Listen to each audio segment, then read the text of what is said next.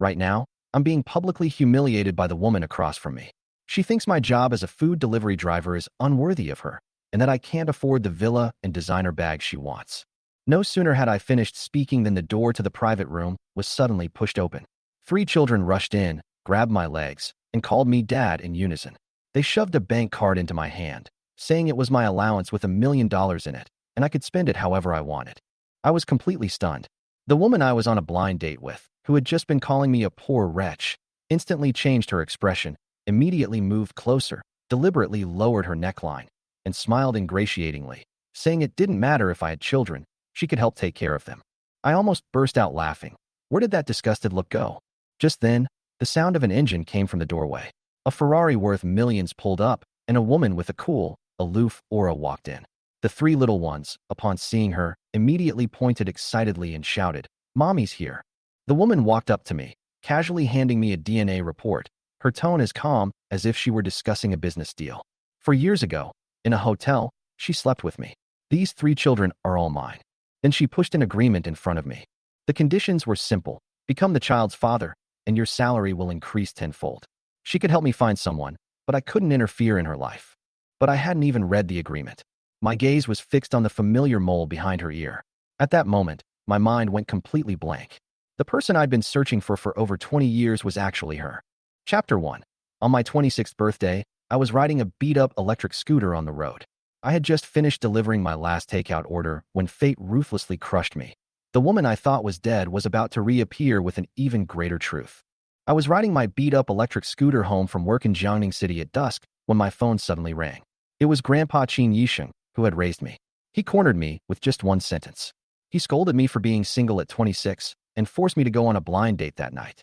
The location was a delicious private restaurant, and the girl in a light blue dress with long hair sat by the window. Her tone was like giving orders, and she didn't give me any chance to argue. I told her I had someone I liked, but I've been searching for that person for over 20 years, ever since I was reborn on Earth, because Xia Qingyin from my past life died in my arms. That day was also my 26th birthday. I was working overtime and absent-mindedly crossed a traffic light when an out-of-control car came rushing towards me. She rushed over and pushed me away, falling into a pool of blood while still smiling and saying she loved me. She said she couldn't wait until she was 30 and that she had always loved me. Only when she closed her eyes did I realize that I had loved her long ago too. Later, I lived out the rest of my life alone, and when I died, I only asked to love her sooner in the next life. When I opened my eyes again, I was an abandoned baby, back in the orphanage. The world had completely changed. Qingyan was gone, but I refused to believe she hadn't been reborn. So after graduating, I delivered food, just to meet more people and continue searching for her. I sighed and headed to my blind date. But as soon as I turned the corner, I saw a 3-year-old toddler standing in the middle of the non-motorized vehicle lane, wearing a pink dress and a bun, eating a huge loaf of bread. The next second, an out-of-control electric scooter sped past. My mind went blank. I rushed over, grabbed her by the collar, and pulled her into my arms. The electric scooter grazed my side and crashed into the guardrail. I was covered in cold sweat and asked her if she was hurt. She didn't cry. She just stared at me as if she recognized me. She softly grasped my fingers, stuffed the bread into my hand, and called me Dad with a sweet smile, saying that Guogua had finally found me. I was stunned and tried to explain, but she puffed out her cheeks and wouldn't listen. The next second, she burst into tears and cried her heart out. The passers-by's eyes all changed. A middle-aged woman ran over, hugged her, and cried along with her. I felt a chill run down my spine from their stares and could only hand the child back and run away. But my mind was in turmoil. Why did those eyes look so familiar? As soon as I arrived at the restaurant entrance, a system notification suddenly popped into my head. The Lucky Points sign-in system had arrived. I was dreaming of owning a luxury mansion when I entered the lottery, but I ended up with a collection of nursery rhymes. I almost gritted my teeth in frustration, feeling like I'd been tricked. I went into the store looking for the light blue dress, but instead saw a strange girl named Lu Mimi sitting by the window. She looked up and mocked me for delivering food and not having a proper job. She complained that I was poor and questioned why I was working at a high-end restaurant. Her words were like knives, forcing me to bow my head. Just as I was about to retort, a soft, sweet voice suddenly rang out from behind me. "Daddy, don't you have money for food?" "I do." A girl with a bun rushed over and stuffed her bank card into my hand, saying that she had 1 million yuan in pocket money to spend as she pleased. Guogua and the short-haired, aloof Nuanyuan also ran up to my side. The three little bundles of joy surrounded me, as if protecting my only home. Lu Mimi's expression instantly changed, thinking I was rich and wanted to cling to me again. Kiki directly said she was ugly and fierce. Guogua said she wasn't as pretty as her mom. Nuanyuan nodded and said, "Uh-huh." I laughed out loud and made her leave in a huff. Just as I was about to press them about whose children they were, a commotion suddenly broke out at the door. The crowd exclaimed that the latest Ferrari had arrived, and Guogua excitedly shouted that mommy was here. I looked up sharply. I recognized that face to the core. The moment she stepped out of the Ferrari, my world went completely awry. The face I had been searching for 26 years was standing coldly in front of me, surrounded by three children calling me dad. Sunglasses couldn't hide her sharp edge, long, wavy hair, a tight short skirt, and an aura like a knife. She was completely different from the short-haired tomboy I remembered. Yet, I recognized that face at a glance. The three little ones waved frantically, calling for Mama and then Papa. My throat tightened, and I forced a trembling voice to ask her name. Little Coco smiled and told me her name was Xia Qingyan. At that moment, memories from 4 years ago flooded my mind. The drunken night after graduation, the dim lights of the hotel, her long, fiery hair lying beside me. I had always thought it was just a dream. But now, she stands here, and the child is in my arms. I finally understand that that night was not a dream. I may have lost her once, and then missed her for 4 years. I walked towards her with the child in my arms. When she saw me, she was clearly taken aback. Her calm exterior cracked for a moment, and she forcibly suppressed her racing heartbeat, as if she was afraid of something. Aunt Zhang told her that I was the one who saved Guogua. She walked towards me, her tone calm and restrained, but I was already certain that she was the person I had been looking for so long. Over the phone, her secretary investigated everything about me thoroughly, saying that I was only delivering food to find someone, that I donated all the money back to the orphanage, and even that a paternity test was done. She came in with the DNA report. I squatted down to play with the child. She asked me to come upstairs, sat down as if we were discussing a business deal, and calmly told me that the child was mine. She admitted that she had slept with me 4 years ago and only remembered that one night. She wanted me to be the child's father, offered me money and other conditions, but clearly told me that she didn't want to talk about feelings. My smile slowly faded. I asked her if she remembered me. She said she didn't remember any past lives, only that one night, when she began to suspect I was going crazy. I grabbed her hand, brushed the hair behind her ear, and the identical red mole was revealed. I smiled, because I was finally certain that she was the Qingyan I was looking for. I signed the contract right in front of her, crossed out the money, and told her in front of everyone that I didn't want a salary. I wanted her, the children, and this family. In that moment, I was in control, pushing everyone to the brink of shock. I smiled at her and said I would take care of the children and I would take care of her. I knew exactly what I was saying. This wasn't a gesture of goodwill. It was a declaration that I had finally found her. It didn't matter that she didn't remember her past life. In fact, I felt relieved. The pain of those who died for me shouldn't weigh on her anymore. In this life, it was my turn to stand in front and protect her. I watched as her hand trembled as she handed me the contract. I knew she was nervous. I stated my terms directly. I offered 5,000 yuan a month, and she wanted 10 times that amount, but I refused on the spot. I told her that taking care of my child and woman was my duty, and I didn't need to be employed. What I wanted was status, the right to stand by her side. I gave up the quick money from selling my skills and decided to start my own business. I wanted to support my child and her through my own abilities. This wasn't just empty talk, it was my bottom line. The next day, I stunned my grandfather with a single sentence. I told him I had found someone and had a child. He didn't believe me, but I was more clear-headed than ever before. After hanging up the phone, I started moving. My neighbor Li Ming looked completely bewildered. I told him directly that I had triplets, and he was utterly dumbfounded. He said he didn't believe me, so I said it was true. He asked if I was crazy, and I told him I was going to live with my wife. Her house was bigger. He looked at me like I was a monster until I told him I wasn't delivering food anymore. Then he realized I'd really changed career paths. We were coming downstairs when a Rolls-Royce pulled up in front of the rundown neighborhood. 3 little girls jumped out, and everyone who'd been watching fell silent. They ran over to their dad, saying they wanted to buy him a big house. At that moment, everyone's gaze towards me changed. When they pointed at me and called me dad, the whole neighborhood went wild. Qin Nua, who delivers takeout every day, has 3 daughters and is chauffeured around in luxury cars. Li Ming stood there, completely speechless. He looked at me, then at the child, with only one question in his mind. Qin Nua, you've hooked up with a rich woman, haven't you? She's even raising the child for you. At that moment, everyone was laughing. No one cared whether I wanted to stand there or not. Li Ming laughed the loudest, patting my shoulder and egging me on, saying I'd risen to the top overnight, that I was lucky, that I'd skipped decades of hard work. I didn't refute him, only feeling a sense of irony. They only saw the result, but no one asked me about the cost. He suddenly lowered his voice, his tone becoming lewd yet self-righteously concerned. Brother Chin, rich women all have strange quirks. Be careful. If anything happens, I'll take the blame for you. As soon as he said that, the anger inside me exploded.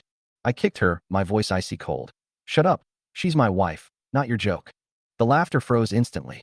I didn't explain, because I didn't need anyone's approval for my choice. The neighbors gathered around, pointing at the child and asking if it was mine. Some joked that I wouldn't have to run errands to deliver food anymore, laughing as if they were watching a comeback drama. But no one knew that I was already standing on the edge of a cliff. The three little girls were surrounded by the crowd, laughing without any guard. They didn't understand any agreement or rich women. All they knew was that I was standing in front of them, not backing down. This scene made my heart tighten. I crouched down to their eye level and told them that people were willing to help them not because they were rich, but because they were worthy. They nodded vigorously. The trust they showed almost suffocated me. I didn't see her at the corner, but she saw me. Xia Qingyan stood in the shadows, watching me being teased and the child clinging to me with a smile. She didn't say anything, but her expression slowly relaxed. She turned and left, leaving only one sentence. From today onwards, he is the child's father. This wasn't a discussion, it was a declaration. She sealed off my escape route and thrust herself into the eye of the storm. 2 hours later, I stood in front of the Xingwan villa. The gate was large, the house quiet, as if welcoming me, yet also scrutinizing me. The child pulled me close, saying we were home. At that moment, my heart warmed. In my past life, I never truly had a home. I saw other people's happiness, but I never believed it would happen to me. Now that it has actually appeared, I dare not reach out and touch it. Aunt Zhang led me into the room, speaking politely and restrainedly. She beat around the bush for a long time before getting to the point. She was afraid that I was only there for the money, that I was only staying temporarily. She laid out all of Xia Qingyan's worries in front of me. I interrupted her directly without hesitation. I'm not doing this for the money. I told her that I stayed for her, for the child. I knew her better than anyone else, because I had already lost her once. Aunt Zhang was stunned. Her gaze changed from defensive to hesitant. She didn't understand why I was so certain, but I knew that there were some mistakes I would never make again in this lifetime. I went into the kitchen and said I would cook. She didn't believe me, and I didn't explain. The sound of the knife hitting the cutting board was steady, because over the years I had long since learned to get by on my own. I know what she likes to eat, and I also know why she doesn't eat it. I know the children's habits, and I also know which problems are overlooked. I didn't say a word, but I said it all through my actions. Suddenly, the children pulled me to the sofa and solemnly placed 3 bank cards in my hand, saying they would take care of me and wouldn't let me leave. It wasn't money, it was all the sense of security they could offer. I almost lost my voice for a moment. I put the card back, my tone more resolute than ever. I'm not leaving. You are my life. This wasn't coaxing a child. It was a decision I made for myself. The fire was lit in the kitchen again, and I started cooking. My movements were quick, but my heart was slow. I was gradually making up for the missing parts of this home, leaving myself no way out. At noon, the door opened, and she returned. The moment she smelled the aroma of food, she was clearly stunned. For the first time, this home didn't feel like a battlefield she had carried alone. When she saw me wearing an apron and carrying dishes, her expression was complicated. I smiled at her, my tone as natural as if many years had passed. You're back. Wash your hands and eat. She frowned and said the child didn't like it. I replied directly. How do you know if you haven't tried it? She looked at me, and for the first time, her eyes wavered. I told her what she liked to eat, and she froze. Aunt Zhang panicked and tried to smooth things over, but it was too late. My hand was being revealed little by little. I looked at her, my tone calm but firm. You don't eat spicy food for the sake of your condition. I've prepared something to balance it out. It won't cause any heatiness. The air instantly fell silent. The moment I carried the dishes to the table, the way she looked at me changed, because the bright red dishes on the table were all spicy, dishes she clearly loved but never dared to eat. She didn't ask, but I could tell from her a glance that she was suspicious. How did I know she loved spicy food?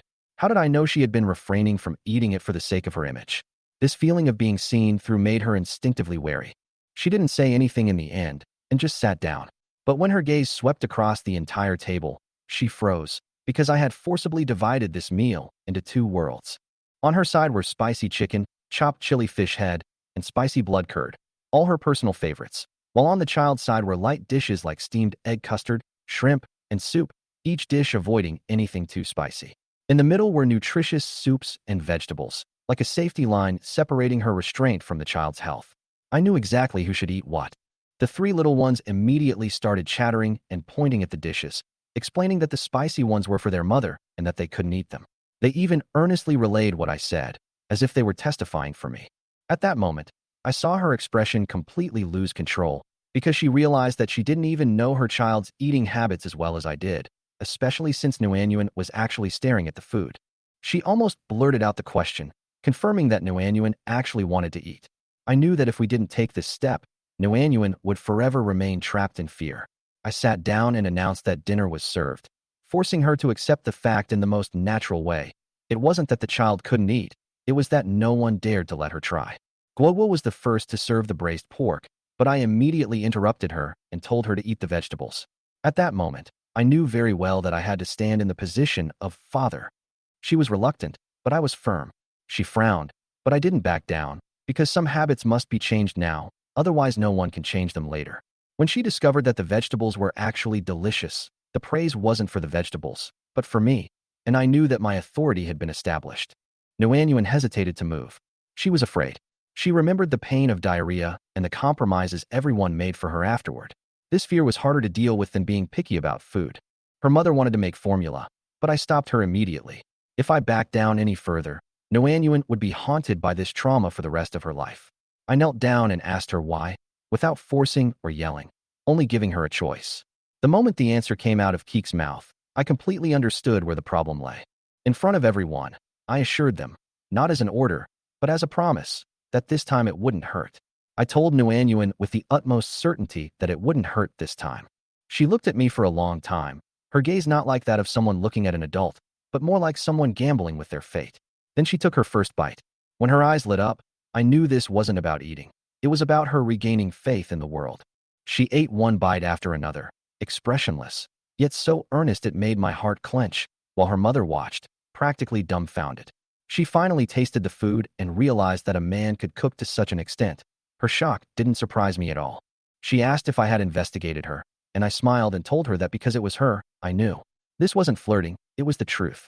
She didn't respond, but changed the subject to arrange the afternoon's activities, entrusting the child to me. At that moment, I knew she had accepted my place in the family. After she left, the three little ones immediately revealed their true colors, and the living room instantly turned into a battlefield. It was the first time I truly experienced the intensity of taking care of children. Guo wanted cake, Kiki wanted to water the plants, and none of them were willing to compromise. Only Nguyen sat to the side with her sketchbook, secretly observing me. I realized the key was with her, so I asked her if she wanted to sleep. Her refusal was soft but firm. I suddenly remembered the skill the system had given me, and I threw out the words, nursery rhymes. The next second, the whole room was captivated. Their questions came like a machine gun, and I caught them all, because this wasn't singing, it was controlling the rhythm. I set a rule. If they wanted to listen, they could go to bed. No logic, just results. The three little ones immediately complied. With the air conditioning on, I tucked them in and handed over the right to request a song. It was a feeling of being respected. When I sang the first line, their eyes lit up dramatically. I could feel their absolute trust. As the song ended, Guo fell asleep first, followed by Kiki. Only Nguyen kept her eyes fixed on me, waiting for her own lullaby. She wanted a lullaby, and I immediately started playing, lowering my voice to the lowest possible level, because this wasn't about comforting her, it was about being there for her. She fell asleep with a smile on her face, and looking at her, I suddenly understood what it felt like to be needed. I got up to leave, but then I heard the confession from my dream. That one word, Dad, shattered all my defenses. At the same time, the video was sent to her phone. When she saw it in her office, she didn't even realize she was laughing. She realized I had accomplished what she couldn't, and this disparity wasn't jealousy, but a sense of unease. When the secretary entered, she immediately composed herself, slamming her phone down, because she wasn't ready to face this change. But she immediately ordered a men's car, because she had already started planning our future. That evening, I continued cooking, feeding the children first, and only then myself. She gently reminded me, but I told her that I was used to it. She probed whether I was tired, and I told her directly that this was the life I wanted most, because I knew what loss felt like. She fell silent. I knew she was wavering, but she wasn't ready to admit it yet. It was late at night, and she was still busy in her study. I stood at the door, looking at her under the lamplight, and suddenly realized something. In this life, she carried more burdens than I had imagined, and if I wanted to truly stand by her side, I had to intervene in her battles. I turned and left, with only one thought in my mind. My next step was to start helping her. That day, because of my arrival, the three little ones were exceptionally excited and didn't sleep for long during their afternoon nap. That night, they went to bed early. I also lay down in bed. I thought I could finally get a good night's sleep, but then the system exploded in my ear. My luck value had skyrocketed by 1,000 points, and it even asked if I wanted to participate in the lottery. I almost burst out laughing. I had just closed my eyes when another ding sounded, like a debt collector urging me to pay. I gritted my teeth. I'll participate. As long as I'm good to them, my luck value will increase, so I'll go all out and make it explode. When the prize popped up, I was stunned. A secret recipe for children's face masks. My first thought wasn't about making money, but about the faces of my three little ones, which were as tender as tofu. Could I really just apply it to them? I opened the formula, and it was all fruit-based ingredients, gentle, easily absorbed, and with a natural fragrance. The more I looked, the more excited I became. This kind of product was almost non-existent in the market. There are tons of adult face masks, but very few suitable for children. Children's skin is thin, and a wrong formula can cause irritation. I'm sure that if this path is successful, it will be a new market. The more I thought about it, the less I could sleep. I kept studying it until midnight before finally putting it down. Just as I was about to go to sleep, the phone rang again. Li Ming's voice was excited. The warehouse has been found. He said there was a dilapidated warehouse on Chengnan Street that hadn't been rented out for 2 years. It wasn't big, and he asked if I wanted to go see it. I immediately decided, yes, let's go tomorrow and take over the territory first. Li Ming hesitated again, as if he wanted to say something, and I instantly understood what he was thinking. He wanted to see the three little dumplings. I smiled and replied, bring them. We'll bring them all tomorrow. After hanging up the phone, I became even more clear-headed. I had a warehouse, but I was still lacking raw materials. Fruit was easy to buy, but other raw materials were hard to find. I was having a headache when I came across a transfer post on a local forum. A small face mask workshop was for sale, and the online reviews were terrible. The raw materials weren't bad. The problem was with the process. The effects didn't meet the advertising, and it was even labeled as an illegal workshop. I stared at the message, my heart burning with anticipation. I have the formula. I have the process. All I'm missing is the shell. I'll meet Zhang Xinfeng tomorrow and see if I can snag a bargain. The next day, I got up at the crack of dawn to make breakfast, the table piled high with steaming dishes. When Xia Qingyan came out and saw the table, her face scrunched up, as if I had forcibly dragged her into the mundane world. I pushed the food in front of her and said, "Wife, have breakfast." She immediately got angry. "Don't call me wife. I'm not eating breakfast. I have a morning meeting. You eat with the kids." She was as stubborn as ice, but I was even tougher. "Skipping breakfast will give you stomach problems. I know that kind of pain best." After she left in my past life, I even forgot what breakfast tasted like, and my stomach felt like it was being scraped by a knife. She wanted to leave, so I just shoved the lunchbox into her hand.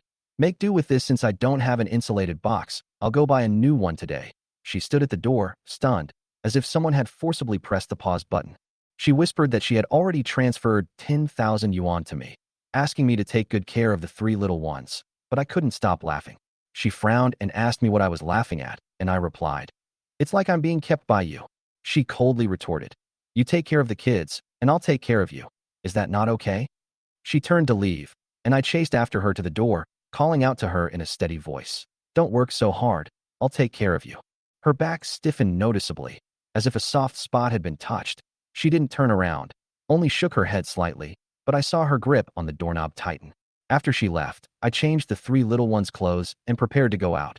Ding Shui stood at the door, in a white suit and high heels, her aura sharp as a knife, and she introduced herself as secretary to President Xia. She handed me the keys and documents, deliberately speaking in a serious tone. "This car was ordered for you by President Xia." She also emphasized, "It has nothing to do with you, don't overthink it," and finally winked at me, as if to ignite a fire. I felt a surge of pleasure, but my face became even more smug. I deliberately shouted, "Thank you, wife," towards the corner. I had already seen that exposed toe, and she was hiding there listening. After Ding Shui left, she went around the corner and bowed her head to report, "Delivered it all." Xia Qingyan glared at her, turned around, and said she was going to work. Her words were cold, but the corners of her lips secretly curled up, without her even realizing it. I took the three little ones down to the parking lot, where a brand new Bentley was parked. Coco's eyes lit up, and she said it was perfect for Daddy, while Guagua was even more ruthless. It can hold so much delicious food. I almost laughed out of exasperation at her and ruffled her hair. All you ever think about is eating. The three of them shouted in unison. Let's go out and play.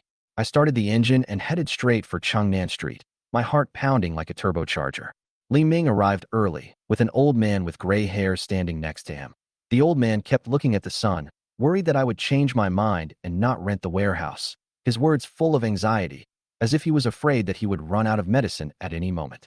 As soon as I stopped the car, the two of them froze on the spot. Li Ming blurted out, "Holy crap, a Bentley," and asked the old man if he was a rich guy renting a warehouse. The old man looked confused. I didn't call him a rich guy. Three little dumplings jumped off the car, wearing blue dresses and braids, smiling like candy. They sweetly called out, "Uncle Li Ming," and Li Ming's heart melted instantly. He reached out to hug them. He only realized what was happening halfway through his hug and stammered, pointing at the car. "This car, it's not yours, is it?" All three nodded in unison, and his face turned green. I got out of the car and added insult to injury. Their mom bought it. Li Ming fell silent instantly, his expression like he'd swallowed a lemon. I was too lazy to coax him, so I turned and shook hands with the old man. "Uncle Dong, let's check out the warehouse first and sign the contract immediately if it's suitable." Uncle Dong stared at the three little bundles of joy the whole way, his eyes filled with tenderness and a touch of sadness. Coco greeted him sweetly. "Grandpa, hello," and he immediately replied with a string of hello, as if no one had called him that in years. The warehouse was small and old, the walls peeling like scars. Uncle Dong asked me if they were really my children, and I nodded. He smiled and said, "You're so lucky." But there was a layer of bitterness hidden in that smile. I noticed his expression was off and whispered to Li Ming. Li Ming sighed. "Grandma Dong is sick. She has no children. Her adopted son has been estranged for years, and they can't rent out her warehouse. They're almost out of money for medical treatment." My chest tightened. I knew that kind of helplessness all too well. The orphanage often encountered similar situations. Grandpa Chin led us everywhere to find solutions, and even when we were desperately poor, we never abandoned a single child. Uncle Dong quoted a rent of 1,000 before, but now he only asked for 500. His hands were still trembling. Coco tugged at my sleeve and whispered, "Grandpa, are you cold? Let's buy Grandpa some clothes." She didn't understand illness, only kindness. I pinched her cheek, then turned to Uncle Dong and said, "I'll rent it for 1,000 for 2 months first, and then I'll renew it. I can't let you suffer a loss." Uncle Dong's eyes lit up immediately, and he said, "Okay," repeatedly. I signed the contract and paid 2,000 on the spot. The moment the money left, I felt at ease. I wasn't doing charity. I was paving the way. Once the warehouse was settled, I immediately called Zhang Xinfeng to arrange a meeting. After getting in the car, Li Ming finally couldn't help but ask me what kind of business I was in. I almost blurted out, "Being kept by a rich woman," but I swallowed it back. The three little bundles of joy were watching him from the back seat, and he dared not teach them anything. Coco even blurted out, "Mommy supports Daddy, right?" Guogua added, "And she buys Daddy lots of delicious food." I looked at them in the rearview mirror and whispered, "Mommy works very hard to earn money, so we can't just spend Mommy's money. Supporting you and supporting Mommy is what I should do."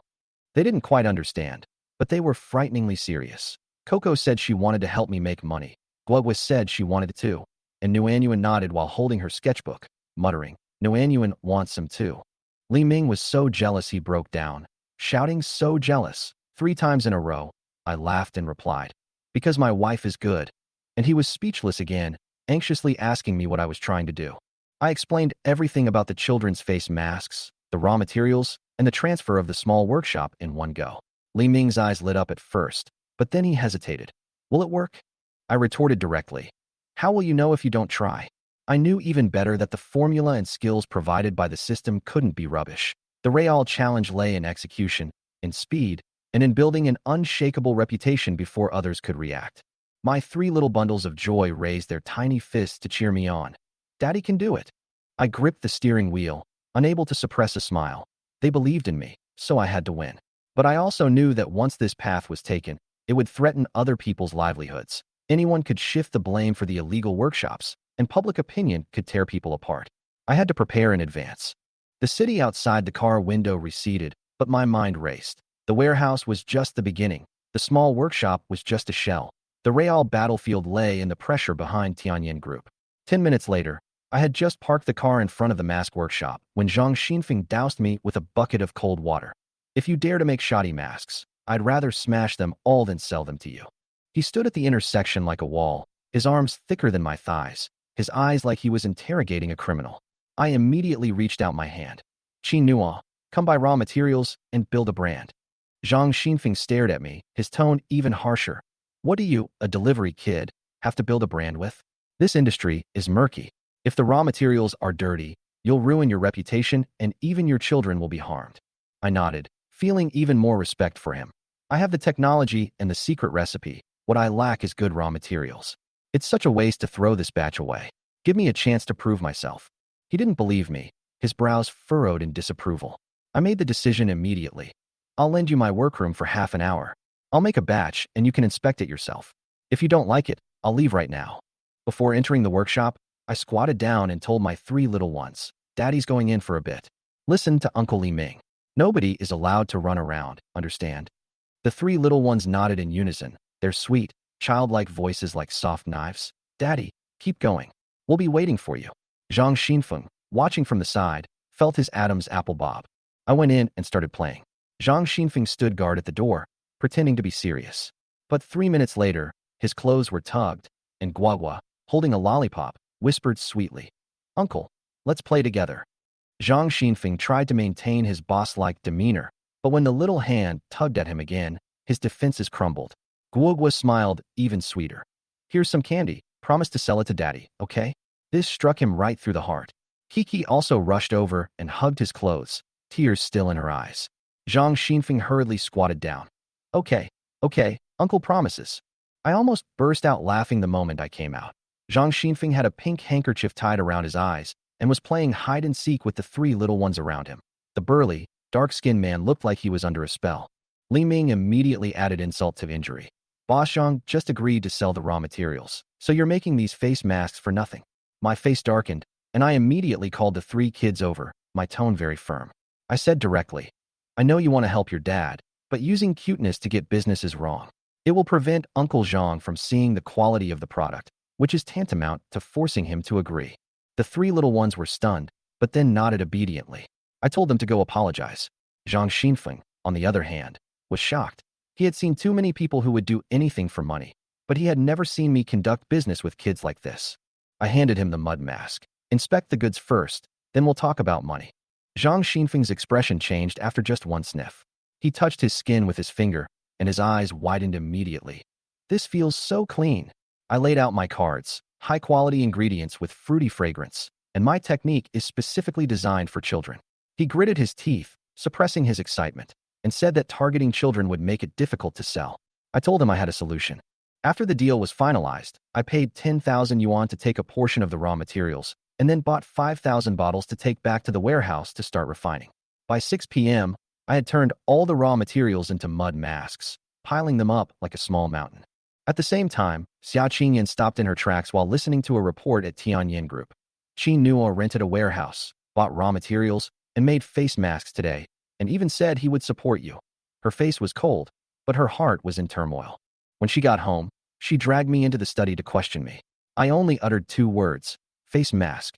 She thought I was being unreasonable, so I stared at her and said even more fiercely, I'm going to support you. Don't doubt it. I can do it. She was stubborn, but her hands didn't refuse to try it. I brought the face mask closer, and she thought I was going to kiss her. She took a step back in fright, her ear tips turning red, and the 3 little ones started cheering. Daddy, kiss Mommy. I paused half a step and deliberately handed her the bottle.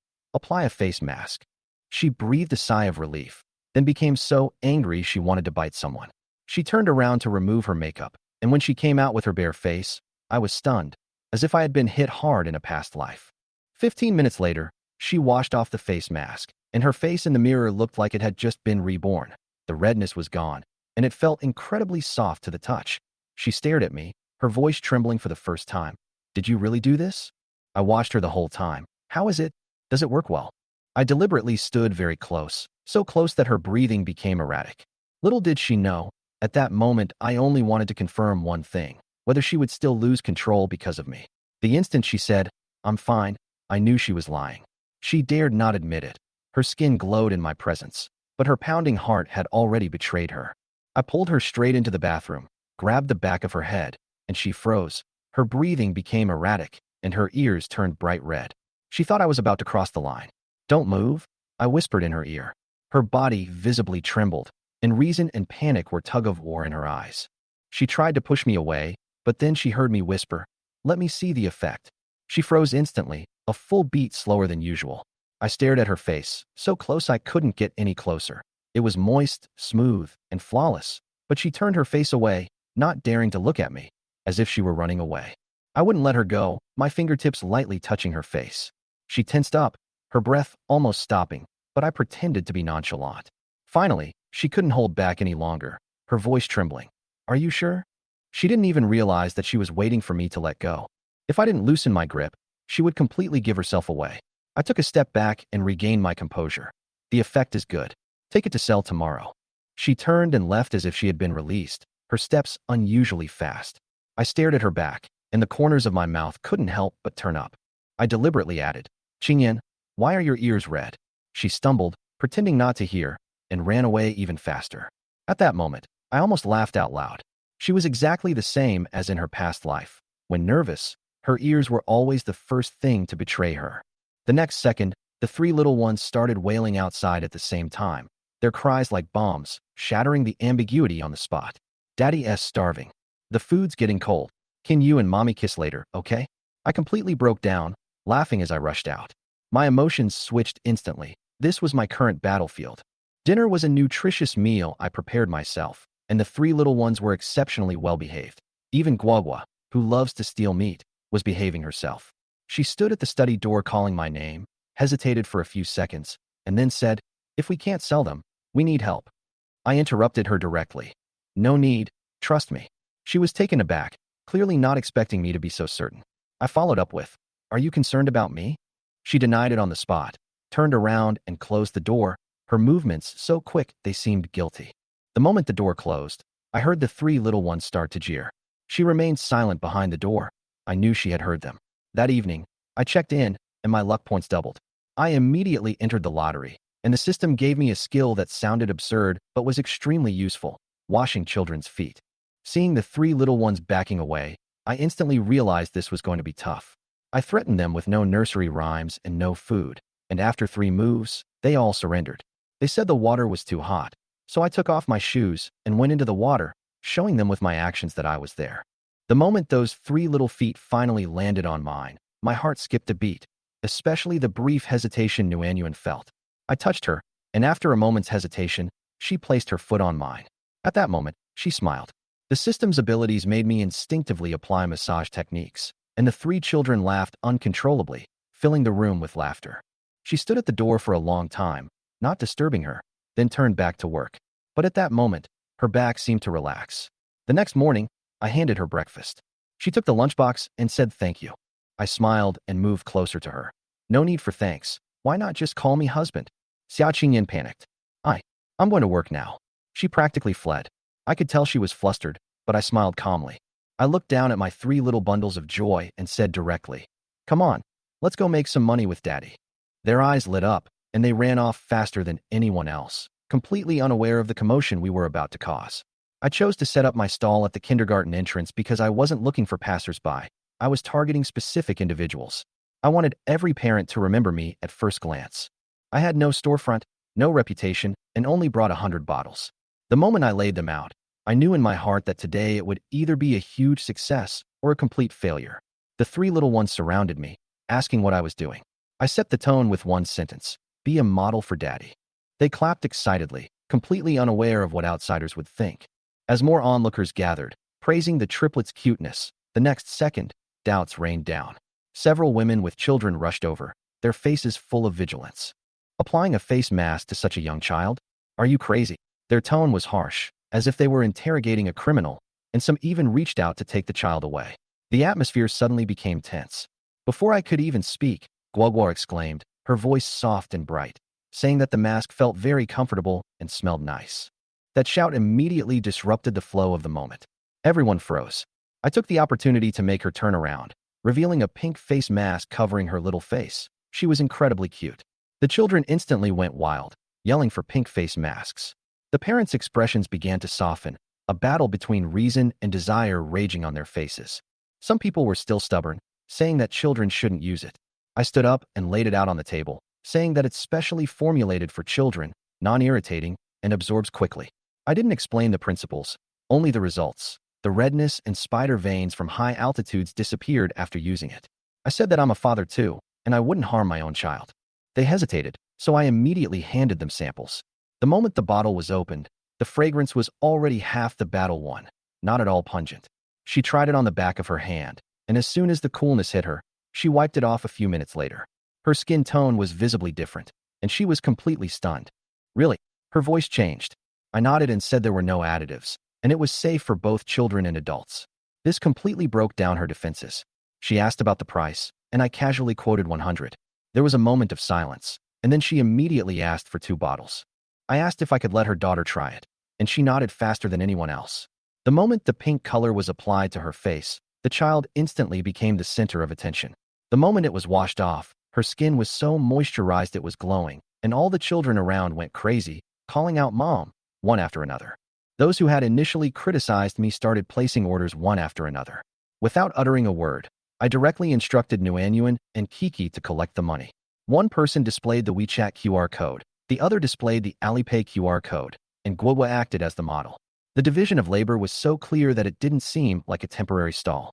The older women were all smiles, saying that she was already making money at such a young age. I was secretly thrilled, but I didn't say a word. Coco blinked and said she wanted to help her dad support her mom, which immediately brought the atmosphere to a fever pitch. I felt a gaze coming from across the street. I looked up and saw Xiaoqing Yan. She was standing in the mall, watching me being surrounded by people. She visibly relaxed, then walked away with a cold expression. I knew she originally intended to cover for us, but she didn't expect me to pull through on my own. In one morning, all 100 bottles were sold, leaving a surplus of 10,000. Standing there, I felt a genuine sense of security for the first time. I calculated it clearly. This wasn't luck, it was a plan. As long as it worked, I could support this family. In the afternoon, I went to find Dong Xianghe to pay the rent, but the further I walked, the more something seemed off. I couldn't get through on the phone, and the apartment looked exactly the same. I started to realize there was a problem. Just then, a man wearing glasses came out, glanced at me, and looked depressed. I took the initiative to ask Dong Xianghe where he lived. He asked me what I wanted, and I said I was paying rent. His expression changed instantly, and he said I was the one who rented the warehouse. He introduced himself as Dong Chengli, saying he was an adopted son. Then, he abruptly changed the subject and asked me to help him bring money. He said the old man wouldn't accept his money, but he needed it to save the old lady. His tone was full of suppressed urgency. I looked at the business card, president of leasing group. This identity made me wary, but it also revealed a crack in the chain. He said that no matter how big the company was, it couldn't handle the elderly. Even hospital specialists refused to come. After hearing this, I didn't take the money. I said I would still pay, and I would figure out a solution. He was taken aback. I leaned closer and whispered my plan. His eyes lit up instantly. I nodded and said, "Let's try it first. With the kids around, the odds are higher." The 3 little ones immediately nodded in agreement. I knew in my heart that this step had a much bigger impact. Before leaving, he stared at the child and said she looked familiar. I didn't reply, but I remembered his words. On the way, Coco asked me why I lied. I ruffled her hair and said it was out of kindness. They nodded, clearly remembering what I said. I knew they would understand quickly. Soon, the 3 of them arrived at Dong Xianghe's house. I explained the plan to the 3 little ones again before knocking on the door. Inside the house, I heard the old man choking back tears as he said that he would rather go to the township hospital than bother his adopted son, who had built his business from scratch.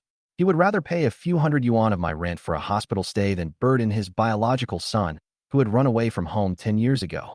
The old woman lay on the bed, her face ashen, and whispered that if she hadn't been unable to have children, her husband wouldn't have been left without anyone to rely on in his life. The old man held her hand, his eyes red, and said, "Don't say such things. With you by my side, my life hasn't been in vain." The old lady's eyes were filled with tears, yet a smile lingered on her lips. Her aged face was wrinkled, but warmer than ever before. She didn't glance at her son, but when she saw the 3 adorable little babies I had brought, she smiled like a child. The 3 little cuties, dressed in pink dresses and adorned with various hair accessories, brightened her eyes the moment they appeared. "Grandma, don't be sad. We'll play with you." The children rushed into her arms, but she pushed them away, saying not to come near, that Grandma was sick. Guogua and Kiki held her hands, while Nuanyuan stood to the side, staring intently at her face. At that moment, the room became quiet and warm. Grandma, why aren't you going to the hospital? I'll take you, okay? Coco asked softly, her voice trembling with tears. Yes, if Grandma gets better, she can eat delicious food with us. Guogua said sweetly. The old man's eyes were red as he watched from the living room. I seized the opportunity and asked him, Grandpa, why don't you look for your adopted son? He frowned and said, Don't mention him. Back then, he wanted to support himself for a woman. So he just left without a word, and we haven't heard from him for 10 years.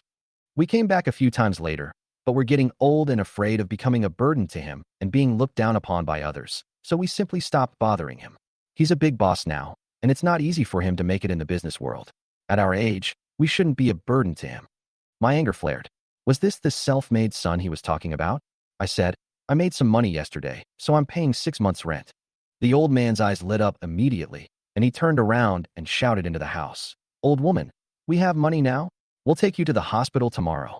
I asked, but the conditions at the township hospital aren't very good. It would be safer to go to the city. The old man waved his hand. As long as we can get treatment, it's all the same. There's no need to be too picky. I then chimed in. I know a doctor at a big hospital. They have a patient support program recently. Should I give it a try? Hearing this, he nodded repeatedly as if grasping at a straw. Let's give it a try. Xiaoqin, thank you so much. You're truly a compassionate person. I went out and made a phone call. It's all set. Send me the address, and don't delay the doctor's appointment. Across from him was Dong Chungli, the adopted son, whose name alone made the old man frown. Brother Qin, thank you. Thank you so much. I'll arrange for someone to contact a doctor right away, and I'll cover all the expenses. Your 3 children must be very busy. I'll transfer some money to you as a small token of my appreciation. I smiled and said, No need, it's nothing. But you'd better show up on the day of the surgery. Dong Chungli nodded repeatedly. Okay. Just tell me if you need anything in the future. I owe you my life. As soon as I hung up, my secretary sent a message. Young Master Dong, we found out why President Xia didn't come to the blind date. She found the father of her child. Dong Chungli was stunned. Who? Which group president? The secretary spoke quickly. Not the president. He's a food delivery guy. What? I was outmaneuvered by a food delivery guy? He slammed his fist on the table and stood up, his eyes dark. The secretary cautiously said, I heard he's already moved into President Xia's villa and is helping take care of the children. It looks like he's being kept. Dong Chungli gritted his teeth. Find out who he is. I want to see which deliverman has the guts. That evening, I brought my 3 babies home, prepared the meals, and set them on the table, waiting for her to return. I appeared calm, but inwardly I was counting down the time. At 6:30, the door opened, and Xia Qinyan changed her shoes and sat down. I fed the children while watching her, and she noticed something was wrong as soon as she looked up. She asked me what I was looking at. I didn't avoid the question, but instead softly asked her if she had come to see me during the day. In that instant, I saw her eyes flicker with confusion.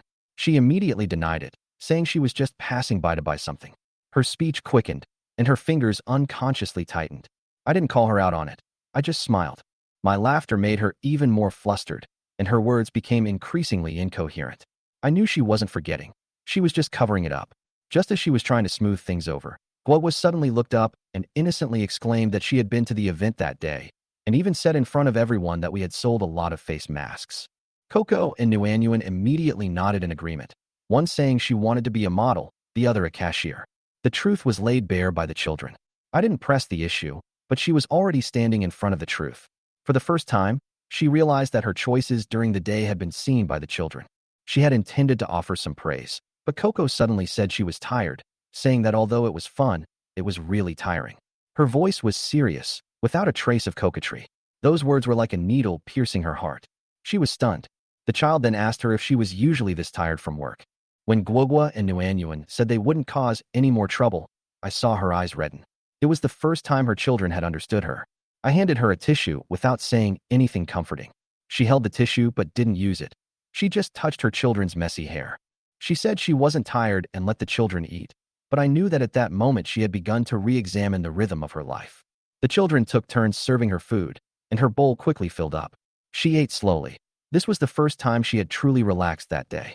After dinner, she continued working while I cleared the dishes. The children fell asleep shortly after watching cartoons, their little faces showing signs of exhaustion. When she came out, she saw me carrying the children back to bed and tucking them in. She smiled, a smile of letting her guard down. I went over to her and asked her to remove her makeup, saying I would tidy up the study. She instinctively wanted to refuse, but nodded anyway. She lay on the sofa with the face mask I brought back on, and I stood behind her. She didn't turn around immediately. I offered to give her a massage, which shocked her. I told her directly that I had learned how to do it before, but she didn't believe me, yet she didn't get up to leave. I placed my hands on her temples, and as I massaged, I said that the past life was real, and that liking her was real, but she just didn't remember. She thought I was talking nonsense, but she gradually relaxed. Her actions spoke louder than her words. She suddenly thanked me, saying the child had never been so obedient. I understood. It was tacit acceptance of my presence in her life. She mentioned using her company's resources to help me find someone. A test, a way of confirming whether I was a man dependent on her. I refused, and the air fell silent. For the first time, she realized that I didn't need her resources to prove myself. She lay down next to me in her pajamas. The temperature rose, and she began to feel uncomfortable, not out of resistance, but out of control. I told her I would support her and that I had earned 10,000. She frowned but didn't deny it. Her heart was racing. Suddenly, she got up and ran away, saying she was sleepy. At that moment, I knew she was hiding from her emotions. She closed the door, and I stood there smiling. I knew this woman was beginning to waver. She couldn't sleep at all in her room. It wasn't that she was physically unwell. Her rationality was failing her. Finally, she picked up the phone and called a doctor, telling him she was sick. Her work these past few days had been so demanding that she couldn't afford any health problems. She told the doctor not to come to her home. She just wanted to confirm one thing, whether something was wrong with her. Shinyu on the other end of the phone was visibly nervous. When pressed about the severity of the symptoms, she immediately denied it, saying it was just a brief discomfort, and she was trying hard to calm herself down. She deliberately downplayed her symptoms, saying that her heart was racing and her face was burning, but it only lasted for a short while, and she didn't dare to be too specific. Shinyu pressed for details about when it happened, and after a second of silence, she admitted that it was when a man was giving her a massage. The moment the word man was uttered, the other end of the phone erupted in chaos. She tried to explain that it wasn't like that, but the more she explained, the more confused she became. Shinyu cut to the chase, asking if she only acted this way in front of that person. She was stunned by the question. After thinking for a moment, she could only admit that it was true. At that moment, she was forced to confront this fact for the first time. The person on the other end of the phone laughed and concluded that it wasn't an illness, but rather infatuation. She immediately denied it, her emotions flaring. She repeatedly emphasized that it was impossible, but her tone lacked conviction. She was avoiding an answer she dared not confront. After a few seconds of silence, the doctor suggested that she rest, but she instinctively objected, saying that she had to go to work the next day. Only after being reminded that it was the weekend did she realize that she had been pushing herself to the limit, and she finally agreed to stop. After hanging up the phone, she lay in bed, replaying that sentence in her mind, feeling increasingly like she was going crazy. She closed her eyes but couldn't fall asleep. Her reason failed her. On a whim, she opened a search bar. She typed in, "Is rebirth with amnesia possible?" and a bunch of novel titles popped up. She instantly became more alert, yet even more confused. She realized she was starting to believe that man, and that was more terrifying than any symptom.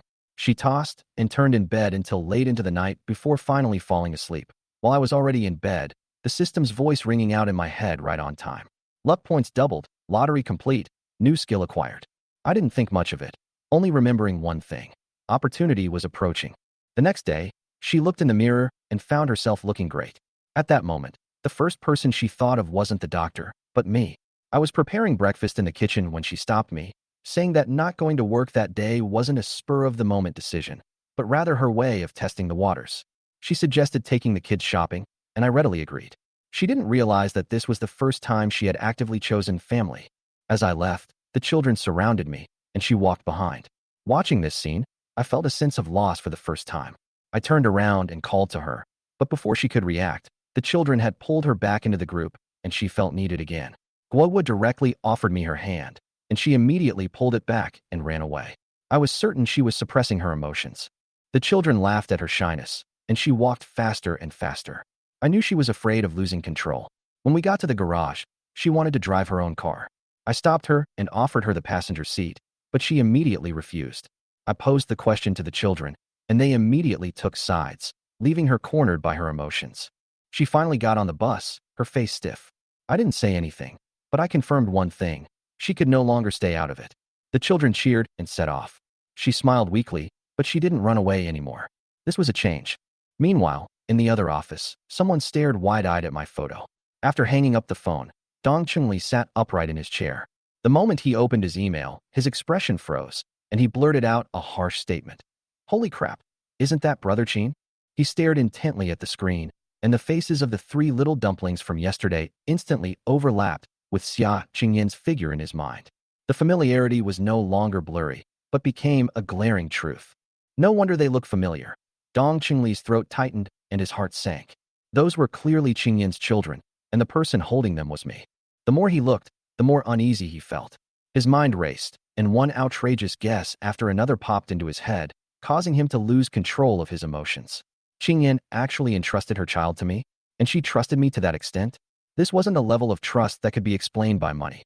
Dong Qingli suddenly stood up, alarm bells ringing in his mind. He began to wonder if I had been scammed, or if I was just putting on a brave face for the sake of my pride. Someone like Brother Chin would rather suffer a loss than ask for money. The more he thought about it, the more restless he became, and he made up his mind to find me. At that moment, I was standing in the parking lot when I suddenly turned to face Xia Qingyan. She was clearly startled by my action, and her voice instantly tightened. What are you doing? She subconsciously took a half step back, her defensiveness written all over her face. I smiled and took a step closer to her, my tone unhurried.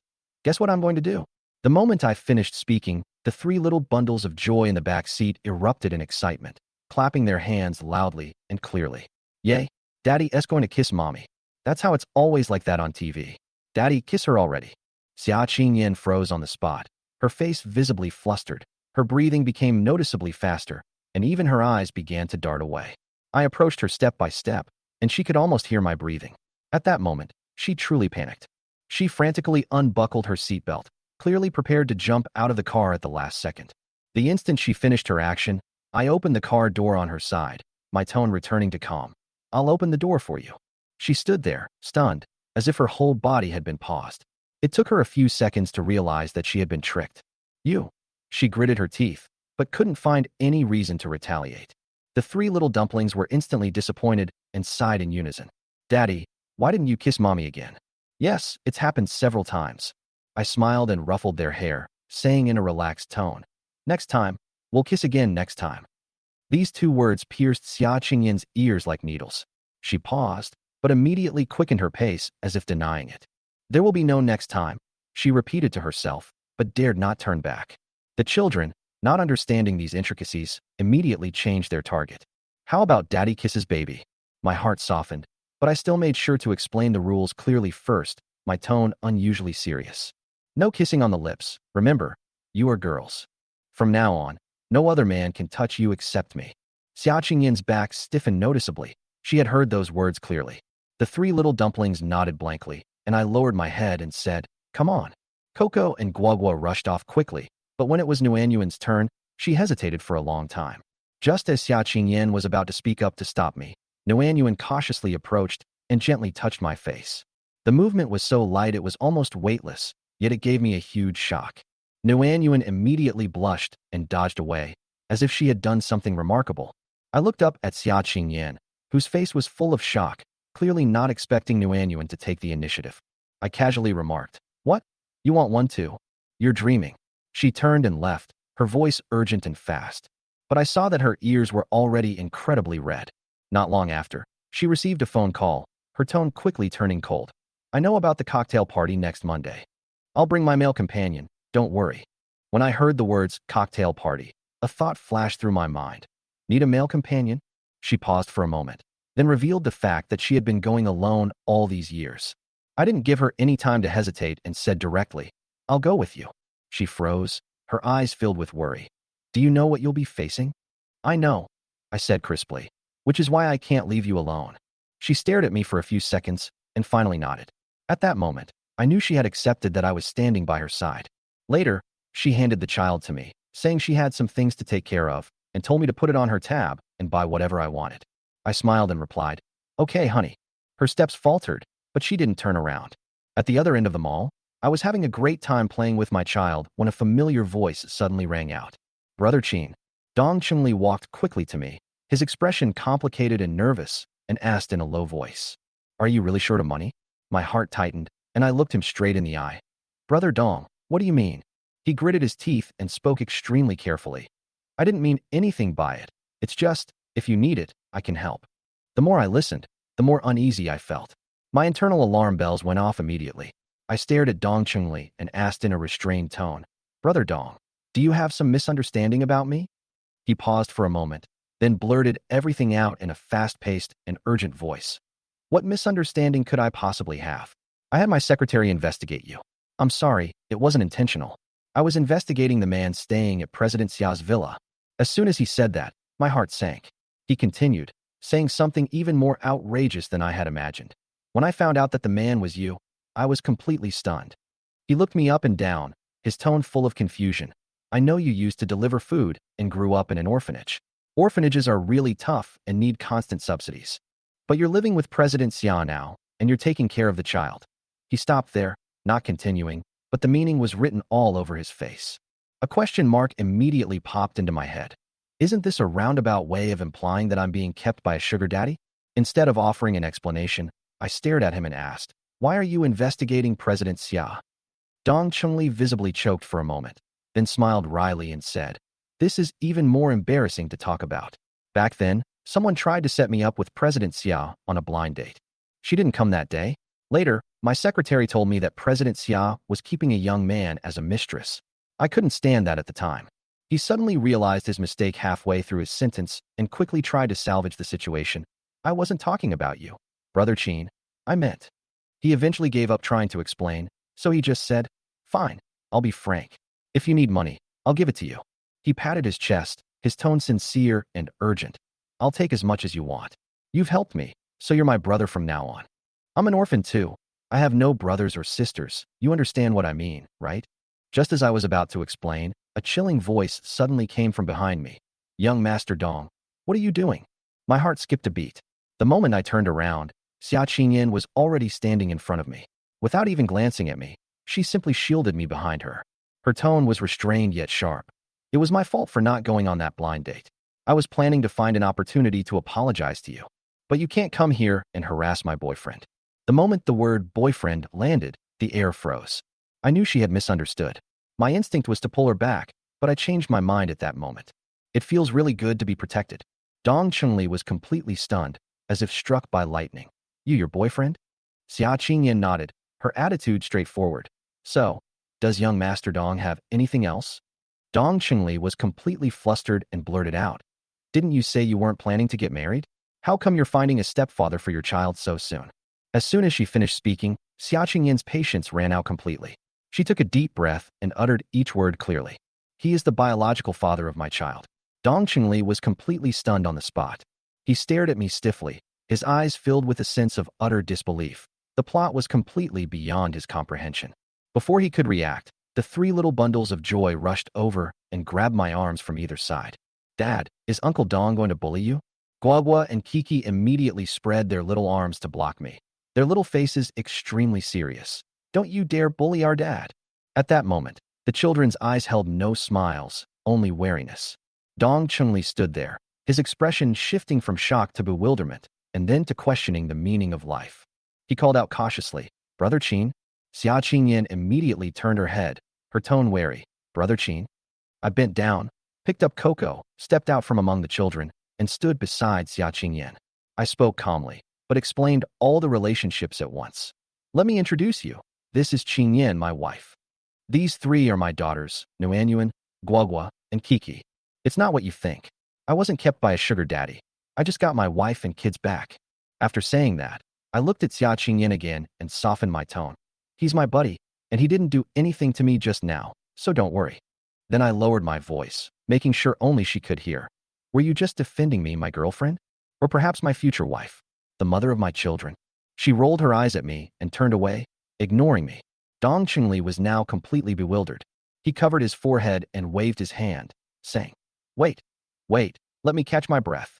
3 minutes later, he slapped his thigh and exclaimed, "Holy crap." We were all startled by him. He quickly explained, "It's nothing. I just suddenly realized that I looked like a clown just now." He looked at me, his tone apologetic. Brother Qin, you don't mind, do you? Then he quickly looked at Xia Qingyan. President Xia, can our cooperation continue? Xia Qingyan nodded. Okay. Dong Chunli breathed a sigh of relief and immediately changed the subject. Then I'll treat you to lunch. It's already noon. He squatted down to comfort the children. Nuan Nuan. Guagua. Cuckoo. Uncle is not a bad person. Uncle is just worried that your father will be deceived. Coco retorted seriously. Our dad wasn't fooled, and our mom still wants to love her dad. Xia Qingyan immediately shut up. Coco, don't talk. Dong Chunli laughed so hard he couldn't stand up straight. Ha ha, I never expected that President Xia would have a boyfriend. He looked at me and sighed. Someone like Brother Qin is indeed someone you can entrust your life to. Then he changed the subject, his tone meaningful. Besides, Mr. Xia, you've been waiting for Brother Qin for 4 years, haven't you? Xia Qingyan was stunned for a moment. When did I wait for him for 4 years? Dong Chunli laughed loudly. You can't fool me. I've checked your information. You've been on countless blind dates, but haven't liked a single one. If it weren't for waiting for Brother Qin, why would you be so picky? Hearing this, I slowly smiled, leaned closer to Xia Qingyan, and spoke in a voice only she could hear. You waited for me for 4 years. Really, honey? Chapter 6 Instant noodles aren't important. I need to go see which girl is blind. Qin Nua, yes? Li Ming. You found her? Qin Nua, yes? Li Ming. What happened to our promise to stay single together and be good brothers? Qin Nua. Sorry, brother. I might have to move out first, haha. Li Ming. A big head with a big question mark inside. Why do I always feel like I'm being abused? For all these years, he and Qin Nua have lived across the hall from each other. In their spare time, the two would also go online and play games together. Qin Nua has been searching for someone he likes, but Li Ming always felt that he would never find one. But now, he found it. Wouldn't that leave me all alone as a single dog? Holy crap. Li Ming suddenly called out again. Wait a minute. I'll help you carry it. Huh? Your instant noodles. Instant noodles don't matter. I'm going to see which girl is blind. Qin Nua. Li Ming quickly came over and helped Qin Nua pack her things. They even carried a larger box downstairs. Qin Nua shook his head helplessly. This person clearly wants to help me move, right? On the road, Qin Nua seemed to remember something and asked, Brotherly, you're online every day. Do you know where there are any abandoned warehouses in Jiangning City? Producing cosmetics always requires a space, but he currently lacks funds, so he can only do whatever it takes to save money. This? Li Ming frowned. What's wrong? What do you need a warehouse for? Nothing much. I just want to start a small business. Li Ming. No, you're not delivering food anymore. I won't see you off. Li Ming. Holy crap. Is having a rich wife really that wonderful? Is it possible to just quit a job you've been doing for several years? Qin Nua, I have to earn money to support my wife. Li Ming glanced at Qin Nua silently. He must not have woken up properly today. Qin Nua is acting strangely. I'll look for it for you later, okay? Okay, thanks, brotherly. The two walked out while talking. At this time, a black Rolls-Royce also stopped at the entrance of Yashinjiyuan. The people sitting at the entrance enjoying the cool air were immediately stunned. Where did this rich person come from? As people were discussing this, 3 incredibly cute little babies suddenly stepped off the car. As soon as the 3 of them got out of the car, they ran over here. The 2 skinny ones ran a little faster. But the chubby little boy, clutching the potato chips in his arms, lagged behind, running and shouting. Nuan Nuan, cuckoo, wait for Guagua. The 3 little dumplings were originally very happy, but for some reason, they looked aggrieved and almost cried as soon as they reached the door. Her little nose was twitching. She looked so pitiful. Those enjoying the cool air couldn't stand it anymore. What's wrong with you? Don't cry, don't cry. Do you want some candy? I have some candy here. As soon as he finished speaking, the chubby little boy swallowed hard. Just as she was about to reach out, she was pulled behind her by the other 2 little ones. Guagua, you can't eat it. Have you forgotten what mommy said? You can't eat things given to you by strangers. Xia Guagua swallowed again, and this time she really cried. Wah, the delicious food is right in front of us, so why can't we eat it? Guagua is so pitiful. Sigh, don't cry, don't cry. The young man with the lollipop quickly came over. Brother isn't a bad person. What's wrong with you? Tell brother, and brother will help you. The mischievous little cutie shed a tear the moment she mentioned this. Uncle, we're here to find Daddy. What's wrong with your dad? Our daddy. The little dumpling became more and more upset as she talked. Just when everyone thought they were about to hear a poignant and tragic story and were ready to lend a helping hand. But then I heard her say, sounding aggrieved, our dad is so pitiful. I want to buy Daddy a big house.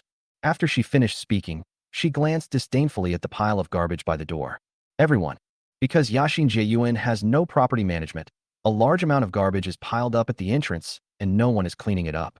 The large iron gate was also rusty and had been broken for a long time. It's really too dilapidated. I never expected that these three little bundles of joy would feel sorry for their dad at such a young age. These are qualities that many adults lack. They suddenly felt a little envious of the father of the three little dumplings. You must be very happy, right? Who on earth could have three such adorable daughters? Who is your dad? People looked over curiously. But then the little dumpling's eyes lit up, and it pointed to a spot not far away and said, "That's our dad."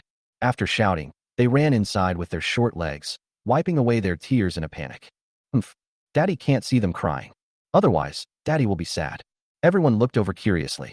When they saw Qin Nuo, everyone was shocked. Who? Qin Nuo? Isn't that the young man who delivers takeout to our neighborhood every day? Yes, that's him. He has children?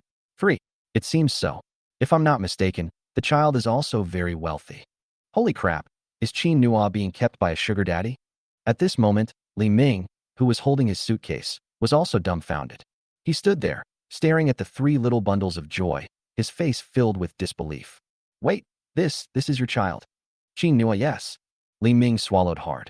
Your baby is so cute. Qin Nuo. Yes, their moms are pretty. Li Ming. Help. The conversation with Qin Nuo just couldn't continue. That's absolutely outrageous. At this time, the three little ones had already bounced over to Qin Nuo's side. Two of them immediately stepped forward and grabbed Qin Nuo's legs, refusing to let go. Daddy, daddy, daddy. Meanwhile, another skinny little dumpling stood not far away, looking like he wanted to hug it, but didn't dare. Li Ming couldn't help but swallow again. Holy crap. So cute. So cute. So cute. Help. He wants his legs hugged too. How about you hug his leg? Thinking about this, he hugged the box and started rubbing against Qin Nuo. Babies. The babies turned their heads and glanced at him. Then, with a look of disgust, she turned her head away, but then looked at Qin Nuo with a happy expression. Daddy, we miss you so much. Li Ming. Was he rejected? Qin Nuo was completely charmed by the three little ones. He had no choice but to point seriously at Li Ming. This is Uncle Li Ming. The three little ones then happily turned their heads and obediently called out in a sticky, affectionate voice. Hello, Uncle Li Ming. Li Ming then smiled happily. Okay, good boy, good boy. He could barely contain his smile. The three little dumplings smiled happily. Daddy, shall we help you move your things? If you can't move it, Daddy can. Then let the driver help you carry it. After saying that, the three little dumplings turned around and went back to call the driver. Li Ming looked over in confusion. Driver? When Li Ming saw the luxury car, he was shocked again. Holy crap, Brother Qin. That car. It must be worth several million, right? That's my wife's car. Chapter 7. Moving in with Qin Yan. Holy crap. Holy crap. Li Ming exclaimed, holy crap, twice, still somewhat unable to process what he was seeing. Bro, you're amazing. Where did this rich woman come from? Give me a hand. He shook his head helplessly and said with a smile, I'll deal with it when I run into it again. Li Ming, all right. Don't forget your brother here. After he finished speaking, he paused for a moment, then continued. But Brother Qin, I've heard that rich women have some peculiar fetishes, so you should still be careful. If you need anything, just let me know. Qin Nuo kicked her, saying, What nonsense are you talking about? My wife isn't ugly. Li Ming laughed as he ran. Haha, I just said it offhand. Brother Qin, spare me. When they arrived at the door, they saw a crowd gathered around. Qin Nuo, is this your child? Li Ming couldn't resist stepping forward to show off. See? My brother Qin has hooked up with a rich woman, haha. Uncle Zhang, no one will bring you meals anymore. Uncle Li, if you lose your dog in the future, there won't be anyone to help you find it. Ha ha ha ha. Seeing this, Qin Nuo kicked Li Ming in the buttocks again. From now on, this job is yours. Li Ming. Everyone. Ha ha. Yes, let Li Ming do it. If you need any help in the future, just ask Li Ming. Li Ming. Why do I feel like I've shot myself in the foot? However, he is actually quite happy to help everyone. All right, you've come to me. But now, ladies and gentlemen, come on, let's help Brother Qin move his things. Brother Qin has helped us a lot before. They're here. Come on, let's help. The crowd surged forward immediately. The three little dumplings also came over. Seeing this, I laughed especially happily. Daddy, they are all so kind. Guogua had never seen so many people helping together before. Xia Nuanyuan nodded, tilting her head as if she was thinking about something. Qin Nuo smiled and squatted down to their level. Because everyone enjoys helping others. Warm and sweet fruit cocoa. You should also be a helpful person from now on, okay? The three little ones nodded vigorously. Okay, we'll listen to Daddy. Qin Nua patted the heads of the three little dumplings. Good girl. None of them saw it. A corner of Yaxin Jieyuan. Xia Qingyan, dressed in business attire, was standing there, looking in their direction. Upon seeing this, her expression gradually relaxed. Seeing this, Ding Shui was overjoyed. President Xia, you see, I told you, Mr. Qin is really a very good person. You definitely made the right choice in choosing him. Xia Qingyan rolled her eyes at Ding Shui. Ding Shui, who was about to chime in with gossip, quickly stopped herself. President Xia, are we going back for the meeting? Xia Qingyan nodded and turned to leave. Ding Shui thought she had gotten into trouble. Quickly lower your head and follow from behind. Just then, she suddenly heard Xia Qingyan, who was walking ahead, say, from today onwards, he is the father of the three dumplings. From now on, treat her as your son-in-law and do not neglect her in any way. Ding Shui was delighted. Understood, President Xia. 2 hours later, Qin Nua stood in front of the Xinghuan villa. Xia Kiki saw that her father wasn't moving, so she shook his hand. Daddy, we're home. Come on in. Qin Nua nodded. Let's go home. Yay, time to go home. The three little dumplings ran ahead happily. Qin Nua followed behind, a warm feeling washing over her. He actually has a home now, a home he shares with Qin Yan. It feels so good. Qin Nua vaguely remembered that in his previous life, he lived in a city called Ningzhou. Work pressure was too great, and one time I was bored and went online, and I saw the adorable quadruplets that were very popular online at the time. Qin Nua initially scoffed at it, but when he actually saw the quadruplets, he was immediately awestruck. They are indeed so adorable that they melt your heart. From then on, he downloaded all the videos and would often watch them to relieve stress. Later, he even went to witness his parents' wedding. By a twist of fate, I caught their bouquet and received their blessings. At the time, Qin Nua thought it was a joke. How could someone who doesn't even have a girlfriend get married? It wasn't until Qin Yin passed away in his previous life that he realized he had been wrong all along. But now, I have 3 babies and Qin Yin by my side.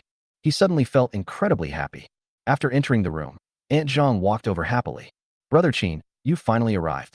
President Xia asked me to wait for you at home. This is your room. Please come with me. Qin Nua nodded. Okay. Brother Qin, please get ready first. I have to go out and get busy. Okay. Qin Nua nodded again. However, a moment later, he noticed Aunt Zhang standing at the door, seemingly wanting to say something but hesitating. What's wrong, Aunt Zhang? Aunt Zhang hesitated for a moment before saying, Brother Qin, well, there are some things I shouldn't say, but I still want to say a few words on behalf of President Xia. I heard from Mr. Xia that you really are the baby's father. Over the years, Ms. Xia has been raising her child alone, while also juggling work and enduring pressure from the company and the outside world. She's really exhausted. Although outsiders say that President Xia is a strong woman who never gets tired. But that's not actually the case.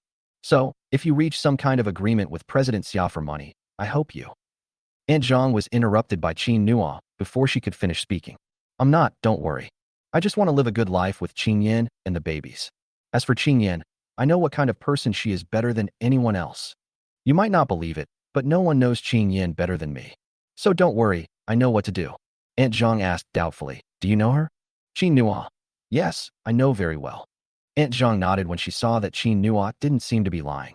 Okay, then I'll go and get busy. President Xia said we'll go out for lunch together. Hurry up and get ready.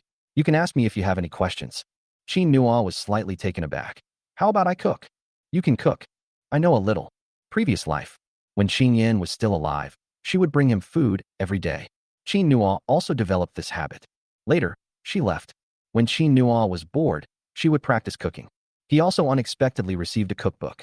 That cookbook was supposedly written by the owner of Delong Zai, a world-class restaurant in his previous life. He learned almost all of the dishes mentioned above, just so that one day he would have the opportunity to cook them for Qin Yan. Today, this wish is about to come true. That works too. Our CEO Xia will definitely be even happier that way. Aunt Zhang happily led Qin Nua to the kitchen. Our CEO Xia likes to eat this. Qin Yan, I know. Just tell me what the children like to eat. Aunt Zhang frowned. How does this young man know everything? However, since Guogua had been saved by Qin Nua, Aunt Zhang did not suspect anything. Miss Coco isn't picky about food. She eats everything. Miss Guogua likes to eat meat. All kinds of meat. Miss Nuanyuan. Speaking of Xia Nuanyuan, Aunt Zhang paused for a moment. Miss Nuanyuan doesn't like to eat. She always drinks sugar water or milk powder. Qin Nua was slightly taken aback. 3 years old, still drinking formula? Chapter 8 Daddy, we'll raise you together with Mommy. Aunt Zhang nodded. President Xia loves them very much and usually lets them do as they please. But President Xia is very busy and doesn't have much time to spend with the babies. Therefore, it's inevitable that those 3 little dumplings will develop some bad habits. Is that so? Qin Nua smiled slightly, but her eyes were full of heartache. These past years, Qingyan has been raising her child alone. It must have been very difficult for her. Well, Mr. Qin, now that you're here, please help out President Xia, okay? Good. Qin Nua nodded. Remembering Xia Nuanyuan's appearance, she asked again, does little Nuanyuan dislike going out and talking? Aunt Zhang. Yes, Miss Nuanyuan's personality is a bit like Mr. Xia's. She likes to be alone and is very cold to strangers. Please don't mind her. Qin Nua nodded. I understand. Thank you. No wonder Nuanyuan has never called him daddy. Qin Nua could tell that she actually wanted to get closer to him, but she just hadn't dared to speak up. However, now that he's here, he'll surely find a way to make her scream. Daddy! A soft, sweet voice sounded from behind. Qin Nua turned his head and saw Xia Kiki and Xia Guogua following behind him with their little heads tilted up. Xia Nuanyuan followed behind them. Daddy, are you busy? Qin Nua checked the time. It was still early. He then squatted down to their level. I'm not busy, what's up? Then Daddy, come with us for a moment. The 3 little dumplings were acting mysteriously. Xia Kiki and Xia Guogua each took one of Qin Nua's hands and walked towards the sofa. Xia Nuanyuan walked the fastest, leading the way. Before long, Qin Nua was pinned down on the sofa by them. The 3 little dumplings whispered amongst themselves for a while, and then Xia Kiki came over. With a grin, he said, Daddy, a present. We have a present for you. Qin Nua asked curiously, what? Xia Kiki smiled sweetly. Hands, stretch out your poop. Qin Nua obediently extended her hand. Xia Kiki also solemnly extended her hand. Then, with utmost seriousness, he placed 3 bank cards in Qin Nua's hand. Daddy, these are my and Nuanyuan Guogua's cards. Mommy made it for us. It contains our pocket money for the 3 of us. Daddy, please don't go back anymore, okay? These are all for you, all for you. Daddy, we'll take care of you. As Xia Kiki spoke, tears suddenly welled up in her big eyes. She sniffed. But Xia Guogua behind her had already started crying. Daddy, don't go back. Xia Nuanyuan quickly and gently patted Xia Guogua's shoulder. Upon seeing this scene, Qin Nua's eyes immediately welled up with tears. These 3 tiny little bundles of milk are showing their love and care for him. The card, which was very light in my hand, suddenly felt heavy. Having a baby in a home, it turns out, is such a happy thing. He squatted down and placed the card in Xia Kiki's hand. Daddy doesn't want your money. Wah, Daddy. In their little hearts, their dad didn't want their money. He just wanted to leave them. Qin Nua smiled. She gently wiped away the tears from Xia Kiki and Xia Guogua's eyes. He then pulled the awkward Xia Nuanyuan to his side. Daddy doesn't want your money, but Daddy won't leave either. The 3 of you are Daddy's life. How could Daddy bear to part with you? Daddy earns his own money. All this money of yours comes from Mommy, so you have to take good care of it for Mommy. Good boy/girl. The 3 little dumplings laughed when they heard this. Really? Really? Will Daddy never leave again? Qin Nua shook her head. No. Yay. That's great. Daddy's not leaving. Daddy's awesome. I love you. Xia Nuanyuan also lowered her head and smiled slightly. Seeing them happy, Qin Nua was happy too. All right, Daddy's going to cook now. What do you want to eat? Is Daddy going to cook for us himself? Chubby Xia Guogua clapped her hands happily. Yay, yay, yay. This is great. I've never eaten Daddy's cooking before. Xia Kiki. Guogua, you glutton. Daddy, I want to eat shrimp, hee hee hee. Xia Guogua. Wah, Coco, you're greedy too. Guogua wants to eat meat. Qin Nua then looked at Xia Nuanyuan. Xia Nuanyuan. I don't want to eat. I want to drink milk. Qin Nua was helpless. Nuan, this is Daddy's first time cooking. Are you sure you don't want to eat? If you don't eat, Daddy won't cook for you anymore. He'll never cook for you again. Xia Nuanyuan's small body stiffened. She hesitated for a while before reluctantly nodding. Then, Nuanyuan wants to eat fish. Aunt Zhang was immediately shocked. This. Qin Nua smiled. Look, our Nuan is a good child who loves to eat. Daddy will make it for you. You guys play by yourselves first, okay? Good. The 3 little dumplings answered in unison. Qin Nua then went to the kitchen. Where are the chili peppers? Seeing this, Aunt Zhang quickly followed, saying, Why don't I do it? They don't eat spicy food. Before she could finish speaking, Qin Nua opened the refrigerator. He skillfully took out the chili peppers and the necessary ingredients. Finally, he went and got a lot of green vegetables. After placing the shrimp on the cutting board, he began to process them. His movements were very skilled. He could process a shrimp in almost 2 seconds. Aunt Zhang was stunned. You, Qin Nuo, I really can cook. Aunt Zhang, don't worry. Otherwise, why don't you go play with the babies? I'll call you when it's ready. Okay. Xia Qingyan finished the meeting at noon. I start work at 2 p.m. She usually goes back to have a meal with the babies. Because lunchtime is short, I usually take them out to eat. But today, as she approached her doorstep, she suddenly smelled the aroma of food. Xia Qingyan frowned. She pushed open the door and asked curiously, Aunt Zhang, didn't we agree to eat out? Why are you still? She hadn't finished speaking. Then I saw Qin Nuo, wearing an apron, bringing a dish to the table. I saw her come back. He looked at her with a grin and said, You're back? Wash your hands and eat. Xia Qingyan was slightly taken aback, her brows furrowing tightly. Are you cooking? Yes, it's not good for the children to always eat out. From now on, I'll cook for you. They don't like to eat it. How do you know if you haven't tasted it? Come on, I made your favorite dish. How did you know what I like to eat? You like spicy food. Qin Nuo blurted it out. Aunt Zhang, who was standing next to her, was completely terrified. Mr. Xia has never eaten spicy food, and even when he eats at home, he doesn't put chili peppers in his food. She quickly explained, Ms. Xia, Mr. Qin meant well. Before she could finish speaking, Qin Nuo continued. Honey, are you trying to maintain a good figure, good skin, and a good image? Don't worry, I made it spicy, but I also made some medicinal herbs to relieve the spiciness, so it won't cause internal heat. Hearing this, Xia Qingyan was slightly taken aback. Chapter 9. Don't be a picky eater, the power of poop. How did he know she liked spicy food? How did he know she was trying to maintain a certain image? Did he investigate her? But thinking about it carefully, he had already signed a contract to live with her and take care of the child. The investigation into her didn't seem to reveal any problems.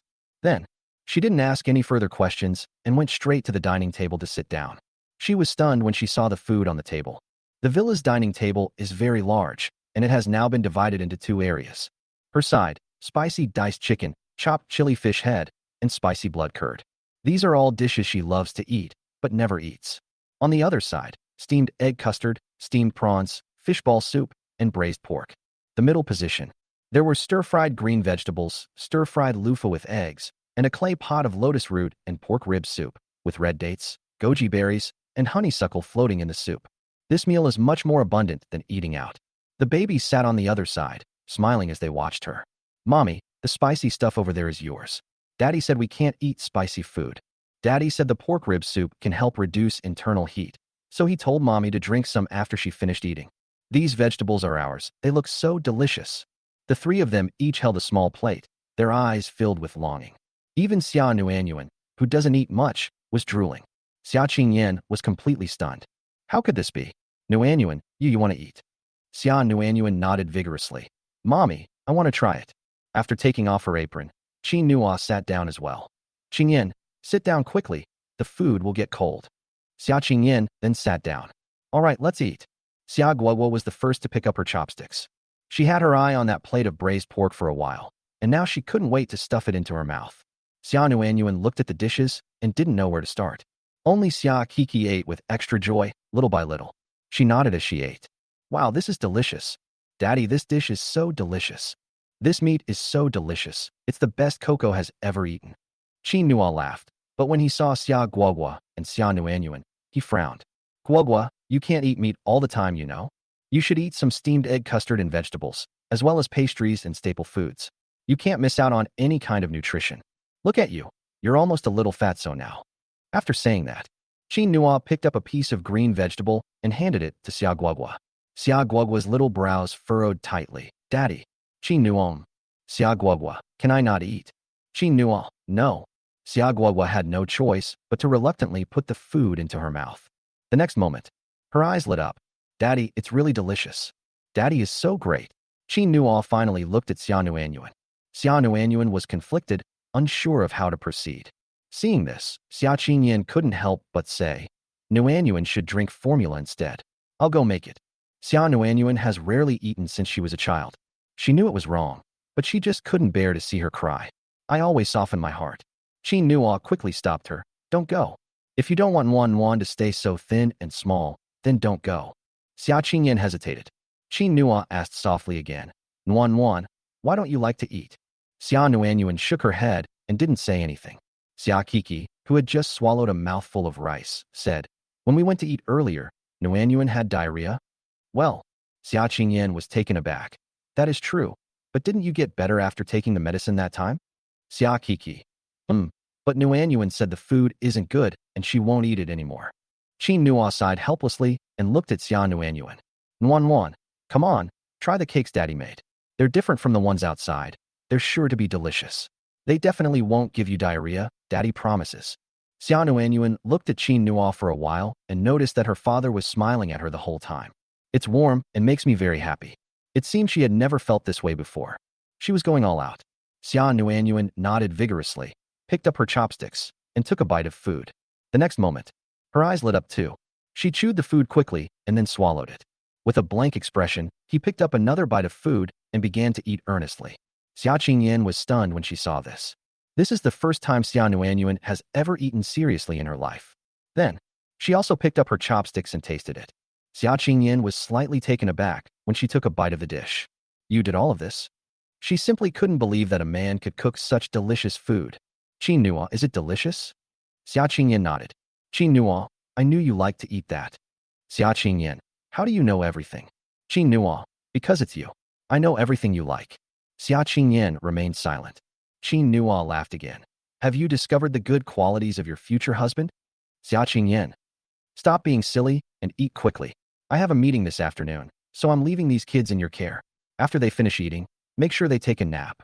Don't worry, they are very obedient. Obedient? Why doesn't she remember that the three little dumplings had the attribute of being obedient? Especially when taking a nap. They'll be going to kindergarten in September, and hopefully their habits will improve. Yes, I will. Qin Nua was confident. After finishing her meal, Xia Qingyan left. Aunt Zhang went to tidy up the kitchen. Qin Nua then brought the three little dumplings to the living room and sat down. But, after sitting for 2 minutes, Guogua and Kiki couldn't sit still anymore. They got up and ran around the living room. Only Xia Nuanyuan sat to one side, holding her little sketchbook, without saying a word. Qin Nua said helplessly, Kiki, Guogua, it's time for your afternoon nap, don't run around. No, Guogua wants cake again. No, Coco wants to water the flowers. Qin Nua had no choice but to stand up and say, let's water it after we've finished sleeping. No, go now. Qin Nua, they really are three mischievous little devils. He looked at Xia Nuanyuan again and found that she was secretly watching him.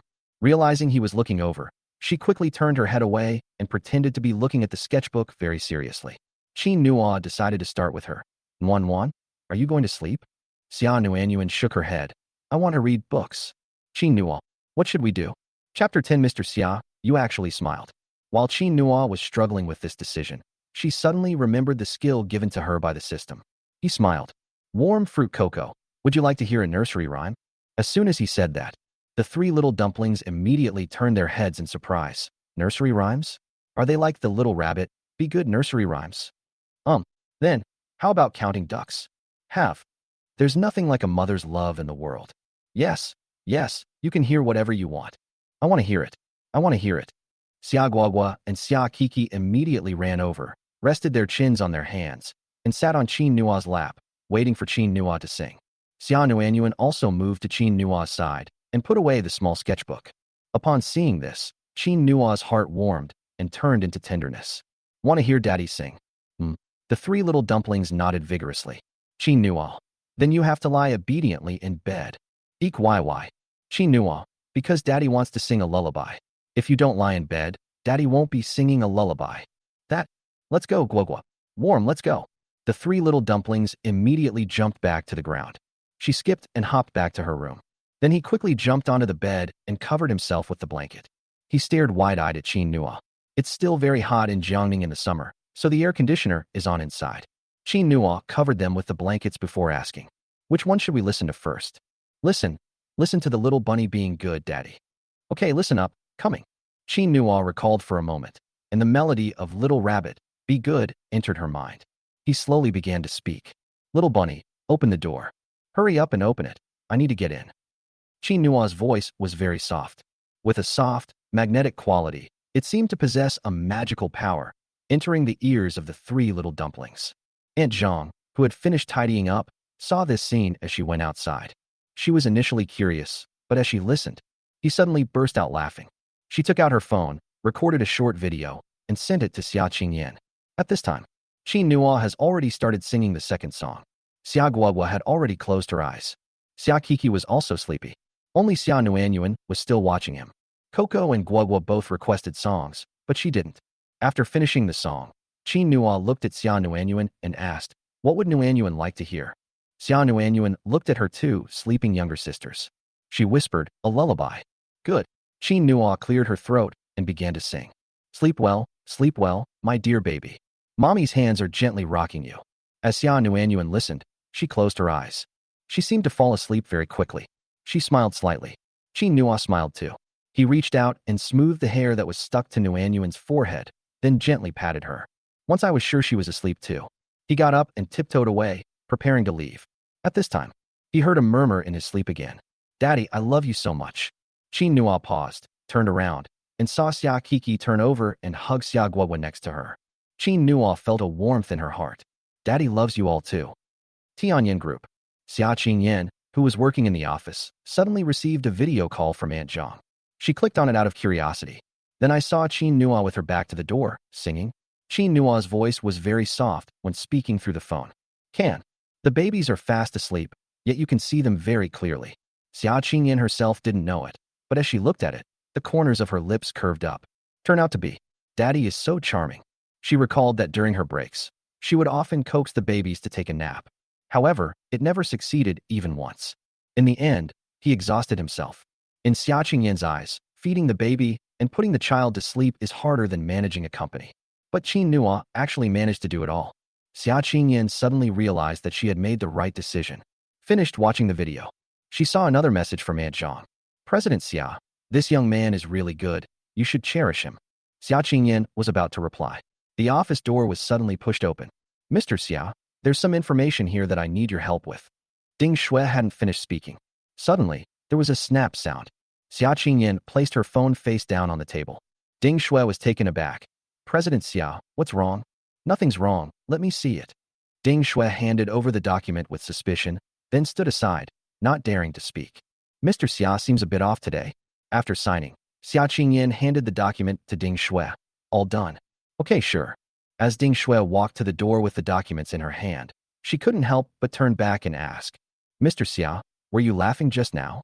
No, you've mistaken me. Xia Qingyan's heart skipped a beat, and she quickly retorted. Oh. Ding Shui left the house with suspicion. Ding Shui, President Xia?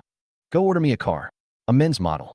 After Ding Shui left, Xia Qingyan then turned her phone back on, but his expression had returned to its usual coldness. Night. As usual, Qin Nua cooked. Aunt Zhang took leave early and went home.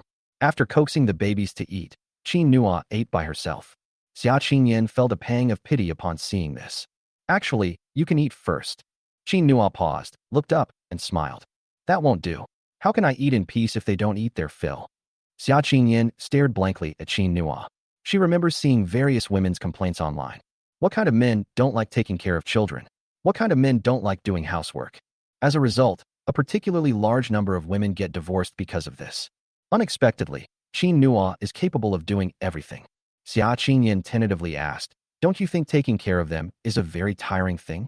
Qin Nua put down her chopsticks and looked seriously at Xia Qingyan. How could that be? I think this is the thing I'd most like to do in my life. Qingyan, you don't know? It's so touching to watch them eat the food I cook, to watch them act cute with me, to watch them fall asleep next to me after playing until they're tired. I feel full of energy. This is probably the life I want. Qin Nua then recalled her past life. Living alone is like being a walking corpse. Now, I am truly alive. Seeing that Qin Nua was talking with great interest, Xia Qingyan stopped talking. Have a meal. Okay, you should eat too. You must be tired after a long day at work. I made you some herbal tea. Drink some before you go to sleep. Xia Qingyan was slightly stunned for a moment. He didn't say anything. After finishing her meal, Qin Nua went to wash the dishes. When he came out, he found that the study light was still on. Qin Nua couldn't resist going inside. Qingyan, aren't you going to sleep yet? Xia Qingyan didn't even turn her head. I'm not finished yet. You should rest first. Don't worry about me. Qin Nua was stunned. Why is Qingyan so busy in this life? What's wrong? Seeing that he didn't move, Xia Qingyan asked him curiously. Qin Nuo waved her hand. No, you go ahead and do your thing. Once outside, Qin Nuo began to think about how he could help Qin Yen. Chapter 11. You take care of them, I'll support you. This day was made possible by Qin Nuo's arrival. The three little ones were exceptionally excited and didn't take a long nap. They went to bed early that night. Qin Nuo also lay down on the bed. As soon as I closed my eyes, I heard the system's voice. Ding! Congratulations, host, you have gained 1,000 luck points, a total of 10 luck points. Would you like to participate in the lottery? It's doubled again? Looks like my luck will increase as long as I do things for my wife and babies. Let's draw some more. Ding! Congratulations, host, you have obtained a children's face mask recipe.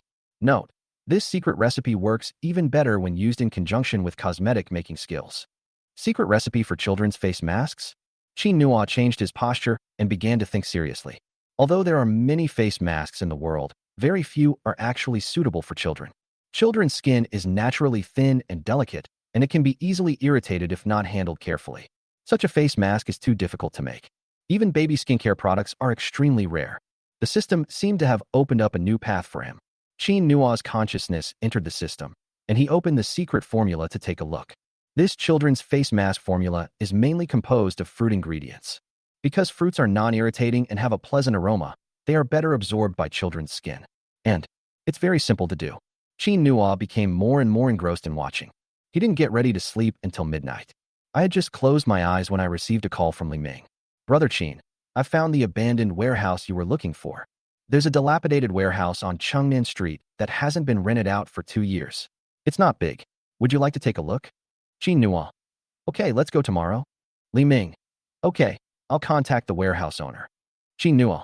Okay. Li Ming hesitated, then said, Brother Qin. Qin Nuo, what's wrong? Li Ming. Could you bring the three of them along? Qin Nuo immediately understood Li Ming's intention. Sure, take it. Li Ming. Haha, that's great. Finally, I can see the three little dumplings again. I hung up the phone. Qin Nuo then began to make plans. The warehouse has been found, but the raw materials for making face masks are still missing. Fruit is easy to obtain, but other raw materials are not so easy to find. Just when Qin Nuo was in a state of utter distress, he suddenly saw a notice about the transfer of a local forum section. A small facial mask workshop is about to be sold. Just like the world before, this world has many people in the face mask business. As a result, the quality of face masks varies greatly, and some small workshops that cannot continue operating are quickly shut down. What he found was the internet-famous face mask that had been relentlessly criticized online. It is said that it wasn't a problem with the formula. They used excellent ingredients. However, due to issues with the production process, the masks they made were ineffective. In addition, they were exposed as operating in a legal workshop. While the product itself wasn't problematic, it didn't achieve the desired results, leading to a barrage of criticism from netizens, and now it faces bankruptcy. Qin Nuo decided to contact Zhang Xinfeng tomorrow and see what happens. Qin Nuo slept soundly that night. The next day, as soon as it was light, Qin Nuo got up and prepared the meal. When Xia Qingyan got up, she was a little dizzy when she saw a table full of delicious food. Qin Nuo, have breakfast, honey. Eat before you go to work. I told you not to call me wife. Xia Qingyan frowned. I never eat breakfast. I have to go to a morning meeting. Why don't you eat with the three little ones? How can that be? How can your body handle it? You'll get stomach problems. Previous life. After Xia Qingyan left, no one brought him breakfast anymore. He never ate breakfast again. Wait a minute. I'll pack it up for you, and we can eat it at the company. Xia Qingyan quickly changed her clothes, put on her makeup, and put on her shoes. No, okay? Before she could finish speaking, Qin Nuo handed her a lunchbox. I don't have an insulated lunchbox at home. I'll go buy one today. You can use this for now. Here you go. Xia Qingyan stood frozen at the door. She couldn't remember the last time she had eaten breakfast. This feeling of being urged to eat breakfast seems not bad. Take good care of the babies. Let me know if you need money. The 10,000 yuan I gave you this month has been deposited into your account. Please check your account. Xia Qingyan spoke very seriously. Qin Nuo, however, kept smiling. Xia Qingyan finally couldn't hold back any longer. What are you laughing at? Qin Nuo, I really feel like I'm being kept by you. So this is what it feels like to be taken care of. Xia Qingyan gave him a cold look. You take care of them, and I'll support you. Isn't that better? After saying that, she turned and left. As she reached the door, she heard Qin Nuo's voice behind her. Qingyan, don't work so hard. I will do my best to support you and the babies. Xia Qingyan was slightly taken aback. Over the years, it seems that no one has ever said this to her. Everyone thought she was cold-blooded and ruthless, that she didn't need any emotions. Even she herself felt that way. At this moment, she suddenly felt a softening in her heart. But she still shook her head. Raise her? Is that even possible? After Xia Qingyan left, Qin Nuo tidied up the three little dumplings. Qin Nuo then led them out the door. Today, I'm going to talk to Li Ming about the abandoned warehouse. As he stepped outside, he saw a tall, beautiful woman standing at the door. The beautiful woman, dressed in a white suit, stood there exuding an overbearing aura. Hello, Mr. Qin. I am Ding Shui, Mr. Xia's secretary. Qin Nuo greeted her politely. Hello. Thank you for always helping Qin Yan. Upon hearing this, Ding Shui's mouth almost formed an O shape. This person is very perceptive. No wonder President Xia wanted to buy him a car. She quickly handed the things in her hand to Qin Nuo. Here you go. Qin Nuo was startled. What is this? Ding Shui answered seriously. This car was ordered for you by our CEO, Mr. Xia. Our CEO Xia said that this car is for the convenience of the three babies to travel, and it has nothing to do with you, so don't overthink it. This is the men's version. After saying that, she winked at Qin Nuo. Qin Nuo, was it really necessary to be so obvious? His wife bought him a car? That's great. He glanced into the corner and spotted a toe sticking out. He smiled and deliberately shouted in that direction. Thank you, honey. Seeing that Ding Shui was about to leave, Qin Nuo added, Tell Qin Yan that next time you want to give me something, you don't have to be so awkward. After saying that, he then led the three little ones outside. After he left, Ding Shui turned a corner, walked to the person at the corner, and lowered her head. Mr. Xia, it's delivered. Xia Qingyan rolled her eyes at her again. But he didn't say much more. Let's go to work. After turning around, even she herself didn't notice the slight smile that appeared at the corner of her lips. Awkward? She wasn't being awkward at all. Chapter 12, Let's Help Dad Raise Mom. When Qin Nuo arrived at the parking lot, he saw a brand new Bentley parked next to him. The three little dumplings also saw it. Their eyes immediately lit up. Xia Kiki, wow, this car is so cool. It's perfect for daddy. Xia Guagua, it can hold lots and lots of delicious food. Xia Nuanyuan nodded in agreement.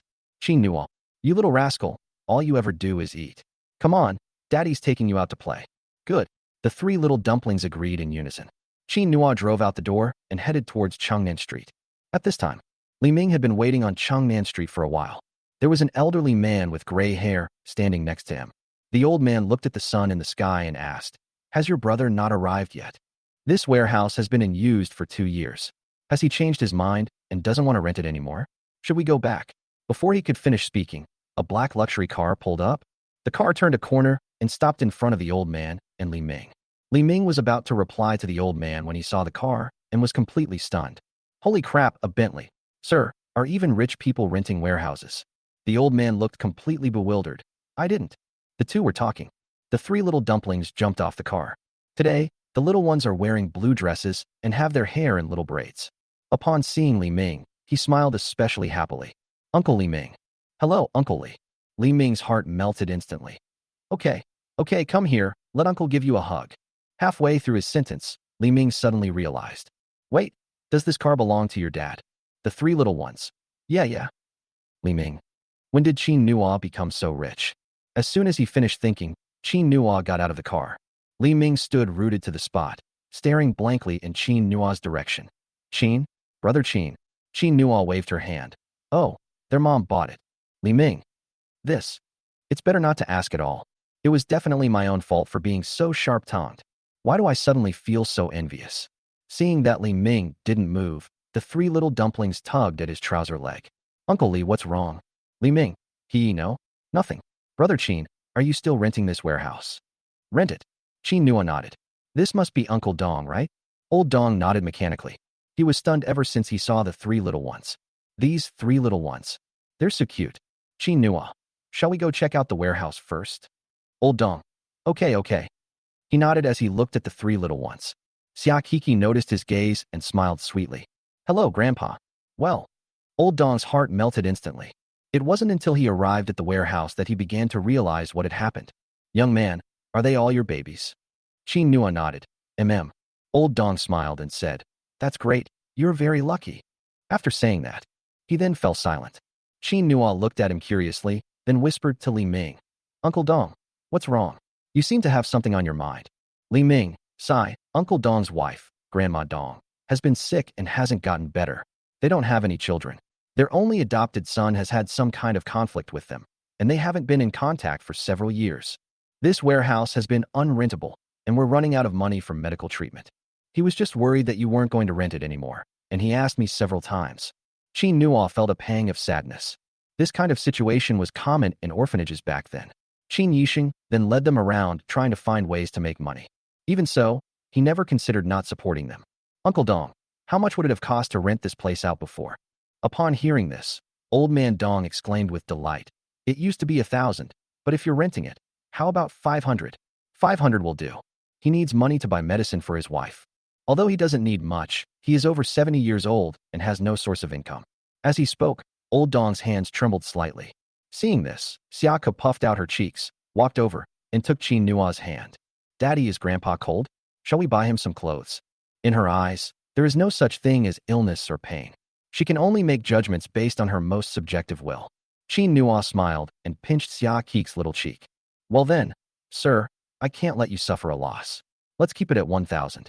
I'll rent it for 2 months first, and then I'll renew it later. He only had 30,000 yuan in his pocket. It turned out to be a call from Xia Qingyan. The other 20,000 is intended for the orphanage. He didn't plan to touch the 10,000 that Qingyan gave him. He would try using the other 20,000 first. If successful, it might give the orphanage more money. Okay. Old Dong nodded repeatedly. After signing the contract with Old Man Dong, Qin Nua paid 2 months' rent, totaling 2,000 yuan. After Old Dong left, Qin Nua called Zhang Xinfeng again to schedule a time. Then, he took the 3 little ones and Li Ming to Zhang Xinfeng's office. On the road, Li Ming had a lot of fun playing with the 3 little dumplings. But he was still a little worried. Brother Qin, what kind of business are you going to do? Aren't you always surrounded by rich women? The words sugar baby were on the tip of Li Ming's tongue, but he still didn't say them. The 3 little dumplings were staring at them longingly. He doesn't want to set a bad example for children. Don't you have a mother? The 3 of them nodded repeatedly upon hearing this. Xia Kiki. Yeah, Daddy, Mommy will take care of you. Xia Guohua. I'll buy lots of delicious food for Daddy. Xia Nuanyuan nodded, but didn't say anything. Qin Nua looked in the rearview mirror and saw the 3 little dumplings, and couldn't help but laugh. You guys, Mom works very hard to earn money. You can't just spend Mom's money. It's Daddy's responsibility to earn money to support you and Mommy. It's unclear whether the 3 little dumplings understood or not. They all stared blankly at Qin Nua. After a moment, they nodded seriously. Coco wants to help Daddy earn money too. Guogwa too. Little Xia Nuanyuan was still holding her little sketchbook. She pouted, as if making up her mind, and nodded. Nuanyuan wants some too. Li Ming was so envious he almost cried. My God, Brother Qin, how do you have 3 such sensible daughters? I'm so sour. Isn't she too well behaved? Ha. Qin Nua laughed. It's all because my wife is so good. Li Ming. It seems like Qin Nua is constantly showing off his love for his wife ever since he got married. All right, Brother Qin, we know you have a good wife, so what kind of business are you going to do? After thinking for a moment, Qin Nua told Li Ming about her plan to buy raw materials for face masks. After listening, Li Ming's eyes lit up, but quickly dimmed again. Will it work? How will you know if you don't try? Since it's technology provided by the system, it's bound to be the best. Qin Nua was very confident. The 3 little dumplings raised their fists again. Daddy can definitely do it. Chapter 13 Xia Guogua's Little Secrets. It's all for Daddy. 10 minutes later, Qin Nua parked the car outside the mask workshop. A middle-aged man was standing at the intersection, waiting for him. The man was tall and burly, and looked very strong. He was slightly taken aback when he saw the 3 little dumplings come down. I almost couldn't resist the urge to go over and take them away. He took a deep breath, signaling himself to remain calm. Hello, I'm Zhang Xinfeng. Which of you is Mr. Qin Nua? Qin Nua extended her hand earnestly. Yes, I am Mr. Zhang. Yes, Mr. Qin, you mentioned on the phone that you wanted to buy my facial mask ingredients? Excuse me, I'd like to ask what you do. As you know, there are too many black face masks on the market now. If you're also using these ingredients to make these fake face masks to scam people, then frankly, I wouldn't sell them even if I threw them all away. Zhang Xinfeng spoke very seriously. Qin Nua nodded, and suddenly felt a greater appreciation for Zhang Xinfeng. He also remembered the information he found about Zhang Xinfeng online. This person is stubborn and speaks bluntly. As a result, he offended many of his peers. But he is a very conscientious person and never does unethical business. The small mask workshop failed because its technology was not mature enough, It didn't know how to promote itself, and it was also attacked by people who had offended it, who then exaggerated and slandered it. He initially thought it was just a persona created for Zhang Xinfeng online, but now it seems to be true. No, no, Mr. Zhang. It's like this, I plan to make some face masks myself to sell, but I'm not a small workshop. It's in the initial stage now, so it may be a bit difficult, but I believe I can definitely make it big. I plan to create a brand. Seeing how serious Qin Nua was, Zhang Xinfeng frowned. Do you know how difficult it is to make a face mask without any equipment or supplies? Qin Nua, it's not like I have nothing at all. I have technology and secret formulas. Technology? Zhang Xinfeng's face immediately lit up. What he lacks most is technical skills. Qin Nua nodded. Yes, we are short of raw materials right now, so we want to buy them from you. I know that your raw materials are the best. It would be a waste to throw them away. Zhang Xinfeng pondered for a moment, but did not give an immediate answer. The babies are very cute. But based on these words alone, he still didn't quite believe Qin Nua. Qin Nua also saw through Zhang Xinfeng's thoughts, and he said, How about this, Mr. Zhang? Let me borrow your workshop for a moment. I'll make something for you to take a look. If you don't like it, you don't have to sell it to me. Zhang Xinfeng nodded. Okay.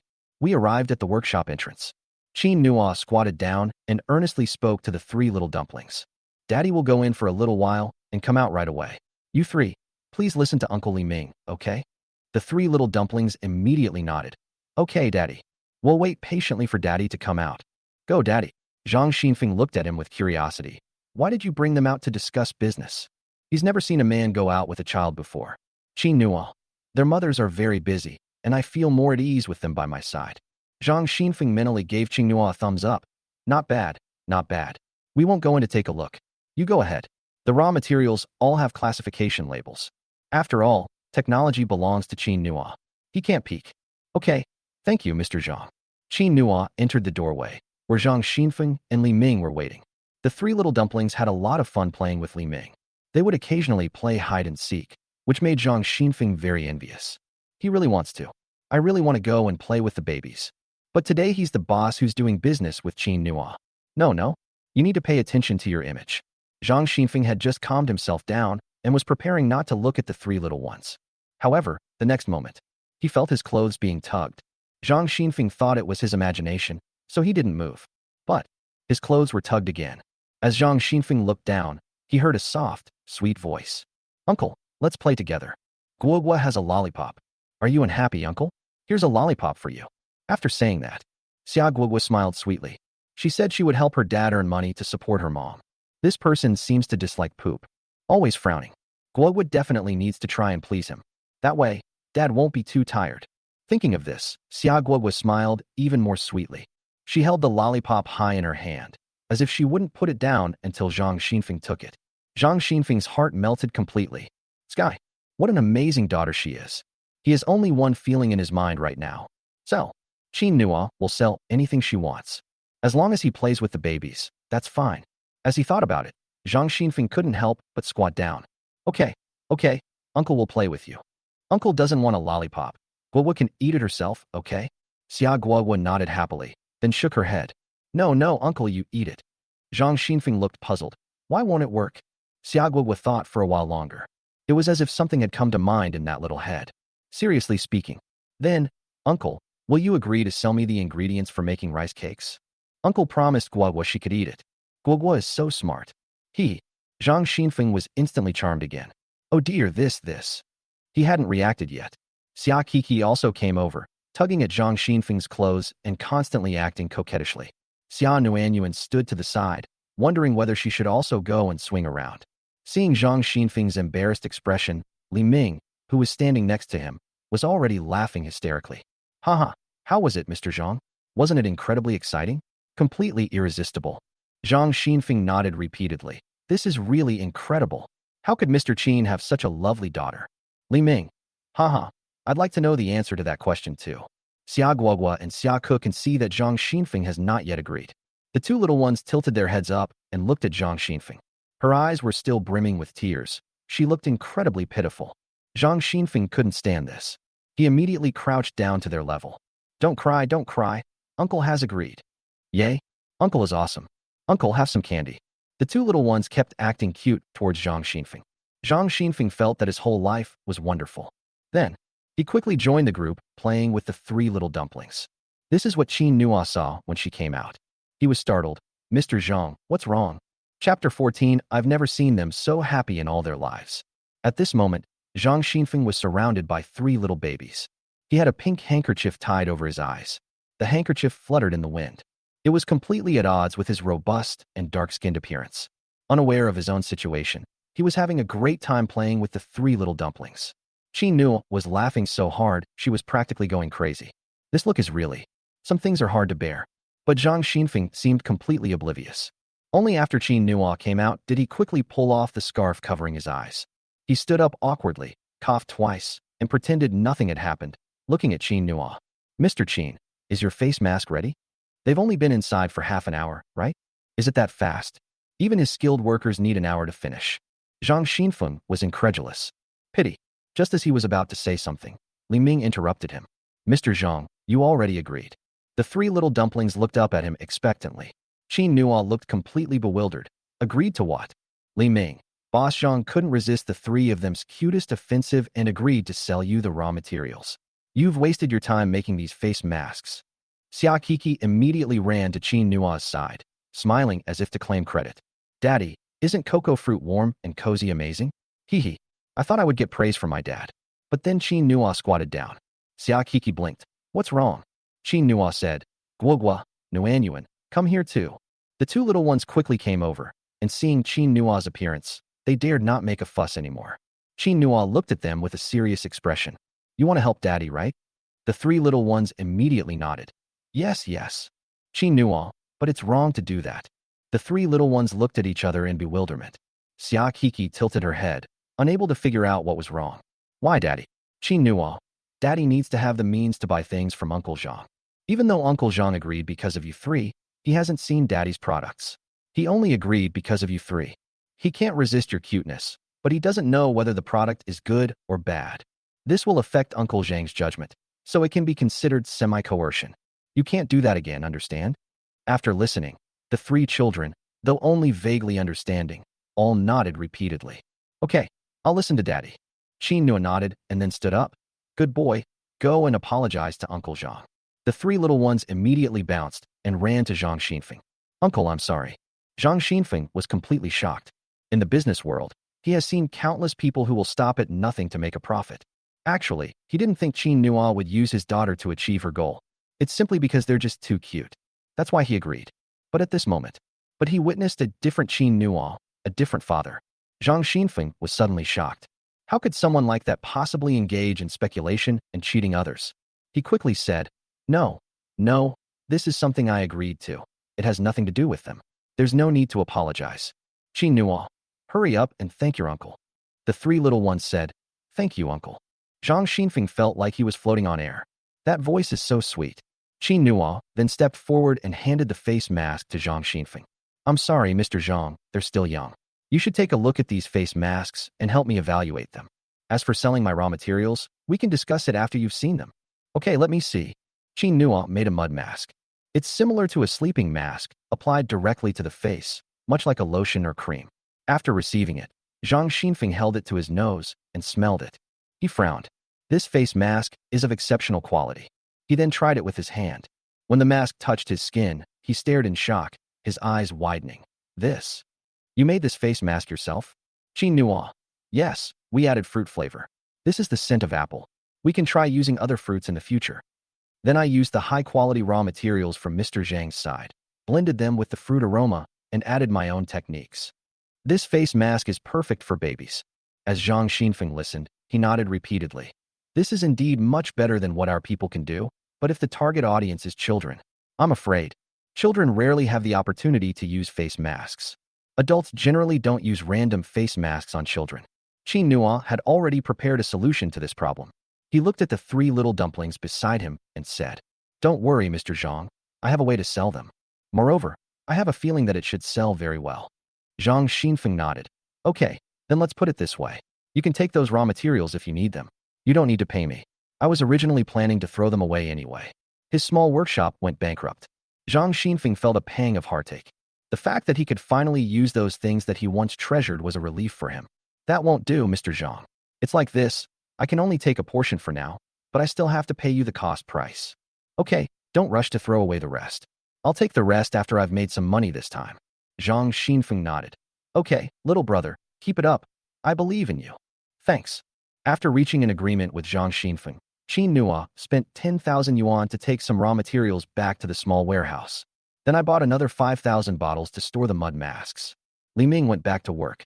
After cleaning the warehouse, Qin Nua then let the three little dumplings play by themselves while she started preparing the face mask. It was 6 o'clock in the evening. He has already completed the production of all the raw materials worth 10,000 yuan.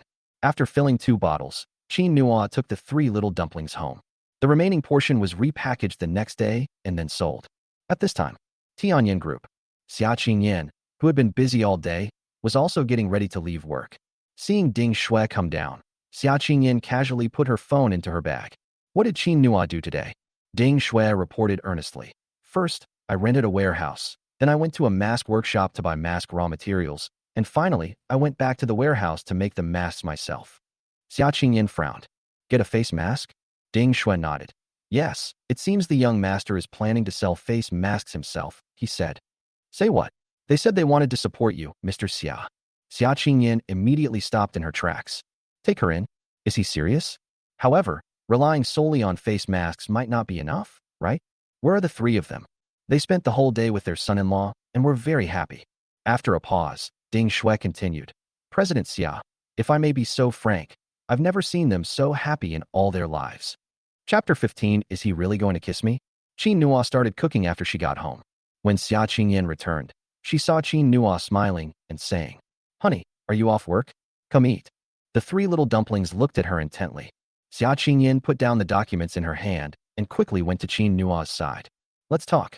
Qin Nua nodded, gave the 3 little ones some more instructions, and then followed Xia Qingyan to the study. Xia Qingyan cut to the chase. What did you do today? Qin Nua didn't intend to hide anything and said directly. Facial mask. Xia Qingyan frowned. Why would a grown man like you do this? Qin Nua. I told you. I'm going to take care of you. Xia Qingyan, you. She suddenly didn't know what to say. This person is always spouting lines from romance novels. That's absolutely amazing. Ironically, every time she heard it, she found it particularly happy. Xia Qingyan could hardly believe her own feelings. She took a deep breath and desperately tried to suppress her feelings. Can you make money selling face masks? Qin Nua.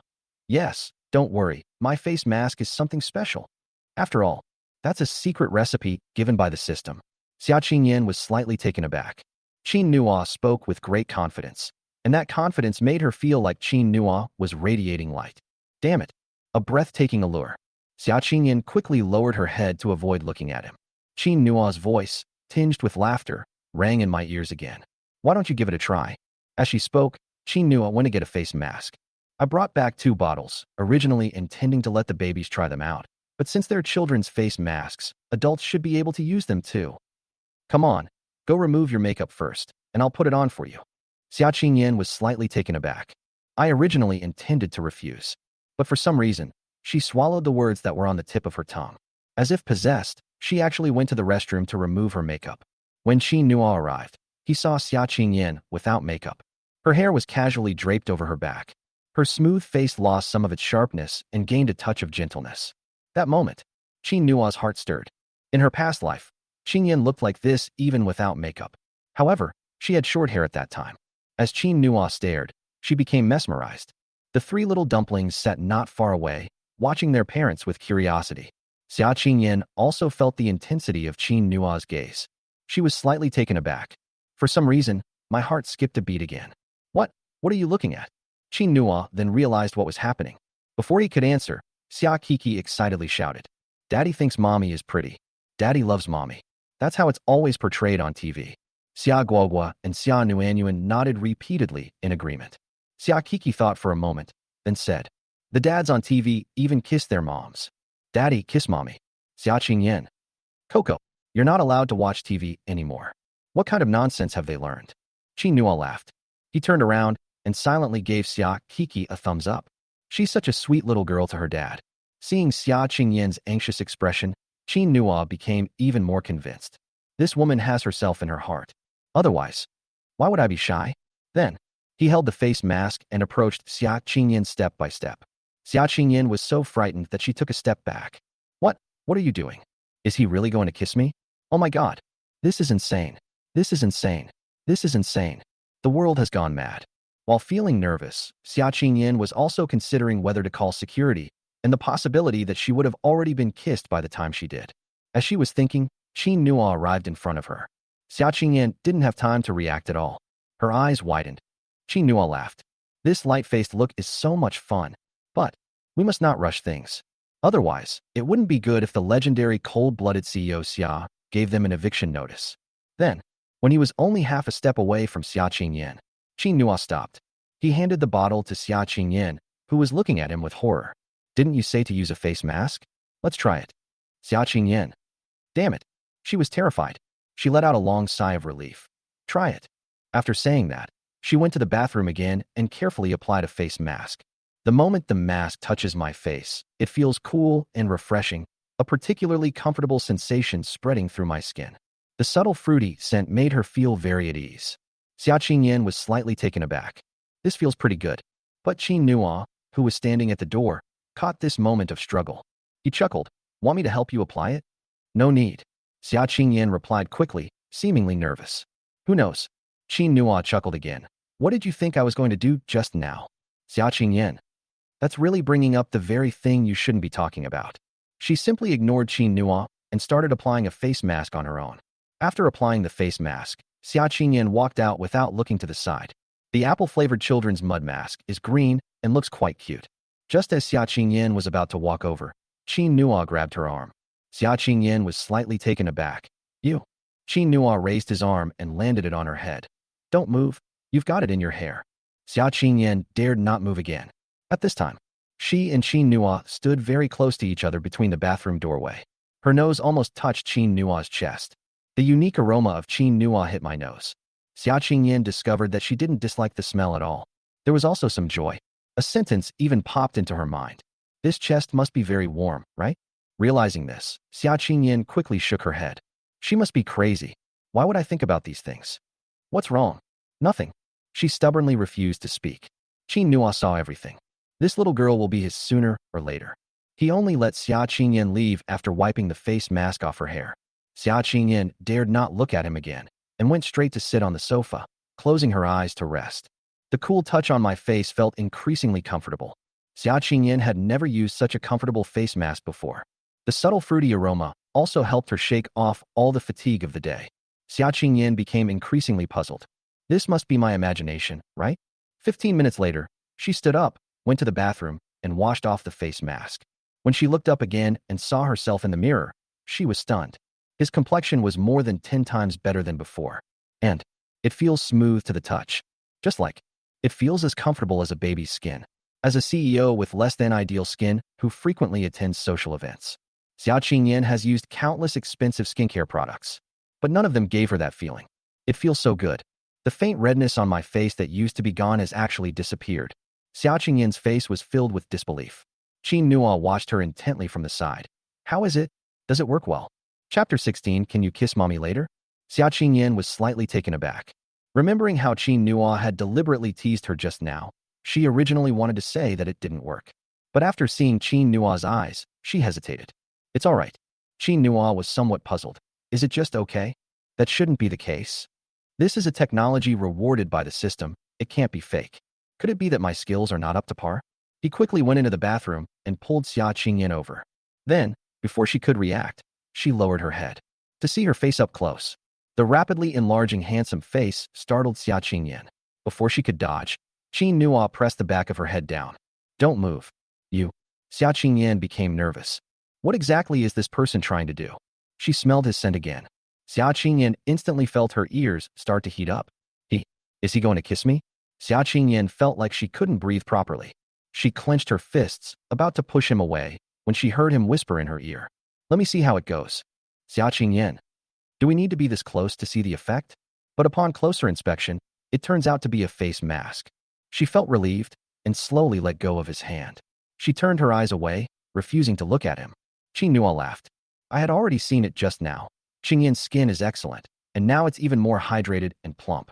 This shows that the face mask is very effective. But her appearance made him reluctant to let go. Then, Qin Nua deliberately looked at it very carefully again. He even gently touched her face with his hand. Then he pretended to be deep in thought. Xia Qingyan had been in the same position for too long, and now she felt like she was going crazy. Realizing that Qin Nua didn't seem to intend to let her go, Xia Qingyan was conflicted. Have you made your decision? Even she herself didn't realize that her voice was trembling slightly. Qin Nua finally let go of her. If we keep looking like this, we'll definitely be exposed. It would be bad if my wife was unhappy then. Okay, it works pretty well. I'll try selling some tomorrow. Xia Qingyan finally breathed a sigh of relief. Seeing Qin Nua looking over, she walked out without taking her eyes off him. As she passed by Qin Nua, she heard him say, Qingyan, why are your ears red? Xia Qingyan. She decided to ignore Qin Nua and quickly walked out. Seeing her seemingly fleeing in panic, Qin Nua was secretly laughing hysterically. In her past life, Xia Qingyan would blush first when she was shy. Qin Nua wanted to say something more to her, but then he heard Xia Guogua calling from outside. Wah, Daddy Guogua is starving. Daddy, the food's all cold. Can you kiss mommy later, okay? Puff. Qin Nua couldn't help but laugh. Coming, let's eat.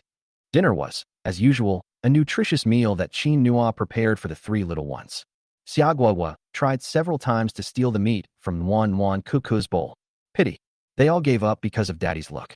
The three little dumplings ate their meal exceptionally well. After finishing her meal, Xia Qingyan got up to go to her office. When she reached the door of the study, she couldn't help but say, Qin Nua. Qin Nua, who was lecturing Wan about not being a picky eater, turned around and asked, what's wrong?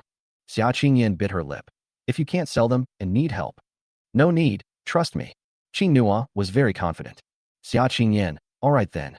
Qin Nua understood the meaning behind Xia Qingyan's words, and he smiled and said, Qingyan, are you worried about me? Xia Qingyan panicked. Who? Who cares about you? Go sell yourself. After saying that, she hurried into the study. Before closing the door, she overheard Qin Nua's conversation with the babies. Haha, babies, mommy is starting to care about daddy. Yes, mommy loves daddy very much. That's right, mommy loves daddy, and daddy loves mommy too. Xia Qingyan. This person, he's talking nonsense again. She shook her head and quickly closed the door. After tidying up the table, Qin Nua checked the time. It was only 8 o'clock. He played with the three little dumplings for a while longer. Ding! Congratulations, host, you have completed your sign-in. Your luck points have been doubled by 10, for a total of 1,000 luck points. Qin Nua smiled slightly. Lottery. Ding! Congratulations, host, you have acquired the skill of washing baby's feet. Washing feet. This skill is great. Aunt Zhang once told me that washing the baby's feet was an extremely difficult task. The system is so thoughtful. Come on, let's get ready for bed. Yay, yay. The three little ones agreed, jumping around happily. Xia Guogua's eyes kept glancing at the snack cabinet next to her. Qin Nua immediately saw through her little scheme. He deliberately walked over, blocking Xia Guogua's view. Guogua, have you forgotten what Daddy said? Xia Guogua pouted and said, Daddy said that Guogua can't eat snacks anymore, or she'll get fat. Yeah. But. Xia Guogua lowered her head, a huge tear hanging on her long eyelashes. Her little nose twitched. But, Guogua is so hungry Guogua wants to eat it. Xia Guogua looked at Qin Nua with a pitiful expression. Chapter 17 Daddy, should Guogua be hungry? Qin Nua was extremely helpless. It seems that changing the habits of these three little dumplings is no easy task. Qin Nua looked at Xia Guogua's round little belly. Is Guogua hungry? Xia Guogua shook her head. She nodded quickly again. Guogua, is Guogua hungry or not? Wah. Xia Guogua was at a loss for words. She's going crazy with worry. My tummy is clearly full. But, Guogua really wants to eat it. If you say you're not hungry, then Daddy won't let me eat it. If you say you're hungry, that's lying. Mommy said that children shouldn't lie. Xia Guogua shed 2 more tears. Qin Nua's heart almost melted at the sight. No wonder Qin Yin can't control them anymore. I almost lost control and moved all the food in front of my little cutie. Let her eat to her heart's content. But, Guogua is a little chubby, while Nuanyuan is too thin. As the children's father, he can't spoil them. Then, Qin Nua paused and said seriously, Guogua, if you're not hungry, you don't have to eat, okay? Daddy will sing you a few more nursery rhymes in a little while. Tomorrow for breakfast, I'll make Guogua's favorite dish. As soon as I hear a children's song, Xia Guogua immediately forgot about her hunger. Okay, then Guogua wants to eat eggs. Daddy's nursery rhymes are the best. Okay, pinky promise. Pinky promise. After doing all this, Qin Nua smiled knowingly. I went to the bathroom, took out a huge basin, and poured water into it. Then he gestured to the three little ones. Come wash your feet. Seeing this, the three little ones began to retreat desperately. No, no, Coco doesn't want to wash her feet. Guagua doesn't want it either. Xia Nuanyuan simply took out her small sketchbook and used it to cover her face. Qin Nuo, they really are three mischievous babies. He had no choice but to resort to that trick again. Naughty babies won't get to listen to nursery rhymes at night. Xia Kiki immediately ran over. Daddy. Qin Nuo glanced at Xia Guagua again. Naughty baby won't get any food tomorrow. Xia Guagua immediately gave up on the cookies and hopped over. Daddy, I'll wash them. Next up is Xia Nuanyuan. Qin Nuo smiled and said, Nuan Nuan, your sister has already washed, but you're not going to wash your stinky body. Xia Nuanyuan. No, it absolutely must not smell bad. She ran over quickly as well. Qin Nuo was satisfied. Come on, you three, sit in a row. Daddy will wash you all together. It will be very comfortable. But Daddy, Xia Kiki walked over, her eyes filled with tears. Washing my feet feels uncomfortable. Qin Nuo, that's someone else. Daddy's bath must be more comfortable. Come and try it. Then. The three children hesitated for a moment before finally agreeing to Qin Nuo's request. All right then. After the three of them sat down, they tried it cautiously, but dared not put their feet inside. Qin Nuo asked curiously, what's wrong? The three of them looked up at Qin Nuo with pitiful expressions and said, Daddy, it's hot. Qin Nuo finally understood why the three little ones didn't want to wash their feet. It must be because the people who were worried about them getting cold always added water temperature. Children usually won't try something the second time after being burned once. Children are always very alert. For example, Nuanyuan doesn't like to eat. Qin Nuo said very patiently, it's not hot. Here, look at the poop. After saying that, he put his hand into the water, and after trying several times, he was afraid the three little ones still wouldn't dare. He took off his shoes and socks and rinsed his feet with the shower head. Then he walked over and sat down, putting his feet in first. Look, it's not hot at all. The three children looked up at Qin Nuo in surprise. It's really not hot. Guagua, come here. Warm and cozy, you come too. Xia Kiki was the first to put her soft little feet inside. She even deliberately put her feet on Qin Nuo's feet, then looked up and grinned foolishly at him. Seeing this, Xia Guagua happily let it in, landing on Qin Nuo's other foot. Xia Nuanyuan looked at it for a while, puzzled. Then, amidst the expectant gazes of the three, she stretched out her little feet. But she didn't place it on Qin Nuo's feet. Instead, she deliberately put it aside. Qin Nuo noticed this small gesture. He felt a pang of sadness, then stretched out his foot and deliberately touched Xia Nuanyuan's little feet. Xia Nuanyuan suddenly raised her head, as if she wanted to refuse. But Qin Nuo spoke first. Come on, warm up. Xia Nuanyuan opened her mouth, but couldn't say a word. It's Daddy. It should be fine to put it there, right? Thinking of this, she tentatively lifted her foot and gently placed it on Qin Nuo's foot. Once this action is completed, she looked up at Qin Nuo and her two younger sisters and smiled. Qin Nuo, all right, Daddy's going to start washing you now, no naughtiness allowed. After he finished speaking, he bent down and carefully washed the three little ones' feet. The system's skill allowed him to incorporate massage techniques when washing feet. It's very comfortable. The three little ones couldn't help but giggle as they washed. Daddy, poop is so itchy. Ha ha, Daddy, stop. Qin Nuo became interested. I had a great time playing with them. When Xia Qingyan went out, this heartwarming scene was what she saw. Aunt Zhang took the day off today. She was working when she remembered that the babies hadn't gone to sleep yet. So, I decided to go out and give them a bath. Unexpectedly, Qin Nuo had already started washing them, and they had so much fun. Xia Qingyan suddenly felt that this feeling was really nice. After watching for a while, she turned around and went back to her study to work. After washing the baby's feet, Qin Nuo took out a foot towel and dried each of the three little ones one by one. They then changed them into identical slippers. Then, the three little ones lined up again, with their hands on each other's shoulders, and walked towards the bedroom. The three little ones looked just like three little ducks, wobbling around adorably. Qin Nuo felt that she was starting to like this kind of life. The next day, Qin Nuo prepared breakfast early and packed it in a thermos she had bought on her way back yesterday, then handed it to Xia Qingyan. Xia Qingyan paused for a moment, then picked up the lunchbox. Thank you. Qin Nuo chuckled. No need for thanks. Why not just call me husband and let me hear it? Chapter 18. Why not call me husband? Xia Qingyan felt a pang of panic. I'm going to work now. She almost fled in panic. Qin Nuo watched her retreating figure and laughed.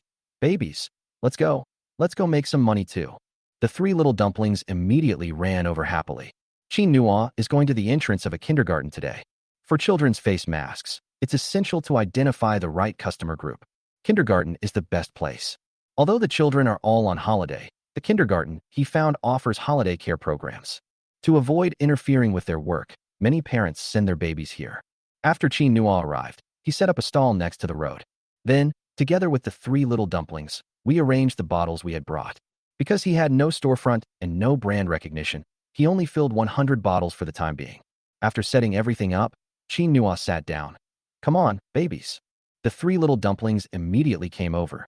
"Daddy, what should we do?" "Help Dad put on the face mask." "Yay, yay." The three little ones clapped their hands with joy. People around who witnessed this scene gathered around. "Triplets, so cute. What are they doing? It looks like they're putting on face masks. How can this be allowed?" Several women carrying babies quickly came over. "Young man, how can you put face masks on them?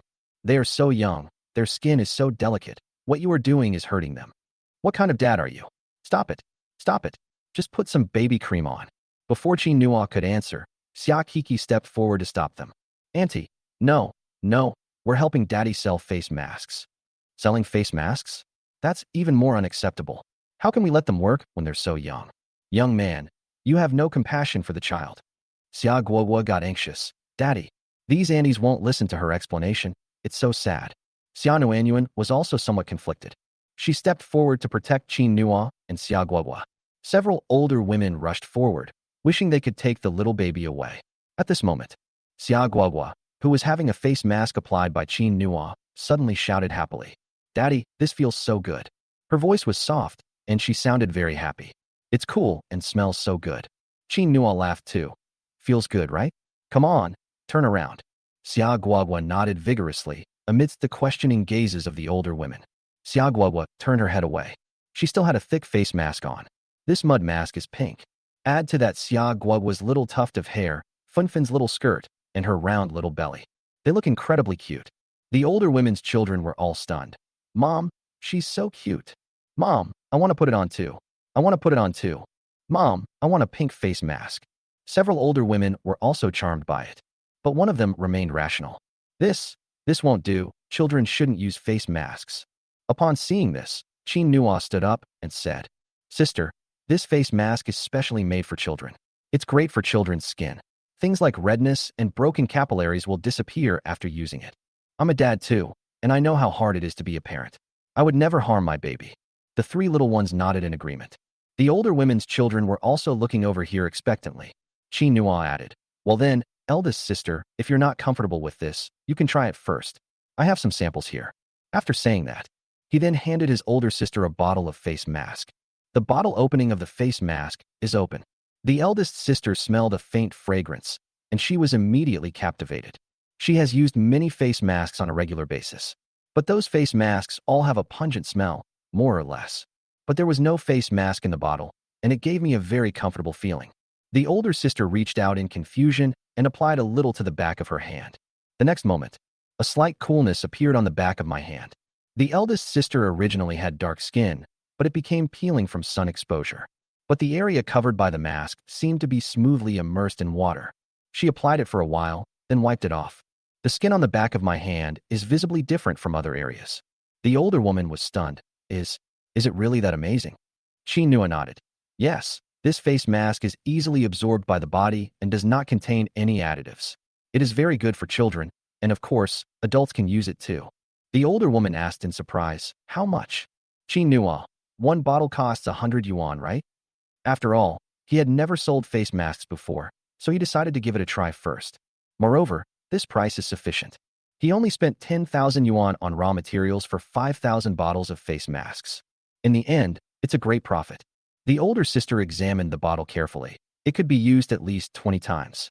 Normally, they would spend 200 or 300 yuan on a single bottle of face masks. She immediately said, "I want 2 bottles." Manhwa didn't expect it to be sold so easily. It seems he underestimated women's love for cosmetics. "Okay, but can the babies try it too? I still want to focus on babies with this face mask and make more products for babies in the future." "Yes, yes." The older sister immediately pulled her daughter over and applied the product to her face. The pink mud mask landed on her face. The baby instantly looked adorable. After washing it off, the little girl's skin looked much better than before. It looks moisturized. The surrounding babies shouted even louder. Mommy, Mommy, I want one too. Then, several of the older women who had originally come to criticize Chin Nua started shouting. Then I'll take 2 bottles. I want 3 bottles. Chin Nua. Okay, Nuanu and Coco. The 2 little ones immediately ran over. Each of them had a WeChat payment QR code hanging around their neck. A QR code for receiving payments via Alipay. This was something Chin Nua had discussed with them beforehand. Guoguo was in charge of modeling the face masks, while the 2 little ones were in charge of collecting the money. The older women all laughed when they saw this. Haha, she's already helping her dad earn money at such a young age, so sweet. Xiaokiki blinked her big eyes and laughed. Yes, we need to help daddy take care of mommy. Yeah. Yes. It's hard for daddy to raise mommy, so we should try our best to help daddy. Haha, that's amazing. Young man, how did you raise your kid? Chin Nua, they're just naturally obedient, haha. He felt a surge of joy in his heart. They didn't see it. Inside the shopping mall on the other side of the street, Xia Qingyan was having coffee with several young women in the room. Her gaze never left Chin Nua's direction. Chapter 19. Chin Nua always seemed to impress her. When I saw a group of people surrounding the small stalls across the street, Xia Qingyan breathed a sigh of relief. She stood up and said, "Let's go back to the company." "Oh, you're back already? But Mr. Xia, didn't you say you wanted to have a good look around?" "I'm not shopping anymore. I'm going back to work." After saying that, she then led the way and left. In fact, Xia Qingyan had arrived long ago. She originally thought that Chin Nua's face masks would definitely not sell. Perhaps she could find an opportunity to have these employees pretend to be passers-by and buy the face masks. She can pay the bill. But now, it seems that's no longer necessary. The 3 little ones looked very happy. Xia Qingyan suddenly realized that Chin Nua seemed to always manage to impress her. Apart from when teasing yourself. "Oh, Mr. Xia, why are your ears red?" Suddenly, an exclamation came from behind. "Do you have a fever? Should we see a doctor?" Xia Qingyan quickly waved her hand awkwardly. No need.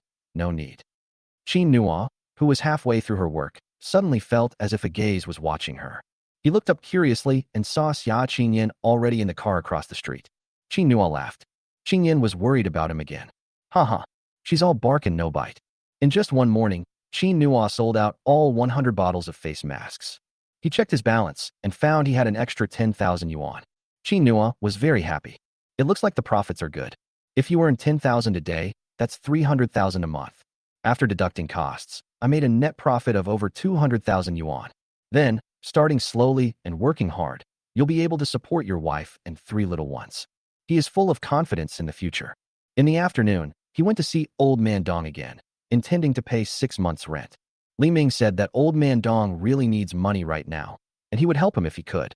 As they approached Old Man Dong's house, Chin Nua and the 3 children suddenly fell into a daze. All the houses in this community are the same. They are single-story residential buildings. I called Old Man Dong, but no one answered. He seems to be lost. Just as he was wondering what to do, he saw a slightly overweight man wearing glasses walk out. He paused for a moment when he saw Chin Nua and the 3 little ones following him around. The man seemed to be in a bad mood. He glanced at me, said nothing, and left. Chin Nua thought about it for a moment and decided to go up and ask, "Hello, do you know which household Dong Xianghe lives in?" The man paused, then frowned. "What do you want with Dong Xianghe?" Chin Nua, "Go to him and pay the rent." "Rent?" "Yes, the rent for the warehouse." "Man, are you the young man who rented the old man's warehouse?" Chin Nua, "It must be me." The man's expression immediately improved. He wanted to step forward and take Chin Nua's hand, but when he saw the 3 little ones, he stopped. I know where they live. I'll tell you the location. Can you help me out?" Chin Nua was slightly taken aback. "What kind of help?" The man said, "My name is Dong Qingli, and I am Dong Xianghe's adopted son. I just wanted to give him money, but he kicked me out. Could you help me give him some money? Just say you want to pay more rent, and I'll waive your rent too. I'll give you the money." As Dong Qingli spoke, he took out his phone, preparing to transfer money to Chin Nua. Chin Nua was slightly taken aback. Last time, Li Ming said that Dong Xianghe had an adopted son whom he hadn't been in contact with for many years. But now it seems that's not the case. Seeing Chin Nua's confusion, Dong Qingli quickly said, "Sai, my old man and I had a falling out over some things. He's old and stubborn. Even now that I've apologized, he won't listen and he won't take the money. It's all my fault, but I can't just stand by and watch the old lady get sick and do nothing." This warehouse was already dilapidated and in a remote location. I was the one who found the previous tenants. 2 years ago, After the old man found out that those were all my people, he refused to rent anymore. Brother, thank you so much for helping me. I'll definitely thank you properly. Just tell me what you need. Here's my business card and contact information. Qin Nua took the business card, glanced at it, and found himself somewhat amused and exasperated. The president of Leasing Group? This is a big boss. According to the ranking of companies in Jiangning City that Qin Nua checked during his spare time these past few days, Leasing Group and Tianyin Group are ranked almost the same. Dong Chunli scratched his head, his previous sharpness gone, replaced by a somewhat simple and honest expression. Even the biggest company can't help. It still can't handle the elderly. Sigh. The old lady needed surgery. I contacted many hospitals and consulted renowned experts, but none of them were willing to go. Dong Chunli's voice was full of helplessness. Qin Nua thought for a moment and asked, Mr. Dong, can you tell me why you fell out with the old man? I. Dong Chunli was a little embarrassed to speak. Qin Nua didn't ask any further questions. He pondered for a moment, then continued. Well, I have a good idea that can help you, but you don't need to pay the money. I still have to pay the rent, but to avoid the old man finding out, I'll pay it the same as before. After saying that, Qin Nua approached Dong Chunli and whispered a few words in his ear. Dong Chunli's eyes lit up. Would this work? Qin Nua, it should work. Let's give it a try first. With the three of them here, let them act cute a bit. When the three little dumplings saw their dad looking over, they immediately nodded. Uncle, don't worry. Dong Chunli nodded repeatedly. Okay, then I'll wait for your good news. Brother Qin, thank you so much. Qin Nua waved his hand. No need. It's no trouble at all. Dong Chunli happily told Qin Nua the address. But, as Qin Nua was leaving, he called out to him. Brother Qin, are these three little girls all your children? Qin Nua nodded. What's wrong? Dong Chunli waved his hand. No, it's nothing. I also know someone who has triplets. I feel like the three of them look familiar. Maybe it's just my imagination. Qin Nua nodded. I'm leaving. I'll contact you again later. Well, Qin Nua didn't see it. After he left, Dong Chunli stared intently at the three little ones' retreating figures, muttering to himself. It looks so familiar. Qin Nua led the three children toward Dong Xiang's house. On the road, Xia Kiki raised her head in confusion. Daddy, didn't you say last time that babies shouldn't lie? But this time, Daddy clearly sent them to lie. That's so strange. Xia Nuanyuan and Xia Guoguo nodded repeatedly. They couldn't understand it at all in their little heads. Qin Nua chuckled and ruffled the three little ones' heads. In this world, there is a kind of lie called a white lie. If we're doing this to help others, then it's okay to lie a little sometimes, you know? The three little ones nodded in confusion. Okay. So, if they want to lie to their mom when she's unhappy, is that okay? The three little ones thought so. Soon, the three arrived at Dong Xiang's house. Qin Nua explained the plan to the three children again before knocking on the door. Chapter 20. Which delivery guy is so amazing? Inside the house, Dong Xianghe was sitting beside his wife Wang Xiufan's bed, his withered hands holding hers. Oh, old woman, don't worry, I'll definitely find a way to get you to the hospital. Wang Xiufan opened her mouth and laughed. Yes, I know, old man. Thank you for your hard work. If it weren't for the fact that I couldn't have children back then, we wouldn't have. Dong Xianghe quickly waved his hand. What is the old woman saying? You're all we need. Look at us. Even a child is making us angry. You've taken care of me your whole life. Now it's my turn to take care of you. You get some rest, and I'll go cook for you. Our warehouse has also been rented out. When you're better, I'll take you to see that person's three dolls. They're very well behaved, and you'll definitely like them. Wang Xiufan nodded. After the smile faded, tears fell. When they got married, they were full of hope for the future. She loves children, and she knows the old man does too. But later, because she couldn't have children, he never mentioned it again. He was middle-aged when he adopted Chungli. Who knew what would happen later? The old woman felt a pang of sadness at this thought. Just then, there was a knock on the door. Dong Xianghe hurried over, but when he reached the door, he remembered Dong Chungli, who had just left home. Dong Xianghe paused slightly, then said, Why haven't you left yet? Hurry up and leave. Upon hearing this, Qin Nua said helplessly, Uncle Dong, it's me, Qin Nua. Dong Xianghe quickly opened the door to greet him. It's you. Come in, come in. Oh my, the three little ones are here too? Old lady, look, these three adorable little girls. Wang Xiufan quickly raised her head. She immediately smiled when she saw the three little dumplings. The three little babies are wearing pink dresses again today. Chubby Xia Guagua had a pork belly-shaped hair ornament on her head, which, combined with Shinchan's face, made her look adorably silly. Xia Kiki is a pink little flower. She blinks her eyes and smiles sweetly from time to time. Xia Nuanyuan's hair couldn't be tied up, so she could only wear a butterfly hair clip. But this does not diminish their beauty in the slightest. Wang Xiaofan was overjoyed. Her aged face was etched with even more wrinkles from her smile. Oh my, it's so cute. Come here, let Grandma take a look. Oh no, no, no, don't come any closer. Grandma is sick, please stay away. The three little dumplings raised their heads and looked at Qin Nua. Daddy, Qin Nua, it's okay, go inside and play with Grandma. He had already asked Dong Chunli before, and that Grandma Wang's illness was not contagious. The three little ones immediately nodded and skipped over to Wang Xiaofan. Then, Guogua and Kiki each held one of Wang Xiaofan's hands. Xia Nuanyuan stood to the side, watching intently. After playing with her grandma for a while, Xia Kiki spoke up dramatically. Wah, Grandma, what's wrong? Are you sick? Mommy said that if you're sick, you have to go to the hospital. Why isn't Grandma going to the hospital? Coco, can you take Grandma to the hospital? Xia Guogua and Xia Nuanyuan nodded repeatedly. That way Grandma can get better and eat delicious food with us. Dong Xianghe saw this scene in the living room and couldn't help but sigh. Qin Nua seized the opportunity. Grandpa, what's wrong? Dong Xianghe was completely unaware that Qin Nua was doing it on purpose. He shook his head and sat down. Nothing. By the way, Xiao Qin, I haven't asked you yet. What brings you here today? Qin Nua said. I'll pay your rent for the next 6 months. I earned my first paycheck yesterday. That's enough. Dong Xianghe. Oh, that's great. In that case, you can be admitted to the hospital next door. Seeing Dong Xianghe's appearance, Qin Nua asked curiously, Grandpa, don't you have an adopted son? Why don't you let him come and help? Dong Xianghe immediately said, don't even mention that brat. Back then, he said he was going to run away from home and support himself for a woman. And then he really did run away.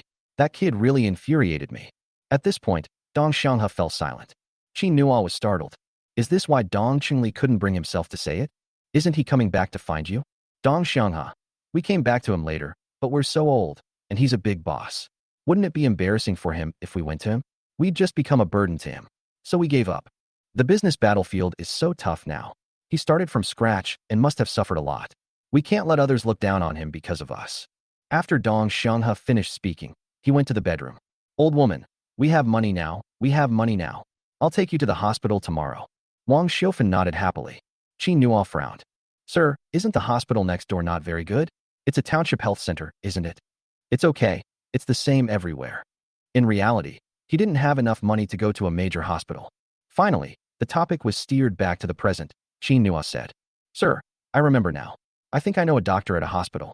Their hospital has a support program recently, and they asked me last time if I had any patients who needed help. Let me ask them for you. Upon hearing this, Old Man Dong's eyes immediately lit up. Okay, thank you very much, Xiao Qin. Qin Nua nodded, went outside, picked up her phone, and made a call. On the other end of the phone, Dong Chunli was extremely anxious. How is it? Brother Qin, it's all set. Send me the address and contact information for the doctor in a bit. Well, however, during the surgery, Mr. Dong, I know, I won't show up. Brother Qin, thank you so much. Here's what I'll do. I'll treat you to a meal sometime. By the way, raising 3 children must be very tiring for you, right? I'll give you some money. Dong Chunli became more and more excited as he spoke. Qin Nua smiled and said, No need, it's nothing. But Brother Dong, I think it would be better if you showed up after the surgery. Dong Chunli. All right. If you ever need any help in the future, remember to tell me. I'll definitely do my best. You're my great benefactor, Brother Qin. After hanging up the phone, Dong Chunli happily went to contact the doctor. After everything was arranged, the secretary called. Young Master Dong, I found out why President Xia didn't attend the appointment. Apparently, it's because she found the child's father? Dong Chunli narrowed his eyes slightly. The child's father? Which company's CEO? Then, after eloping with his first love, they broke up not long afterward due to their youthful indiscretions. Later, he worked hard in his career and was still unmarried in his 30s. That's why he went on a blind date with Xia Qingyan, but was stood up, which has always been a thorn in Dong Chunli's side. The secretary quickly said, No, he's just a poor guy who delivers takeout. Dong Chunli, what? I lost to a poor kid who delivers takeout. The secretary was momentarily speechless and could only manage an awkward smile. Mr. Dong, I heard that the child's father has moved into Mr. Xia's villa and is now helping to take care of the child. It seems he's being kept. Would you like me to look into his background for you?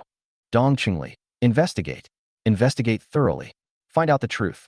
I want to see which delivery guy is so capable. Chapter 21 Qingyan, Let me give you a massage. Night. Qin Nua brought the babies home, prepared dinner, and waited for Xia Qingyan to return. At 6:30, Xia Qingyan entered the room, changed into slippers, and then came over to eat. She had barely sat down when she noticed that Qin Nua was feeding the three little ones while looking at her. His gaze seemed to see right through her. Xia Qingyan put down her chopsticks somewhat awkwardly. What are you looking at? Do I have flowers on my face? Qin Nua. No. But Qingyan, did you come to see me today to help me? Upon hearing this, Xia Qingyan panicked. How did he know? No. I just happened to be passing by the Triumph building with my colleagues and went in to buy some things. Qin Nua couldn't help but laugh. Xia Qingyan panicked even more. Sky, what is she saying? Is this an admission of guilt? This man is terrifying. Even sitting across from him can affect one's mind. Qin Nua's smile deepened. Xia Guagua, who was eating, suddenly stared wide-eyed with curiosity when her father stopped feeding her. Daddy, what's wrong? Mommy, come see us. We sold so many face masks today. Guagua even modeled for Daddy. Coco and Nuanyuan are little cashiers.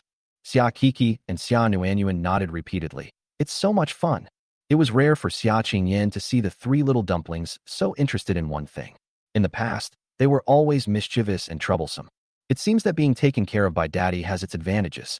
She was about to offer some praise when she saw Xia Kiki pout again, looking like she was about to cry. Xia Qingyan asked worriedly, "What's wrong?" Xia Kiki looked at her seriously. "It's fun, but it's so tiring. Mommy, are you always this tired from work? From now on, Coco will never cause Mommy any more trouble." Guagua too. Xia Guagua's mouth was stuffed full, so she couldn't speak clearly. Xia Nuanyuan nodded as well. Xia Qingyan suddenly felt a warm current flow through her heart and almost burst into tears. Why are they so obedient? Qin Nua casually handed over a piece of paper. Wipe it off. With such a well-behaved daughter, even he would be moved to tears. Xia Qingyan took the tissue but didn't use it. She gripped the tissue tightly and ruffled Xia Guagua's frizzy hair, which had been flying around all day. Mommy isn't tired, babies. Don't worry, let's eat. Okay, Mommy will eat too. Xia Kiki picked up a shrimp for Xia Qingyan. Xia Guagua and Xia Nuanyuan followed closely behind. Xia Qingyan's bowl was soon full. She picked up her chopsticks and began to eat slowly and deliberately. The food tastes especially good today. After finishing her meal, she went to work as usual, while Qin Nua went to clean up the dishes. The three little dumplings watched cartoons in the living room for a while. Maybe it's because I was too tired today. They soon drifted off to sleep. When Xia Qingyan came out, she saw Qin Nua carrying the three little babies who were sleeping on the sofa back to bed and covering them with small blankets. She couldn't help but laugh. After Qin Nua put the three little ones down, she turned around and saw Xia Qingyan smile. Now, her hair was loose and she wore exquisite makeup, exuding an indescribable allure. Only, her eyes, however, showed signs of weariness. It was already 10 o'clock, and Qin Nua walked over with a feeling of heartache. Go remove your makeup. I'll tidy up the study for you. Xia Qingyan instinctively wanted to refuse, but the words were already on the tip of her tongue, so she nodded and said, okay. After removing her makeup, she put on the face mask that Qin Nua had brought back and lay down on the sofa to rest with her eyes closed. A moment later, she heard Qin Nua walk up behind her and stop. Xia Qingyan, what's wrong? Qin Nua, shall I give you a massage? Xia Qingyan was shocked. You can do massage? Qin Nua, I learned a little bit about it in my previous life. Back then, he learned quite a few odds and ends on his own. Unfortunately, no one has ever enjoyed it. Xia Qingyan looked puzzled upon hearing this. What are you talking about? Qin Nua smiled, and, seeing that Xia Qingyan didn't resist too much, came to her side and placed his hands on her temples.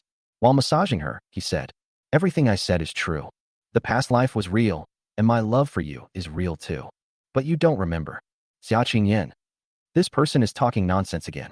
That's strange. However, the massage I received was really comfortable. My head, which had been heavy and throbbing, now felt light and incredibly comfortable. Xia Qingyan decided to let bygones be bygones when Qin Nua talked nonsense. Qin Nua, thank you. What? I have never seen the three of them so obedient. Qin Nua finally understood what Xia Qingyan meant. His hand paused for a moment, then tightened its grip. Have you forgotten? They're my babies. How can you say thank you? Xia Qingyan, yes, but thank you anyway. In return, if you can't find the person you're looking for, I can use the company's resources to help you find them. Qin Nua, it seems she still doesn't believe what she's saying at all. Forget it. No need to look anymore. The room fell silent immediately. Xia Qingyan, dressed in pajamas, lay gracefully on the sofa. Qin Nua was right next to her head, gently massaging her. Xia Qingyan suddenly felt a little uncomfortable, and even the room felt hot. She decided to start a conversation. Your face mask sales are pretty good today. Qin Nua, of course. Don't you know who I am? I'm your future husband. I earned 10,000 yuan today. Honey, wait a minute. Once I've earned enough money, you won't have to work so hard anymore. I'll support you. Xia Qingyan's brow twitched. For some reason, she always felt that Qin Nua's words were very unreliable. But it seems to be true. And her. I actually felt my heart beating a little fast. Why is this strange feeling coming back again? This is not normal. She must be sick. Even my face started to feel hot. Xia Qingyan stood up abruptly, breaking free from Qin Nua's hand. He was stunned when he saw Qin Nua. She quickly said, I'm sleepy. I'm going back to my room to sleep. You should go to sleep early too. After saying that, before Qin Nua could react, she quickly ran back into the house. Qin Nua watched her retreating figure, his smile gradually widening. Is Qingyan falling for him? Ha. Xia Qingyan, who had returned to her room, was now completely out of control. She felt like she was going to lose her mind. She originally wanted to talk to someone, but her intuition told her that she shouldn't just ask anyone. Otherwise, people would definitely think that she can't even control her emotions. So how could she be qualified to be a CEO? Thinking of this, Xia Qingyan lay down. She had originally planned to go to sleep, but somehow, she couldn't fall asleep no matter how hard she tried. Xia Qingyan simply sat up and made a call to her private doctor, Shun Yu. Dr. Shun, I think I'm sick. Chapter 22. You've caught a love sickness, haven't you? Her work is very important these days, and she is determined not to allow any problems with her health. What happened, President Xia? Is it serious? Do you need me to come over? Shin Yu asked worriedly. Xia Qingyan quickly said, No need. It's so late. I have a first aid kit at home. Just tell me what medicine to take, and I'll take it myself. Shin Yu? That's fine then. What are your symptoms, Miss Xia? Xia Qingyan. That's right. At first my heart was beating very fast, and later my face also felt a little hot, and I didn't feel very comfortable. But only for a short while. I feel much better now. Shin Yu, a little while? In what little while? Xia Qingyan bit her lip. That's right. A man was giving me a massage just now. A man? Shin Yu exclaimed in surprise. Xia Qingyan, it's not what you think. Anyway, I was being massaged by him, and then I felt very uncomfortable. Shin Yu. Forgive my bluntness, Mr. Xia. Is this only how you act in front of him? Xia Qingyan was stunned when the question was asked. It seems so. Puff. Shin Yu couldn't help but laugh. President Xia, do you like him? Huh? Impossible. Why not? If you blush and your heart races when you see a man, that means you like him. Xia Qingyan. Does she like Qin Nua? How is that possible? That's absolutely impossible. She isn't. She didn't. Don't talk nonsense. What medicine do you want to take? Well, Shin Yu was in a difficult position. In this situation, why don't you rest for a while and see if we can go back to it tomorrow? Xia Qingyan. But I have to go to work tomorrow. Shin Yu. President Xia, it's the weekend tomorrow. Can't you take a break? Take the kids out for a stroll and relax. Otherwise, if you're constantly under high stress, you're likely to get sick. You're not a machine. Hearing this, Xia Qingyan nodded and said, All right then, I'll rest tomorrow and see. Shin Yu. Okay, call me again if you have any more questions. After saying that, Shin Yu then hung up the phone. Xia Qingyan lay on the bed and seriously considered Shin Yu's words, then suddenly felt like she had gone crazy. She simply hugged the blanket and closed her eyes. But she still couldn't sleep. Xia Qingyan took out her phone again, opened the search bar, and typed in a line of text. Is it really possible to be reborn with amnesia in this world? The next moment, the search bar showed rows and rows of various time travel novels, and various stories about men being reborn and returning to the past to show off and get their faces slapped. Xia Qingyan. What is she doing? She was actually starting to believe Qin Nua's words. This is absolutely insane. She tossed and turned in bed until late at night before finally falling into a deep sleep. Qin Nua also went to bed early. The system's voice sounded in my mind again. Ding. Congratulations, host. Your luck value has doubled by 10, and you have gained 1,000 luck points. Lottery. Congratulations, host, for acquiring the skill of ballroom dancing. Note, this skill will be integrated with the host, and the host will gain top-notch ballroom dancing skills. The next day, Xia Qingyan thought she would have dark circles under her eyes. But, looking in the mirror, she found that she was still radiant. Could it be? Was it Qin Nua's face mask that worked? Qin Nua had already gotten up and was preparing breakfast. After Xia Qingyan finished washing up, She went outside and saw him packing food into a lunchbox. Qin Nua bought that lunchbox for himself the day before yesterday. Xia Qingyan walked over and stopped Qin Nua. No need to pretend. I'm not going to work today, and I'm not bringing lunch. Really? That's great. What are you planning to do today? Xia Qingyan thought for a while, recalling Shun Yu's words from last night. Shall we take the three little ones shopping? Good. After finishing their meal, Qin Nua took the three little ones out the door. The four of them walked in front, with Xia Qingyan following behind. As she walked, she suddenly realized that the three little dumplings were no longer clinging to her. She frowned slightly. Although I used to think they were too clingy, I feel a little disappointed now. As she was thinking, Qin Nua turned around and said, "Wife, hurry up." The three little dumplings quickly ran back and grabbed her hands. "Mommy, hurry up. How about Daddy pulls Mommy along? Mommy's too tired. She can't walk fast." After saying that, Xia Guogua directly handed Xia Qingyan's hand to Qin Nua. "Xia Qingyan." Qin Nua smiled and extended her hand. This girl truly deserves to be her own daughter. So good. However, before his hand could even touch Xia Qingyan, she quickly withdrew it. I can walk fast. Let's walk, let's walk."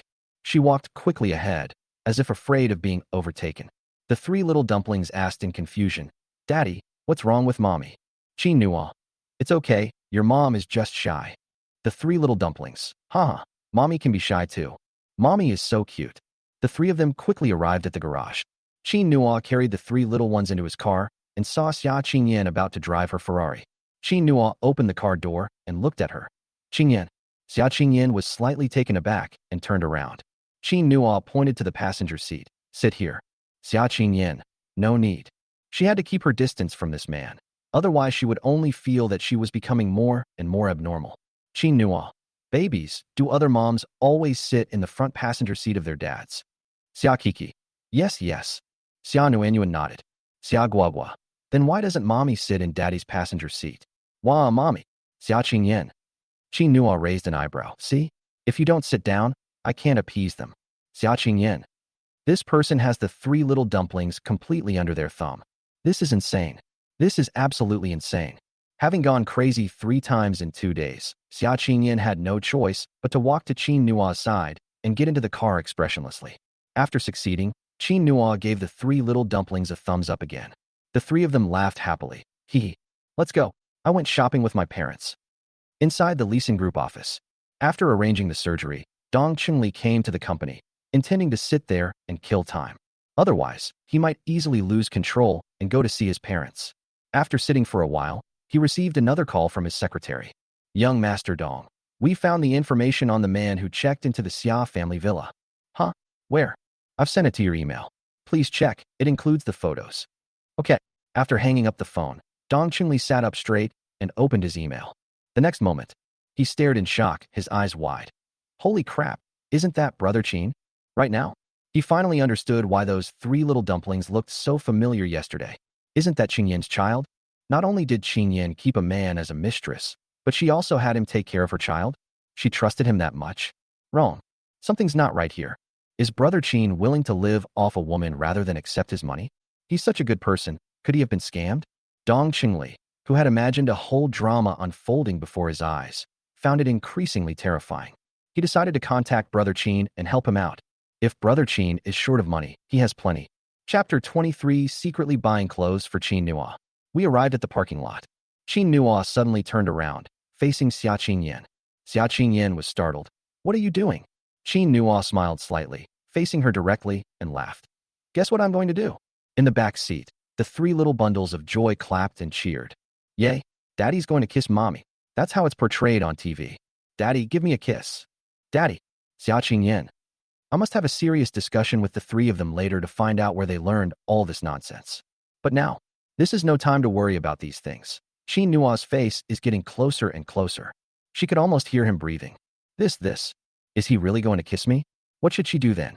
Xia Qingyan quickly unbuckled her seatbelt, intending to jump out of the car at the last moment. However, the next moment, the door next to her opened. "Qin Nua, I'll open the door for you." Xia Qingyan. This person is really something. Can't she open the door herself? Shall we get off the bus? I'll go get the little ones. Xia Qingyan had no choice but to get out of the car in a panic. The three little dumplings were very disappointed. "Daddy, why didn't you kiss Mommy?" That's right. Daddy didn't get to kiss mommy several times, so he's unhappy. Qin Nuo. Ha, you guys. How about Daddy kisses you next time? Xia Qingyan, who was walking ahead, paused. There's going to be a next time? No, no, no, there absolutely cannot be a next time. The three little dumplings didn't understand any of this. If Daddy can't kiss mommy, how about Daddy kisses the babies instead? Guogua nodded repeatedly. After hesitating for a moment, Nuanyuan also stood behind Kiki. Upon seeing this, Qin Nuo felt a sudden softening in her heart. These three little guys are absolutely adorable. Okay, but there's a catch. No kissing on the lips, understand? The three little ones looked puzzled. Why? Qin Nuo, because you are girls and Daddy is a man. In the future, if other men want to kiss you, they can't kiss your lips, understand? Wait, no, I can't let any other man touch me except for my dad. Do you understand? The three little ones nodded blankly. Xia Kiki took the lead. Okay, Daddy. Xia Guogua knows too. Xia Nuanyuan nodded as well. Qin Nuo then leaned in and said, Come on, let's kiss. Xia Kiki ran over quickly, hugged Qin Nuo's face, and gave him a big kiss. Xia Guogua followed closely behind. It's Xia Nuanyuan's turn. Xia Qingyan, who was standing not far away, saw this scene and quickly said, Nuanyuan doesn't like to interact with people. However, before she could finish speaking, Xia Nuanyuan hesitated for only a moment before running to Qin Nuo's side. But she was very timid, and after trying again and again, she only lightly touched Qin Nuo's face. This small gesture made Xia Nuanyuan's face flush red. She dared not look at her father anymore and hid shyly to the side. Qin Nuo felt a warm glow in her heart. These three little bundles of joy are so heartwarming. Looking at Xia Qingyan again, she saw that she was shocked. Qin Nuo, what's wrong? Do you want to kiss too? Xia Qingyan. She turned around quickly. Let's go. Qin Nuo looked over at her and noticed that her ears had turned suspiciously red. Qingyan is just like in her previous life. After getting shy, her ears inevitably turn red first. He led the three little ones forward. At this moment, she went to the corner to answer the phone. Qin Nuo waited for her nearby with her three little ones. Xia Qingyan's expression grew increasingly grave. I understand about the cocktail party next Monday. I can find a boyfriend, don't worry. Okay, let's hang up. Qin Nuo was slightly taken aback. A cocktail party? Xia Qingyan. Yes, I've always attended the various socialite parties in Jiangning City alone for so many years, because of her. The word "mont" was not spoken. Xia Qingyan then changed her mind. My dad is afraid people will talk about him behind his back again. Let's go shopping. Xia Qingyan hadn't figured out how to tell her father about Qin Nuo. However, she had already decided to bring Qin Nuo to the party. Qin Nuo, if it's a cocktail party, how about I go with you? Xia Qingyan was slightly taken aback. She had originally planned how to tell Qin Nuo about this. He's delivered food for so many years, he might be a bit stage frightened. Moreover, the appearance of a man who is a single mother will inevitably spark more discussion. They might even be labeled as a gigolo. She did want to support Qin Nuo, but I didn't want to embarrass Qin Nuo because of this. After all, everyone has dignity. But to my surprise, he brought it up himself. Are you sure? Do you know what you'll be facing? Qin Nuo nodded. I know. That's why I'm worried about you going alone, so I'll go with you. Seeing Qin Nuo's determined look, Xia Qingyan nodded. All right, then come with me. After saying that, she then turned and walked ahead. Qin Nuo smiled slightly and followed behind, pulling the three little dumplings along with her. After strolling around for a while, Xia Qingyan turned to Qin Nuo and said, I have something to take care of. I'm going to the top floor of the mall. You can show them around here for a bit. If there's anything you want to buy, just put it on my tab. Qin Nuo couldn't help but laugh. Okay, wife. Qingyan in this life is really quite adorable. She's really planning to support him. After Xia Qingyan left, he took the three little ones to play in the nearby children's playground. At this time, the top floor of the shopping mall, Xia Qingyan got off the elevator and headed straight for a high-end bespoke suit shop. As soon as the shop owner saw Xia Qingyan, he came up to her and said, President Xia, what brings you here? Are you buying clothes for your father again? Xia Qingyan shook her head. No, give it to. He thought for a while, unsure of how to address Qin Nuo. I might as well go all out. Make it for my boyfriend. Oh, Ms. Xia, you have a boyfriend.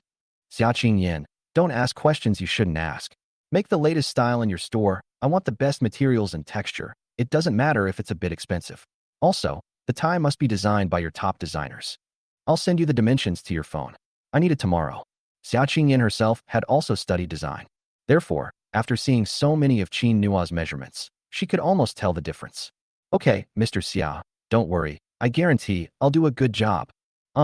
Xia Qingyan nodded and discussed the details with the shop owner. At this time, downstairs, after playing nearby for a while, Qin Nuo suddenly heard a familiar exclamation. Brother Qin. Brother Qin, is that really you? I was just about to call you and make an appointment. Oh, what a coincidence. Qin Nuo turned her head and saw Dong Qingli. The three babies saw her too.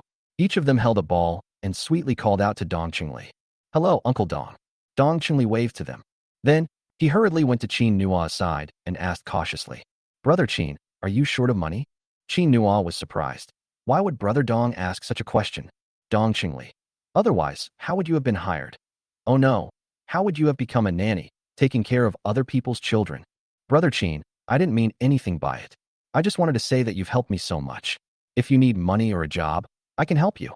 Chapter 24, A Powerful Defense of Her Husband. He's my man. Qin Nuo felt increasingly uneasy as she listened. Brother Dong, are you perhaps misunderstanding something? Dong Qingli. What misunderstanding could I possibly have? I had my secretary investigate you. Oh, I'm sorry, it wasn't intentional. I was just looking into the man staying at President Xia's villa. I never expected that man to be you. Tell me, you used to deliver food, and you grew up in an orphanage. It's true that life in an orphanage is tough, requiring constant subsidies. But you, Qin Nuo? Does he suspect he's being kept by a sugar daddy? Wrong. Why are you investigating President Xia? Dong Qingli. Speaking of this, I'm even more embarrassed. My previous girlfriend didn't work out, right? I've been focused on my career all these years and haven't gotten married.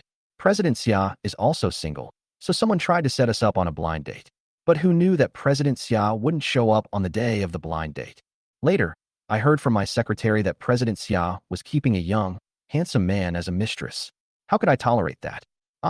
Ahem, Brother Qin. I wasn't talking about you, I was talking about. Dong Qingli spent a long time explaining, only to find that his explanations were becoming increasingly superfluous. He said bluntly, Hey, Brother Qin, what I mean is, if you're short of money, I can give you as much as you want. You've helped me so much, you're my brother from now on. I'm like you, an orphan. I don't have any brothers or sisters you. Brother Qin, do you understand what I mean? Qin Nuo heard Dong Qingli's increasingly exaggerated words and was about to explain something. Suddenly, a cold voice came from behind. Young Master Dong, what are you doing? Is Qingyan back? Qin Nuo quickly turned his head, but Xia Qingyan didn't even look at him and directly blocked his way. Young Master Dong, it was my fault for not going that time. I was just about to find an opportunity to apologize to you. But you can't blame my boyfriend either. After Xia Qingyan had discussed the details of the clothes with the shop owner, she went downstairs to find Qin Nuo. To everyone's surprise, as soon as they stepped out of the elevator, they saw Dong Qingli excitedly talking to Qin Nuo. She was startled and quickly ran over. Without thinking twice, he immediately protected Qin Nuo. Joke. How dare they bully Qin Nuo in front of her? Is this guy crazy? She had no idea that she was about to blurt out the word boyfriend again. These three words stunned both Qin Nuo and Dong Qingli. Qin Nuo knew that Xia Qingyan had misunderstood and originally wanted to stop Xia Qingyan. But at this moment, he changed his mind. It feels so good to be protected by my wife. Dong Qingli nearly went insane. He was completely taken aback. You your boyfriend?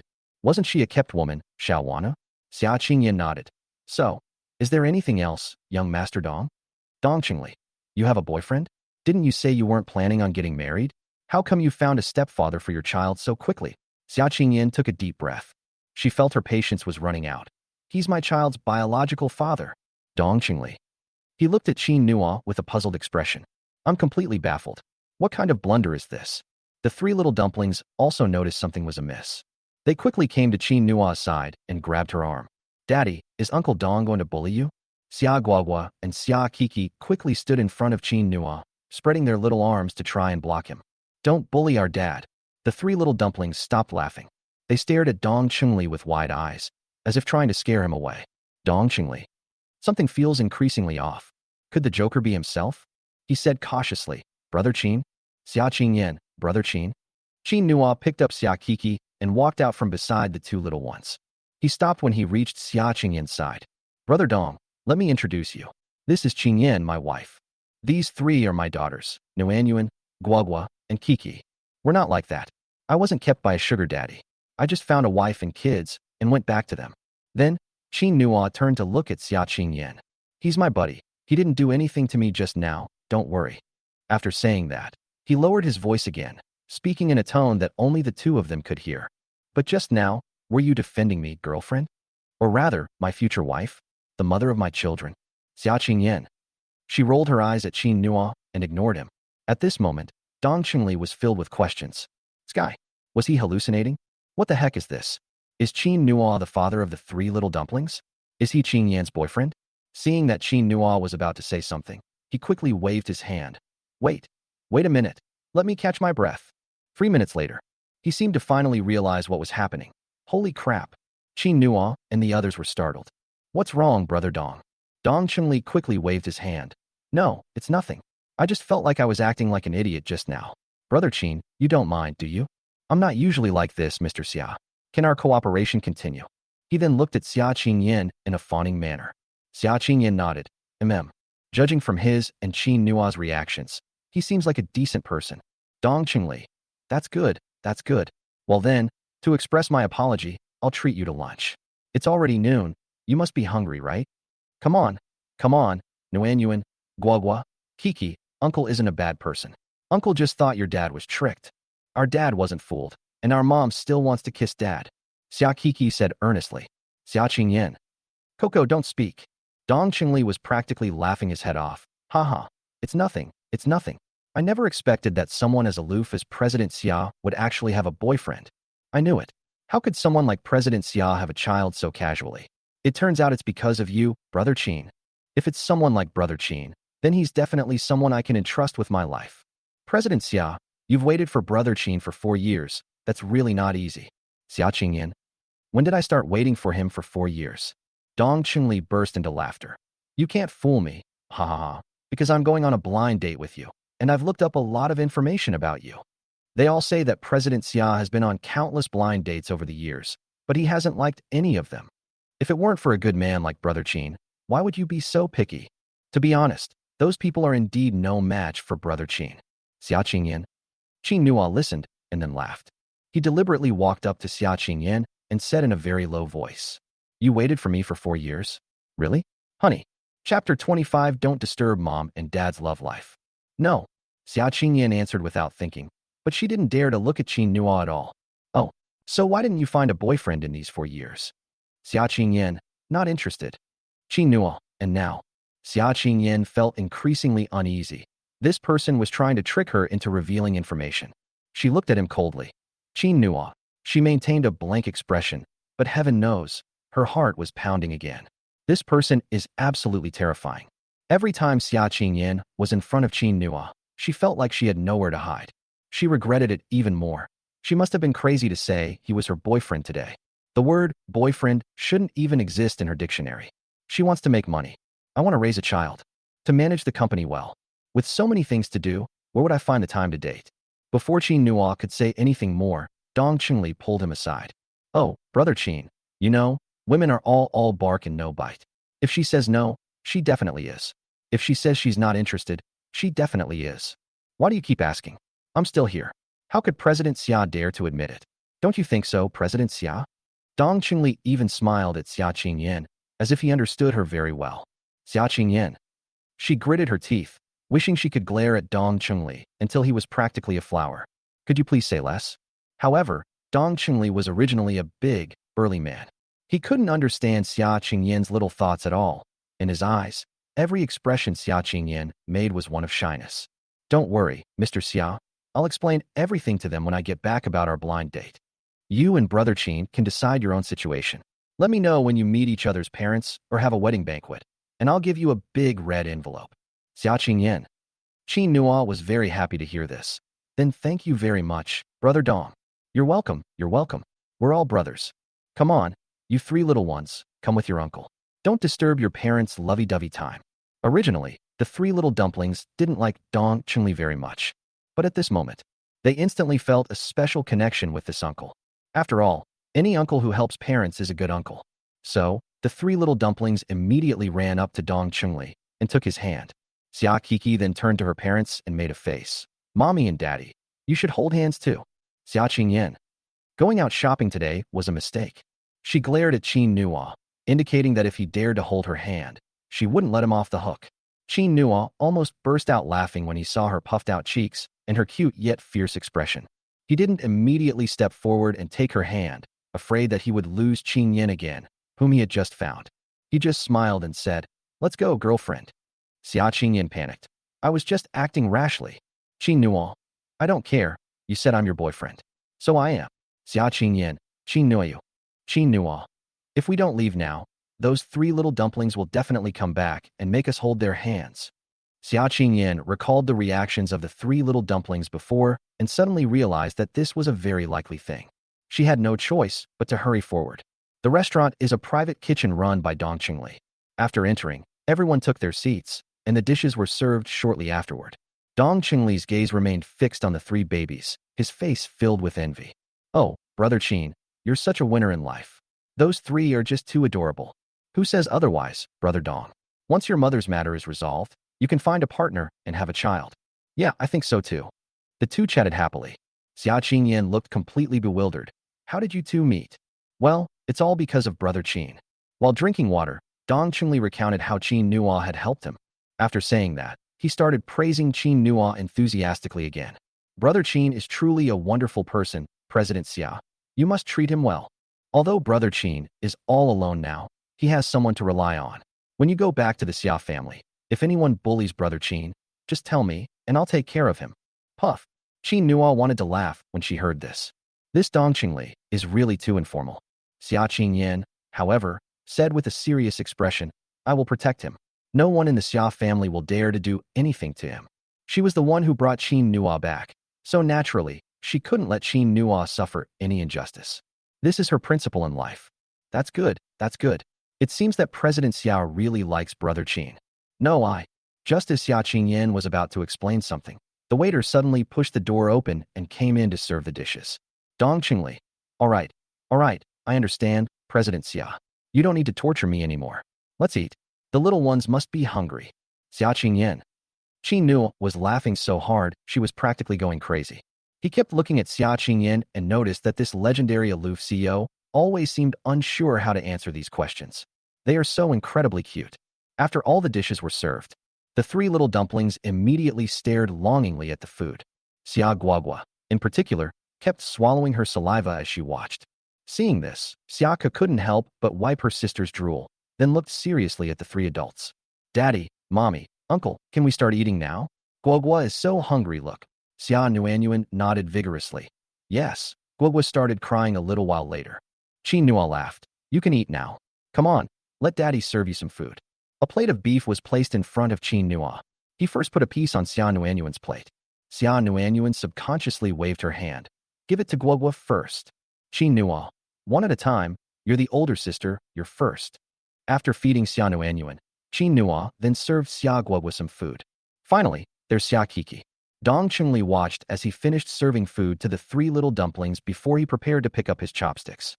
However, right now, he noticed that Qin Nuo had picked up another piece of beef and habitually placed it on Xia Qingyan's plate.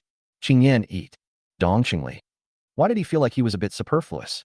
Is brother Qin going to put a piece on his plate too? Seeing that Qin Nuo had picked up his chopsticks again, Dong Qingli quickly said, "Brother Qin, don't." He can't stand it when people put food on his plate. Qin Nuo put the piece of beef into her mouth and looked at Dong Qingli with a puzzled expression. "Brother Dong, why aren't you eating?" Dong Qingli. "Although it's true that I didn't pick it up myself, but why do I still feel something's off?" He could only manage a dry laugh. "Well, let's eat now. Let's eat now." Qin Nuo nodded. "Yes, it's delicious. Eat up." The three little ones nodded repeatedly. Even Xia Qingyan didn't refute it. "It really is delicious." As soon as she finished speaking, Qin Nuo put the second piece of beef into her bowl. "If you like it, have another piece." Dong Qingli. Chapter 26. This is what a boyfriend should do. Xia Qingyan was also stunned. She originally thought that Qin Nuo served herself food for the first time because she was serving the babies as well. But this time, it definitely won't be. She looked up at Qin Nuo. "Qin Nuo, don't you like to eat? Eat. This is what a boyfriend should do. No need to be touched." Xia Qingyan. When did he become her boyfriend? Does this person have no shame? The shameless Qin Nuo didn't even look at Xia Qingyan's expression. He started serving food to the three little dumplings again. Then, throughout the meal, Dong Qingli sat there watching Qin Nuo keep putting food on the three little dumplings and Xia Qingyan's plates. The three little dumplings would also occasionally put some food on their father's plate. And then there's the legendary aloof and unapproachable CEO Xia. Not only did she eat the food Qin Nua picked up, she also seemed to smile. Is this the power of love? Dong Qingli is becoming depressed. He could only eat his meal in silence. He often came to this restaurant and always thought the food there was especially delicious. But today, he felt that the food here was nothing special. It has no taste at all.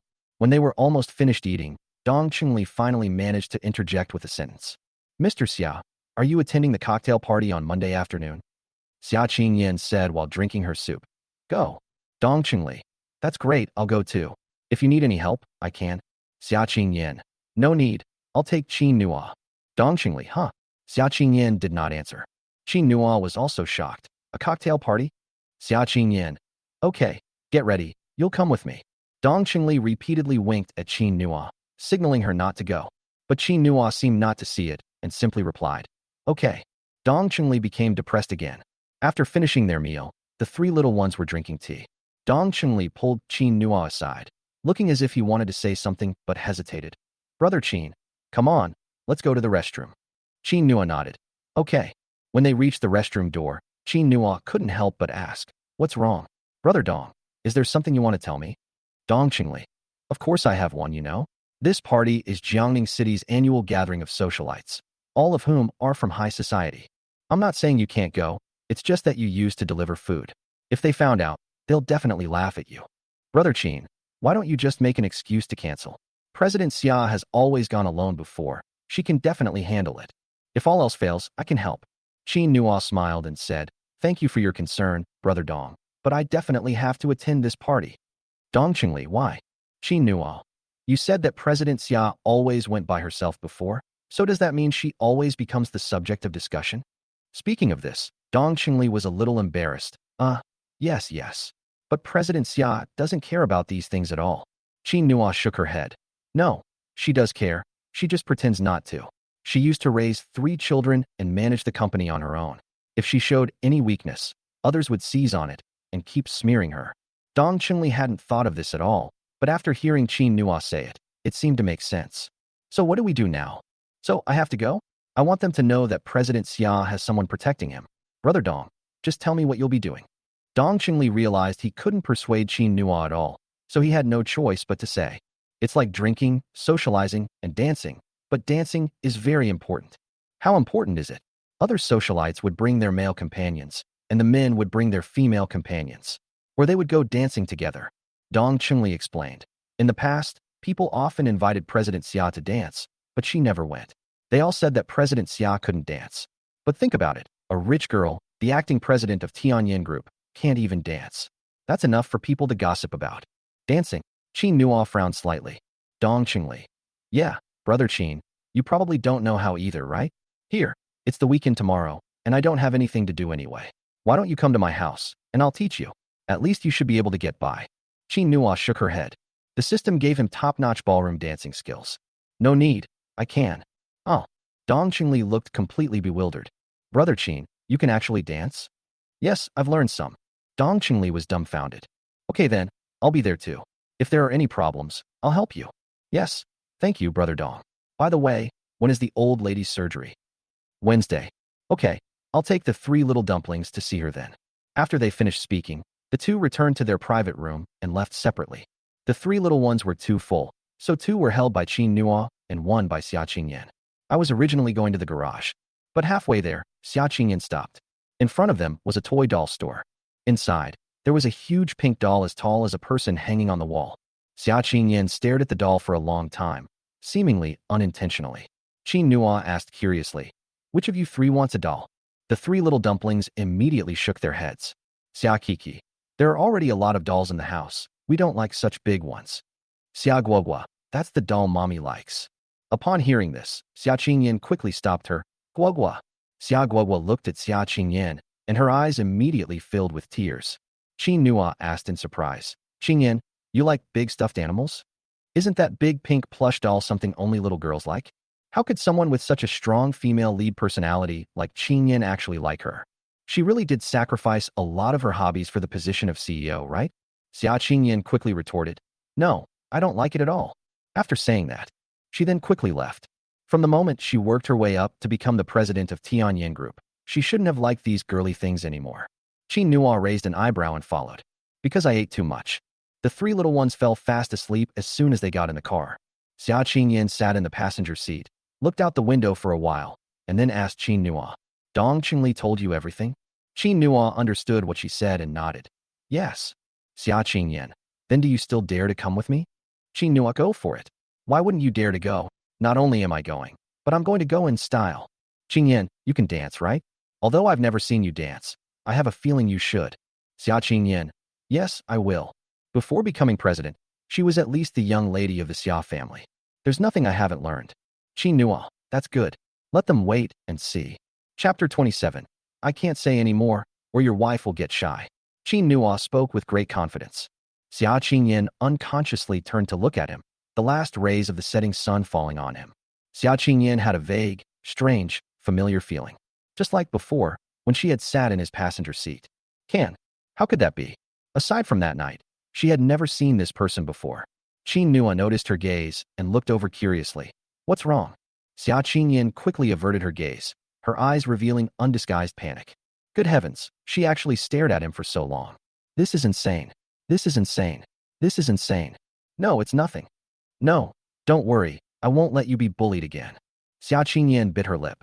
She had originally wanted to tell Qin Nua that her talk about boyfriend today was just something she said casually in her haste. But now, she suddenly doesn't know what to say. Afternoon. Qin Nua went to sell face masks again, and the three little ones insisted on coming along. Xia Qingyan thought for a moment, and then said, Shall I go with you? She also wanted to participate in their interaction, feeling it would be a very special experience. Qin Nua waved her hand. No, your status is different. If people see this, they'll gossip. I can wear a mask and a hat. Xia Qingyan said, There are many epidemics recently, so bringing it won't arouse suspicion. Xia Qingyan spoke in a hurry, and Qin Nua couldn't help but look up at her.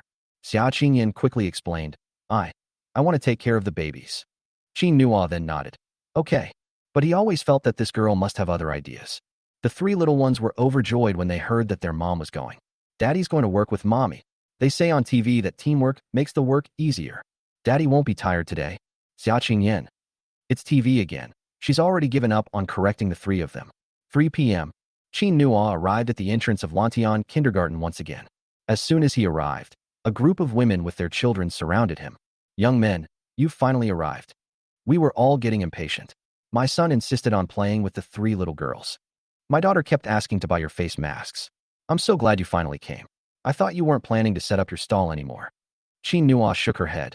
No, I had something to do this morning. I'll find a shop another day, and everyone can buy from my shop. When the eldest sister saw Xia Qingyan, who was wearing a mask and hat but had a great figure, standing next to Qin Nua, she immediately smiled knowingly. That's great. But young man, judging from your appearance, you went to spend the morning with your wife, didn't you? Qin Nua hadn't spoken yet. Xia Kiki, ever the clever one, said, Yes, Daddy is shopping with Mommy. The older sister laughed heartily. Haha, I knew it. It's the weekend. Xia Kiki seemed to have received praise and continued to show off. Daddy even put food on Mommy's plate. Qin Nua listened while secretly chuckling to herself. Xia Qingyan was wearing a mask, so her expression was not visible. The onlookers were in stitches because of Xia Kiki. Haha, you two are so loving. Xia Kiki nodded repeatedly. Yes, yes, Daddy loves Mommy very much, and Mommy loves Daddy very much too. Xia Guagua ran over and chimed in. Mommy blushes when she talks to Daddy. Xia Nuanyuan also wanted to say something, but she discovered that her two younger sisters had stolen all her lines. Everyone, ha ha ha. Young man, your three girls are so much fun. Your family is so loving.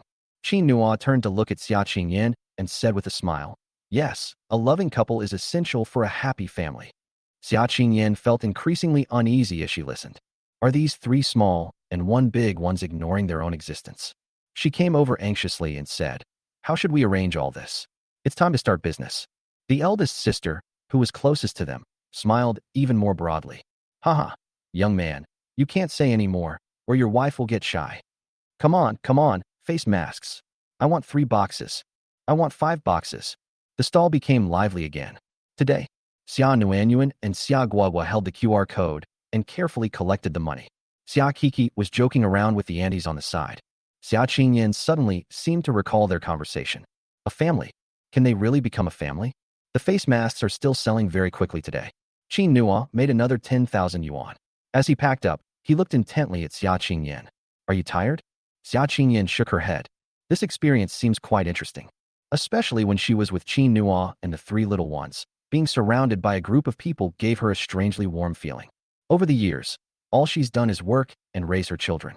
It seems that I have almost no circle of my own. I rarely feel this way anymore. If you're not tired, let's go home. Xia Qingyan nodded. After returning home, Qin Nua called over the three little dumplings, and they whispered together for a long time. Xia Guogua happily ran to Xia Qingyan's side. Mommy, I want some candy, but we're out of candy. Can Daddy come with me to buy some? Xia Qingyan nodded. Okay, go ahead. Xia Guogua happily ran into Qin Nua's arms. Let's go, Daddy. Qin Nua picked up Xia Guogua. Come on, you two stay home with Mommy. Daddy will be back in a little while. Okay, Daddy. Xia Kiki pulled Xia Nuanyuan to Xia Qingyan's side and started playing with her. Qin Nua went out the door. Instead of taking Xia Guogua to the convenience store, they quickly went to the parking lot, drove out, and in the car, Xia Guogua said sweetly, Daddy, Guogua helped you lie to Mommy, so do you really get a lollipop?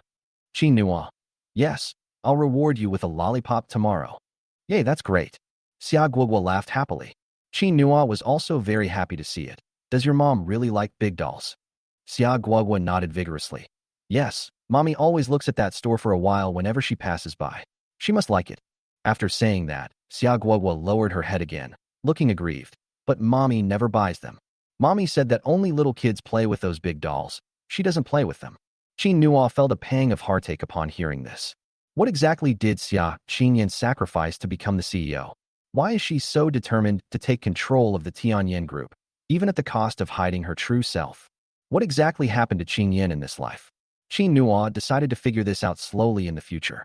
After arriving at the counter, Qin Nua and Xia Guogua bought the large plush toy and put it in the trunk. I thought about it. He bought a few more dolls, then turned the corner to buy a bouquet of flowers at the shop next door. I originally wanted to buy roses, but then I thought roses were too tacky. He then bought sunflowers. Then he took Xia Guogua and headed home. Chapter 28. She's gone mad. Xia Qingyan, enjoying a rare moment of leisure, told stories to Xia Kiki and Xia Nuanyuan. But she noticed that Coco and Nuanyuan, who were usually very well-behaved and always listened attentively to stories, were glancing at the door from time to time today, seemingly distracted. After she finished speaking, none of them could answer any of the questions she asked. Xia Qingyan asked in confusion, Coco, Nuanyuan. The two little ones quickly turned their heads. What's wrong, Mommy? Has the little white rabbit grown up? Xia Qingyan. She's already finished speaking. Coco. Huh? Mommy. Tell me first, what are you looking at? Xia Kiki blinked nervously. Mommy, I didn't see anything. Perhaps afraid that Xia Qingyan wouldn't believe her, she nervously said, Mommy, I really didn't see anything, and Daddy didn't say anything. Xia Qingyan frowned. Daddy? Didn't he go to buy candy? What did he say to you? Xia Kiki shook her head like a rattle. No. Mommy, Daddy really didn't say anything. You can ask Nuanyuan if you don't believe me. Xia Kiki realized she had given herself away and quickly winked at Xia Nuanyuan. Xia Nuanyuan quickly nodded seriously. Yes, they didn't say anything. Xia Qingyan suddenly had a bad feeling. Nuan, have you learned to lie too? Xia Nuanyuan. Mommy, I didn't. Xia Qingyan ignored them and took out her phone to call Qin Nua. However, the next moment, the cell phone rang at the door. Xia Qingyan was slightly taken aback, then got up and walked towards the door with a puzzled look. The moment she opened the door, she saw two figures, one large and one small, standing in the doorway. The big guy was holding a huge pink plush doll, which looked quite comical. The little girl was holding a bunch of sunflowers in her hands. Upon seeing her, Deji smiled and said, Qingyan, you missed me so soon? The little one happily skipped over. Mommy, here's a flower for you. Daddy bought it. Daddy said that Mommy is as strong as a sunflower, and we should all learn from Mommy. Daddy also bought Mommy the big doll that Mommy has always wanted. Mommy, catch it. Xia Guogua runs very fast. Her chubby little body was almost out of control. Xia Qingyan had no choice but to rush forward and hug her tightly, while also hugging Huar. Then he looked at Qin Nua and said, You, Qin Nua, no need to thank me. It's what a boyfriend should do. As he spoke, he walked straight into the house, went upstairs, and headed towards Xia Qingyan's room. As they walked, she said, Coco, Nuanyuan, I bought you dolls too. They're at the door, go get them. The two little ones quickly and happily walked towards the door. Xia Guogua hugged Xia Qingyan and kissed her, then quickly snuggled off Xia Qingyin's embrace. Mommy, I want to get it too. Xia Qingyin was stunned. She glanced at the flowers in her hand, then looked in Qin Nua's direction. My heart skipped a beat again. That faint, yet strange feeling brought a sweetness to her heart. She didn't even realize that she was laughing. Qin Nua, who had been watching her, immediately noticed this. He chuckled softly. Qingyin, you should smile more often in the future. Xia Qingyin was slightly taken aback and quickly suppressed her smile. Qin Nua, you have a beautiful smile. Xia Qingyin didn't reply to him. Instead, she hugged the sunflower and walked towards the sofa. Halfway up, she suddenly realized something, quickly put down the flowers, and rushed upstairs. When the three little ones came in, they found that Mommy had already caught up with Daddy. Then she snatched the doll from her father's hand and said nervously, "You're not allowed in. I can do it myself." After saying that, Mom carried the big rag doll into the room and slammed the door shut. The three little dumplings immediately felt a pang of sympathy. Poor Daddy. Yeah, what should we do? How about we try to appease Daddy? Good. After the three of them discussed it, Xia Kiki started by shouting at Qin Nua, "Daddy, come down here. Mommy doesn't want you, we want you. We want to play with Daddy." Qin Nua, who was in a daze, was touched by the sentence, "Mommy doesn't want you, we want you." For a moment, he didn't know whether he should feel sad or happy. The babies are so cute. But Qingyan, the events of her previous life must have hurt Qingyan too much. Qin Nua decided to take it slow. So he quickly went downstairs and happily joined the three little dumplings. At this time, after closing the door, Xia Qingyan hugged the large plush toy, wanting to laugh but not daring to. She touched her face, placed the large rag doll on the bed, and then walked to the mirror. Her lips curled up, and she gave a tentative smile. But as she laughed, she felt something was very strange and quickly shut her mouth. She's gone mad. Xia Qingyan, who felt like she had gone crazy countless times in the past few days, touched her face to herself. Is her smile really that beautiful? She smiled again. Realizing her movement, she jumped up. No, her image. How can you gain the respect of your colleagues if you're always smiling? Thinking of this, Xia Qingyan coughed lightly to calm herself down. However, the moment she saw the giant plush toy, she completely broke down. This big plush toy is so cute. She has loved dolls since she was a child, but she also had a thought from a young age. She needs to make money. She needs to work hard. But she herself didn't know who she was working hard for. So, she has always kept her preferences hidden. She never buys dolls or wears princess dresses. She lacked all the spoiled and arrogant traits that girls are supposed to have. Everyone says she's a natural-born manager, but only she knows how much of her own preferences she sacrificed. Unexpectedly, Qin Nua saw what I did today, even though it was just a small gesture. Xia Qingyan could no longer control herself and rushed forward to hug the big rag doll. She buried her head in the large rag doll, telling herself the same thing over and over again. I'll be willful for a while. Just for a little while. Let her enjoy something she likes. As she held him, she suddenly felt like crying. It took her a while to calm herself down. After standing up, she picked up the photo from the bedside table. If Qin Nua were here, then you'll recognize him. The man in the photo is him. This photo was taken 4 years ago, when I first met Qin Nua. She took the picture as if possessed. Then, inexplicably, it was preserved to this day, and later, it became an excuse to coax the three little dumplings. She hadn't let Qin Nua in just now because she was afraid he would misunderstand if he saw the photo. After watching for a while, she carefully treasured the photos and put them away. I walked around the bedroom. Xia Qingyan suddenly realized that she seemed to have forgotten to take the flowers. Then, she straightened her clothes, composed herself, and then went out and downstairs. Chapter 29. Have you been laughing a bit too much these past few days? Seeing Qin Nua playing happily with the three little dumplings, she pretended not to see them and walked past them. He picked up the flowers and, ignoring the stares of the three little dumplings, hurried upstairs. However, as she approached the door, she heard the puzzled voices of three little dumplings. Daddy, did Mommy just laugh? Xia Qingyan quickly pushed open the door and went inside. Did you laugh again? Have you been laughing a lot these past few days? But she really likes these flowers and this big rag doll. Downstairs, Qin Nua saw Xia Qingyan's appearance and laughed as well. Yes, Mommy is happy. Xia Guogua clapped her hands happily. Mommy really likes Daddy's gift. Qin Nua gently pinched Xia Guogua's nose. That's all thanks to the three of you. The three little ones were even happier. The next day, after finishing their meal, Qin Nua looked at Xia Qingyan, who was trying hard not to smile, and said helplessly, Qingyan, I need to go to the warehouse. Want to come with me, wife? Xia Qingyan shook her head. I have something to take care of. Qin Nua nodded. Okay, you get busy. After saying that, Qin Nua got into the car with the three little ones. After watching them leave, Xia Qingyan followed them out the door. After arriving at the blue sky kindergarten from yesterday, she turned around and faced the Triumph building next door. There's a real estate agency there. Half an hour later, Qin Nua also arrived at the warehouse. After tidying up the warehouse and loading the face masks to be sold that day onto the car, Qin Nua prepared to leave. However, at this moment, but then he heard Dong Chungli's cheerful voice. Brother Qin? What a coincidence, you're really here.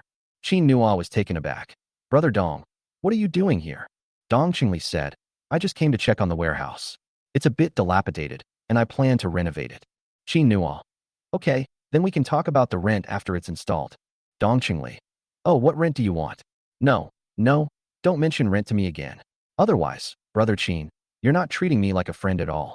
Qin Nua didn't expect that she would only help Dong Chungli. He's so good to me. Thinking back to his previous life, as a wage slave, he was often bullied by his colleagues and exploited by his boss, and everything went wrong for him. It seems that this rebirth has been quite a good experience. Okay, let's do as Brother Dong says. But when you have children, I'll supply you with an unlimited supply of these face masks. Well, Dong Chungli was also very happy. Qin Nua helped him accomplish a great task, and in his heart, he already regarded Qin Nua as a true brother. Oh, right, Brother Qin, there's something else. What's wrong? I heard that you and the kids are selling face masks at the entrance of Lantian Kindergarten. I know a few people there who have some empty shops. Wait a minute, after I finish taking care of my parents, I'll go and ask around for you and see if we can rent one at a cheaper price. Qin Nua. Okay, thank you for your help. He had originally planned to go back and find a shop. It's so hot, I can't keep setting up a stall all the time. If I sell face masks for a few more days, I'll have enough money.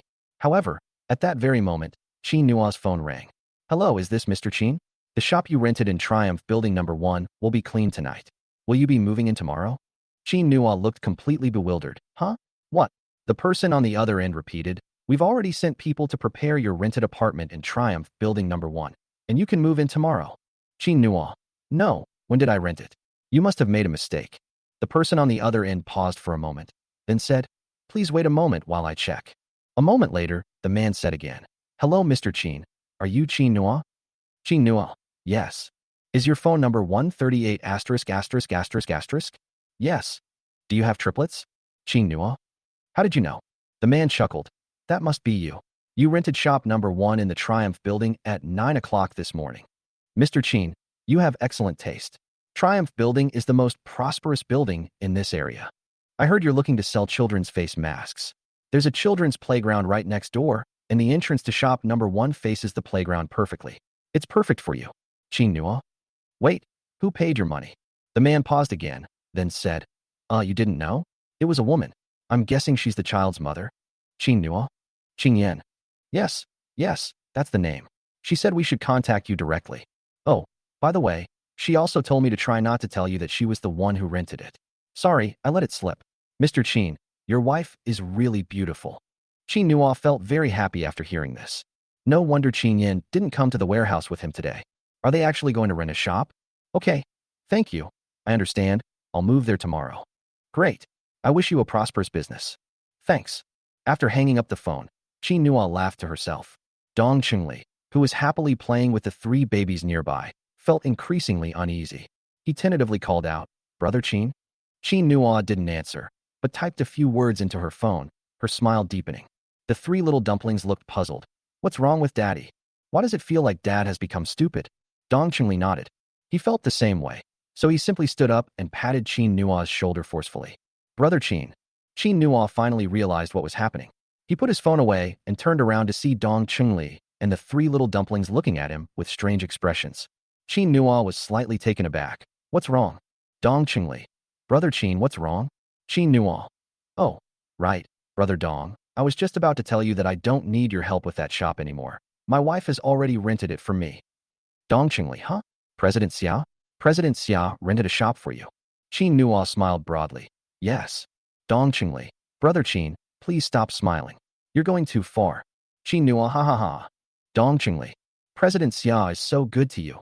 I'm relieved. Qin Nua. Yeah, after all, she's my wife. Nuanyuan, Coco, and Guagua. Let's go find mommy. After saying that, he even forgot to say goodbye to Dong Chungli. and left while laughing. Dong Qingli. Has Brother Qin forgotten about him? This person is utterly heartless when it comes to women.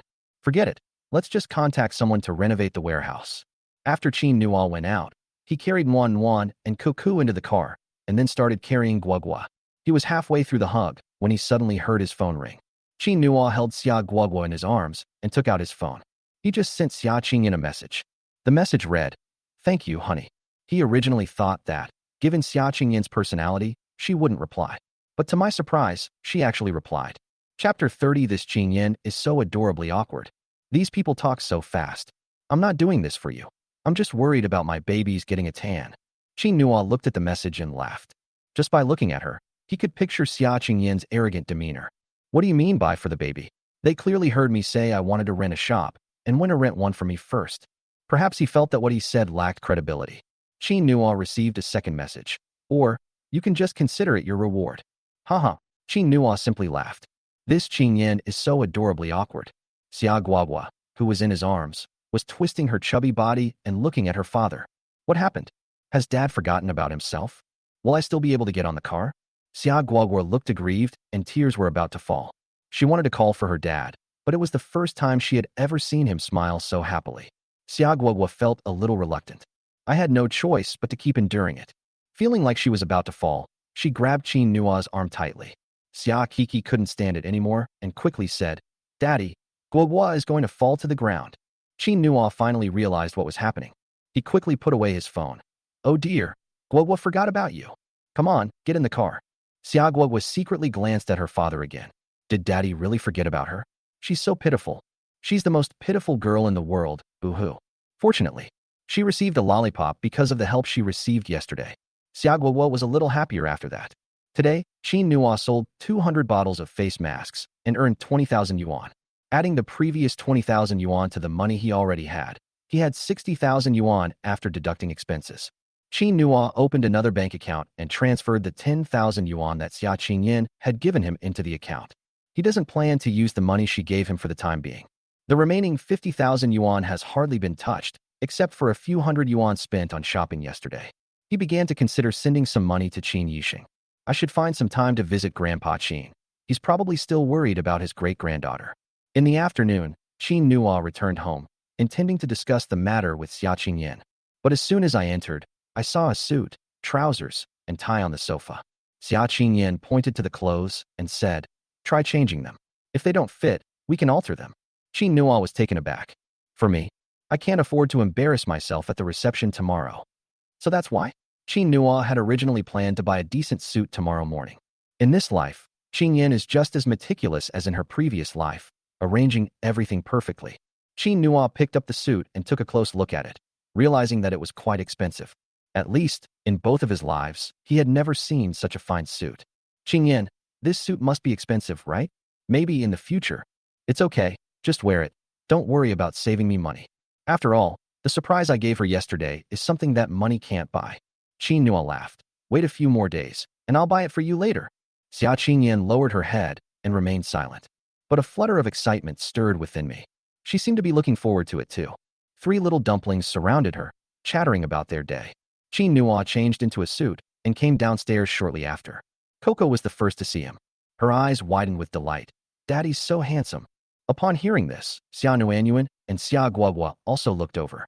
Wow, Daddy is even better looking than the celebrities on TV. Uh-huh. Xia Nuanyuan nodded repeatedly. Xia Qingyin also looked over, and when she saw Qin Nuo, she suddenly froze. I've met Qin Nuo so many times, and we've even lived under the same roof for a few days. She knew Qin Nuo was handsome, but she never expected him to be this handsome. This tailor-made suit perfectly showcased his tall and straight figure, and he no longer had any of his previous sloppy or disheveled demeanor. At first glance, his smile is warm and inviting. It makes people feel very comfortable. Xia Qingyin was completely stunned. Qin Nuo had already come downstairs and walked up to her, but she was still unaware of it. Qin Nuo stretched out his hand and waved it in front of her. Hey, you lovesick fool. After making this move, he froze. He still remembers that in his previous life, he and Qingyin went to the park to play. He was constantly looking at beautiful women. She started looking at handsome guys. They watched and commented on everything. Whenever Qingyin sees someone good-looking, she always stares at them until her eyes are fixed on them. At that time, He would often wave his hand in front of her. Then, with a helpless sigh, he said, "Hey, you fangirl." Unexpectedly, a lifetime has passed. The person who made Qin Yin freeze in shock became herself. Looking back now, perhaps at that time, she was just angry that I was looking at pretty girls. Xia Qingyin was slightly taken aback and quickly lowered her head. Who's infatuated? As soon as she finished speaking, Xia Kiki shouted happily. Oh, mommy's ears are red. Daddy said that when mommy's ears turn red, it means she's shy. Mommy's shy again, hee. Xia Qingyin. She glared at Qin Nuo fiercely. Why did this person say everything? Qin Nuo reluctantly sat down next to Xia Qingyin and hugged the mischievous Xia Kiki. Coco, stop fooling around. You can't just say things like mommy's shy. Xia Kiki looked puzzled. Why, Daddy? Qin Nuo. Because you mentioned it. Mommy is even more shy now. Xia Kiki thought about it seriously for a while, then nodded as if she understood. Okay, Daddy. Then let mommy be secretly shy? Xia Guoguo yay. Yay. Mommy's secretly blushing. Xia Nuanyuan. Xia Qingyan. Why does something feel off? On Monday, Qin Nuo went to see the rented shop, explained some details, and then went back to prepare for the cocktail party with Qin Yan. The cocktail party will be held at 5 p.m. At this time, most of the socialites in Jiangning are ready to set off. Xia Qingyan was no exception. She changed into a business suit, went downstairs, and called out to Qin Nuo. The three little ones will be temporarily cared for by Aunt Zhang. Qin Nuo was stunned when he saw Xia Qingyan. Qingyan, aren't you going to change your clothes? Xia Qingyan was taken aback. Change what? Qin Nuo. Change your dress. Today is a socialite gathering, not work. Xia Qingyan glanced down at her business attire and shook her head. I'm not changing it. This is fine. I don't like wearing skirts. Qin Nuo raised an eyebrow. Don't like wearing it? How could he not remember that in his past life, the tomboy Xia Qingyan dressed like a man every day? But her wardrobe always contained all sorts of little dresses. She clearly adored dresses, but because they were inconvenient to wear and she was too embarrassed to wear them, she had never worn one. At that time, Qin Nuo, who had discovered this secret, ignorantly mocked her. Good brother, you actually have so many treasures? Xia Qingyan hurriedly closed the wardrobe, glaring at him fiercely. Mind your own business. Get out of my way. Qin Nuo laughed even louder. You wouldn't have fallen for some guy, would you? Xia Qingyan blushed instantly. Get out, get out, get out now. With a grin, Qin Nuo said, looks like I guessed right. Let me guess, who is that man? At that time, he was pushed out of the house by Qin Yan. It wasn't until later that he realized that all her preferences were related to him. Qin Nuo looked at Xia Qingyan now and laughed. He suddenly wanted to see what she looked like in a dress. Chapter 31 My wife. Only I can see this. After they went outside, Qin Nuo drove. We're halfway there. Xia Qingyan felt increasingly uneasy. Qin Nuo, where are we going? You'll see when you get there. Don't worry, there's plenty of time. Qin Nuo led Xia Qingyan to the mall, and Xia Qingyan was stunned when she saw Qin Nuo enter the women's clothing store. I don't wear skirts. Although she was refusing, her eyes drifted to her skirt. There seems to be a voice screaming inside me.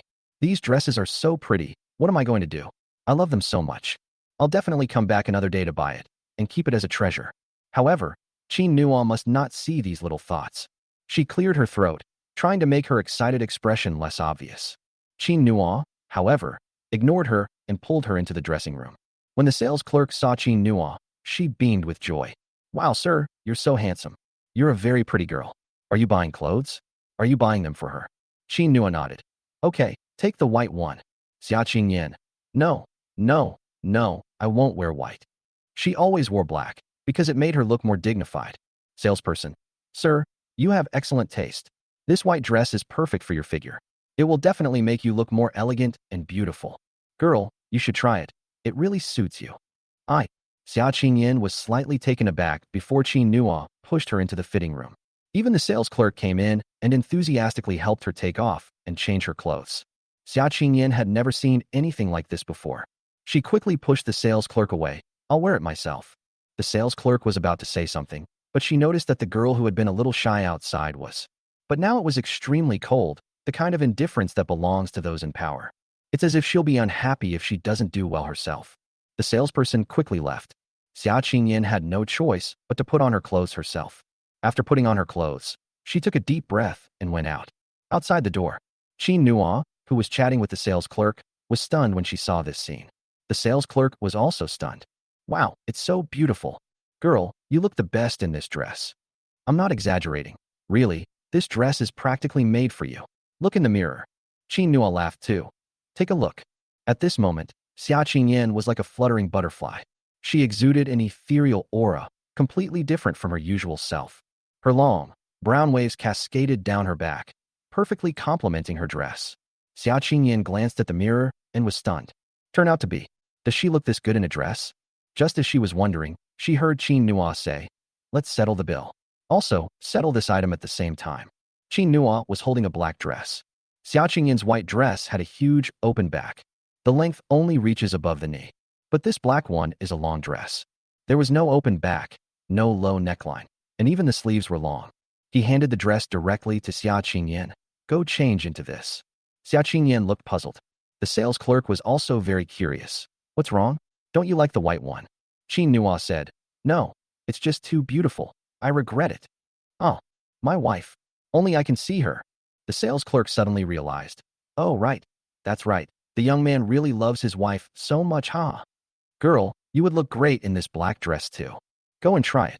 Xia Qingyan's heart skipped a beat when she heard Qin Nua's words. This person, did you really memorize a whole collection of love quotes? She quickly changed into a black dress. After she came out, Qin Nua nodded. This one's fine. Let's go. Compared to business attire, this black dress appears more elegant and sophisticated, yet it's not as flamboyant as a white dress. Qin Nua was very satisfied. After packing the white dress and business attire together and putting them in the car, the two then set off again for the party venue. At this time, north of Jiangning City, the Xia family. Xia Qinghuai paced back and forth anxiously. What should I do? Qingyan is attending a cocktail party today. I wonder if she's found a male companion yet. As Sun Wanjun wiped the table, she sighed. Oh dear, what should we do? Have we contacted the party organizers yet? Tell them not to let those fake socialites in. Xia Qinghuai. I've looked around, but I'm afraid I can't silence so many people on my own. The organizer this time is young Master Dong. Last time, Qingyan went on a blind date with young Master Dong, but she didn't end up going. Young Master Dong is still angry. It's really worrying. I'll keep a close eye on things from now on. Anyone who dares to say anything will become an enemy of the Xia family. Sun Wanju nodded. On the other side, Dong Qingli was driving towards the reception venue. There's a traffic jam on the road.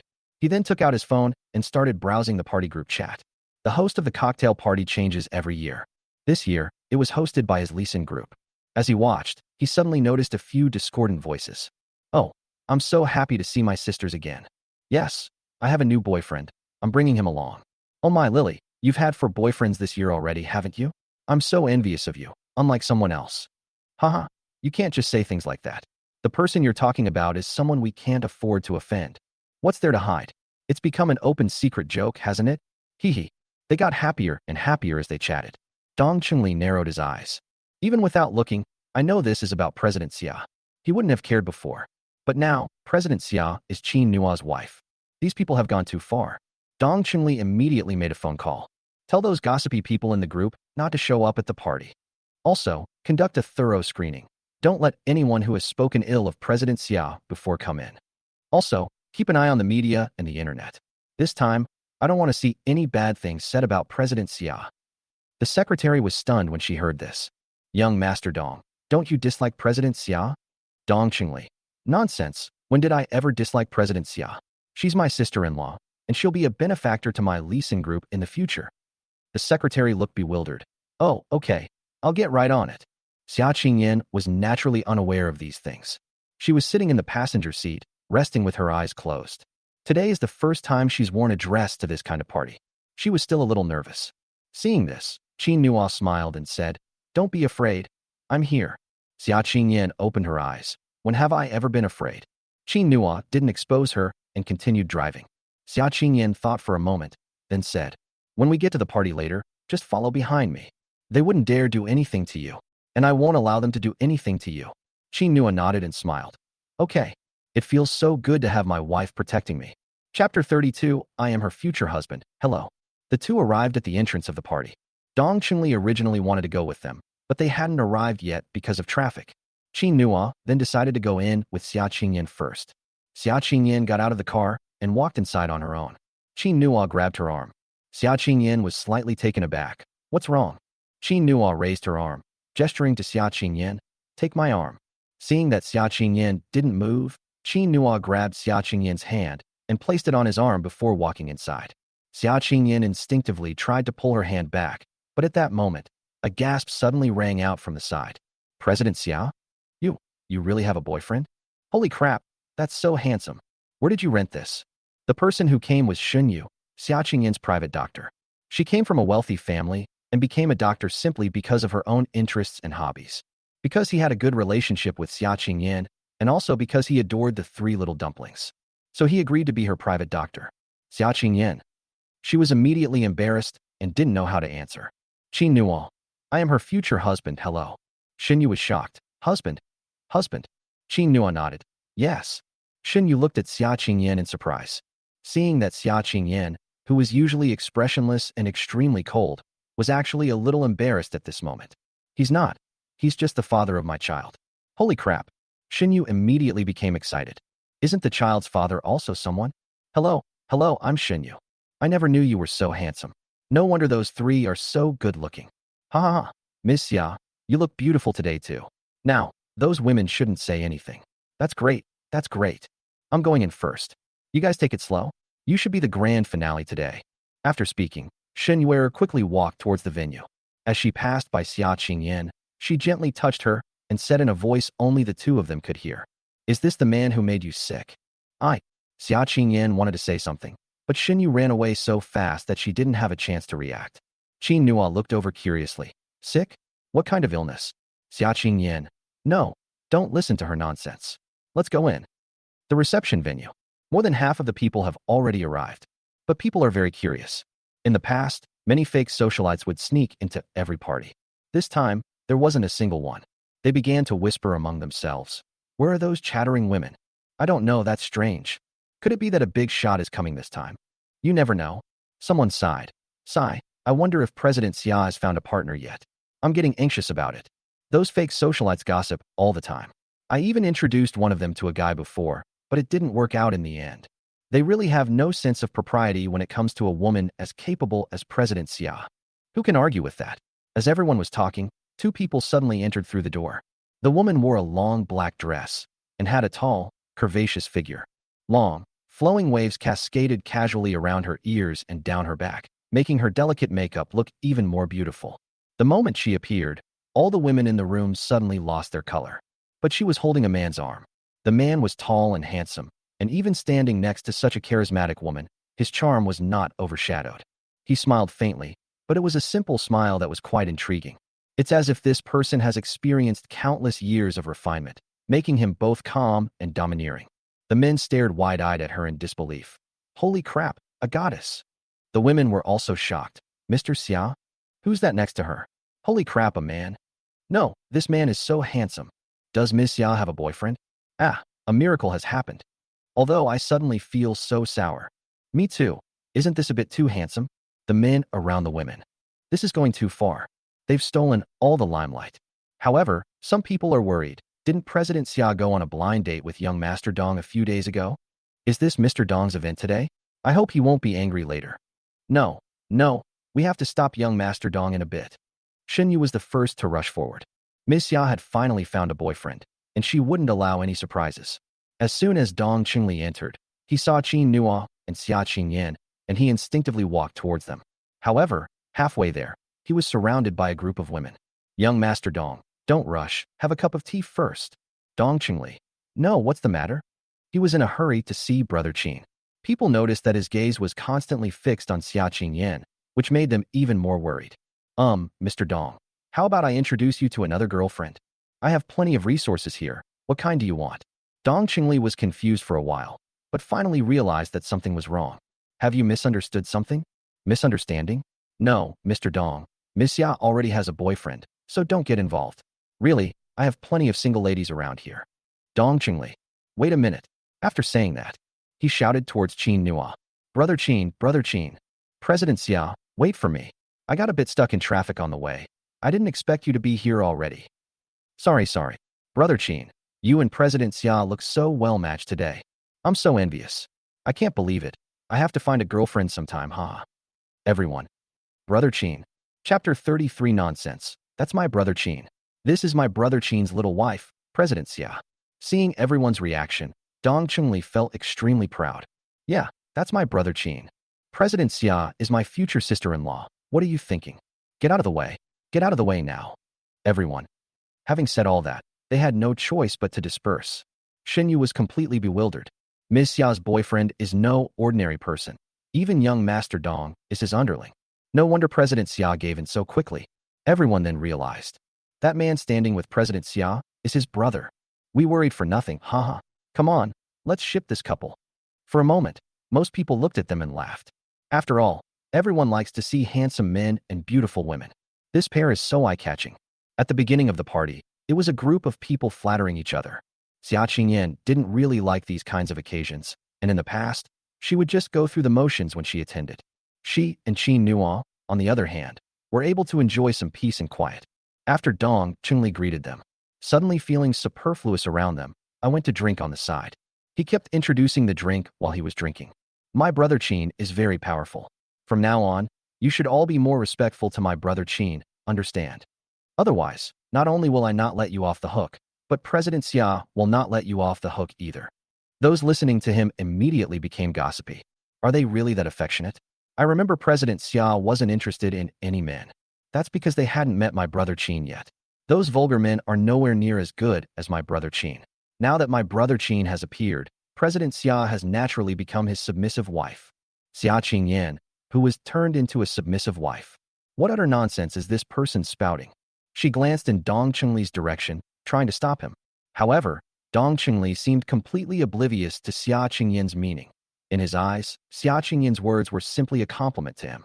Then, Dong Chunli put in even more effort. You don't know, wherever my brother Qin is, President Xia is especially gentle. Xia Qingyan, who was treated with extra gentleness. Dong Chunli. If it wasn't food that brother Qin picked for me, President Xia wouldn't eat it. Xia Qingyan, who was unwilling to eat. Never mind. I can't listen to this anymore. If she keeps listening to her, she'll definitely beat Dong Chunli up. So she stood up and walked to the corner. Qin Nuo, who had been listening from the sidelines, was secretly delighted. Seeing Xia Qingyan stand up without changing her expression, he curiously followed her. He asked deliberately, "What's wrong?" Xia Qingyan, "It's nothing." Qin Nuo stepped forward and touched her forehead. "Don't you have a fever?"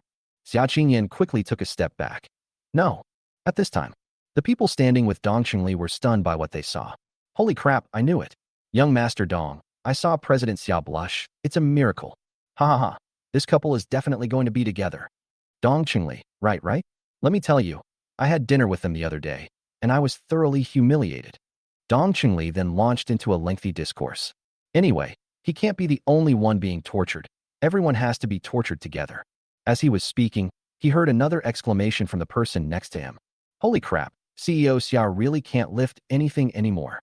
Look, Brother Qin is pouring a drink for President Xia. President Xia used to never let anyone touch her wine glass. My goodness, I suddenly really want to see Brother Qin and President Xia's love story. What's going on? Young Master Dong, could you please visit them a few more times and come back to talk to us about it? Dong Chunli, ha ha ha, of course you can. Xia Qingyan had no idea that in other people's eyes, she and Qin Nuo had become an incredibly loving couple. She finished her drink and, feeling she didn't want any more, put the cup aside. To her surprise, Qin Nuo filled her cup to the brim in no time. Xia Qingyan said with a hint of helplessness, "Thank you." Qin Nuo, huh? Why are you saying thank you again? Didn't I tell you, this is my boyfriend? Before he could finish speaking, Xia Qingyan quickly picked up her cup and took a sip. Okay, I won't say any more. Qin Nuo laughed. As they were talking, someone announced that the ball had begun. People are starting to worry again. Young Master Dong, can the woman next to President Xia dance? President Xia never used to dance, but those gossipy people say such awful things. If President Xia can dance this time, those fake socialites will never dare to talk nonsense again. Dong Chunli was also somewhat conflicted, although he heard Qin Nuo say that he could dance. But he was still a little worried. It's all right. If they dare to gossip again, I'll tear their mouths apart. As the group was discussing, the music started playing. Before anyone could even get on stage, Brother Qin, who was standing next to President Xia, stood up. Then, in a standard inviting gesture, he extended his hand to Xia Qingyan. Qingyan, would you like to dance together? This time, not only were the people stunned, even Xia Qingyan herself was stunned. You're sure you want to go now? The opening dance of a ball is often the most captivating. People later will use this as a standard for comparison. Therefore, those who dare to be the first to step up are usually very skilled dancers. Xia Qingyan had no intention of dancing. Even if she was forced to, she only wanted to drag Qin Nua along as a formality. After all, in the information she had gathered about Qin Nua cannot dance. It doesn't matter if she embarrasses herself. With the title of CEO, no one dares to say anything. But Qin Nua is different. She was a little worried. Chapter 34. How many more surprises does Qin Nua still hold? On the other side of the dance floor, a man with his hair combed very high is holding a glass of red wine and sipping it carefully. Beside him, a staff member bowed and scraped. Mr. Hua, will you be the first one up again this year? Hua Tingjun, addressed as President Hua, nodded. Besides me, is there anyone else who could be the first? The staff member immediately nodded. Yes. No one can shake your position as the #1 dance king in Jiangning. Has your dance partner arrived yet? Okay, we're here. Let's begin.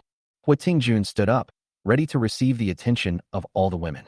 Suddenly, a handsome man and a beautiful woman walked hand in hand to the center of the dance floor. Hua Tingjun was taken aback.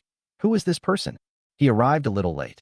By then, Xia Qingyan and Qin Nua had already sat in the corner, and he didn't see them. The staff member wiped the sweat from his brow.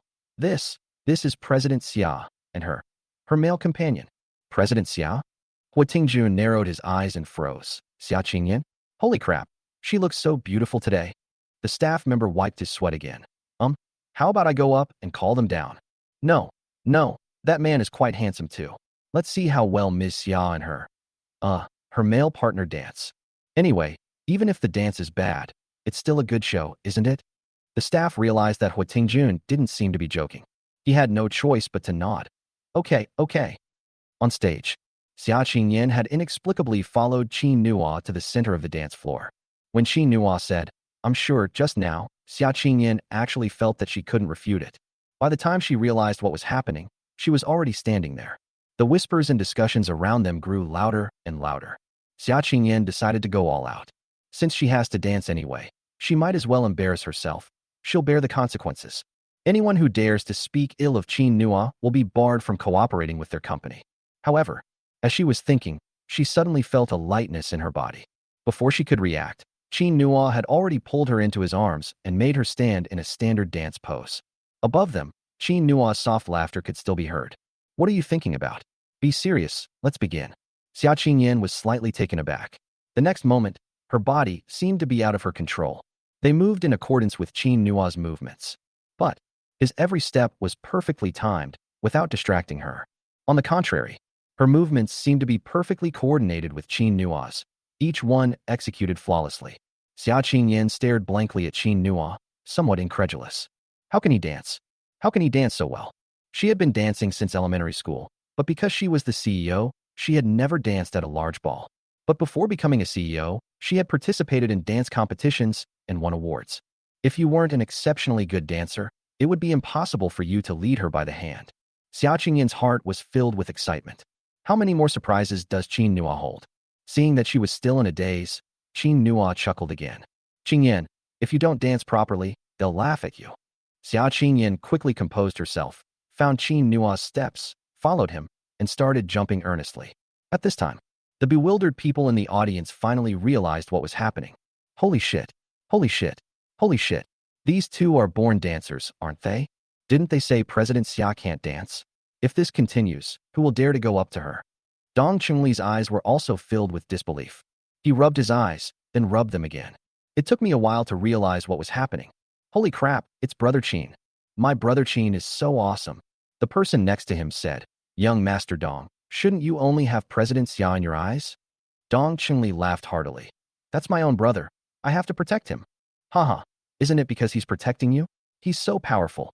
On the other side, Hua Tingjuan's eyes widened as well. After a moment, he revealed an appreciative look. This man is something else. These dance skills are quite impressive. Miss Xia has found a good man. I need to get to know this person. At the same time, the Xia family. Xia Qinghuai was still pacing back and forth, worried. As he walked, he kept muttering, God bless, please don't let my daughter suffer anymore. Before he could finish speaking, Sun Wanjun suddenly called out, Old Xia. Xia Qinghuai, what's wrong? Sun Wanjun, look, a friend sent me a video of a party. Is this Qingyan? Xia Qinghuai quickly went over. The next moment, he then saw his daughter and the man beside her. Xia Qinghuai frowned. Who is this man? Sun Wanjun also asked curiously. Yeah, this man. At this point, the two suddenly remembered something, exchanged a glance, and said in unison. Qingyan has good news? No, no, call Qingyan right now. Wait, Qingyan is still dancing. Let's call her later. Yes, yes, we'll call later, we'll call later. At the cocktail party, it ended with a magnificent final move. The entire room fell silent. Xia Qingyan was slightly out of breath as she looked at Qin Nua beside her. For a moment, I was stunned. Chapter 35. Heaven knows, her heart was pounding like crazy. Since she met Qin Nua, Xia Qingyan had never seen Qin Nua up close before. In that instant, a feeling called palpitation began to spread from my heart. It gradually spread throughout the body. Her ears, hidden beneath her long hair, began to slowly heat up. She felt a little dizzy. The person in front of me had a sharply defined face and a faint, mischievous smile. It felt as if I had been watching for a very, very long time. I was infatuated with it for a long time. But why does this feeling feel so unreal? She hugged Qin Nua's neck, feeling as if she were in a dream. Qin Nua couldn't resist and playfully pinched her nose. What's wrong? The audience. This small gesture suddenly sparked thunderous applause. People, led by Dong Chungli, clapped and shouted, "Give me a kiss, give me a kiss, give me a kiss." Wow, Mr. Xia is amazing. That's amazing. You guys are definitely the dance kings today. Even Hua Tingjun applauded. Hearing these sounds, Xia Qingyan finally returned to reality. She quickly stepped out of Qin Nua's arms to regain her composure. Then, he walked off the stage with a blank expression. God knows, her heart was pounding like crazy. She couldn't even tell if it was because she was too tired from dancing or because Qin Nua was by her side. She could always glean something different from this person. That's strange. I don't know how to explain it. Qin Nua didn't force her. In his previous life, she had a crush on him for many years, but he treated her like a brother. She must have suffered greatly from longing. Later, he even risked his life for it. That feeling of having someone you like right beside you, but being unable to do anything about it. During the decades he spent searching for Qin Yan, he experienced it all. Fortunately, they are still by each other's side. Moreover, in this life, he will absolutely not allow any accidents to happen. So, he decided to give Qin Yan more time. He was a man, and he had to be responsible. After they left the stage, Xia Qingyan then found a corner to sit down. The cheers and jubilation of the crowd seemed to have nothing to do with her. Qin Nua sat down beside her, silently keeping her company. The staff also wanted to say something, but Dong Chungli stopped them. The staff member was anxious. Young Master Dong, those two are the main characters today. Shouldn't we at least give them a few questions? Dong Chungli, my brother Qin doesn't care about these things at all, so don't bother them. The staff had no choice but to leave. A person nearby asked curiously, Young Master Dong, why did you let him leave like that? There are so many people who want to meet these two. Such a good opportunity. Don't you want your brother to become famous? Dong Chungli laughed. Haha, didn't you see? My brother doesn't want to be famous at all. Otherwise, with his dancing skills, he would have been famous long ago, okay? His eyes are only on President Xia. President Xia likes to be alone, so naturally, he also likes to be alone. Don't disturb him. Qin Nua sat with Xia Qingyan for quite a while, until the party was almost over. She then noticed that Xia Qingyan had stood up. She went to get a drink and also got one for Qin Nua. When Qin Nua took the drink, she saw a faint smile on her lips. Qin Nua smiled too. Qingyan, are you happy today? Xia Qingyan instinctively wanted to refuse. But for some reason, looking into Qin Nua's eyes, she suddenly felt unable to refuse. She nodded, expressing her joy in a carefree manner. I'm so happy, so very happy. Qin Nua, that's good. I'll make you even happier in the future. Meanwhile, at home, the three little dumplings sat listlessly on the sofa, not saying a word. They even stopped watching the TV shows they used to enjoy. Normally, only Xia Nuanyuan would act like this. She is a quiet child by nature. Seeing this, Aunt Zhang asked with great concern, What's wrong with you? Coco, Guagua, Nuanyuan, come and talk to Aunt Zhang? Xia Kiki pulled her head down, looking very aggrieved. I miss Daddy. Xia Guagua nodded. I miss Daddy's cooking. Xia Nuanyuan looked up from her sketchbook. MMM. She misses her dad too. I'm always happy when Daddy's around. Aunt Zhang laughed. How come you've become so dependent on Daddy after only a few days?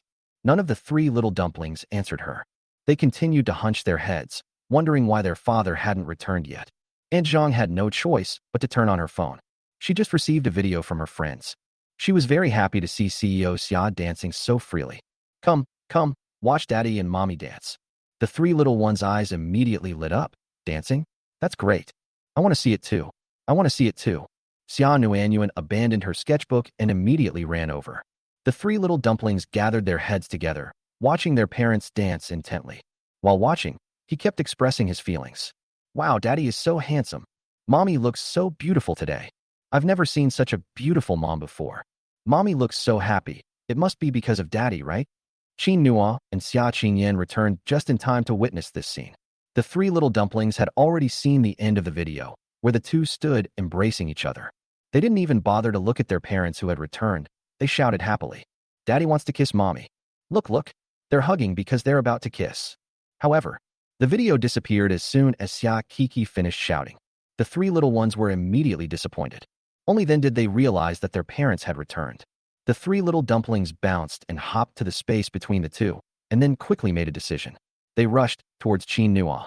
"Daddy, did you just kiss Mommy?" Xia Qingyan, who was about to go upstairs to change her clothes. "Coco, what are you saying?" Xia Kiki quickly stuck out her little tongue. "Mommy, I said you're so pretty." Xia Qingyan. This girl is getting smarter and smarter. The words she was about to utter suddenly became stuck in her throat. He could only shake his head and continue upstairs. Xiaka saw that her mother had left and came to Qin Nua's side again.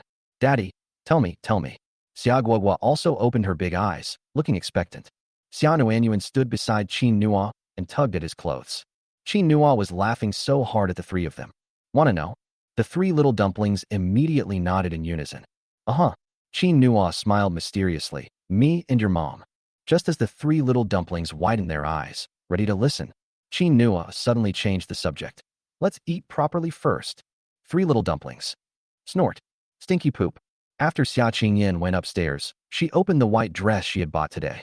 She examined the dress closely, then recalled Qin Nua's shocked expression when she saw her wearing it. She smiled quietly. Then, she put the skirt away. I went to the wardrobe and gently pressed one of the least noticeable spots. The next moment, the wardrobe moved away automatically. Inside, there was a wardrobe the size of a small room. Chapter 36. The TV said that having a dad makes moms more beautiful. After the wardrobe was opened, Xia Qingyan quickly glanced back to make sure no one was there before slipping inside. She looked carefully at the wardrobe, then found the best spot and hung the white dress inside. He quickly retreated and closed the wardrobe again. After doing all this, she breathed a long sigh of relief. Just as he was about to turn around, suddenly, there was a knock on the door behind me. Xia Qingyan was startled. "Who?" Qin Nua paused in her knocking. "Qingyan, what's wrong?" Upon hearing Qin Nua's voice, Xia Qingyan quickly regained her composure. She took a deep breath and tried to regain her composure. "No, I'm changing clothes." "What's up? What do you want to eat tonight?" "I'll make it. Stir-fried pork with chili peppers, please." Xia Qingyan herself didn't realize that since Qin Nua came, she had stopped being careful about what she ate. The herbal tea that Qin Nua brewed was also very effective, and with the addition of face masks, her face has not had any problems so far. "Okay, then change and come down to eat." As Qin Nua turned to go downstairs, she glanced again in the direction of Xia Qingyan's bedroom. Why does Qingyan seem a little off today? Xia Qingyan came downstairs when it was time to eat. She was wearing black pajamas, and her hair was casually pulled back. The three little ones saw her and immediately ran over. "Mommy, you look so beautiful lately." The little dumpling's sweet voice made Xia Qingyan laugh. "Wasn't Mommy pretty before?" Xia Kiki shook her head, then quickly nodded. No, Mommy was pretty before, but she's even prettier now." Xia Guagua, "It must be thanks to Daddy. They say on TV that if you have Daddy, Mommy will become more beautiful." Xia Nuanyuan nodded vigorously. Yes. Xia Qingyan. She thought the three little dumplings had come specifically to praise her. No matter how much they praised her, the praise still ended up on Qin Nua. This man, who has only been staying at our house for 6 days, is really loved by the babies. Xia Qingyan felt a little jealous. "You three, have you forgotten about your mom now that you have a dad?" The three little dumplings quickly shook their heads. No, Coco loves her mommy and her daddy. Guagua too. Warmth too." Looking at the three mischievous creatures, Xia Qingyan couldn't help but ask, "So, do you prefer daddy or mommy?" The three little dumplings were stunned by the question. They looked at their father, then at their mother. Tears are almost streaming down my face. This is such a difficult question to answer. Sin thought for a long time, but couldn't come up with an answer. She could only turn around and look at Qin Nua, who was carrying soup outside. "Daddy." Xia Qingyan rubbed her forehead. "Oh no, it's all over. I knew she wasn't on my mind anymore. Qin Nua laughed as he looked at the conflicted expressions of the 3 children and the 1 adult. What are you doing, Qingyan? Are you jealous? The 3 little dumplings laughed as well. Mommy, so you're jealous, Mommy. Hee hee, Coco loves both Mommy and Daddy. Guogua too. Uh-huh. The 3 children looked at Xia Qingyan earnestly. Mommy, please don't be jealous, okay? Jealous? Is she jealous? How is that possible? She absolutely will not admit it. Mommy wasn't jealous. After speaking, Xia Qingyan walked to the dining table and sat down. Qin Nua looked at the 3 dazed little balls of milk who didn't know how to react. She waved her hand and said, Okay, Mommy said she wasn't jealous, so she wasn't. Even if Mommy really was jealous, you have to believe that Mommy wasn't, understand? Come and eat. Xia Qingyan. What nonsense are you talking about? Has this person been corrupted by Dong Qingli? The 3 little dumplings ran happily towards Qin Nua. Time to eat. Qin Nua prepared nutritious meals for each of them. The cocoa one is pretty normal. Warm food is more nutritious. Xia Guogua's, on the other hand, is very light. Little Guogua almost cried again when she saw her food. Daddy. She looked at Qin Nua with a wronged expression, tears welling up in her eyes. Holding chopsticks in my hand, I was at a loss for what to do. Qin Nua sat down, seemingly oblivious to Xia Guogua's distress. Let's eat. Little Guogua wiggled her chubby body. But Daddy. As she spoke, she glanced at Nuanyuan and Keek's plates, her mouth practically watering. Wah! Their food looks so delicious. Why is hers so plain? Xia Qingyan couldn't hold back any longer. Little Guogua has never suffered such injustice before. Qin Nua then put down his chopsticks and looked at Xia Guogua. Guogua could no longer hold back her tears, which rolled down her cheeks. Even her cries became much louder. Daddy, Mommy. Wah! Guogua wants to eat braised pork too. The braised pork was in Xia Nuanyuan's bowl. Guogua wants to eat more. She wants to eat more shrimp. The shrimp was in Xia Keek's bowl. Guogua wah. Guogua's tears instantly flowed down her cheeks like beads from a broken string. Nuanyuan and Coco were about to burst out laughing. One person had a piece of braised pork in their hand, and the other had a piece of shrimp in their hand, intending to hand them to Guogua. Qin Nua feigned a cold expression. Nuan, Coco. The 2 little ones froze instantly, their eyes fixed on Qin Nua, yearning. Daddy. Qin Nua said, Do you 2 want to see Guogua get sick and unable to play with you in the future? The 2 little ones quickly shook their heads. Qin Nua said, That's right, Guogua, from now on. It was as if they understood what Qin Nua had just said. Xia Guogua quickly lowered her head. I'll eat. She doesn't want to be separated from Nuanyuan and Kiki. Wah? Okay, eat up. Starting tomorrow, Daddy will take you to do some children's exercises to get some exercise. I'll lose weight soon, and then I can go to school with Nuanyuan and Coco. Xia Guogua nodded vigorously. I understand, Daddy. She clenched her little fists, as if she had made up her mind. Seeing this, Xia Qingyan didn't say anything more. She discovered that Qin Nua always knew how to exploit the weaknesses of the 3 little ones, making them much more obedient.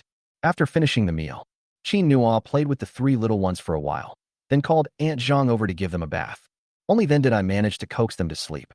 He originally wanted to wash the baby himself, but then he thought about it. They are 3 years old. As a man, I must teach them about gender awareness from a young age. After the babies fell asleep, he originally planned to give Xia Qingyan a massage, but he discovered that Xia Qingyan had already gone back to her bedroom and gone to sleep. Qin Nua then returned to her bedroom. Ding! Congratulations, host, you have completed your daily check-in. Your luck points have been doubled by 10, for a total of 1,000 luck points. Host currently has 3,000 luck points. Would you like to participate in the lottery? Qin Nua then remembered that she had forgotten to participate in the lottery a couple of days ago. Smoke. Ding. Congratulations, host, for not winning the lottery on your first try. You have received the thank you for your patronage tag. Please try again next time. Qin Nua? Is this even possible? Has the system activated its goofy mode? Draw again. Congratulations, host, you have obtained the complete guide to children's weight loss exercises. Note, the children's weight loss exercise skills will be integrated with the host's own abilities. This time, Qin Nua smiled. It's true what they say, you get exactly what you need. He was even thinking of finding an app to learn from. Congratulations, host, you have obtained a children's face cream formula. Note, this secret recipe works even better when used in conjunction with cosmetic making skills. Chapter 37, Living Together? When are you getting married? Children's weight loss exercises, children's face cream recipes, plus previous children's face mask recipes, and a complete collection of nursery rhymes. Qin Nua discovered that the system seemed to be trying to develop him into a child. Actually, if you think about it carefully, babies will always be the apple of their parents' and grandparents' eyes. Some parents are frugal with their own money, but they won't let their children suffer. Therefore, it's relatively easy to make money off children. Moreover, Qin Nua believed that what the system provided would be of great benefit to the child. He began to look forward to future developments. Xia Qingyan lay in bed, tossing and turning, unable to fall asleep. My mind is filled with the scene of dancing with Qin Nua that afternoon. Left with no other choice, she had to sit up. I was just thinking of talking to Xinyu. Unexpectedly, the phone rang at that moment. Xia Qingyan picked up her phone and saw that it was Xia Qinghua calling. She quickly composed herself and answered the phone. Dad. Qingyan. Xia Qinghua, on the other end of the phone, called her name once and then remained silent for a long time. He looked like he wanted to say something, but hesitated. Xia Qingyan frowned. Dad, what are you trying to say? She had barely finished speaking when she heard Sun Wanjuan's voice. Never mind, let me tell you. Your dad is terrible when it comes to serious matters. Qingyan, your dad and I saw you dancing at the party. Xia Qingyan, Sun Wanjun. You haven't danced in 4 years. Xia Qingyan, Sun Wanjun. Who was that man dancing with you? Can you tell Mom? Xia Qingyan knew she would have to face this issue sooner or later, so she didn't intend to hide it. Warm cocoa fruits, Dad. She had barely finished speaking when 2 gasps of surprise came from the other end of the phone. What? What? They came from Xia Qinghua and Sun Wanjun respectively. At this time, the Xia family. Xia Qinghua excitedly snatched the phone from Sun Wanjun's hand. Qingyan, say it again. Sun Wanjun also shouted anxiously. Old Xia, what are you doing? Let me hear it too. Xia Qinghua. Oh dear, we're finally going to have a son-in-law. You can listen to this later. Sun Wanjun. He's still my son-in-law. Xia Qingyan on the other end of the phone.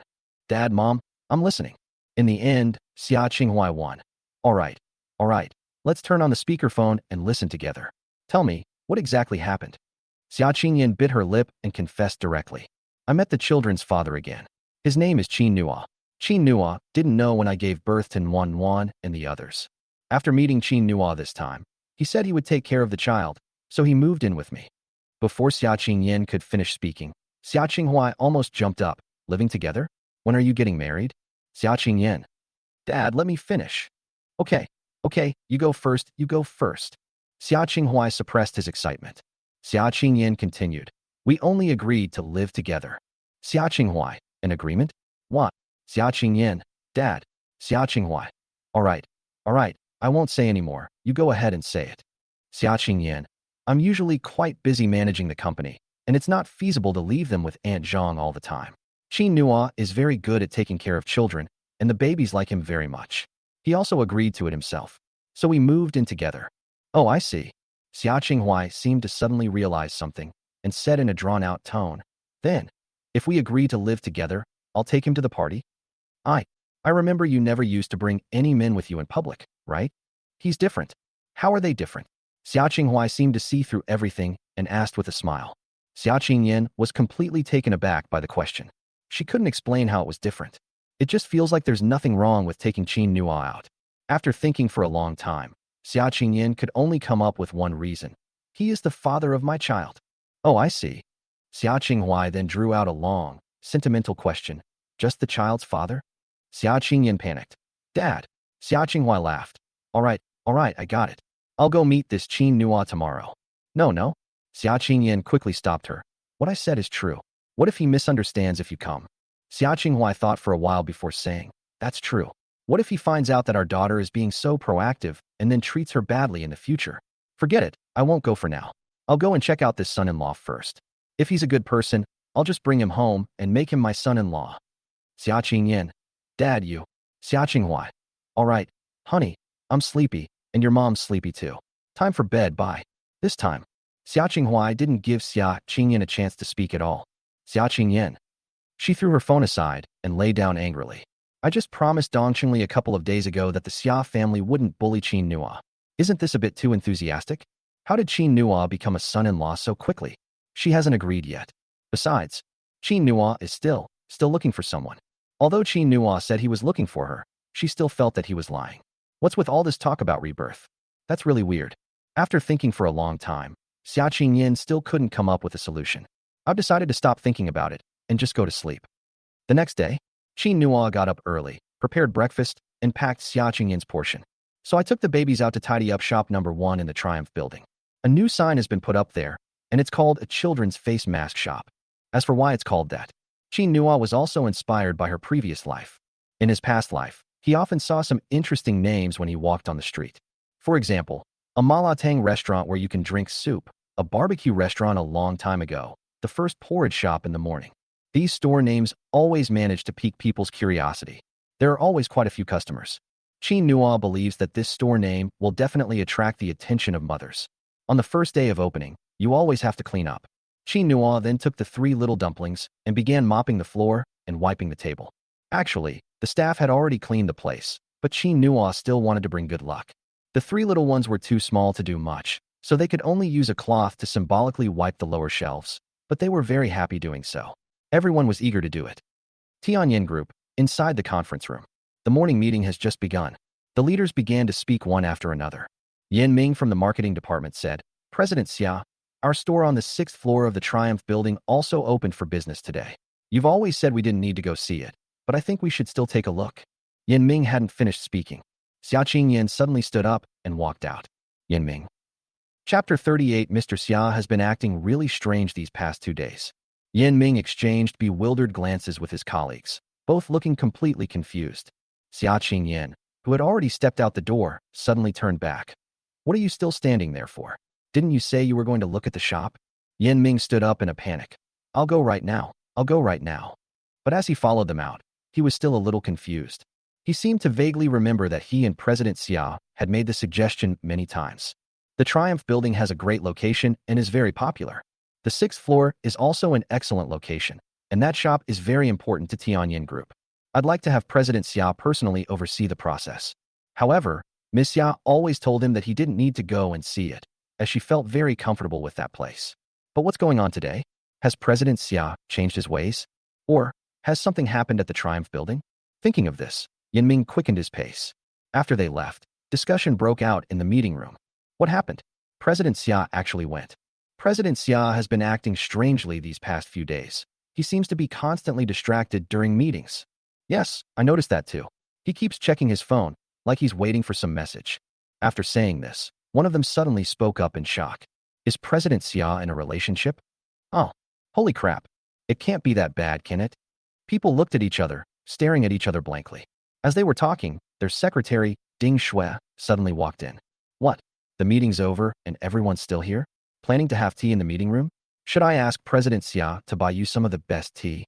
Ding Shui's smile concealed a dagger, and everyone quickly stood up. No need. We're leaving now. After the others left, Ding Shui shook her head helplessly as she tidied up the documents on the conference table. Mr. Xia has indeed been a bit too distracted lately. Even these oblivious people noticed. At this time, shop number 1, Triumph building. Since the 3 little dumplings were happier the more they were wiped, the mischievous Coco immediately found a new source of fun. She put the rag in the water, quickly soaked it, and then flicked it at Guogua's face. Chubby Guogua quickly stomped back, but still couldn't dodge it. She blinked her eyes and called out in a huff and a wrong tone. "Coco, you little rascal." After shouting, she squatted down, scooped up some water with her chubby hands, and splashed it at Xia Kiki. Xia Kiki nimbly jumped backward and dodged it. "Guogua, you little idiot." You. Xia Guogua pouted angrily and went to Qin Nua to complain. "Daddy." Qin Nua was wiping the high cabinet when she saw this scene and almost burst out laughing. "You guys, can't you learn from Nuan Nuan? Look how well-behaved Nuan Nuan is." At this moment, Xia Nuanyuan was holding a rag in her hand, thinking about whether she should imitate her younger sisters and play around with them. Upon hearing her father's words, she immediately withdrew her wicked little hands. Daddy praised Nuanyuan. "Nuanyuan is such a good girl. I can't be as naughty as my little sister." After doing all this, she looked innocently at Qin Nua and smiled again. They looked so adorable. Qin Nua nodded approvingly, then looked at the 2 playful children and suddenly felt a headache coming on. "If you keep doing this, you'll scare all the customers away in no time. How are you going to help Daddy earn money to support Mommy then?" Upon hearing this, the 2 little ones finally stopped fighting. Then let's stop fighting, okay? Guagua, let's clean properly, otherwise Daddy won't be able to afford to feed Mommy. Okay. Nuan Nuan, come along too. After the 3 children finished speaking, They each took a corner for themselves and worked even more diligently than when they first started. This is the scene that Xia Qingyan saw when she arrived at the Triumph building. She glanced in this direction as she walked forward. The group of 1 adult and 3 children looked very busy, but also very happy. She's starting to think about joining them. Yan Ming, who was following behind her, was still reporting something, but he noticed that Xia Qingyan seemed a little absent-minded. Yan Ming asked curiously, "President Xia, what are you looking at? Why are you so happy?" Xia Qingyan immediately looked away. "No, let's go upstairs." "Oh. Yan Ming nodded, then scratched the back of his head, looking puzzled. "Did I say something wrong again? Why does President Xia seem so unhappy?" At 10 a.m., Qin Nuo and the 3 little ones were almost finished cleaning. At this moment, a commotion suddenly arose outside the door. "Hey, you guys are here." Qin Nuo looked up and saw that it was the older woman who had bought her face mask a few days ago, standing at the door with a group of people looking at it. "So you've set up a shop here? A children's face mask shop? Ha ha ha, that's a really interesting name. Young man, you just picked out a name for your shop so casually. What are you going to call your face masks?" The women next to her had already been charmed by the 3 adorable little dumplings. Just as he was about to approach her to strike up a conversation, he suddenly heard these words. Their clear-headedness overcame their willpower, and they immediately said, "What? You brought us here to buy face masks without even a name? Sister, you're not a shill, are you?" The older woman rolled her eyes at the other women. "You don't trust me? When have I ever cheated you? This young man's face mask is especially good for children's skin. Haven't you seen my Tong? She used to have pimples on her face, but now they're all gone." The women nodded. "That's true. But..." The older sister said, "But what?" "Trust me, you won't go wrong. Young man, are you still selling face masks today? My girlfriends want to buy some." Qin Nuo, "Selling. But it's not finished cleaning yet. Please wait a moment." The older sister said, "Okay, but my sister is right. Your face masks really need a name. I see your store name is like this. How about we call it a children's face mask from now on? A children's is a label, what do you think?" Qin Nuo was almost amused by this older woman. But what she said also makes sense. If we want to succeed in the children's cosmetics industry, we need to have a catchy name. Like the leaf-shaped face mask from my past life, the L'Oreal face mask, and various face masks from a certain country, they all have names. He nodded and said, "Okay, let's call it One Family Kids Face Mask.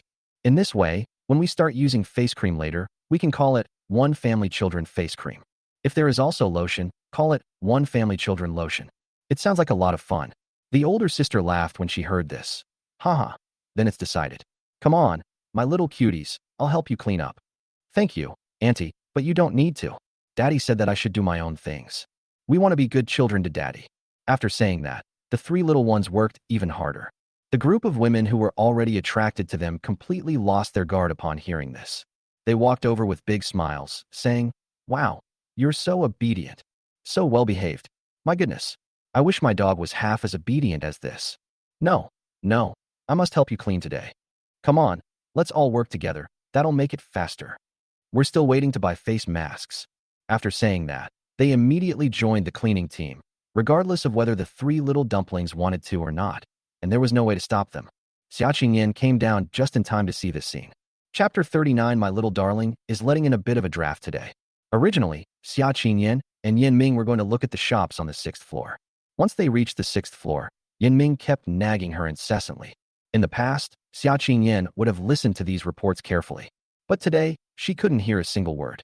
She thought about the reason carefully and realized that she must be missing her little dumpling. Then, she quickened her pace, strolled around casually with Yin Ming, then left the upstairs area to him and went downstairs wearing a mask and sunglasses. "I had originally planned to clean the house with Qin Nuo and the others. But as soon as I went downstairs, I saw a group of women busy with something in the shop. Qin Nuo was chatting and laughing with them. The 3 little dumplings were also busy among them." Xia Qingyan suddenly felt a very strange feeling in her heart. It felt like something that originally belonged to me had been stolen. She shook her head, pondering what was going on. She had never felt this way before. After thinking it over for a long time, she realized that she must be worried about the little ones. These are all strangers. How can you get so close to strangers? Thinking about it this way, Xia Qingyan felt much better. She strode into the shop. "Qin Nuo, do you need any help?" Qin Nuo, who was busy at work, was slightly taken aback. Upon seeing her, she immediately showed surprise and delight. "Qingyan, aren't you at work? What brings you here?" The 3 little dumplings also saw Xia Qingyan. They dropped the small rags they were holding and ran towards Xia Qingyan. Then she hugged Xia Qingyin's leg tightly, tilted her head back, and sweetly called out, "Mommy, mommy, mommy." Xia Nuanyuan arrived a little late and couldn't hug Xia Qingyin's legs, so she could only hold onto Xia Qingyin's clothes. The whole scene was warm and lovely. The busy women were moved to tears by this sight. "My goodness, girl, you're a true winner in life." Someone else swaggered over, slapped Xia Qingyin on the shoulder, and laughed loudly. "Hey girl, your husband is so handsome and your daughters are so well-behaved.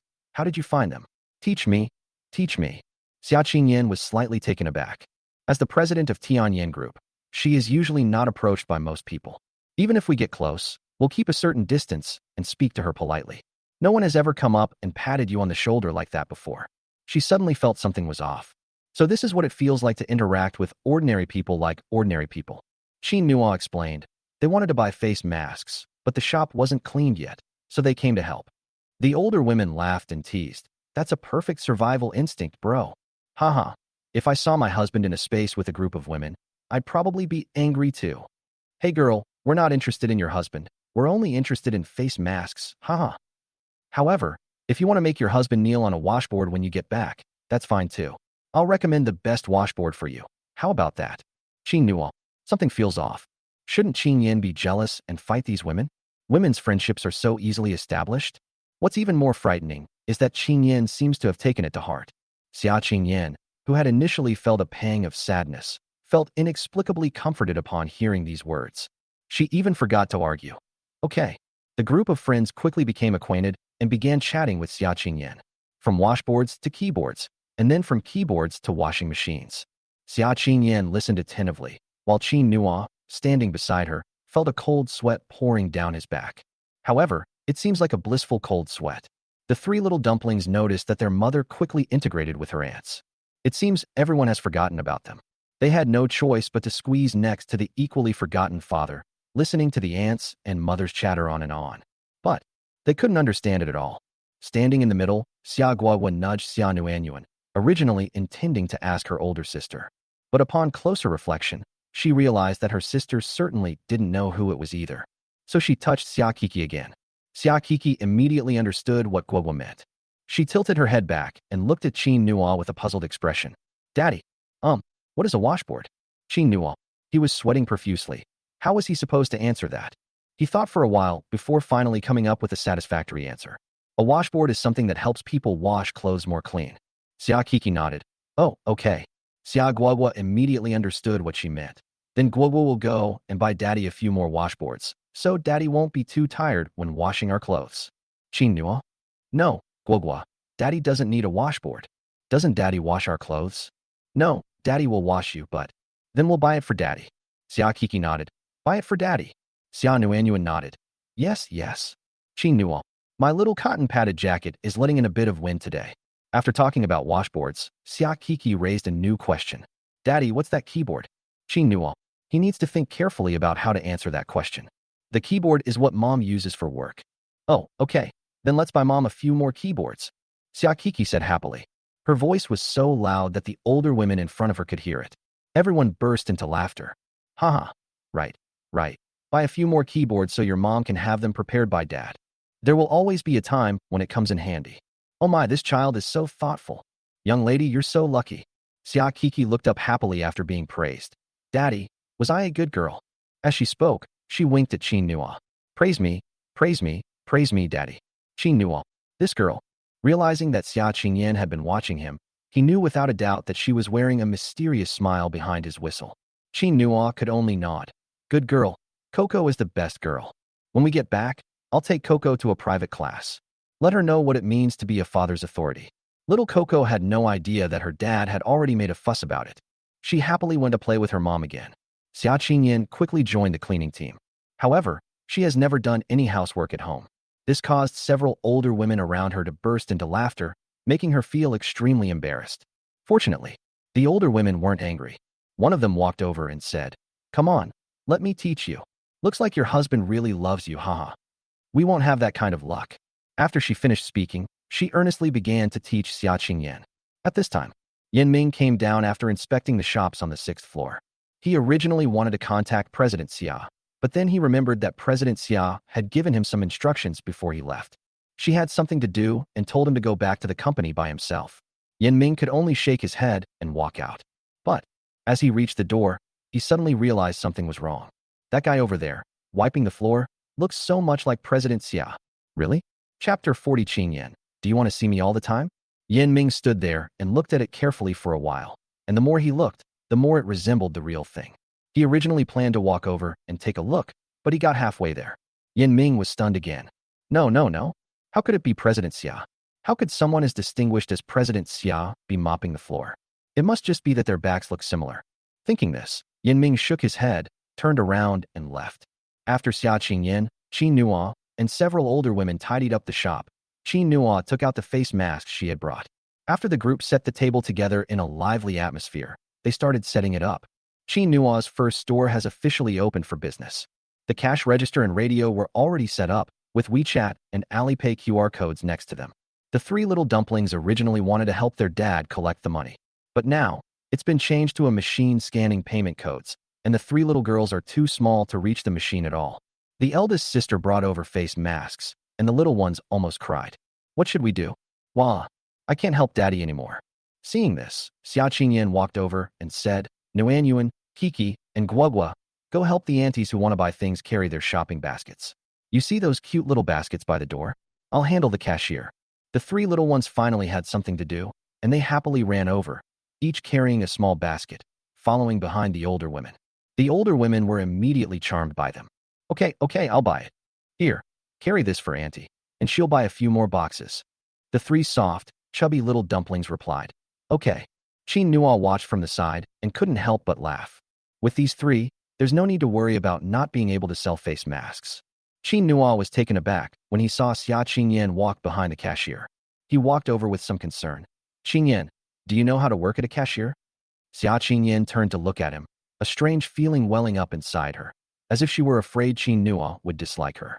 She said, Do you think I can't do anything? Qin Nuo quickly shook her head. No. What I mean is, if you don't know how, I can teach you. Xia Qingyan shook her head. No need. Tianyin Group has many stores, and I often go to inspect them. Before I became president, I started from the very basics during my internship. Qin Nuo nodded. Well, is being a CEO tough? Xia Qingyan remained silent. At this time, the ladies who had already chosen their face masks all came over. Qin Nuo didn't want to continue discussing this topic with Xia Qingyan. Next to each of the older women stood a little dumpling. They were all smiles, and the older women were very happy too. Those passing by outside the door were laughing hysterically at the sight. Oh my God, do you see that? There are three little waiters over there. Oh my, so cute, so cute, so cute. Let's go in and take a look. Wait a minute, isn't this employing child labor? What child labor? She's obviously the boss's own daughter. So young and already helping mommy and daddy with their work. So sweet. Come on, let's go. After the older women left, a group of people rushed into the store. After Qin Nuo explained the uses of the face mask, and they tried it themselves, they were all amazed. Then, they lined up and asked the little ones to get them face masks. The store was very busy all morning. More than half of today's face masks have already been sold. Even Xia Qingyan couldn't help but exclaim, Your business is doing quite well. Qin Nuo nodded. Yes, we're one step closer to taking care of you. Xia Qingyan, then you'll have to work harder. It's not so easy to support me. Upon hearing this, Qin Nuo laughed. Haha, so does that mean you agree to me taking care of you? Xia Qingyan. How come Qin Nuo is so good at finding the key points? She simply ignored him. I have to go back to the company this afternoon, so take care of yourself. Qin Nuo. So you came here this morning specifically to help me? Xia Qingyan paused for a moment before replying. No, we opened a new shop upstairs. I came to check it out. Qin Nuo. Oh, they opened a new shop upstairs, so they rented one for me downstairs too. Qingyan, can I take that as you want to see me all the time? Xia Qingyan. I'm leaving. After saying that, she left quickly without waiting for Qin Nuo's reaction. It didn't even respond when the three little dumplings called to say goodbye. Qin Nuo is absolutely terrifying. Qin Nuo watched Xia Qingyan leave and couldn't help but smile. Qingyan, let's have dinner together before you leave. Xia Qingyan didn't care about any of that. She got into the car without looking back. Xia Kiki stood in the spot closest to the door, watching her mother's departing figure, and asked in confusion, Daddy, is mommy shy again? Qin Nuo nodded. Probably, your moms are just shy. Xia Kiki thought about it for a while, but still couldn't figure it out. Daddy, Why does mommy always get shy when she sees you? Xia Nuanyuan and Xia Guogua also turn their heads to look at Qin Nua. They want to know the answer to this question too. Qin Nua patted the heads of the three little dumplings one by one. Perhaps, probably, it's because your moms love their dads a lot too, right? The three little dumplings nodded again, puzzled. Although they didn't understand, they knew that mommy being shy was a sign that she loved daddy. We need to observe more closely in the future to see just how much mommy loves daddy. Afternoon. Qin Nua was in charge of the cash register, while the three little ones acted as waiters. In just one afternoon, the store was almost completely sold out. Qin Nua brought a full 500 bottles today. In this way, it sold for a total of 50,000 yuan. The warehouse originally had 5,000 bottles of face masks, but only 4,000 remain. It seems they won't last much longer. Moreover, he also obtained the face cream formula. He definitely can't do it alone. It seems he needs to hire some employees.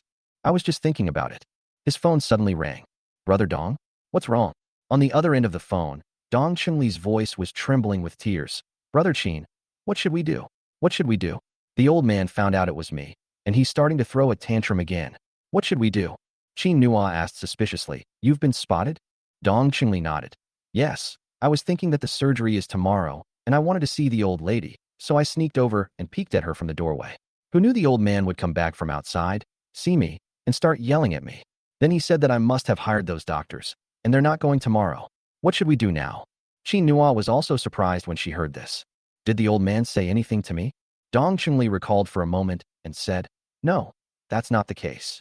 Qin Nua said, Oh, don't worry, I'll go find the old man in a bit. You go back and wait for news. Dong Chunli. Okay, brother Qin, thank you. It's all my fault, but I can't delay taking care of my mother. Qin Nua. Yes, I know, I'll do my best. Chapter 41. Guogua cried. Daddy is so awful. After Qin Nua finished his phone call with Dong Chunli, he didn't rush to find Dong Xianghe. Dong Xianghe, who had just kicked Dong Chunli out of his house, must still be angry. If you go to find him yourself, Dong Xianghe will definitely be able to see through the deception. He took the babies home first. Then I cooked the meal as usual. After finishing our meal, it was still early. Qin Nua then called to the three little ones. Let's go downstairs and stroll in the park. Summer days are long and it gets dark late, making it a great time to exercise. The three little dumplings nodded happily. Okay. Guogua, stay with daddy, okay? Xia Guogua, okay. She secretly put a few more candies in her pocket. Qin Nua discovered it, but he didn't expose her. This little girl is still young. Once she experiences the consequences, she'll know to watch what she eats. Xia Guogua had no idea what her father was thinking. She walked happily at the front. Seeing this, Xia Qingyan also said, Shall we go together? She hasn't gone out for a long time. Okay, let's go.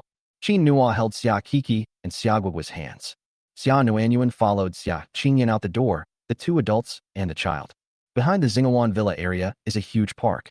The park is not located within the villa area, so many people from the surrounding area come here to exercise.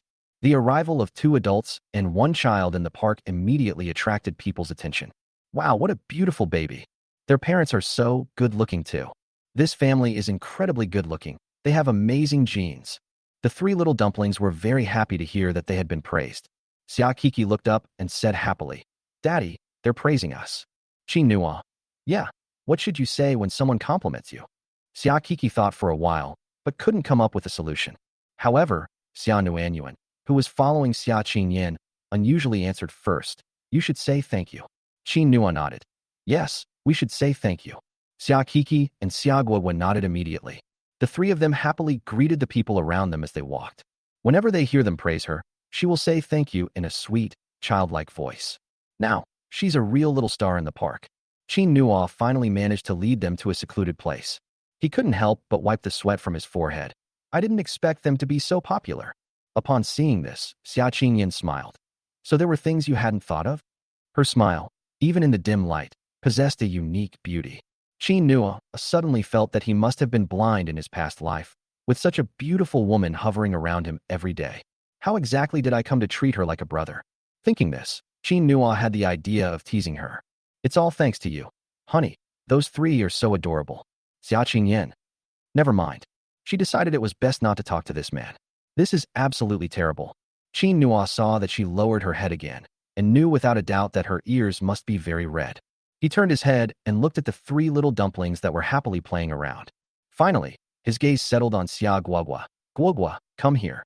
Xia Guogua had just been pinned to the ground by Xia Kiki and Xia Nuanyuan and was about to retaliate when she suddenly heard her father's voice. She immediately ran over happily, tilting her little head back with all her might. What's wrong, Daddy? Does Daddy miss Guogua? Does Daddy want a kiss from Guogua? Looking at the little guy's adorable appearance, Qin Nua suddenly felt like a big bad wolf. It's the most terrifying kind.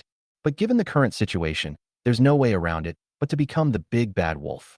He squatted down and looked at Xia Guogua. Do you remember Daddy said he would take you to exercise? Xia Guogua's smile gradually disappeared. Daddy, Qin Nua. Okay, let's start today. Come on, Daddy will teach you. Xia Guogua looked at Qin Nua blankly, only to find that Qin Nua showed no intention of giving in at all. She then looked at Xia Qingyan. Mommy. Xia Qingyan, I'll listen to your dad. Xia Guogua. She had no choice but to look to Coco and Nuanyuan for help. Xia Kiki mimicked Xia Qingyan. I'll listen to Daddy. Xia Nuanyuan nodded vigorously. Yes, yes. Upon hearing this, Xia Guogua clenched her little fists, looking aggrieved. Wah, everyone says we should listen to Daddy. That's it. Then let's listen to Daddy. But she was still a little worried. Daddy, will you be tired? Qin Nua shook her head firmly. Not tired. Absolutely not tired. The innocent little Guogua immediately smiled and said, Okay, then I'll exercise with Daddy. Okay, good girl. Qin Nua gently rubbed Xia Guogua's little head. Then I recalled the children's weight loss exercises that the system had rewarded me with.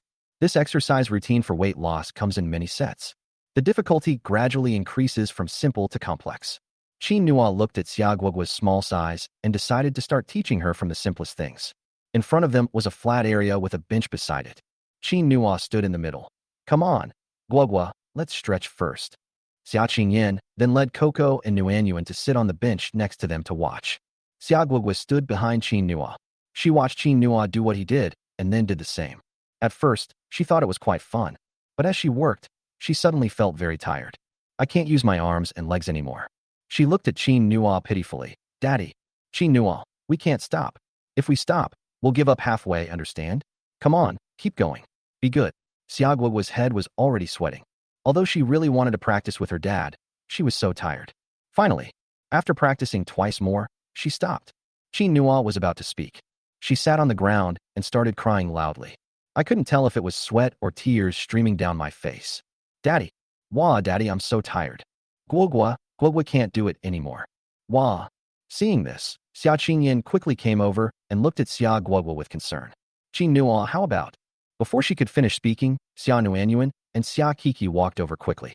They squatted down on either side of Guogua, saying in their childish voices, Guogua, you can do it.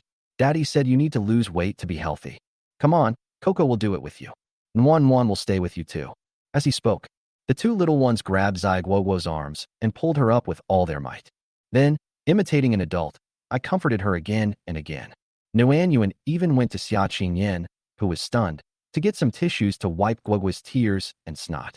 Xia Guogua, who was crying, said between sobs, Wah, okay, together. Guogua should be a healthy and good child.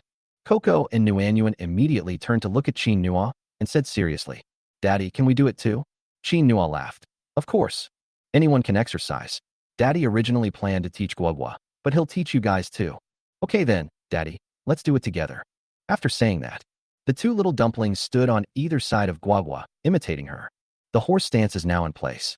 Chapter 42, Is this considered a date? Xia Qingyan was stunned when she saw their appearance. Is this still the same pampered little dumpling that follows me around? Why do I feel like I've grown up a lot overnight? How much did Qin Nua actually teach them? She stared blankly at Qin Nua and unconsciously stood beside him. Qin Nua looked over with a puzzled expression. Xia Qingyan coughed lightly, her smile fading. I also need to lose weight. Qin Nua smiled. He didn't expose Xia Qingyan's little scheme. Okay, let's begin. Qin Nua turned her phone back on. The nursery rhyme started playing from the beginning, and Qin Nua started teaching from the beginning as well. Xia Qingyan followed along and learned from her. The three little dumplings followed suit and learned from behind. Xia Guogua learned it a little faster because she had already learned it once. The other two little ones often make mistakes and then laugh at each other happily. The whole scene was extremely harmonious. It might be because they made too much noise. Before long, it attracted several mothers. The mothers peeked out and immediately smiled when they saw them. So cute. My heart is breaking. This doll is so cute, unlike my own child. The babies in their arms heard their mother's words and immediately raised their little arms. Mommy, I want to learn too. Me too. Me too. After saying that, the children ignored their mother's reaction and immediately ran towards Chin Nua and the others. They lined up behind Chin Nua, imitating the three little dumplings, making the same little movements over and over again. The three little dumplings probably saw someone following their example. They all took it seriously, and before long, they were doing a pretty good job. The children behind me were jumping around haphazardly. Coco and Guagua even became little teachers. That's not how it is. That's not how it is. Little brother, you should learn from me. Oh dear, you're wrong. You're wrong. The children weren't angry. They did whatever Guagua and the others told them to do. Xia Qingyan was stunned once again upon seeing this. She couldn't help but smile. That's wonderful. Qin Nua turned to look at her. What's wrong? Xia Qingyan rarely expressed her feelings. Before, I didn't have time to spend with them, so they always played by themselves and didn't have any friends. So, they're so happy playing with other kids. Qin Nua laughed again. Don't worry, they will be happier and happier in the future. This time, Xia Qingyan had no objections. Yes. Behind the group of children, the mothers burst into laughter upon seeing this scene. As they were laughing, someone recognized Qin Nua. Hey, isn't that the young man selling children's face masks at the Triumph building and his babies? You know what? It's true. I'm dying of laughter. This young man has so many talents. Haha, I'll have my baby come to learn every day from now on. Me too. Me too. Others looked puzzled. What kind of face mask? Then, those who knew began to explain the science to those who didn't. Before long, everyone knew about Qin Nua's small business. Xia Kiki didn't forget to promote her dad's products. My dad's face masks are really good. Aunties, are you coming to buy some too? The moms burst into laughter. Okay, we'll definitely go. We'll definitely go. Haha, I'll go tomorrow. Wow, watching this makes me want to jump too. Then what are we waiting for? Let's jump together. Come on, don't hesitate. Lose weight with your child. As more mothers joined, the group gradually grew. A short while later, another group of people came over. More and more people gathered, and the praise grew louder and louder. The babies jumped around with increasing enthusiasm. At first, Xia Qingyan still felt a little awkward, but as she danced, she suddenly felt really happy. It seems like it's been a long time since I've been this happy. Then, she let go too. The entire park was filled with laughter and joy. Qin Nua didn't feel awkward at all. Anyway, losing weight with her own baby was no different from exercising with a group of people. This will not only help babies lose weight, but also allow them to make more friends. I'll also promote my business to make Qingyan happy. That's killing 4 birds with 1 stone. What a winner in life. This jumping continued intermittently for a full hour. After jumping, the 3 little dumplings and the other babies were exhausted and lay on the ground, panting heavily. But they were still smiling. The park staff laughed when they saw this. Young man, are you coming again tomorrow? I'll have the cleaning staff clean up in advance so the babies don't get covered in mud. Qin Nua smiled and said, Come on, come every day from now on. Xia Guagua no longer felt tired and happily said, Yes, we'll come every day from now on. Xia Kikiye, I'll come every day. Xia Nuanyuan, MMM. The manager burst out laughing. All right, we'll prepare some more water for you tomorrow. Qin Nua, thank you so much, uncle. Manager, haha, I've been here for so many years and I've never seen it this lively. It's good for your health. Young man, I'll join you tomorrow. People around Qin Nua were also praising him. Xia Qingyan stood behind Qin Nua, looking at the man in front of her. Suddenly, I realized that this man was full of admirable qualities. Absolutely captivating. She stared at his retreating figure, feeling a pang of reluctance to blink. Qin Nua also sensed that someone was watching him, and he subconsciously turned around. Xia Qingyan lowered her head slightly. He laughed. All right, babies, time to go home. Take a bath, and go to bed. Daddy, let's go home. The 3 little dumplings walked happily ahead. Xia Qingyan originally wanted to hug them, but they seemed to need no hugging at all. Then, she and Qin Nua walked behind, reminding them to be careful from time to time. We walked for a while. She suddenly felt Qin Nua getting closer to her. Xia Qingyan was slightly taken aback. Qin Nua's voice rang out from beside them. Qingyan, do you think this counts as a date? Xia Qingyan's heart skipped a beat. She felt like she was going crazy. Why do I always feel so unsettled whenever I listen to Qin Nua speak? She quickly took a step to the side. After thinking for a while, I finally found a reason. A date with so many people? Well, I guess that counts. Qin Nua laughed loudly. Haha, then I'll prepare a date just for us next time. Xia Qingyan was about to say something. Qin Nua quickly took a step forward and started playing with the three little dumplings. Seeing this, Xia Qingyan also smiled slightly. Back home, because they had been exercising for so long, the three little ones fell asleep quickly after their bath. Xia Qingyan also made an excuse to go to sleep and quickly went upstairs. Qin Nua lay in bed, thought for a while, and decided to call Dong Xianghe. As soon as the phone rang, he heard Dong Xianghe's somewhat embarrassed voice. Brother Qin, we can't make it to tomorrow's surgery. We're really sorry. I only found out today that my son found all those doctors. He definitely lied to you too. Sigh. Chapter 43. Is CEO Xia really in a relationship? As Dong Xianghe spoke, he sighed. Thank you for your help, Brother Qin, but I think I should think about it some more. Qin Nua silently suppressed a laugh upon hearing this. Since Grandpa Dong didn't suspect anything at all, that makes things much easier. He said, I see. Then what should we do about the old lady's illness? Dong Xianghe, let me think of another way. Qin Nua hesitated for a moment before saying, Grandpa Dong, how about this? I need help at my warehouse. Why don't you go and help me tomorrow? I'll give you 500 yuan a day, and we should be able to raise enough money for the hospital fees soon. Dong Xianghe was very excited. That works too, but 500 a day is way too much, Brother Qin. You've had a tough time too. Qin Nua, it's all right, 500 it is. If it weren't for your warehouse, I wouldn't know what I would have done a few days ago. Dong Xianghe's hand holding the phone trembled slightly. Okay then. See you tomorrow. Okay, see you tomorrow. After hanging up the phone, Dong Xianghe held the hand of the old lady next to him. Brother Qin is such a good person. At my age, he is still willing to use me. That's really kind of him. Qin Nua, on the other hand, sent a WeChat message to Dong Chunli immediately after hanging up the phone. Upon receiving the WeChat message, Dong Chunli was shocked. Brother Qin, is this really okay? Won't I get my legs broken? Qin Nua, is your leg more important or the old lady's health? Dong Chunli, of course, the old lady's health is more important. Qin Nua, then do as I say. I'll send you a message tomorrow when I see Grandpa Dong. Dong Chunli, okay, thank you, Brother Qin. After finishing their conversation, Qin Nua put her hands behind her head and smiled slightly. These people clearly love each other, yet they insist on having minor conflicts over various things. Actually, it's very easy to solve. Ding, congratulations host for completing today's check-in. Your luck value has been doubled by 10, and you have a total of 1,000 points. Would you like to participate in the lottery? Let's not smoke for now. Qin Nua wanted to give it a try and see if he could win a big prize after accumulating enough over a few days. Qin Nua slept soundly that night. The next day was Tuesday. Qin Nua took the three little ones to the warehouse early in the morning. After Qin Nua left, Xia Qingyan returned to her room and looked at the black dress hanging on the clothes rack. She picked up the long dress and held it up against herself. Finally, as if making a firm decision, he began to take off his business attire. However, when she was halfway through undressing, her movements suddenly stopped. Xia Qingyan, have you gone mad? You actually want to wear a long skirt to work? I'm totally addicted. She quickly put her long dress down, picked up the breakfast Qin Nua had prepared, and went to the company. Meanwhile, at Tianyin Group, people were gathered in the lobby, excitedly discussing the matter. Have you heard? Our CEO brought a dance partner to the cocktail party yesterday. Really? Where did our CEO Xia find a man? I don't know about that, but I guess, judging from Mr. Xia's temperament, it's probably rented. Hey, even if it's rented, it's fine. We can't let those fake socialites keep using our CEO Xia to create buzz. Yeah, I think so too.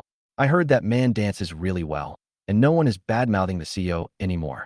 I even saw someone say they wanted to ship them as a couple. Why ship couples? It's our CEO Xia and her dance partner's couple. I heard that guy is really handsome and a perfect match for our CEO Xia. Maybe they really will get together. Are you kidding me? Our CEO Xia only cares about work. I think finding a dance partner is just something he has to do out of necessity, a so-called high society social obligation. Sigh.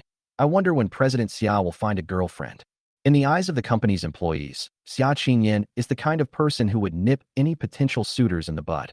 Over the years, everyone in the company, including the elders of the Xia family, has openly and secretly advised her to find a partner. However, she rejected them all. On several occasions, President Xia even got angry. From then on, no one dared to mention it again. The Xia family patriarch even declared that if she didn't find a partner, she could only serve as the acting president. He's been acting president for 4 years now. This is really worrying. As people were discussing this, they suddenly saw Xia Qingyan walk in from outside. Oh no, we've been talking for too long. It's already 9:01. President Xia hates being late and chatting during work hours the most. Let's get going. Everyone quickly scattered like birds. Those who couldn't avoid her had no choice but to greet Xia Qingyan with a forced smile. Hello, President Xia. They were prepared to be scolded.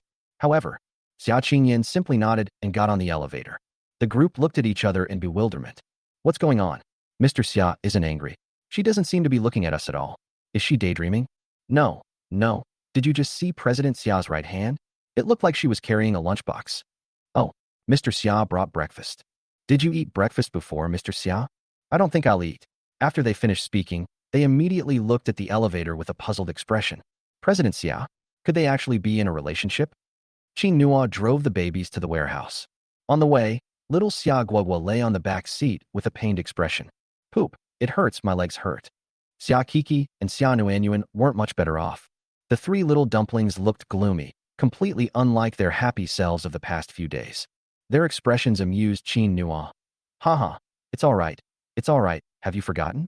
You exercised yesterday. When you first start exercising, it will hurt, but after a few days, you will get used to it, and it will not hurt anymore, and it will feel very comfortable. Xia Guogua was a little incredulous. Really, Daddy? Manhwa nodded. Yes, really. Guogua rubbed her chubby little legs, looking aggrieved. Well, okay then, Guogua believes Daddy. Xia Kiki held Xia Guogua's hand. It's okay, Kiki is with you. Nuanyuan also placed her little hands together with theirs. The three sisters encouraged each other, and the scene was incredibly joyful. At 8:30, Manhwa and the others arrived at the warehouse. Seeing that Dong Xianghe had arrived, Manhwa sent a WeChat message to Dong Chunli before getting out of the car. We can set off now. Okay, Brother Qin. I'll treat you to a big meal after this is all done. Don't worry.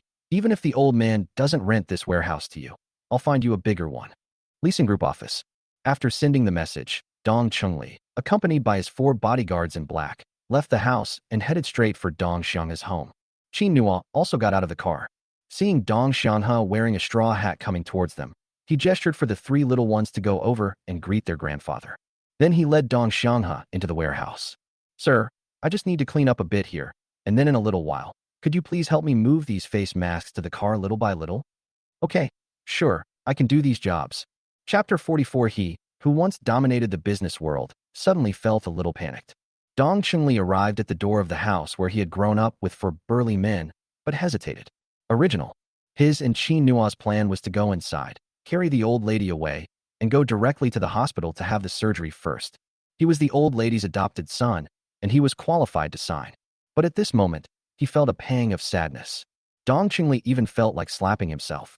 I must have been crazy back then to argue with my parents over a relationship that wasn't worth it. Knowing full well that the 2 elders are stubborn, why should I do anything? In fact, he has felt very guilty over the past few years. He still wanted the 2 elders to forgive him. Seeing that Dong Chunli didn't move, the bodyguard next to him asked with some concern, Young Master Dong, shall we go in? Dong Chunli nodded.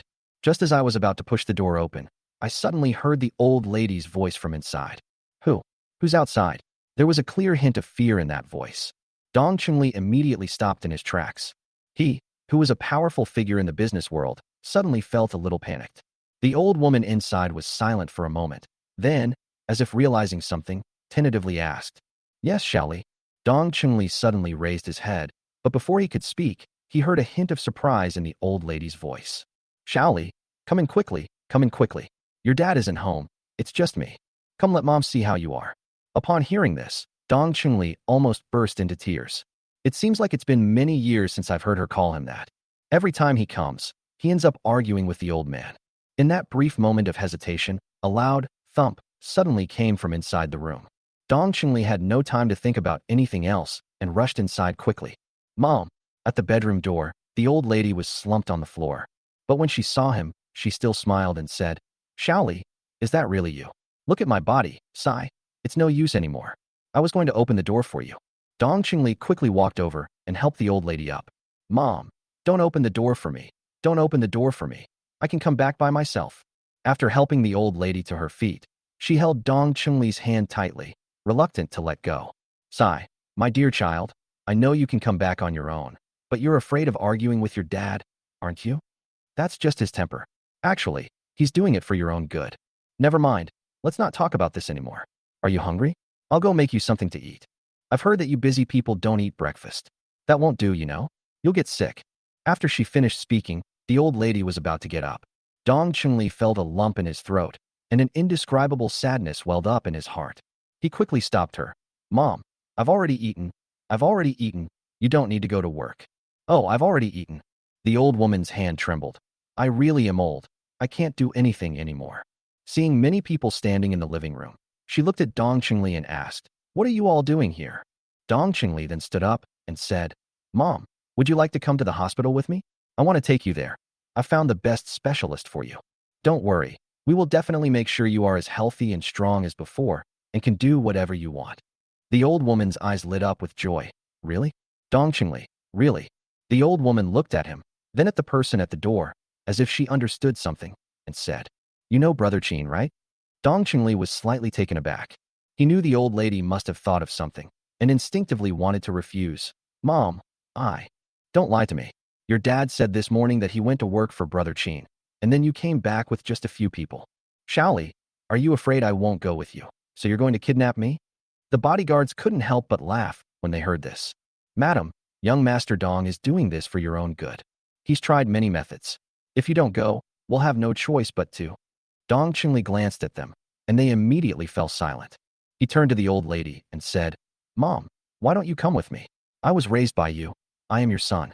I know I made a mistake back then, and you and Dad blame me and don't want to see me, but you can't joke around with your health. The old lady sighed.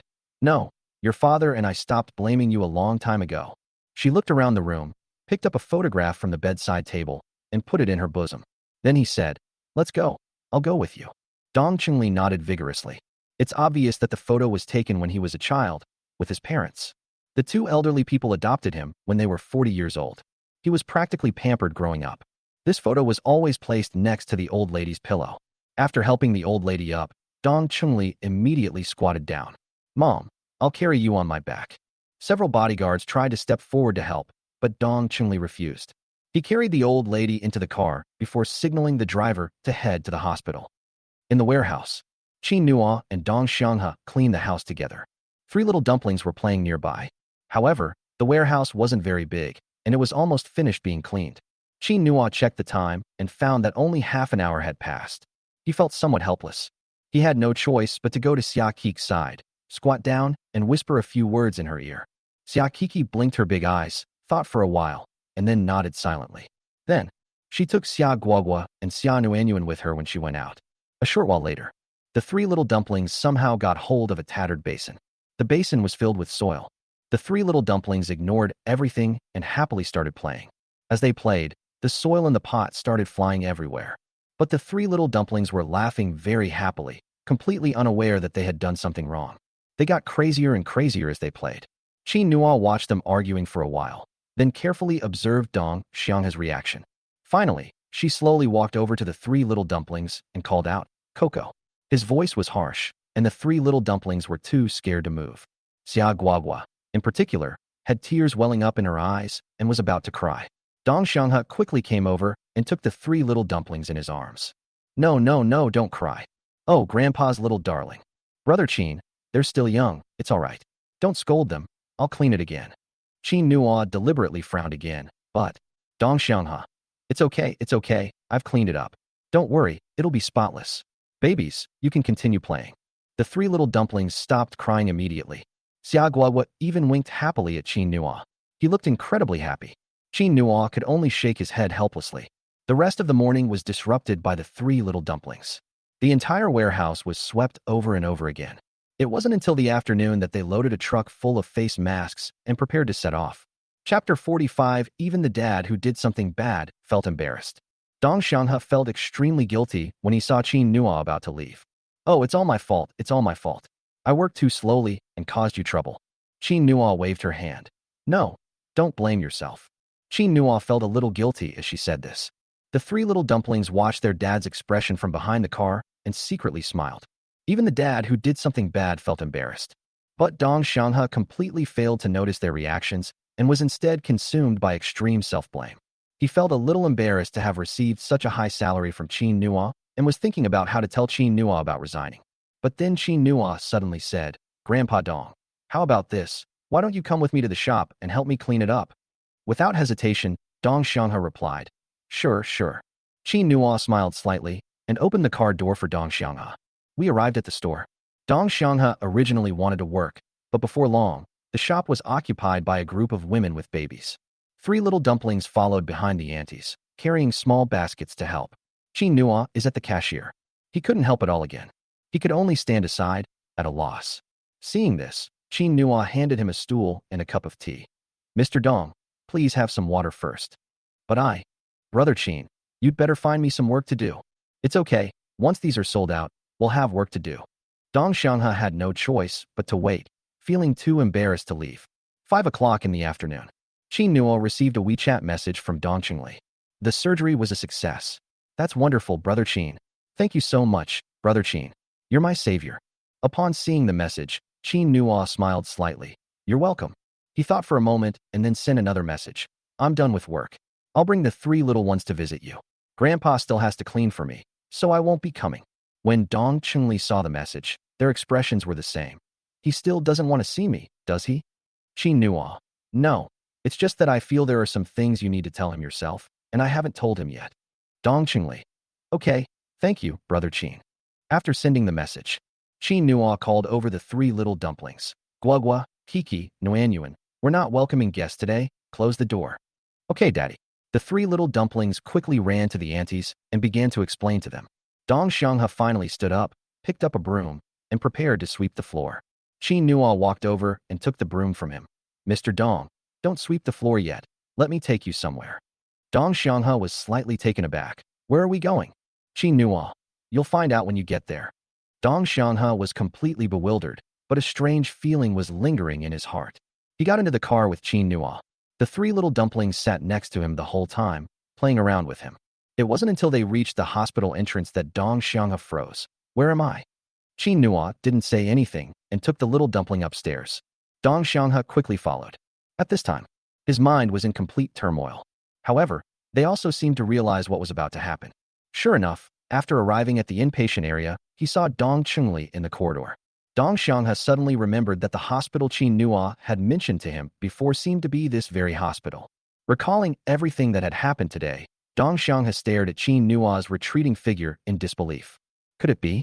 Before he could figure it out, Qin Nuo turned her head and whispered, Mr. Dong, would you please wait here for a while? Dong Xiang nodded mechanically, watching Qin Nuo walk towards Dong Qingli. He was standing at a corner, not far from Dong Qingli.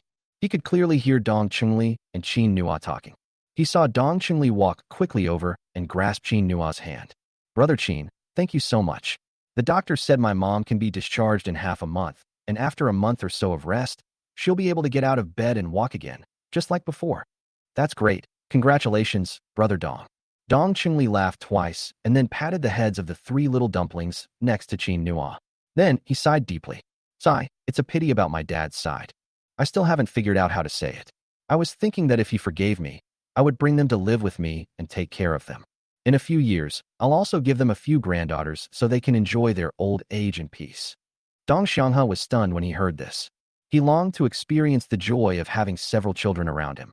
But if he goes, his hard-earned business will probably be laughed at, right? At this moment, Qin Nuo seemed to be asking the same question on purpose. Brother Dong, have you ever thought that perhaps old Master Dong doesn't not want to acknowledge you? He just feels that he and the old lady are getting old and would become a burden to you. It wasn't easy for you to start from scratch. No parent wants to cause trouble for their child. Dong Qingli looked puzzled. Trouble? What trouble? Qin Nuo. It's like, because you come from a poor background, you'll be looked down upon. Upon hearing this, Dong Qingli suddenly raised his voice. I don't care whether he looks up to me or not. I, Dong Qingli, am upright and honest. I've never thought there was anything wrong with having a bad background.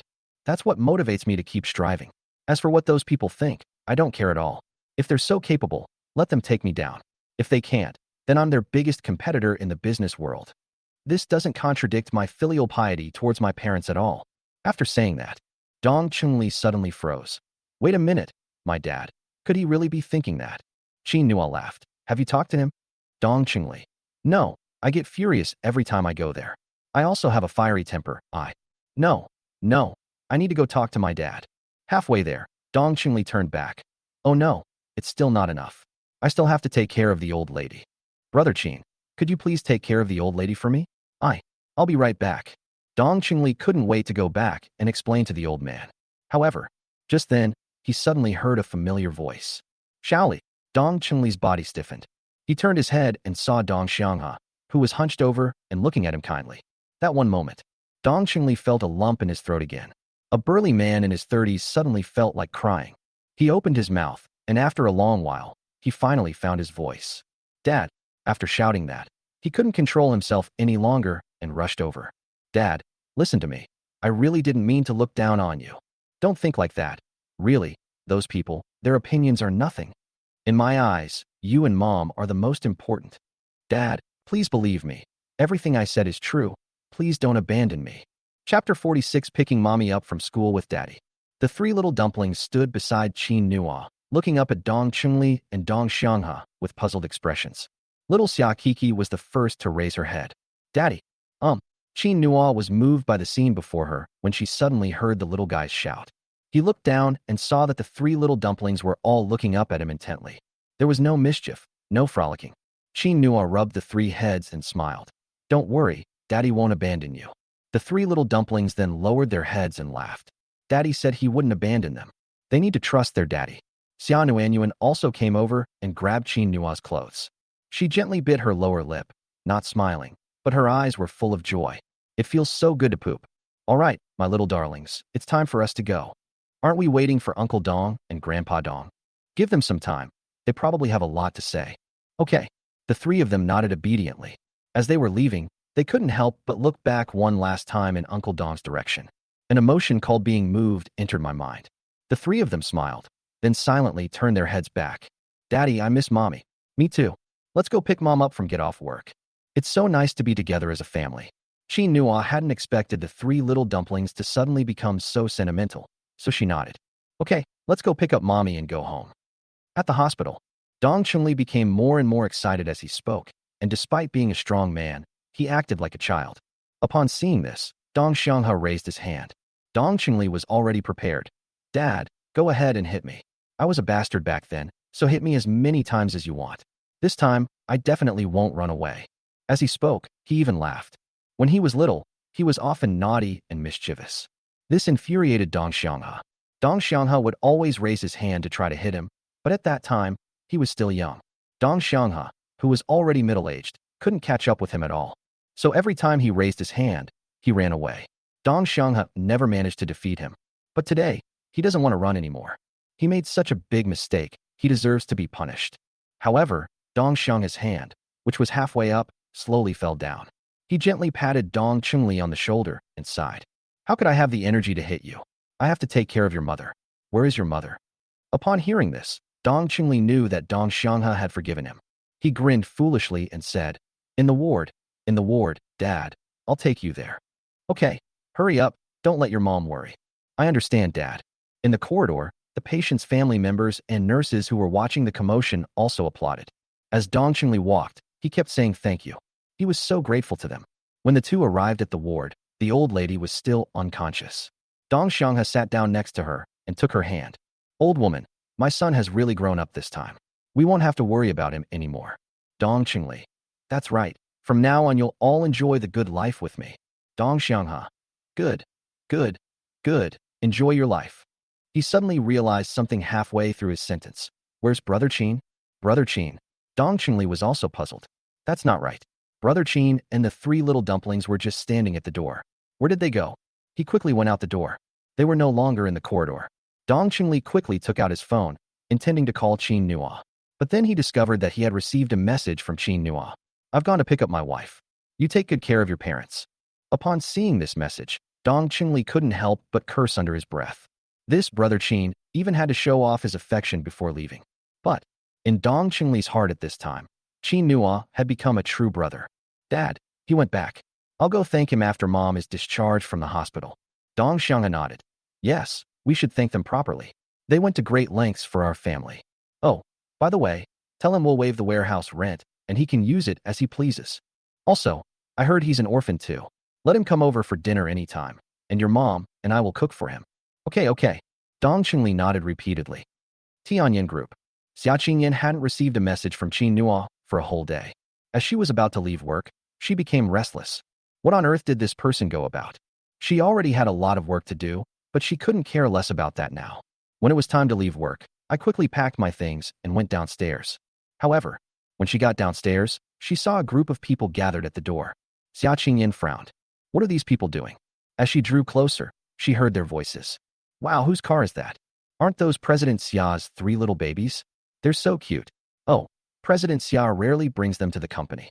I really want to hug them. Wait, is that the point? The point is, how come they're in someone else's car? Could there be a man in that car? Holy crap. Someone's here to pick up CEO Xia from get off work. People chatted happily, one after another. Xia Qingyan was startled and looked into the distance, where she saw 3 little dumplings standing by the car. They were waving their arms and calling out sweetly to her. Mommy, Mommy, we're here to pick you up. Mommy, we miss you so much. When the babies shouted, people realized that Xia Qingyan was already standing behind them. People quickly dispersed. They all forced a dry laugh and said, Mr. Xia, I thought for a long time, but I still don't know what to say. One of them blurted out in a hurry, Good evening, Xia Qingyan. It's only 6 o'clock, and it's still bright outside. Good evening? But now is not the time to dwell on this. She stared in shock as Qin Nua's car pulled up in front of the company. 3 little dumplings peeked out of the back window of the car. The window was almost overflowing, but they still shouted happily, Mommy, get in the car, get in the car, get in the car. Xia Qingyan was covered in sweat. She turned around instinctively and found that the employees behind her were doing other things. Only then did he steel himself and walk over. Arriving at Qin Nua's car, Xia Kiki quickly jumped out of the back seat and walked to the passenger seat. The little girl stretched out her arm and, with all her might, opened the car door for Xia Qingyan. Mommy, get in the car. Looking at little Xia Kiki, Xia Qingyan suddenly had a feeling she couldn't quite describe. Qin Nua, wearing sunglasses, turned his head to look at Xia Qingyan from the driver's seat.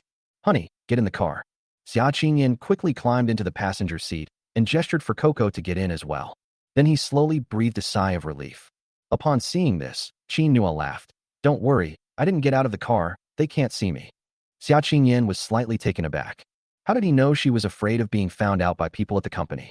Qin Nua seemed to see through her thoughts. Qingyan, it wasn't easy for you to get to this position. I know you have many concerns. I respect your choice until you decide to make it public in front of the employees. But today, I still want to come and take you home. Go back to our home. Chapter 47. This future son-in-law seems pretty good.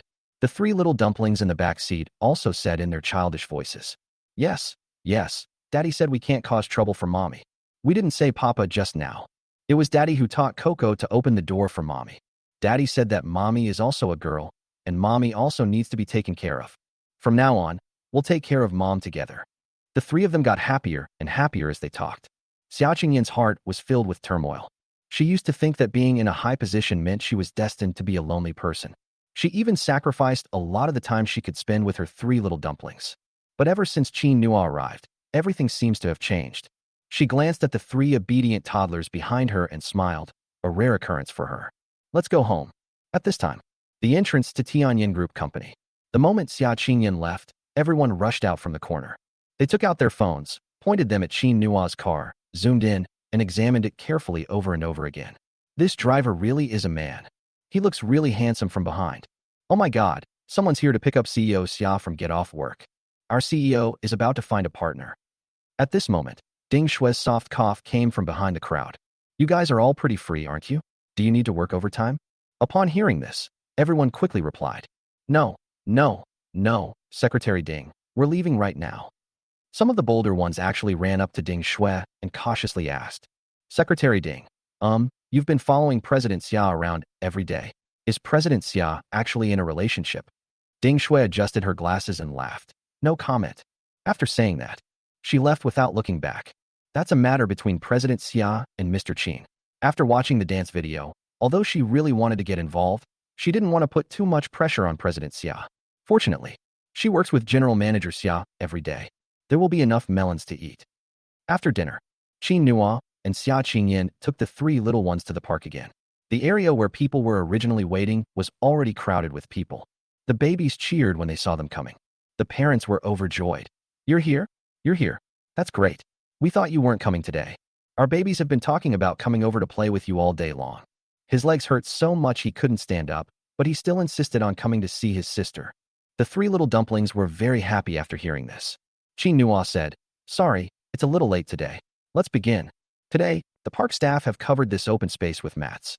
Hot water and a sound system were also prepared on the stool next to them. He even brought his own children with him. The children lined up behind the three little milk balls. Qin Nua and Xia Qingyan stood at the front, with the babies following closely behind. At the very back stood the new parents. As the music started, Qin Nua began leading the group in warm-up exercises. The babies happily clapped their hands, wiggled their waists, and shook their legs. The whole scene was incredibly heartwarming. Some even suggested, "Young man, I think you should start a kindergarten, huh? We feel reassured knowing how well they take care of the kids." Qin Nua laughed. "This is not in the plan yet. I just want my little chubby boy to lose some weight. It's not good for the child to be too fat." Little chubby Xia Guogua pouted. "Wah, daddy. She's a little upset. Why would you say someone is fat? Wah." Everyone nearly burst out laughing when they saw this. All right, you can't call her fat. She's a cute girl. My little one is the fat one. Let's lose weight together. By the way, young man, we've used your face masks and they're great. Do you have any other products? We'd like to buy some of them." Speaking of this, Qin Nua suddenly remembered that she hadn't started making her face cream yet. Because the warehouse was too small and he was the only one there, he originally planned to wait until the face masks were sold out before making more. But now it seems we need to put it on the agenda sooner. And the baby face cream. Wait a little longer. I'll let you know when it starts selling in a few days. Okay, let's join a WeChat group after we're done, so it'll be easier to buy. Good. The next period of time was for Qin Nua to help the babies lose weight. Xia Qingyan was also dancing happily on the side. An hour later, all the children collapsed onto the mats again. "I'm so tired." They rolled around whimpering, but none of them cried. That night, Qin Nua checked in on the system again and earned 1,000 points. The Xia family.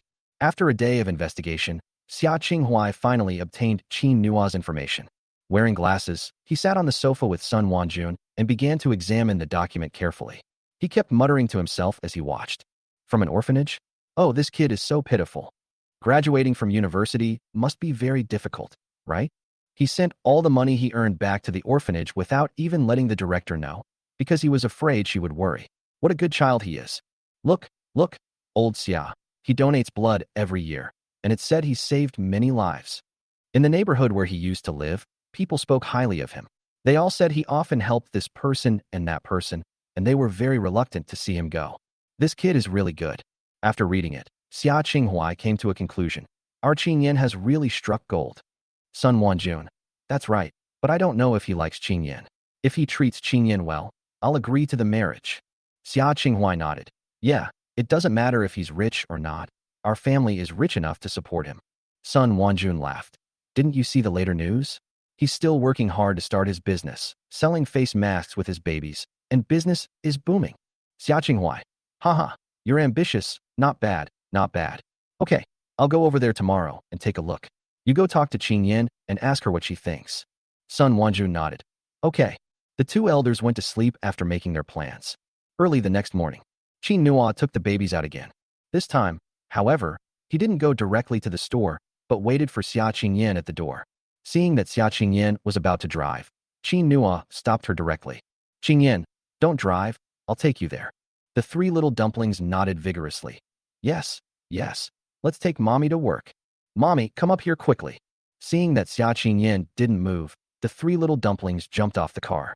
Guogua and Kiki held Xia Qingyan's hands, while Nuanyuan held onto Xia Qingyan's clothes. He forcibly pulled her into the passenger seat. Then, the three little ones happily got into the car. Let's go, Daddy. At the same time, the Xia family.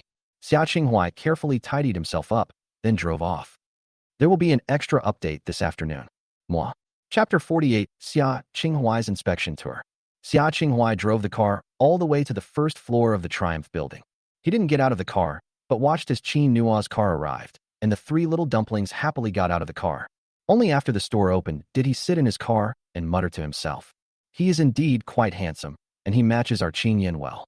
They're quite capable when it comes to work, especially with the babies. Not bad either. That's settled then.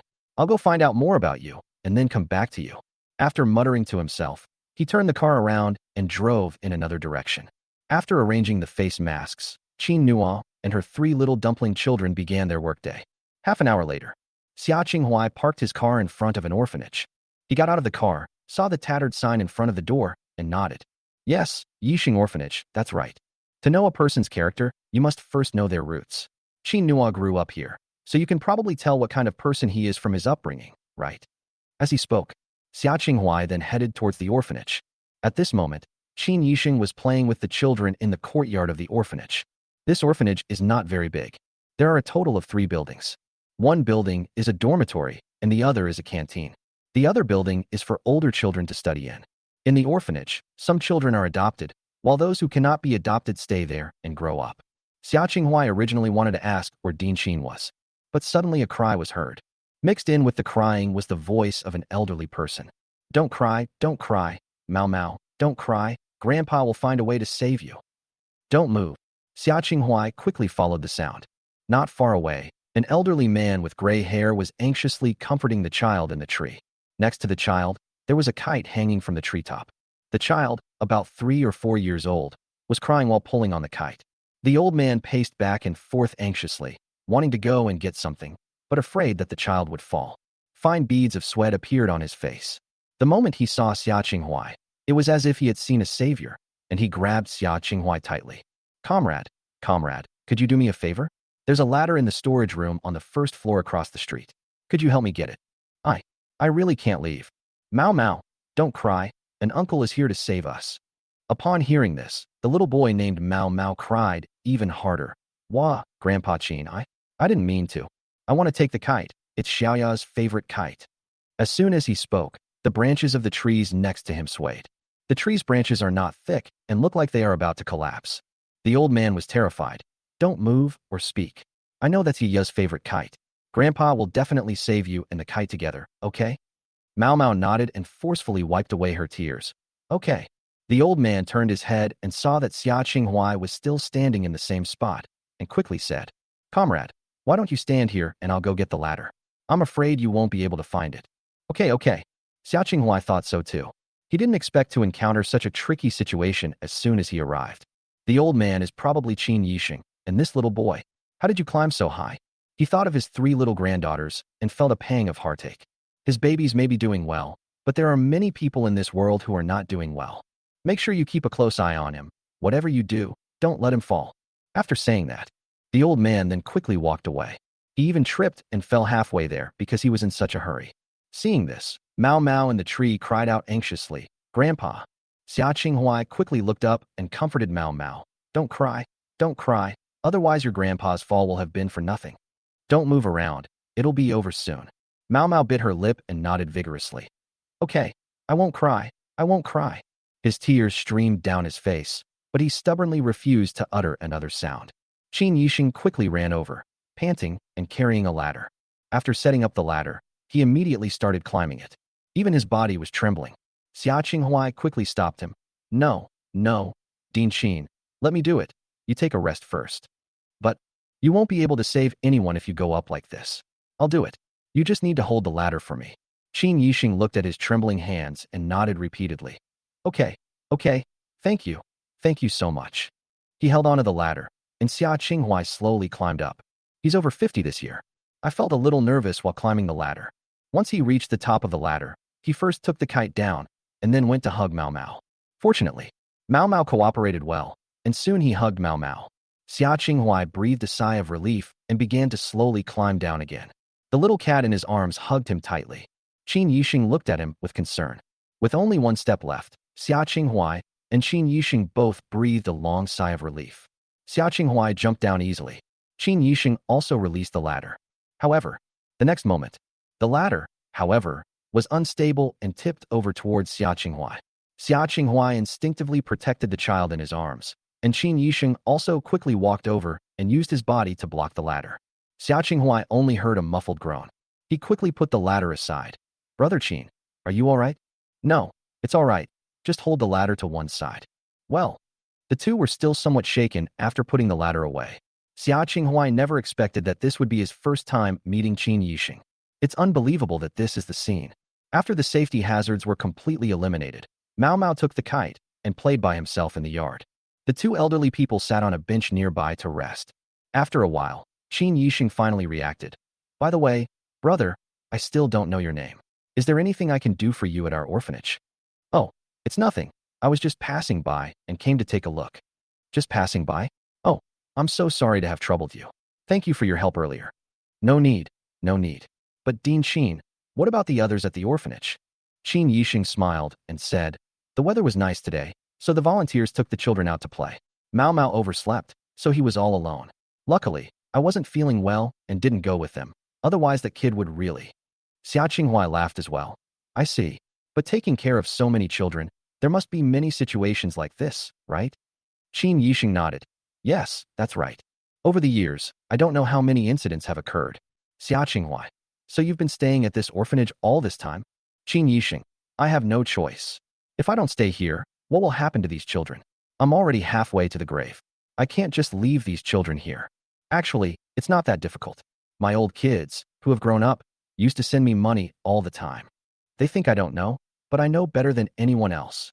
Especially that Qin Nua. Chapter 49 Qin Nua's countless advantages. Upon hearing Qin Nua's name, Xia Qinghua perked up his ears. Qin Nua? Qin Yixing laughed too. That's right, Qin Nua. That brat was much more mischievous when he was little. Perhaps realizing that someone was willing to listen to his story, Qin Yixing began to ramble on and on. When he first came to the orphanage, he was just a tiny baby, not even a month old. I picked him up and he became very quiet. He didn't cry or fuss. He would eat when I fed him, and he would often look at me with a very calm look. Everyone who comes to adopt a child says that the child has problems, is abnormal, and they don't want to raise him. But I don't think so. Everyone has their own personality. Later, I discovered that he was indeed different from other children. He could speak and walk earlier than any other child. Moreover, after learning these skills, he started helping me. Although he is young, he is very organized in his work. Aside from the time he runs out looking for people every day, I don't know what's wrong with this child. He's always looking for people everywhere. He said that the person he was destined to meet must be in this world, and he wanted to find her. You wouldn't believe it.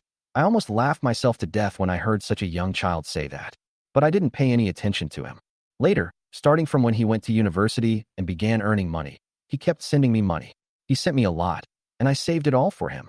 Hearing this, Xia Qinghua became even more curious. It's been stored away? Isn't it going to stay at the orphanage? Qin Yixing. No, I've saved it. Although the orphanage is tough, we can still manage. But he has his own life to live. That kid is actually quite troublesome. If I don't save some for him, how will he get married in the future?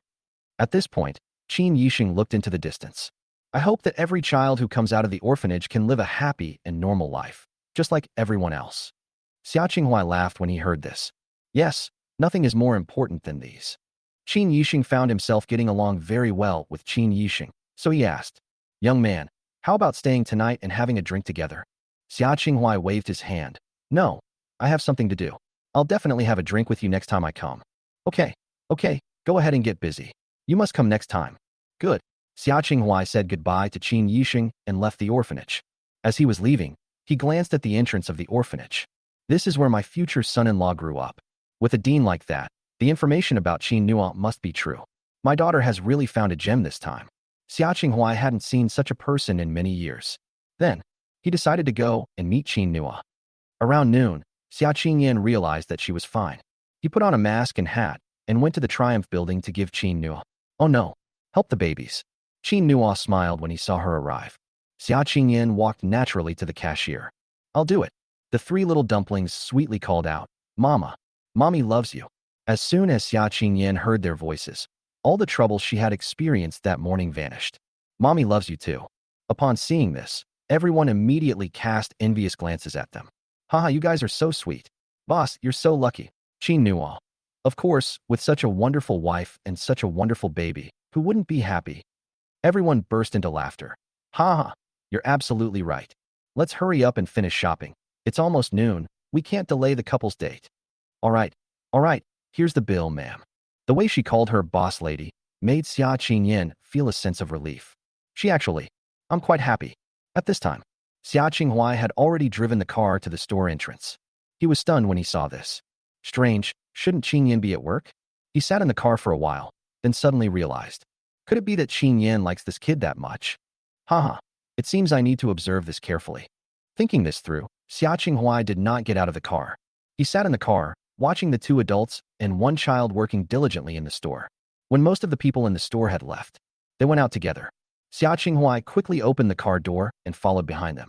Seeing them enter a restaurant, Xia Qinghuai followed closely behind. They sat down in the seats behind them. From this position, he could clearly see the two large and one small children. When the waiter came over to greet him, Xia Qinghuai quickly waved his hand, signaling the waiter not to speak. He took the menu, casually ordered 2 dishes, and handed them to the waiter, then continued to observe. At this moment, Qin Nua and Xia Qingyan had also ordered their food. 3 little dumplings sat inside the 2 of them. Qin Nua and Xia Qingyan kept them inside. The dishes were served quickly. Xia Qinghuai, however, didn't bother eating. His eyes never left Qin Nua's direction. The moment he saw Qin Nua pick up her chopsticks, he first served Xia Qingyan some food, then served the 3 little dumplings some food, before starting to eat himself. Xia Qingyan lowered her head, seemingly a little uncomfortable. But she eventually picked up her chopsticks, her expression showing a hint of shyness. Xia Qinghuai couldn't help but laugh. This girl looks exactly like her mother. You may appear calm on the surface, but you're probably actually quite nervous inside. As for Qin Nua, he took out a pen and a notebook and wrote down a sentence. 6. Qin Nua is very good at taking care of Qin Yan's feelings and will serve food to Qin Yan and the babies. He then added a note. Important. Before this one, there were already 5 entries written above. 1. Qin Nua is very kind-hearted. 2. Qin Nua is very ambitious. 3. Qin Nua is very generous. 4. Qin Nua comes from a good family background, and Qin Yisheng is a very good teacher. Qin Nua must be just as good. 5. Qin Nua is very handsome. He plans to continue recording in this little notebook.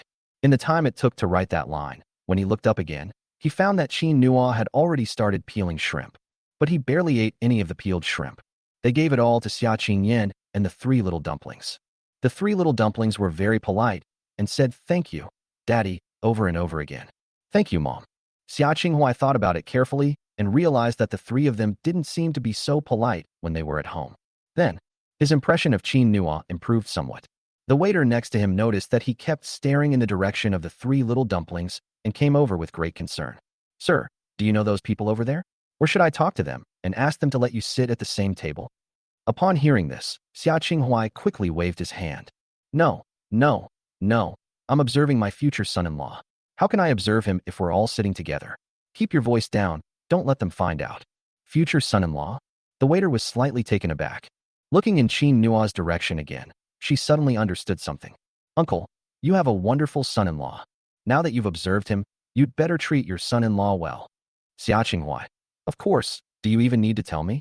After finishing his meal and Qingyan left, he would go straight to the shop to meet his son-in-law. Chapter 50. The first meeting with her father-in-law. Qin Nua's surprises were more than one. Upon hearing this, the waiter fell silent. However, her eyes were full of a maternal smile as she looked at the 2 tables. This family is just so adorable. After Qin Nua and the 3 little dumplings finished their meal, they went out and returned to the shop.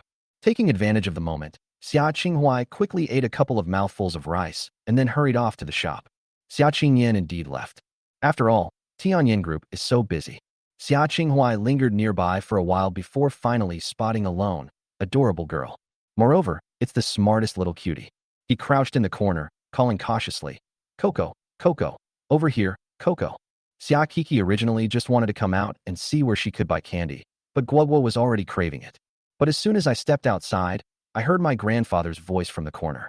She was so happy that she was about to skip over to see her grandfather, but then she made a shushing gesture. Xia Kiki quickly looked around and, finding no one nearby, crouched down and cautiously approached her grandfather, asking tentatively, "Grandpa, what's wrong?" Xia Qing held his beloved granddaughter and said with a grin, "I'm going to the store in a bit." Okay, I'll go tell Daddy." No. Xia Qinghuai quickly stopped Xia Kiki. "Don't go, Kiki. Grandpa called you over because he wanted to tell you not to tell your dad that Grandpa came. Grandpa wants to see if your dad is really good to your mom." Little Xia Kiki blinked and said very seriously, "Daddy is very good to Mommy." "It really is, Grandpa. Guoguo and Nuanyuan can testify." Xia Kiki couldn't wait to show off her dad to Xia Qinghuai. "Shoo, Coco, be good. Listen to Grandpa." Xia Kiki blinked and nodded seriously.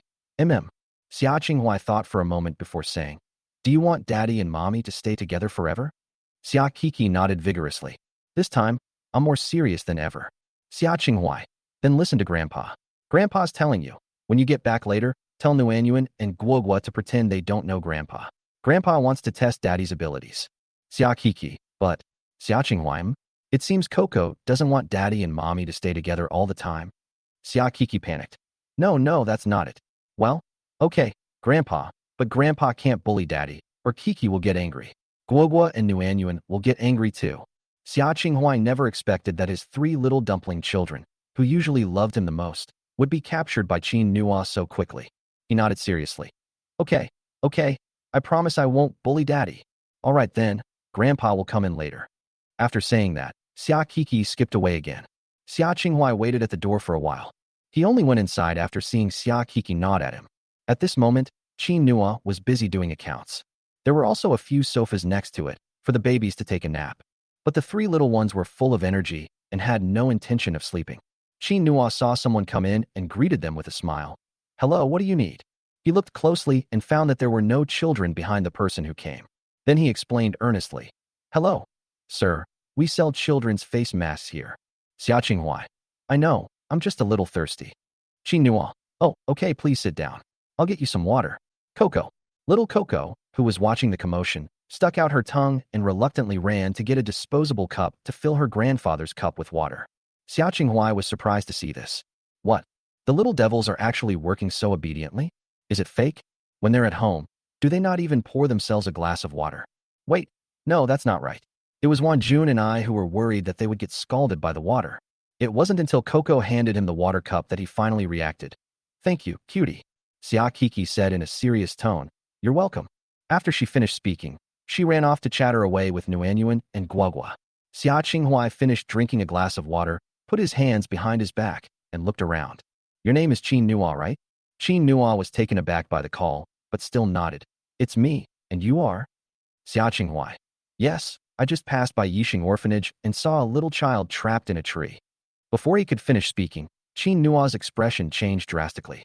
What? No, I have to go check. After saying that, he hurriedly packed his things. Nuanyuan, Guogua, and Kiki, let's go to the orphanage with Daddy. Uncle, I'm sorry. I can't entertain you any longer. I have to go over there right away. Grandpa Qin is getting old and he'll definitely be worried. Seeing this, Xia Qinghuai deliberately asked, Are you not doing this business anymore? Qin Nua, how can this business be more important than those children in the orphanage? I was raised by Grandpa Qin. As Qin Nua spoke, he went to close the door. The 3 little dumplings quickly followed behind, ignoring Xia Qinghuai. Xia Qinghuai's opinion of Qin Nua rose even higher in his mind. All right, don't worry, she's been rescued. Qin Nua breathed a long sigh of relief. That's good. You scared me to death. He felt his palms getting sweaty. Xia Qinghuai nodded in satisfaction. But I was a little tired over there. Dean Qin said I could rest here for a while. You don't mind, do you? Qin Nua laughed. It's no problem, please sit down. If you need anything, just let me know. Xia Qinghuai. Okay. After he finished speaking, he sat down again. While Qin Nua wasn't looking, he took out his notebook and wrote another sentence. 7. Qin Nua is sincere and grateful. Afternoon. More and more people are coming to buy goods. But Xia Qinghuai didn't leave. He sat there for the entire afternoon. Qin Nua would also come over from time to time to pour him water and ask about his well-being. During the break, he also washed some fruit for Xia Qinghuai. The 3 little dumplings couldn't stand it anymore. While helping the guests with their little baskets, they secretly glanced at their grandfather. Xia Kiki kept whispering to Nuanyuan and Guogua. When exactly is Grandpa leaving? Is Grandpa making things difficult for Daddy?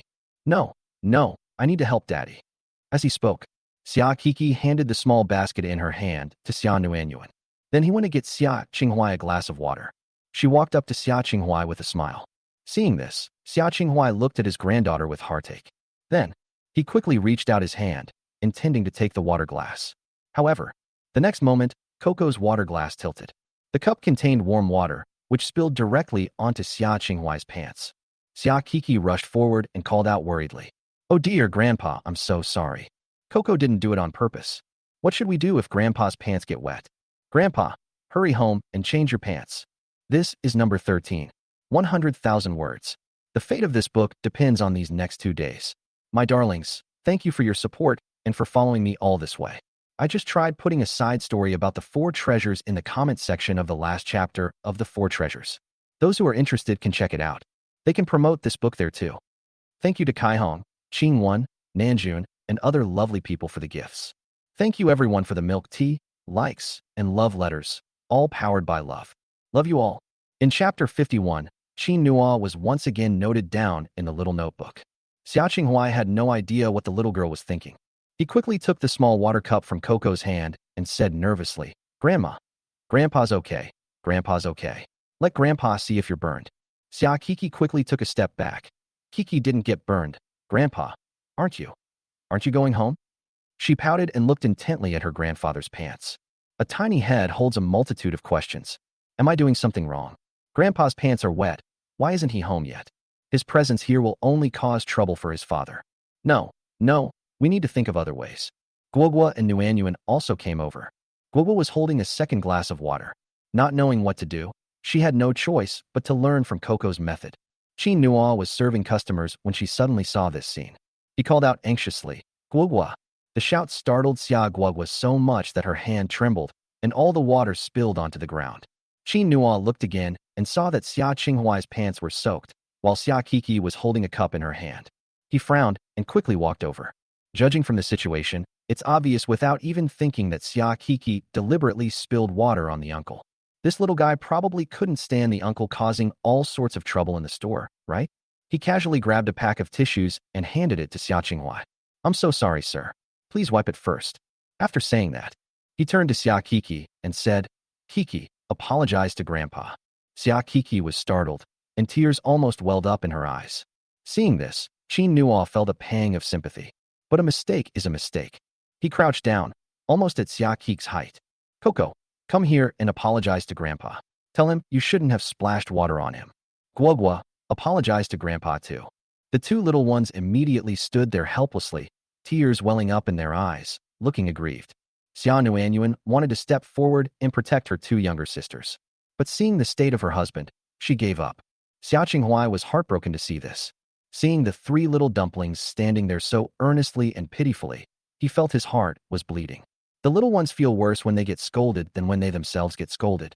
He quickly stepped forward, trying to pull Coco and Guogua to his side. "It's not their fault. It's not their fault. Buddy, please don't yell at them." Qin Nua was also very upset, but he still said, "Uncle, you don't need to speak up for them. I saw what just happened." Xia Qinghuai, "But they're still children. Honestly, I should have known better than to use that trick. It's bad enough that I suffer myself, but I also have to make the babies get scolded because of me." Xia Qinghuai was filled with remorse.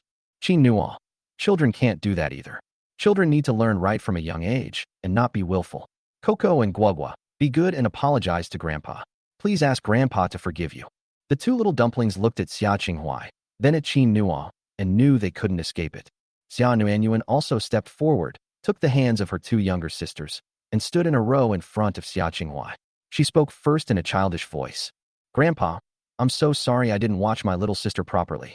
Xia Kiki quickly added, "It's not Nuanyuan's fault, it's all my fault." Chubby Xia Guogua pinched her own chubby hand. "Wah, Guogua was wrong too. Grandpa, I'm sorry." The three little dumplings had soft, gentle voices. Xia Qinghuai was heartbroken. He vowed that if it happened again, he would never come to see Qin Nua like this. But it's too late to say anything now. He quickly grabbed the three little bundles of joy, saying, forgive me, Grandpa forgives you all. Don't cry, don't cry, don't cry. Hey, Brother Qin, don't let them cry. It breaks my heart to see them crying. How about this, you treat me to dinner tonight, as an apology." He also wanted to spend more time with the three little dumplings. Qin Nua nodded. "Okay, please." After saying that, Qin Nua earnestly said to the three little dumplings, "Coco, Guogua, do you know you were wrong?" Xia Qinghuai watched with bated breath. In the past, Coco and Guogua would have torn the house apart. But at this moment, they didn't even refute and earnestly said to Qin Nua, "Okay, Daddy. Daddy, I promise I won't do that again." Coco should be a sensible and good child. Guogua too. Xia Nuanyuan also came over. Nuanyuan too. Seeing this, Qin Nua got up, patted the heads of the three little dumplings, and comforted them. "Good girl." The three little dumplings immediately burst into happy laughter. The more she laughed, the happier she became. "Hee, Daddy, we're both good kids." Qin Nua, "Yes, they are all Daddy's little darlings." After saying that, the three of them happily went back to work with their little baskets. They decided to abandon their grandfather. Xia Qinghuai was completely stunned. He had just made plans to soothe the babies with Qin Nua, but judging from the current situation, it seems there's no need to soothe them at all. These three. Isn't that too good to Qin Nua? No, it's Qin Nua's educational methods that are good. If I had been in Qin Nua's shoes, I might have protected them without considering the consequences. But Qin Nua was earnestly trying to reason with them. More importantly, the three of them listened and were especially happy. Is this the power of a biological father? Xia Qinghuai observed carefully for a while, then took out his notebook and diligently recorded. 8. Qin Nua is very good at educating children. It's so nice to have the babies around him. Qin Nua also saw what the old man was writing at this moment. Curious, he asked, Uncle, what are you doing? How about I go to the mall and buy you a pair of your pants? What size do you wear? Oh, no need. No need. It's so hot in the summer. I'll just go for a walk and it'll dry in no time. Just remember dinner tonight. Qin Nua nodded. Okay. Xia Qinghuai looked happily at the three little dumplings before going out. It was getting close to evening. Qin Nua took out her phone and sent a WeChat message to Xia Qingyan. I have to treat an old man to dinner tonight, so I might not be able to go back. Would you like to come along? Xia Qingyan saw the message just as she was about to leave work. She was taken aback. Old man? Who? Qin Nua. This afternoon, Cook has spilled a glass of water on the old man. To apologize to the old man, I suggested we have a meal together. Xia Qingyan frowned and thought for a while. Coco may be a bit mischievous, but she didn't have to do this. Who is this person? Why does this feel so strange? Chapter 52. Are you here to see your son-in-law? Qin Nua then recounted the old man's story of rescuing people at the kindergarten. Xia Qingyan was relieved. Okay, then you go and I won't go. I'll go back and work overtime to take good care of the babies. Qin Nua nodded. Okay, then I'll bring you something delicious when I get back. Wait for me to come home. Upon seeing the words, wait for me to come home, Xia Qingyan quickly put her phone away. She breathed a sigh of relief when she found no one around, and then looked down at the words several more times. Then, she carefully replied with an in the chat box. Just as she was about to press the send button, she hesitated. She quickly withdrew her hand and shook her head in disbelief. Heaven, has he already come to regard Qin Nua as family? That agreement. This. Xia Qingyan could hardly believe her own actions. Then, she quickly deleted the word. But then I felt that not replying wasn't an option either. What if Qin Nua keeps waiting for my reply? Xia Qingyan thought for a while, but finally couldn't help but reply. Come back soon. He received a reply very quickly after sending the message. Good. Xia Qingyan didn't realize that she couldn't help but laugh after receiving this message. At the same time, Qin Nua smiled too. Just as he was putting his phone away, he saw Xia Qinghuai walk in from outside. Seeing his smile, Xia Qinghuai asked cheerfully, What's wrong? Why are you so happy? Qin Nua. No, I just reported today's itinerary to my wife. Xia Qinghuai smiled even more broadly. Wow, you and your wife are so loving. Before Qin Nua could answer, the three little dumplings beside her couldn't help but chime in. My mom loves my dad very much. Daddy likes mommy too. Xia Qinghuai felt somewhat helpless upon hearing the childish yet resentful voice. He went over and ruffled the heads of the three little ones. Okay, I know you two are a loving couple. Let's go eat. Xia Kiki puffed out her cheeks. Grandpa was even more mischievous than them today. But since I promised Grandpa, I can't expose him. Then, ignoring Xia Qinghuai's outstretched hand that was about to pull her, she ran directly to Qin Nua's side and grabbed the hem of Qin Nua's clothes. Nuanyuan and Guogua followed suit. Xia Qinghuai awkwardly stretched out his hand, momentarily at a loss for words. Qin Nua broke the deadlock. Let's go. He led the way with the three little dumplings, and Xia Qinghuai followed behind. Seeing the three little bundles of joy surrounding Qin Nua and ignoring him completely, he suddenly felt incredibly lonely. When we arrived at the restaurant, the tables were round. After the three little dumplings sat in a row, finally next to him, Xia Qinghuai was a little happier. After ordering, Qin Nua politely said, Please go first. Xia Qinghuai picked up his chopsticks without ceremony. I'm hungry too. It's time to eat. The three little dumplings glared at him fiercely. Grandpa is really something. Childish ghost. Xia Qinghuai, however, did not think he was naive at all. He took a bite of the food and asked, seemingly casually, Qin Nua, what kind of person is your wife? Qin Nua answered while feeding the little ones. She is, how should I put it? She seems very strong, but deep down she is still a little girl who needs someone to care for her and love her. She thought she was very good at disguising herself, but actually, nothing escaped my eyes. Xia Qinghuai looked up in disbelief and found that Qin Nua did not seem to be lying. He then asked, I heard your wife is very rich. Qin Nua nodded. Yes, very rich. Xia Qinghuai. Then why did you work so hard to open your own shop? Qin Nua laughed. No matter how much money I have, it's my wife's money. She's my wife, and I have to work hard to support her. How can I let her support me? Xia Qinghuai nodded in satisfaction. Do you know what your wife likes? Xia Qinghuai was willing to guarantee this. Apart from him and Sun Wanjun, almost no one knew about it. I don't know how much Qin Nua knows. Upon hearing this, Qin Nua put down his chopsticks and began to recall the events seriously. Qing Yan. She likes spicy food, but she's also very conscious of her image, so she never eats it. Xia Qinghuai was startled and stopped eating. Qin Nua's voice continued. She also loves all kinds of little dresses. Actually, I saw her carefully coming out of her bedroom before, and she wouldn't let me into her bedroom, so I could basically guess that she must have a lot of little dresses in her collection. White, yellow, pink, long skirts, short skirts, all sorts of things that belong to a woman. There must be a lot. Xia Qingyan in her previous life was just like that. I've just never worn it. She must have a lot of stuffed animals, and when no one is around, she'll hug them and giggle like an idiot. She seems very smart, but in reality, she's quite naive except when it comes to business matters, like a foolish girl who can be easily fooled. Xia Qinghuai became increasingly shocked as he listened. If it weren't for an accident that led him into Qing Yin's room, he wouldn't have known that his daughter had so many hobbies. And these. Qin Nua, who had only spent a few days with Qing Yin, actually knew all of this. Xia Qinghuai once again looked at Qin Nua with new respect.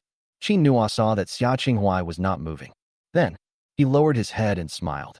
In my heart, no matter what she is like, she is the best. The three little dumplings laughed when they heard this. Grandpa, my dad really loves Mom. I love it so much. Xia Nuanyuan nodded affirmatively.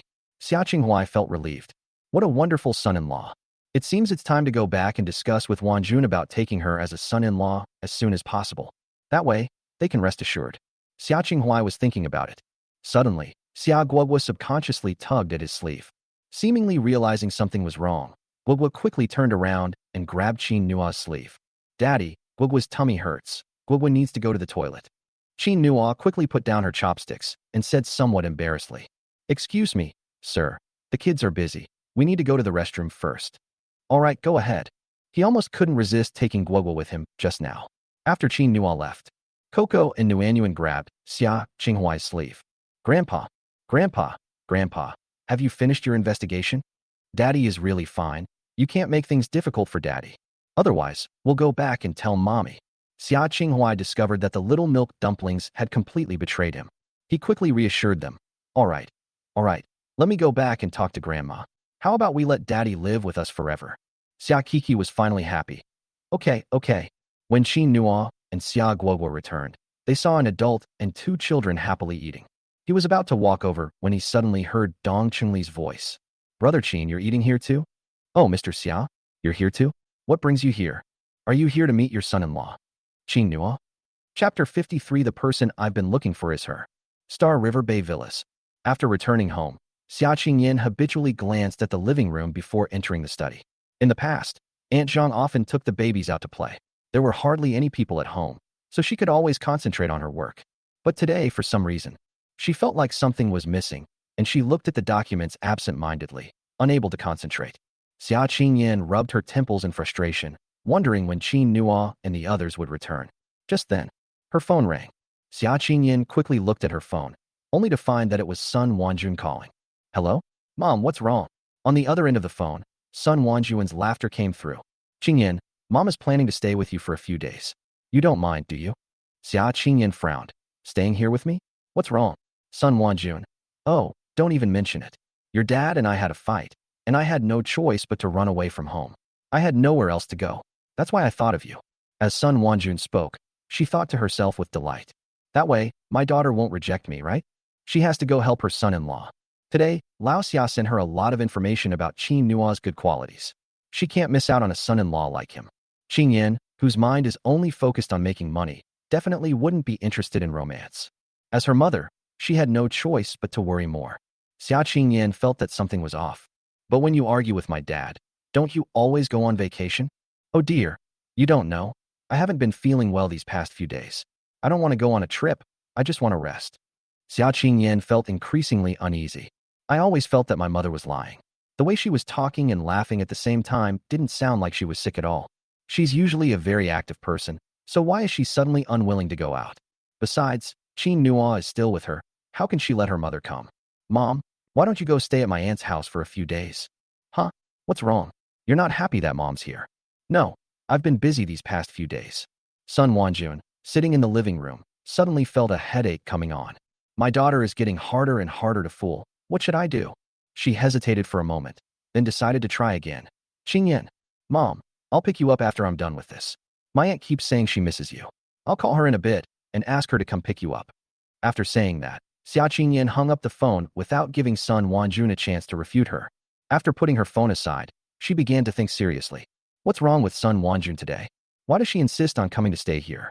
Normally, as long as she says she's busy with work, her mother won't bother her, no matter how important the matter is. Wrong.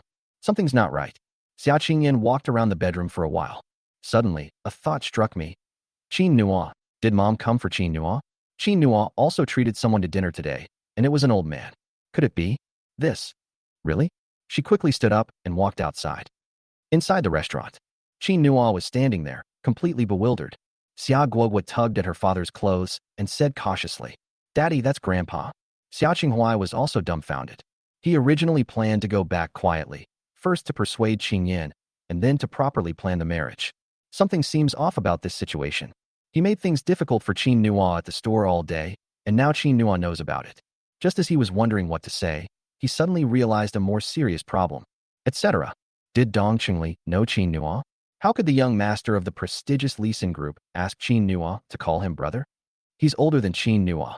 In the business world, you only call someone brother if they're more senior or have more respect for you.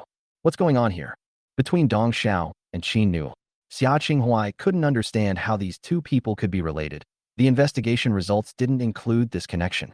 Xia Kiki and Xia Nanyuan also quickly got up and came to Qin Nua's side, standing directly in front of Qin Nua and shielding him behind them. Snort. Grandpa, don't even think about bullying Daddy. Dong Qingli realized at this moment that something was wrong. He looked around, then asked in confusion. Mr. Xia, Brother Qin, you don't actually not know each other yet, do you? They both nodded at the same time. I really don't recognize you. Dong Qingli. It seems he did something wrong. Xia Qinghuai's situation suggests he's here to assess his future son-in-law. Qin Nua, unaware of this, even invited his father-in-law to dinner. Dong Qingli carefully considered the seriousness of the matter. Then he quickly stood next to Qin Nua. President Xia, my brother Qin, isn't he all right? His demeanor clearly indicated that he was protecting Qin Nua. Xia Qinghua was startled once again. A big boss protecting a man who had just started his business. And this man almost became his rival in love. This Qin Nua is no simpleton. Thinking about this, Xia Qinghua became more and more satisfied with his son-in-law. He finally understood why there were no negative news about Qingyan online after that party. Is it all because of Qin Nua?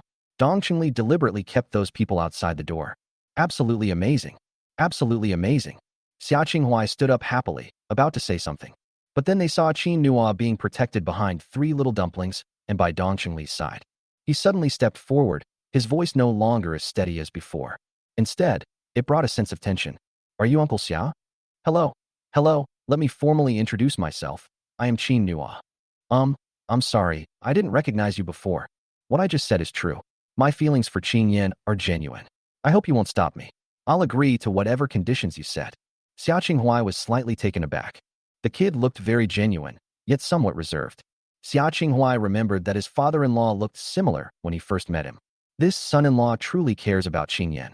He deliberately pondered for a while. Then, pretending to be very meaningful, he asked, You can agree to any condition?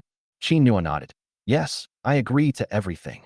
Xia Qinghua, what if I asked you to give up the person you've been looking for? Qin Nua laughed when he heard this. The person he was originally looking for was Qingyan. However, he discovered that no one believed him about his rebirth. If I talk too much, people might think I'm crazy. Therefore, he doesn't intend to use rebirth as a talking point anymore. Uncle Xia, to be honest, I've always felt that there's someone I'm destined to be with. Until I met Qingyan 4 years ago. The person I've been looking for is her. After saying these words, Qin Nua instantly felt that he was incredibly smart. This reason is flawless. Xia Qinghua smiled and nodded. Good, good, not bad. He's a devoted young man. Come on, let's eat first. The children are all hungry, especially that little glutton. Look at him. His eyes are full of dissatisfaction as he looks at me now. Chapter 54. They say on TV, deep feelings, down it in one gulp. Xia Guogua pouted at his words. She put her hands on her hips, just like Xia Kiki usually does, although she was so chubby that you couldn't see her waist anymore. Grandpa Guagua is starving. It's all your fault. You insisted on testing Daddy. Humph, humph. After she finished speaking, she turned her head and smiled sweetly at Chin Noa. Daddy, Guagua has been on Daddy's side all day today. Xia Kiki quickly chimed in. Yes, Daddy Kiki too.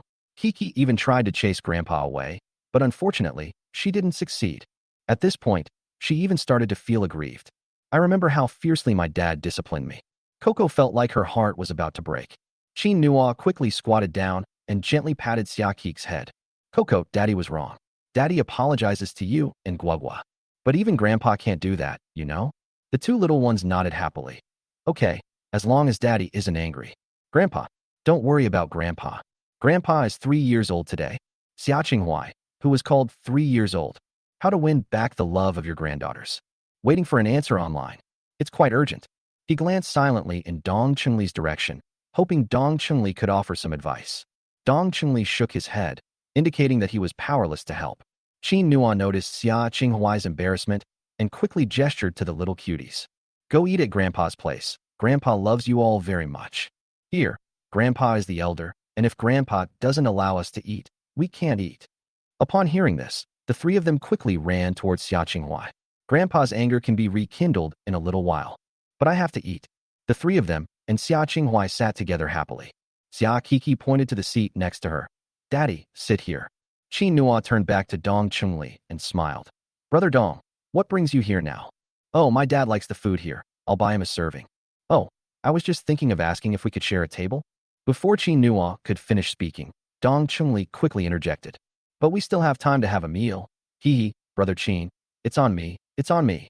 In Dong Chunli's eyes, the three little dumplings and Chin Nua are especially important. My parents had just eaten fruit and weren't very hungry, but he insisted on coming to buy dinner. Surprisingly, it was the right decision to come. That's fine, have a seat. Dong Chunli pulled up a chair without any hesitation, but instead of sitting down himself, he cheerfully called out to Chin Nua. Brother Chin, come, have a seat. Xia Qinghuai's jaw nearly dropped in astonishment. Young Master Dong Yu. Oh, Mr. Xia, don't worry about me.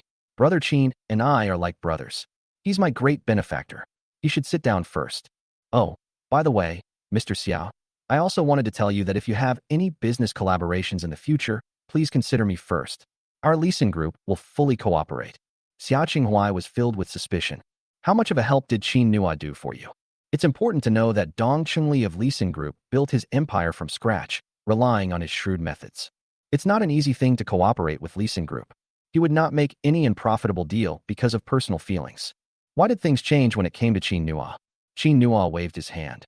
It's not that big, it's just. Dong Chunli quickly stopped him. No. That's a huge one. Even more important than my Leasing Group. So, Mr. Xia, you can't bully my brother Chin. Xia Qinghuai laughed heartily upon hearing this. How could that be? This is my future son-in-law. Dong Chunli. Haha. As long as you acknowledge him as your son-in-law, that's fine. Brother Chin, why don't you quickly toast President Xia? Chin Nua picked up his teacup. Dong Chunli quickly snatched the teacup away. How can you drink tea at a time like this? You should drink alcohol. Chin Nua stared blankly at the three little balls of milk. He has no problem drinking, but he has a child. Xia Qinghuai waved his hand and said, It's all right, just have some tea. At this moment, Xia Guagua, who had been gnawing on a chicken wing, looked up and said earnestly, Daddy, Grandpa, are you drinking? Uncle Dong is here, we're not afraid. We can take good care of ourselves, right, Coco and Warm? The two little ones nodded in agreement. Xia Kiki even analyzed seriously. They say on TV, if you have deep feelings, you drink it all in one gulp. Since Daddy and Grandpa drank alcohol, Grandpa won't test Daddy anymore. Daddy is also very, very good to Grandpa. Xia Nuanyuan nodded vigorously. Daddy, you guys have your drinks. Uncle Dong, can you take us home later? Dong Chunli nodded. Okay, I'll see you off. Seeing this, Chin Nua had no choice but to call the waiter to bring more wine. He now trusts Dong Chunli very much. He then raised his wine glass and offered Xia Qinghuai the first toast. Thank you, Uncle Xia. Xia Qinghuai also raised his glass. Hey, you little rascal, I've been bothering you all day, aren't you angry? I should apologize. From now on, you must treat Qin Yan well. Definitely. After they finished speaking, they both downed their drinks in one gulp. The three little dumplings clapped their hands happily. Xia Nuanyuan even stood up, picked up a wine glass, and poured wine for her grandfather and father. Dong Qingli was feeding the three little ones. The whole scene was incredibly joyful. People around kept looking over, especially when they saw the little ones pouring wine. They all showed expressions of envy. Wow, I want such a cute little waiter too. Haha, then you'll have to bring your own. I wish I could have it myself, but I can't give birth to it. Qin Nua and Xia Qinghuai drank for a full 20 minutes. I didn't eat much of the food. Xia Qinghuai's face was completely red. Qin Nua remained unfazed, still wearing a faint smile. After downing another glass of wine, Xia Qinghuai let out a burp. It's been a long time since I've had such a good drink. Brother, you've got a great capacity for alcohol. Dong Qingli and his three little dumplings were laughing hysterically. They've even started calling each other brothers. It seems the drinking wasn't a waste of time. Qin Nua also picked up his wine glass. His body swayed slightly, but he managed to keep it from being noticed by others. Uncle Xia, I must toast you with this glass of wine. Hiccup, Brother Qin, why are you toasting me again? Qin Nua thought about it seriously for a moment and said, Thank you for giving Qin Yan a home. Thank you for taking such good care of Qin Yan. In their previous life, both he and Qin Yan were orphans. He knew all too well how difficult life was for an orphan. No family, no ties. Life seems to be a constant state of drifting. In this life, Xia Qingyan may seem cold, but Qin Nua knew that her heart was warm. Previously, Qin Nua thought that winning over Qin Yan's parents would be a very difficult task. But today he realized it was so simple. Simply because, in Xia Qinghuai's heart, there was only Qin Yan. They gave all their love to Qin Yan. That's why we have the Qin Yan we know today. Qin Nua really wants to thank them. What he didn't know was, at this moment, Xia Qingyan is driving this way. 13 has been feeling a bit down these past 2 days. 13 has worked hard for a long time, but the data for this book is still not very good. So I updated a little later these past 2 days. Sorry, my little darlings, I've thought about it carefully. In my vision, Qin Nua's story is more touching than Su Chen's, so it lacks some of the comedic elements. It takes on a more heartwarming tone, which might not appeal to many viewers. But I've decided to finish writing Qin Nua and Qin Yan's story. They endured a lifetime of separation. Qin Nua searched for Qin Yan for so many years, and Qin Yan sacrificed so much for Qin Nua, even completely changing her personality. They deserve a very, very good ending. Extra chapter tomorrow. Love you all, moi. Chapter 55. My daughter is in your care for now. Xia Qinghuai hiccuped again after hearing Qin Nua's words. He chuckled and said, Brother Qin, why are you thanking me? Qin Yan is my daughter. Pampering her and taking care of her is what I should do. Ha. Although I can marry my daughter to you, let me tell you. If you treat Qin Yan badly, you brat, I won't let you off the hook. Qin Nua smiled, but didn't say anything. Xia Qinghuai didn't understand what he was saying, but he was genuinely grateful. Xia Qinghuai's face flushed red. He shook his head and continued. Actually, I should thank you, kid. Qin Yan has changed quite a bit because of the three little dumplings. She was even less willing to talk before, and all she could think about was money. At that time, I was very puzzled. My daughter clearly had no worries about food or clothing, and I gave her the best of everything. So why did she love money so much? When I reached the age to date, I didn't date. Later, I was determined to take over the company. Hiccup. Do you know that back then, in order to prevent Qin Yan from taking over the company, I made her start from the bottom and work as a cleaner first? Furthermore, she was not given any of the treatment afforded to a CEO's daughter, and the employees were told that it was not allowed to give her preferential treatment. But even so, she still managed to climb to where she is today. I don't understand her obsession, but I love her. After having these 3 babies, she became much more humane and often played with the 3 little dumplings. Xia Qinghuai continued speaking. Whether it was from drinking too much or from sadness, tears welled up in the corners of my eyes. Qin Nua maintained a smile throughout. He listened attentively to these aspects of Qin Yan's life. I originally thought that Qin Yan would have a family and money and live a very happy life. I never expected it to be so hard. The 3 little ones were already crying, but they remained silent. Don't interrupt, Grandpa. You can't interrupt Daddy either. They should be sensible and good children. I will love Mommy even more from now on. Dong Qingli comforted them while wiping away their tears. Every now and then, she would wipe away her tears. If he hadn't heard about it today, he would have thought that this cold-blooded CEO in the business world had always been this ruthless. He couldn't help but ask, Mr. Xia, didn't you ask why? Xia Qinghuai said, I asked, but she said she didn't know either. It's like this is my destiny in this lifetime. Dong Qingli remained silent. Qin Nua frowned slightly, a strange feeling creeping into her heart. What exactly did Qin Yin go through? After Xia Qinghuai finished speaking, he burst into laughter. Fortunately we have you, Brother Qin. Come, let me toast you. After he finished speaking, he picked up his wine glass and simply stood up. Qin Nua had no choice but to stand up. No, Uncle Xia, I'll toast you. No way, this time I have to toast you.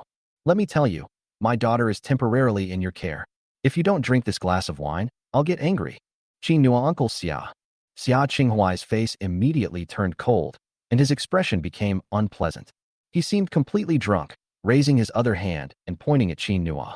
Because of his unstable posture, he was swaying back and forth. I'll really get angry, you believe me. He made a move as if to hit Qin Nua.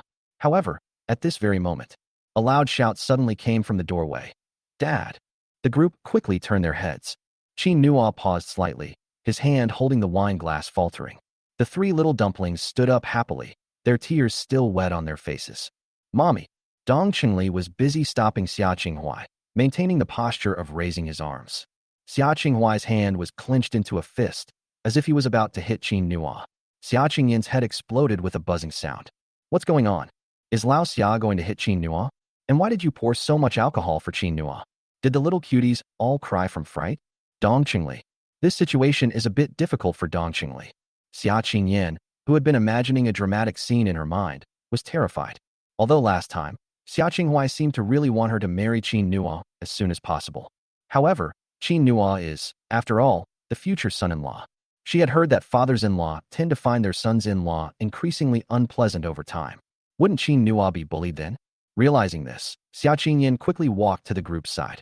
Xia Qinghuai burst into laughter upon seeing her. Qingyin, you're here.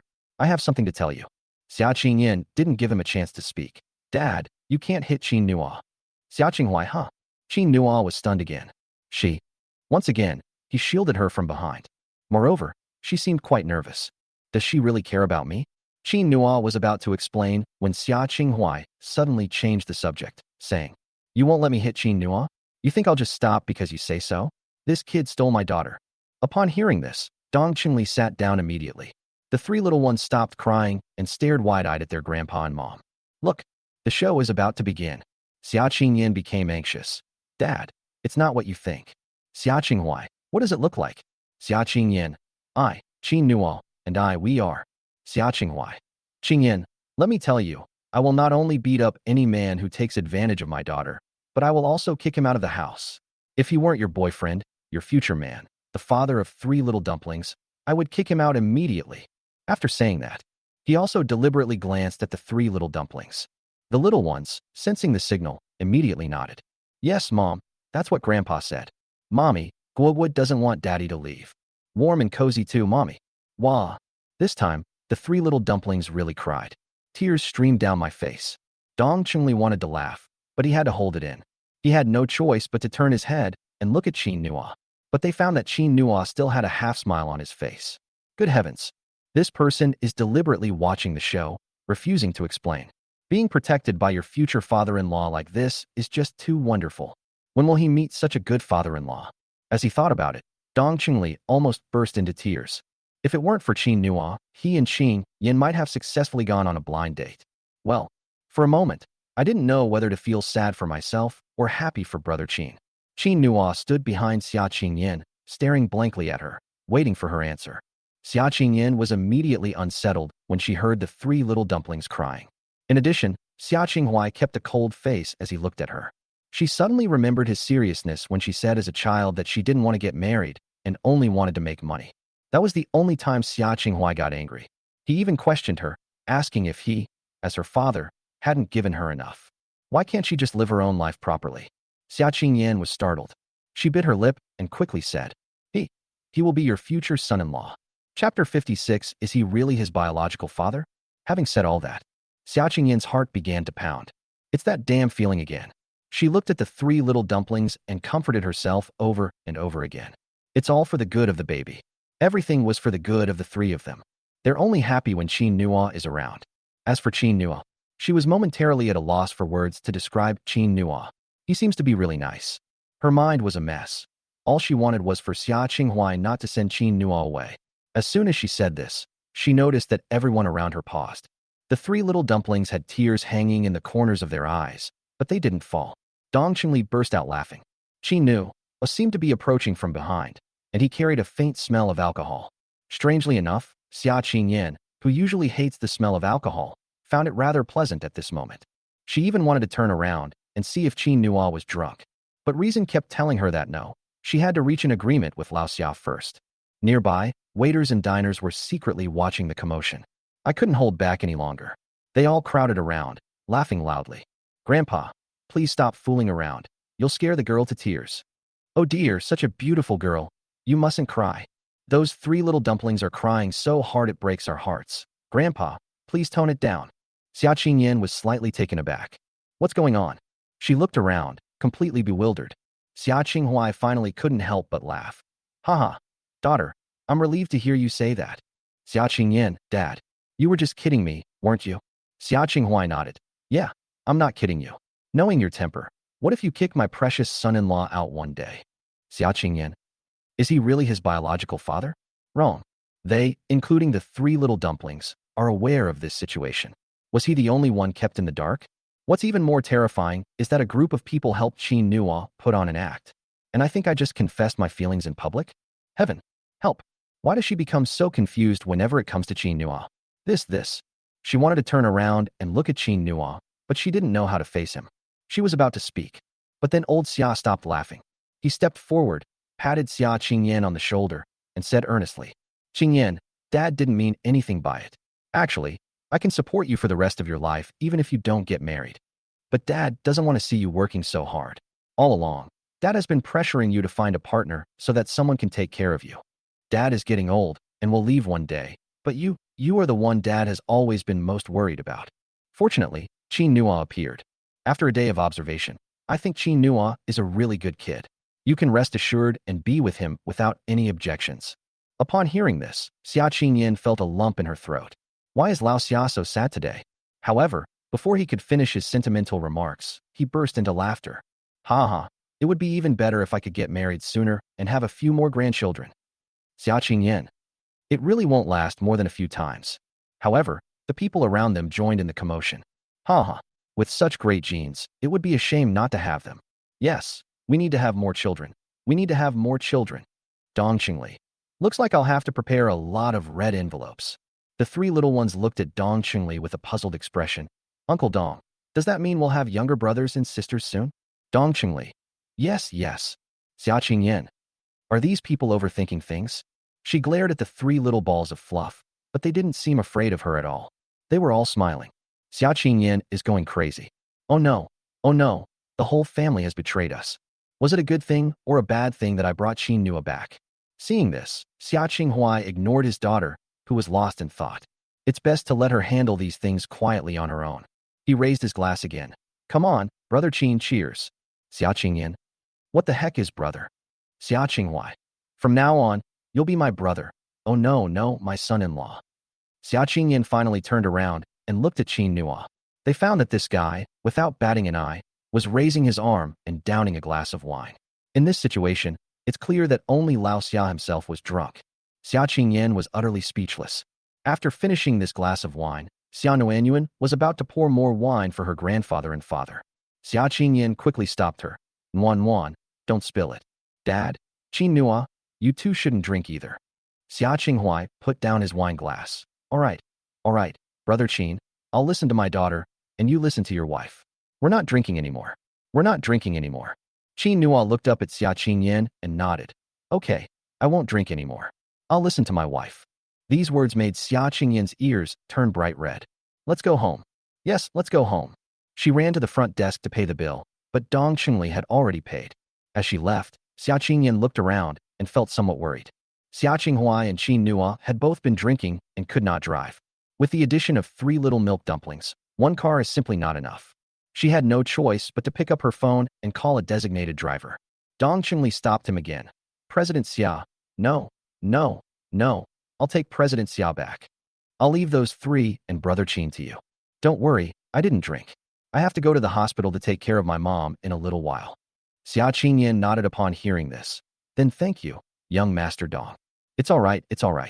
But Mr. Xia, if you don't mind, why don't you call me Brother Dong like Brother Qin does? I've always considered Brother Qin as family. You're my Brother Qin's wife, so naturally you're also my sister-in-law. Xia Qingyan was stunned for a moment, unsure how to react. But Dong Qingli didn't say much and pulled Xia Qinghuai, who seemed to have a lot to say to Qin Nua, away. Before leaving, Xia Qinghuai kept shouting at Qin Nua, "Take good care of my daughter and my granddaughter. Brother Qin, I'm leaving it to you." Qin Nua could only nod repeatedly. Okay, okay. The three little dumplings stood beside Qin Nua, looking at Xia Qingyan.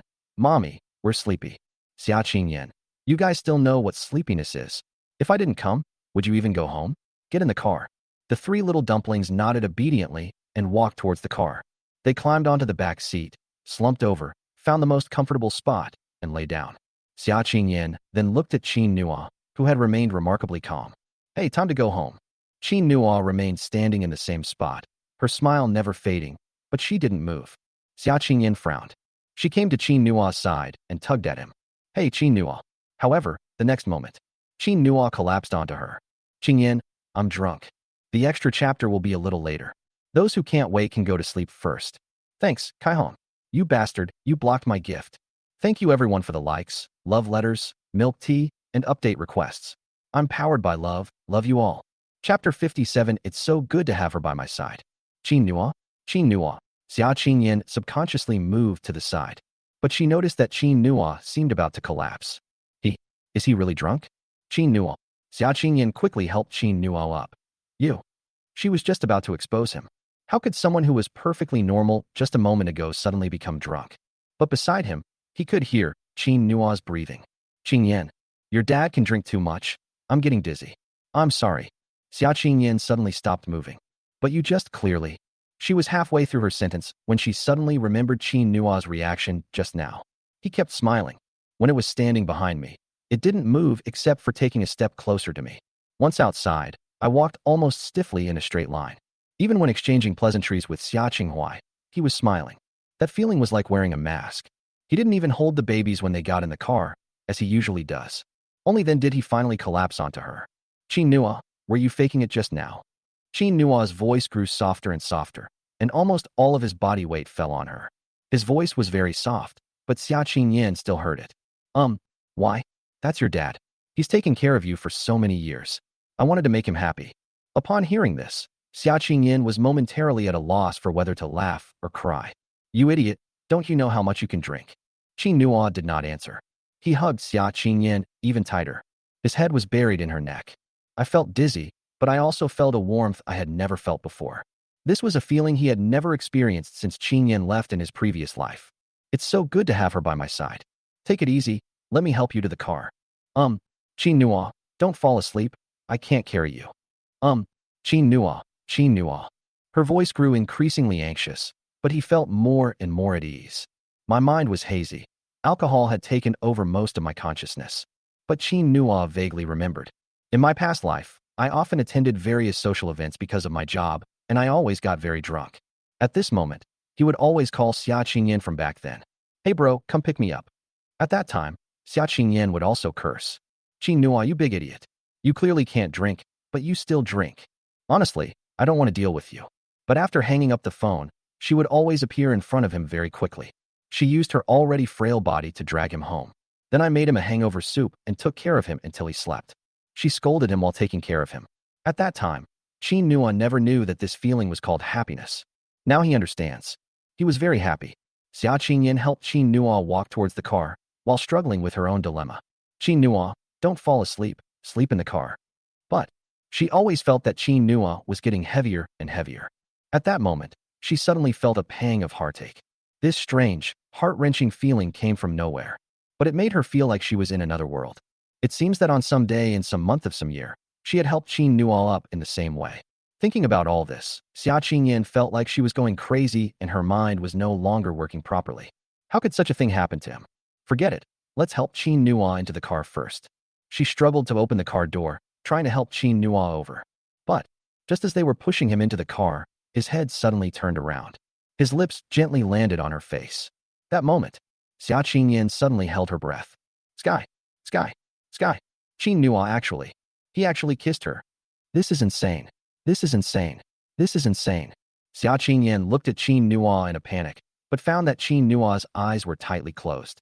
He seemed unaware of what he had done. Xia Qingyan quickly pushed Qin Nuo into the car, fastened his seatbelt, and then quickly got out of the car. She stood at the passenger side door, breathing heavily. It's used to calm my emotions, which I can't control at all. What she didn't see was that Qin Nuo's lips were slightly upturned at that moment. It seems I dreamt about something happy. Xia Qingyan took a few deep breaths, but still felt very strange. She couldn't help but look in Qin Nuo's direction. Perhaps. Is he pretending? However, all she saw was Qin Nuo's tightly closed eyes. Xia Qingyan had no choice but to turn around and go to the driver's seat. She had to drive home. There were 3 more little dumplings behind them, and they were all asleep too. Fortunately, Aunt Zhang came to our house today. After returning home, Xia Qingyan gestured to Aunt Zhang to take the 3 little babies back into the house. He then helped Qin Nuo up with all his might. Aunt Zhang said with some concern, "Mr. Xia, should we call security to come and help?" "No need, I can do it." She didn't want anyone to know that she was hiding a man in her home. Aunt Zhang had no choice but to give up. "How could you be so drunk? And you have 3 children with you." As if to explain, Xia Qingyan spoke. "He meant my dad." Mr. Xia," Aunt Zhang was startled. "Then you need to drink more, otherwise you might not be able to get this wife." Xia Qingyan. Why does it feel like the whole world is helping Qin Nuo? Qin Nuo really? Is it that good? She turned around and glanced at Qin Nuo, who was still half asleep. She gritted her teeth, helped him walk home. Xia Qingyan only breathed a sigh of relief after they arrived at Qin Nuo's room and put Qin Nuo back on the bed. But then, it seems that another problem has arisen. What should we do with Qin Nuo's clothes? It all smells like alcohol. And shoes, socks. Xia Qingyan clenched her hands, stood still, looked at Qin Nuo, and hesitated for a long time. I repeatedly tried to mentally prepare myself. Stop worrying about it. Stop worrying about it. Stop worrying about it. But we can't just leave Qin Nuo lying there like that. He was already drunk, so he was bound to feel unwell. Xia Qingyan finally couldn't help but take a deep breath. Then he slowly walked to the bedside and took Qin Nuo's foot in his hand. Bonus chapter. To be continued tomorrow. Thank you everyone. Chapter 58. That was probably the craziest thing I've ever done in my life. Xia Qingyan kept her eyes tightly closed, not even daring to look at Qin Nuo. She tried several times, but she was usually so neat and efficient. She found herself unable to take off Qin Nuo's shoes. What happened? Xia Qingyan hesitated for a moment, then finally opened her eyes. Never mind, it's not like I haven't seen it before. She tried to calm her racing heart and looked at Qin Nuo's feet. After taking off her shoes, she took off her socks, then the other foot. Xia Qingyan worked hard for half a day and was covered in sweat. The man on the bed was fast asleep. She suddenly remembered that Qin Nuo seemed to be sleeping just as soundly that night. At that moment, her mind seemed to suddenly freeze. She was single-mindedly focused on possessing him. Thinking of this, Xia Qingyan's face flushed red. Damn it, that was probably the craziest thing I've ever done in my life. But now, she suddenly felt incredibly nervous. Looking at Qin Nuo's coat, she thought about it for a moment and decided to give it a try. Then, she reached out and touched Qin Nuo's upper body. At this time, Aunt Zhang, who had just settled the 3 little dumplings, happened to pass by. She originally wanted to tell President Xia, but upon seeing this, she quickly took a step back. But Xia Qingyan had already heard the noise and turned around. She remained tugged at Qin Nuo's clothes, creating an awkward moment. Just as Xia Qingyan was about to say something, she heard Aunt Zhang say with a smile, "Hee, Mr. Xia, please continue, please continue." After she finished speaking, she even tried to close the door. Upon seeing this, Xia Qingyan's mind cleared up instantly. What is she doing? She's the CEO, she has plenty of security guards at her disposal. Then, she anxiously explained to Aunt Zhang, "It's not what you think." "Aunt Zhang, I know. Aunt Zhang has been through this before. It's okay, Mr. Xia. Everyone needs time to process things out." Hee. What process? Xia Qingyan felt even more troubled after realizing what Aunt Zhang had said. She quickly abandoned Qin Nuo. "Aunt Zhang, go and call a few security guards over." Aunt Zhang waved her hand. "Mr. Xia, it's already 10 p.m. They've all gone home. Gone home, he." As she spoke, she thought for a moment, then went to the door and called Xiao Zhang, who was on duty, away. "We absolutely cannot let this interfere with President Xia's good deed. Get off work." Xia Qingyan frowned slightly, feeling that something was amiss. She had already let go of Qin Nuo's hand, but was suddenly grabbed again. "Qingyan." Qin Nuo's voice rang in my ears.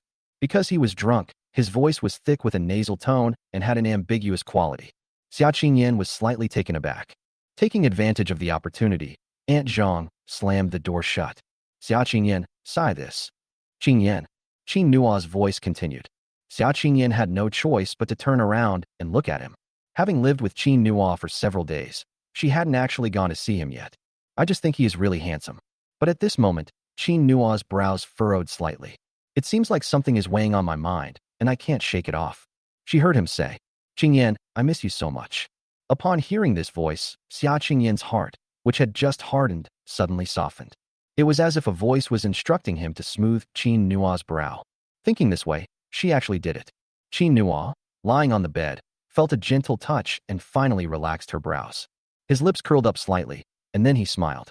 Suddenly realizing what she had done, Xia Qingyan quickly withdrew her hand. Sky. Was she also drunk? Xia Qingyan tried to stand up, but Qin Nua held her hand tightly. They just wouldn't let go. Xia Qingyan gritted her teeth and tried to wake Qin Nua. Qin Nua turned over, but still didn't let go of her hand. Xia Qingyan originally wanted to break free from him. But, remembering Qin Nua's furrowed brows just now, she finally gave up. Never mind. Let him lead the three little ones, considering how good he is to them. She would never admit that she was also somewhat reluctant to let go. She sat on the edge of the bed, looking at Qin Nua. He has handsome eyebrows and eyes, a high nose bridge, and thin lips.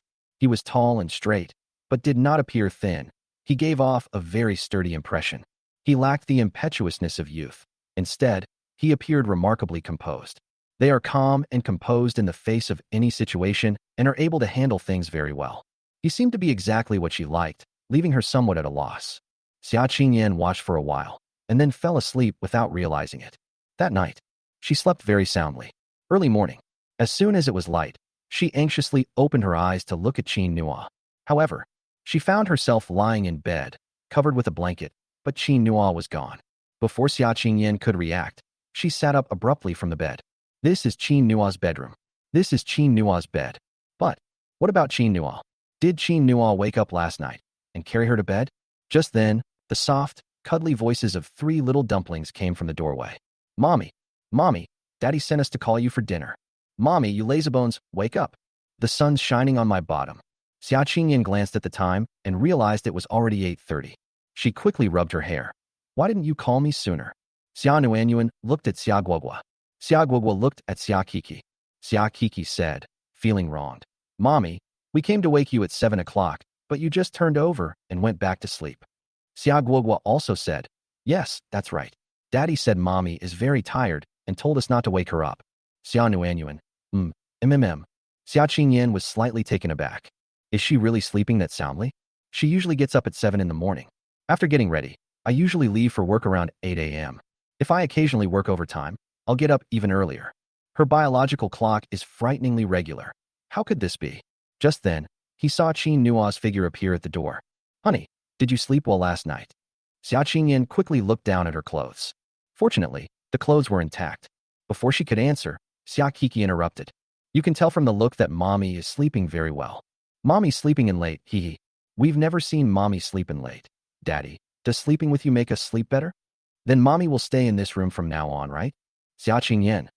This little girl. Was he deliberately sent to antagonize her? Qin Nua. Okay. Xia Qingyan. Forget it. I can't stoop to their level. After all, they are father and daughter. She must have been adopted. After Qin Nua finished speaking, she looked in Xia Qingyan's direction and smiled softly. Aren't you getting up yet, honey? Chapter 59. Qin Nua is truly terrifying when she's sober. His voice was ambiguous, as if something extraordinary had happened between them the night before. Xia Qingyan didn't dare to say another word. She got up quickly and went straight to the door without looking to the side. He went out the door without looking to the side. He walked straight to the dining table without looking to the side. Just as she was about to sit down, Qin Nua said, Aren't you going to wash up? Xia Qingyan. She forgot. She got up without looking to the side and mechanically walked towards the restroom. I walked and thought, a lucid Qin Nua is truly terrifying. A lucid Qin Nua is truly terrifying. A lucid Qin Nua is truly terrifying. More formidable than any opponent she encountered in the business arena. No, I need to finish my meal quickly and then go to work. I need to clear my head today. Thinking of this, Xia Qingyan quickly washed up and then went to the dining table. They ate their meal quickly. She didn't even have time to check whether the three little dumplings had eaten or not. She got up and left as soon as they finished eating. The three little dumplings that had just sat down to eat. They looked at each other, then at Qin Nuo, their faces full of confusion. After Xia Qingyan reached the door, she forced herself to remain calm and said, "No need to deliver it today. I'll go myself." Qin Nuo, who had just brought out the rice for the baby, laughed when she saw this. "Good. My wife got shy. Let's give her some time to calm down." Xia Qingyan finally breathed a sigh of relief upon hearing this. She walked out quickly. The three little dumplings finally sat down, looking in the direction their mother had left with a puzzled expression. "Daddy, what's wrong with Mommy? Is Mommy shy again? Why does it feel like Mommy is running away?" "Uh-huh." Qin Nuo laughed and said, "Kids, don't meddle in other people's business. Hurry up and eat." The three children pouted. Unable to get an answer, he could only channel his grief and anger into his appetite. Qin Nuo ate and laughed at the same time. "I never expected that getting drunk once would lead to such a result." Qin Yin actually stayed in his room and wouldn't leave. Is it out of concern for him? Absolutely. Qin Nuo began to think that he should get drunk more often next time. After finishing their meal, Qin Nuo took the little ones to sell face masks.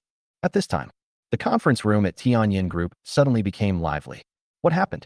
Where is President Xia? It's already 9:05. Is Mr. Xia late? Don't talk nonsense, Secretary Ding. Did President Xia ask for leave? Ding Shui. She really wanted to say. President Xia didn't ask for leave. But since President Xia didn't come, should I pull some strings for her? While I was thinking, the meeting room door was pushed open. Ding Shui and the others were stunned. They stared at Xia Qingyan in disbelief, their faces filled with astonishment. Xia Qingyan also realized this, and she looked at Ding Shui. "What's wrong?" Ding Shui. Ms. Xiao, are you not wearing makeup today?" Xia Qingyan. She left in such a hurry that she forgot. But, can this be admitted? Absolutely not. Therefore, Xia Qingyan used her 4 years of experience as a CEO to forcibly maintain her awkwardness. No makeup. What? Is there a company rule that you can't come to work without makeup? No. Ding Shui mechanically shook her head. Although not, Mr. Xia, you've never been this chaotic before. That's not just that she wasn't wearing makeup. Her hair wasn't combed either. It felt like we had just been through a major battle. Ding Shui's eyes lit up at the thought. Really? President Xia? Mr. Xia so fast? No wonder he's her idol. Everyone was stunned, but no one dared to speak. Xia Qingyan mechanically walked to the president's seat and sat down. She quickly tidied her hair, forcibly calming her racing heart. Meeting. In fact, her mind was in complete turmoil. Really? This is insane. Not only did she not wear makeup, she even wore yesterday's clothes. They even forgot to change their clothes. Everyone nodded in agreement. Okay, let's have a meeting. Xia Qingyan breathed a slight sigh of relief. Fortunately, they didn't notice. Next up was the regular meeting. Throughout the entire meeting, no one dared to make a sound. But they all turned their gazes to Xia Qingyan without prior arrangement. It felt increasingly strange. President Xia is becoming more and more different. After the morning meeting ended, Xia Qingyan left the meeting room without looking back. Everyone breathed a sigh of relief. It wasn't until they realized that Xia Qingyan could no longer hear them that they realized. They quickly huddled together. What's wrong, Mr. Xia? Have you noticed? President Xia, who usually changes her clothes every day, is wearing the same clothes as yesterday. I noticed it a long time ago, the messy hair and the shoes that weren't changed. Is this still our CEO Xia? Oh, I heard that President Xia is in a relationship. Is that true, Secretary Ding? Everyone looked at Ding Shui expectantly. As Ding Shui tidied up the meeting room, she said, "Why don't you ask President Xia? How could we dare?" "I wouldn't dare." "That's true. Never mind. If President Xia is really in a relationship, that's a good thing. But this is happening so fast. Which man is it? Is he after our CEO Xia's money? This won't do. Tianyin Group belongs to President Xia alone." Upon hearing this, Ding Shui laughed. Of course not. Why would Qin Nuo be after President Xia's money? He probably wishes he could hand over all his money to President Xia. Everyone was slightly taken aback upon hearing this. The next moment, he laughed. It seems that President Xia is really in a relationship, isn't she? Ha ha ha ha. Ding Shui suddenly realized what she had said and quickly said, "Hey, you guys. It's all right, Secretary Ding. We won't reveal that it was you who said it. But you have to keep a close eye on that man for us. If he treats our CEO Xia badly, we old men will skin him alive and make sure he can't stay in Jiangning at all." Ding Shui smiled and nodded. "Okay, I'll keep an eye on things for you." People left the meeting room laughing. Xia Qingyan went to the bathroom as soon as she stepped out of the door. When she saw her own messy state, she felt like she had really gone crazy. She quickly rummaged through her bag, hoping to find some cosmetics to do a simple makeup routine. But she realized she had even taken the wrong bag. Damn it. She quickly combed her hair and left the bathroom. But she noticed that everyone was looking at her strangely. They all seemed to want to laugh, but dared not. Xia Qingyan once again felt the urge to kill herself. She went straight to the office and closed the door. I've decided not to go out at all today before I leave work. On that day, Nua's face masks also sold very well. More than half of the face masks in the warehouse have already been sold. He actually already had more than 200,000 yuan in his hands. Nua decided to go to Zhang Xinfeng again tomorrow to buy some raw materials, and then start making the face cream as well. At this time, the system's voice sounded in my mind. Ding! Congratulations on successfully signing in. Your luck points have been doubled by 50, for a total of 5,000 luck points. The host has a total of 8,000 luck points. Would you like to participate in the lottery? 2 chapters today. Thank you everyone for the gifts, likes, and love letters. Your support is truly heartwarming. Mwah. I'll try to update more tomorrow. Chapter 60 Deluxe Reward Package. Nua paused, then smiled slightly. This system is really generous. I wonder what I'll be able to pull out this time. Lottery. Ding. Congratulations, host. You did not win the lottery this time. You have received the thank you for your patronage tag. Please try again next time. Nua. I don't know what to say for a moment. Draw again. Ding.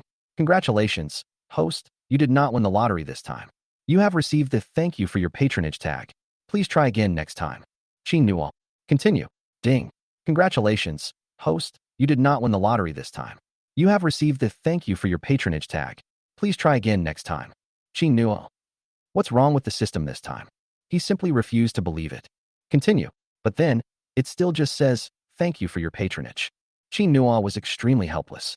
It wasn't until the 6th time that the system's mechanical voice began to change.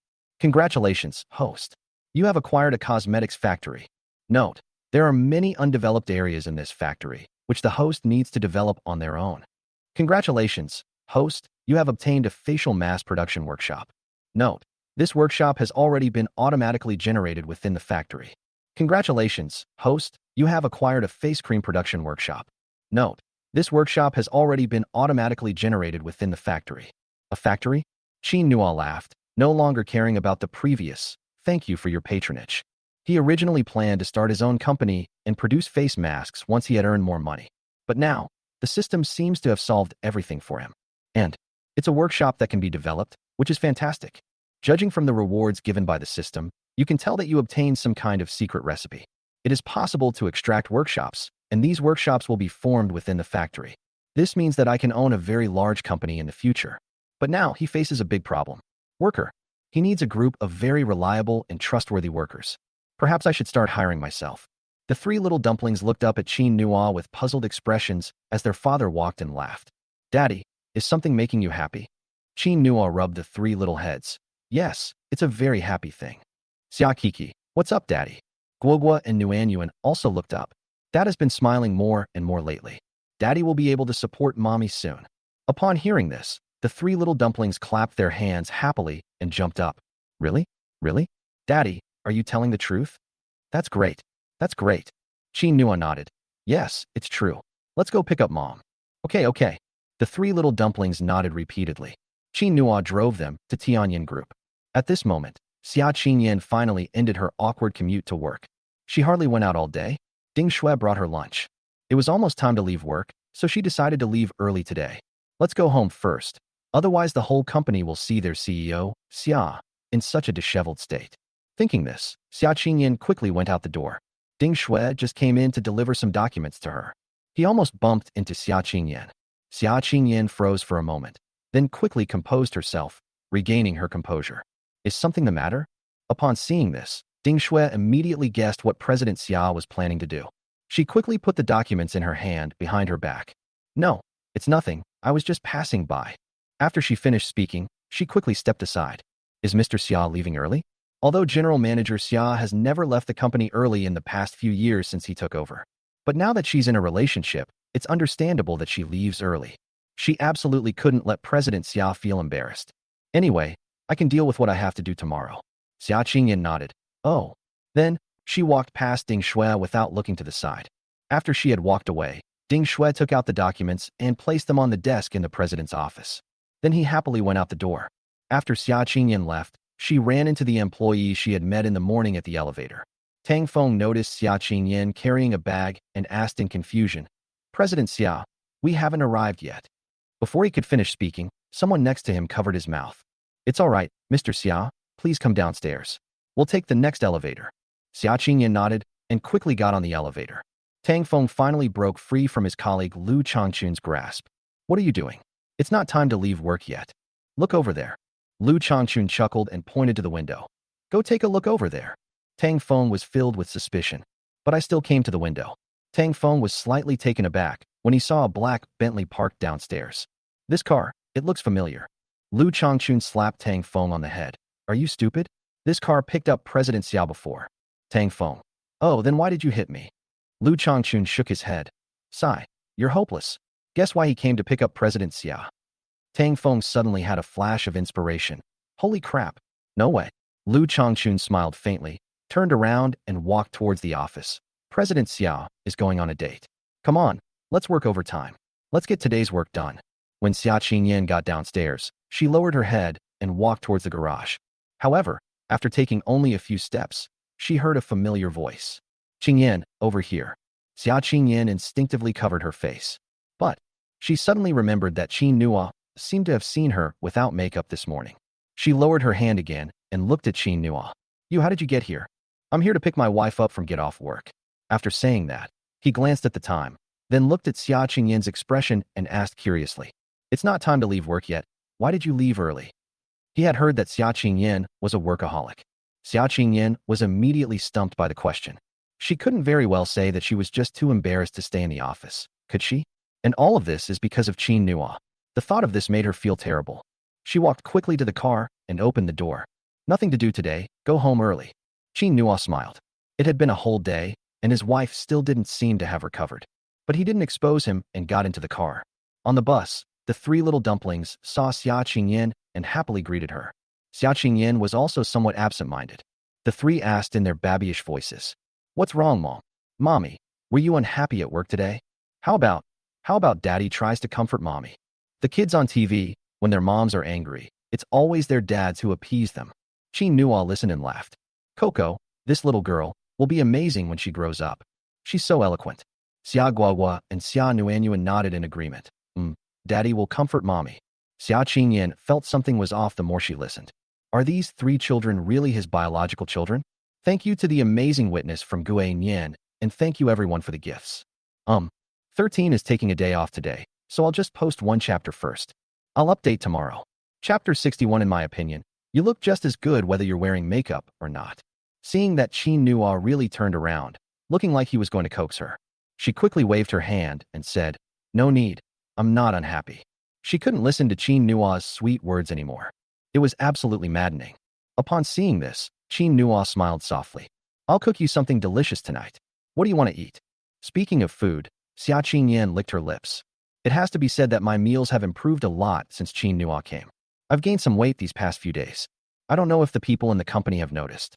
As she was thinking, she suddenly felt Manhua watching her. So he quickly stopped his little antics. "I'm not eating anymore. I'm on a diet." Manhua seemed not to hear. "Spicy fish, right? I remember you like to eat fish." Upon hearing this, Xia Qingyan nodded subconsciously. But quickly, he shook his head and said, "Whatever." But in truth, she was secretly delighted. She really loves fish, especially spicy fish, but she hasn't had it in a long time. Manhua actually knows everything. She couldn't help but turn her head and steal a glance at Manhua. Seeing Manhua looking over again, she had no choice but to awkwardly look away and start trying to find a topic to talk about. Manhua. Xia Qingyan lowered her head and said hesitantly, "Next time I go out, if I'm not wearing makeup or not properly dressed, please remind me." She really embarrassed herself today. Although Manhua hadn't said a word, she knew that she must look extremely disheveled. Manhua probably didn't want to hurt her self-esteem. Manhua nodded. "Okay." Xia Qingyan pursed her lips. Just as I suspected, he indeed found her ugly. Xia Qingyan was completely unaware that she had begun to care about Manhua's thoughts. However, the next moment, she heard Manhua say, "But in my opinion, you look just as good whether you're wearing makeup or not." Xia Qingyan looked up at Manhua in shock. What is he saying? Seeing that Xia Qingyan seemed unconvinced, Qin Nua smiled and looked towards the back seat. Warm and cocoa fruit, don't you think? The three little dumplings nodded vigorously. Mommy has always been very beautiful. Our mom is the most beautiful. Mommy looks beautiful. After listening, Qin Nua turned around and said, children are the least likely to lie. What I said is true. Xia Qingyan lowered her head slightly. My ears started burning again. Qin Nua must have conspired with the three little dumplings to deceive her. How could she look the same with makeup on as before? But those words sound so cheerful. It seems like all the bad mood I had today has disappeared. Xia Qingyan unconsciously raised the corners of her lips. Seeing this, Qin Nua focused on driving home. After returning home, Qin Nua first prepared nutritious meals for the three little ones, and then made spicy fish. Xia Qingyan first picked up a piece of fish and took a bite.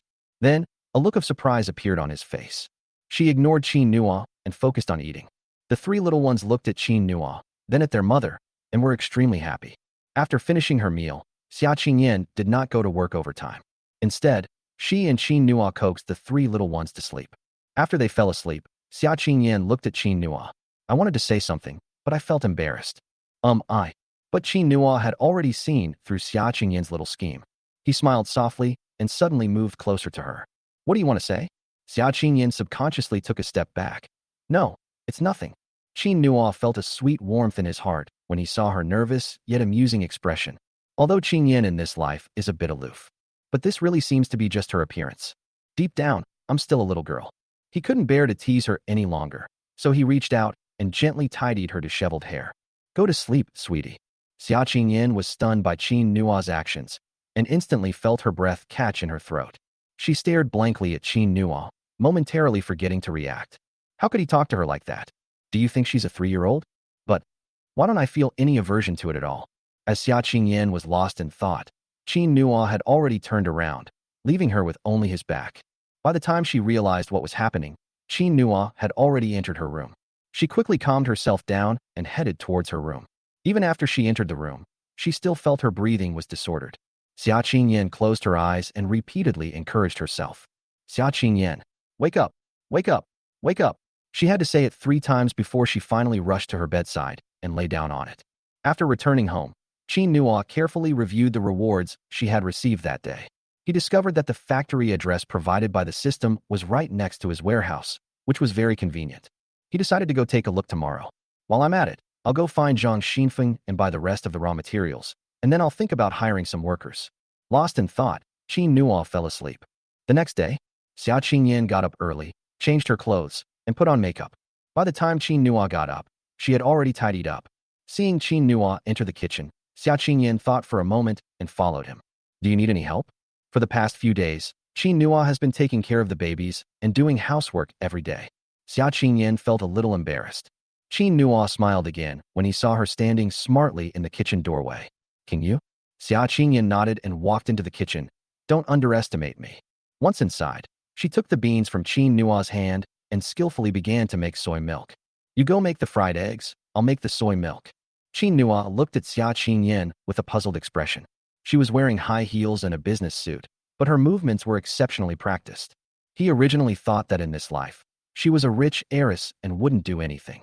Xia Qingyan noticed Qin Nua's puzzled expression and said while she was busy, I don't know why I am like this. Before, my dad didn't want me to go into the kitchen. He said that I wouldn't need to cook at home anymore. But I just want to learn, and it's very easy for me. I guess I was born to do this.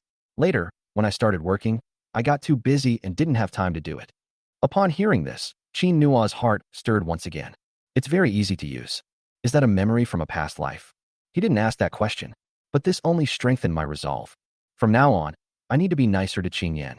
After finishing her meal, Xia Qingyan asked Qin Nua not to see her off.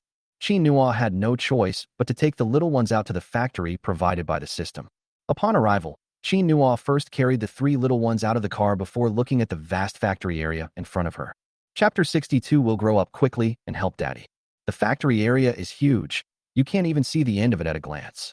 Upon entering the gate, the first thing you see is an office building, followed by numerous factory buildings on the side. Qin Nuo remembers that the first 2 were the already developed mass production area and face cream production area. The area behind is an undeveloped factory area, and the gates are locked. Qin Nuo then led the little ones to the mask factory area.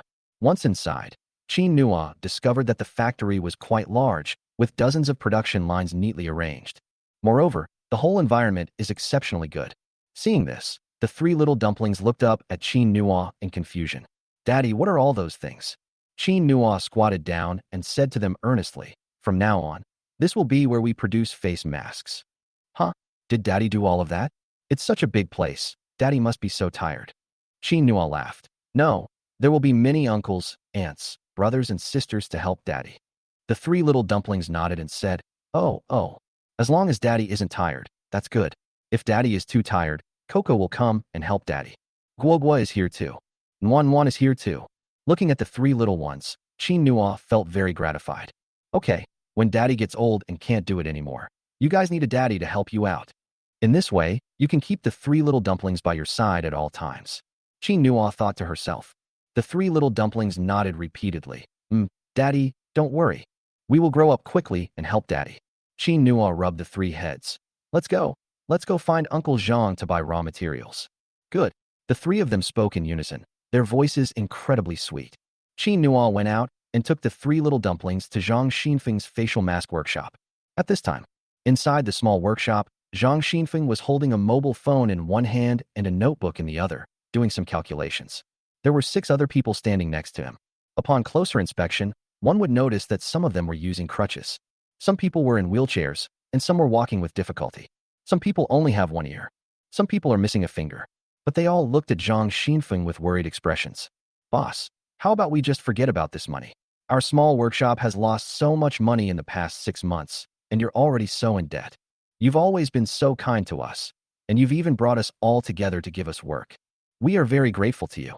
Consider this money as our contribution to help fill the gap in our small workshop." The 6 of them spoke one after another, their voices sounding somewhat dejected. They are all people with physical disabilities. Before they came to work for Zhang Xinfeng, some of them made a living by scavenging. "From now on, I will go to the streets to perform and beg. Some people live under bridges. Some people have been unable to find work for 2 years, which is very miserable. When they first saw the job postings here, they were just trying it out, but they never expected to actually succeed. In fact, they were already prepared for their wages to be withheld. But as long as the boss is willing to pay, they are all willing to do it." What they didn't expect was that Zhang Xinfeng never intended to withhold their wages. The compensation they received, while not comparable to that of large companies, was still the highest they could afford.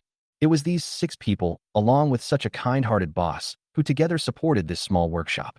Unfortunately, it eventually collapsed. They couldn't stand by and watch Zhang Xinfeng lose money alone. This boss had poured almost all his heart and soul into it. However, they had barely finished speaking when Zhang Xinfeng angrily said, "That won't do. Not a single penny less of your money. Losing money is a failure of my decision, and you don't need to share the responsibility with me." A few days ago, a young man came and bought our raw materials, saying that he would come back to buy them again after he made some money. "Don't worry, I have money. But I can no longer provide you with jobs, so from now on everyone." At this point, he looked up at the group of people. He sighed helplessly. Hearing this, the 6 felt a pang of sadness in their hearts. "Yes, we will, don't worry, Mr. Zhang. Mr. Zhang, there aren't many honest people like you in this world. You'll have to be more careful when doing business in the future." Zhang Xinfeng sighed again. He always stayed true to himself, but unexpectedly, he still couldn't continue his career. "I understand. Come on, it's all settled. The wages I owe you will be paid to you now." The 6 men looked at each other, but none of them were willing to step forward and take the money. "Mr. Zhang, now that we've taken all the money, how are you going to live? I remember your daughter is still in college, right? She'll be starting her junior year soon, won't she?" Zhang Xinfeng waved his hand. "It's okay. I'll think of another way." The group had no choice but to accept the money. Finally, when they left, their faces still bore sorrow. Qin Nua arrived just in time to witness this scene. When the 3 little dumplings saw the group, they unconsciously stomped behind Qin Nua. Their little hearts were filled with doubt.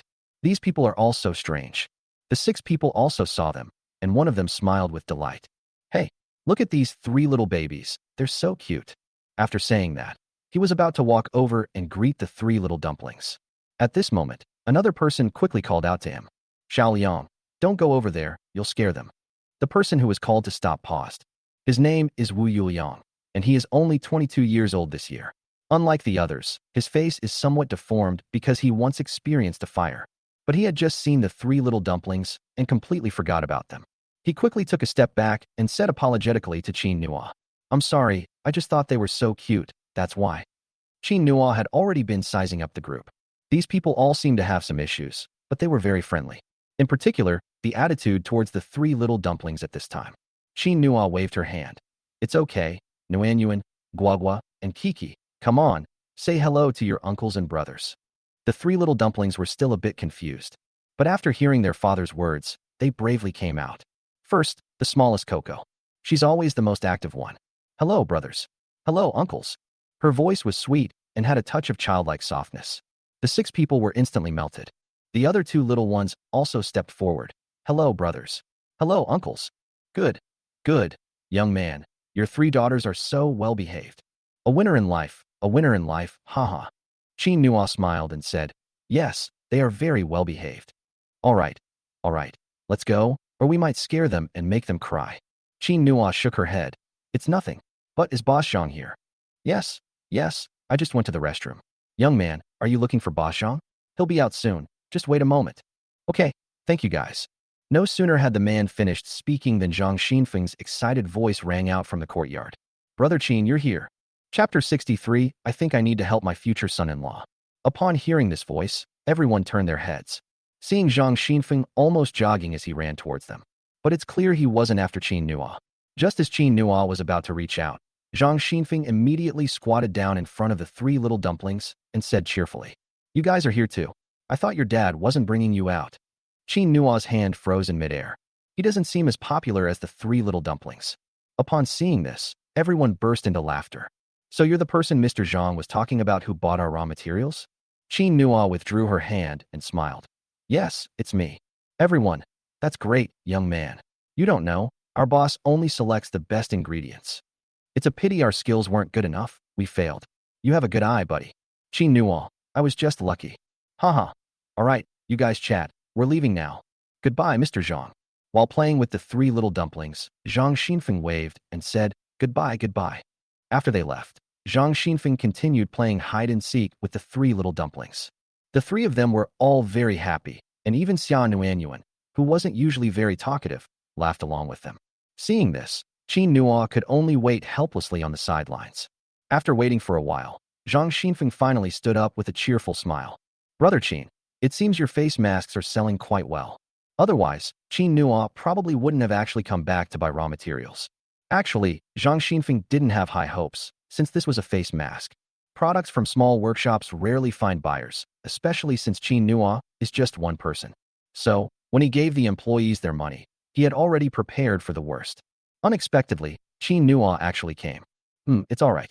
Mr. Zhang, what about the remaining ingredients?" Take it all.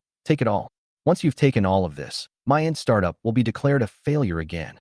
Zhang Xinfeng spoke and laughed, but his laughter was full of sorrow. "What do you mean by that, Mr. Zhang?" "Haha. You don't know. I've had an entrepreneurial dream since I was young, but I had to go to work for someone else later. After working for a few years, I quit my job to start my own business. I tried many industries, but I failed to succeed in any of them for various reasons. Maybe I'm just getting old and can't keep up with the times.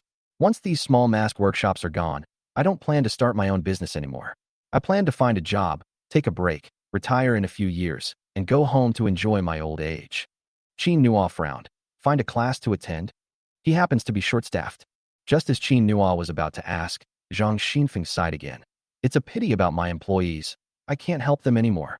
Upon hearing this, Qin Nua recalled the six people from earlier. "Are they your employees?" Zhang Xinfeng nodded, but Qin Nua looked shocked. "Those people are all physically disabled, and most companies wouldn't hire them. Most bosses will do everything they can to get pregnant women home." Zhang Xinfeng used so much. "They've been with me for many years, and it's because of them that I've tried to start my own business time and time again. There are many people like this in Jiangning. They are indeed a vulnerable group, but they also need to make a living." As Zhang Xinfeng spoke, he pulled the three little dumplings back. "Come on, I'll go and sort out the last of the ingredients for you. You can find a car to take them away, or if that's not possible, I can deliver them to you." Qin Nua nodded. Watching Zhang Xinfeng's retreating figure, he suddenly had an idea. "Mr. Zhang, why don't you come work for me?" Zhang Xinfeng paused. "Where is it?" Qin Nua. "Yes, with the help of the three of them these past few days, I think business has been pretty good. So I managed to open a small factory, but I don't have any employees yet. I was originally thinking of hiring people. Isn't this perfect? You've been in this industry for so long, you understand it well. Zhang Xinfeng became somewhat agitated upon hearing this. But then he hesitated. But my technical skills are very weak. Qin Nua. It's okay, I can teach you. Zhang Xinfeng, huh?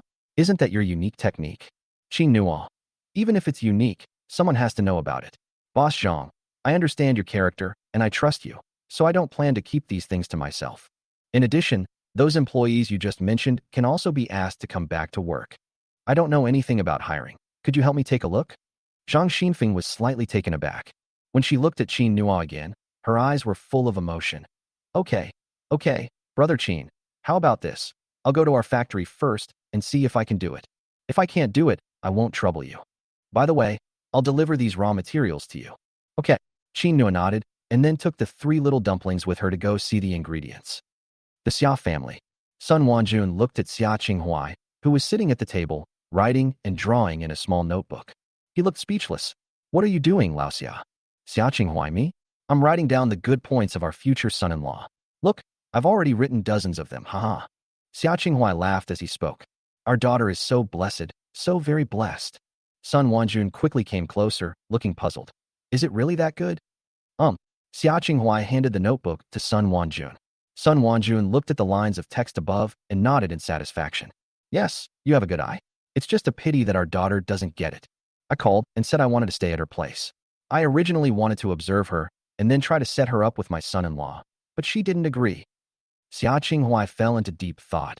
If you disagree, then let's think of another way. Perhaps I should do something too. Sun Wanjun, what are you doing? Xia Qinghuai, our son-in-law is selling face masks with his little granddaughters, and they're doing quite well. But he seems to only make some face masks for himself. When will he ever make big money like this? Given our daughter's proud and arrogant personality, she'll probably bully him. I think I need to help my son-in-law expand his market, or give him a push to increase his business. Thank you everyone for the gifts. Moi. Chapter 64. We too must work hard for our daughter's marriage. Sun Wanjun nodded upon hearing this. Yes, that's fine. We should help our own son-in-law. I'll contact Qing Yin again later and ask her to pay more attention. Xia Qinghuai. All right. For our daughter's sake, we too must work hard. The two talked and laughed at the same time. At this time, Qin Nua was leading Zhang Xinfeng and the 3 little dumplings to his factory area. On the road, the 3 little dumplings played with Zhang Xinfeng while earnestly praising Qin Nua. Uncle Zhang, my dad's factory is huge. Zhang Xinfeng burst into laughter, amused. How big is it? Xia Kiki, sitting in the middle, rolled her eyes and seriously opened her arms. It's that big. As she stretched out her arm, she accidentally touched the little noses of the 2 animals next to her. Nuanyuan and Guagua, who were sitting upright, fell down on the back seat after being touched by her. Wah! Xia Guagua let out a pitiful sob. Xia Nuanyuan also touched her nose. Xia Kiki was startled. Nuan, Guagua, are you all right? Zhang Xinfeng burst into laughter again. Ha! Brother Qin, your 3 daughters are so much fun. Qin Nua also said helplessly. He's just a little mischievous. Zhang Xinfeng, where? This is called cute, ha. Look, they're so young and they're already saying good things about you and promoting you. They're going to be amazing in the future. Qin Nua smiled and said, I hope so. If it doesn't work out, I'll try my best to support them. Zhang Xinfeng, haha, then you'd better work hard. 3 of them. But brother Qin, how big is your factory exactly? Although the 3 little dumplings kept saying they were very big, Zhang Xinfeng remembered that the last time he saw Qin Nua, he was a nobody. How did it get so big all of a sudden? Moreover, in a child's worldview, they probably don't understand the size of the factory yet. Qin Nua thought for a moment and said seriously, it's not very big yet, just 2 workshops. We can continue to develop it later. 2 workshops. Zhang Xinfeng was slightly taken aback. He's been doing this job for a year and a half, and he still doesn't have a proper workshop. How did Qin Nua manage to have 2 workshops so quickly? He nodded and decided to take a closer look later. By the way, Mr. Zhang. Brother Qin, please don't call me boss anymore. You might be my boss soon. Haha, if you don't mind, just call me Brother Zhang. Okay, Brother Zhang, there's one more thing I need your help with. Please speak. Here's the thing. I feel like we can get the face mask business going very quickly. And then, I have another workshop that produces face cream. But I don't know much about these raw materials. You've been in this industry for so long, you should know which suppliers are good, right? Let's discuss the procurement plan later. Qin Nua has already begun to think about future development. First, make a name for yourself by producing face masks and face creams. In the future, when other secret formulas are discovered, the factory can be gradually expanded. But first and foremost, quality must be guaranteed. Cream. Yes, it's also a children's face cream. I plan to start with children first. Zhang Xinfeng nodded. Okay, whether I can work for you this time or not, I'll help you get in touch with someone. In Zhang Xinfeng's opinion, Qin Nua was indeed a good person. He deserves his trust. Good. As they talked, they arrived at the factory. After Qin Nua got out of the car, she went to the back to hug the three little babies. Zhang Xinfeng had originally planned to hug it as well. But he was stunned when he saw the factory in front of him. The factory is located in the suburbs, and although there are tall buildings around, there are not many. But what's with this very grand gate that you can see at a glance? Looking further inside, you can see rows of factory buildings. Zhang Xinfeng looked around with some suspicion. Perhaps I'm mistaken. Brother Qin, where is your factory located? Before Qin Nua could answer, Xia Nuanyuan, who was the first to be carried down, pointed forcefully at the door in front of her. This is it. Her little face was very serious. As if afraid Zhang Xinfeng wouldn't believe him, he repeated it again very seriously. This is it. Qin Nua picked up the chubby guagua and turned to Xin Wanwan. Her shoulder-length hair was blown by the wind, and her profile was very similar to Qing Yan's. Even the way she speaks is very similar to Qing Yan now. He couldn't help but laugh. Zhang Xinfeng was completely shocked. He stared at the factory building in disbelief. This? Xia Nuanyuan nodded vigorously. Xia Kiki ran over and said excitedly, Uncle Zhang, did I tell you? Daddy's factory is huge. Xia Guagua. It's super big, even bigger than Guagua's favorite bread. Haha. Zhang Xinfeng was amused again. He turned to look at Qin Nua. Brother Qin. This is the place, come in. He walked ahead, and the three little dumplings quickly followed. Little Coco even turned her head and greeted Zhang Xinfeng earnestly. Here, Uncle Zhang, hurry up. Zhang Xinfeng quickly jogged to catch up. He was still in a daze as he entered the factory area. Let's go check out the office building first. Qin Nua and the others went to the office building at the front first. Qin Nua pointed to the first floor and said, This is the reception area, and over there, in this building, I plan to set up the entire office area, including the future finance, marketing, logistics, sales, and other departments. Zhang Xinfeng nodded mechanically and looked up. The entire office area spans 8 floors. He thought of his small workshop with 3 bedrooms and a living room. He mentally gave the young man in front of him a thumbs up. After Qin Nua showed him around, they went to the factory. Zhang Xinfeng was stunned when he entered the factory. The entire factory gave him a very clean and tidy feeling. Moreover, the dozens of production lines are arranged neatly. Qin Nua said, This is the facial mass production workshop. When the time comes, call those 6 back as well, and we'll recruit some more people to get this workshop up and running. Qin Nua talked for a long time, but found that Zhang Xinfeng had no reaction. He turned his head in confusion, only to find Zhang Xinfeng staring blankly at the factory building. Brother Zhang? I'm here. Mr. Qin, please continue. Overwhelmed with emotion, Zhang Xinfeng's voice trembled slightly, and he even changed how he addressed people. Such a large factory. Such a large scale. If they could really have such a job, they would probably be very happy, right? Well, that factory building in the back is the face cream production workshop I've prepared. As for the ones beyond that, I haven't decided yet. I'll let you know when I've thought it through. But now, Brother Zhang, why don't you first decide whether you want to work for me? Don't worry, I will give you the best of everything. Also, if I don't have time to come in the future, I hope you can help me manage the entire factory area. Chapter 65 Women in Love are not to be messed with. Upon hearing this, Zhang Xinfeng became excited. That would be wonderful if he could manage the factory. His long-held ambition has thus been indirectly realized. But he recalled his repeated failures in starting businesses and asked with some concern, Brother Qin, I'm a little worried that I might mess things up for you. Don't worry, I won't mess it up. After all, this is a secret formula and technology that has been enhanced by the system. Although he didn't know why the system was helping him, he knew that the system would definitely give him the best. Since binding himself to the system, he doesn't seem to have encountered a single bad person. Everyone is wholeheartedly devoted to doing good and striving to live a good life. So, he also wanted to try to help some people. We have the best technology and the best factory. As for the market, I'll think of a solution. Okay, then I'll come to work. But what about these few? Let's call them all back. This workshop is mostly semi-automated, so it doesn't require much manpower. Besides, I think that such kind and hardworking people like them will cherish their jobs more than anyone else. which will be a great benefit to our work. What do you think? Upon hearing this, Zhang Xinfeng nodded repeatedly. Yes, yes, they are all very ambitious. Well, how about I leave the recruitment to you, Brother Zhang? From now on, we'll do our best to help those in need. However, it's not possible yet.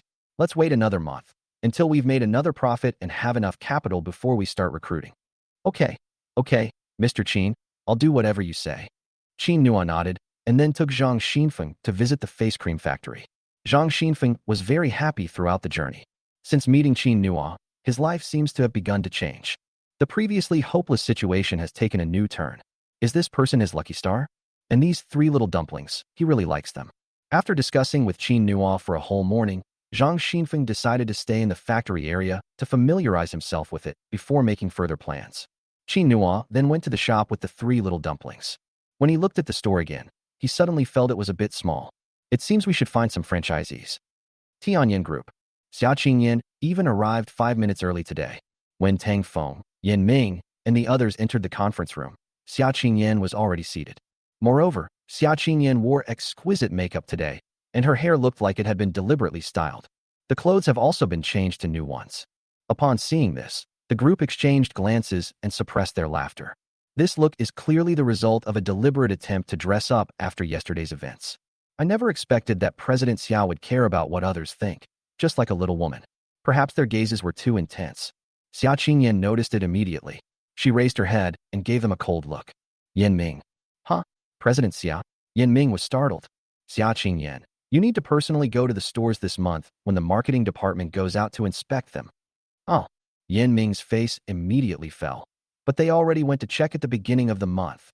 The marketing department's monthly verification and inspection are conducted at the beginning of each month. Moreover, newcomers are usually given opportunities to familiarize themselves with the market. How can we send a marketing manager like him? It's June now, and the sun is shining brightly outside. Mr. Xia, is something the matter? Xia Qingyan crossed her arms and leaned back in her office chair. What? Does that mean I can't let you get checked? Snort. Dare to laugh at her.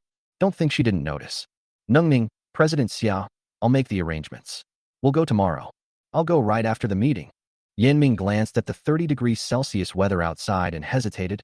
President Xia, you'll be going there in person for the next quarter. Yin Ming. He dared not say another word and quickly nodded. Okay, I'll go right away. Xia Qingyan, does anyone else have any questions? No, that's all. At this point, who would dare to have any questions? Even Ding Shui, who had just entered to bring them water, felt a chill in the office and quickly left. Okay, let's have a meeting. Any new developments from the design department? The design department is Tang Feng Pipe. He is the design director. President Xia, everything in the design department is as usual, except... Just what?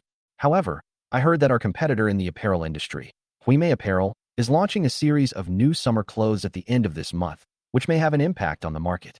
Meanwhile, our new clothes are still following the same old style, which I'm afraid. Then let the designers work hard to create new designs. We've already stepped up the design process, but I feel the situation isn't looking good, Mr. Xia. How about we consider hiring another senior designer? I heard that a famous designer has returned to Jiangning. Upon hearing this, Xia Qingyan thought about it carefully, then nodded. Okay, you think of a way. Good. Tang Feng nodded. Next came the usual departmental reports. However, the entire meeting today was very depressing. After the meeting ended, Xia Qingyan got up and left. Everyone breathed a long sigh of relief. Yin Ming slumped in his chair, looking distressed. God, I have to go to the market in the scorching sun of over 30 degrees Celsius. What's wrong with President Xia? Tang Feng, can't you tell what's wrong with President Xia? Yin Ming, huh? I didn't realize that. Tang Feng shook his head helplessly. Sigh, you were laughing the loudest when you came in, weren't you? Yin Ming, really? Is President Xia angry or just embarrassed? Tang Feng thought about it seriously for a while and said, I think it's because they're too embarrassed that they're angry. Everyone nodded in agreement. Yeah, you can't mess with a woman in love. I feel the same way. Someone even patted Yin Ming on the shoulder. Good luck to you, Yin Ming. Sigh, why don't any of you come with me if you're free? As soon as he said that, everyone rushed out of the office. Yin Ming. He slumped into his chair again, his face contorted with grief. Xia Qingyan went straight to the bathroom after leaving the house and carefully examined her outfit and makeup. Only after confirming that everything was absolutely fine did I feel relieved enough to return to my office. Then he carefully read the information that Tang Feng had sent him. The designer who is about to return is named Lin Mumu. She is a designer who studied abroad for many years and has unique insights into clothing, having designed many best-selling garments. Moreover, he has won many design awards. Huimei Group also extended an olive branch to her if she actually joined Huimei Group. Tianyan Group's summer clothing sales may run into problems this time. I don't know if we can actually get them. Just then, she received a call from Qin Nua. It's finished. 13 went to get a nucleic acid test today. Everyone should be careful.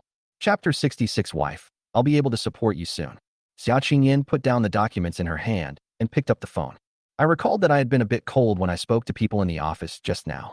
She cleared her throat again, trying to make her voice as soft as possible. But this simple action startled her.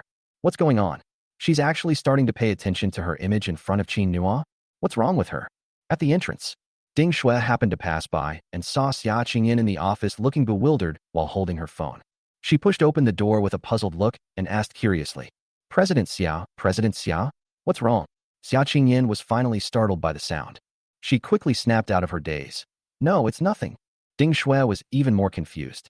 Why does President Xia look a little nervous? Your phone is ringing. Oh.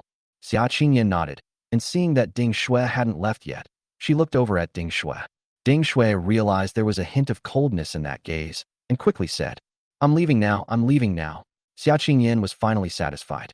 Just as she was about to answer the phone, she heard Ding Shui's voice coming from the doorway. Mr. Xia, is that Mr. Qin on the phone? Xia Qingyan. By the time she looked at Ding Shui had already left with a smile. She could only look at the phone helplessly. Unfortunately, the call ended. This Ding Shui is really getting in the way. Xia Qingyan opened the call log and silently thought, should she call Qin Nua back? But just as I was about to dial, another voice appeared in my mind. If I retaliate so quickly, won't Qin Nua think I care too much about him and start having other ideas? Then how about? Should we call later? If Qin Nua is in trouble, she'll probably call him back, right? She probably will, right? With that thought in mind, Xia Qingyan put down her phone and turned on her computer. She was preparing to work, but suddenly she felt that she couldn't work at all. Her eyes kept glancing at the phone screen. Xia Qingyan was ready to answer a call at any moment. But, waiting and waiting. 5 minutes passed, but the phone still didn't ring. Xia Qingyan subconsciously reached for her phone, but hesitated again when her fingers touched the caller ID. Only 5 minutes. The president should be very busy. In that case, wouldn't Qin Nua think she's too idle? But she couldn't hold back any longer. Xia Qingyan thought about it carefully and came up with an excellent excuse for herself. She marveled at her own cleverness as she dialed the number. After the call connected, before Qin Nua could speak, she said, Is there something wrong, babies? Sorry, we were in a meeting just now. First, she should care about the baby. Qin Nua should be able to tell that she really wanted to make this call, right? Although she knew that Qin Nua loved the babies so much, and that the babies would have no problems with him by their side. On the other end of the phone, Qin Nua's voice was soft, with a hint of laughter. It's okay. I was just afraid you'd be busy, so I didn't continue calling. Xia Qingyan was slightly taken aback when she heard the voice. What's this? Is this considered an explanation? I should have known better than to wait so long. With her proud demeanor, she suppressed her joy and nodded. Okay, it's good that you're all right. I'll hang up now. Qin Nua. Oh no. Since you're not busy, I still have something to do. Xia Qingyan, what is it? At this moment, Qin Nua was leaning against the cashier counter, smiling gently. Miss you. Xia Qingyan. She almost dropped her phone. He quickly lowered his head. What? What are you saying? Qin Nua. Yes, I miss you, and the babies miss you too. Listen to this.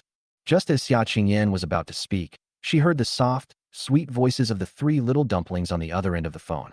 Mommy, Coco misses you. Mommy, Guogua misses you too. Guogua didn't eat any snacks today. Mommy, Nuanyuan misses you too. That childlike voice immediately made Xia Qingyan lose her temper. Even her voice softened considerably. Babies, be good and listen to Daddy, okay? Yes, we know. We've always been very obedient. We've done so many things with Daddy, Mommy. Daddy said we'll be able to take care of you soon, and you won't have to work so hard anymore.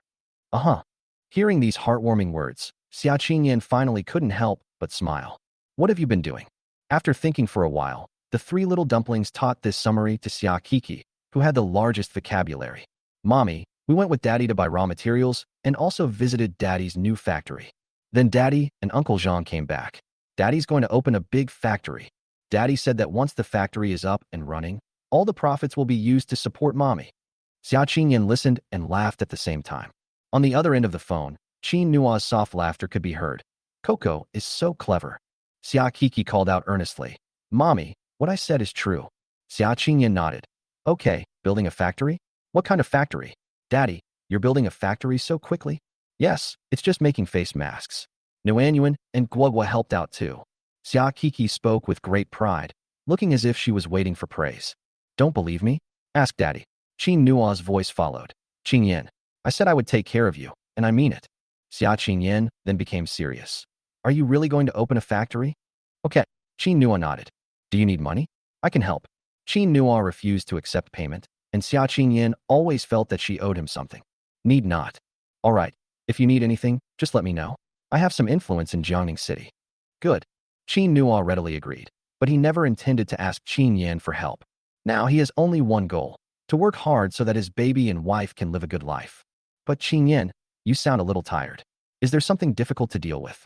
Xia Qingyan rubbed her temples. No, I've probably been busy at work lately. After she finished speaking, she was stunned for a moment. Why did she share her troubles with Qin Nua? In the past, she always reported good news and bad news, and never talked about these things with Xia Qinghuai and Sun Wanjun. Yes, just let me know if you need any help.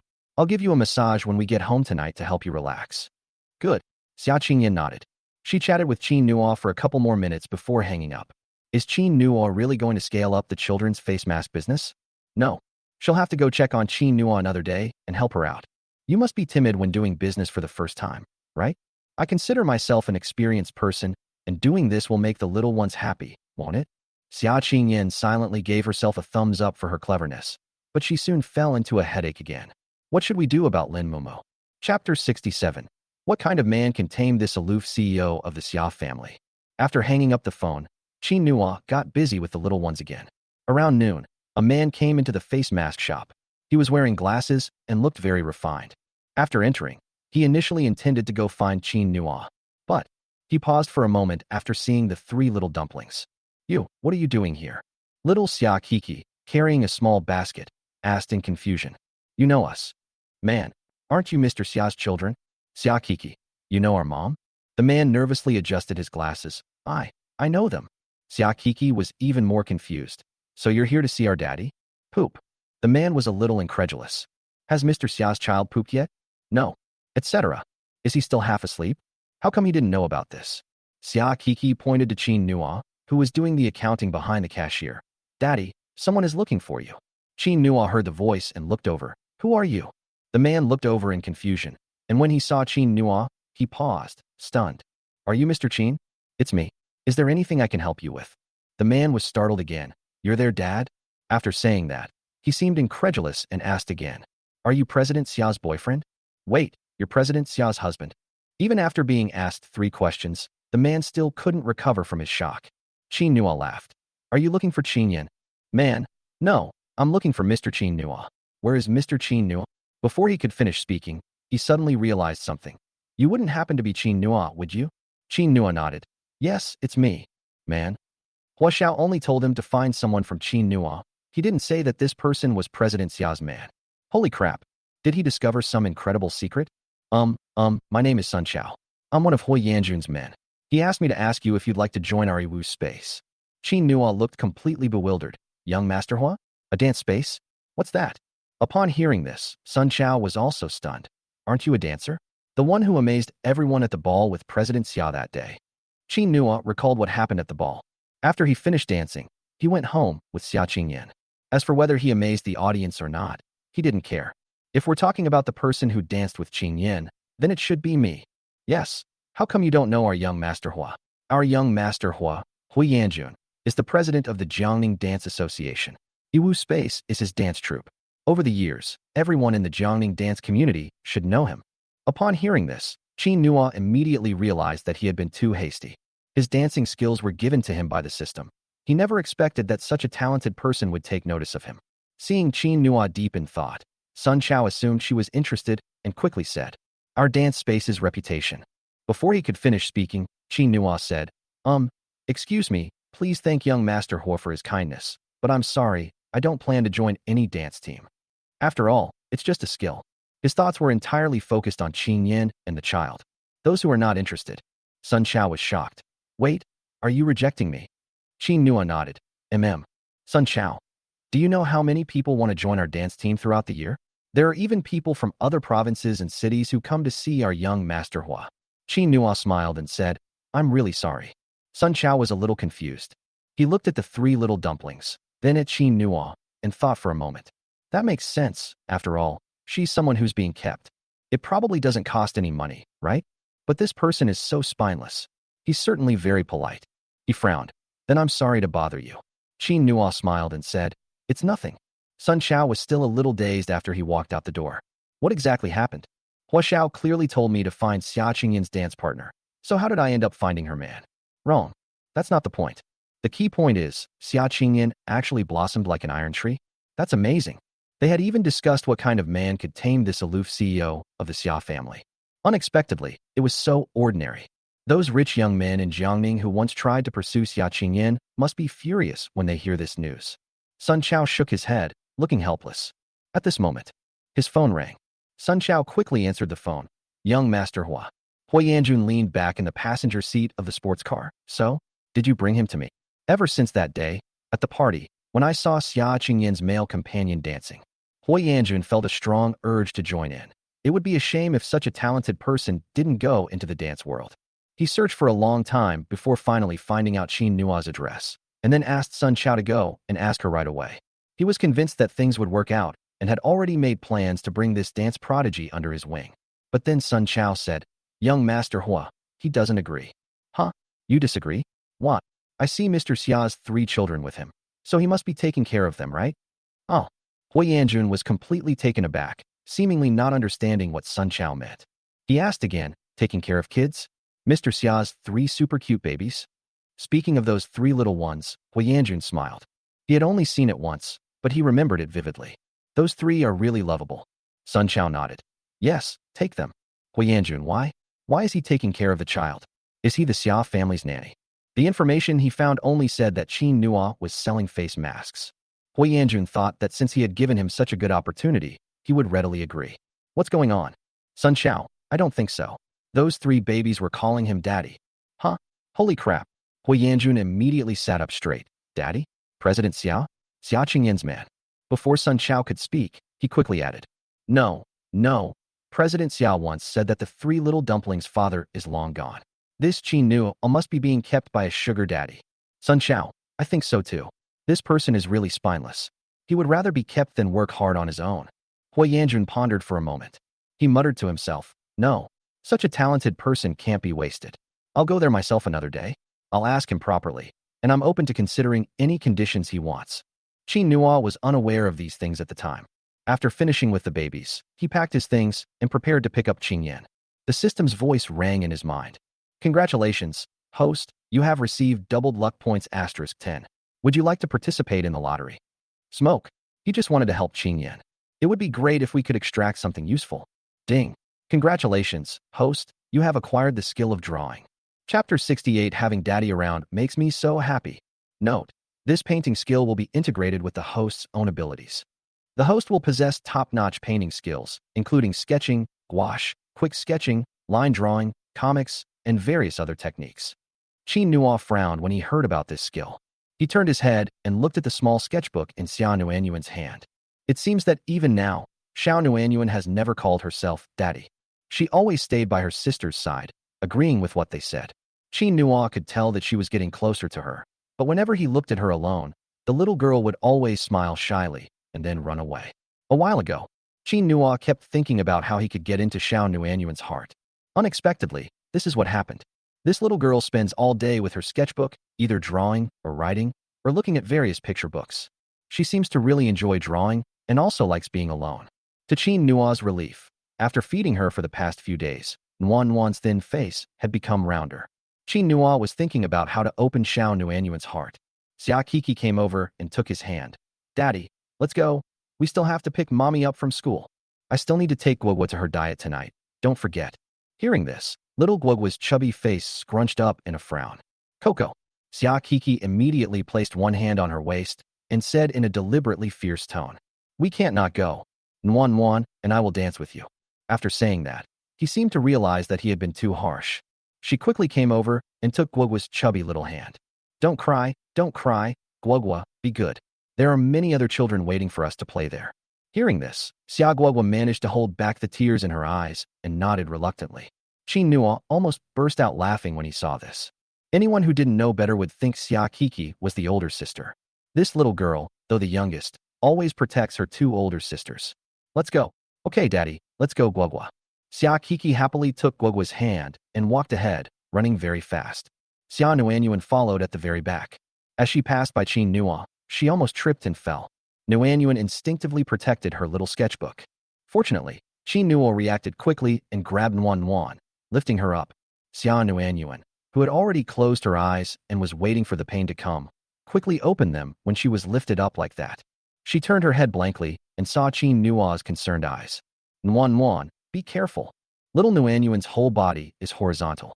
Hearing Qin Nua's words, she twitched her little nose and almost squeezed out a tear. She was really scared. She thought she was going to fall. Unexpectedly, her father caught her. Qin Nua then put Xia Nuanyuan down and pinched her little nose. Tears seemed to well up in her eyes, but she forced them back. She and Qinyan look very alike. Nuan, don't be afraid. Daddy is here. Daddy will always be here. Daddy will protect Nuan. Xia Nuanyuan nodded vigorously again. Xia Kiki and Xia Guogua, who had run out, saw that the two hadn't followed them out, so they quickly ran back and stood at the door, peeking their heads inside. Daddy Nuanyuan, let's go. Okay, coming. Qin Nua reached out his hand to Xia Nuanyuan. Xiao Nuanyuan thought for a while, then slowly raised her hand and grasped Qin Nua's hand with her own. Then, she looked up and smiled at Qin Nua. Qin Nua led her outside. Airport. After hanging up the phone, Hui Yanjun watched the video of the dance party that day for a while. In the end, even he himself couldn't help but sigh. This Qin Nua is really handsome. About the same height as me. You have the potential to be a kept man, huh? But why would Xia Qingyan take a liking to him? That's strange. He was just muttering to himself. Hui Yanjun suddenly heard his car window rattle. He opened the window and saw his sister Hui Yanting's face. She looked at Hui Yanjun with a hint of helplessness. Brother, what are you looking at? You're so engrossed in it. I've been standing here for quite a while, and you didn't even notice me. Hui Yanjun rolled down the car window and said, No, I was just looking at a man. Oh. Hui Yanting paused as she got into the car, then looked at Hui Yanjun with a strange expression. Brother, no way. Hui Yanjun, what are you thinking about? Get in the car. I just met a dance expert and was planning to recruit her, but she didn't agree. Oh, so someone disagrees with your recruitment? Who is this person? Xia Qingyan's man. Oh. An expression of disbelief immediately appeared on Hui Yanting's face. Xia Qingyan? She has a man. Hui Yanting nodded in disbelief. Sure. Hui Yanjun. Yes, he can even handle someone like President Xia. This man is no ordinary person, but I still want to give it a try. As Hui Yanjun spoke, he began to ponder. I just don't know if Qin Nua is easy to recruit. Hui Yanting. All right. Let's go back and think about it later. Don't blame me for not telling you. I just came back on the same plane as Lin Mumu. Lin Mumu? Holy crap. Upon hearing this, Hui Yanjun quickly started the car. Why didn't you say so earlier? Let's go? Why is she back? Hui Yanting. I don't know. Maybe it's for someone. Their car just left. Another woman appeared at the airport. The woman was wearing sunglasses, but her clothes were incredibly cute. She was pushing a huge pink suitcase, humming a song as she walked. Jiangning, I'm back.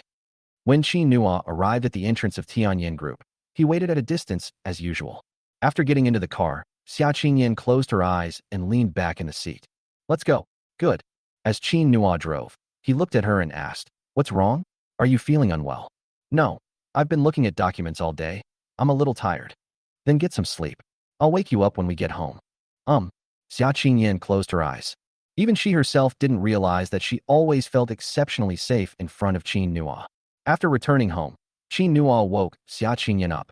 I told her to rest first, and I went to cook. After finishing the meal, he took his 3 little ones and Xia Qingyan to a workout class. Today, Xia Qingyan didn't dance along. Instead, she sat on the sidelines and watched. Everyone saw this. They were all somewhat worried. Young man, what's wrong with your wife? Is she sick? She looks a little pale. Upon hearing this, Xia Qingyan quickly stood up. I am not him. She stopped mid-sentence and changed her words. I'm fine. Seeing this, the others laughed. Hey young man, did your wife come out especially with you and your 3 little ones? Haha, are you afraid we'll kidnap the young man? Chapter 69. How could I dream of Qin Nua kissing me? Upon hearing this, Xia Qingyin subconsciously lowered her head. People burst into laughter again. Look, this young wife is even shy. Young man, dance less today and spend more time going home to coax your wife. Such a beautiful young wife. You must treat her well. Qin Nua nodded. Okay, I'll listen to everyone. I'll go home after this song. All right, let's go. Qin Nua turned to look at Xia Qingyin. It'll be ready soon. Just bear with it a little longer. Xia Qingyin nodded and quickly ran to the side. This moment, she suddenly felt not only her ears burning, but also her face. After Qin Nua finished dancing, she took the 3 little dumplings and Xia Qingyin home. After putting the 3 little ones to sleep, Qin Nua went to Xia Qingyin's side, who was lying on the sofa. She called softly, Qingyin, Qingyin. However, after calling out twice, Xia Qingyin did not respond. He tentatively touched Xia Qingyin's forehead. She didn't have a fever. It seemed she was just too tired and fell asleep. Qingyin, wake up. Go to your room to sleep. However, there was still no response. Qin Nua sighed, reached out, and lifted Xia Qingyin up in his arms. Xia Qingyin, nestled in Qin Nua's arms, unconsciously buried her head in his chest, let out a soft moan, and continued to sleep. Upon hearing this voice, Qin Nua suddenly felt a tightness all over her body. He froze as he climbed the stairs. Qingyin, don't move. If he makes another move, he can't be sure what he'll do next. Xia Qingyin seemed to hear his voice, and she really didn't move anymore. Qin Nua carried Xia Qingyin all the way to the room and placed her on the bed. Then he pulled the blanket over himself again. Xia Qingyin was sleeping soundly on her side. Her brows were furrowed tightly, as if she were having a nightmare. Qin Nua felt a pang of sympathy. Thinking back to her past life, Xia Qingyin, who always pretended to be carefree in front of her. I guess I'm just as tired when I'm alone, right? Qin Nua brushed the hair away from Xia Qingyin's face and smiled gently. Qingyin, don't worry. In this life, I will definitely make sure you live a happy life. After saying that, as he got up to leave, he suddenly noticed a photo frame lying face down on the bedside table. As if possessed, Qin Nua picked up the photo frame. The next moment, he saw himself in the photo. At that time, he slept very soundly. She was wearing a light blue shirt. Qin Nua recalled the day she got drunk and thought she was dreaming of Qingyin. I woke up wearing this shirt. That's why he thought it was a dream. Now it seems that Qingyin must have helped her put on these clothes, right? For this photo? Thinking of this, Qin Nua couldn't help but smile. She still wouldn't admit that she had feelings for him. It was already in my heart. She just hasn't realized it yet. After putting the photo back down, Qin Nua glanced at Xia Qingyin again before leaving the bedroom. Just before entering the bedroom, he noticed the documents Xia Qingyin had placed on the table. Qin Nua walked over again, wanting to see what was troubling Qingyin so much. After opening the file, Qin Nua examined it carefully. It turns out it's about designing new clothing items. There were many summer clothing design drafts inside, but they were all marked with red crosses. It seems they were all selected. Qin Nua looked at each one by one, and suddenly an idea popped into her mind. The patterns in the design drafts, like lines, completely occupied his mind. Is this what drawing skills are? Qin Nua smiled. So, this skill isn't just for Nikki, it's for Qingyin too. Qin Nua took out her phone and photographed all the design drafts, then photographed the design concepts and various design ideas in the documents. He then went back inside. He didn't go to sleep, but instead carefully read through all the materials. I turned on my computer again and searched for a lot of design materials. Perhaps due to the system's skills, he managed to memorize all the key points from all the materials he had read. In the middle of the night, Qin Nua took out a blank sheet of paper and began to draw. He didn't sleep that night and drew for a full 4 hours. Finally, I was able to create 2 satisfactory works. After putting the artwork and Xia Qingyin's information together, Qin Nua went back to sleep. The next day, it gradually got brighter. In a daze, Xia Qingyin seemed to be having a dream. In my dream, I was picked up and then placed on the bed in an ambiguous manner. However, I couldn't move at all. In a daze, the figure seemed to be getting closer. The face that was initially unclear can now be seen clearly. That is Qin Nua. Xia Qingyin suddenly opened her eyes. She subconsciously looked around and found herself lying in her own bed. Qin Nua wasn't around either. Was that a dream? Why would I dream about that? How could I dream of Qin Nua kissing me? Are you crazy? Are you crazy? Are you crazy?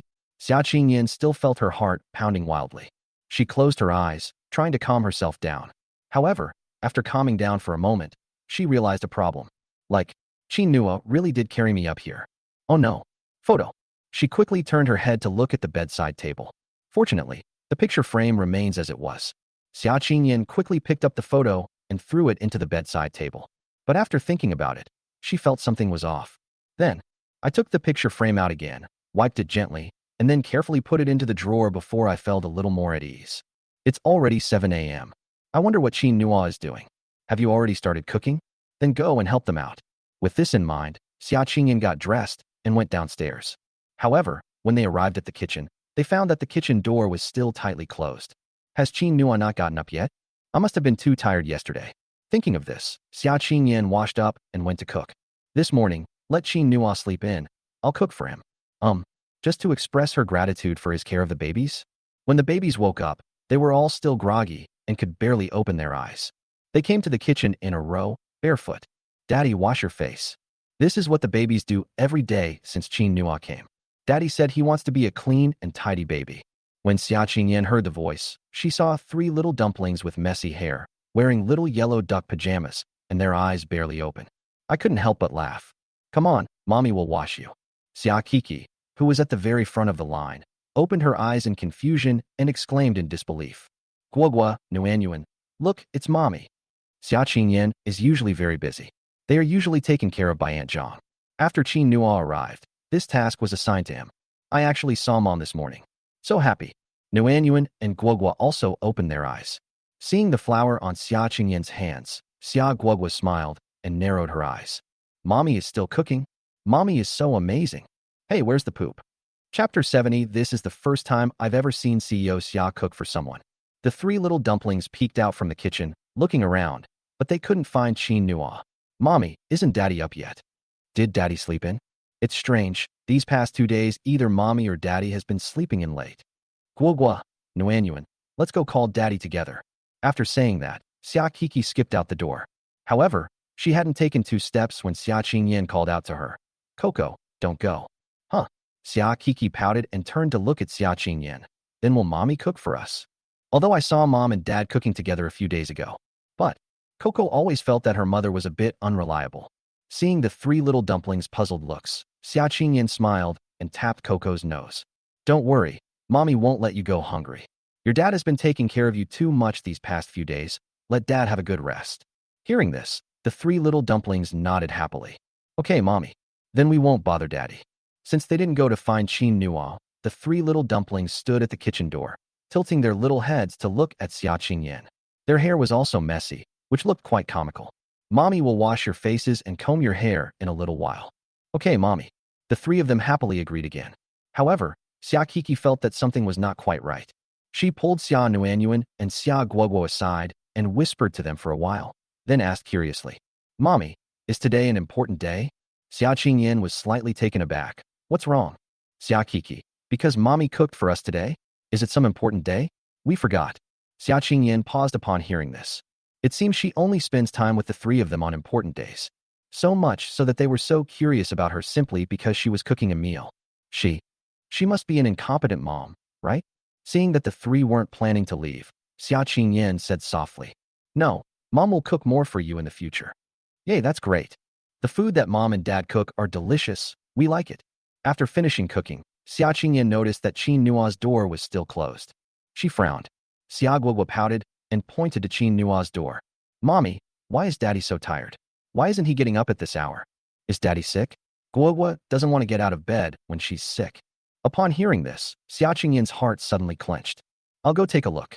The meals she cooks are very simple, just some pancakes, fried eggs, and milk. Although Guogua is trying to lose weight, it's okay for her to eat a little more for breakfast. But it's already 7:30. In the past, Nua would get up before 7 o'clock. Xia Qingyan was also somewhat worried. She walked slowly to Nua's door and gently knocked. Nua. There was no response from inside the house. Xia Qingyan called out in surprise, Nua. That shouldn't be the case. How could someone fall asleep and then die? Is he really sick? Xia Qingyan couldn't resist and tentatively turned the doorknob. With that turn, the door actually opened. Xia Qingyan bit her lip, gently pushed open the door, and went inside. Nua slept peacefully, still dressed. There was also a huge pile of messy paper balls of all sizes scattered on the ground. Instead of touching the crumpled paper, She walked to Qin Nua's side and touched his forehead. The body temperature is normal, and there is no fever. Qin Nua, Xia Qingyan called out again. Qin Nua, lying on the bed, softly hummed, "Hmm?" Xia Qingyan quickly withdrew her hand. Dinner's ready. Qin Nua didn't open her eyes, but subconsciously turned over. Stop fooling around. Qingyan, I'm going to sleep a little longer. Xia Qingyan was slightly taken aback. Is Qin Nua talking to her? But the tone of his voice sounded a little strange. She wanted to ask something, but found that Qin Nua seemed to have fallen asleep again. Xia Qingyan stood blankly next to Qin Nua for a moment. Only after realizing that Qin Nua was indeed asleep did he turn around and walk out. The three little dumplings stared blankly at her. Mommy. Xia Qingyan gestured for silence. Daddy is sleeping. Keep your voice down. Come on, Mommy will help you wash up. Good. The three nodded vigorously and answered in whispers. Then, they lined up and followed Xia Qingyan to the bathroom. After washing up, Xia Qingyan covered one of the breakfasts with a plate and then ate with the three little ones. Qin Nua hadn't gotten up yet after finishing her meal. Xia Qingyan checked the time. It was already 8 o'clock. Aunt Zhang also came to work. She carefully instructed the three little ones to make sure Qin Nua ate breakfast before picking up the documents on the table and heading out to work. Aunt Zhang saw the three neatly arranged dumplings and then glanced at the breakfast on the table. Looking again at the direction Xia Qingyan had left in through the doorway, a maternal smile unconsciously appeared on her face. Did your mom cook this? Yeah. Is that for your dad? Yeah. Your mom has changed a lot since your dad came. Yeah. The three dumplings kept nodding. They think so too. But why hasn't Dad gotten up yet? The three of them had no choice but to play by themselves. Qin Nua finally opened her eyes at 9 o'clock. The sun had already illuminated half the room, so Qin Nua quickly opened the door. In the living room, the three little dumplings that were playing froze for 2 seconds, then burst into sweet smiles. Daddy, you're finally up. Daddy, eat your food. Mommy saved some food for you. There it is. Qin Nua smiled gently when she saw the three children, all washed and dressed neatly. Did Qingyan actually get up to cook? And she even saved some for him? That's really rare. Although in my past life, such things happened every day. But at that time, Qin Nua didn't know how to cherish it at all. Only now did he feel a warm current slowly flowing into his heart, and even his mood improved. Coming. Let Dad wash up first. Okay, Daddy. Daddy, hurry up. Mommy's cooking is delicious. Qin Nua quickly finished washing up and opened the plate. Smelling the fragrance, he suddenly felt happy. So this is what it feels like to have a wife and kids by your side. No wonder I saw the bride and groom, and even their friends, at someone else's wedding in my past life. Everyone was so happy. At that time, he didn't want to get married. He didn't realize that Xia Qingyan's affection was genuine. Fortunately, this life came about. When Aunt Zhang went out, she saw Qin Nua eating a pancake while grinning foolishly. He laughed along with her. Young man, why are you so happy? Qin Nua nodded, suddenly feeling a little embarrassed. Aunt Zhang, please stop making fun of me. Haha, this is the first time Aunt Zhang has ever seen President Xia cook for someone. Young man, you're lucky. Chapter 71. What is this? Qin Nua couldn't stop smiling. I also feel like I'm blessed. Haha, Aunt Zhang is looking forward to your wedding candy. Good luck, young man. Yes, Aunt Zhang will definitely get to eat it. The three little dumplings ran over, grinning and shouting. We want to eat too. After arriving at the company, Xia Qingyan went straight to the conference room and casually placed the documents she was holding on the table. Meeting. Tang Feng, any progress? Tang Feng said, President Xia, our people have found out that designer Lin Mumu has arrived in Jiangning. I tried to contact her yesterday, but I was unsuccessful. Xia Qingyan, didn't it work? Tang Feng said, Yes, I heard that this designer Lin has his own ideas, and I feel it might be a bit difficult. Their people couldn't contact her at all. Tianyin Group is likely to be at a disadvantage in this year's apparel market. Xia Qingyan frowned. What about our people? Do you have any new ideas? Tang Feng. I finished organizing our design drafts yesterday and have already placed them in your office. Xia Qingyan. I've looked at them. None of these will work. Let our designers keep trying. Or we could try a different direction. Each of you should submit 2 more design drafts this week. Tang Feng nodded. Okay. But actually, he felt a little guilty. Mr. Xia, perhaps we could try hiring some other designers? Okay, I'll leave all of this to you. What about the other issues? Where's Yinming? As soon as Xia Qingyan spoke, everyone exchanged silent glances. President Xia, didn't you send Yinming to investigate the market? He went there very early this morning. Oh, Xia Qingyan immediately remembered her childish behavior yesterday and couldn't help but shake hands. But at this moment, It seems that calling them back is no longer an option. Fine, let him go and investigate. If there's nothing else, the meeting is adjourned. Tang Feng, I've left these useless drafts here. Take them with you later. Good. Tang Feng nodded. After Xia Qingyan finished speaking, she got up and left. Everyone followed suit and tidied up the documents. Tang Feng walked to Xia Qingyan's position and picked up the manuscripts. According to General Manager Xia's usual instructions, these useless manuscripts should be thrown away. Tang Feng was somewhat reluctant to part with it. As he walked out, he looked at each and every one of them. Tang Feng was stunned when he saw the second to last picture. What is this? This design is different from the previous ones. It looks very novel. Moreover, the design and details of the clothes were very well done, giving Tang Feng a sense of anticipation. Tang Feng looked at the signature area, only to find that the work wasn't signed. Tang Feng looked at the last one with a puzzled expression. This one isn't included either? That's strange. The two works are in the same style. Who painted them? Such a good piece, and Mr. Xia didn't even like it? Mr. Xia's standards are getting higher and higher. Tang Feng had already walked to the trash can, but he tried again and again. The design drafts, however, were never released. Forget it. Let's take it back and see whose work it is. We can modify it, and maybe it will be usable. Facial Mask Factory. Zhang Xinfeng is starting work for the second day today. He arrived early and stood at the door waiting for his 6 brothers to arrive. Last night, he notified them one by one. They were all very happy, but they were also worried, afraid that Zhang Xinfeng, this honest man, would be deceived again. After all, you can't judge a book by its cover. Of course, she was even more afraid of becoming a burden to Qin Nua. Today, Zhang Xinfeng must let them know that Qin Nua is an outstanding person, and they will not be a burden. At this time, inside a dilapidated neighborhood, Wu Yuliang got up early, tidied himself up, and then boarded the bus.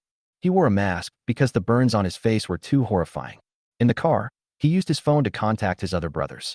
Wu Yuliang, have you all arrived yet? A reply was received shortly afterward. Jiang Jingyi sent a voice message. Not yet. Almost there. How about you? Jiang Jingyi only has 2 fingers on his right hand, so he usually sends voice messages when chatting on WeChat. Wu Yuliang. I'll be there soon too, so they should be on their way as well, right? Jiang Jingyi. Yeah, I think so. Boss Zhang has arrived, but I'm still a little worried. Liang, do you think Qin Nua is really that reliable? Wu Yuliang. I think it's pretty reliable. Jiang Jingyi. Sigh, but Boss Zhang's judgment has never been very good. If he fails again this time, he might lose all motivation in the future, right? Wu Yuliang. No, Brother Jiang, don't worry. You see, Boss Zhang sometimes has a good eye. He's quite accurate in judging us, isn't he? The time I worked for him was the happiest time of my life. Jiang Jingyi. That makes sense. Let's talk about it when we get there. Wu Yuliang. He not only wanted to see how the factory was doing, but he also wanted to see the 3 dumplings. He wore a mask today, so maybe he can play with the little ones for a while. Wu Yuliang was full of confidence. At 9 o'clock, Zhang Xinfeng finally welcomed the first person. Wei Tiankai, who only has 1 arm, looked very anxious, running until he was covered in sweat. He finally caught his breath when he saw Zhang Xinfeng. Mr. Zhang. Mr. Zhang, I've finally arrived. Zhang Xinfeng waved cheerfully. You ran all the way here? More than 10 miles, right? Wei Tiankai waved his hand somewhat embarrassedly. It's nothing. My arm is useless, but my legs are still quite agile. I want to exercise more. Haha. Okay, let's wait for the others first. Wei Tiankai nodded. Well, but Mr. Zhang, is Brother Qin really as reliable as you say? Zhang Xinfeng pointed to the factory area behind him. Look over there. Huh? What's wrong? This is such a huge factory. Where's Brother Qin's facial mask factory? Wei Tiankai had dark skin and was somewhat shy when he said these words. Upon seeing this, Zhang Xinfeng said smugly, That's Brother Qin's facial mask factory. Oh. Wei Tiankai felt a little dizzy, and he scratched his head with his only remaining hand. Zhang Xinfeng laughed heartily. Haha. I told you, Brother Qin is very capable. Once they all arrive, I'll take you and them inside to have a good look. I saw this place yesterday, it's excellent. You'll definitely like it. Oh, Brother Qin, you're so amazing. Wei Tiankai scratched his head again, feeling embarrassed. Yes, that's really impressive. The 2 were talking. The other 5 people arrived one after another. Wu Yuliang was the first to run over, but he looked around. Upon realizing that the 3 little dumplings were not there, I felt a little disappointed. Boss Zhang, where are Brother Qin and the babies? Jiang Jingyi said helplessly. You only have eyes for the baby, Boss Zhang. Let's get down to business first. Is Brother Qin really going to open a factory? Is it reliable? Actually, I think you don't need to worry about us. It would be good for you to find a job yourself. Time for bed. Good night. Chapter 72. Brother Qin, you're amazing. The other three chimed in. Yeah, Boss Zhang. Don't worry, we won't starve. Upon hearing this, Zhang Xinfeng waved his hand and said, What are you talking about starving to death? Who among you wants to be looked down upon by others every day? Are you willing? Or are you willing? Zhang Xinfeng looked at the group of people back and forth and finally sighed. See? Nobody wants to, so why not take the opportunity and try? Brother Qin is a really good guy. This time, you must trust my judgment. He will lead us to fulfill the wishes we couldn't achieve. Do you remember what your wishes were when you first started working with me? The group exchanged glances, and Wu Yuliang was the first to step forward. We said back then that once we achieved something, we would try our best to help more people like us. That's right, we failed later, but now we have Brother Qin. Look for yourselves. This is Brother Qin's factory. It's such a huge area. It's all there. Shouldn't we work together with Brother Qin? As Zhang Xinfeng spoke, he pointed to the factory area behind him. The group was immediately stunned. This entire factory area? Zhang Xinfeng. Yes, these all belong to Brother Qin. Come with me. After saying that, he walked at the front. The other six looked at each other, but followed Zhang Xinfeng inside. When they saw the rows of factory buildings, as well as the already developed facial mask and face cream production lines, they were all stunned. Zhang Xinfeng couldn't wait to show off. See that? See that? These all belong to Brother Qin. He said that as long as we are willing to work hard, he will lead us to work hard. He also gave me the right to hire, allowing me to recruit more people like us. Brother Qin, what are you still hesitating about? Don't worry about him being a burden. I asked him about that, and he said he's very confident. Oh, right. He also said he'll be coming over in the next couple of days to teach us how to use this workshop. We'll all learn together and work hard, okay? The six people were increasingly shocked as they listened. Finally, they looked at each other and made up their minds. Okay, let's do it. We can do it. We definitely can. Mr. Zhang. Oh no, Brother Zhang. Did Mr. Qin say when he's coming? They couldn't wait to get to work. Zhang Xinfeng shook his head. No, but it should be soon. Before he could finish speaking, he suddenly heard the sticky cries of the little ones outside. Uncle Zhang, we're here. Are you there? Are you there? Are you there? Upon hearing the voice, Zhang Xinfeng laughed. Coming. After Qin Nuo finished breakfast, she took the little ones to the warehouse and found that there weren't many face masks left. He then brought his babies to find Zhang Xinfeng. On the one hand, they wanted to see if those employees had arrived. On the other hand, she wanted to teach Zhang Xinfeng the mask-making technique so that she wouldn't have to do everything herself. Right now, I saw Zhang Xinfeng walk out with 6 other people. Qin Nuo was stunned for a moment, but quickly realized what was happening. Brother Zhang, brothers, you're all here. This was the second time the 3 little dumplings had seen them, and they weren't scared anymore. They gathered around the group one by one. He cheerfully shouted, Hello, uncles. The babyish voices, combined with the adorable and innocent looks of the little ones. This immediately made everyone burst into laughter. So the 3 of you are here too. Hey Liang, hurry up, the babies are calling you. Jiang Jingyi and a few other older men gathered around Qin Nuo and said, Brother Qin, thank you so much. Tell us, what do you want us to do? We can do anything. Now, under Zhang Xinfeng's leadership, they are full of fighting spirit for the future.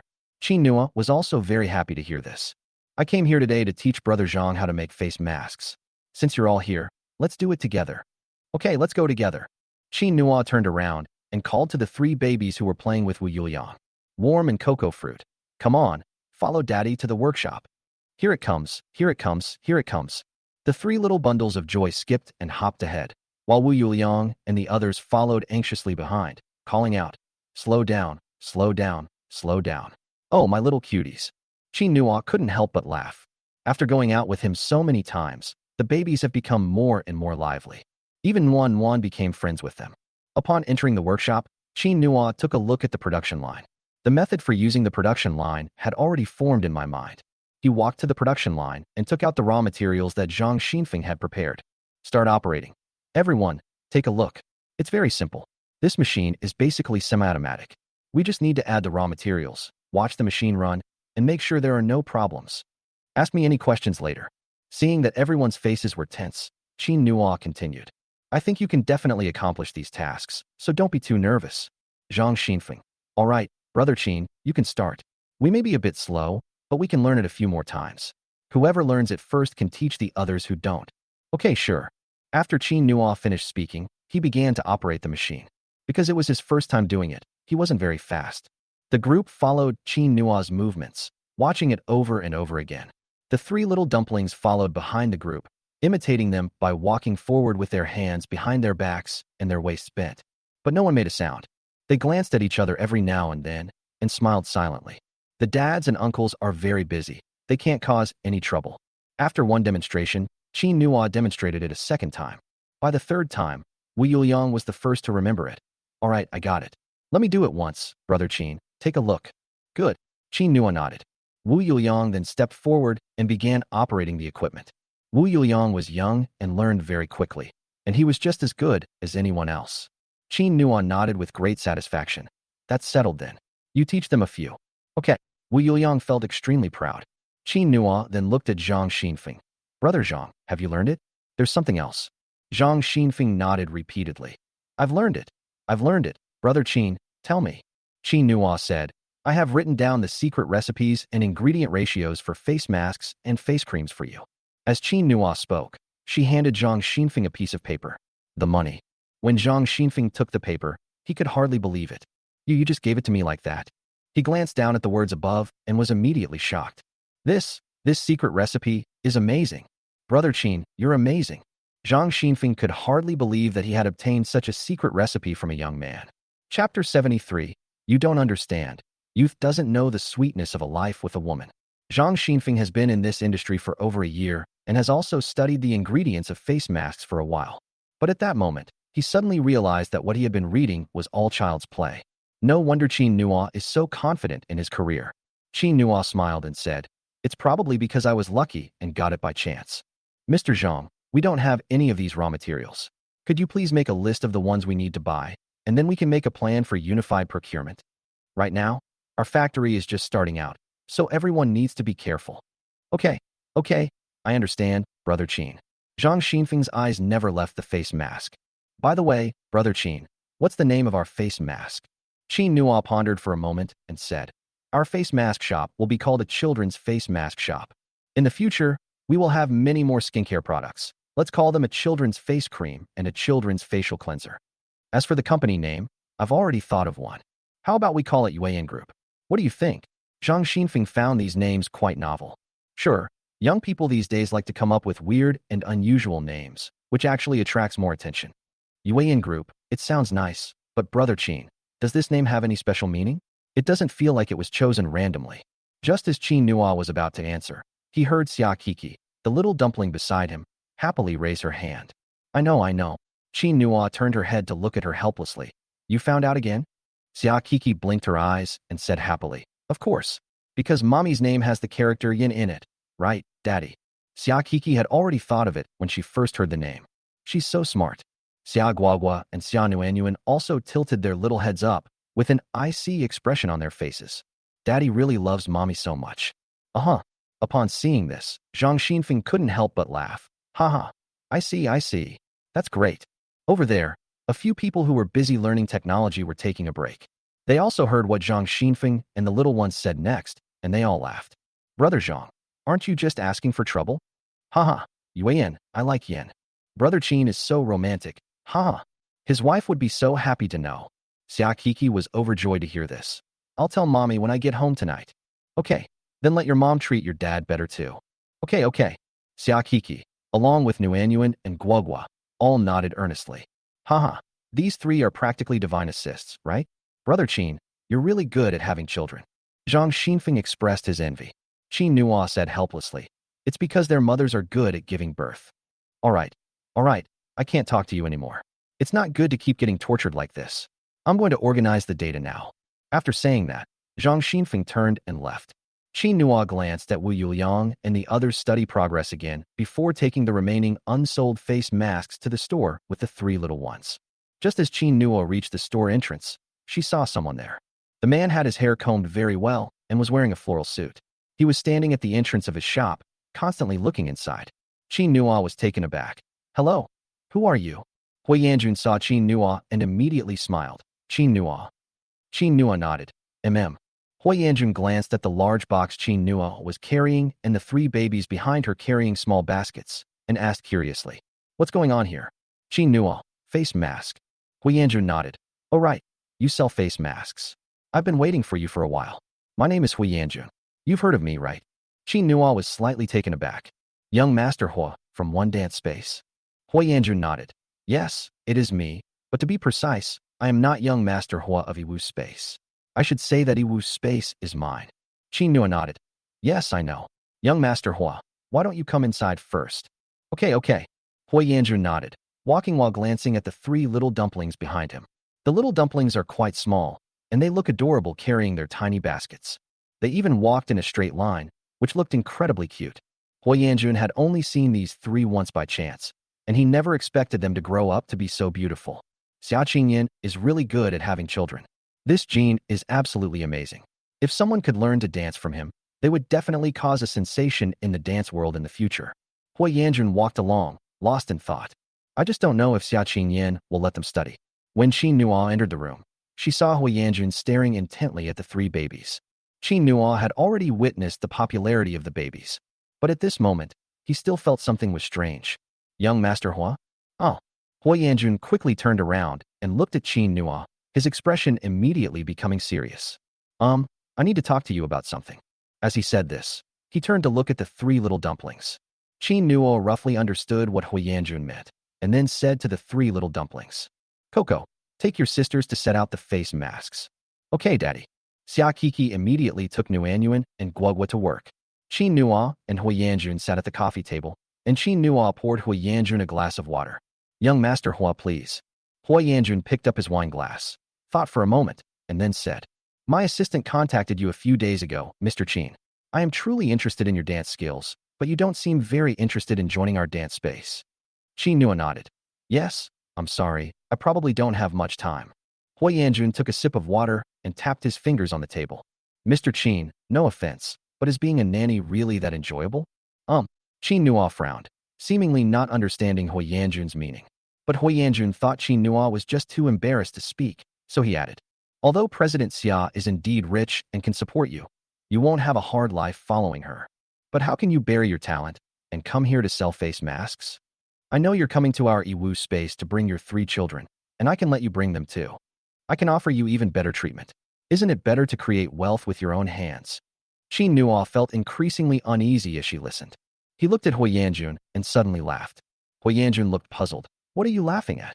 Qin Nua picked up her teacup and thought of herself in her previous life. At that time, I was about the same age as Hui Yanjun is now, and I was only focused on my own ambitions, which caused me to miss out on many things. He took a small sip of tea. He put the teacup down again, smiled, and shook his head. You don't understand. Oh. Youth is unaware of the sweetness of a woman's life. Hui Yanjun. Qin Nua. I did this because. Before he could finish speaking, the door was pushed open. Xia Qingyan walked in from outside with a cold face. Chapter 74. The workaholic known throughout Jiangning actually cooks for a man. Qin Nua suddenly stopped speaking and looked at Xia Qingyan in surprise. Why did she leave work so early today? Xia Qingyan herself didn't know what was wrong with her today. I felt restless all morning. I kept wondering if Qin Nua had gotten up or not. Did you eat breakfast? I don't know if the breakfast she made will suit his taste. At noon, Xia Qingyan thought about it for a moment, probably because she wanted to see the little ones. Then, she took advantage of her lunch break to come and find Qin Nua. When she arrived at the door, she saw three little dumplings working diligently. And Qin Nua, who was talking to Hui Yanjun. Xia Qingyan frowned slightly. What was Hui Yanjun doing here? Do Qin Nua and Hui Yanjun know each other? How come he knows everyone? Thinking this, Xia Qingyan stood at the door and listened for a while. The more I listened, the more something seemed off. Is Hui Yanjun here to humiliate Qin Nua? Xia Qingyan's brows furrowed even deeper. What makes him think Qin Nua is there to be a nanny? Are there any nannies as excellent as Qin Nua? Xia Qingyan herself didn't realize that in her heart, Qin Nua was already an outstanding representative. So, with a cold face, she pushed open the door. Those who bully her are in her presence. Will she allow it? When Hui Yanjun saw her, he paused for a moment, then quickly stood up. President Xia, what brings you here? Shouldn't you be at work at this hour?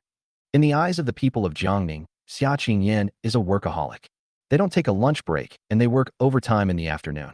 People even speculated that if it weren't for having three little ones, Xia Qingyan might have opened a small bedroom at the company and moved in directly. Xia Qingyan glanced at the two of them, then walked up to Qin Nua.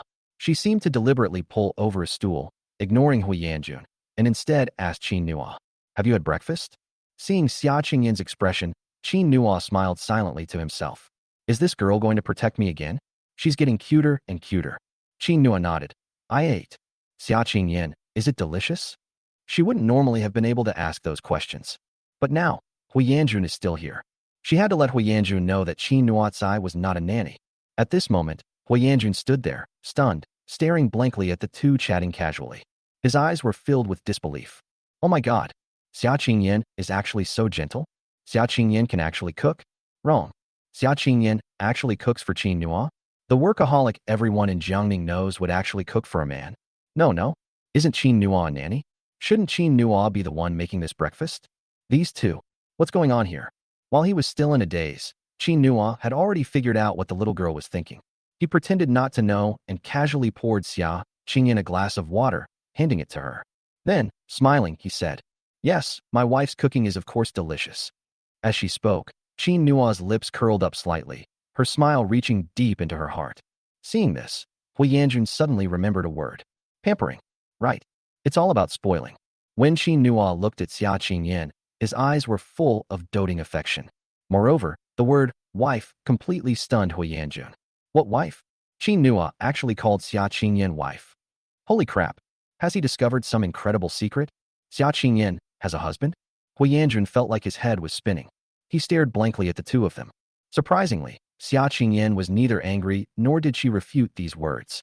Instead, he skillfully picked up the cup Qin Nua had given him, and as if to hide his nervousness, took a sip of water. As long as it tastes good. Seeing this, Qin Nua deliberately asked again, "Will you still cook, wife?" He really wanted to eat it. That was the taste that had accompanied me for many years in my previous life. Xia Qingyin raised her head and looked at Qin Nua seriously. God knows, her heart was pounding. She refused to believe that Qin Nua couldn't see through her act. She was putting on a show for Hui Yanjun. Qin Nua, how could he be so greedy? However, when faced with this problem, she couldn't refuse in front of Hui Yanjun. Otherwise, wouldn't Hui Yanjun have seen through it? After a long pause, she nodded and said, "Okay, I'll do it when I have time." Qin Nua nodded. "It's okay. I'll cook when I'm busy. You and the babies can just wait to eat." Xia Qingyin took another sip of water and decided to stop looking at Qin Nua. She turned her gaze to Hui Yanjun. "It's all because of this person that I got tricked again." Hui Yanjun, who was staring blankly at the two of them, also noticed Xia Qingyin's gaze. He quickly greeted her with a smile. "President Xia." However, before he could finish speaking, Xia Qingyin spoke up. "Young Master Hua, what are you doing here? When did you arrive?" "Excuse me, I was chatting with Qin Nua and didn't notice you. Why aren't you saying anything?" Hui Yanjun. He remembered that he had greeted Xia Qingyin as soon as she entered the door. It turns out that Xia Qingyin only has eyes for Qin Nua and can't see him at all. Hui Yanjun immediately felt a sense of defeat. Was he simply ignored? And this was after being tortured by those two for half a day. That's so tragic. He looked at Qin Nua with a mournful expression. At this moment, Qin Nua's gaze remained fixed on Xia Qingyin. See, this is the true nature of a drama queen. He finally understood why the three little dumplings loved to act so much. After all, it's family genetics. However, he didn't want to expose Xia Qingyin. It feels so good to be cared for and protected like this. He likes it. Then we can only ask young Master Hua to make do. Qin Nua also put down her water glass and looked seriously at Hui Yanjun. "Young Master Hua, I'm sorry, my wife came and I completely forgot about you." Hui Yanjun. Listen to this. Is this even human language? He was the president of the Jiangning Dance Association, the dream lover of the girls in Jiangning. In Jiangning, although not everyone knows about it, it is remembered by countless people. Now, they were both completely forgotten by each other. Hui Yanjun even felt that the two of them were doing it on purpose. However, he had no evidence and could not argue his case. After all, in front of Qin Nua and Xia Qingyin, all his advantages seemed to have disappeared. Dancing? Qin Nua can do that too. Handsome? Qin Nua is just as good looking. Rich? Qin Nua has a wife who is so rich and loves him. After all, he was the first person Xia Qingyin had ever made ignore everyone else and cook for him. For the first time, Hui Yanjun felt a deep sense of defeat. He's probably here to be tortured today, isn't he? He could only manage a dry laugh. Well, Mr. Qin, if there's nothing else, I'll be going now. He didn't want to be tortured anymore. Otherwise, I'd be full from eating dog food all day. However, Qin Nua was unwilling to give him that chance. Wait a minute, young Master Hua, I haven't answered your question yet.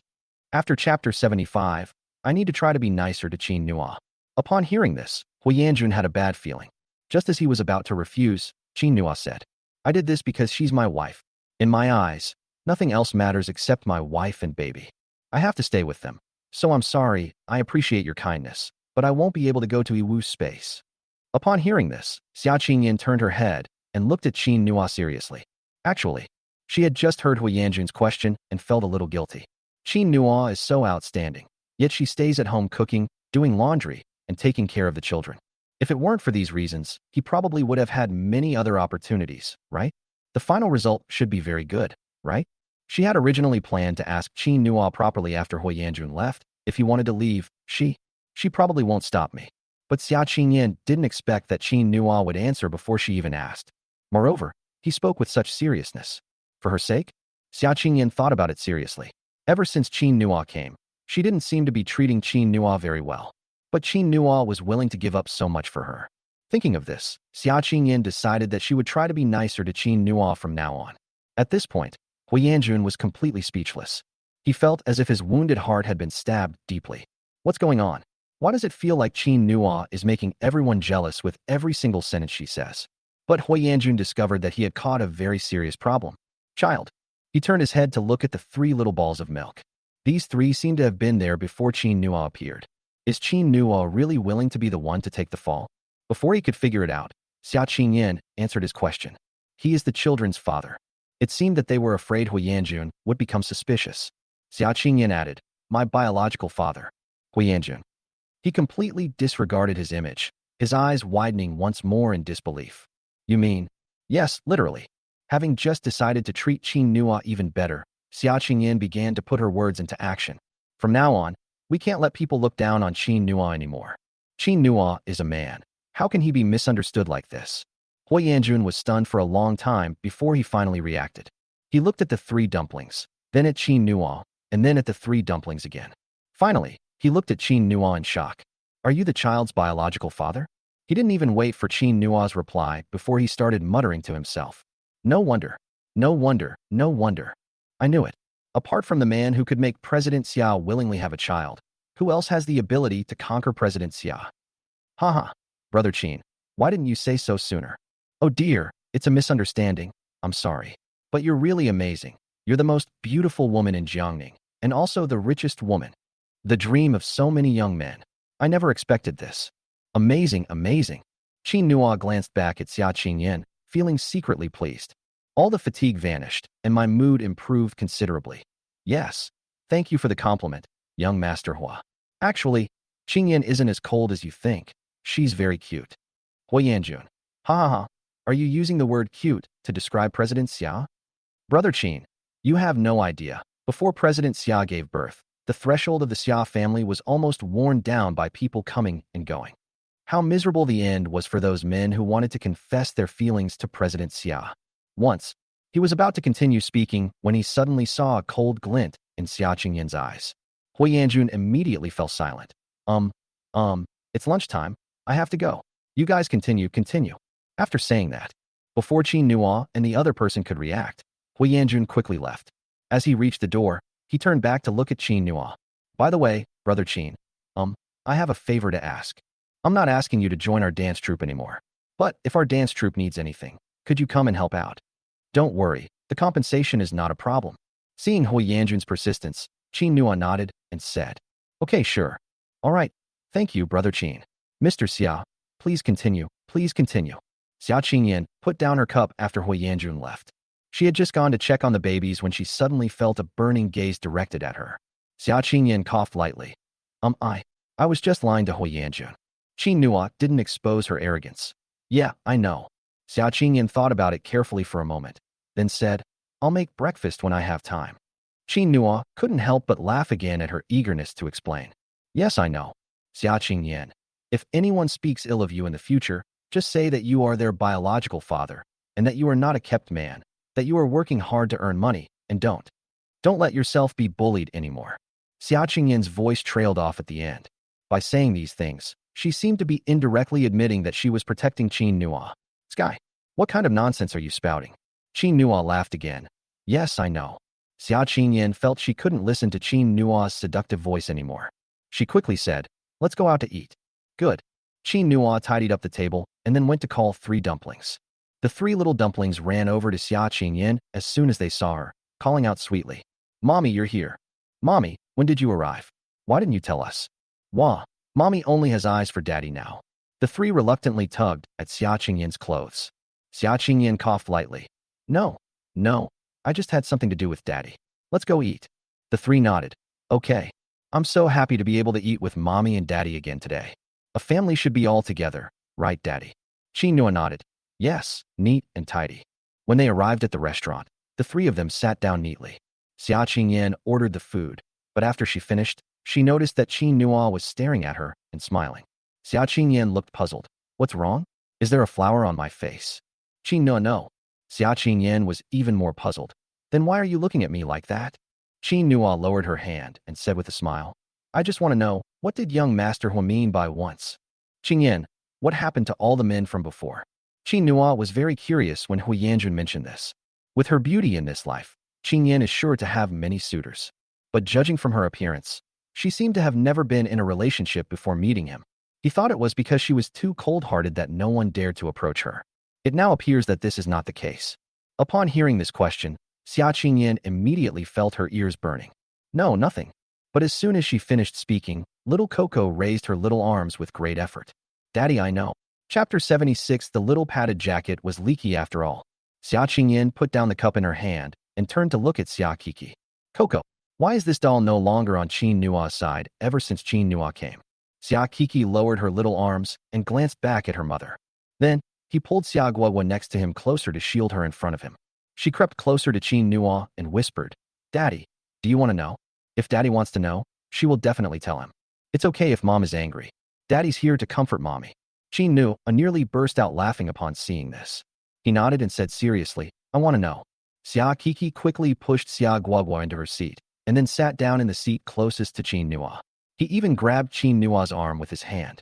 Then Coco will tell Daddy. Xia Qingyan. She glared at Xia Kiki, only to find that she wasn't listening to her at all, and was instead tilting her little head up, earnestly telling Qin Nua. Grandpa said that Mom rejected many people back then. Once, an uncle ordered a huge cake for my mom on her birthday and delivered it to our house. My mom didn't even look at it, and the cake just went bad. Qin Nua laughed upon hearing this. Qingyan, is that right? Xia Qingyan simply sat down, one hand supporting her forehead. Oh no, oh no, oh no. My little one isn't on my side anymore, and wants to tell Qin Nua about her embarrassing past. What should I do? And Lao Xia too. Why is he saying these things to the babies? Xia Kiki.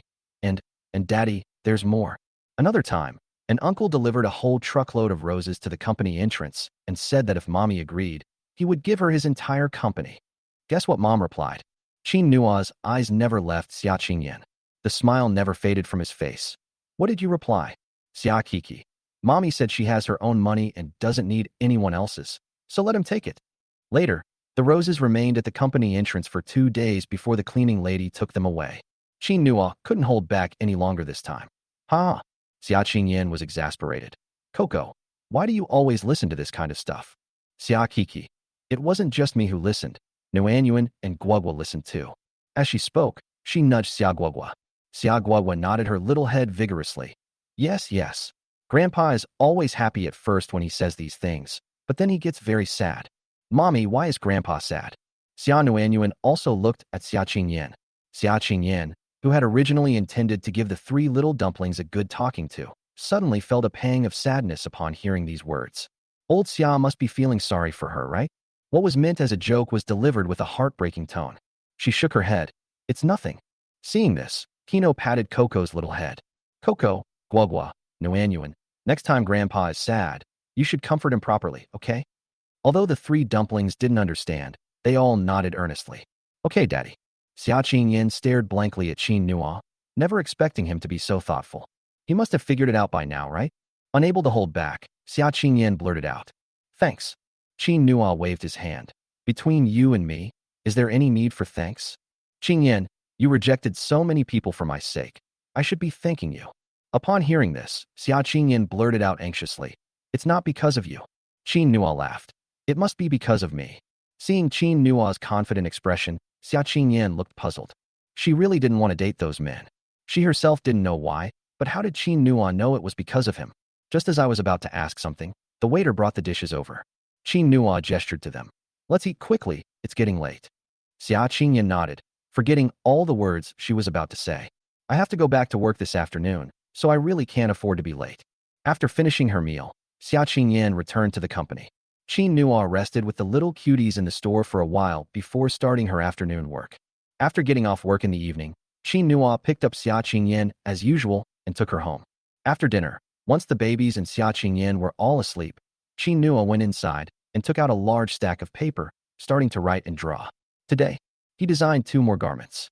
But this time, it's children's summer clothes. After finishing the drawing, he thought about it, downloaded Weibo, and registered an account on Weibo. I added a watermark to the painting and uploaded it. Copywriting. This is my first time designing clothes. Any experts out there who can give me their feedback? Although he had already designed 2 women's outfits for Xia Qingyan yesterday, but Xia Qingyan hasn't reacted yet, which means those 2 outfits must not be very good. Qin Nuan decided to see what people's reactions were online. This way, you can know what's trending, and it's best to meet some knowledgeable people. If we let him get into the design industry, he can help Xia Qingyan more in the future. After posting, Qin Nuan closed her Weibo account. I took out Nuanyuan's little sketchbook and looked at it carefully. This little sketchbook was taken from Xia Nuanyuan's hand after I put her to sleep today. To understand a child's inner world, start with what she likes most. He needs to research what the adorable Nuanyuan really likes so that he can find the right approach. After searching for a while, Qin Nuan discovered Xia Nuanyuan's sketchbook is full of strange drawings. But all the paintings were done by Sanfin. In some places, there are 3 saplings. In some places, there are 3 strange little pigs. But next to these saplings, there was a large tree. Next to the little pig, there is also a big pig. Looking further back, Qin Nuan noticed that there was an extra long line next to the previous line, which was taller than the other 4. Then, there are 3 little pigs, 1 big pig, and then another very big pig. Qin Nuan laughed. Is Nuanyuan drawing a family? The 3 small saplings represent the 3 babies, and the larger sapling represents the mother. Later, because he came, we added him to the list. However, this little girl's drawing skills are not very good. Her drawings are crooked and uneven. You really can't tell unless you look closely. But Qin Nuan was still moved by these things. Little Nuanyuan's heart is full of her family. She is also a person who is cold on the outside but warm on the inside. Thinking of this, Qin Nuan picked up her pen and turned to a new page in her sketchbook. Then I seriously thought about the appearance of the 3 of them and Qingyan for a while. He only just began to slowly put pen to paper. This page shows a real family. After finishing the drawing, Qin Nuan put the notebook aside with satisfaction. He was about to go to sleep when he suddenly noticed that someone had replied to his Weibo post. Chapter 77. I suspect you're in Versailles, but I have no proof. Qin Nuan quickly went over, clicked on the comments, and saw the pinned comment. Wow, this is it. I love it.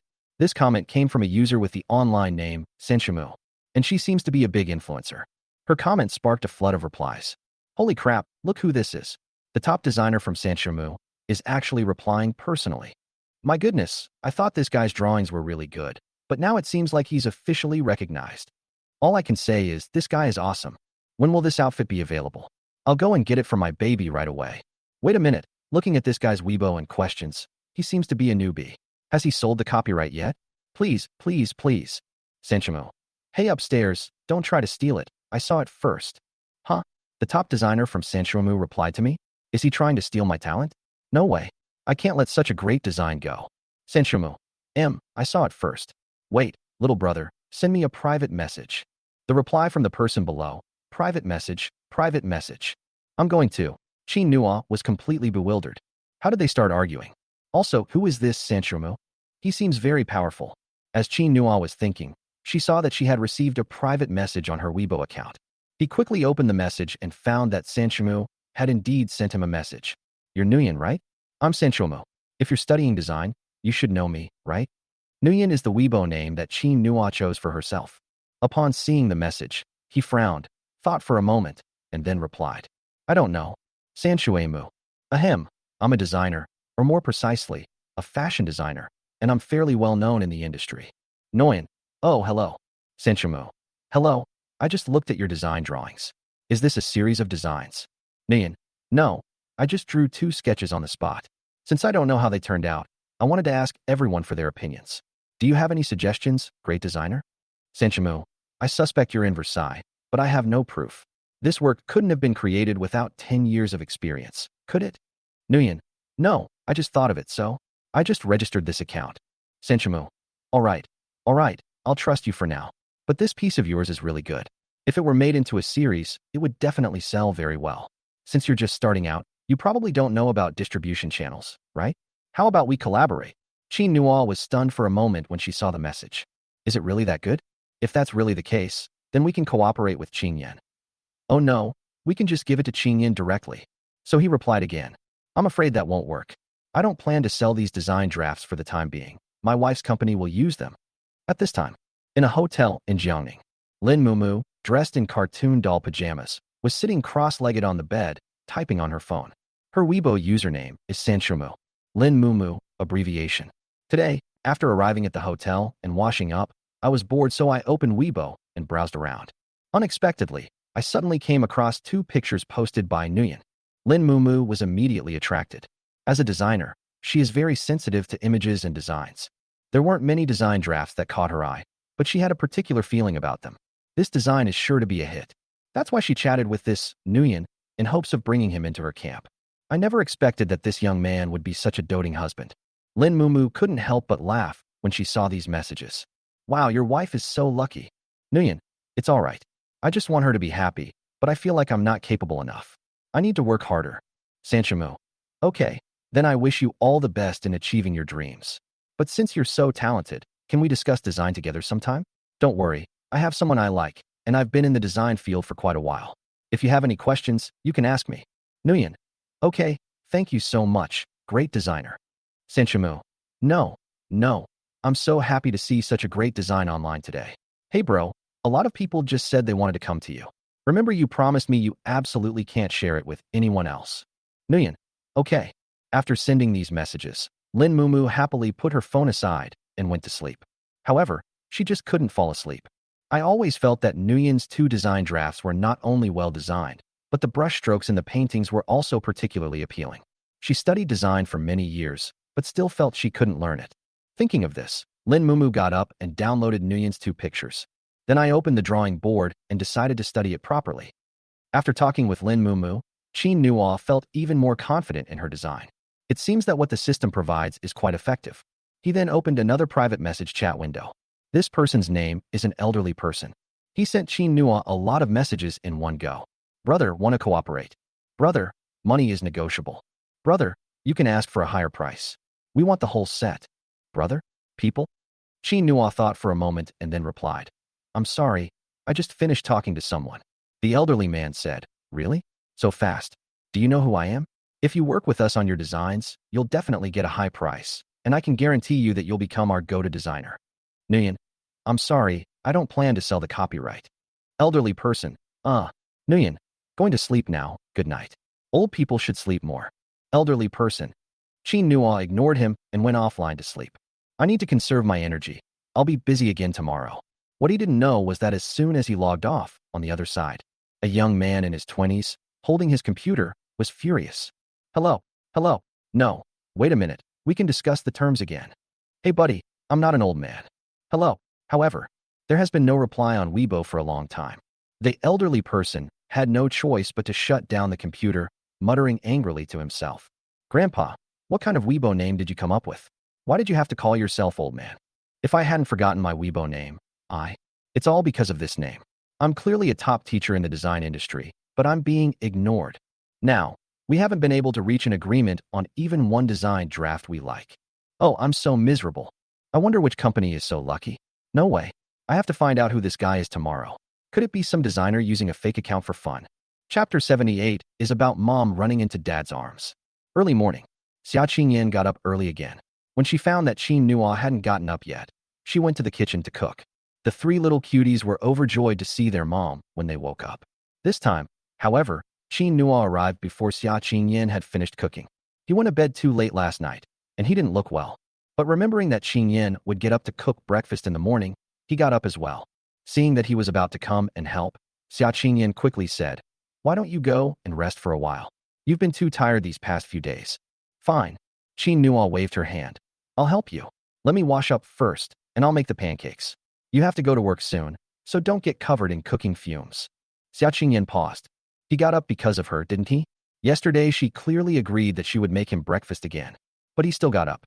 Qin Nua is a person who is always contradictory, yet he makes people happy. After washing up, Qin Nua quickly went to the kitchen and took over the frying pan. Xia Qingyan then went to heat up the milk. The villa's kitchen was large, but when Xia Qingyan finished heating the milk and turned around, she still ran into Qin Nua. He was holding the pot, intending to put the flatbread inside into a plate. Just then, Qin Nua saw Xia Qingyan bump into him and instinctively raised the pot. Xia Qingyan bumped right into him. She quickly slid out of Qin Nua's arms, her face full of embarrassment. I'm so sorry. I'm so sorry. I didn't mean to, Before she could finish speaking, the little ones at the door clapped their hands happily. Yay, Daddy's hugging Mommy. I'm so happy, so happy, so happy. No, no, no. Mommy bumped into Daddy's arms. Xia Guogua corrected. Xia Nuanyuan nodded in agreement. Xia Qingyan. These three little girls are really. Ignoring the bright redness around her ears, she deliberately turned her head with a cold expression. You three, go and wait for your meal. The three babies pouted and winked mischievously at Qin Nua. Okay, we'll go wait for you. Mommy wants to cook alone with Daddy. Guogua, Nuanyuan, hurry up. Xia Qingyan. These three are getting more and more naughty. It's driving her crazy. She stomped her foot angrily, but unexpectedly, she ran into Qin Nua again. Qin Nua sighed helplessly. Qingyan, be careful. Normally, he would have loved for Qingyan to stay nestled in his arms the whole time. However, his pot is very hot, and she might get hurt if she holds it up like that. Xia Qingyan also realized the problem. She quickly took a step back. I'm sorry. It's all right. Let's get ready and eat. They're still young. Don't take it personally. After all, they've always been helping him. Xia Qingyan was also quite helpless. Fortunately, the three of them didn't cause any trouble during the meal. Halfway through her meal, Xia Qingyan suddenly received a phone call. Tang Feng's anxious voice came from the other end of the phone. Mr. Xia, have you gone to the company? Hearing the voice, Xia Qingyan asked in confusion, what's wrong? Tang Feng said, I have something urgent to discuss with you. The moment work was mentioned, Xia Qingyan immediately transformed into the decisive and efficient CEO. Okay, I'll go right now. After she finished speaking, she immediately stood up. Seeing this, Qin Nua also stood up anxiously. How about I take you? It's only 7:30, and the driver hasn't arrived yet. Xia Qingyan paused, glancing at the three little dumplings still eating. Never mind, I'll go out and get a taxi. You go have dinner with them. Just as she was about to leave, she heard Xia Kiki call out in a clear voice. Mommy, let Daddy take you. We'll eat. While stuffing food into her mouth, Xia Guogua mumbled incoherently. Daddy will give it to you. Xia Nuanyuan nodded. Mommy, I'll take care of my sisters. Seeing Xia Qingyan hesitate, Xia Kiki added. We're not 2-year-olds anymore. Mommy, we can eat our own food now. Daddy, go see Mommy off. Come back soon. Waiting for you. As she spoke, Xia Kiki even imitated what she saw on TV, raising her little arms and making a heart shape with her hands for Qin Nua. Upon seeing this, Qin Nua couldn't help but laugh. Okay, after you finish eating, go watch TV and wait for Daddy at home. Daddy will take Mommy back right away. The three nodded vigorously. Qin Nua then walked to Xia Qingyan's side. Let's go. Don't worry, the three of them are very easy to take care of now. Aunt Zhang should be here in a little while. This is a villa area, it's not easy to get a taxi here. Seeing this, Xia Qingyan had no choice but to nod. Okay. The two went to the garage, and Qin Nua drove towards Tianyin Group at almost top speed. At this time, at the entrance of Tianyin Group, Tang Feng looked around anxiously, still holding a stack of documents in his hand. He would pick up the documents from time to time and look at them over and over again. After comparing them again and again, I finally made a decision. I knew it. How so? Yesterday, he spent the whole day in his office studying the design drafts that General Manager Xia had told him to throw away. I asked my colleagues in the design department one by one, but I still couldn't get a clear answer. Everyone was amazed by the design, but no one admitted to designing it themselves. Tang Feng originally thought that someone had done a good deed, but dared not admit it.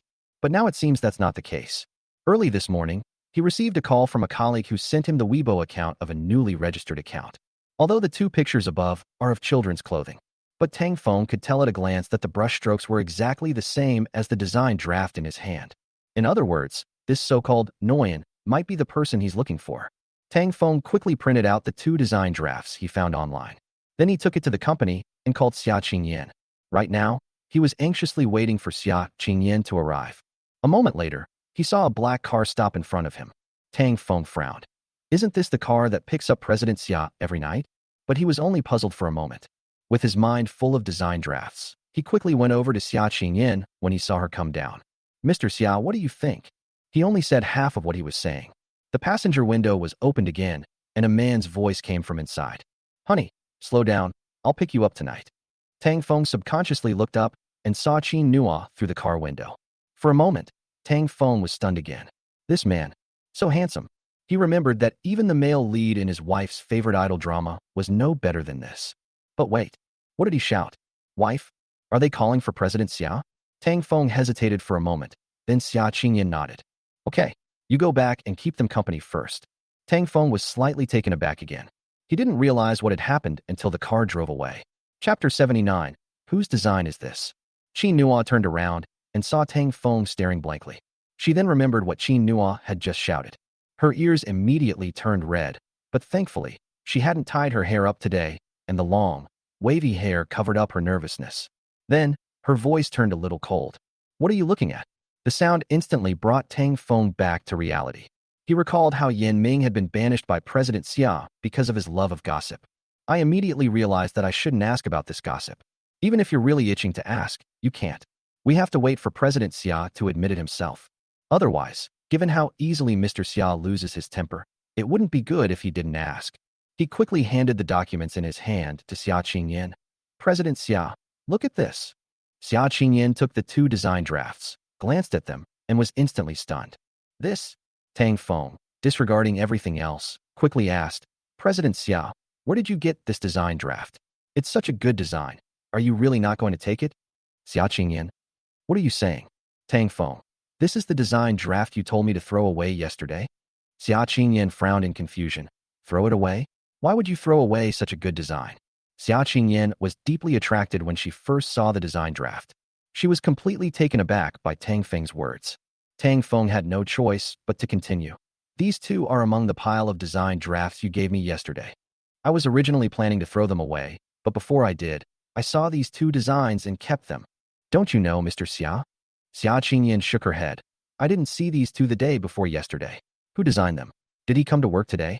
Tang Feng was also shocked. Never seen them before? Really? These two weren't in the design drafts I gave you the day before yesterday. Yesterday, I went to check with the designers in our department one by one, and they all said it wasn't theirs. Mr. Xia, have you met any other designers during this process? Where is he? I think this design is excellent. With a little modification, it will definitely be a hit. That designer, how about we sign him for a high price? Xia Qingyan frowned again upon hearing this. Not from our company. Upon seeing this, Tang Feng was also instantly puzzled. Mr. Xia, you didn't know either? Logically speaking, given Mr. Xia's personality, if he knew who it was, he should have gone to find them immediately. It seems she doesn't know. What's going on? Xia Qingyan shook her head. Tang Feng had no choice but to take out another document he had. Mr. Xia, take a look at this. Xia Qingyan looked down and saw two more design drafts for children's clothing. She quickly took the manuscript. This is from one person? Yeah, I think so too. Is this also among the manuscripts that are being thrown away? No, I downloaded this from the internet, you know? Last night, this guy registered a Weibo account and posted this. He said he didn't know if there were any problems with his design, so he came to ask the netizens. And guess what? It even alarmed Sanshimu, who came up to him directly to discuss cooperation. I wonder if the deal has been reached. At this point, Tang Feng became a little anxious. President Xia, please think about it again. We can't miss such a good opportunity. That Sanshui Mu is Lin Mumu. If Lin Mumu manages to lure them over, it'll be too late. That Lin Mumu also said she doesn't plan to join any company. I think she's definitely not interested in our Tianyin group and plans to go to another company. Tang Feng was still a little depressed when he received Lin Mumu's reply yesterday. He's determined to seize this opportunity now that he finally has it. Xia Qingyan looked puzzled. Where is that Weibo account? Let me see. All right, Mr. Xia, please come into the company with me first. I'll turn on the computer and find it for you. After saying that, the two immediately returned to the company. At this time, the Xia family, the three little cuties have finished eating. Coco imitated Qin Nua's usual behavior and handed tissues to her two older sisters. Because Guogua is too stupid, Coco even personally wiped her mouth. Only then did he take them to watch TV. Today, Daddy allowed them to watch TV. You should definitely watch it for a while longer. However, just 2 minutes after they sat down, Xia Nuanyuan couldn't hold back anymore. She quickly climbed off the sofa and went to her little bed to take a look. She originally wanted to find her sketchbook, but she couldn't find it after searching around. Xia Nuanyuan was immediately extremely anxious. She quickly lay down and looked under the bed, but there was nothing there. Then I looked at Guagua and Keek's little beds, and they weren't there either. This time, Xia Nuanyuan was almost in tears. That was her favorite little sketchbook, a sketchbook that her mother would never touch. Where did they go? She searched the house thoroughly for a long time, but still couldn't find it.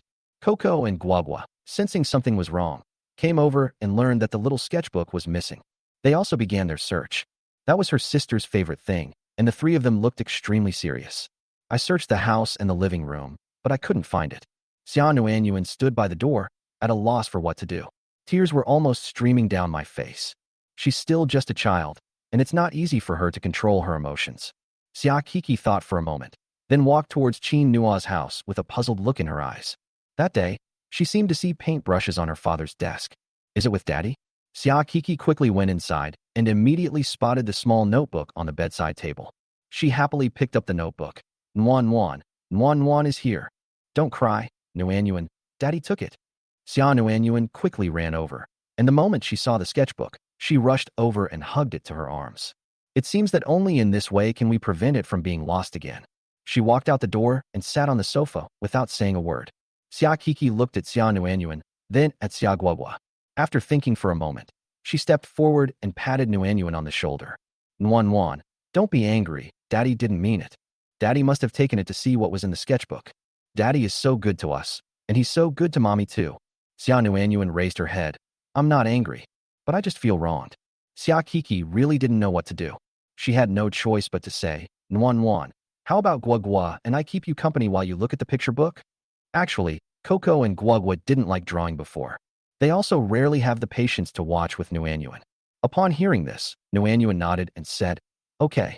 As he spoke, the three little dumplings huddled together, their heads pressed together. Xia Nuanyuan placed the small sketchbook on the table and carefully opened it. Chapter 80, A Surprise for Nuanyuan. After opening the sketchbook, Xia Guagua and Xia Kiki quickly came over. However, both of them had their brows furrowed tightly, and they looked at each other with puzzled expressions. What is Nuanyuan drawing? Why can't they understand? That's weird. However, knowing that Nuanyuan was unhappy, they all kept their doubts to themselves. However, it was the second one. The third one. When she saw the fifth picture, Xia Guagua finally couldn't hold back anymore. She pointed to the 4 little pigs in the painting and asked hesitantly, warm and cozy, why are there 4 pigs? There are 4 small trees ahead, and then 4 little rabbits. And also, what are those 4 lines? Guagua's little head was filled with big questions. If I don't ask her soon, she'll suffocate and won't even want to eat candy anymore. Xia Kiki also came over, tilting her little head up, waiting for Nuanyuan to answer. These paintings are really too difficult to understand. What is Nuanyuan thinking? Xia Nuanyuan bit her lip and pointed seriously at the 3 little pigs, saying, these 3 are us. And this one, the bigger one, is Mommy. Xia Guagua pouted. Wah, are we little piggies? Xia Kiki couldn't help but laugh. Guagua, you silly girl. Nuanyuan means that she drew our family, right, Nuanyuan? Xia Nuanyuan nodded, then turned to the first page of the sketchbook and earnestly began to introduce it to her 2 younger sisters. These 3 shorter lines are us, and the longer ones are Mommy. Then on the second page, these 3 saplings are us, and the big tree is Mom. As soon as the third page was turned, Xia Kiki blurted out, the little bunny is us, and the big bunny is Mommy. Xia Nuanyuan finally smiled and nodded vigorously. Xia Kiki propped her head up on her 2 little arms by the edge of the table. So, all the drawings Nuanyuan made were of our family. Warmth is so nice. Xia Guagua also came over, her big eyes wide, trying hard to think. Wait a minute, where's the poop? Nuan, have you forgotten about Daddy? Upon hearing the word Daddy, Xia Nuanyuan tapped the corner of her little sketchbook. Back then, Daddy hadn't come yet. Xia Guagua, did you draw poop later? Poop should be a pig that's bigger than Mommy. Xia Kiki, ha, Guagua, when Daddy comes back later, I'm going to tell him you called him a pig. Upon hearing this, Xia Guagua immediately became anxious. She hurriedly explained, No, this was drawn by Nuanyuan. Look. Xia Kiki ignored Guagua and turned to Nuanyuan. Nuanyuan, now that Daddy's here, didn't you draw Daddy? Xia Nuanyuan shook her head. I drew it. It's in the back. As she spoke, she began to flip through the small sketchbook. She searched for a while before stopping. It's here. Guagua and Kiki came over again and looked at it carefully. Only then did I realize that there was an extra line on this one, and it was the longest one. Turn the page again, and next to the taller trees, there's another tree, even taller than the first. When I flipped to the fifth picture, there was indeed one more pig on it. Only, Nuanyuan's drawing skills are really bad. The drawing is crooked and messy.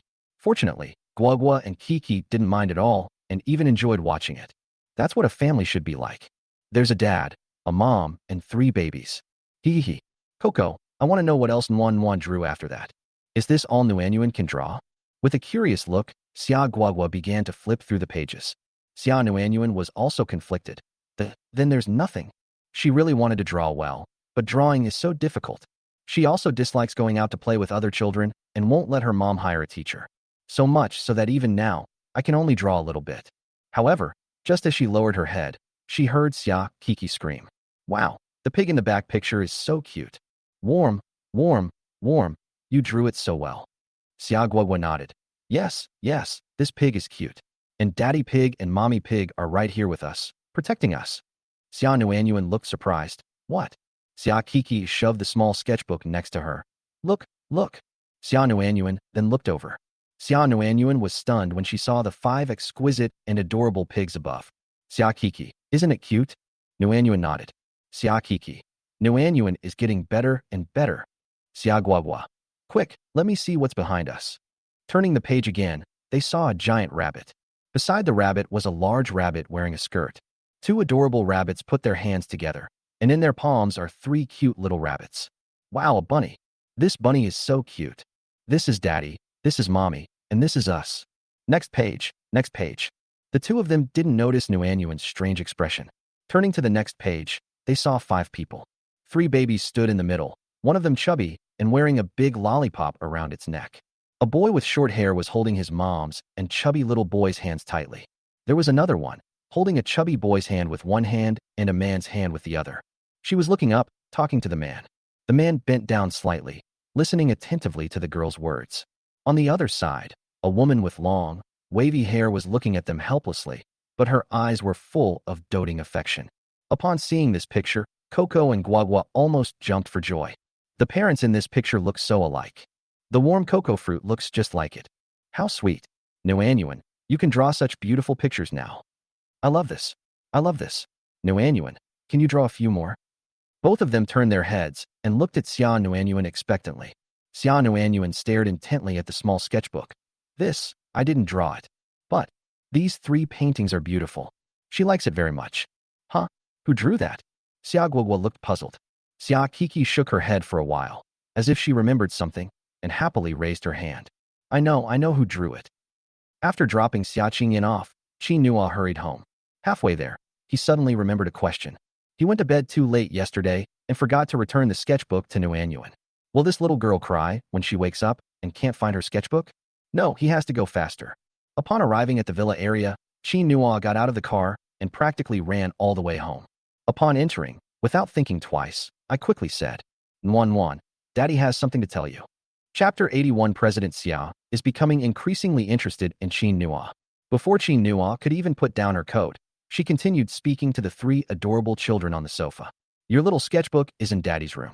Daddy had something to do yesterday and took it there. You. Before he could finish speaking, Xia Nuanyuan suddenly jumped up and ran quickly toward him. Before Qinghua could react, she grabbed Qinghua's leg.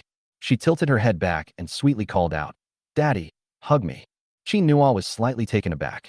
If he remembered correctly, today was the first time Nuanyuan called him Daddy after he saw the 3 little dumplings.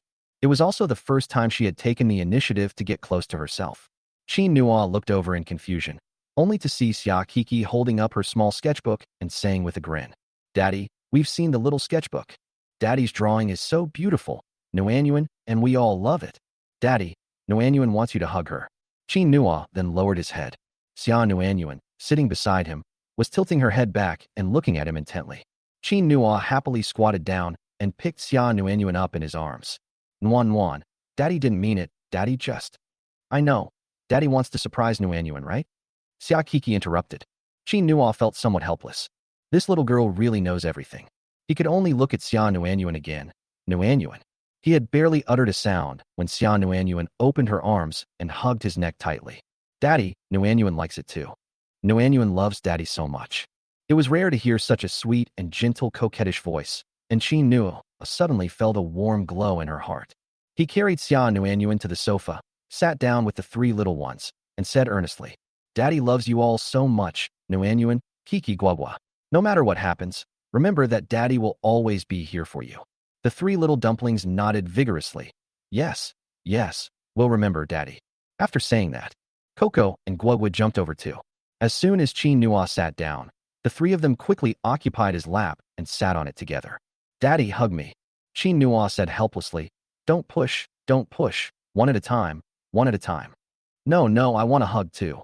At this moment, Qin Nuo couldn't say whether she should feel happy or bewildered. Tianyin Group. Xia Qingyan quickly followed Tang Feng to the conference room. After turning on his computer, Tang Feng logged into Weibo. When he went in to look at the design drafts in the morning, he casually followed the designer. At this moment, he clicked on my following list and found Nguyen. Look, Mr. Xia, this is the person, this is the design draft he drew. Look at his Weibo, there are still many comments. Tang Feng then opened the comments section. Xia Qingyan looked at the name with a puzzled expression. Nguyen. Tang Feng chuckled and said, Yes, that's his Weibo name. Speaking of which, he and you, President Xia, are quite destined to meet, as they both have the character Yin in their names. Xia Qingyan frowned. Tang Feng realized he had forgotten to curb his gossipy nature again. He quickly corrected himself. Mr. Xia, you really don't know him? I saw his address is in Jiangning City. Jiangning. Xia Qingyan frowned again. Why does the name Nguyen sound so familiar? Moreover, since they were both from Jiangning, the account was registered the day after I received the design drafts. Xia Qingyan couldn't shake the feeling that something was off. Let me see the design draft again. Okay. Tang Feng quickly handed over the design draft. Xia Qingyan opened the manuscript on her computer and carefully compared it with the one in her hand. Then I looked at the watermarks online and his replies to the comment section of Sanchmo. Suddenly, a possibility rushed into my mind. Qin Nuo? Really? Can Qin Nuo design? Didn't he study computer science in college? Didn't he work as a food delivery driver after graduation? Why isn't this item included in the documentation? But the day before yesterday, she only went home and only saw Qin Nuo and the three little dumplings. The dumplings definitely wouldn't design that. Then there's only one possibility. Thinking of this, Xia Qingyan rushed out the door. Tang Feng looked completely bewildered. President Xia, where are you going? Tell Ding Shui to come find me. After giving the order, Xia Qingyan immediately rushed back to her office. Tang Feng had no choice but to call Ding Shui. When Ding Shui arrived at the office, she saw Xia Qingyan looking intently at something. She walked over with a puzzled look, and when she saw the information about Qin Nuo on the computer, Ding Shui frowned. What's wrong, Mr. Xia? Why are you looking at Qin Nuo again? Are you missing Qin Nuo? This time, Xia Qingyan did not refute. She pointed to the documents on the computer and asked, Did you miss any of these documents? No, that's all. Then, can Qin Nuo design? Design. Ding Shui didn't understand why Xia Qingyan would ask this question. She thought for a moment, then shook her head. Probably not. Xia Qingyan hesitated again. You don't know how? Wrong. She had a strange intuition that this thing was definitely related to Qin Nuo. Thinking back, when she woke up yesterday morning, she saw a large pile of crumpled paper on the floor of Qin Nuo's room. She didn't think much of it at the time. It only just dawned on me that those were A4 sheets of paper. Did Qin Nuo get up so late yesterday to draw these? With that thought in mind, Xia Qingyan could no longer care about anything else. He stormed out of the office. I'm taking the morning off. Tang Feng will chair today's meeting. Huh? You're taking leave again? Before Ding Shui could finish speaking, Xia Qingyan had already rushed out of the house. Ding Shui could only mutter helplessly to herself. President Xia is getting more and more interested in this Qin Nuo. It's so amazing. However, this is truly good news. In this way, Ms. Xia now has a boyfriend. It seems the wedding banquet is getting closer and closer. After Qin Nuo and the three little dumplings had finished their fuss, they went to the store. There's only one batch of face masks left today. The three little dumplings became even closer to their dad. Therefore, I worked even harder. Anyway, they are happy as long as they are with their dad. Especially Xiao Nuanyuan, who kept hovering around Qin Nuo, wishing she could stick to him. Qin Nuo never imagined that this little girl would become so clingy once she accepted him. However, he was very happy. Qin Nuo even wondered if Xia Qingyan who had the same temper as Xia Nuanyuan, would also be like this. When she falls in love with me again, will she still be this clingy? When Xia Qingyan arrived, she saw Xia Nuanyuan sitting in Qin Nua's arms. Qin Nua was peeling sunflower seeds for her. She stood at the doorway in astonishment, her face filled with disbelief. Warm and cozy. She remembered that sitting in Qin Nua's lap was usually something Coco and Guogu did. Although Nuan accepted Qin Nua, she always kept her distance. What's going on today?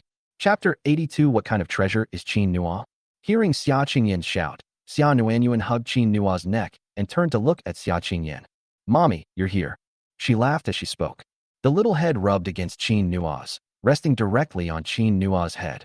Mommy, Daddy was so great today. Xia Qingyan was completely bewildered. What's going on? Qin Nua smiled and carried Xia Nuanyuan to Xia Qingyan's side. Our Nuanyuan is super sweet and cute today. Do you want to hug her too? Xia Nuanyuan hugged Qin Nua even tighter. She was a little flustered.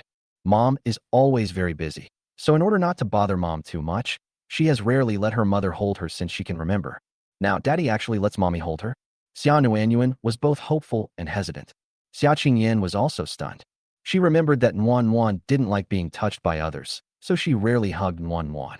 Seeing this, Qin Nua specially handed Xia Nuanyuan over. It's okay, Nuanyuan, don't be afraid. She's your mom, just like your dad. She'll protect you.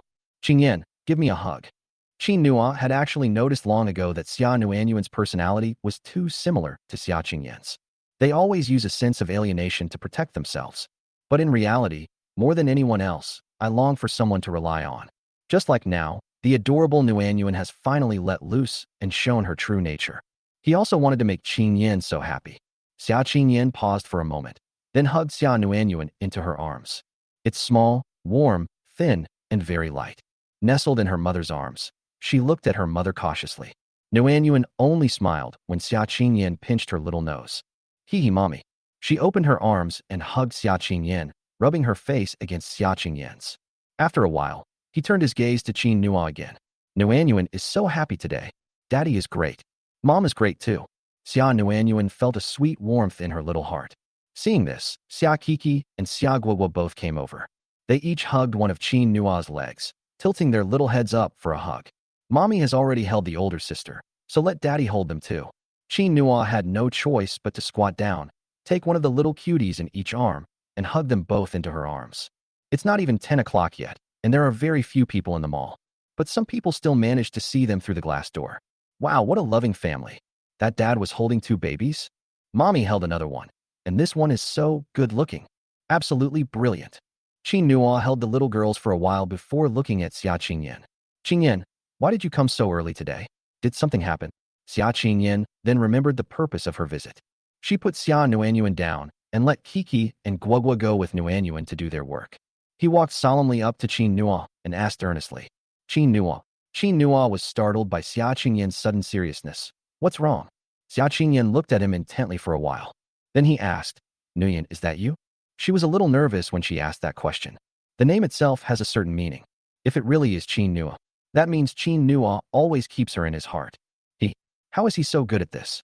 Qin Nua was slightly taken aback before he understood what Xia Qingyan meant. A moment later, he laughed. It's me. Which one is the account I just registered yesterday? What's wrong? Did I cause you any trouble? I'll cancel it right away. No. Xia Qingyan quickly interrupted Qin Nua and handed him another document. Did you draw these 2 designs as well? Qin Nua looked down and saw the design draft she had drawn the night before last. He didn't understand Xia Qingyan's meaning for a moment, but he still nodded. Yes, it's me. Xia Qingyan looked at him in confusion. You can actually design? Qin Nua, I know a little. Xia Qingyan felt a little lost. She realized that she knew far too little about Qin Nua. Why didn't you tell me yesterday? Well, Qin Nua hesitated for a moment. I wasn't awake when you left yesterday. Xia Qingyan suddenly thought of this question as well. She made breakfast and didn't want to wake Qin Nua. Qin Nua realized the problem at this moment. I thought you saw it yesterday, but just didn't like it. So that's why you registered an account, redraw the design, and asked other people for advice. How could this person be so stupid? Qin Nua nodded. Well, I don't know many people in the design field, so I can't think of a better solution for the time being. Qingyan, is this design usable? If not, I'll think of another way. I saw the documents you left on the table that day. Don't worry, I won't reveal anything about your company. Qin Nua explained earnestly. Xia Qingyan stood to the side, listening silently. Looking at him, she suddenly felt a warmth in her heart. He really is always thinking about himself. Xia Qingyan suddenly laughed. No, this design draft is very useful, but it was almost thrown away because I didn't see it. Fortunately, our company's design director saw it and brought it to me to show me. Qin Nua nodded and smiled. That's fine. Xia Qingyan looked at him and felt a strange sense of familiarity. Qin Nua, remember to tell me what you've done next time. Good. To avoid this unnecessary misunderstanding, I'll tell her next time. However, the prepared surprises are an exception. Qin Nua thought to herself silently. Xia Qingyan thought about it carefully for a moment before saying, My design director wants me to recruit you to work for our company. Will you go? She looked at him as she spoke. Qin Nua can dance. Qin Nua can cook. Qin Nua can draw. Qin Nua can sing. Qin Nua also knows how to do aerobics. What kind of treasure is Qin Nua? How many skills does he have that she doesn't know about? Qin Nua looked at the three little dumplings in her shop. He smiled and shook his head. I won't go to class. If I go, who will take care of them? Xia Qingyan felt a pang of pain in her heart. Again, because of the baby and herself, Qin Nua cannot follow the path she likes. She suddenly began to wonder if calling Qin Nua back had hindered Qin Nua's development. Perhaps sensing Xia Qingyan's thoughts, Qin Nua reached out and touched Xia Qingyan's hair. I have no interest in drawing. I only learned it occasionally. I have no interest in dancing. That was a hobby before. I only want to take care of you and the babies. In my eyes, nothing is more important than you. Qingyan, don't worry. Although I don't go to work, you can come to me if you need any design work. I will do my best to do it for you. From now on, I will be your personal designer. Upon hearing this, Xia Qingyan looked up, her eyes widening in disbelief as she stared at Qin Nua. Chapter 83. Which romance drama is this confession scene from? What exactly is Qin Nua saying? Is he talking nonsense again? Or rather, which romance drama is this a scene from which confession scene? Xia Qingyan felt a little dizzy. She shook her head and turned it to the side, moving her head away from Qin Nua's hand. Finally, she found her voice. You mean, I can come to you for any design work I need in the future? Qin Nua nodded. Of course. Xia Qingyan, what about these two children's clothing items? Can you make them for us too? Qin Nua nodded again. Of course, but do you make women's clothing? Xia Qingyan smiled slightly. I've changed my mind. I'll do anything you design. Qin Nua smiled and said, Okay. Xia Qingyan, but you have to pay the copyright fee. Seeing that Qin Nua was about to speak, Xia Qingyan said, Don't argue, or I won't use it. After saying that, Xia Qingyan turned and walked out. I have to go to work. I need to tell them the good news. From now on, you can use the name Nguyen, right? I approve. As she said this, Xia Qingyan's ears quickly turned hot. She quickened her pace to leave. I absolutely cannot let Qin Nua see me being shy. As she reached the door, she added, I'll have the finance department transfer the money to you. I have your account number. Please remember to check it. After saying that, she happily waved to the three little dumplings before leaving. The three little dumplings looked puzzled. Mommy, did Mommy just laugh? Mommy looks so happy. Daddy always has a way with things. Daddy can make Mommy happy. Hee hee. Qin Nua laughed along with her. Qingyan seems genuinely happy today. At noon, Qin Nua received a transfer from Xia Qingyan. For pictures, 1 million yuan. He glanced at the money, then turned and deposited it into the card that Qingyan had transferred the money into.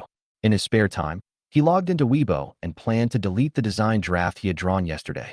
Even though it has a watermark, since Qingyan used it, we can't let others know. But, as soon as Qin Nua logged into Weibo, she found that she had received a lot of private messages. After Qin Nua opened the app, she saw that the so-called elderly person had sent her many messages. Hello? Hello? Hello? Big brother Nguyen. Are you there? Are you there? Are you there? My grandpa has taken a liking to your design and wants to meet you. My grandfather works at a fashion design institute in Shanghai.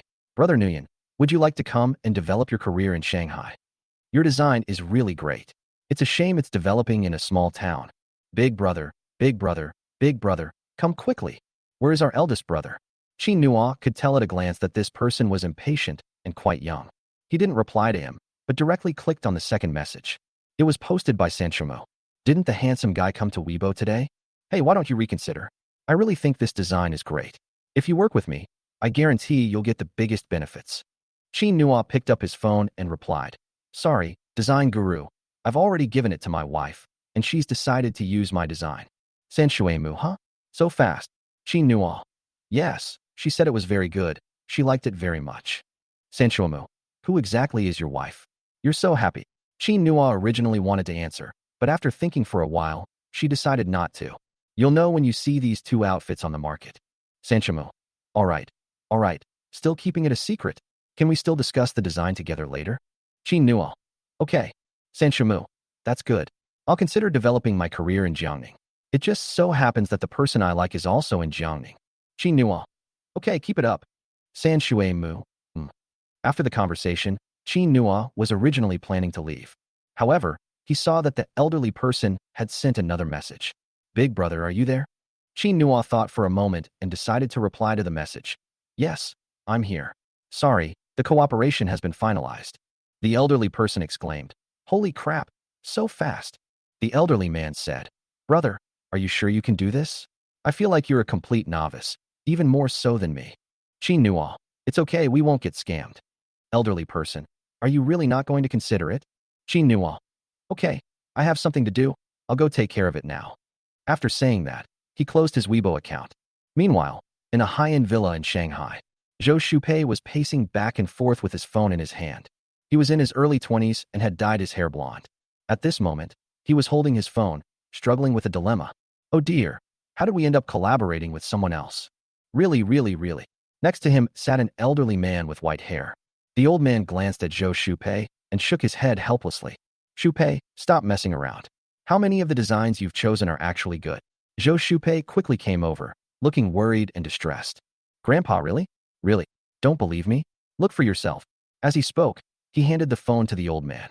Everything he just told Qin Nua was a lie. My grandfather was indeed a designer at the Shanghai Design Institute. But Grandpa never trusted his judgment, so he refused to look at Qin Nua's designs. Zhou Shupei decided to take this opportunity to show off. Let Grandpa broaden his horizons too. The old man took the phone, looked at it carefully, and laughed. What are you looking at? You're even trying to fool your grandpa now. Zhou Shupei. It's that Weibo post that Nguyen made. The elderly man said, I don't have Weibo. Zhou Shupei quickly moved closer. It's this. He stopped abruptly halfway through his sentence. How could that be? What about Weibo? He quickly grabbed the phone and examined it carefully for a while. But then they discovered that Nguyen had deleted her Weibo posts. The entire interface is completely empty. Zhou Shupei was furious. He kept refreshing Weibo. How could this be? How could this happen? The old man closed his eyes again. Don't try to fool me. Your design skills and vision are simply no good. Zhou Shupei. Impossible. This time it will definitely work. But this person? Never mind. I'll go to Jiangning for an internship. I refuse to believe I can't find Nguyen. Grandpa, just you wait. I'll definitely impress you. After saying that, Zhou Shupei immediately turned around and went out the door. The old man watched his retreating figure and smiled helplessly. There are very few designs in the world today that can be called masterpieces. His grandson is just too carefree. Well, it's good to go out and gain some experience. After graduation, it's time to broaden my horizons. Tianyan Group. Tang Feng sat with the leaders, his face serious. Mr. Tang, is that design you mentioned really that amazing? Even Mr. Xia was impressed. Tang Feng, that's for sure. As long as we get the copyright to this design, our sales this summer will definitely reach new heights. Really? That's wonderful. When will President Xia be back? I don't know. We don't even know if it will work out. Tang Feng had just finished sighing when he saw Xia Qingyan walk out of the elevator. Thank you for the milk tea, Kino. Thank you for the gifts. Good night, everyone. Chapter 84. This person is someone we can completely trust. Several people in the office jumped to their feet. President Xia. Mr. Xia, you're back. How did it go? Did you find the person? As Tang Feng spoke, his gaze fell on Xia Qingyan's hands. Seeing that the design drafts were still in her hands, coupled with Xia Qingyan's unsmiling expression, she noticed the seriousness in them. Tang Feng quickly said, President Xia, don't be discouraged. It's okay if we haven't found it yet. Let's think of other ways. Let's think of other ways. After speaking, Tang Feng winked at the others. Since Xia Qingyan took over the company, her hard work has been evident to all. They didn't want to put too much pressure on her. Seeing this, the others quickly added, Yes, Mr. Xia, don't worry. At worst, our CEO Tang can swallow his pride and go see Lin Mumu again today, treat her to a nice meal, and have a chat. Tang Feng, Seeing Xia Qingyan looking over, Tang Feng quickly added, Okay, I'll go see her. I'll contact her in a bit. No need to go. No sooner had Tang Feng finished speaking than Xia Qingyan suddenly spoke up. He was slightly taken aback. Huh? What? Xia Qingyan sat down, placed the design draft on her desk, and then gestured to everyone. Please sit down. I have something important to announce. Everyone quickly sat down, and no one was negligent. Xia Qingyan turned her gaze to Tang Feng. Did you tell them about the design draft? Tang Feng. I already said it. Xia Qingyan. Have they seen the design drafts? Tang Feng shook his head. Not yet. Xia Qingyan handed over the design drafts in her hand. Then take a look at them all. Her calm demeanor left everyone somewhat at a loss. But everyone still accepted the design draft. Upon seeing the design draft, everyone's eyes lit up. This, President Xia, Director Tang, this is really great. These two baby outfits are especially gorgeous. If this could be made, how happy families with daughters would be. Upon hearing this, Tang Feng quickly said, Hey, you guys, President Xia wanted you to look at those two adult clothes. Why are you looking at baby clothes? Before he could finish speaking, Xia Qingyan added, No, we'll do it all. Oh. Tang Feng looked bewildered, seemingly not quite understanding Xia Qingyan's meaning. Xia Qingyan tapped the table lightly with her fingertips. I plan to enter the children's market starting this year. I've bought all 4 designs. I've already paid. Oh. Tang Feng was shocked again. You saw that, Nin? Xia Qingyan nodded. Tang Feng. Great, President Xia. In that case, let's get started. But Mr. Xia, what's that Nin guy like? Didn't you ask him if he'd like to work for our company? Xia Qingyan shook her head. He probably won't be coming to work. Tang Feng immediately hung his head in dejection. Oh, that's such a pity. Xia Qingyan. However, he has already promised me that if we have any design needs in the future, he can help us, and the design drafts will only be used by our company. Tang Feng, huh? Everyone laughed upon seeing this. What do you mean, Director Tang? What President Xia means is that the designer you mentioned, Nguyen, is willing to work for our Tianyan group. Excellent. Excellent. Thank you for your hard work, Mr. Xia. Tang Feng nodded repeatedly. Oh, but if he doesn't come to work, how can we guarantee that his designs will only be used by us? Tang Feng was somewhat worried. There have been cases where designers have taken their company's designs and given them to others, only to be fired as a result. Xia Qingyan said, I can't guarantee anything about others, but we can completely trust this person. She herself didn't know when it started, but she had completely let go of Qin Nua. Seeing that Xia Qingyan spoke with such certainty, Tang Feng said, All right, since President Xia has said so, then there's nothing to worry about. But who exactly is this Nguyen designer? How is she so amazing? Xia Qingyan smiled slightly. It's a secret.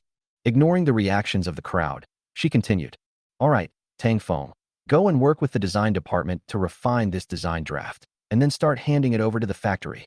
Everyone else, go and get busy. The advertising department, start preparing our new product. Yes, Mr. Xia. Everyone nodded in agreement. It wasn't until Xia Qingyan left that they realized a very serious problem. Did President Xia just laugh again? When? It was when you, Director Tang, mentioned Ningt. Oh, you mean him? He landed such a big designer. I'd be laughing too if I were him. Haha, all right. Let's get back to work. We're launching new models soon. We'll be busy. Let's go. It's only fulfilling when we're busy. First floor of Triumph Plaza. After resting, Qin Nua bought an ice cream for each of the 3 little ones who had just woken up from their afternoon nap. I washed my face to clear my head and prepare for the afternoon's work. There are only a few face masks left. I need to go to the factory tomorrow to see how Zhang Xinfeng's training is going. Qin Nua was thinking about it. Suddenly, a person rushed into the store.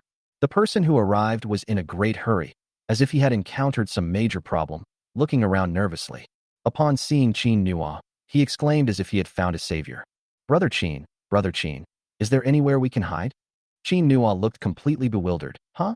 Young Master Hua, what brings you here? The person who arrived was Hui Yanjun. He looked outside and shouted anxiously. Someone's chasing me, Brother Qin. Please help me. Qin Nua had no choice but to nod. All right then, you can hide behind the cashier for a while. Okay, thank you, Brother Qin. After speaking, Hui Yanjun quickly went to the cashier. The 3 little dumplings were still completely bewildered. Especially after they saw Hui Yanjun hiding, they forgot to eat their ice cream. Daddy, is Uncle playing hide-and-seek with someone? Guogwa wants to play too. Xia Guogwa jumped up with joy. Qin Nua looked helpless. Shoo. He had just finished making a shushing gesture when another person barged in through the door. The person who came was dressed in cartoon clothes and had 2 pigtails. As soon as she entered the room, she shouted into the doorway. Hui Yanjun, come out. I see you. Hui Yanjun, who was hiding behind the cashier, suddenly shuddered. Qin Nua also frowned. The three little dumplings spotted the young lady immediately, and they were instantly drawn to her clothes. Wow, the older sister is so cute. Your dress is so pretty. Your sister's shoes are beautiful too. The moment the visitor saw the three dumplings, his eyes narrowed immediately. Dumplings? Three. Triplets? So cute, ah. Chapter 85, Did you step out of the painting? She immediately forgot about looking for someone and quickly went to the children's side. I want to reach out and pinch the little dumplings. However, he pulled his hand back halfway through. She looked ahead and saw three big, bright eyes staring at her with smiles on their faces. Her heart melted. Big brother, are you their dad? Me. Can I play with them? Upon seeing this, Chin Nua couldn't help but laugh. I must say, this adorable little girl is also very cute. Yes, that's fine, as long as they're willing to play with you. The girl winked at the three dumplings again, as if to show her affection. Would you like to play with me? The three members of the group immediately nodded. Okay. Yes. Xiaoguo had already gotten up and grabbed the older sister's two braids. Your braids are so cute too. Xia Kiki took a liking to the girl's dress. Wow, Kiki wants to wear such a pretty dress when she grows up. Xia Nuanyuan also wanted to go up and play, but she was still a little hesitant. She turned her gaze to Chin Nua. Only after Chin Nua nodded did she happily come to the young lady's side. The girl was overjoyed to see all three of them coming. My name is Lin Mumu, what are your names? Xia Kiki, hello sister. My name is Kiki. This is Guogua, and this is Nuanyuan.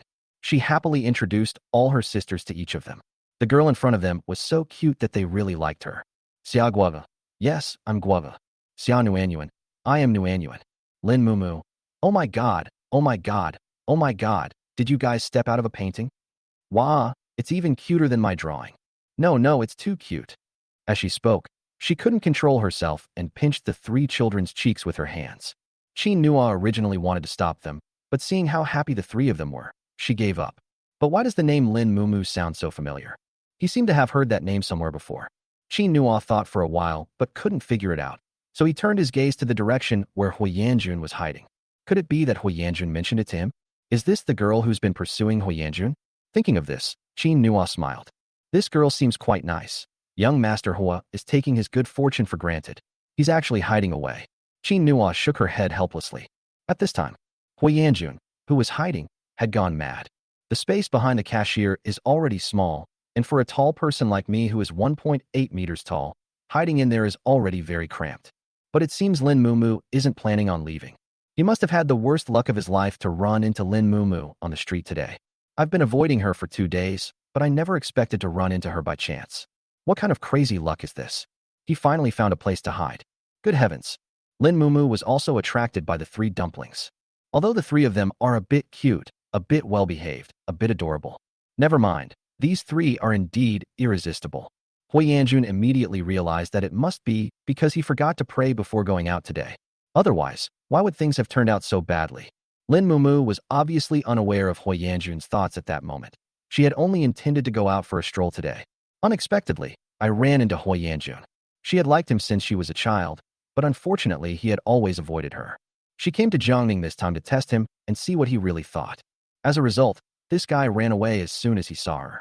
She had no choice but to chase after them all the way here, and she even saw three dumplings.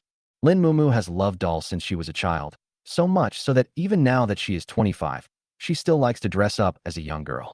Of course, she has a baby face and you can't tell her age at all.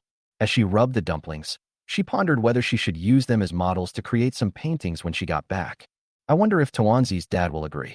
Oh right, the two children's dresses designed by the designer, Nguyen, goes so well with these three. When his clothes come out, I'll definitely buy a set for the three little ones. As Lin Mumu pondered this, she played even more happily. The three little dumplings also enjoyed playing with her, and they played for a full half hour. Hui Yanjun also squatted behind the cashier for a full half hour. He felt like he was going to die. Both my legs are numb. If I squat down any further, I'm afraid I'll break down. But Lin Mumu just wouldn't leave. There's also a sense that they're planning to stay for a long time. Hui Yanjun went crazy this time. He had no choice but to look to Chin Nua for help when Lin Mumu wasn't paying attention. Chin Nua was also helpless. He was about to talk to Lin Mumu.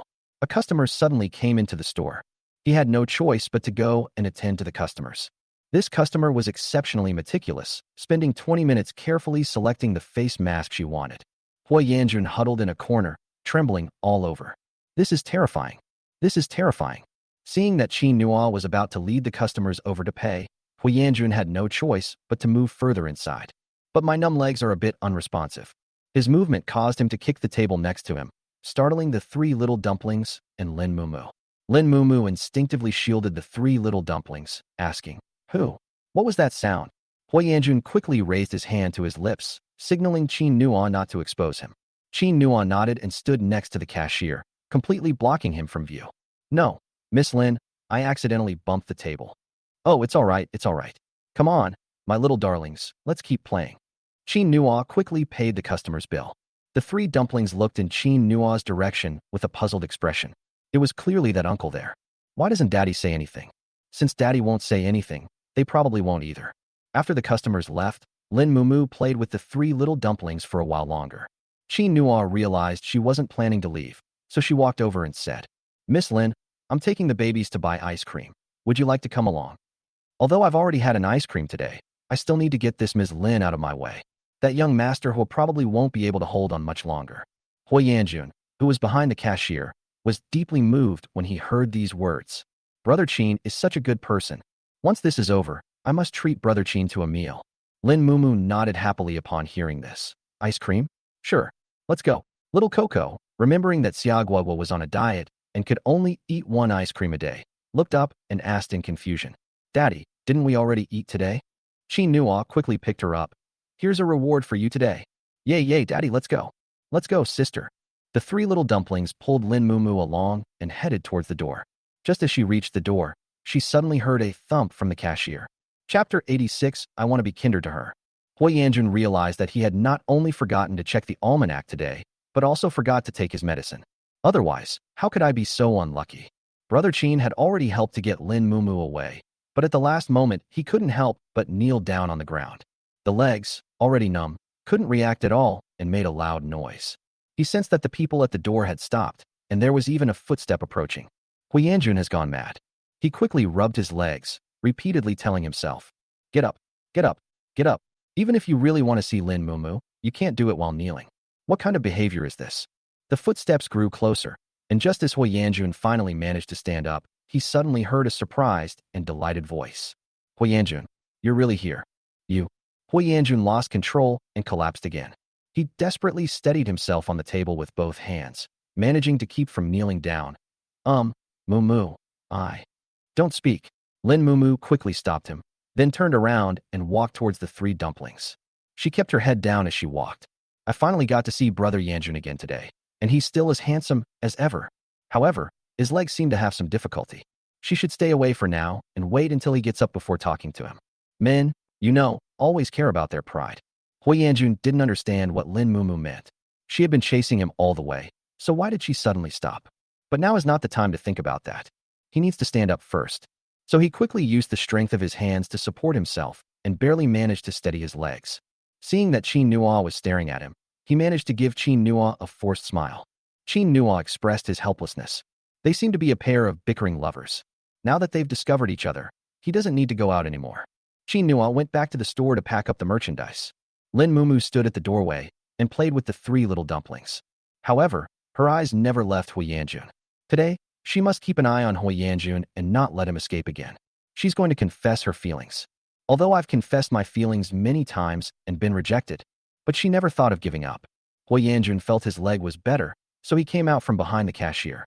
Seeing Lin Mumu about to step forward, he quickly stopped her. "Don't move." Lin Mumu was slightly taken aback. "What's wrong?" Hui Yanjun, "No, it's nothing, don't move." Lin Mumu simply held Xia Guogua and stared at him without moving. Hui Yanjun looked around and then smiled at Lin Mumu. Just when Lin Mumu thought he was going to say something to her, he suddenly turned to the side, and before Lin Mumu could react, he pushed open the small door next to the cashier that had been closed and quickly ran out. Before leaving, he called out, "Brother Qin, I'll treat you to a meal another time when I have time." "Hey, Hui Yanjun." Lin Mumu subconsciously chased after him, only to find that Hui Yanjun had already run far away. She had no choice but to return to the shop dejectedly. Xia Guoguo was still in her arms. Seeing that her older sister was getting more and more unhappy, Xia Guoguo gently rubbed her head and said in a childish voice, "Sister, it's okay. Daddy will close this door tomorrow. That way, Big Brother won't be able to escape." Upon hearing this voice, Lin Mumu couldn't help but laugh. You little rascal, you know quite a lot. Qin Nua, who was standing nearby, couldn't help but laugh when she heard this. Miss Lin seems to really like young Master Hua. Lin Mumu sat down, feeling wronged. Yes, I've liked him since I was little, but he said that in his eyes I'm just a little sister, and he'd rather date other girls than be with me. As she said this, Lin Mumu looked somewhat dejected. Sigh. What's wrong with childhood sweethearts? Qin Nua was slightly taken aback upon hearing this. He thought of himself and Xia Qingyan from his past life. Being childhood sweethearts is actually quite good. It's just that he hasn't realized it yet. Lin Mumu, really? You also think childhood sweethearts are great? Were you and your wife childhood sweethearts too? Before Qin Nua could answer, Xia Kiki leaned closer. She then pinched the cute accessory on Lin Mumu's clothes. No, my dad and mom aren't childhood sweethearts. My dad just got back recently. However, Daddy really likes mommy. Xia Kiki smiled, her eyes narrowing into slits. So, big brother will definitely like you a lot too, sister. Qin Nua shook his head upon hearing this nonsensical explanation. Sure enough, Lin Mumu was also stunned. What? You just came back recently? How old are you? Xia Kiki, we're 3 years old now. Lin Mumu, she looked at Qin Nua blankly, seemingly completely unaware of what had happened. Qin Nua couldn't help but laugh. Coco, don't talk nonsense. My wife and I have known each other for a long time, but we missed each other for many years because of some things. If we're talking about childhood sweethearts, then we really are childhood sweethearts.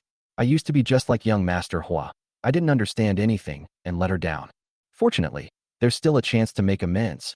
When Qin Nua said this, her voice was very gentle, and her eyes were full of tenderness. Lin Mumu immediately looked envious. Then you must treat your wife very well, right? Qin Nua, I want to treat her even better. Lin Mumu, ha, that's great. I've only been back in Jiangning for a few days, and I've already been fed dog food twice. I believe in true love again. I won't give up on Hui Yanjun. I must win him over. Qin Nua smiled and said, yeah, keep it up. Lin Mumu, okay, but speaking of which, you look a lot like another guy I know. Although I've never met him, he speaks in a very mature way, just like you, and he talks about his wife all the time. What's your name, sir? Qin Nua didn't think too much about it, and answered directly, Qin Nua. Qin Nua, the famous designer online is named Nguyen. What a coincidence. Lin Mumu carefully examined Qin Nua. He looks very handsome, but he opened a face mask shop here, which doesn't quite match his image. Could it be?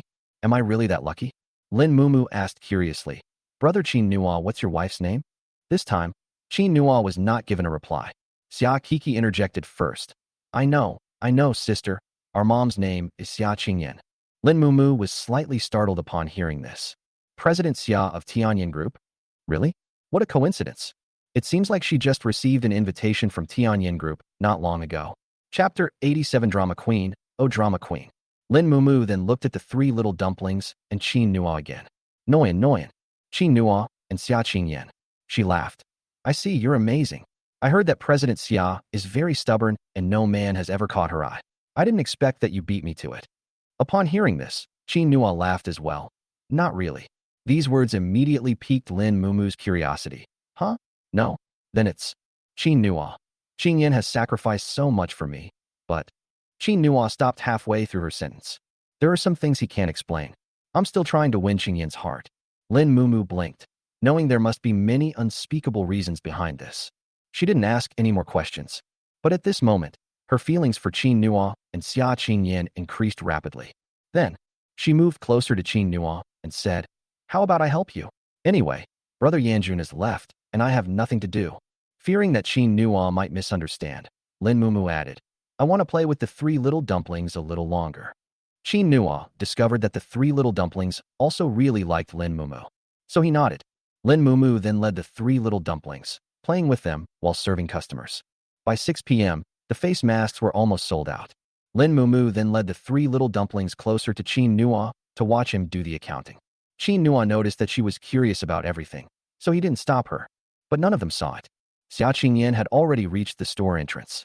Today, because a major issue was resolved, Xia Qingyan allowed the entire company to leave work an hour early to celebrate. After thinking it over, she came to Qin Nua's shop. I wanted to give Qin Nua a surprise. Unexpectedly, as soon as he arrived at the store, he saw a little girl standing next to Qin Nua, peeking out and looking at something. He would chat with Qin Nua from time to time. The three little dumplings were beside her, looking very happy. At that moment, Xia Qingyan's heart tightened. What happened? Why does it feel a bit sour and astringent? What does this feel like? She stood there, clenched her hands, and thought seriously for a while. But she couldn't understand it. It seems that ever since she met Qin Nua, she has always had some inexplicable emotions that she herself cannot understand. Xia Qingyan gently pounded her chest to clear her mind before quickly walking into the store. Inside the house, no one has noticed her yet. Xia Qingyan had no choice but to walk towards them step by step. Only when she was behind the girl did she see Qin Nua raise his head and glance at her. Qingyan, are you off work? At that moment, the girl also turned her head. Xia Qingyan saw a handsome face, and on that face was a bright smile she had never seen before. And she is very beautiful. Unconsciously, Xia Qingyan raised all her thorns. The three little dumplings also saw her, but they didn't rush over as quickly as usual. Instead, he remained standing and greeted her. Mommy, you're here. Mommy, this is the big sister. Big sister? Who is that? She looked at Lin Mumu with a probing gaze. Lin Mumu was slightly taken aback. As expected, Ms. Xia is a great beauty, and as aloof as the legends say. However, she couldn't help but sense a hint of jealousy emanating from this aloof goddess. Lin Mumu looked at Qin Nua with a puzzled expression and noticed that President Xia's gaze had become even colder. Lin Mumu became even more certain of her guess. If she remembered correctly, Qin Nua's brother had just said that he was still pursuing President Xia. Doesn't this CEO Xia realize that she likes brother Qin Nua? Haha. It seems today is the day to test her acting skills. Lin Mumu deliberately called out. Brother Qin Nua, who is this? Xia Qingyan. Who the hell is Qin Nua's brother? Is this person so familiar with Qin Nua? Who is it? Qin Nua's score is not yet settled. He didn't notice the fight between the two women and replied. This is Qingyan, the child's mother. Xia Qingyan. She always calls her wife. Is this the time to introduce her as the child's mother? Is Qin Nua really that fickle? Lin Mumu noticed that Xia Qingyan's eyes had grown colder, like a cat about to puff up its fur. But she kept putting on an air. She wanted to laugh even more. She then said in a coquettish voice, Oh? So you're the baby's mommy. No wonder you're so beautiful. After saying that, she immediately extended her hand. Hello, sister. I am Qin Nua's sister. Xia Qingyan. When did Qin Nua have a younger sister? Qin Nua raised her head at this moment. No, that. Before he could speak, Lin Mumu continued. Sister, brother Qin Nua has always had a very good temper, so please don't bully him.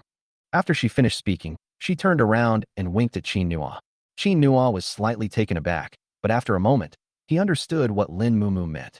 This girl is deliberately testing Qingyan. But there is no need for testing between them. Qin Nua intends to explain this misunderstanding. However, before he could speak, Xia Qingyan said, You're my younger sister? Then you should call me sister-in-law. As for your brother, that's a family matter, so it's best if you don't interfere, sister. As Xia Qingyan spoke, she glared fiercely in Qin Nua's direction. This person is really something. He shouldn't have been allowed to show his face in public. How did you find a younger sister so quickly? Xia Qingyan felt very unhappy, extremely unhappy. Although she couldn't figure out what exactly she was unhappy about. Lin Mumu was taken aback by Xia Qingyan's words. A moment later, she smiled and said, Hello, sister-in-law. After she finished speaking, she reached out her hand again. Xia Qingyan looked at her expression and immediately felt very strange. Why did it feel different from before? She had no choice but to extend her hand and shake hands with Lin Mumu. After succeeding, Lin Mumu quickly released Xia Qingyan and turned to Qin Nua, saying, Brother Qin Nua, I'm leaving now. Remember to let me know if brother Yin Jun comes next time. I'm going to really pursue him. I want to be as loving as you and your sister-in-law. She deliberately raised her voice for the last sentence. I think your sister-in-law loves you very much. Go, Qin Nua. After saying that, she picked up her things and walked out the door. He walked along, grinning foolishly at Xia Qingyan. As she reached the door, she called out again. I'll give you a surprise another day. Xia Qingyan. Why does this person seem so strange? She looked at Qin Nua with a puzzled expression. Seeing that Qin Nua didn't speak, she took 2 more steps forward and lowered her voice. Qin Nua, brother? The 3 little dumplings originally wanted to play with their mom. But right now, for some reason, I feel that the atmosphere around my mom is terrifying. The 3 of them quickly shrank back, took a few steps back, hid in a corner, and looked at their father with heartache. Chapter 88 Daddy, don't argue with mommy. Qin Nua was slightly taken aback, then smiled and looked at Xia Qingyan. At this moment, he understood the meaning of Lin Mumu's last words. Was everything that happened before just a deliberate attempt to provoke Qingyan? But it seems that Qingyan really ate the wrong thing. Qin Nua decided to continue down this path of mistake. He asked somewhat innocently, "What's wrong, Qingyan? She seems to be younger than me." Xia Qingyan. She could hardly believe her ears. Could someone younger than him just call someone brother? Does Qin Nua even know that many innocent-looking people on TV talk like this? Seeing this, Qin Nua deliberately lowered his head and said, "Then tell her not to call me that anymore." Is there a future? Qin Nua you. Xia Qingyan stopped mid-sentence. She was a little confused. What was she angry about? It's really weird. Are you crazy? Are you crazy? Are you crazy? She quickly composed herself. No need. Let her call it if she wants. Qin Nua smiled inwardly. This jealousy seems to run quite deep. But you don't like it. I don't dislike it. You're angry. I'm not angry. And you? Qin Nua looked up at her seriously. Are you jealous? I didn't. Xia Qingyan retorted subconsciously, but the words caught in her throat as she spoke. It seems like she might actually be jealous. How is that possible? She's the president of Tianyan Group. Why would she be jealous? She doesn't even know what jealousy is. Seeing Qin Nua looking over with a smile, she subconsciously explained again. I'm really not jealous. Qin Nua's smile deepened. Xia Qingyan. This is insane. This is insane. This is truly insane. What exactly is she saying? Why does it feel like there's an endless supply of 300 taels of silver here? No. She must have been corrupted by Qin Nua. She's acting strangely. Thinking of this, Xia Qingyan suddenly turned around and walked out. She shouldn't have come to see Qin Nua today. However, as soon as she turned around, she heard Qin Nua's voice. She likes Hui Yanjun. Young Master Hui came to the store this afternoon, and she came along. Unfortunately, Hui Xiao ran away after she arrived. She said she liked the 3 little dumplings, so she stayed to play with them. Xia Qingyan was slightly taken aback and stopped in her tracks. The 3 little dumplings nodded repeatedly. Yes, we like our big sister too. Mommy, Daddy is telling the truth. Please don't be angry. Xia Qingyan was slightly taken aback. I'm not angry. Mommy's angry. I can tell. Mommy, you still won't admit it. Mommy's acting like a little kid again, Daddy. Don't take it personally. Xia Qingyan. Is she still her sweetheart? But was Qin Nua just explaining to her? Although Xia Qingyan really wanted to refute, she couldn't deny that the awkward feeling she had just felt seemed to have disappeared. She seems to have really stopped being angry. But isn't it too obvious that we should back down now? Xia Qingyan turned her head and saw the tea on the coffee table. She ignored Qin Nua, walked over expressionlessly, and poured herself a glass. Then, I poured a cup for each of the 3 dumplings. Would you like some tea, my little darlings? Hold head high. The 3 little dumplings looked at their mother with confusion. They weren't thirsty at all, but they felt that if they didn't drink the tea, Mom would get angry and Dad would get angry too. They glanced in Qin Nua's direction again, and finally, Xia Kiki nodded first and happily ran over. Drink, Mommy, I'm thirsty. Seeing this, Xia Guagua and Xia Nuanyuan quickly ran over, picked up their teacups, and started drinking. Seeing how cooperative the 3 little dumplings were, Xia Qingyan immediately found an excuse. They're hungry, and I'm hungry too. Let's eat before we leave. Qin Nua looked up from behind the cashier and glanced in their direction.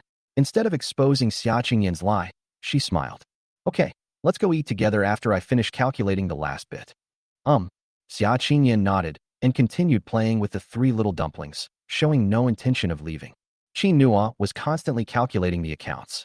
After playing for a while, the 3 little dumplings went to clean up the trash in the shop. Xia Qingyan sat bored in her seat and looked in Qin Nua's direction. Upon seeing this, she suddenly panicked. At this moment, Qin Nua no longer had her usual smiling face. She was serious and earnest. Xia Qingyan recalled that when she watched TV with her friends, idol dramas always said that men are most charming when they are working. At this moment, she fully understood what that sentence meant. Qin Nua is so handsome. He was more handsome than any of the male leads in the idol dramas she had ever watched. Xia Qingyan stared blankly for a moment. She twirled her teacup with one hand, rested the other on the table, and propped her chin up as she looked at Qin Nua. As she looked around, she lost track of time. She didn't know how long she had been watching until Qin Nua finished his work, looked up, and smiled at her, at which point she finally realized what was happening. What are you looking at? Are you attracted to your future husband? Xia Qingyan. She quickly lowered her head, but the cup in her other hand almost fell to the ground because she was too flustered. Fortunately, she reacted quickly and managed to steady the cup. However, all the water in the cup spilled. Xia Qingyan quickly put the cup down and turned to find tissues to wipe the table. Right now, her hand was suddenly grasped. Xia Qingyan was startled. When she looked up, she saw Qin Nua's slender fingers resting on hers. He anxiously held up her hand to his eyes. Are you all right? Are you burned? Normally, Xia Qingyan would have pulled her hand back without hesitation. But now, she realized that Qin Nua seemed genuinely worried. He was just behind the cashier a moment ago. How did he get here so quickly? Xia Qingyan glanced at the cashier and noticed that the documents that had been neatly arranged were all crooked in one direction. Needless to say, it was someone Qin Nua had just encountered. Seeing Qin Nua cast a concerned glance, Xia Qingyan quickly said, "No, I'm fine. The water's not hot anymore." "That's good.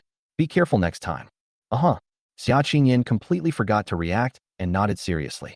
Qin Nua then let go of her hand and began wiping the table. However, he was secretly overjoyed. Her nervous expression is exactly like Nuanyuan's. Xia Qingyan was completely unaware of Qin Nua's ulterior motives. Seeing Qin Nua busy herself, she came over to help. But, without noticing, the teacup that he had just saved fell to the ground and shattered into pieces. Xia Qingyan. I didn't mean to. I'll make you one later." After saying these words, she noticed that Qin Nua's eyes were full of smiles. "All right, just stand there and don't move. I'll take care of it." Chapter 89. Why are all the people around me acting so strangely lately? The next few minutes, Xia Qingyan stood behind Qin Nua, watching him carefully wipe the table. The three little dumplings stood behind Xia Qingyan, looking at her dad and mom. They had already finished the tasks their father had given them. Now, the mischievous Coco, her eyes darting around, quickly pulled Xia Guagua and Xia Nuanyuan to her side and whispered, "Warm and sweet fruit, look." Mommy's staring at Daddy in awe. "Hee hee." Xia Guagua nodded repeatedly. Yes, Mommy is so silly." Xia Nuanyuan, "Mommy's silly." Xia Qingyan heard the three little dumplings whispering something behind her, but she could only hear the word Mama. She quickly turned her head to look at them. "What do you think is wrong with Mommy?" The three dumplings were immediately startled and quickly shook their heads. "No, it's nothing. Mommy, we didn't say anything. You can keep watching Daddy." Xia Qingyan. "Forget it. These three are no longer on my side at all." When she saw Qin Nua turn his head, she was terrified of hearing him say something like, "Are you looking at me?" A question she couldn't possibly answer. Then, she decided to seize the initiative. How about I treat you and the kids to dinner later?" Qin Nua was slightly taken aback. "Xia Qingyan, thank you for doing the design for Tianyan Group. Also, thank you for your concern just now." Qin Nua laughed. "Okay, let's go, we're all packed up." Xia Qingyan turned around, originally intending to pull the little ones away. However, Guogua and Kiki had already subconsciously taken a step back and reached Qin Nua's side. Xia Qingyan had no choice but to take Nuanyuan's hand, who hadn't had time to run away. "Let's go." On the way, Xia Qingyan walked ahead. Qin Nua and Kiki Guogua walked behind, drawing envious glances from onlookers. Fortunately, the place Xia Qingyan found wasn't far away. It was right next to the Triumph building. During the meal, Xia Qingyan watched Qin Nua, who was constantly taking care of the children and didn't even have time to eat himself. Suddenly, I felt a pang of heartache. Without realizing it, she picked up a piece of pork rib and placed it on Qin Nua's plate. After she finished doing this, she noticed that Tawanzi and Qin Nua were both stunned. Xia Qingyan was momentarily at a loss for how to react and could only look around haphazardly. Eat more so you'll have the strength to hold the baby." "Okay, I'll listen to my wife." Xia Qingyan quickly lowered her head, no longer daring to look at Qin Nua. Halfway through the meal, she realized that the silence was rather awkward. So, I decided to find a topic to talk about. "Qin Nua, how did you suddenly learn to design?" Qin Nua thought for a moment and came up with a good excuse. "I used to be able to draw, but I don't draw often. Those design drafts, actually, were designed for you and the babies." The second half of the sentence is serious. Xia Qingyan paused, then looked up. "Us?" Qin Nua nodded. "When I was drawing the dress, I was thinking that you would look beautiful in it. My mind was filled with your image. Children's dresses are the same. Our Nuanyuan Guogua Coco is so cute, they should have their own dresses." Xia Qingyan noticed that Qin Nua was radiating warmth when he said these things. She was also deeply moved. "Thanks." Qin Nua casually picked up a piece of pork rib and handed it to her. "Silly girl, I've already said we don't need to thank each other." Xia Qingyan nodded, carefully picked up the ribs from the plate, and began to eat. "The food smells especially good today." Lin Mumu also went home early. She lay on the bed for a while, clearing her mind, and then began to think about everything that had happened that day. Qin Nua and Xia Qingyan are truly a match made in heaven. And those three little dumplings are just too cute. She seemed to be close to them. She had a strange feeling that if she got close to them, she could not only play with the dumplings, but also get in touch with Hui Yanjun. Thinking of this, she picked up the phone and quickly opened a chat window to reply. Are you Ms. Lee from Huime Apparel? I'm sorry, I've thought about it for 2 days and decided not to go to your company. I apologize. After sending the message, she closed WeChat, found Tang Feng's phone number at Tianyin Group, and dialed it. A moment later, the phone rang, and on the other end was Tang Feng's polite voice. Hello, Ms. Lin, I am Tang Feng. Yes, I know you, Director Tang. It's like this, I wanted to ask how we would discuss the compensation if I were to work for your company. When this question came up, Tang Feng became somewhat conflicted. Why did this designer, Lin, decide to come work for the company at this time? What about the designer Nguyen that President Xia agreed to work with? Thinking of this, Tang Feng quickly said, I'm sorry, Ms. Lin. It's like this. Our CEO Xia has found other designers. Of course, I welcome you to come, but I still need to consult with CEO Xia about this matter. Lin Mumu frowned upon hearing this. Is Tang Feng referring to Qin Nua? It seems Tang Feng is unaware of the relationship between Nguyen and Xia Qingyan. Lin Mumu suddenly felt that working at Tianyin Group would be really fun. She said, okay, go ask around. Tell President Xia that it doesn't matter if the pay is a little lower. I just want to go to work. Tang Feng. What happened to Miss Lin? Has she changed her personality? But he didn't dare ask directly and could only cautiously say, don't worry, the pay will definitely be good for you once you start working here. Okay, I'll wait for your good news. Lin Mumu happily hung up the phone. Tang Feng hesitated for a while holding the phone before finally calling Xia Qingyan and repeating what Lin Mumu had said. Xia Qingyan frowned upon hearing this. Were those her exact words? Tang Feng. Yes, that's right. Xia Qingyan thought for a moment before saying, if she wants to come to work, let her come. Her salary will remain the same as before. Mr. Tang? That's designer Nguyen. Nguyen is only responsible for designing special occasions. He is usually too busy to do these miscellaneous tasks. Oh, okay, Mr. Xia. After hanging up the phone, Tang Feng was still a little confused. Such a big design has been turned into miscellaneous tasks? Who exactly is this amazing designer? And this Lin Mumu, I just can't believe it's not as simple as her coming to work. Why are people acting so strangely lately? After Xia Qingyan hung up the phone, Qin Nua asked, what's wrong? Xia Qingyan said, the designer we were planning to hire before is now planning to come work at the company. It's really strange. She didn't want to come before. Qin Nua frowned as well. Really? Then maybe you were attracted by something in the company. Xia Qingyan, I think so too, but what exactly is it? Xia Qingyan decided that once Lin Mumu arrived, she would have a proper meeting with her. Happy Qixi Festival, everyone. Moi. Chapter 90. This is our CEO Xia. Early morning. Qin Nua got up early to make breakfast. When the babies woke up, they went straight to the kitchen. Xia Nuanyuan, who was always the last one in the past, rushed to the front. Upon reaching Qin Nua, she rushed forward and hugged him tightly, rubbing her little face against Qin Nua's leg. Daddy, wash your face. Xia Kiki and Xia Guoguo were left behind, clinging to the door frame, looking at Qin Nua with pitiful expressions. Warm and cozy, you're so fast. Nuanyuan turned around and smiled sweetly. To be the first to hug Daddy, of course I have to be quick. Seeing this, Qin Nua shook her head helplessly. After Daddy is done, you guys go to the sink and line up. Daddy will be here soon. Okay, Daddy. Yay, time to line up. This time, Coco and Guoguo walked in front. They didn't give Nuanyuan a chance at all and took over the front seats. They even turned around and winked at Nuanyuan mischievously. Xiao Nuanyuan stood behind them, unsure of what to say. My two little sisters are so childish. But what if she still wants her dad to be the first to wash her? Forget it. I'll just come earlier to queue up tomorrow. We should learn from Dad and get up early. After lunch, Qin Nua handed the prepared breakfast to Xia Qingyan, then drove her to the company before heading to the factory. 8 o'clock in the morning. Zhang Xinfeng was already standing at the door, waiting for his 6 partners. It wasn't until 8:30 that the people gradually arrived. Zhu Jiashi, who was in a wheelchair, was the last to arrive. He had great difficulty moving around. Seeing the group, he felt a little guilty. I'm sorry, Brother Zhang. I left home at 6 in the morning, but unfortunately, I've kept everyone up. Zhang Xinfeng waved his hand. It's all right, let's go in.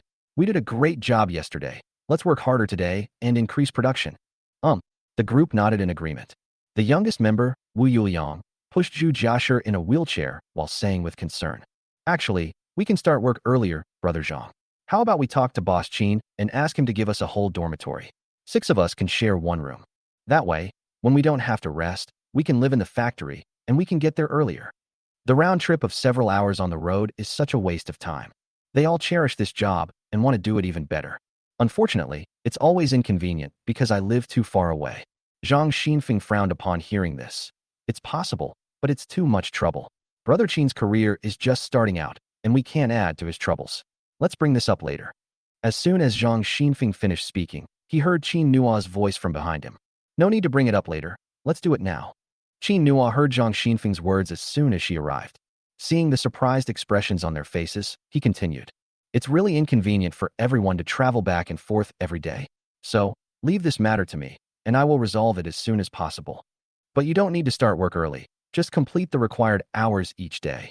Upon hearing this, the group exchanged bewildered glances. But Brother Qin, Brother Zhang is right. Won't this put too much pressure on you? I didn't think it through just now. Brother Qin, you don't need to trouble yourself. Yes, Brother Qin, this is the most difficult time right now.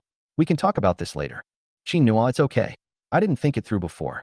We'll be hiring more people with disabilities in the future, so let's get started sooner. Wait a couple of days, and once I've found a place I like, I'll let you know and you can all move in. I now have several 100,000 yuan on me. Now that she could afford to rent a house, Qin Nua thought about renting an employee dormitory in the nearby community. Upon hearing this, the group nodded repeatedly. Okay. Thank you, Brother Qin. Brother Qin, please come and take a look at the face masks we made yesterday and see how they are. Good. Qin Nua nodded and led the 3 dumplings into the workshop. He was shocked when he saw the neatly arranged face masks, so he went over, picked up a bottle, and examined it closely. When Zhang Xinfeng saw him frowning, he immediately felt a little flustered. Brother Qin, please let us know if there are any problems, and we will fix them immediately. This is also our first time using such advanced equipment, and we are not used to it yet. The others also cautiously peeked out, afraid of causing Qin Nua any trouble. Upon hearing this, Qin Nua shook her head and closed the face mask in her hand. No, there's no problem. Everything is done very well. The group was immediately overjoyed. Really? Qin Nua. Really, it's excellent. We can sell it directly, and we'll follow this standard from now on. Okay, I'll do whatever Brother Qin says. Zhang Xinfeng breathed a long sigh of relief. I never expected it. We actually succeeded. Brother Qin, thank you so much. Qin Nua smiled. I should be thanking you all. If it weren't for you, I definitely wouldn't have been able to manage on my own. So, to celebrate the successful production of our first batch of face masks, I'll treat everyone to dinner tonight. Everyone looked at each other in bewilderment. No, Brother Qin, we haven't even started working yet. How can we be eating already? Qin Nua said, let's celebrate the start of our project. It'll bring good luck. Since things had come to this point, the group couldn't very well refuse. Zhang Xinfeng quickly pulled Qin Nua aside and told her about his recent plans.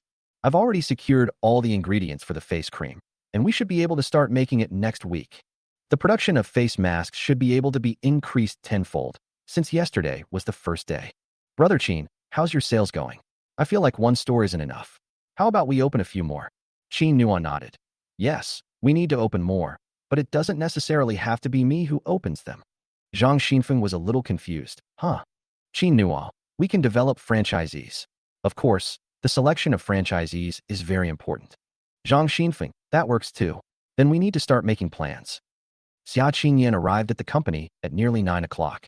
As soon as she entered the company building, she saw an acquaintance in the lobby. Lin Mumu's outfit today wasn't as childish, but it was still very casual. She saw Xia Qingyan, then turned to look at the car turning around outside, and laughed. This must be President Xia, right? Xia Qingyan frowned slightly. You. Tang Feng, who was standing next to him, inexplicably felt that he could smell gunpowder. He quickly came over and introduced, President Xia, this is designer Lin Mumu. Today is her first day on the job. Designer Lin, this is our CEO Xia. Xia Qingyan was slightly taken aback again. Lin Mumu? Is she Lin Mumu? Lin Mumu stepped forward and extended her hand. Hello, Mr. Xia. Chapter 91. This blushing, heart-pounding feeling. That's called liking someone. Xia Qingyan didn't have time to reach out. Tang Feng, standing to the side, looked completely bewildered. You know each other? Lin Mumu nodded. We've met once. Xia Qingyan withdrew her gaze, her expression turning cold. Come with me. After saying that, he turned and got on the elevator. Tang Feng quickly grabbed Lin Mumu, who was about to leave. What happened? Lin Mumu smiled slightly. It's all right. After saying that, she turned around and followed Xia Qingyan. Tang Feng looked completely bewildered. What's going on? Does President Xia and designer Lin have a grudge? Could they be rivals in love? Lin Mumu followed Xia Qingyin all the way to the president's office. Throughout the journey, she noticed that Xia Qingyin's expression remained unchanged. Lin Mumu was very curious. This shouldn't be the case. Has Qin Nua still not managed to coax her after all this night? Are all CEOs this hard to appease? Or is she not even jealous at all? Thinking about this, Lin Mumu instantly felt that she hadn't done enough yesterday. She failed to make Ms. Xia realize that her husband was very popular. She simply pulled up a chair and sat down opposite Xia Qingyin, saying with a grin, President Xia, isn't Brother Qin Nua here? Seeing that Xia Qingyin didn't speak, Lin Mumu continued. Brother Qin Nua is a very good person, President Xia. If you don't like him, could you let him go? There must be a lot of people who want to pursue him. Lin Mumu spoke in a tea-sweet, tea-like manner, mimicking the way the supporting actresses on TV spoke. She felt that if her boyfriend were to be talked about like that, she would be furious. But she noticed that Xia Qingyin didn't seem angry at all. She was just looking at her. Lin Mumu had no choice but to put in more effort. I only came to work because of Brother Qin Nua, President Xia. You didn't know that, did you? Xia Qingyin finally spoke. For him. Lin Mumu nodded. Yes, Brother Qin Nua is so handsome. It must be a very happy thing to be his colleague. Xia Qingyin rubbed her forehead. If Qin Nua hadn't explained it to her yesterday, she would have really fallen for Lin Mumu's trick. I didn't say anything, just wanting to see what kind of trouble she was up to. Unexpectedly, she continued to speak in a sarcastic tone. Is this person deliberately trying to provoke me? She calmly handed the employment contract to Lin Mumu. Designer Lin, how about we sign the employment contract first? Okay. Lin Mumu didn't understand Xia Qingyin's meaning, but she still went over and signed the contract seriously. After signing, he didn't forget to tease Xia Qingyin. How do I get to the design department? Will I see Brother Qin Nua soon? Xia Qingyin picked up the contract, glanced at it, and then said, I'm sorry, Designer Lin. I'm afraid I'll have to disappoint you. Huh? Lin Mumu blinked, feigning innocence. Xia Qingyin, Qin Nua won't be coming to work at the company. Huh? Lin Mumu asked in surprise, what? Xia Qingyin, Qin Nua has his own career. Design is just his hobby. He doesn't plan to come to work. Oh. Lin Mumu glanced at Xia Qingyin, then at the contract in her hand. I immediately felt like I'd been scammed. President Xia Yu. Xia Qingyin stood up and threw the contract in her hand into the drawer. Although I don't know why you're deliberately trying to annoy me, I admire your design skills and hope you can win over young Master Hua soon. After saying that, she extended her hand. It's a pleasure to work with you. Lin Mumu. It seems I really got scammed. So, Mr. Xia, you know everything, is that right? Xia Qingyin nodded. Qin Nua told me. Well, Lin Mumu sighed and rubbed her forehead, then hesitantly grasped Xia Qingyin's hand. You've already signed the contract. You can't go back on it. Lin Mumu. I know, but President Xia, do you really not know why I made you angry? Xia Qingyin frowned. Why? Lin Mumu. Were you angry with Qin Nua yesterday at his shop? Xia Qingyin subconsciously withdrew her hand and retorted directly. I didn't. Lin Mumu. Oh dear, President Xia, you don't need to lie to me. I saw it all. Your ears are red, and your breathing is a little unsteady. And also, your expression was much colder than it is now. Xia Qingyin was slightly taken aback. She subconsciously raised her hand and touched her face. Did I? Lin Mumu. Yes, especially when I call Qin Nua brother. Do you feel upset and have a bad feeling in your chest? Xia Qingyin, how did you know? Realizing what she had asked, she quickly corrected herself. No, Lin Mumu stepped forward directly and said, I know, you don't need to explain, President Xia, but President Xia, don't you realize that you're jealous? Xia Qingyin was stunned. Lin Mumu continued, what I mean is you. Like Qin Nua. Oh. This time, it was Xia Qingyin's turn to be dumbfounded. She looked at Lin Mumu in disbelief. Lin Mumu continued, I heard from Brother Qin Nua yesterday that he's still pursuing you, President Xia. I've heard rumors about you before. You probably don't realize that this blushing and heart-pounding feeling is called liking someone. That's how it was when I met Hui Yanjun. I've liked him since I was little. He was the one who made my heart flutter, and later, he was even the object of my romantic fantasies. Speaking of Hui Yanjun, whom she likes, Lin Mumu clasped her hands together, her face beaming with happiness. President Xia, the reason I'm telling you all this is to let you know that you really do like Qin Nua. Two people who like each other should be together. Brother Qin Nua is such a good person. If you don't want him, There are really a lot of people lining up. Xia Qingyan listened to these words and sat blankly in the chair. Like, does she really like Qin Nua? If that's really the case, then are these strange feelings I've been having lately what you call being moved? She clutched her chest and began to recall that feeling. I was nervous when we first met. I was nervous when we said goodbye. Even after seeing him many times, my heart still races at the slightest glance or word from him. How could she possibly like Qin Nua? But thinking about that feeling gives me a strange sense of satisfaction. Even she herself didn't realize that she was laughing. Lin Mumu was shocked when she saw this scene. Yes, that's exactly the feeling. President Xia, can you feel it? Are you thinking about brother Qin Nua right now? Haha, I knew I wouldn't be wrong. Based on my experience watching so many romantic dramas, you do like brother Qin Nua. Xia Qingyan quickly wiped the smile off her face, sat down at her desk, and looked somewhat uneasy. I didn't. Upon hearing this, Lin Mumu couldn't help but burst into laughter. It's no use denying it. One day, you'll belong to brother Qin Nua, President Xia. Want to make a bet? Chapter 92. Brother Qin Nua really loves his wife. Xia Qingyan saw Lin Mumu blinking, looking impatient, and immediately came to her senses. What is she doing? Why did she start discussing this with Lin Mumu? It's working hours now, even if she really misses Qin Nua. Wait a minute. How could she be thinking about Qin Nua? That's absolutely impossible. Thinking of this, Xia Qingyan took a deep breath. It's time to go to work. Well, Lin Mumu was surprised that Xia Qingyan's expression changed so quickly. But now, she's her own boss, so she doesn't dare say anything. She could only smile and move closer to Xia Qingyan. Ms. Xia, is brother Qin Nua really not coming to work? Fearing that Xia Qingyan might misunderstand, she quickly added, I didn't mean anything by it. I just think that brother Qin Nua's designs are excellent. Were those designs used by our company? I remember he said that they were for his wife. Xia Qingyan looked at her suspiciously. How did you know? Lin Mumu scratched her head a little embarrassedly. I left a comment on his Weibo and even sent him a private message, asking him to cooperate with me. But he refused me righteously, saying that all of this was designed for his wife. At this point, Lin Mumu added, brother Qin Nua really loves his wife. However, he doesn't know that Sanchimu is me yet. I just wanted to give you a surprise and maybe set you two up. How could I have known? You saw right through me. When Lin Mumu said this, she pouted with a wronged expression. This left Xia Qingyan speechless. She could only say, I see. Well, those designs are used by our company, but he won't be coming to work. What a pity. Lin Mumu lowered her head. I thought working here would allow me to collaborate with the best designers. After muttering to herself for a moment, she turned and walked out, intending to familiarize herself with the design department environment first. At this moment, Lin Mumu then heard Xia Qingyan say, however, he occasionally does some design work for us. You can ask him questions if you have any. After talking with Qin Nulin and Mumu, Xia Qingyan realized that the two of them were indeed not related.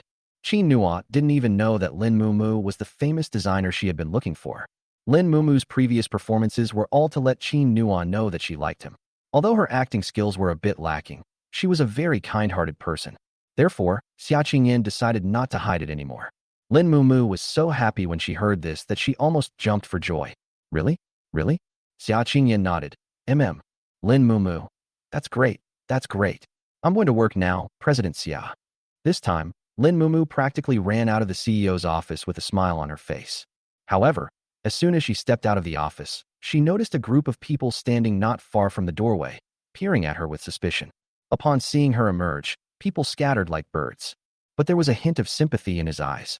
Lin Mumu looked completely bewildered. What's wrong? What happened to you guys? Tang Feng, who wasn't fast enough, had no choice but to awkwardly approach Lin Mumu. He touched his nose and said with some concern, Designer Lin, are you all right? Before Lin Mumu could answer, he continued, our CEO Xia is actually a very good person. She's just all bark and no bite. Although she can be a bit harsh and cold to people, she might also take advantage of her position to act childishly. But you can rest assured, she's a wonderful person, really, very good to her employees. If you come to work here, you will definitely not be bullied. If Mr. Xia just said anything unpleasant or did anything to offend you, please don't be angry. Tang Feng had been standing at the door for quite some time, but unfortunately, the door to the president's office was soundproof, so he couldn't hear what was being said inside. But thinking about it, it's obvious who would be nice to their love rival. Then, he was very worried. Although Tianyin Group now has that mysterious Nguyen designer, Lin Mumu is very famous, and if you want to make a living in this industry, you still can't afford to offend Lin Mumu. Lin Mumu looked completely bewildered. President Tang, what are you talking about? Tang Feng. What I mean is, although you and our CEO Xia like the same person, this is a private matter, so please don't bring it into your work. Lin Mumu. It took her a moment to understand what Tang Feng meant. Remembering how silly she had been in front of Xia Qingyin just now, Lin Mumu couldn't help but laugh. Oh my god, did I really feel that embarrassed just now? However, after listening to Tang Feng say so much, she also grasped the essence of his words. Although Tang Feng is the director of the design department, he seems to have no heirs at all. Moreover, they consider not only the president's interests but also those of their subordinates. This company seems so loving. Lin Mumu suddenly stopped worrying. She liked this atmosphere. Director Tang, you've misunderstood. Xia and I aren't rivals in love. In fact, we're very, very good friends. Oh, this time, it was Tang Feng's turn to be dumbfounded. Lin Mumu, let's go, time to work. Don't worry, I'll do my best from now on. Oh. Tang Feng glanced in the direction of Xia Qingyin's office, then looked in the direction Lin Mumu had left, feeling somewhat puzzled. Could it be that I've really misunderstood? Why were those two talking so aggressively just now? Strange. Night. Qin Nua came to pick up Xia Qingyin as usual. Lin Mumu was so engrossed in a design that she had originally intended to come out and say hello to Qin Nua, but unfortunately, she missed it. So much so that Tang Feng, who had been observing her all day, couldn't help but walk over and say, "Hey, designer Lin, you don't need to be so stubborn, I can tell." Lin Mumu. What did Director Tang discover this time? That's all, I'm off work. Lin Mumu didn't bother to explain and quickly rushed out of the office. Tang Feng watched Lin Mumu's retreating figure, lost in thought. A moment later, he called his assistant. Starting tomorrow, give designer Lin more work near the end of the workday. Assistant, huh? Tang Feng. What do you mean, President Xia finally found a boyfriend. We can't let someone ruin it. Didn't you see that as soon as you got off work, designer Lin rushed out and kept looking out the window? She must want to see CEO Xia's boyfriend. We absolutely cannot give her that chance. The assistant seemed to understand, but not quite. Oh, I see. Tang Feng nodded, then stroked his chin, and couldn't help but sigh to himself. Wow, how can there be such a good employee? She really goes to great lengths for the boss. I'm so amazing. After Xia Qingyin got into the car, she would turn her head to look at Qin Nua from time to time. As I watched, Lin Mumu's words kept coming to mind. She didn't quite understand. Do I really like Qin Nua? Chapter 93. Mom is peeking at Dad again. Qin Nua had also been observing her for a long time. Seeing her gaze occasionally drift towards him, and her expression growing increasingly conflicted, Qin Nua couldn't help but laugh. What's wrong? Xia Qingyin then realized what was happening. No, nothing. Qin Nua remained silent. In the back seat, Xia Kiki covered her mouth, happily snuggled up to Nuanyuan and Guogua, and whispered, Mommy's peeking at Daddy again. Because she was still young, Xia Kiki couldn't control the volume. What was originally a private conversation was overheard by everyone. Xia Qingyin. Qin Nua looked at the three of them through the rearview mirror and couldn't help but laugh. He glanced at Xia Qingyin again and found that Xia Qingyin kept her head down and didn't dare to look at him. Qin Nua was secretly delighted. After arriving home, Qin Nua went to the kitchen to cook, but he vaguely felt that a gaze was falling on him. When he turned his head to look, he found Xia Qingyin sitting on the sofa, looking at the documents intently. She, who usually works overtime in her study, has stopped doing so. Qin Nua couldn't help but laugh. But remembering that this girl was always stubborn and arrogant, he didn't expose her and focused on cooking. Once he stopped looking at her, Xia Qingyin's gaze fell on his back. Although Qin Nua was wearing an apron, it did not affect his tall and straight figure at all, and his serious demeanor is simply too captivating. With that in mind, she simply stopped looking at the information. He leaned back on the sofa, looking at Qin Nua. He peeled garlic, chopped scallions, heated oil in a wok, and stir-fried the vegetables. She saw every single movement. Xia Qingyin never imagined that one day, even a peaceful daily life could be so heartwarming. She, who clearly enjoys her work, felt extremely at ease at that moment. Xia Qingyin didn't realize what was happening until the three little dumplings approached, laughing as they came closer. However, Coco had already seen everything. Mommy, is Daddy pretty? Xia Qingyin. She picked up the documents and went into the study without looking back.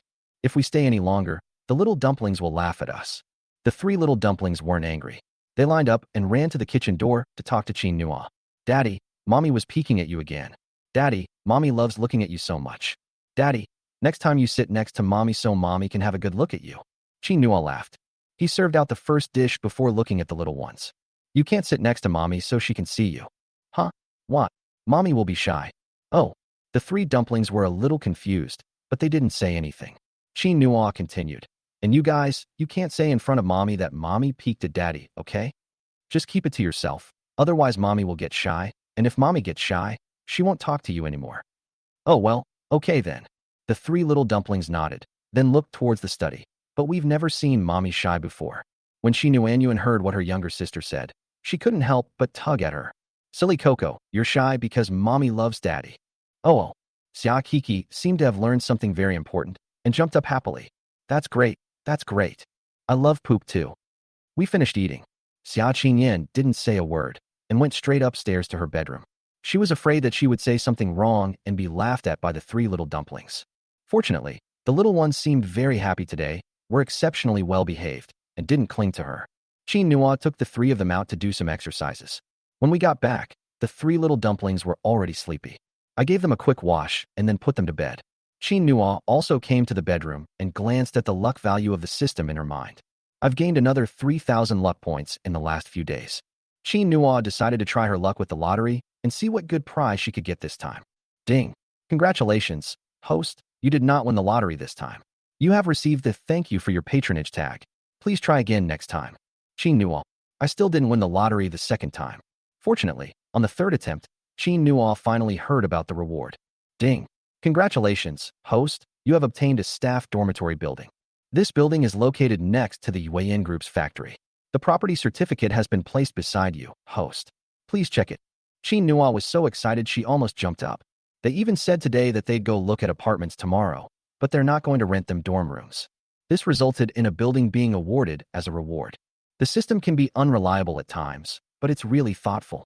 Thinking this, Qin Nua noticed a property ownership certificate next to her. He looked at the authorization letter and was very happy. It seems I can tell Zhang Xinfeng the good news tomorrow. Qin Nua slept exceptionally well that night. He got up early the next morning to get ready. After seeing Qin Yan off, he took the three dumplings to the factory area. On the way, he suddenly received a call from Xia Qinghua. Hello? Qin Nua, it's your Uncle Xia. Qin Nua, I know, Uncle Xia, what's wrong? Xia Qinghua. It's like this, I was planning to visit you and the kids today. I'm leaving now, see you at the shop later. Just as Qin Nua was about to say something, Xia Qinghua said anxiously. I'm hanging up, I'm driving. He had barely finished speaking when the phone was hung up. Qin Nua stared at her phone, somewhat bewildered. He had no choice but to turn around and go to the store first. The Xia family at this time. Sun Wanjun looked at Xia Qinghua, who was beaming with joy after hanging up the phone, and was somewhat speechless. Why did you hang it up so fast? Xia Qinghua. I'm just afraid I'll let it slip. We're going to surprise our son-in-law today, and if I let it slip, the surprise will be ruined. Sun Wanjun rolled her eyes. Anyone who didn't know better would think Qin Nua is your son. Xia Qinghua. Ha ha. I wish I had such an outstanding son, but unfortunately, I'm not so lucky. Sun Wanjun. All right, let's get going. As Xia Qinghua got into the car, he said, I understand. You should also get ready and hurry to Qingyan's house to help our good-for-nothing daughter. Sun Wanjun. Okay. Xia Qinghua then happily started the car and drove towards the Triumph building. After preparing for several days, he finally found something he liked. Today, I'm going to give my son-in-law a big gift. He's going to take good care of his son-in-law. Thinking this, Xia Qinghua sped up. Qin Nua arrived at the Triumph building early. He thought about it and realized that the dormitory building issue was urgent. Or we could take Xia Qinghua to the factory together later. Fortunately, he didn't intend to keep it a secret. I need to show Uncle Xia that I have the ability to support his daughter. When Xia Qinghua arrived, he saw the three little ones clinging to Qin Nua, especially little Nuanyuan, who was sitting on Qin Nua's shoulders. He ran over happily. I didn't expect that even Nuanyuan likes you so much. It seems that you are destined to be the son-in-law of the Xia family. Thank you for the character summoned from One Thought 3000. Thank you everyone for the gifts. Good night. Chapter 94 Qin Nua being shown off by the three dumplings. Qin Nua laughed. Uncle Xia, what's the matter? Xia Qinghua gestured for him to come inside. Come in. Qin Nua said.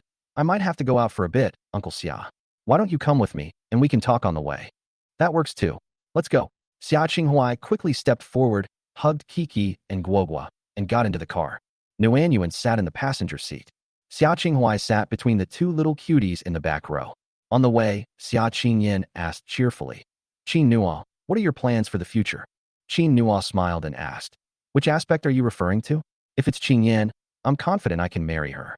Xia Qinghua, no, no, I was talking about your face mask. Do you plan to go down this path in the future? Qin Nua pondered for a moment. The system rewards we've received recently have all been related to this, but that may not be the case in the future. That's what I'm thinking for now, but in the future, there might be other paths we take. The cosmetics industry is very profitable, but it's not an easy business to succeed in. Are you confident? Xia Qinghua was testing Qin Nua. Once he made up his mind, he would fully support him. Qin Nua said, yes, I'm very confident. His recipes are all unique. Hearing this, Xia Qinghua felt relieved. All right, I came here today to tell you that I'm planning to invest in you. What do you need? A factory. Qin Nua. If he says he owns a factory, and it's the best factory at that, will his future father-in-law be angry? At this moment, little Coco played a huge role. She looked at her father, then at her grandfather. With a delighted and proud expression, he said, Grandpa, Daddy has a factory now. Xia Qinghua was slightly taken aback. Huh? After thinking for a while, he said directly, impossible. How could your dad have a factory in such a short time? Don't be silly. Grandpa is really here to help your dad. Xia Kiki, it really exists. If you don't believe me, ask Guogua and Nuanyuan. Xia Guogua, that factory is so big. Grandpa, Daddy said he would support Mommy and us, so he had to work hard. And he really did. Xia Nuanyuan was afraid that her grandfather wouldn't believe them, so she nodded vigorously. Yes, that's right. Xia Qinghua stared at the three in shock. Normally, the mischievous Coco likes to trick her, but Guogua and Nuanyuan never lie. Could it be that Qin Nuo really has a factory now? When he investigated Qin Nuo a few days ago, it wasn't there yet. Qin Nuo, really? Qin Nuo could only nod. Yes, Uncle Xia, thank you. Xia Qinghua had no choice but to say, oh, that's fine then. As for the funds, how much do you need? I'll transfer it to you. Fortunately, he had other contingency plans. In short, we must help Qin Nuo no matter what. Qin Nuo was stunned again. His previous face mask seemed to have sold 500,000 units. We have enough funds for the rest of the trip. Xia Kiki turned her head and grabbed Xia Qinghua. Grandpa, my dad has money too. Besides, if my dad runs out of money, I'm here for him. Xia Guogua, me too. Me too. Xia Nuanyuan. Grandpa, don't worry. Even if we don't have any, Mommy has plenty. Xia Qinghua. Why do I suddenly feel like I'm being a bit superfluous? Wrong. Why do I feel like I can't help at all as a future father-in-law? No. He has to do something. He rested his chin on his hand and thought for a moment, then asked, Then, what about the workers? Do you need my help? Let me tell you, I've built up quite a network of connections in the business world over the years. Xia Kiki. There are worker dads too. Those worker uncles are all very nice and cute. Kiki likes them. Xia Guogua. Guogua likes it too. Xia Nuanyuan. Nuanyuan too. Very nice and cute. Xia Qinghua was a little confused. How exactly is it cute? Those are people who have to go to work and produce output. How can you describe them as cute? Who are the people Qin Nua has contacted? No, when he sees Qin Nua later, he must give her his opinion. Qin Nua said, Uncle Xia, you really don't need to worry about me. Don't worry, everything is fine here. If you have time, you can come and visit more often. You should like the workers too. From the moment Xia Qinghua went to the orphanage to help Director Qin Nua knew that Xia Qinghua was also a very warm-hearted person. Such people are always full of love. Upon hearing Qin Nua's words, Xia Qinghua suddenly felt as if he had accomplished nothing that day. The money wasn't delivered. The selected factory building was not delivered. I tried to help, but I couldn't succeed. Isn't this son-in-law a bit too independent? Although the son-in-law is capable and does good things, doesn't this make him seem too incompetent? No. He needed to think of a way to help Qin Nua. The further we walked, the more remote the area became. Xia Qinghua already had a plan in mind. Judging from this, the factory that the son-in-law found must be very dilapidated. After visiting it, he will casually say a few words about how bad it is and tell his son-in-law to find another place. That way, he can be of help. I'm such a clever little devil. Xia Qinghua silently gave himself a thumbs up for his plan. When they arrived at the factory gate, Qin Nua stopped the car. The three dumplings jumped down happily. Xia Qinghua slowly got out of the car, already prepared to see a dilapidated factory. But when I saw the four large characters, Yuan group, at the entrance of a magnificent gate, Xia Qinghua was completely bewildered. Xia Kiki tugged at his sleeve. Grandpa, this name means, I like Qin Yan, and Daddy named it. Isn't it beautiful? Xia Qinghua, certainly knew the meaning of those 4 words. He just didn't expect Qin Nua to be so dedicated. Looking further ahead, there was a large, enclosed factory area. Xia Qinghuai was stunned again. Qin Nua, carrying Wan, walked ahead and said, "Uncle Xia, let's go." Xia Qinghuai nodded mechanically, then followed him inside, somewhat bewildered. The first thing that catches the eye is an office building. Qin Nua turned around and looked at Xia Qinghuai. "Uncle Xia, would you like to go in and have a look around?" Xia Qinghuai nodded mechanically again. Qin Nua then led Xia Qinghuai inside. The office building is fully equipped with state-of-the-art equipment. Xia Qinghuai was stunned again. "These are all yours?" Qin Nua nodded. Xia Qinghuai couldn't help but swallow. What happened to the small workshop and rundown factory we were promised? The reality is quite different from what we imagine. "Come on, Uncle Xia, let me show you around the factory and my workers." "Well." Xia Qinghuai nodded quickly. At this moment, he couldn't care about anything else. He just wanted to see just how amazing the factory was. A short while later, 2 adults and 3 children stood in the mask factory. Xia Qinghuai looked at the assembly line and several workers inside. I was stunned again. For a moment, he didn't know how to describe his feelings. Chapter 95 Surprise. And that's not all. The factory is very clean, and the production line facilities are top-notch. However, those people had some problems, more or less. Xia Qinghuai never imagined that in his lifetime he would see disabled people working so hard. They were so focused on their work that they didn't even notice when they arrived. One of them had very difficulty walking, and every movement was very strenuous. But he was in no way inferior to the others. Another person had burn scars on their face. He faced them, smiled at them, greeted the 3 little ones, and then went back to work. Xia Qinghuai originally wanted to stand in front of the 3, fearing they would be frightened. But he discovered that the 3 animals were not afraid at all, but instead greeted them warmly. Xia Kiki tugged at Xia Qinghuai's sleeve again. "Grandpa, aren't they cute?" Xia Qinghuai was slightly taken aback. He squatted down and listened to Xia Kiki say, "Daddy said that they are all angels who fell to earth, but they were injured and are still angels.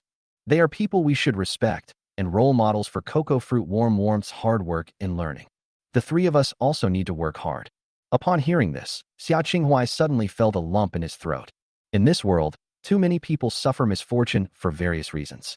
There will always be some normal people who view them with prejudice. Some parents even forbid their children from touching these people. However, Xia Qinghuai discovered that the 3 little cuties didn't seem afraid of these people at all. They even treated them as friends. Xia Qinghuai suddenly felt very gratified. What he fears most is that without poop, the 3 little ones will develop abnormal values. But not anymore. His son-in-law is just as kind as Dean Sheen. Such a kind person is bound to be extraordinary. Xia Qinghuai pinched Xia Kik's nose and said, "Daddy is right. You guys should work hard too." Uh-huh. The 3 of them laughed happily. After seeing the factory, Xia Qinghuai felt relieved. "Qin Nua, tell me, what other surprises do you have in store for me?" Qin Nua shook her head. "There's nothing surprising about it." Xia Qinghuai sighed and pointed to the large park behind him. "Is all of this yours?" Qin Nua was stunned. After a moment, he said, "Right, but it hasn't been developed yet, so it can't be used now. But don't worry, Uncle Xia, I will work hard. Once it's done, I'll let Qin Yin enjoy a life of leisure at home." Xia Qinghuai finally couldn't help but laugh. "Ha ha ha ha. Qin Yin is enjoying a life of leisure at home?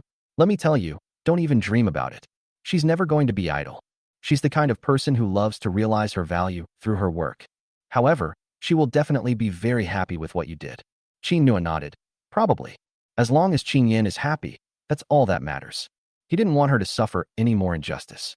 At noon, Zhang Xinfeng and the others finally got a break. Qin Nua greeted the group and introduced Xia Qinghuai. Upon hearing that Xia Qinghuai was Qin Nua's future father-in-law, the group immediately took a step back and said cautiously, "Mr. Xia, hello, Brother Qin was just trying to help us. Please don't blame him. If you feel we're not doing a good job, you can resign on your own." Xia Qinghuai laughed. He stepped forward and put his arm around Zhang Xinfeng's neck. "Ha! What are you thinking? How could I blame Qin Nua? I'm overjoyed. Throughout my life, I've wanted to help others, but my abilities are limited, and I ultimately failed. Qin Nua did what I wanted to do, and I'm very happy." Zhang Xinfeng was a little embarrassed. "Really? Thank you, Mr. Xia. Don't worry, we will definitely do a good job." Xia Qinghuai nodded. "Yes, I believe you. Some people, if you give them just a ray of light, can illuminate a vast expanse of darkness. And they belong to this group of people." After chatting for a while, Xia Qinghuai realized that he really didn't have anything he could do to help Qin Nua. I was suddenly conflicted. At this time, Qin Nuo stepped forward and said, "By the way, Brother Zhang, I've settled things with the dorms. Since we're resting now, why don't you go take a look?" Zhang Xinfeng and the others immediately perked up. Great, great. Let's go take a look? Jiang Jingyi, however, objected. Is it far, Brother Qin? If it's too far, go after get off work. Otherwise, we won't be able to finish today's work. Everyone thought it made sense and was about to object. Then Qin Nuo said, "It's not far, it's right next door. All right, let's go." Qin Nuo then turned to pull the dumplings. But he discovered that the three little ones were having a great time, being pulled along by Zhang Xinfeng and the others. Even Xia Qinghuai couldn't catch one. Qin Nuo then gave up. They went out the door and turned left together. 5 minutes later, Qin Nuo saw the building that the system had given him. This is a residential community called Tianyue Community. The residential area has excellent greenery and consists of about a dozen buildings. The first building at the very front has over 30 floors and a total of 6 units. For households per floor. When Zhang Xinfeng and the others saw this, they were somewhat stunned. Brother Qin, why did you stop? They usually live in either ordinary houses or old, dilapidated ones. They even occasionally live under bridges. Even when I occasionally stay in the staff dormitory, there isn't a house as nice as this. Therefore, in their eyes, Qin Nuo had probably come to the wrong place. Why don't you give me the address and I'll take a look for you? I've been to this area several times recently. I know it very well. The speaker was Wu Yuliang. When he has free time, he likes to wear a mask and wander around. Xia Qinghuai was also a little puzzled. Qin Nuo, what's wrong? Qin Nuo glanced at the address, then at the building in front of her, and laughed. That's right, this is it. I never expected the system to give me such a large building. This can house a lot of people. Everyone was slightly taken aback. Here? Qin Nuo nodded. Zhang Xinfeng had no choice but to step forward and say, "All right, Brother Qin said this is the place, so let's go in first." Qin Nuo walked ahead, took out her access card, and swiped it to open the door to the first unit. After entering, they took the elevator together. Zhang Xinfeng stood at the elevator entrance, looking at Qin Nuo with curiosity. "Brother Qin, which floor?" Qin Nuo said, "Any floor is fine. It doesn't matter." Well, Zhang Xinfeng was dumbfounded again. Qin Nuo added, "You can choose which floor you want to stay on." Everyone. They looked at each other, puzzled. Zhang Xinfeng was the first to react, cautiously asking, "Brother Qin, which floor and which unit did you rent?" Upon hearing this, Qin Nuo realized that she had forgotten to explain. He quickly said, This entire building belongs to us, including the other units next door. So, you can stay anywhere you like." Everyone. Chapter 96, How to Talk About Love. "Brother Qin, what are you saying?" "Brother Qin, this building has 30 floors. If there are 4 households per floor, that's a total of 120 households. Plus the other units next to it, this. Brother Qin, you've rented them all." Xia Qinghuai was also completely bewildered. When Qin Nuo told him that he had rented a house for them, he thought it was just a random suite. How did it become an entire building? Qin Nuo scratched his head, a little embarrassed, and said, "Yeah, I rented them all." He can't exactly tell people that this is a reward from the system, can he? That's really abnormal. Seeing that the others were still looking at him with surprise, Qin Nuo continued, "Aren't we going to recruit more people later? Let's get it all done at once and keep them as backups." Zhang Xinfeng looked puzzled. "Will we need to hire so many people in the future? This building can probably house several thousand people, right?" Qin Nuo nodded. "Okay, I'll confess." He had barely finished speaking when Xia Qinghuai slapped Qin Nuo on the shoulder. "Good lad, you've got guts. Better than your uncle was when I was young. Back then, I was timid and hesitant, and I thought things through a lot more. You're leaving yourself no way out. But I think it's good. It pushes you forward. Haha. My daughter definitely made the right choice. Gentlemen, don't worry about it. Since Qin Nuo has rented it for you, just go and stay." After a moment of shock, Zhang Xinfeng, as if having made up his mind, also nodded. "All right, Brother Qin, since you've made up your mind to go big, we'll all be with you." "Me too. Don't worry, Brother Qin. We will do our best." "Brother Zhang, let's start working overtime from today. Every little bit helps. We absolutely can't let Brother Qin down." "Okay, let's work overtime." In their view, Qin Nuo, a person who had just started his business, not only found such a large factory, but even the staff dormitory was so luxurious. This shows that they are already prepared to make the company successful and large, and they will become Qin Nuo's first batch of outstanding employees. They, who had always been looked down upon by others, suddenly felt that they were being valued. And this attention all comes from Qin Nuo. If before they simply decided to follow Qin Nuo, now they are completely won over by him. They decided that as long as Qin Nua was alive, they would risk their lives to prevent him from losing money. Qin Nua had no idea what the others were thinking. Seeing their sudden surge of passion, he didn't say anything. After all, the factory and dormitory were rewards from the system. Actually, if it were him, he wouldn't have the money to rent such a big house. Qin Nua silently thanked the system in his heart. As they were talking, the group randomly pressed a floor button and got off the elevator. The three dumplings walked at the front, and each door had a key. Xia Kiki tiptoed and opened one of the doors. Then, everyone was stunned once again. The room has 3 bedrooms and 1 living room, and it's fully furnished with everything you need. When Zhang Xinfeng and the others thought about the dilapidated place they used to live, they suddenly felt that following Qin Nua was perhaps the best decision they had ever made. They stopped being coy. How about this, a 3-bedroom apartment for the 3 of us, so we don't take up extra space? When new employees come later, we can let them feel the warmth too. Okay. Everyone immediately reached a consensus. Qin Nua was very happy to have finally accomplished something big. Xia Qinghuai stood to the side with his 3 little dumplings, watching Qin Nua and the employees, and couldn't help but laugh. Your dad is really great. Xia Kiki. Of course, he's our daddy. Xia Guogua. So proud. Xia Nuanyuan. Xia Qinghuai did not refute it. He suddenly felt that he saw the shadow of his own struggle when he was young in Qin Nua.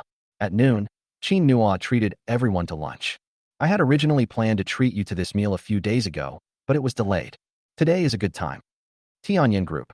With the designer's matters mostly settled, Xia Qingyin finally had some free time. She propped her head up, sat at her desk, and looked at the documents for a long time, but she just couldn't concentrate. So she picked up her phone and scrolled through it. When she saw Qin Nua's WeChat chat window, she stopped involuntarily. In his mind, he recalled Lin Mumu's earlier words. You really must like brother Qin Nua. She pondered this problem for an entire night, but couldn't come up with a solution. I just think Qin Nua is more handsome. Thinking of this, she opened the chat window of her best friend and family doctor, Shen Yu. Although Shen Yu had never been in a relationship, she had watched far more idol dramas than I had. That guy is a hopeless romantic. Dr. Shen, does liking someone really make you blush and your heart race? After typing the message, she couldn't press the send button. Does asking this question make me seem stupid? The president of Tianyin Group, a prestigious company, doesn't even know what it feels like to be in love? Never mind. Let's rephrase the question. Then, she deleted all the words and retyped the sentence. Dr. Shen, how do you date? After typing it, she felt that there was nothing wrong with the sentence.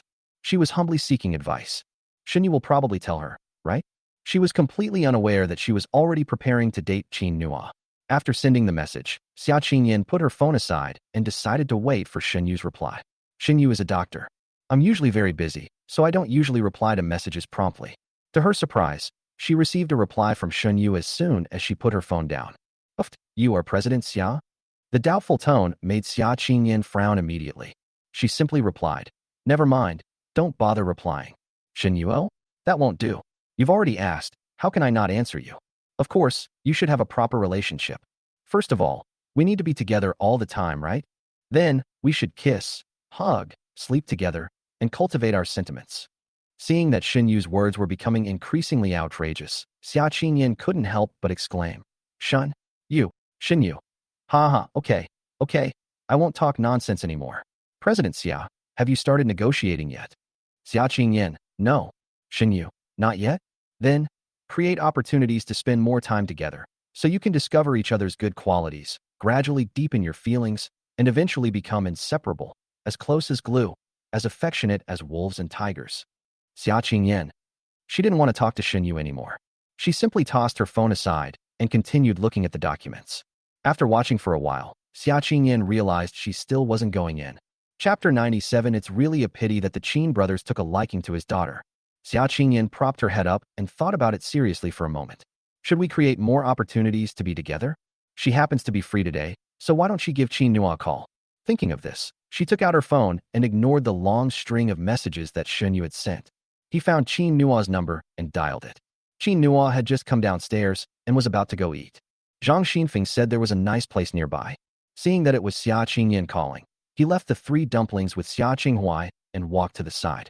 Seeing this, the group of people who were chatting animatedly asked curiously, What are you doing, Brother Qin? Whose call was that? Look how happy he is. Xia Kiki looked up happily. Of course it's Mommy's call.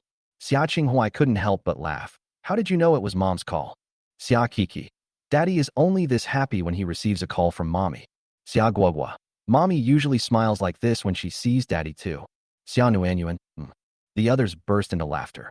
Haha. They seem to be very much in love. Xia Qinghuai. Of course. My daughter and son-in-law must be loving and affectionate. He always felt that he was one step closer to marrying off his daughter, which was wonderful. The group burst into laughter again. Zhang Xinfeng, however, was quite curious. But we haven't met Brother Qin's wife yet. Why don't we invite her to join us for dinner? I think it's a good idea. Wu Yuliang, go and talk to Brother Qin. Yes, we need to meet our boss's wife too. Upon hearing this, Xia Qinghuai looked at them with suspicion. You haven't seen it before? He thought Qin Nua had already introduced Xia Qingyan to them. After all, given Xia Qingyan's status in Jiangning, his career would be much smoother if those around him knew. Never seen her before. I only know that her name contains the character Yan. Mr. Xia, look at the company's name. It's all based on your daughter's name. Speaking of which, your surname is Xia? I remember there was a female CEO in Jiangning named Xia Qingyan. Just as Xia Qinghuai was about to speak, Zhang Xinfeng said, Don't talk nonsense. He's a big CEO. There are plenty of people with the surname Xia and the character Yan in their names. How did we Qin brothers come to know President Xia? Xia Qinghuai suppressed a smile with delight. Isn't that his precious daughter, Xia Qingyan? However, before he could finish celebrating, Zhang Xinfeng continued. Besides, that CEO Xia is a very powerful and domineering president. If our brother Qin really marries someone like that, his future life will be incredibly difficult. Just think about it, being controlled by your wife every day. This won't work, that won't work, it's so frustrating. Everyone nodded in agreement. That's right. Xia Qinghuai. Why does Zhang Xinfeng's statement suddenly seem to make a lot of sense? His daughter is indeed a bit assertive, a little too arrogant, a little cold towards men. Thinking about this, Xia Qinghuai suddenly felt. It's really kind of him that the Qin brothers took a liking to his daughter and treated her so well. It seems I need to treat Qin Nua even better from now on. By the way, you should also nudge Qin Yan a little more to be a bit more demure and dependent. Just as the three little dumplings were about to say something, Xia Qinghuai stopped them. At this moment, Qin Nua was answering the phone with a smile on her face. What's wrong? Missing me? Xia Qingyan. Qin Nua is becoming more and more shameless. Ironically, she really loves listening to this voice. It really is. She hesitated for a moment, unsure of what to say, and decided to skip the topic altogether. How are the three of them? Qin Nua glanced in the direction of the three dumplings and Xia Qinghuai. Fine. Oh, that's good. After she finished speaking, she was about to hang up the phone. At this moment, suddenly, an unfamiliar voice came from the other end of the phone. Brother Qin, let your wife come and eat too. We haven't met your wife yet. Why don't you introduce us? Xia Qingyan was slightly taken aback when she heard the words sister-in-law. It took him a moment to realize that they were calling her. She immediately felt her ears burning. On the other end of the phone, Qin Nua's voice came through. Want to come over for dinner? Xia Qingyan lowered her head. That was just now. Qin Nua, my employees. Xia Qingyan. Oh, are there many people? Qin Nua. Not many, 6. Xia Qingyan. Okay, give me the address in a bit. I'll come find you. In her eyes, Qin Nua was far too easy to bully. Moreover, since this was his first time doing business, many of his employees were bound to be resentful of him. But she was different. She was a seasoned veteran and knew how to manage others. As the mother of 3 little ones, she had to vet their father. Instead of going out of his way to cultivate a relationship with Qin Nua. That's it. A short while later, she received the address sent by Qin Nua. Xia Qingyan quickly tidied her appearance, trying to make herself look more capable. Then I called a driver, and we went to the restaurant. Qin Nua and the others had already arrived at the restaurant entrance. This is a small restaurant, but it is very clean. After entering, the group headed straight for the private room. First, we ordered the food. Wu Yuliang and his companions looked left and right, but didn't know what to order. Although the restaurant wasn't big, it was still much more expensive than what they usually ate at. They felt heartbroken when they thought that Qin Nua had only been running his factory for a short time, yet he had already rented such a building. He must be out of money, right? Let's save money wherever we can. The group exchanged glances, then gave Zhang Xinfeng a meaningful look. Zhang Xinfeng hesitated for a moment before saying, Hey, Brother Qin, we're not very hungry. How about we each have a bowl of noodles? Please order some more good food for the child and Mr. Xia. Hearing this, Xia Qinghuai was slightly taken aback. These people are just as adorable as Coco said. Qin Nua didn't refuse and took the menu directly. Zhang Xinfeng had already turned his head and said to the waiter, 6 bowls of egg noodles, please. The waiter paused for a moment, just about to write it down. But Qin Nua said, "No, no noodles, listen to me." After saying that, he began reciting the dishes: braised carp, 1 serving of lamb spine, rack of lamb. After ordering 5 dishes, Zhang Xinfeng finally realized something was wrong. "Brother Qin Nua, these are all foods that babies love to eat. You can ask them if you don't believe me." The 3 little cuties nodded eagerly in agreement. "Yes, yes, it's what we love to eat. Guogua loves it so much. Warm and cozy too." Zhang Xinfeng was unsure how to react. These are all main dishes. How can such a small baby eat so much? Qin Nua seemed to have read his thoughts and added, "Next, I'm going to order what my wife likes to eat." After saying that, he ordered 4 more main dishes. Then came 4 vegetarian dishes and 2 soups. Finally, he handed the menu to the waiter and said, "Just serve it like this." The waiter nodded and was about to leave. Zhang Xinfeng couldn't hold back any longer. "All the dishes we just ordered must have cost 1,000 or 2, right?" He asked with some concern. "Brother Qin, your wife can't eat this much, can she?" Before he could finish speaking, a woman's voice came from not far away. "Who says I can't eat this much?" Chapter 98. Brother Qin is showing off his love again. The group turned their heads and saw a girl with a great figure, dressed in business attire, walking towards them. The girl was young, but she gave off an unusually cold feeling. However, she seemed somewhat reserved when she saw the group. He even deliberately relaxed his expression and forced a smile. "Greetings everyone, I am." Before she could finish speaking, Xia Guogua excitedly raised her little hand. "Mommy." The other 2 also sweetly called out, "Mommy, you're here." "Uncles, this is our mom." Xia Qingyan turned around and gave the 3 of them a smile. However, her hands were trembling slightly. "I don't know how well I performed. They probably don't think they're putting on airs, right?" Actually, before she came, she planned to support Qin Nua. But on the way, she received a WeChat video from Xia Qinghua. The video is simple. It shows Qin Nua eating with several disabled people, and the scene of them being reluctant to order food. Xia Qingyan was slightly taken aback when she saw these videos. She asked curiously, "Dad, what is this?" Xia Qinghua quickly replied, "Qin Nua's employee." Xia Qingyan was taken aback again. "Employee?" Xia Qinghua. The little cuties say they're a group of adorable people. "Qingyan, you know what to do, right?" At that moment, Xia Qingyan suddenly realized. Qin Nua is not only making money, but also doing something very meaningful. She held her phone and laughed. "Okay, I understand." So she let her hair, which was tied up high, fall down to make it look softer. "I practiced outside for quite a while before trying to make myself look less fierce.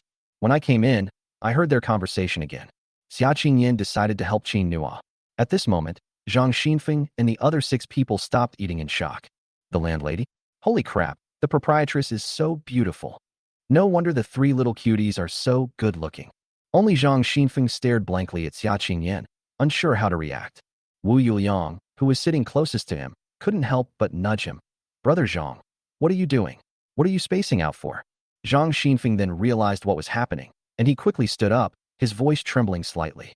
"Xia, Mr. Xia." Wu Yuliang looked completely bewildered. "Brother Zhang, what's with the title President Xia? This is our boss's wife." The others also looked suspicious. Zhang Xinfeng quickly said, "No, don't talk nonsense. This is Xia Qingyan, the president of Tianyan Group." Zhang Xinfeng used to run a small workshop. Although he didn't make it big, he still met some important people through occasional social engagements. He was particularly impressed by this youngest president in Jiangning. He just didn't expect that Brother Qin's wife was actually President Xia. What he just said was it's really. And it was said in front of Xia Qinghua. "What should we do?" Zhang Xinfeng wanted to slap himself. "Oh." Wu Yuliang was also stunned. "Xia Qingyan." His voice was so loud that everyone could hear it. Zhang Xinfeng quickly nudged him. "What are you shouting for? Call him President Xia." Wu Yuliang quickly stood up, his expression still somewhat unnatural. "President Xia," he shouted while secretly glancing at Qin Nua and the children. "Brother Qin's wife is actually the famous President Xia. This is incredible. That's it. Brother Qin's life is definitely going to be tough. And today, they actually came to eat at a place like this. President Xia must be angry, right? What should we do? Should we find an excuse to smooth things over and help Brother Qin out? But how can I help?" He was in a real bind. The others quickly stood up as well, and they all gave Qin Nua meaningful glances, signaling him to stand up as well. After all, with such a formidable wife, Brother Qin should at least show her some respect, right? It's said that men have a very difficult time when their wives are too domineering. However, they saw that Qin Nua not only didn't stand up, but also specially pulled out a chair next to him for Xia Qingyan, his eyes filled with doting affection. "You're here? Please have a seat." Xia Qingyan nodded and was about to sit down. Everyone was dumbfounded again. What's going on? Brother Qin isn't afraid of President Xia at all? And is President Xia really going to sit there? Mr. Xia, don't you find this place disgusting? As they were pondering this, Xia Qingyan, who was about to sit down, turned to look at them again. "Why aren't you sitting down? Come sit with us." There was no contempt in her eyes, and she was just as respectful as Brother Qin. Wu Yuliang and the others looked at each other, somewhat incredulous. They turned their attention to Qin Nua. What exactly happened? At this time, Xia Qinghuai couldn't help but laugh. "What are you all standing there for? Hurry up and sit down. Let me introduce you all. This is my daughter, and also Qin Nua's future wife, Xia Qingyan." As he spoke, he glanced at Xia Qingyan. "My daughter did a great job today." His videos were not in vain. The group then sat down, but their expressions remained somewhat unnatural. "Brother Qin, why don't you just say your wife is President Xia?" No wonder his business has grown so much in such a short time. So they had someone backing them up. Qin Nua laughed. "Didn't I say? You probably forgot." Seeing the expressions on their faces, Xia Qingyan deliberately turned to Qin Nua and asked, "Why didn't you tell me you were treating everyone to dinner today? Qin Nua, has your factory grown this big already? Congratulations." Upon hearing this, Zhang Xinfeng and the others were stunned for a moment. "You don't know?" Xia Qingyan nodded. I don't know. Qin Nua doesn't need me to do things. I trust him." This statement directly demonstrates that Qin Nua did not live off a woman. Everything he owns is earned by himself. The group looked at Qin Nua in surprise. Qin Nua laughed again. "It's because I have a good wife who supports me. There's no other way." His words immediately enlivened the atmosphere. The group of people who were just worried that Xia Qingyan would be angry now all laughed. "Haha, Brother Qin is showing off his love again. This is incredible." However, they felt even more respect for Qin Nua. If Qin Nua had revealed his identity as the Xia family's son-in-law earlier, they believe that many people who are better than them will come to work here. But Qin Nua didn't. He has been working hard on his own. Moreover, we try to make them feel that they are ordinary people too. Several people had tears in their eyes. Zhang Xinfeng was the first to stand up. "Brother Qin, since President Xia is here, how about we go somewhere else to eat? This place is so out of character for President Xia of Tianyan Group. She definitely won't be able to eat." He had barely finished speaking when Xia Qingyan said, "Let's go here. Qin Nua told me the food here is delicious. I'd like to try it." Chapter 99. Qin Nua is really enjoying this soft rice too much. Zhang Xinfeng was slightly taken aback again. He looked at Qin Nua, then at Xia Qingyan, and finally sat down. Okay, let's do it here then. President Xia, please order whatever you like. It's on us today." Qin Nua, huh? Zhang Xinfeng. "Brother Qin, don't say anything. It's not easy for us to see our boss's wife, so it's only right that we treat her." Zhang Xinfeng's words effectively shut Qin Nua down. Qin Nua had no choice but to remain silent. Xia Qingyan was suddenly moved when she heard Zhang Xinfeng's words. She remembers that when she was struggling at the company, many people helped her. Otherwise, I wouldn't be where I am today. Although Yan Ming and Tang Feng often caused trouble, they still respected her. Xia Qingyan began to consider whether she could stop Yan Ming's punishment. Qin Nua handed her the menu. Xia Qingyan accepted it without hesitation. Then they started ordering food. She looked at the menu, ordered all the more expensive dishes that Qin Nua hadn't ordered before, and then handed the menu to the waiter. Soon after, the dishes began to be served. Zhang Xinfeng and the others initially thought that Xia Qingyan was just being polite and wouldn't actually eat it. Unexpectedly, after Xia Qinghuai put down his chopsticks, Xia Qingyan quickly picked up some food and handed it to the children. Then they started eating. She ate very elegantly, but she never stopped. Seeing that several people were looking at her, Xia Qingyan smiled and said, "Let's start eating. It's quite delicious." Zhang Xinfeng and the others then began to eat. All right, let's eat. We're glad President Xia likes it. We're glad she likes it." Xia Qingyan nodded, then turned to look at Qin Nua. He was busy feeding the children and hadn't even had a bite to eat himself. She remembered Shen Yuefa's message and decided to reconnect with him. And those jokes on the internet. Men are very concerned about their image in public, and women should give men enough face. Then, shouldn't she also give Qin Nua enough face? After all, she is now appearing as Qin Nua's wife. Thinking of this, Xia Qingyan picked up a piece of fish and put it on Qin Nua's plate. "You should eat more too." Everyone. Zhang Xinfeng and the others were so surprised that they stopped eating. What's going on? The so-called aloof CEO. Well, if you weren't aloof at all, why have you turned into a little woman? They even served food to Qin Nua. Qin Nua is really enjoying this golden rice too much. No wonder he always talks about his wife. If they had such good wives, they would spoil them every day. Xia Qinghuai, however, was the only one who was eating and laughing at the same time. It seems that my daughter can be taught. This girl noticed that Qin Nua was indeed different from before.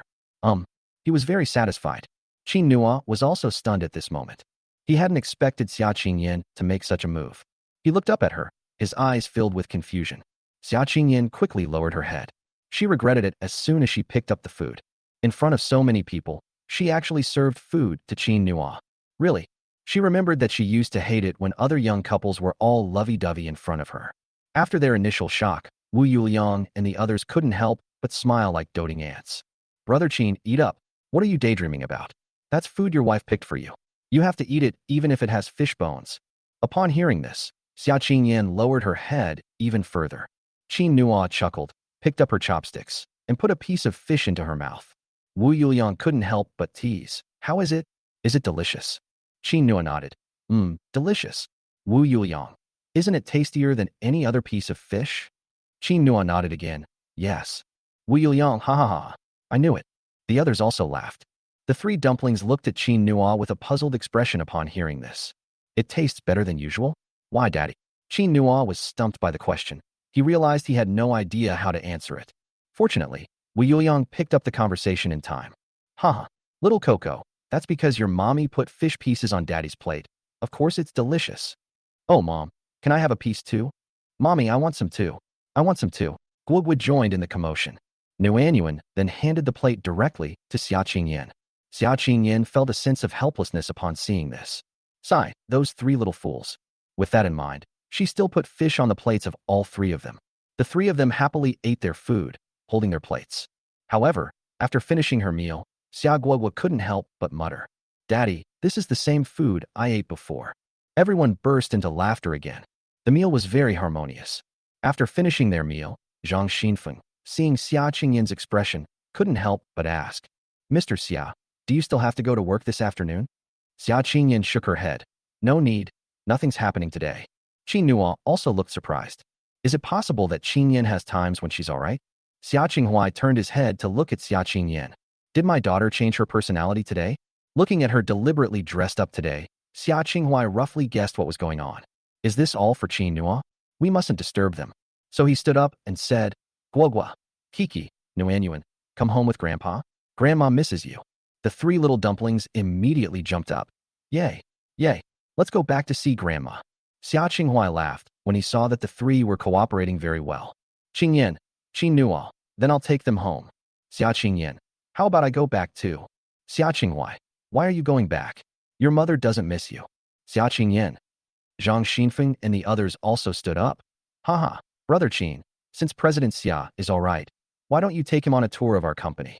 Didn't President Xia say he hasn't seen it yet? Qin Nua thought about it and realized that it was indeed true. So he said, okay, I'll go in a bit. Wu Yuliang, what do you mean a little while? Let's go now? We'll pay for it. You guys hurry up and leave. In the end, Qin Nua and Xia Qingyan were practically kicked out of the restaurant. Qin Nua wanted to go back to pay, but Xia Qingyan stopped her. No need to go. Qin Nua looked at Xia Qingyan and was slightly taken aback. Finally, I felt relieved. Thank you. Xia Qingyan opened her mouth, as if to say something, but ultimately changed her tone. Didn't you say you'd take me to see your factory? Qin Nua nodded. Yes, I'll take you to see it, but it's not it's ours. Xia Qingyan was taken aback. Us? At this time, inside the restaurant, Wu Yuliang and his companions rushed to the front desk, vying to pay. Zhang Xinfeng was a bit older and walked slower, so he was pushed to the very back. He was somewhat annoyed. I'll do it. Don't try to take it from me. I'll do it. Wu Yuliang. Hey, Brother Zhang, I haven't treated you to a meal yet. I'll treat you. Jiang Jingyi, I didn't either. I'll come this time, you guys next time. Zhang Xinfeng. No, all of you get out of the way. Upon seeing this, the cashier couldn't help but laugh. Stop fighting over it. The money has already been paid. Chapter 100, he took her hand. Zhang Xinfeng and the others were slightly taken aback. He already paid? Did any of you see Brother Qin come to pay? Why didn't you stop him? The cashier laughed when she heard this. It was paid by that beautiful lady who just left. A beautiful woman? President Xia? The group looked at each other again. A moment later, he laughed. President Xia doesn't seem as cold-hearted as the rumors say. Yes, when I see her with Brother Qin, she acts like a complete little woman. Our Brother Qin is still the most charming, huh? As they talked, they walked outside. Seeing this, Zhang Xinfeng quickly stopped them. Where are you going? Wu Yuliang. Let's go back to the factory. Zhang Xinfeng, go back? What do you mean go back? Brother Qin just took President Xia out for a stroll. Shouldn't we give them more private space? The group suddenly realized. That's right. That's right. Well then, let's not go back. Come on, let's wander around a bit. We'll start work later this afternoon. The cashier watched their backs silently the whole time, unaware that a customer had come to pay. Hey, young lady. The bill's due. The customer had to remind her personally. The cashier finally realized what was happening. I'm so sorry. I'm so sorry. The guest didn't seem to mind and said with a smile, what are you looking at? Why are you so happy? The receptionist said, those customers who were just sitting in the private room, I thought they were so warm-hearted, and they seemed more optimistic than most of us. Yeah. Then we should learn from them. Xia Qingyan followed Qin Nua out the door and walked forward. The handsome men and beautiful women formed a beautiful sight. As they walked along, people would glance at them and point and whisper about them from time to time. Upon seeing this, Xia Qingyan suddenly felt a little embarrassed. So she deliberately slowed down, trying to create some distance between herself and Qin Nua. After taking a couple of steps, Qin Nua quickly realized the problem. He turned his head and looked at Xia Qingyan. What's wrong? No, nothing. However, no sooner had she finished speaking than she heard a woman passing by laugh. Haha, young man, how can you be so stupid? The little girl is just shy. She's waiting for you to hold her hand. If you hold her hand, she won't fall behind. Go on, go on. Qin Nua laughed upon hearing this. He deliberately turned to look at Xia Qingyan. Is that so, Qingyan? Xia Qingyan quickly stepped forward, her voice trembling slightly.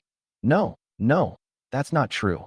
After saying that, she deliberately quickened her pace and took 2 steps ahead of Qin Nua. Heaven knows if Qin Nua will actually come up and take her hand. Although it sounds pretty good. But that was really embarrassing. The older woman laughed again. Ha, the little girl is shy. Young man, hurry up and follow her. Qin Nua. Okay, thank you, big sister. You're welcome. You two are so good looking. Get together soon and have a baby. They'll be so beautiful. Qin Nua walked and laughed. I've already given birth. The older woman exclaimed. Oh, you've already given birth? I didn't realize, young man. What are you waiting for? Grab her. Because the eldest sister has a particularly loud voice. So much so that everyone around heard this, and they quickly gathered around, looking at the two of them with doting smiles. Hey girl, don't run so fast, or the handsome guy won't be able to hold your hand. Go for it, bro. Xia Qingyan. This is insane. This is insane. This is insane. Are these people all a bit abnormal? Just as she was wondering what to do, Qin Nua walked up to her side. I noticed that her face was slightly flushed. Qin Nua deliberately lowered her voice. Qingyan, if you don't let me hold your hand soon, they'll make me kiss you. Xia Qingyan. Those closest to them heard this and immediately began to applaud. Yes, yes, yes, give me a kiss, give me a kiss, give me a kiss. Xia Qingyan. These people are really, so annoying. But why aren't you angry at all? A sliver of hope seemed to have returned to my heart. Damn it, this inexplicable emotion. This is incredible. Just as she was at a loss, Qin Nua stepped forward and grabbed her hand. His large, warm palm held her slightly cold hand tightly. Xia Qingyan suddenly raised her head, instinctively wanting to pull away. But I don't know why. She remembered what Qin Nua had just said. I want to kiss her. That won't do, absolutely not. Otherwise, let him hold your hand for a bit first, and then let go after we get past these people. Thinking of this, Xia Qingyan abandoned her previous idea. Upon seeing this, people immediately joined in the jeering again. Haha, they've got their hands on each other. This is wonderful, this is wonderful. Young man, go back and have another one. It's a waste not to have children with your genes. Qin Nua laughed. I understand. However, his heart was filled with excitement. Qingyan's hands were small and soft, and they would occasionally move restlessly in his palm. The slightly cool touch made Qin Nua's heart itch. He turned to look at her. He realized she wasn't even looking at him. Qin Nua's pursed lips curled up slightly. This little girl is getting shy again, isn't she? Then, he pulled her along, quickening their pace, and they practically ran away from the crowd. When I turned my head again, I saw her face, which was slightly flushed from running. Qin Nua suddenly felt her heart beating faster. Her flushed face was like a ripe apple, waiting for him to pick it. Qin Nua lowered his head slightly and moved closer to her.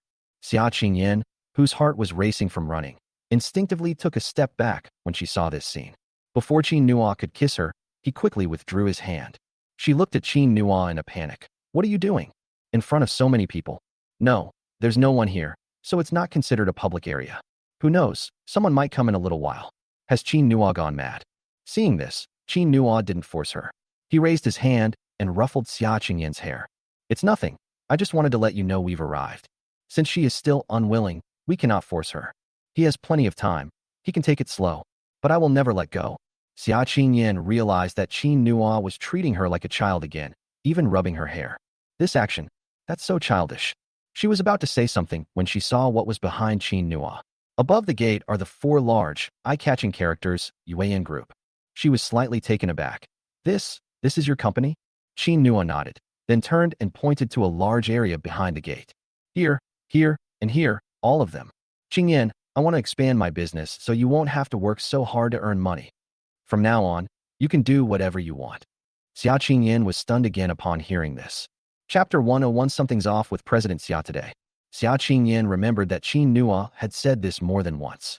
But she always felt that it was a distant dream. After all, achieving success in one's career is not so easy. Moreover, it starts with a small shop. Xia Qingyan didn't expect that Qin Nua would have such a large factory so quickly. Looking at it this way, it's actually bigger than Tianyin Group's garment factory. Shall we go in and take a look? Okay, sure. Xia Qingyan nodded. Throughout the entire visit, Xia Qingyan kept her brows furrowed. The shock she felt made her dizzy. After the tour, she looked at Qin Nua again and asked, You were planning to do this all along? Qin Nua shook her head. I only made the decision after seeing you and the babies. At that time, the system had just awakened. Even now, Qin Nua is still somewhat dazed. Based on his years of experience reading novels in his previous life, this system was entirely designed to help him raise his baby and Qingyan. So, saying that preparation started at that time can be considered as not lying. Although he didn't know where the system came from, Qin Nua had a vague feeling that this system seemed different from other straight male systems. But he himself couldn't explain why the methods differed from the actual methods. However, Qin Nua firmly believes that once he achieves success in his career, or rather, once he fulfills the system's purpose, the system will naturally tell him its origin. Xia Qingyan looked at Qin Nua in shock again. You've grown so big so quickly? Qin Nua nodded and smiled. Perhaps it's because I met you that my luck has improved? Xia Qingyan originally wanted to say something, but upon hearing these words, she instantly forgot what she was going to say. She still couldn't stand Qin Nua's sudden idle drama-like remarks. It's really, I don't know how to face it. She hurriedly put her hands behind her back. Okay, I said I wouldn't bother you, and I won't. Just tell me if you need anything. Qin Nua couldn't resist gently flicking Xia Qingyan's nose. Okay, wife. Xia Qingyan suddenly took a step back. You. Seeing that Qin Nua didn't continue, Xia Qingyan breathed a sigh of relief. Okay, I'm going back to the company. You go ahead and do your work. Qin Nua was slightly taken aback. Didn't you say you were free this afternoon? Xia Qingyan. She does seem to have said that, but she was too flustered just now, and it just slipped out. Well, sure enough, my mind goes a little hazy every time I'm with Qin Nua. At this point, suggesting staying would seem too deliberate. Xia Qingyan had no choice but to say, well, Ding Shui just messaged me saying something came up. Qin Nua, sent a WeChat message? I didn't hear that. Xia Qingyan. That's because you didn't notice. I really have to go. Qin Nua, okay, I'll take you. Before he could finish speaking, Xia Qingyan quickly turned her head and ran to the roadside to flag down a car. Qin Nua could only stand there and watch her get into the car. However, I was still secretly pleased. In the afternoon, the babies were not there, nor was Xia Qingyan. Qin Nua then went to get a face mask with Zhang Xinfeng and the others. After these 2 days, I can go sell them again tomorrow. Moreover, Qin Nua has also begun to consider opening branch stores and attracting franchisees. What he didn't know was, at this moment in Jiangning City, a young man is frantically searching for him. Zhou Shupei has been in Jiangning City for 2 days. He still has no news about the designer Nguyen. He was lying on his hotel bed, browsing Weibo and constantly refreshing the page. He also used the elderly person's account to send many messages to Nguyen. However, it seems that Nguyen has vanished into thin air and has never returned. Zhou Shupei scratched his hair hard and pushed up his glasses, feeling a wave of frustration. What should I do? What should I do? Grandpa is going to laugh at me again. Grandpa must think I'm really useless, just using this as an excuse to come out and have fun. Hey, Brother Nguyen, come online already. Come online. Come online. Half an hour later, he still hadn't received a message from Nguyen. Zhou Shupei simply stood up. Forget it. Let's find a place to intern first. If this continues, we're afraid we'll starve to death. Although the Zhou family was very wealthy, he had run away on his own.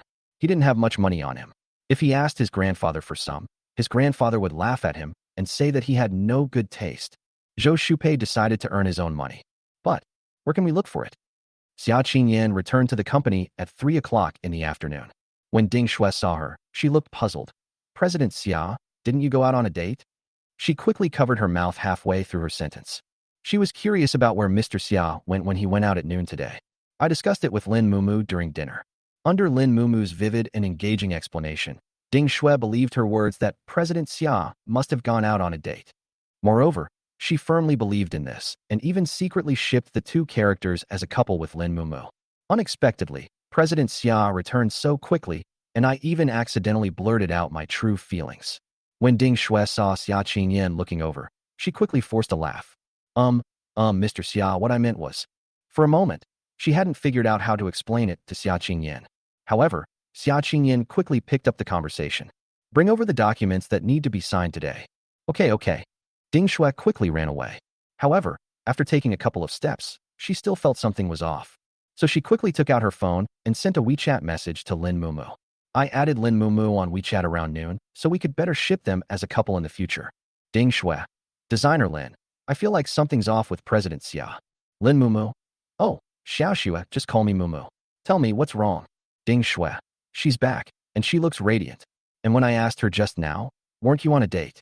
Why are you back so early? She didn't react at all, didn't scold me, and just asked me to hand her the documents I need to sign today. Lin Mumu. Xiao Xue, do you like being scolded? Ding Shui. No, it's not that. President Xia doesn't like people talking behind his back. Look at manager Yin Ming. Just because he smiled that day, he's been sent away for several days now. It's so hot. The last time I saw him, he was several shades darker, so pitiful. Lin Mumu finally understood Ding Shui's meaning. So, President Xia, you didn't hear what you said just now. Ding Shui. I feel so. Lin Mumu. Ha ha ha. So even President Xia can't escape the laws of love. Ding Shui. The laws of love. Lin Mumu. Yes. I was so focused on the person I liked that I couldn't see anything around me or hear what the people around me were saying. I was completely absorbed in my own world. Ding Shui. You mean what President Xia just did? No way. Chapter 102. Mr. Xia, you've got the files upside down. Lin Mumu. Yes, that's right. President Xia was definitely thinking about Qin Nua just now. Ding Shui nodded in sudden realization and then looked towards the office. Xia Qingyan was already sitting upright at the computer desk, carefully reading the documents. However, Ding Shui always felt that President Xia's demeanor was somewhat strange. Although she was looking at the documents, she hadn't moved an inch in all this time. Thinking of this, Ding Shui quickly took out her phone and replied to Lin Mumu's message. I'll go check on President Xia. Wait for me. After sending the message, Ding Shui quickly went to the door of the president's office without knocking. Instead, he carefully pushed open the door and quietly walked to Xia Qingyan's side. She vaguely sensed that President Xia seemed to be wearing a faint smile today. Ding Shui didn't disturb Xia Qingyan and looked down at the documents on the table. At this moment, Xia Qingyan was deep in thought.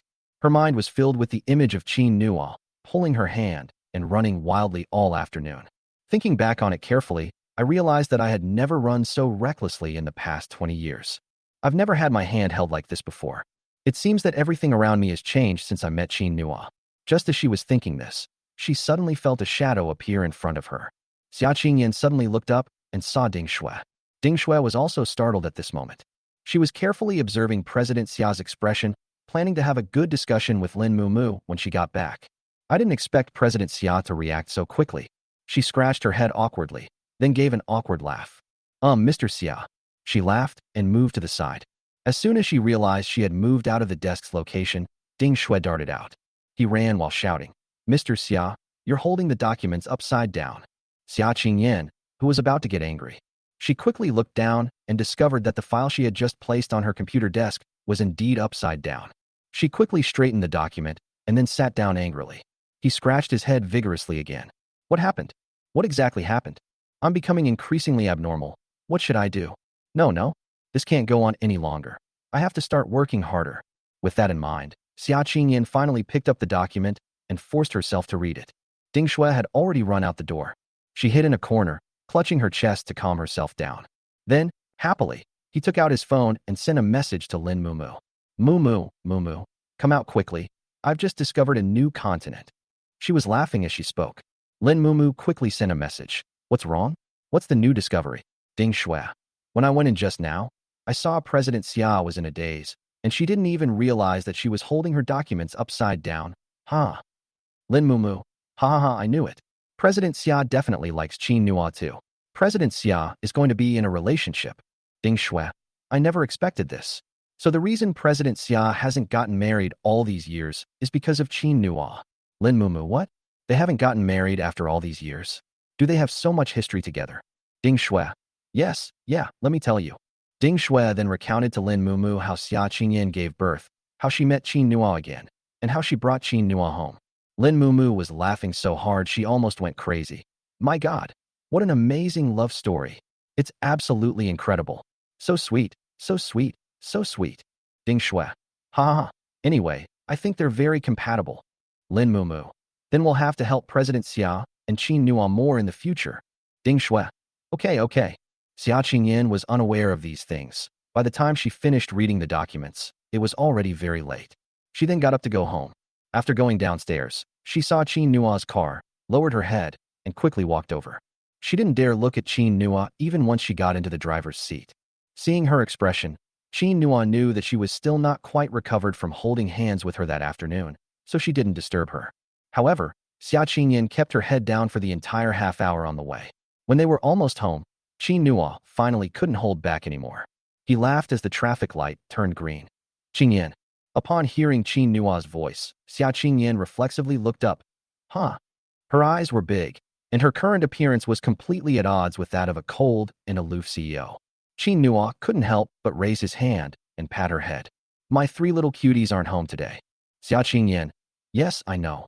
Seeing that she didn't react at all, Qin Nua couldn't help but say.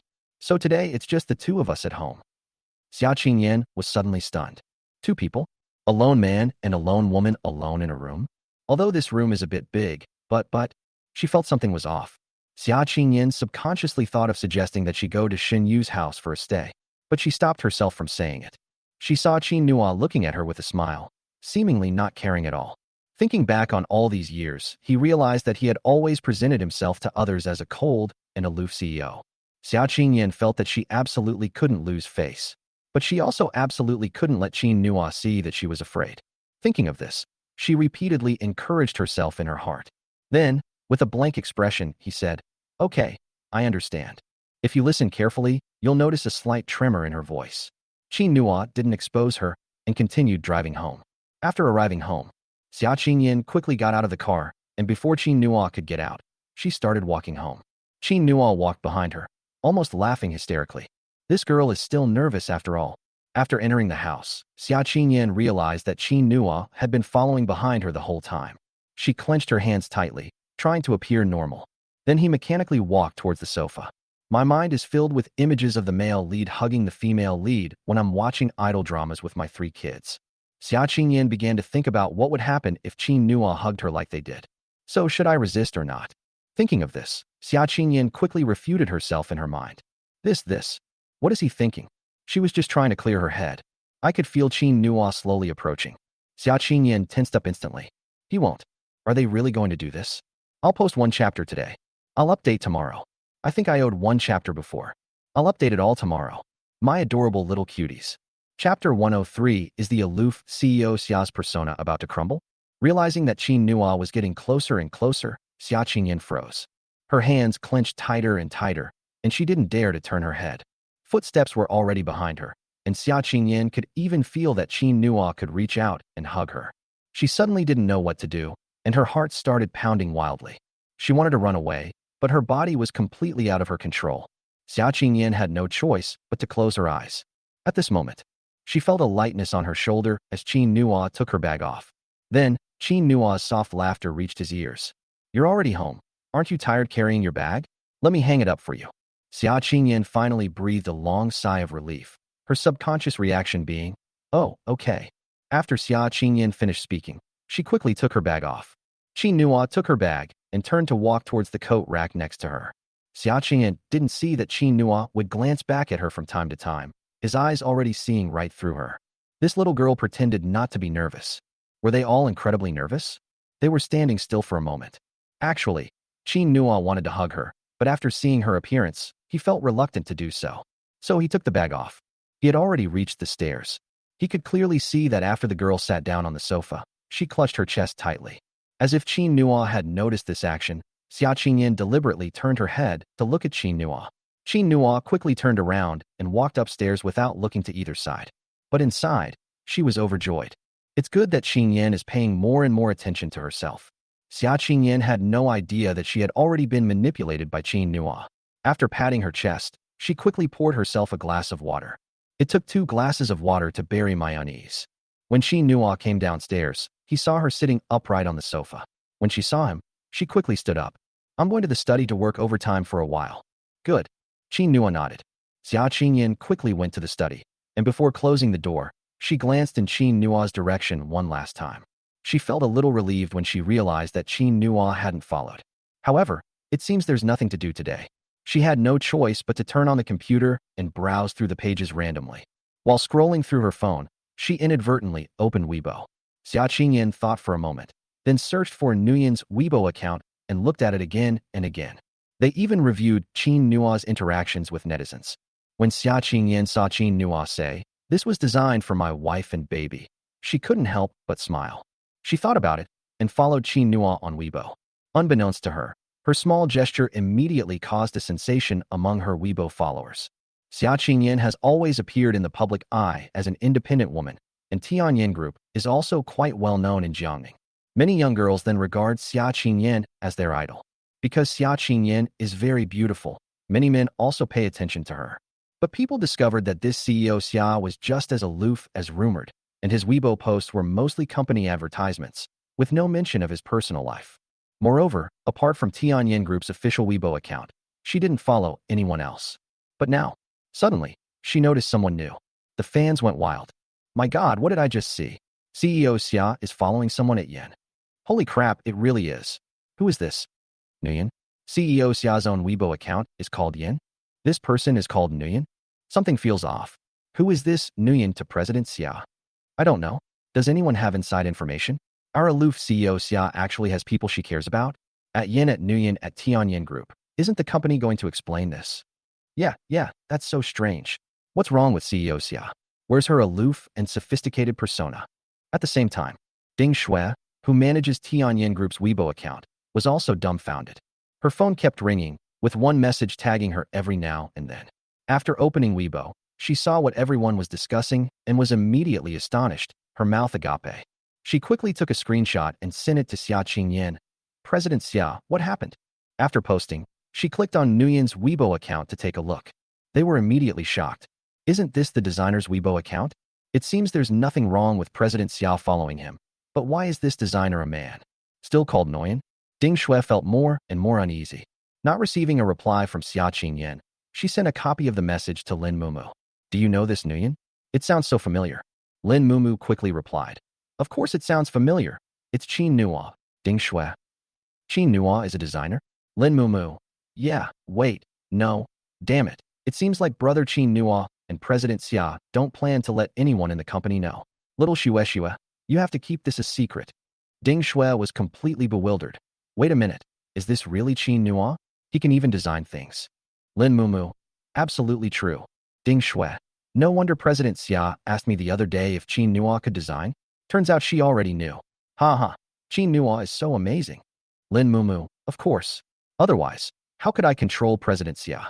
Little Shui, talk less and watch the show. Ding Shui. Okay. Haha. I'm suddenly looking forward to seeing if the people at the company will be shocked when they find out about this. Lin Mumu. I'm also looking forward to it, but right now, I'm going to check it out on Weibo. Ding Shui. Are you going to eat dog food? Lin Mumu.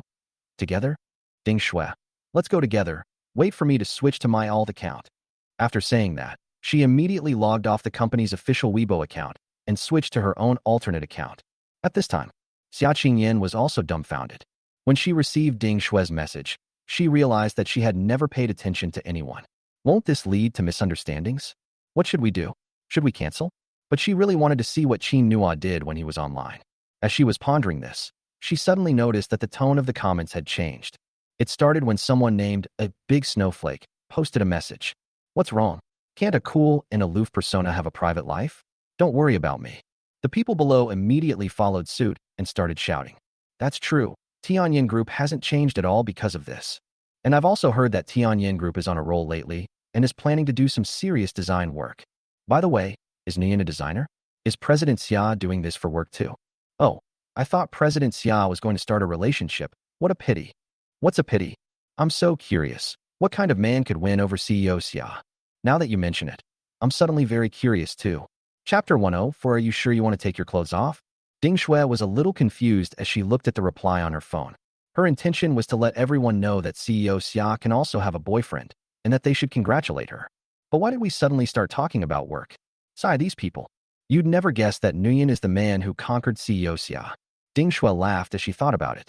Xia Qingyan, who also saw these conversations, was stunned. She had originally intended to unfollow, but then she released the mouse. Lin Mumu was also browsing Weibo at the moment. She had followed Nguyen before. Seeing what everyone was saying, Lin Mumu thought for a moment and decided to help Xia Qingyan. She quickly replied below, with President Xia working so hard, Tianyin Group's designs are naturally the best. Everyone, just wait and see this year's new designs. They will definitely surprise you. Everyone was shocked when they saw the news. Designer Lin? Even the renowned designer Lin is speaking up for CEO Xia. It seems Tianyin Group is going to produce a blockbuster product this year. Can't wait. Can't wait. Can't wait. Then I'm ready to go on a shopping spree. I didn't expect President Xia to even be able to hire a designer like Lin Mumu. Not bad at all. At the same time, inside a hotel, Zhou Shupei sat at his computer desk, idly scrolling through his phone. He sat up in shock when he saw the message from Lin Mumu. Lin Mumu actually went to Tianyin Group. The president of Tianyin Group is also following Nguyen? What exactly is their relationship? Could it be that Lin Mumu has infiltrated their ranks so quickly? Then how am I supposed to find Nguyen? No, I have to think of a solution right away. After Xia Qingyan went to the study, Qin Nua went to cook. After he finished cooking, he called Xia Qingyan to eat. Xia Qingyan, who had read his Weibo posts countless times, quickly closed the webpage and left. When she saw Qin Nua, she still felt a little awkward because it was just the two of them in the whole house. She decided to act quickly. After sitting down, she picked up her chopsticks and began to eat. When Qin Nua saw her expression, he knew that her arrogant and haughty side had kicked in again. He didn't expose her. After peeling the shrimp for her, I served her some vegetables. Xia Qingyan was only focused on eating. As she ate, Xia Qingyan suddenly felt something was off. Qin Nua's gaze seemed to be fixed on her. Xia Qingyan was slightly taken aback. She stopped what she was doing and looked up at Qin Nua with curiosity. What's wrong? Qin Nua smiled, took 2 tissues, and then stood up. Before Xia Qingyan could react, he bent down and carefully touched her face. Just as Xia Qingyan was about to dodge, she heard Qin Nua say, "Don't move." Xia Qingyan suddenly froze. "Little glutton, you've got vegetable bits all over your face." Qin Nua's voice rang in her ears, and Xia Qingyan dared not move again. However, even though Qin Nua's hand was covered by a tissue, it still felt itchy. The unique warmth of Qin Nua fell on her face, and Xia Qingyan felt like she was going crazy. She struggled to control herself and managed to suppress the urge to jump up immediately. Fortunately, Qin Nua did not linger for long. After she finished wiping, Xia Qingyan suppressed her inner turmoil and lowered her head to start eating. But at this moment, she found that she couldn't taste the food at all. His mind was filled with Qin Nua's actions just now. If she remembers correctly, this is something that only couples would do, right? As Xia Qingyan was thinking, she suddenly felt another cloud hanging over her head. It was as if Qin Nua had come back again. This time, she stood up almost reflexively and backed away to pay the debt. Then, the next moment, she heard a muffled groan. Oh! Xia Qingyan quickly looked in the direction of the sound and saw Qin Nua holding a bowl with spilled soup inside. His hand remained in the position of protecting the bowl, and the soup spilled all over himself. Xia Qingyan could imagine that if Qin Nua hadn't taken action, the soup would have spilled all over her. At this moment, she couldn't care less about anything else, and quickly went to Qin Nua's side, saying nervously, "How are you? Qin Nua, how are you? Don't move." Qin Nua quickly stopped her. Dirty. But Xia Qingyan didn't care about any of that. She was even somewhat incoherent. She stepped forward and grabbed Qin Nua's hand. "Is it hot? Does it hurt?" Qin Nua, who hadn't felt any pain before, suddenly changed her tone upon hearing this.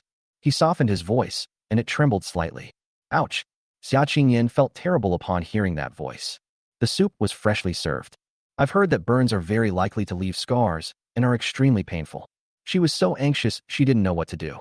As if it were a subconscious thought, she quickly grabbed Qin Nua's clothes. Take it off, quick, take it off. Qin Nua, who had been joking with her, suddenly tensed up. He lowered his eyes and looked at Xia Qingyan. Take it off? Xia Qingyan. Yeah, we'll leave scars later. Hurry up. Qin Nua paused for a moment, then smiled and said, okay. After he finished speaking, he put the bowl in his hand aside and waited for Xia Qingyan to take off her clothes. Xia Qingyan didn't notice Qin Nua's expression at all. She had only one thing on her mind. She absolutely could not let Qin Nua get hurt. Then, she quickly took off Qin Nua's shirt. After she finished undressing, she looked anxiously at Qin Nua. However, at that moment, she suddenly blushed. Qin Nua has a great figure. She belongs to the type who is muscular when undressed, but looks slim when dressed. The muscles in his body were taut, and his abdominal muscles were faintly visible. Xia Qingyan glanced over and suddenly felt a tightness in her chest. She then realized what she had just done. She quickly lowered her head and said nervously, no, it's nothing. I'm going to do the laundry. After saying that, she grabbed Qin Nua's clothes and ran to the bathroom, giving Qin Nua no chance to react. Qin Nua lowered her head, looked at her body, and smiled again. A moment later, he followed Xia Qingyan to the bathroom door. And she wasn't wearing a shirt. Xia Qingyan, who had just thrown her clothes into the washing machine, looked up and saw Qin Nua. She instinctively wanted to dodge. But she found Qin Nua standing behind the door, and the gap left in the doorway was so small that she couldn't get through at all. Xia Qingyan's face immediately began to burn. What are you doing? Chapter 105. This young man practically wears the words, I have a wife, on his face. Qin Nua stood leisurely at the door, showing no intention of leaving. I was taking a shower, and I spilled the soup on myself. Xia Qingyan. At least go get dressed before you take a shower. But she dared not say those words. She looked at the gap in the doorway again. It seemed even smaller now. So she had no choice but to look at Qin Nua and say, let me out first. Qin Nua did not stop her, but moved aside. However, the gap did not get much bigger as a result. Xia Qingyan gritted her teeth and walked over with a stiff upper lip. As she passed by Qin Nua, she seemed to feel his hand approaching her again. She almost instinctively ran out. I'll go wash the dishes. Qin Nua watched her retreating figure and laughed. He seemed to have found a way to amuse her. However, he really needed to take a shower. Xia Qingyan finally breathed a sigh of relief after closing the bathroom door. She quickly tidied up the dishes and went to the kitchen to wash them. Qin Nua hadn't come out after she finished washing. She then looked in the direction of the restroom. Through the glass door, she could see Qin Nua's figure. Xia Qingyan just stared, forgetting to react. She didn't realize what was happening until the sound of water in the bathroom stopped, and before the door could be opened, she quickly ran upstairs. This is the scene that Qin Nua saw when she came out. He dried his hair, looked at the figure upstairs, and laughed. Today is truly a happy day. That night, Qin Nua lay in bed, but couldn't fall asleep. He simply stood up, picked up the small sketchbook that Xia Nuanyuan had specially placed next to his bed, and drew a few more pictures for her. Then I took out my phone and started searching for information about Jiangning City. Now that the factory is on track, he has started to work on this aspect as well. After searching for a while, Qin Nua identified a location. Sanyu Plaza. Sanyu Plaza is located in the city center of Jiangning and is a pedestrian street. There are many shops and cosmetic stores around the pedestrian street. Sanyu Plaza is a more bustling and prosperous place than the Triumph Plaza. If we can open a shop here, we're sure to make a name for ourselves. Qin Nua quickly selected her target. Sanyu Building. The first floor of the Sanyu building houses counters for various cosmetics. Qin Nua decided to go and take a look tomorrow. The next day, when Qin Nua got up, she found that the meal had already been set on the dining table. There was also a note left by Xia Qingyan. Something came up. I have to go to the company first. You can take your time eating. Qin Nua smiled as she recalled what had happened last night. This girl must feel embarrassed to see him. Sigh. It seems I still have to go and bring the 3 dumplings back. These 3 act as a mediator between them, making it impossible for Qin Yin to avoid them. This will further strengthen the bond between the two of them. Qin Nua decided that she would pick up the children after she finished her work that evening. Morning. People strolled back and forth in a steady stream at Sanyu Square. The cosmetic sales area on the first floor of the Sanyu building was very deserted. Not far from the entrance, at a counter, the store manager stood at the doorway sighing. The cosmetics inside had been emptied, and the staff were packing up their own things. Some people asked reluctantly, Sister Wong, are you really not going to do it anymore?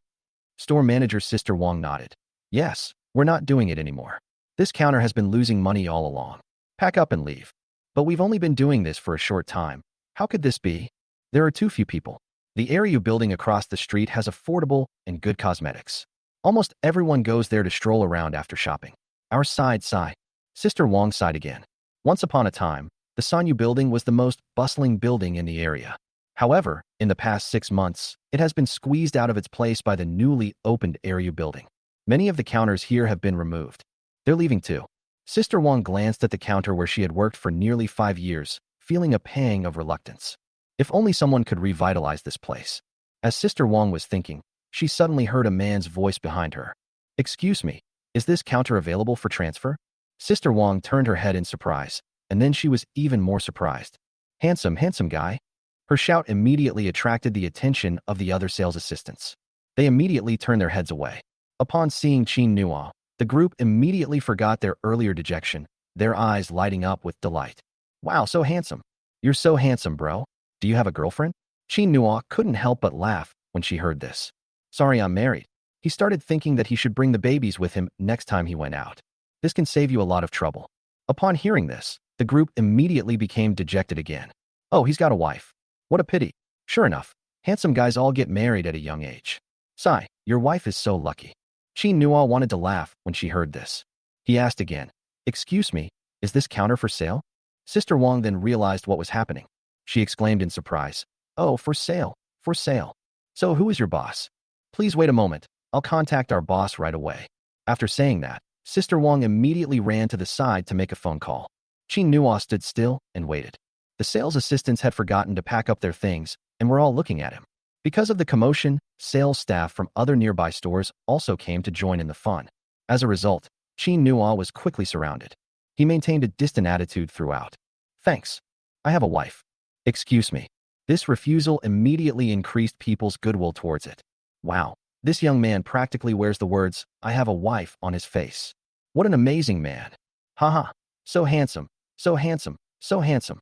Some people even took out their phones, filmed what had just happened, and posted it on their WeChat moments. Copywriting. Give me a dozen of these amazing men. Soon after, she received a lot of likes. At this time, Tianyan Group. Lin Mumu was scrolling through her WeChat moments on her phone while she was in the restroom.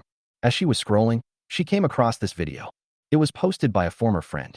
Lin Mumu immediately laughed. Sister, where are you? The sister quickly replied. He's at the Sanyu building. Isn't that guy handsome? Lin Mumu. So handsome. Too bad she's already taken. You can't have her. Sisters, humph. After teasing her friends, Lin Mumu saved the video. She watched the video carefully and then forwarded it without hesitation. It was sent to Xia Qingyan. Chapter 106 The Arrogant CEO Xia is online. Xia Qingyan is in a meeting. Upon hearing the message on her phone, she inadvertently clicked on the video. Then, she heard that familiar voice speak those familiar words. I have a wife. Xia Qingyan almost jumped up. She quickly turned off the video, grabbed her phone, and ran outside. I have something to do, you guys go ahead. Tang Feng and the others looked at each other, puzzled. What's going on? What's wrong, Mr. Xia? Ding Shui couldn't help but lower her head and laugh. Her smile made the others immediately understand. No way? That's CEO Xia's boyfriend's voice. Holy crap, this sounds amazing. No wonder President Xia has been so secretive every day. What does Ms. Xia's boyfriend look like? I had to eat dog food for no reason while having a meeting, huh? Seeing that the group was getting happier and happier, Ding Shui quickly coughed lightly. All right, we have to start the meeting soon. If President Xia comes in and sees you all having so much fun, he'll make you go out to the market with President Yan. Everyone quickly got back to the main topic. Xia Qingyan went out the door and quickly went to the president's office. She turned the video back on after closing the door. To avoid hearing anything more absurd, she deliberately turned the volume down. Then, she saw that Qin Nua was surrounded by girls. He deliberately stepped back and told them again and again. I have a wife. I am married. I'm sorry, I love my wife very much. Xia Qingyan looked at it for a while and then laughed. This man is a bit silly. As she was watching, she suddenly noticed that the video went black. A short while later, she received a WeChat message from Lin Mumu. I'm sorry, Mr. Xia. I sent it to the wrong person. I didn't mean to play on my phone at work. I just came to use the restroom. And above these messages was a message of withdrawal. Xia Qingyan. She hasn't finished reading it yet. What's wrong with Lin Mumu?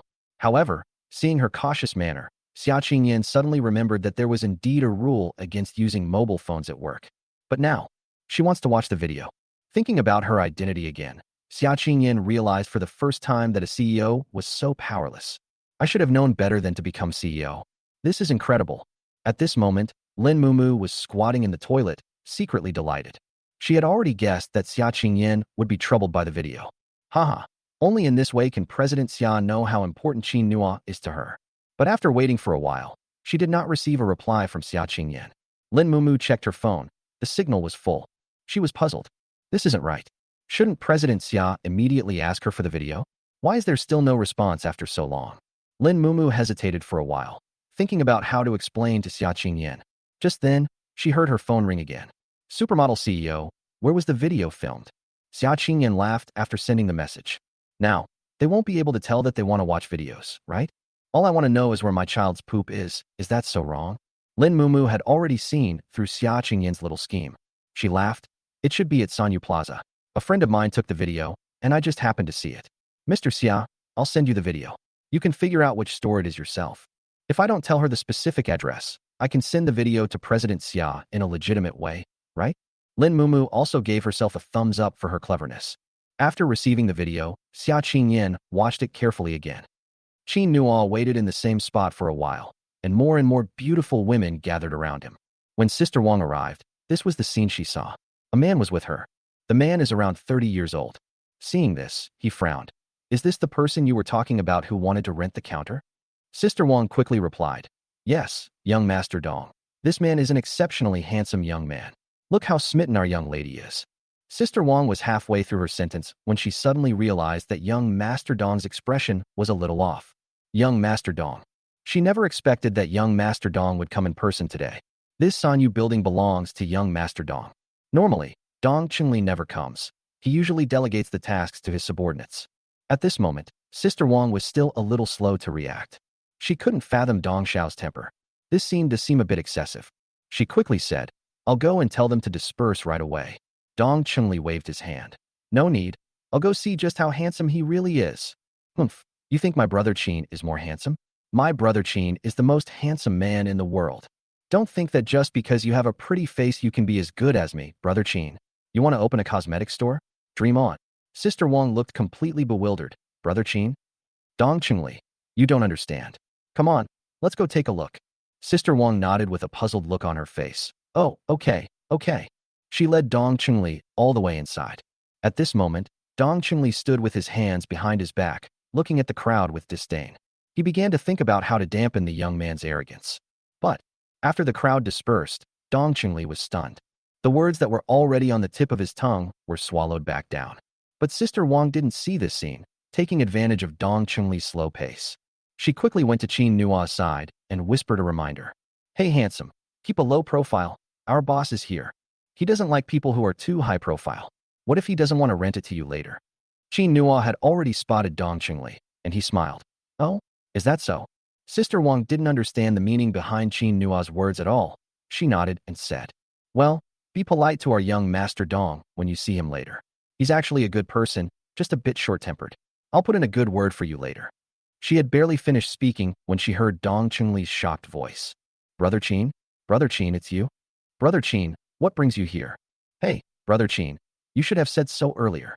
I would have come to pick you up. Sister Wang. What's going on? You said you were here to lecture others? She was all prepared to speak highly of this young man to young Master Dong. Dong Chunli didn't care about any of that. He had already stepped forward and taken Qin Nua's hand.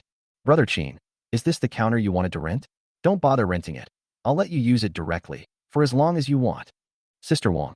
It's past 4 o'clock. All the missed updates are done. I'll try to update more chapters in the next 13 chapters. Love you all. Good night. After chapter 107, I'll have a reason to go find Qin Nu. Looking at Dong Chunli, Sister Wang felt that the young Master Dong who had been so cold and distant when he spoke to her just now was not the same person as the young Master Dong, who was now standing politely in front of the handsome man. Why are you giving the counter away so soon? Although the counters here aren't making much money, there's no reason to give them away for free. Young Master Dong. She couldn't help but remind her. Dong Qingli didn't care about any of that. He had already put his arm around Qin Nua's shoulder. Come on, let me introduce you all. This is my brother. From now on, when he comes, it'll be the same as when I come myself. Let's all be a little more polite to each other. Everyone looked at Dong Qingli with suspicion, then at Qin Nua, their faces filled with disbelief. Their boss is simply unbearable to look at. He doesn't act like a CEO at all. Qin Nua finally couldn't hold back any longer. Brother Dong. Hey, Brother Qin, is there anything you need? Qin Nua asked. What's this? Dong Qingli quickly explained. Oh, my dad was discharged from the hospital and wanted to come and see how things are here. Sanyu building is my property. Qin Nua nodded. I see. Dong Qingli. But Brother Qin, why did you decide to rent this place? Well, I don't want to rip you off, but to be honest, the Sanyu building hasn't been doing well for the past 6 months, otherwise I would have let you come here already. Upon hearing this, everyone looked at Dong Qingli in shock once again. There are actually people who complain about their own shop's appearance?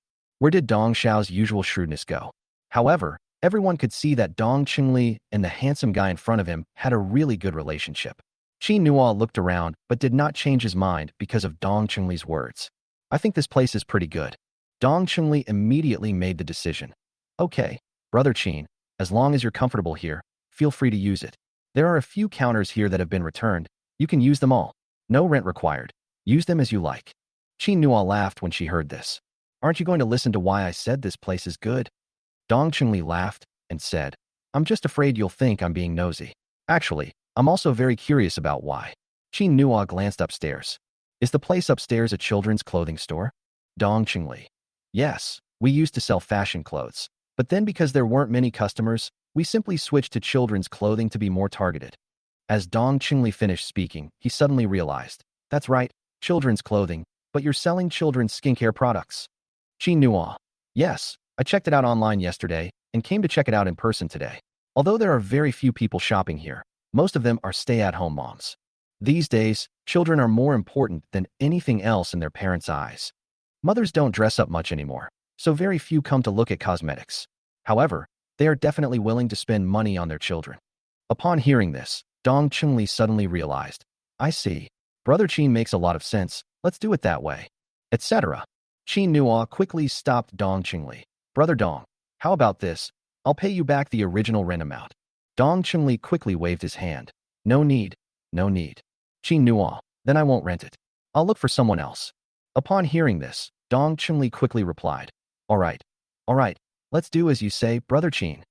Anyway, he has a way to write the price lower. He had just thought about it. Brother Qin's face masks were very popular. If they could be sold in the Sanyu building, it might even boost the economy of the entire Sanyu building. He didn't lose out in this round. The way people around Qin Nua looked at him changed. They had never seen Dong Qingli treat anyone with such courtesy. After Qin Nua finished talking with Dong Qingli, he looked at Sister Wang and several sales assistants and said, Brother Dong, there's something else. Please speak, please speak. Here's the thing. I just rented the shop, and I'm already overwhelmed with work. I need a few sales assistants. Are these girls planning to quit or something? Otherwise, why don't you stay and help me out? Qin Nua said these things after careful consideration.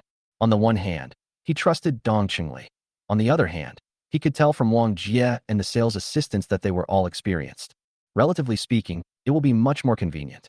Dong Qingli scratched his head. We'll have to ask them about that. After saying that, he turned to Sister Wang and said, Sister Wang, my brother is a very good person. He will definitely not treat you unfairly. Why don't you consider it? Sister Wang and the others looked at each other in bewilderment. Someone excitedly asked, Is it possible? Is it possible? Can we do it? Just moments ago, they were still agonizing over losing their jobs. Unexpectedly, a new job opportunity came along so quickly. The girls were very happy. Sister Wang also said, It's possible, but Mr. Dong, Mr. Qin, we work as sales consultants for adult cosmetics. Won't that cause any problems? Qin Nua, no. Don't worry. Sister Wang. That's good, that's good. So, when do we start work? Qin Nua thought for a moment and said, This place needs some basic renovations. I'll let you know when it's finished. Sister Wang. Okay. Qin Nua thought for a moment. And since the store on the Triumph building was called a children's mask store, this one naturally needed to be renamed as well. Moreover, if you want to build a brand, the interior design must be consistent. He plans to decorate all his future shops according to the style of the shops in the Triumph building. After leaving their phone numbers, Qin Nua left with Dong Qingli. Dong Qingli also helped him contact a renovation team. After Qin Nua explained his requirements, the renovation began. Qin Nua went back to the factory to help. Meanwhile, Xia Qingyan took a break from her busy schedule and started watching videos. She had watched Qin Nua's video countless times. I feel very happy every time I watch it. As she watched, she noticed that Lin Mumu had sent her another video. Xia Qingyan opened it out of curiosity and saw Qin Nua and Dong Qingli discussing business, and it seemed that they had already reached an agreement. Is Qin Nua going to open a branch in the Sanyu building? Thinking of this, Xia Qingyan immediately called Yin Ming. Yin Ming was walking down the street at that moment. He had just finished looking at one shop and was about to move on to the next one. Yin Ming was covered in sweat when he received Xia Qingyan's call. Hello? Mr. Xia, what's wrong? Xia Qingyan. Go to Sanyu building and rent the best shop. Yin Ming, huh? Sanyu building? But there's hardly anyone there. I heard that all the shops that opened there this year lost money. Xia Qingyan bit her lip. Go rent it. Once you've rented it, you won't have to go to the market anymore. Yin Ming was immediately delighted upon hearing this. All right, Mr. Xia, don't worry. I guarantee I'll complete the task. After hanging up the phone, Xia Qingyan laughed. She had a strange feeling that Qin Nua was always there. There's absolutely no way they'll lose money. Moreover, since the shop is connected to Qin Nua, there will be a reason to go find Qin Nua in the future. No, we're going to find the little milk dumplings. Chapter 108. The three dumplings are back. Just before leaving get off work, Xia Qingyan received a call from Yin Ming. The matter of renting the shop had been settled. She took her phone and happily went out the door. After she left, Ding Shui and Lin Mumu immediately came out from next to the president's office. Yes, President Xia seems very happy. I think so too, Mumu. Do you think President Xia will really rent a shop? Haha, I think so. It should already be rented. But wouldn't that mean losing money? You don't understand, do you? Xiaoxue, the Sanyu building mainly sells children's clothing. Once Qin Nua moves there, a lot of people will buy his skincare products. And we're about to launch children's clothing as well. Then, the couple can both make money. Ding Shui suddenly realized. That makes sense. Mumu, you're such a great wingman. Lin Mumu, of course. Xia Qingyan had no idea that the two men had been talking about her after they parted. She happily went downstairs. Xia Qingyan was suddenly disappointed when she found out that Qin Nua hadn't come to pick her up today. But she quickly buried this disappointment deep inside. What's going on? Everyone's feeling down because of Qin Nua. This habit is not good. With that in mind, she decided to drive back herself. Just then, she saw Qin Nua's call. Wait a minute, I'll be there soon. I'm going to pick up the three little dumplings. I'll be a little late. Xia Qingyan's worries suddenly disappeared. However, she also quickly gleaned important information. Did you go pick up the three dumplings? Qin Nua Xia Qingyan, then you. Doesn't that mean they've already met their parents? Although Qin Nua had met Xia Qinghua before, it was neither on a formal occasion nor at home. Xia Qingyan didn't pay any attention. But what if we met at home? Wouldn't that be? Xia Qingyan's mind was a bit of a mess. She wanted to ask something, but didn't know how to start. Qin Nua immediately understood what Xia Qingyan meant. He smiled and said, Qingyan, Auntie isn't home. Not home. Yes, when I arrived, my uncle brought out 3 dumplings. Oh, that. Upon hearing Qin Nua's words, Xia Qingyan felt that she had gone too far. She thought for a moment and quickly said, that's not what I meant. Qin Nua. I know. Xia Qingyan nodded. Qin Nua laughed. But when do you plan to take me home? Xia Qingyan was stumped by that one question. Fortunately, Qin Nua didn't dwell on this issue for too long. He quickly changed the subject. Okay, I'm going to drive now, 5 minutes. Good. After hanging up the phone, Xia Qingyan was caught in a dilemma. Thinking about it carefully, it seems that I really should take Qin Nua back to see her. She decided to find an opportunity to go back and talk to her parents about it. 5 minutes later, Qin Nua's car arrived. The 3 little dumplings jumped off the car immediately.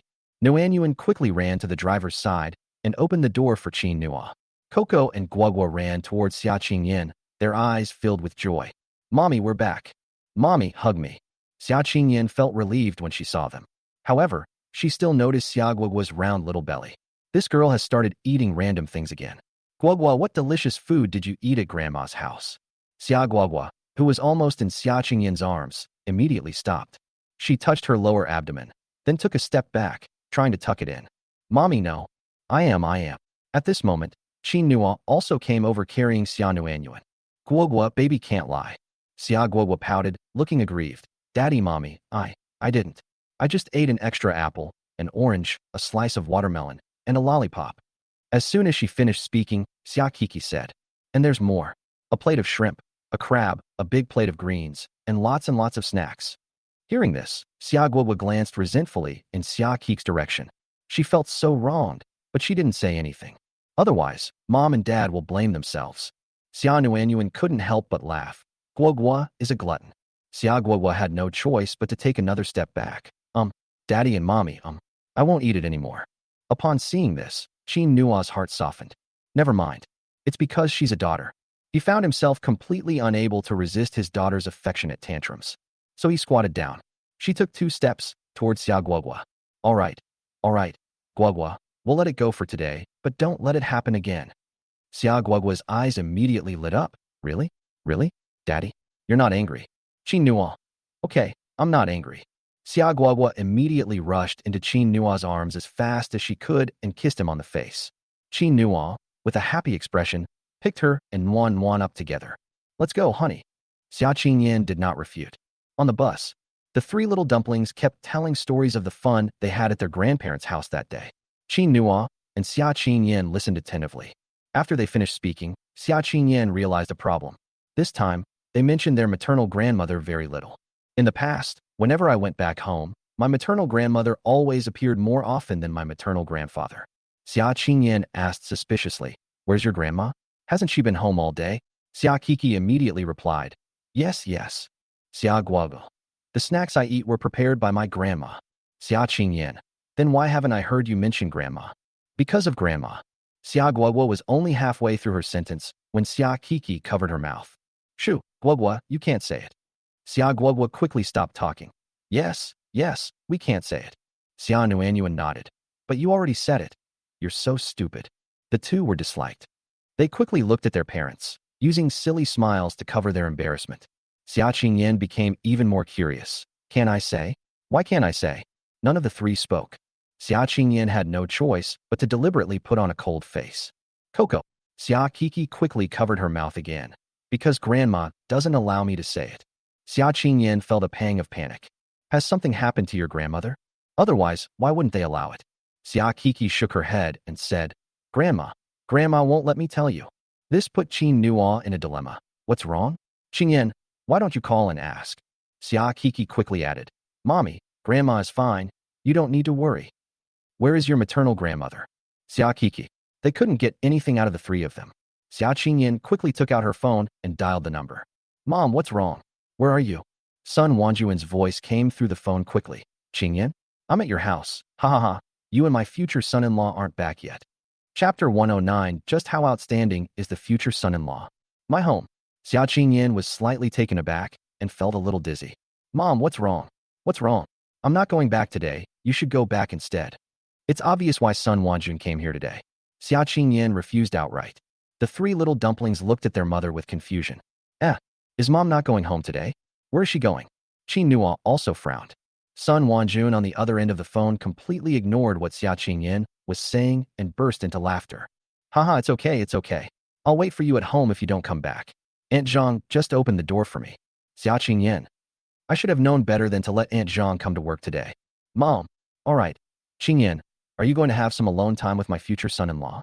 How about this? You bring the 3 dumplings back, and I'll take care of them for you. You can go wherever you want." Upon hearing this, Xia Qingyan felt her breath catch in her throat. "Mom, what are you saying?" "Haha, you're all grown up now.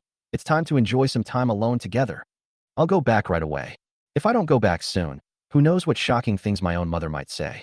After hanging up the phone, Xia Qingyan looked at Qin Nua with a conflicted expression. "Let's go home. There's no way to avoid it now." Qin Nua laughed. "What?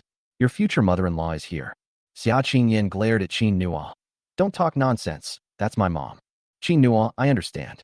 Don't worry, I know what to do."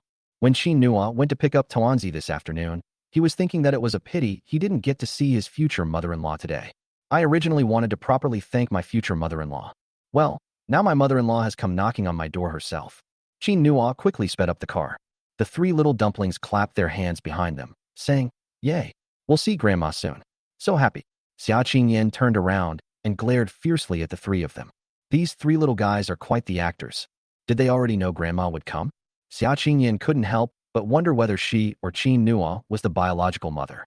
It's bad enough that the three little dumplings aren't close, but now even their parents seem to be on Qin Nua's side. This is way too much. Xia Qingyan couldn't help but purse her lips, unsure of what to say for a moment. At this time, inside the villa, Aunt Zhang went to wash the fruit and didn't hear son Wanjuan's phone call. In her eyes, her mother-in-law coming to her door in person must be looking for trouble. Qin Nua is probably going to get scolded today. She decided to say a few good words for Qin Nua. So, after diligently washing fruit and pouring water for son Wanjun, he began to inquire about her well-being. Madam, is there anything else you need? No need, no need, I'll just sit for a while. Aunt Zhang, you should rest too. Well, as Aunt Zhang spoke, she glanced at the small notebook that son Wanjun had just opened. Aunt Zhang frowned. Oh no. The wife and husband love to write down the things they care about in a little notebook. These books must have been prepared for Qin Nua. Could it be that the wife wants to find fault with Qin Nua? Aunt Zhang probed again, and finally cautiously stepped forward and said, Mrs. What's wrong? Seeing that Aunt Zhang hesitated, son Wanjun said directly, Just say what you have to say. Aunt Zhang then said, Then I'll get straight to the point, madam. What I want to talk about is the son-in-law. Oh no, I mean the future son-in-law, Qin Nua. Although Qin Nua's background isn't as good as Mrs., he's really good to her, and he also takes meticulous care of the three little ones every day. He's really a very good person. Upon hearing this, son Wanjun put away her notebook. Actually, this little notebook contains Xia Qinghuai's records of Qin Nua's strengths, which she has read several times. However, he hadn't met Qin Nua yet. Hearing Aunt Zhang say the same thing, she decided to listen to what outsiders thought of Qin Nua. This way, I can properly safeguard my daughter's future. So she said very seriously, Really? Come, Aunt Zhang, tell me properly, how exactly did Qin Nua get better? Aunt Zhang quickly sat down. This is the best opportunity to make a good impression on Qin Nua. She can't miss it. The first time I met Qin Nua, he saved Miss Guogua, and it was Miss Guogua who recognized him. Later, when President Xia invited Qin Nua to his home, I was still worried that Qin Nua was only there for the money. I tested her many times and found that it wasn't true at all. In his eyes, there is only President Xia and the young ladies, and everything he does is for them. The young ladies were delighted by him, and even President Xia's smile has brightened considerably. Madam, you can take a look later. Also, recently, Qin Nua has been busy with his own business. I heard from the young ladies that they are going to work together to take good care of President Xia. Furthermore, I've discovered another problem. Upon hearing this, son Wanjun asked curiously, What question? Aunt Zhang said, I've noticed that Qin Nua understands President Xia exceptionally well. He knows everything about President Xia's likes and dislikes. Moreover, he's very tactful when it comes to President Xia's emotions and never makes him unhappy. I always felt that Qin Nua's appearance was to save President Xia. As you know, President Xia used to be a workaholic. She only had work in her eyes. People outside said that although our Tianyin group's president was beautiful, she was a ruthless work machine. But when Qin Nua came, she became completely different. Son Wanjun quickly leaned closer again. How is it different? Aunt Zhang thought for a moment and said, President Xia smiles more than before, and I often see her blushing. Shy. Yes, although President Xia's shyness is not very obvious, I still noticed it, and this emotion of hers is only directed at Qin Nua. I see. Son Wanjun sat up straight with a smile. That's wonderful. Aunt Zhang. Yes, that's great. Mr. Xia is starting to change. Son Wanjun. Should I start preparing for their wedding? Huh. Aunt Zhang was a little confused. She hadn't reacted yet after hearing this. Madam, you didn't come here to cause trouble, did you? Oh, what are you picking a fight with? I'm here to see my future son-in-law. My daughter finally found a man. How could I possibly be picking a fight with her? What I was trying to hear was your opinion of him, as someone who has had a lot of contact with them. Looks like this kid is really good. Qingyan has a good eye. Come, Aunt Zhang, let's discuss the wedding. Aunt Zhang didn't quite follow son Wanjuan's train of thought for a moment. At this moment, she became slow to react. Even if we're going to discuss the wedding, we should at least wait for the two kids to agree, right? But seeing how happy his wife was, she felt embarrassed to refuse. I had no choice but to sit down next to him. Chapter 110. Stop calling me Annie, just call me Mom. After Qin Nua and Xia Qingyan got out of the car, they led the three little ones home. However, Xia Qingyan walked very slowly. She could tell from son Wanjuan's tone that she was very satisfied with Qin Nua. She needs to think about how to deal with this. Qin Nua herself was a little nervous.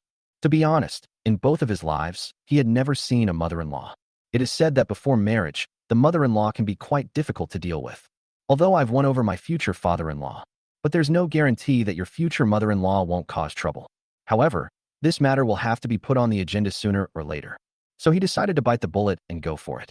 Seeing that Xia Qingyan was walking very slowly, he turned around and called out to her, "Qingyan, hurry up." Xia Qingyan nodded. The two women, each with their own thoughts, walked home, each leading one of the three little dumplings. As Qin Nua entered the room, he took a deep breath, wondering what he should say to his mother-in-law when he met her. However, as soon as the door opened, Qin Nua saw a woman with a very kind smile sitting on the sofa. Upon seeing him, she almost jumped up. "You're back." The three little dumplings also saw their grandma and rushed over, wanting her to hold them. However, Sun Wanjun completely ignored the three little dumplings and quickly walked to Qin Nua's side, looking him up and down. "Wow, he's really handsome." Qin Nua was slightly taken aback. Xia Qingyan behind him had already started rolling her eyes. "It's over. My mom's infatuation with infatuated girls is about to kick in." It is said that she fell for Lao Xiao back then because he was handsome. But this did not stop her from looking at handsome men. The three little ones like watching idol dramas, and they basically learned it from her. "I just didn't expect that my mother would react the same way when she saw Qin Nua." Xia Qingyan felt completely overwhelmed. She quickly walked in front of Qin Nua and shielded him behind her. "Mom, I..." Before she could finish speaking, Sun Wanjun pushed her away without hesitation. Get out of the way, get out of the way, don't stop me from seeing the handsome guy." Xia Qingyan. "Mom, he's your future." Xia Qingyan suddenly stopped mid-sentence. "Sky, what's wrong with her? What exactly is she saying? Why did you blurt it out?" "Never mind." However, it was too late. Sun Wanjun and Qin Nua both heard this. Qin Nua, who was still shocked by Sun Wanjun's reaction, also looked at her. "Qingyan is jealous again. This is an opportunity we can't miss." Sun Wanjun turned her head, her face beaming with joy. "What about the future? Qingyan, say something." "Qingyan." As she spoke, she gave Xia Qingyan a meaningful look. Xia Qingyan suddenly didn't know what to say. She said angrily, "Fine, if you're not going to say anything, then watch it if you want." Seeing this, Sun Wanjun rushed over and grabbed her. "Hey, why are you running away? Come here." After pulling her to Qin Nua's side, Sun Wanjun laughed. "I'm talking about a handsome son-in-law. My daughter has a bit of a temper, but it's okay. I think she can be saved. If you don't mind, I'll entrust her to you." Qin Nua was slightly taken aback again. This mother-in-law seems a bit easy to handle. He was about to take Xia Qingyan's hand when he heard Xia Qingyan say, "What handsome son-in-law? Mom, you..."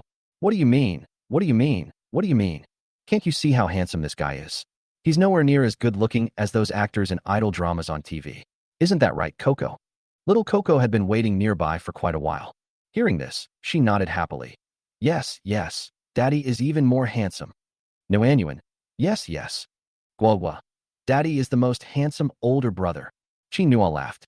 These three little girls have all called themselves big brothers instead of dads. Sun Wanjun was clearly very satisfied with their reaction. "See, I told you so. Qingyan, a handsome guy like that isn't easy to find. What good fortune did you accumulate in your past life? If there had been someone this handsome back then, your dad and I would have." At this point, Sun Wanjun quickly stopped talking and smiled. "Anyway, I've accepted this son-in-law. You have no choice but to marry him." After saying that, she turned to Qin Nua and said, "Qin Nua, right? Don't worry. With me here, your wife will be easy to handle." Qin Nua never expected that his future mother-in-law would have this kind of personality. He immediately laughed. "Great." Xia Qingyan rolled her eyes for the nth time today. "You fangirl."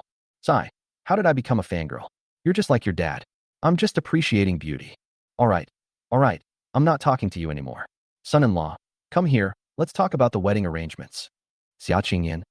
Is she really her biological mother? However, Qin Nua followed without any hesitation, saying, "Okay, Auntie." "Why call me Auntie? Just call me Mom," Sun Wanjun said bluntly. Xia Qingyan, who was originally going upstairs, was speechless upon hearing this.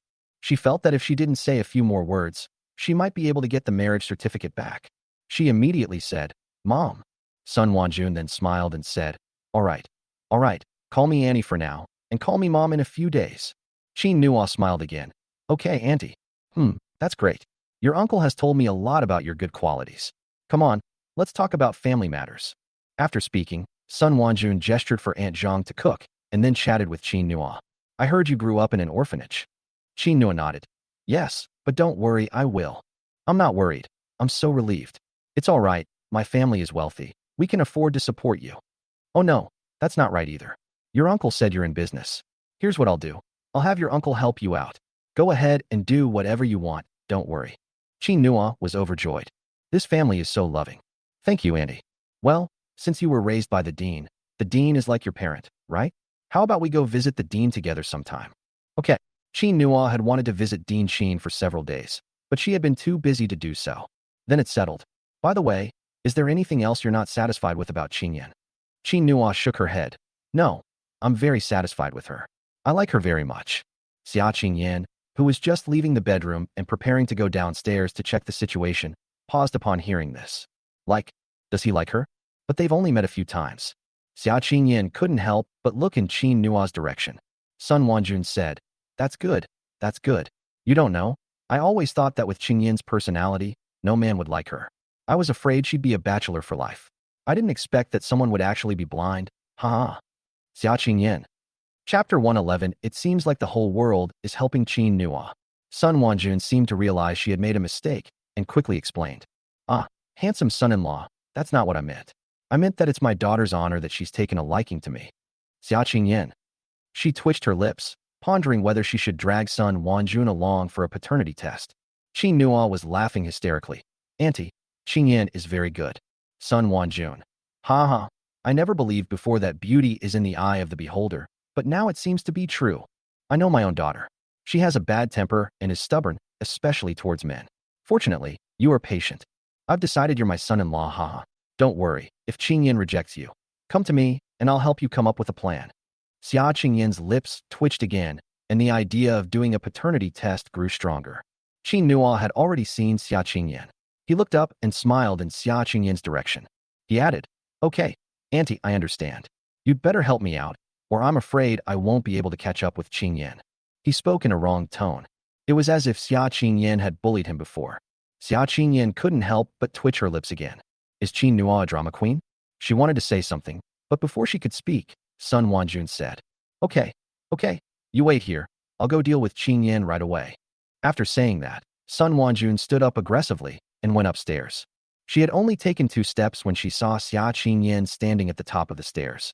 She pointed at Xia Qingyan and said, You get down. Xia Qingyan. I always have this urge to feel like Qin Nua and my own mother have sold me out. She glared at Qin Nua, signaling him to come to her rescue. Although a biological mother can be a little unreliable at times, she is still her biological mother. But Qin Nua acted as if she didn't see her at all and didn't say a word. But Sun Wanjun saw Xia Qingyan's expression clearly. She immediately put on a cold face. Qingyan, what are you doing? How can you give my precious son-in-law such a hard time? Let me tell you, it's one thing for you to bully others at work, but now that Qin Nua is family, you better tone it down. Seeing that Xia Qingyan was about to speak, Sun Wanjun added, Speak more gently. Girls all like to act cute and charming. Even if you don't know how, you can't always be so cold. Xia Qingyan. She simply stopped talking. I always feel like whatever I say is wrong. But Sun Wanjun didn't let her off the hook. She continued, Qin Nua is such a good man, and you've even had a child with him. How can you be so irresponsible? You should be grateful for marrying Qin Nua. No, hurry up and marry Qin Nua. You are the CEO of Tianyin Group. You can't be an irresponsible person. Xia Qingyan. That's a bad hat. Even she herself began to doubt whether she was a bad woman. Looking at Qin Nua again, she saw him looking at her with a wronged expression. Yes, Qingyan, Auntie is right. You have to take responsibility for me. Xia Qingyan's lips twitched again. She finally couldn't hold back anymore. But she also realized that talking to Sun Wanjun wouldn't work, so she simply looked at Qin Nua. Qin Nua, I'm hungry. Qin Nua laughed again. This girl is quick to change the subject.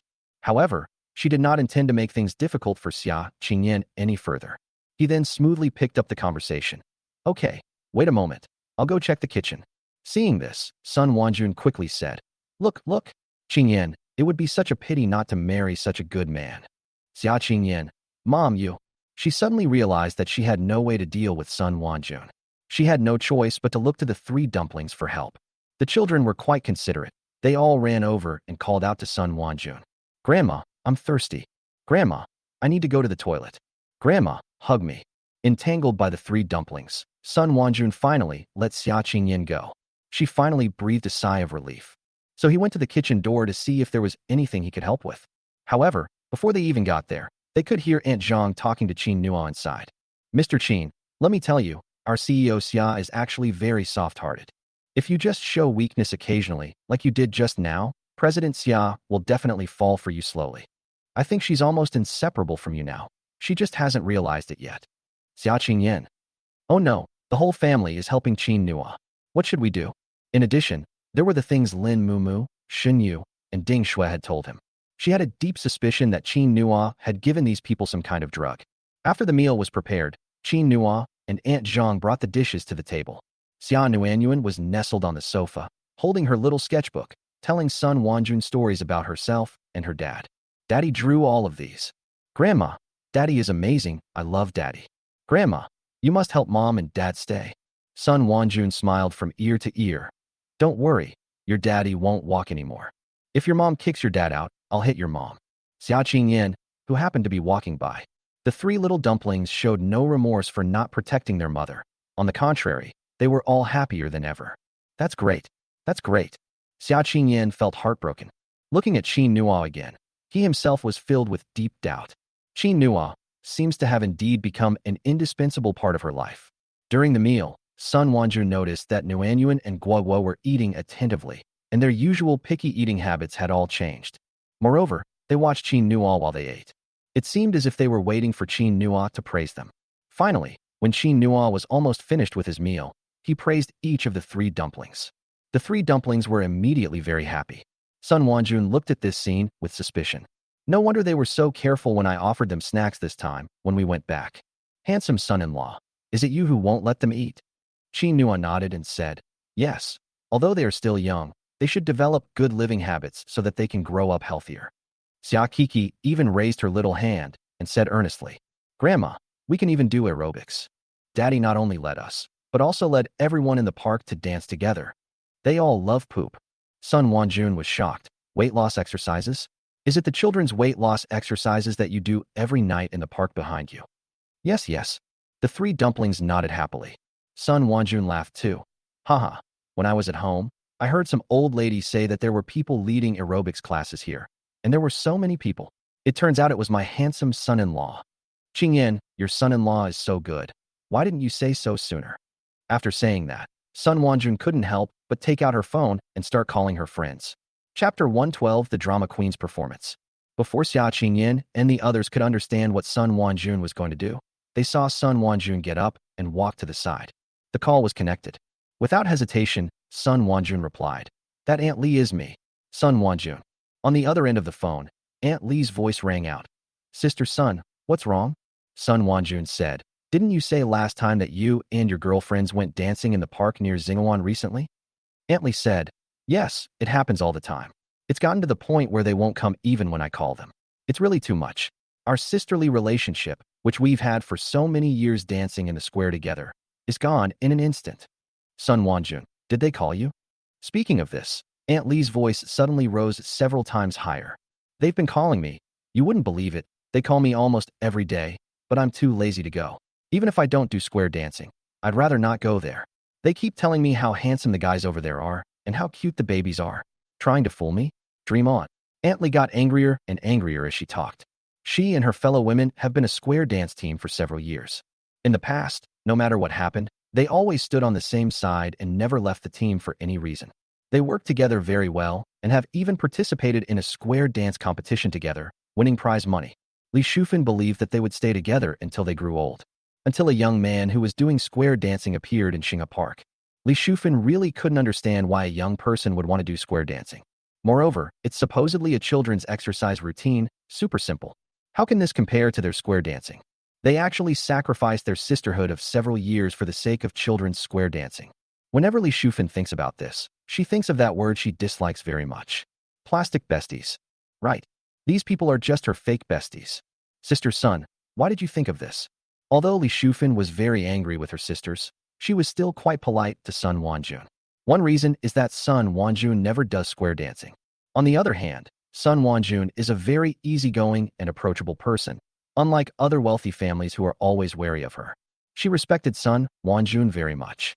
Upon hearing this, Sun Wanjun laughed and said, It's like this, Aunt Li, I'm going to Xinghe Square to watch the excitement later. Are you coming? Upon hearing this, Xia Qingyan knew that Sun Wanjun had her own ulterior motives. She definitely wants to show off her son-in-law. She glanced in Qin Nua's direction again and thought to herself, Qin Nua is now everyone's darling. They are indeed quite sought after. And the thought of having such a treasure by my side. She was quite happy. Upon hearing Sun Wanjun's words, Li Shufan frowned. What? Sister Sun is going to Xinghe Park. Sun Wanjun. Shall we go? Li Shufan. Sister Sun, you're not going to go see handsome guys too, are you? Let me tell you, how handsome can any young man be these days? Upon hearing Li Shufan's words, Sun Wanjun silently glanced in Qin Nua's direction. Her son-in-law is incredibly handsome, and standing next to his beloved daughter, they are simply a match made in heaven. It would be such a waste not to show this off. Thinking about this, Sun Wanjun said, No, I just want to go for a walk. Didn't you say you wanted your sisters to go back? Maybe I can help you persuade them. Of course, if we were to persuade someone, it would be to have Li Shufan stay. How could a performance by a son-in-law and his beloved granddaughters go unappreciated? However, upon hearing these words, Li Shufan was moved. So Sister Sun was doing this for my own good? Sigh, I knew Sister Sun wasn't that kind of person. Please wait a moment. I'll get ready and come over after I finish eating. Sun Wanjun. Okay, I'll go take a look in a bit. Li Shufan. Okay. After speaking with Sun Wanjun, Li Shufan took out her phone and sent WeChat messages to the remaining members of her group of friends who had stayed by her side. You wait. I will definitely go and bring our group of elderly women back. We must never let them associate with children. A short while later, a reply message appeared in the WeChat group. Okay, Sisterly. Go, Sisterly. Sisterly, we're waiting for you. Seeing this only strengthened Li Shufan's resolve.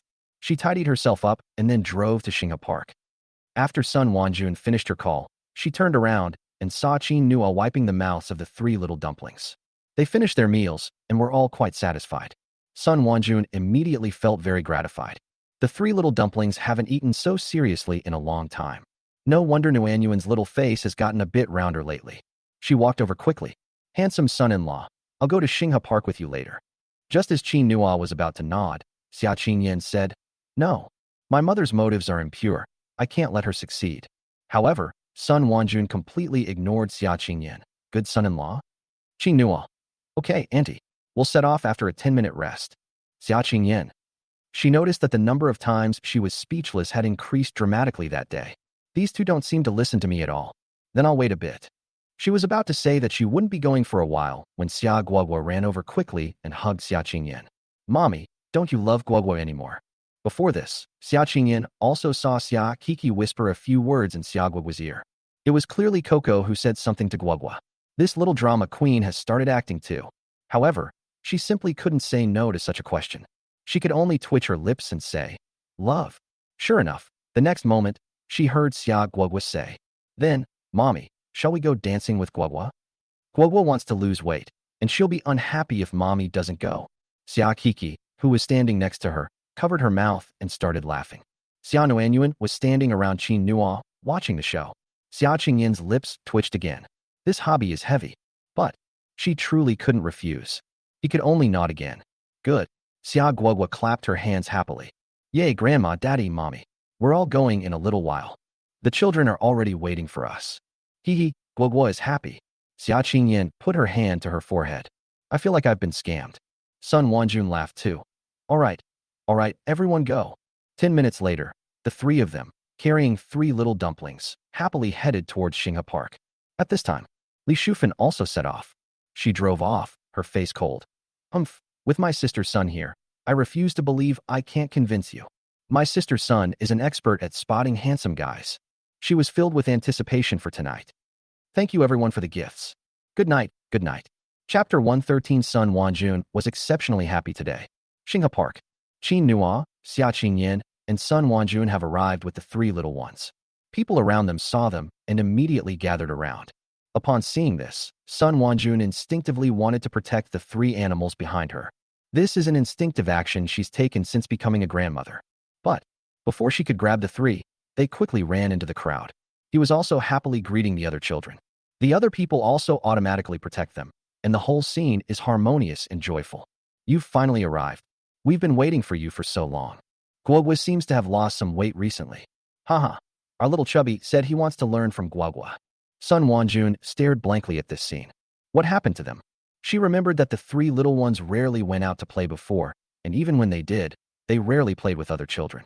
They always huddled together in groups of three, each doing their own thing. Sun Wanjun sometimes sighed, saying that being born into a family like theirs was not necessarily a good thing. Qingyan is also someone who doesn't like going out to play. However, at this moment, she was surprised to see the little cuties blending in so harmoniously. Mom, don't worry about them. They're familiar with these kids, and they'll be protected by them. Xia Qingyan herself was also curious about what was so charming about the three dumplings. People like him wherever he goes. Sun Wanjun looked at Qin Nua with a puzzled expression. Qin Nua smiled and said, well, don't worry about it. With more friends, the child will be more robust, which is good for his health. Qin Nua had seen children who, because they were overprotected by their parents, had extremely poor immune systems and were prone to illness. Therefore, he always felt that children should go out more often. And this exercise routine just happened to achieve that wish without me even realizing it. Sun Wanjun nodded. Yes, son-in-law is right. He's right. That's really good. In this way, the three dumplings will have more and more friends. Even Wan has started talking. Sun Wanjun was very satisfied. All of this was thanks to Qin Nua. Sun Wanjun felt once again that having such a son-in-law was truly wonderful. After the three little dumplings and babies played wildly for a while, Xia Kiki raised her hand high. The adults around them, seeing this, laughed and shouted. Look, the squad leader is about to speak. Haha, I knew it. Looks like it's time to start aerobics. As soon as they finished speaking, Xia Kiki shouted in a soft voice. Shall we go line up? It's time to start the aerobics. The other children immediately clapped their hands excitedly. Great, great. Let's go, let's line up. Xia Kiki added. Let's follow yesterday's arrangement. New kids, stand at the back. Good. The whole park was filled with the sweet, childlike voices of children.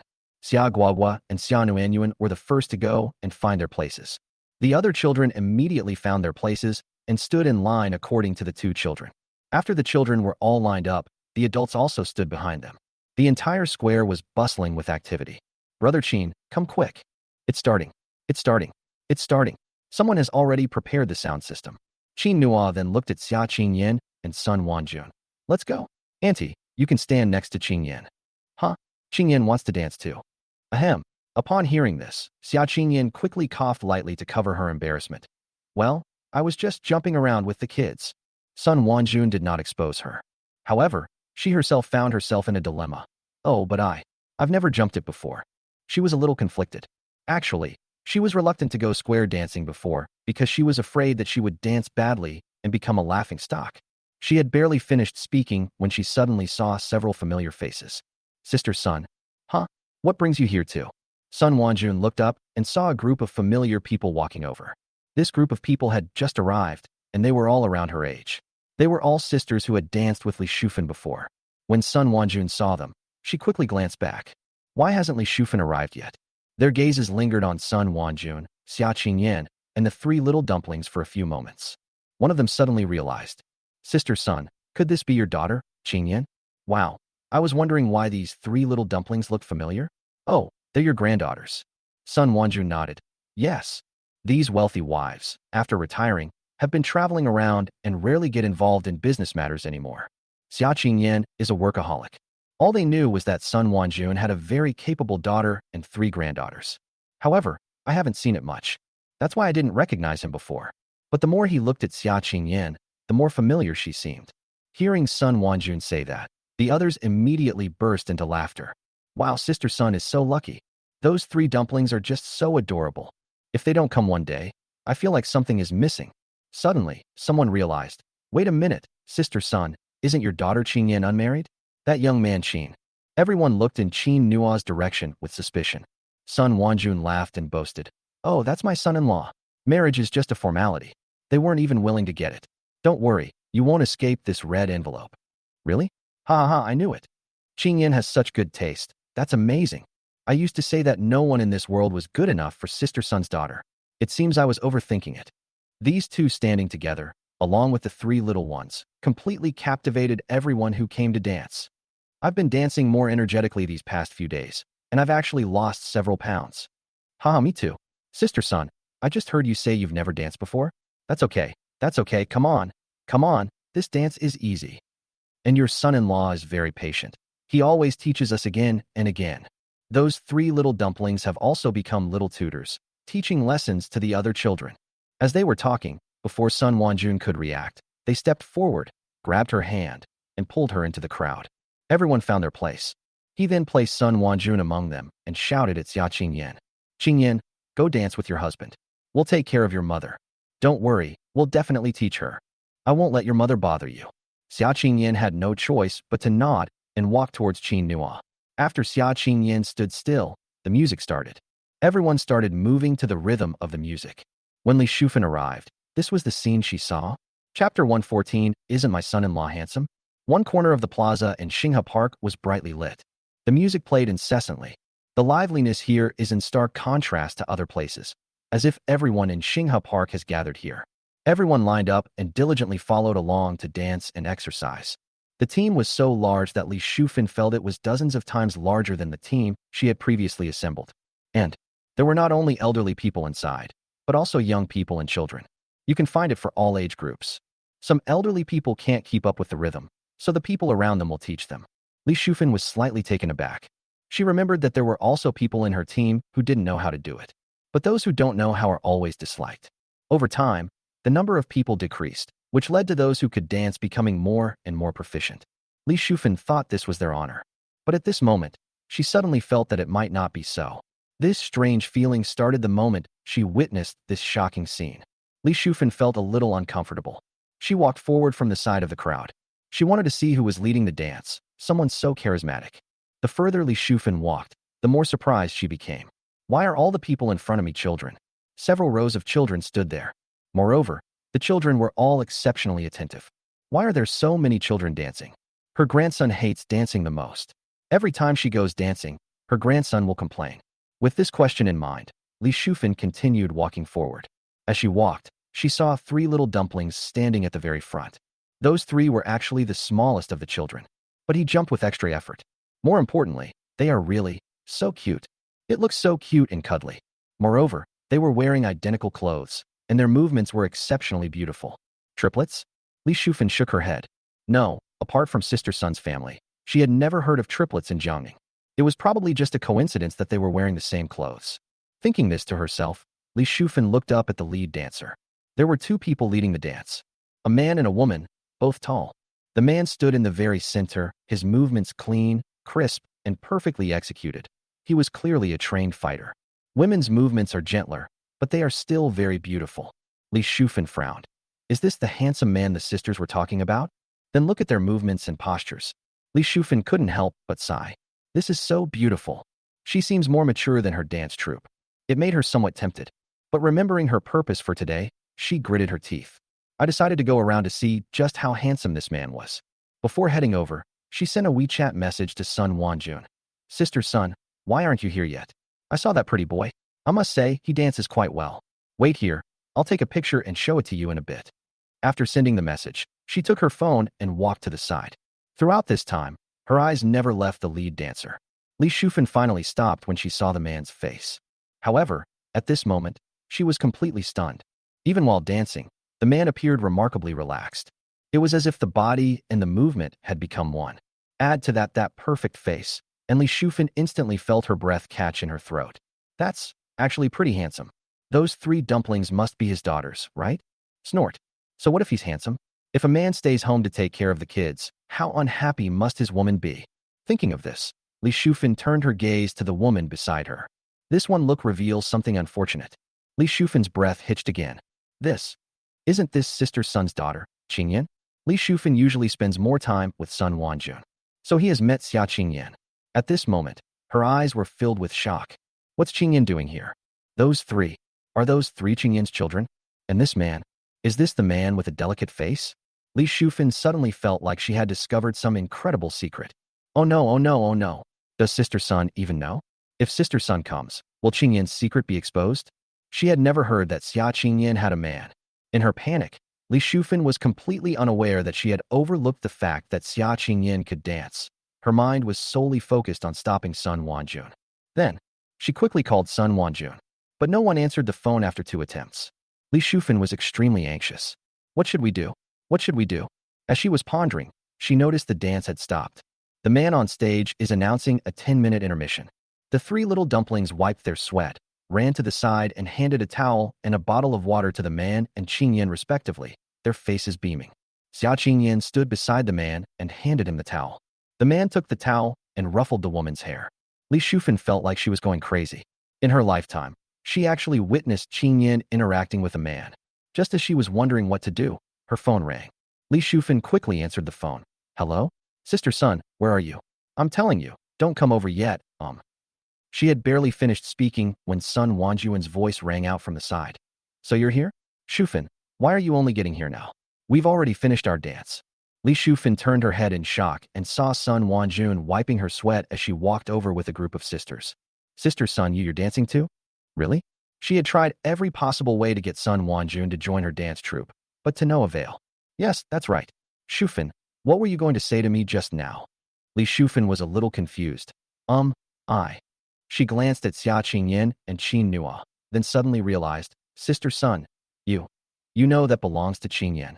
Yes, I know. As Sun Wanjun spoke, she came to Li Shufan's side and asked, Isn't my son-in-law handsome? Li Shufan. She recalled that before coming here today, she seemed to have complained about this man. Sister Sun. Sun Wanjun didn't care at all and asked again, Is my son-in-law a good dancer? Li Shufan looked at Qin Nua, then at Xia Qingyan and the three dumplings. I recalled the scene I saw when I arrived. He nodded. Great. Very professional. Sun Wanjun, want to come along? Li Shufan, huh? No, today. Wasn't today supposed to be so that Sister Sun could persuade all the other sisters to go home? Something feels off. How did Sister Sun end up on the same side as them? Li Shufan was somewhat conflicted. However, before she could hesitate for long, a group of people surrounded her and pulled her back. Sisterly, let's go together. I told you a long time ago that I wanted you to come here to dance. Look how nice this place is. There are even cute little ones to play with. We were so bored before. Look, even Sister Sun is dancing with them. How can you not go? Chapter 115, This is all thanks to my son-in-law and daughter. Li Shufan felt a little dizzy. She looked at the group of people, momentarily speechless. How did these people end up on the same side as Sister Sun? She was still hoping that her Sister Sun would come and take these people back. Li Shufan was in a dilemma, not knowing what to do, when she suddenly saw Sun Wanjun pick up her phone. Remembering the message she had just sent to Sun Wanjun, Li Shufan immediately stepped forward and snatched Sun Wanjun's phone away. I can't let Sun Wanjun see me saying that her son-in-law is a gigolo. Sun Wanjun looked completely bewildered. Huh? What's wrong? Li Shufan looked flustered. Huh? No. Weren't we supposed to go dancing? Let's go. She gave an awkward laugh. But this trick works very well. Sun Wanjun happily took her hand. Let's go. The sisters were also very happy. Come on, sisterly, let me tell you, you won't regret coming. Sister Sun's son-in-law is really amazing. Sisterly seemed a little distracted. It wasn't until they passed by Xia Qingyan and Qin Nua that they reached them. The three little dumplings spotted Sun Wanjun from afar. So, they skipped and hopped over, hugged Sun Wanjun's legs, and sweetly called out, Grandma. That shout instantly captivated everyone. Oh my, it's so sweet, so sweet, so sweet. Sister Sun, aren't those three so well-behaved? Sun Wanjun became the focus of attention among them. Haha, who can disagree? Even though I watched them grow up, I still couldn't resist their charm. What can I do? They're just so clingy. Li Shufan's eyes widened in disbelief. She has a grandson who is incredibly mischievous and will stop at nothing to cause trouble. Once they can walk, they become very difficult to discipline, especially with the spoiling of their family members. It has absolutely nothing to do with cuteness. Li Shufan dreams of having a granddaughter. When she first heard that Sun Wanjun had 3 granddaughters, she was quite envious. Now, seeing these 3, my heart softened even more. She didn't care about her image anymore, so she simply squatted down and pinched the chubby little face. You're so well-behaved. Guowu doesn't really like people pinching her cheeks. But she had long realized that this maternal grandmother and her biological maternal grandmother were together. Then, she smiled sweetly at Li Shufan and said, Thank you, Grandma. Li Shufan felt her heart melt instantly. Sun Wanjun also saw this scene, and she squatted down as well. Guowu, this is Grandma Li. Grandma Li likes you. Xia Guowu sweetly called out again. Thank you, Grandma Li. Xia Nuanyuan and Xia Kiki also came over. Hello, Grandma Li. Hello, Grandma Li. Li Shufan felt her heart had softened into pieces. This was absolutely terrible for her. How can you be so well-behaved? Sister Sun, you're so lucky. Haha, this is all thanks to my son-in-law and daughter. Look how well my little granddaughter has been raised. Sun Wanjun couldn't resist showing off. Upon hearing this, everyone was shocked. Son-in-law? Sister son, although your son-in-law is a bit handsome, aren't these 3 children raised by Qingyan herself? Your son-in-law, wasn't he someone you found later? As soon as the man finished speaking, Xia Kiki quickly shook her head. No, that's not it. This is the baby that gave birth to us. Our dad is not only handsome, but he also cooks delicious food. He sings well, he can draw, and he can earn money to support mom. In short, our dad can do so many things. Our dad is amazing. He's the best dad in the world. After Xia Kiki finished speaking, Xia Guo also came over and said, yes, Kiki is right. Our daddy is the best. Xia Nuanyuan. The man looked embarrassed. Someone whispered from the side. Look at you. How can you say that in front of a child? The person quickly apologized. Sister son, I'm so sorry, Before she could finish speaking, Sun Wanjun said, it's all right, ha ha ha. You've misunderstood. It's also my fault for not explaining clearly earlier. Actually, I'm their biological father. Oh. Everyone was shocked. What? His biological father? Sun Wanjun nodded. Yes, but he wasn't home before for some reason. It was all Qingyan's fault. Now it's all over, he's back. And he's really good at taking care of kids. He takes very good care of our 3 little ones. Look how well-behaved they are. He taught Guogua these exercises because he was worried she was too fat, and he never expected them to attract so many people. Xia Qingyan, who was just about to come over and say hello. She glanced at Qin Nua, who was gloating beside her, and was speechless. Well, it seems like I've lost my status in the family. Qin Nua was all that remained in her mother's eyes. Although she did bear some responsibility over those 3 years. She looked at the 3 dumplings and was thinking seriously. Perhaps, if Qin Nua had been there 3 years ago, the 3 of them would have been better off? Just then, she felt Qin Nua pat her head and ask, what are you thinking about? Xia Qingyan looked up and smiled helplessly. But Qin Nua seemed to immediately see through Xia Qingyan's emotions. He laughed and said, it's not your fault, don't feel guilty. If I had stayed with them for 3 years, they might not be the Nuanyuan, Guagua, and Kiki they are today. After all, everyone plays a crucial role in a child's development. Any aspect of a child's life can influence their personality. Children may not necessarily be like that when they grow up. Xia Qingyan smiled and nodded. Yes, I understand. Qin Nua was comforting her. And this comforting words seemed to actually work.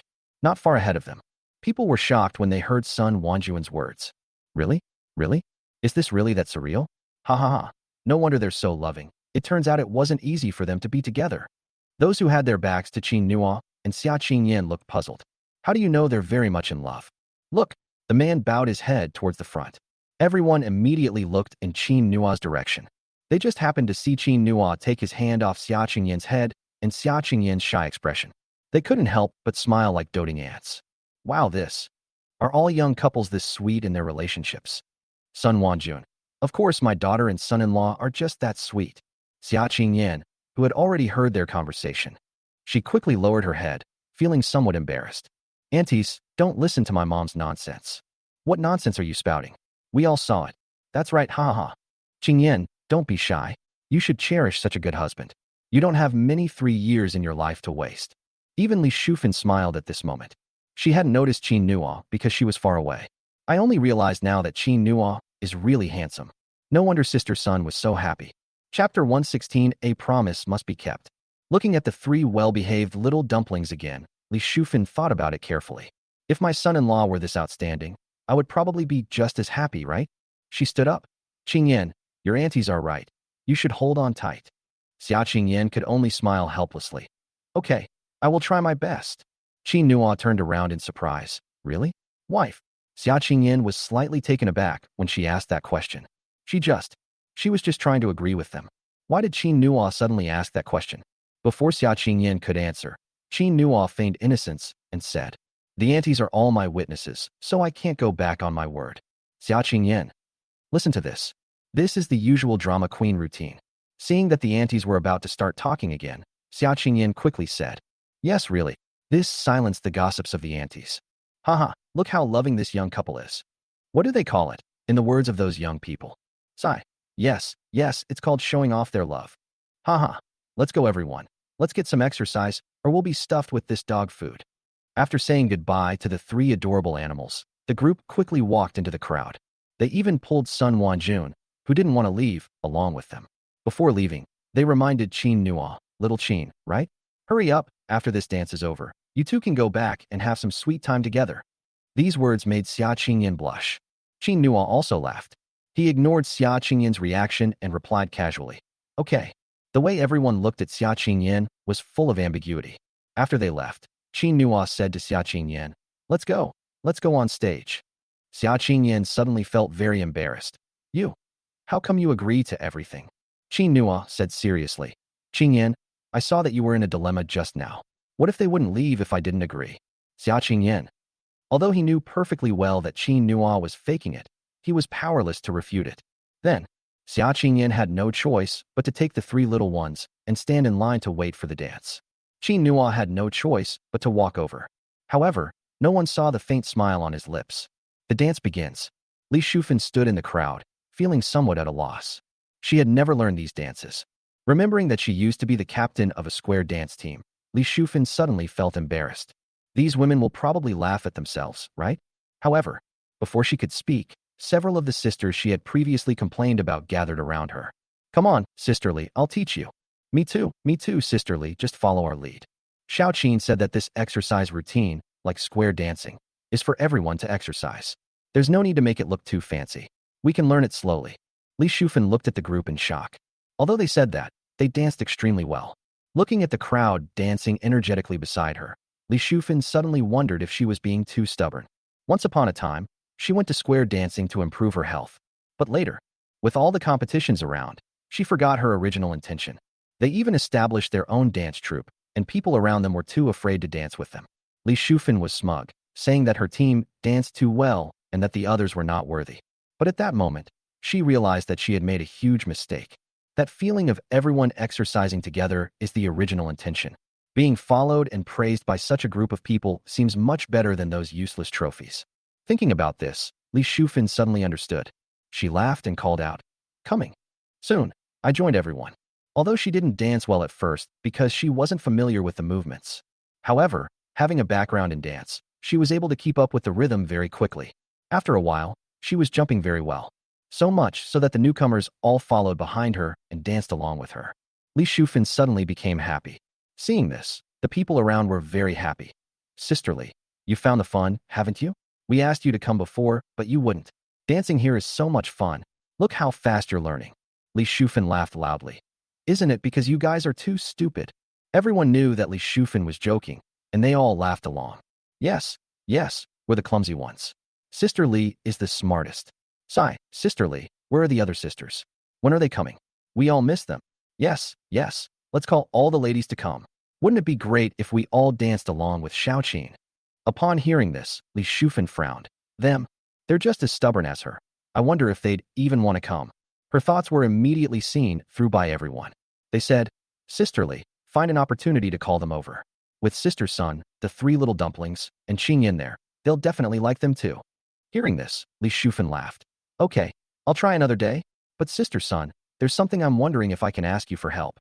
Sun Wanjun said, what is it? Tell me. Li Shufan was a little embarrassed. You know my grandson, he's quite chubby. The doctor told him to lose weight, but he absolutely refuses. Otherwise, I could bring him along and let the three little ones take care of him. He has a terrible temper, but he's very gentle with the young lady. He must really like the three little dumplings. Upon hearing this, Sun Wanjun burst into laughter. Of course you can. Look how many children are there. Bring your grandchildren and great-grandchildren over later. It's good for children to make more friends. Okay, thank you, Sister Sun. The group talked and danced at the same time. Soon, he was covered in sweat. Fortunately, the dance has ended. People were very persistent in their dispersal. Sun Wanjun and the others quickly went to find Tuanzi. After playing and frolicking with the children for a while, they reluctantly left. Qin Nua and Xia Qingyan were also covered in sweat. Sun Wanjun and the others took the three dumplings home together. On the way, Sun Wanjun deliberately pulled the children ahead. She kept a great distance from Qin Nuaxia and Qingyan. Xia Qingyan wiped the sweat off her body from time to time, while Qin Nua thoughtfully handed her a paper fan. Sun Wanjun glanced back occasionally, quite pleased with their actions. She asked Coco cautiously, Coco, where does your daddy sleep at night? Daddy sleeps in the room downstairs. Downstairs? Sun Wanjun was stunned for a moment. And what about your mom? Mommy lives upstairs. Sun Wanjun frowned. Sleeping in separate rooms? That won't do. Qing Yin is really something. She didn't even realize when she lost her son-in-law. She quickly racked her brains, thinking about how she could help them. Xia Qing Yin, however, had no idea what Sun Wanjun was thinking. Chapter 117. You go upstairs and sleep with Qing Yin. I made my way home. Xia Qing Yin had just sat down when she saw Sun Wanjun start wandering around without resting. After walking around, she stood in front of Qin Nua's door for a long time. Qin Nua went to pour water for the others. The three little dumplings stood comfortably beside Xia Qing Yin, swinging their little feet back and forth. Xia Qing Yin looked at Sun Wanjun with a puzzled expression. Kiki, what is your grandma doing? Xia Kiki raised her little head and looked in the direction of Sun Wanjun. She thought about it for a while, puzzled, and said, Grandma is looking at Daddy's room. Xia Qing Yin, of course I know your grandma is looking into Daddy's room. Why does she want to look into Daddy's room? Did you say something to Grandma again? Little Coco shook her head and said, No, we didn't say anything. Guogua and Nuanyuan also shook their heads. Seeing that none of the three knew, Xia Qing Yin turned to Sun Wanjun again. Mom, what's wrong? Sun Wanjun looked around for a while longer before nodding, feigning satisfaction. I'll stay in this room tonight. Oh. Xia Qing Yin was slightly taken aback. Mom, that's Qin Nua's room. Sun Wanjun, Qin Nua's room? That's perfect. Qin Nua can move upstairs and live with you, and I'll stay here. Xia Qing Yin. She stood up anxiously and explained. Mom, don't you like staying with Coco and the others? Besides, there are several guest rooms over there. Sun Wanjun shook her head. No way, I love this room. I'm staying here tonight.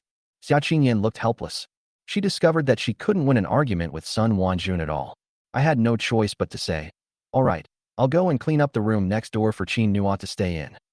Qin Nua, who was standing next to him, almost burst out laughing when she heard this. Xia Qing Yin had only taken 2 steps when Sun Wanjun continued. Stop right there.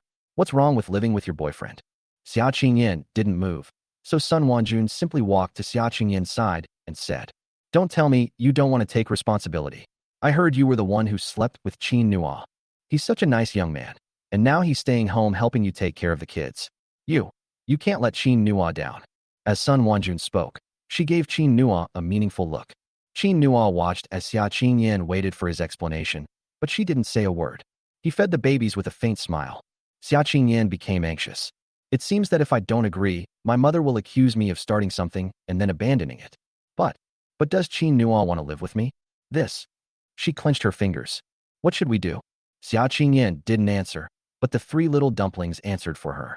Okay, then Daddy will stay with Mommy. The other children's parents all live together. They say that only when Dad and Mom live together can you have younger siblings. Xia Qing Yin. Which child instilled these ideas in me? She's going to talk to them about life. Sun Wanjun made a definitive conclusion.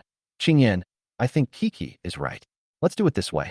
Xiaoqin, you can go upstairs to stay in a bit. Qin Nua. Okay. The answer was crisp and concise. Xia Qing Yin felt that he had deliberately remained silent. Night. Sun Wanjun took the 3 little ones to wash up. Qin Nua returned to her room and tidied up her things. Seeing this, Xia Qing Yin asked anxiously, What are you doing? Qin Nua. If we don't tidy up, how will Annie stay here later? After saying that, he turned around, picked up his things, and went upstairs. Xia Qing Yin was slightly taken aback, wanting to chase after him but not daring to. What's this? Is she going to live with Qin Nua? Under what identity did she live with Qin Nua? She always felt that she didn't need a man. But what's wrong with this man? Xia Qing Yin's heart was in turmoil. It was as if a raging fire was burning her. She was anxious and didn't know what to do. She could only stand in the living room, watching Qin Nua go in and out of her room. He kept tidying up something, and when he saw her, he would give her a big smile. Xia Qing Yin had absolutely no idea how to deal with this situation. When Sun Wanjun and the 3 little dumplings came out, they found that Xia Qing Yin was still standing in the same spot. Sun Wanjun asked with a puzzled look. Qing Yin, what are you doing? Go upstairs and rest. What time is it? Xia Qing Yin uttered the word, but could not say anything more. Sun Wanjun had already figured out Xia Qing Yin's intentions. She glanced upstairs and, without hesitation, pushed Xia Qing Yin toward the stairwell. Go up. Seeing Qin Nua come out of the room, Sun Wanjun called out again. Little Qin, come and take your wife upstairs. Qin Nua nodded. Okay. The 3 little dumplings kept calling out. Mommy, come upstairs. Mommy, come upstairs. Qin Nua had reached Xia Qingyan's side and extended his hand. Xia Qingyan had no choice but to avoid him and quickly rushed upstairs. After entering the room, she originally intended to close the door. But remembering that Sun Wanjun was watching from downstairs, Xia Qingyan inexplicably gave up the idea. If Qin Nua is truly locked out, not only will his mother complain about him, but she will also say bad things about Qin Nua, right? Fine, let him in. As for what happens in the future, we'll talk about it later. With this in mind, Xia Qingyan quickly went to the window, avoiding the doorway. She was a little scared. Even now, she still can't understand what force made her possess Qin Nua so madly when they first met. And now, her eyes and heart were filled with nervousness. My heart started pounding wildly. My ears gradually started to feel warm. She nervously watched the doorway, observing Qin Nua's every move. Qin Nua packed her things. Qin Nua went inside. Qin Nua started walking towards her. At that moment, Xia Qingyan felt like she was suffocating. This damn oppressive feeling. What exactly happened? If Qin Nua wants to hug me in a little while, or he's going to do something, do I agree or disagree? Although she and he had a contractual relationship, he was still the child's father. As the child's mother, she couldn't refuse what Qin Nua wanted to do. But why does she find it so strange? It was as if, a long time ago, this person had pushed her away forcefully. That feeling was excruciating pain. Xia Qingyan closed her eyes, trying to alleviate the feeling. But it was to no avail. She could even sense that Qin Nua was already beside her. Xia Qingyan took a step back in a panic until she hit the window, at which point she realized she had nowhere left to retreat. She didn't dare look at Qin Nua. Her mind was a complete mess. Chapter 118 was Mom very tired last night. But, after waiting for a while, Xia Qingyan realized that Qin Nua, who was supposed to approach, did not make any move. He seemed to have stopped not far from her, busy with something. Xia Qingyan opened her eyes in confusion. Then I saw Qin Nua busy on the ground. He was holding a blanket, sheets, and pillows that had just been brought up. Xia Qingyan was slightly taken aback. What are you doing? Make the bed. Qin Nua answered, as if it were the most natural thing in the world. You? How could he? Qin Nua stood up and ruffled Xia Qingyan's hair. Qingyan. Seeing Xia Qingyan looking at him with bright eyes, Qin Nua smiled and said, Don't be afraid. I won't do anything until you agree. Qin Nua will never forget the hurt he caused her. That silly girl never regretted it, not even when she pushed him away in the end. In this life, she has lost her memory. Perhaps she doesn't want to recall that memory. But Qin Nua knew that she had feelings for him. That's enough. He was waiting for the day she would give him her heart again, and then give her a happy future. This is the thing he wanted to do most in his life. But now is not the time, even though everyone around me was helping me. However, Qin Yin resisted. She hasn't fully accepted him yet. However, Qin Nua felt it would be soon. Your mother was trying to set us up downstairs. If I didn't agree to come up, she'd think there was something wrong with me. However, you should know better than anyone whether I have a problem or not. Upon hearing this, Xia Qingyan blushed. She remembered that night. Qin Nua really was. Qin Nua noticed that the little girl's face had turned red again. So he continued, to avoid any unnecessary misunderstandings and to put your mother at ease, I'll make a makeshift bed on the floor. You sleep on the bed, and I'll sleep here. Don't worry, I won't do anything. Xia Qingyan stared at Qin Nua in shock. This person seems to be thinking about her with all his heart. For the first time, Xia Qingyan felt like she was being cherished. Her heart softened again and again. After a moment, she nodded. Okay, go to sleep. Good. Xia Qingyan lay on the bed, looking at Qin Nua beside her. He had closed his eyes and was sleeping peacefully. Her eyebrows and eyes were clearly defined. Her nose was high and straight, and she was perfect even when she was sleeping. As she looked at it, Xia Qingyan started to laugh. She fell asleep at some point, without anyone noticing. Xia Qingyan slept very soundly that night. When it was light, she found that Qin Nua was no longer in the house. She went downstairs and saw Sun Wanjun, the three little dumplings, and Qin Nua already having breakfast. Seeing her, Coco asked worriedly, Mommy, what's wrong? Daddy said you were too tired and told us not to wake you so you could rest. Mommy, were you very tired last night? Xia Qingyan felt a headache coming on when she heard this. However, Sun Wanjun chimed in. It's good to be tired. It's good to be tired. Son-in-law, I'll go to the market today to buy some good food to nourish you. Xia Qingyan. Qin Nua couldn't help but laugh. Okay, thank you, Auntie. After dinner, Qin Nua took the three little dumplings to send Xia Qingyan to work. Sun Wanjun actually went to the market and decided to buy some of the best health supplements. Qin Nua first went to check on the renovation of the Sanyu building. and then went to the factory to get some face masks to sell. The day passed very peacefully. Just before she was about to leave work, Qin Nua opened Weibo and received countless messages from elderly people. Nguyen, is Boss Nguyen there? Say something, Master Nguyen. I'm an elderly person. I contacted you before. Do you still have this design draft? I'd like to have it made. How about we talk about a collaboration?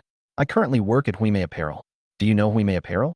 It's the most prestigious apparel company in the entire Jiangning city. If you agree, I can give you the greatest benefit. Don't worry about the money. I'll handle the negotiations. Boss Nguyen, let's arrange a time to meet. Qin Nua couldn't help but laugh when he saw the sudden flood of messages. This old man is really persistent. Huime Apparel? Isn't that the company that rivals Qin Yin? He replied directly. Sorry, no cooperation. Meanwhile, it was Zhou Shupei's first day working at Huime Clothing. I'm staring blankly at the computer screen. He was waiting for news from Nguyen. He thought about it for a long time and realized that the only way to contact Nguyen was through a company. So he did a lot of research and found that Huime Clothing was the best choice. Every designer in Jiangning City wants to work for this company, and he felt that Nguyen must want it too. So on my first day here, I started sending messages to Nguyen like crazy. He was confident that as long as Nguyen's designs were put on the market, they would make a lot of money. However, when he saw the message from Qin Nua, he panicked. Non-cooperation? How could that be? He said he was from Huime Apparel, so doesn't this self-taught designer know about Huime Apparel? Zhou Shupei decided to give a brief explanation. So he quickly started typing. Nguyen, are you stupid? This is Huime Clothing. Do you know Huime Apparel? It's a very famous clothing company in Jiangning City and even nationwide. They're especially good at children's wear. Their children's clothing ranks among the top in national sales every year.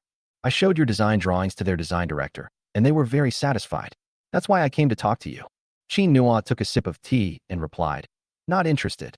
Zhou Shupei, wait, do you think these conditions aren't tempting enough? How about this? I'll talk to them and get you a job at Huime Apparel. As their chief designer, what do you think? Qin Nua almost burst out laughing. This person is really persistent. Not interested. He replied with 4 more words.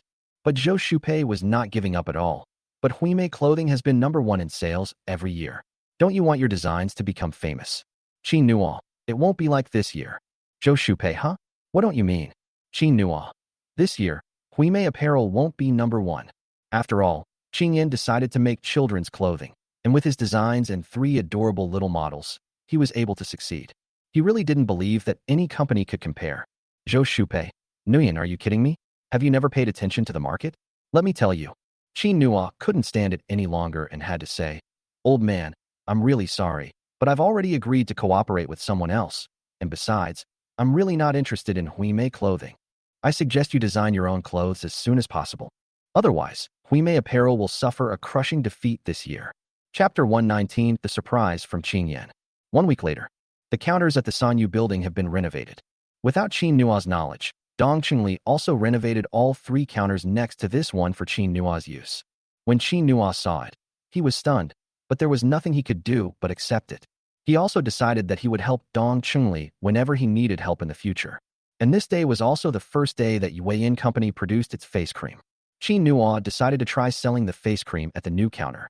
If successful, then Zhang Xinfeng will need to start recruiting workers. This day, when Qin Nua and the 3 little dumplings set off, Xia Qingyan had already left for the company. Little Coco hugged her dad's neck, looking a little sad. Daddy, why isn't Mommy coming with us? She thought her mom would be there on the first day of business. Qin Nua hugged her and said, Mommy is very busy. Let the 4 of us work together to earn money. Let Mommy rest more after she's done, okay? Hearing this, Xia Kiki nodded vigorously. Okay. She quickly slipped out of Qin Nua's arms, grabbed Wan and Guogua, and walked towards the car. Before setting off, Qin Nua glanced in the direction Xia Qingyan had left, feeling somewhat disappointed. But he didn't think too much about it, and went to the Sanyu building. 8 o'clock in the morning. Qin Nua and the 3 dumplings arrived. He was still thinking about whether he should buy some flowers or something to decorate. It's the first day of business, so it should be lively. But just as they arrived at the entrance of the Sanyu building, Dong Chunli stopped them. Brother Qin, you're here so early. Ha ha ha, come in. Qin Nua didn't expect Dong Chunli to arrive so early. The 3 dumplings were also pulled inside by Sister Wang and several other sales assistants. Qin Nua had no choice but to follow them inside. But once inside, Qin Nua was stunned. Before him was a decoration that had already been covered with flowers. There were also many balloons nearby. The sound system was ready, and there were many children nearby, all dressed in dance costumes, as if they were about to dance. Qin Nua looked puzzled. Seeing Qin Nua's reaction, Dong Chunli laughed heartily. How about it? Not bad, right? This is a big surprise. This time, Qin Nua saved a lot of trouble. He smiled and said, "Thank you so much, Brother Dong. You've gone to so much trouble." Dong Chunli quickly shook his head. "Oh, I didn't pay for this. I didn't do anything. If you want to thank someone, you should thank someone else." When Dong Chunli speaks, he always keeps the audience in suspense. Qin Nua asked with a puzzled look, "Who is that?" Dong Chunli said, "Brother Qin, think about it carefully. What kind of person often does things for you silently, without asking for anything in return?" Qin Nua frowned. He thought for a while, and suddenly a figure appeared in his mind. Just as he was about to speak, Xia Kiki shouted, "It's Mommy." Dong Chunli immediately clapped his hands. "Hey, smart. The kids are so smart. Brother Qin, you can't do this. This was prepared by President Xia yesterday." Qing Yan. Qin Nua looked at the ornately decorated counter and smiled. How could she? This morning, she left so coldly that Qin Nua thought she had forgotten that it was the opening day of his new store. Unexpected. She actually prepared it yesterday? Is this a surprise for him? Thinking about this, Qin Nua suddenly felt a sense of joy in her heart. But he still calmly squatted down and hugged little Coco. "Coco, how did you know Mommy made this?" Xia Kiki laughed and called out, "Daddy, you silly thing. Do you see those bears? Those are Nuanyuan and Guogua's favorite bears." Qin Nua looked over and indeed found 3 cute little bears in the middle. Beside it were 2 larger bears. They looked like a family of 5, so adorable. Qin Nua pinched Coco's nose. Daddy saw it a long time ago. Daddy was testing Coco on purpose. Xia Kiki blinked. Really, Daddy? Why doesn't she believe it? Qin Nua nodded. Yes, it's true. Xia Kiki. Daddy, I'm not a 2-year-old anymore. She's already 3 years old this year. Daddy still lies. Qin Nua's lie was exposed, which caused a burst of laughter from those around him. Dong Chunli chimed in. Brother Qin, forget it, forget it. We just needed to be more careful today. Look, only you can enjoy these kinds of surprises from your wife. People like us can only surprise our wives. Oh, I forgot. I don't think I have a wife. Before he could finish speaking, a burst of laughter erupted around him. Ha ha. Dong Chunli wasn't angry and continued. Also, Brother Qin, Miss Xia asked me to tell you that she has to go on a business trip today and can't come with you. She told you to keep going. Qin Nua was even more puzzled upon hearing this. I always felt that Qin Yan was hiding something from me. Okay, I understand. Dong Chunli pulled Qin Nua aside. Brother Qin, come and see. What else do we need? Brother Zhang Xinfeng already delivered the face masks and face cream yesterday. See how we can arrange them. Okay. Qin Nua went to check out the small warehouse in the back. This small warehouse was also set up by Dong Chunli for Qin Nua's use. Qin Nua always felt that Dong Chunli wanted nothing more than to give him the entire Sanyu building. The face mask and face cream are all packed. Now all that's left is to put it on display. Qin Nua thought for a moment, and then asked Sister Wang to put the face masks on the table first. The face cream was placed under the counter. Then he came over and helped the 3 dumplings together. At 9 o'clock, the Sanyu building opened. But, as usual, the Sanyu building was nearly deserted. Therefore, Qin Nua's place was particularly deserted. They clearly had music playing and were fully prepared for the opening, but there was no one there. Dong Chunli didn't leave either. He decided to stay and help Qin Nua. 3 little dumplings, dressed in pretty little clothes, stood on either side of the counter, wanting to help their dad greet the customers. Pity. It was already 10 o'clock, and there was still no one there. Dong Chunli said with some concern, Brother Qin, if it really doesn't work out, I won't take any of your money. You can go somewhere else. Sanyu building is really declining. It was at the same time. The area building across the street was already packed with people. The staff also heard the commotion at the Sanyu building. They stood at the entrance of the area building, looking this way with puzzled expressions. What is Sanyu building doing? Didn't they say they'd removed all the counters? Yeah, there's nobody over there. So why is someone still opening a business? Is this guy an idiot? That's really strange. Judging from this situation, we'll have to close on our first day of business. After they finished speaking, they shook their heads and went about their own business. The women around Qin Nua, including Sister Wang, were also extremely anxious. What should we do? Am I going to lose my job again today? Qin Nua was also deep in thought about this problem. Chapter 120 Big News for Tianyin Group. 10 a.m. At the entrance of the Sanyu building. Xia Qinghua has been wandering around here for an hour. He started wandering around here at 9 o'clock. Up until now, not a single person has come. Xia Qinghua was also somewhat conflicted. He checked the time and made a phone call. On the other end of the phone, the butler, Wang Qi, answered, "Old Xia, what's wrong?" Xia Qinghua asked, "How's it going on your end?" Wang Qi glanced at the bustling crowd around him and said, "Everything is going smoothly. They should be over in a bit." "That's good. There's no one here. If all else fails, we'll find a way to drive them over." Wang Qi, isn't this too fake? Xia Qinghua thought about it and agreed. "All right then, let them decide for themselves. I have faith in my son-in-law's charm." After hanging up the phone, Xia Qinghua stood there and continued to wait. Meanwhile, things got lively on Wang Qi's side. Several women, each with a child and a box of face masks, strolled aimlessly around Triumph Square, pretending to be shopping. Due to the opening of a new store today, the Ijia Children's Facial Mask store in Triumph Plaza is closed today. People would come and go at the entrance from time to time, looking around. But it was already 10 o'clock, and they found that the store was still not open. One of them finally couldn't hold back any longer. When she saw one of the women holding a face mask, she quickly went over and asked, "Sister, did you buy this children's face mask today?" The man said, "Yes, that's right. But the store isn't open today." The speaker was a new mother. She has always been very protective of her children. "I tried many skincare products before, but none of them worked until I used this one. This morning, the last bit was used up." She originally wanted to buy it, but unfortunately, it hasn't opened yet after so long. The people around her are the same. They've been talking about it for half the morning. Upon hearing the news, they all rushed over. The woman holding the face mask feigned surprise and said, "Oh, you guys don't know? This company opened a branch in Sanyu Plaza. It opened today, so the owner is quite busy and might not be able to keep an eye on this one for the time being. I bought mine there." "Sanyu Building?" Yes, the Sanyu Building in Sanyu Plaza.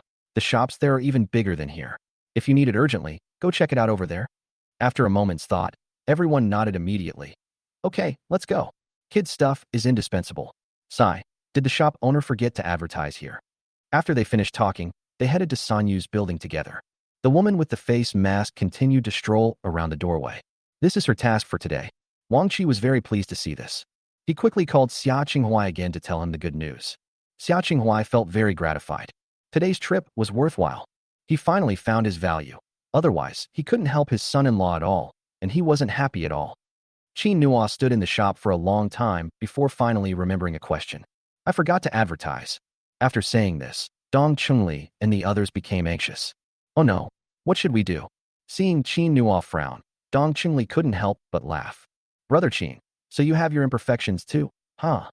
I've always felt that everything has gone smoothly since I met you. You're an omnipotent person. Ordinary people are great. Ordinary people are great.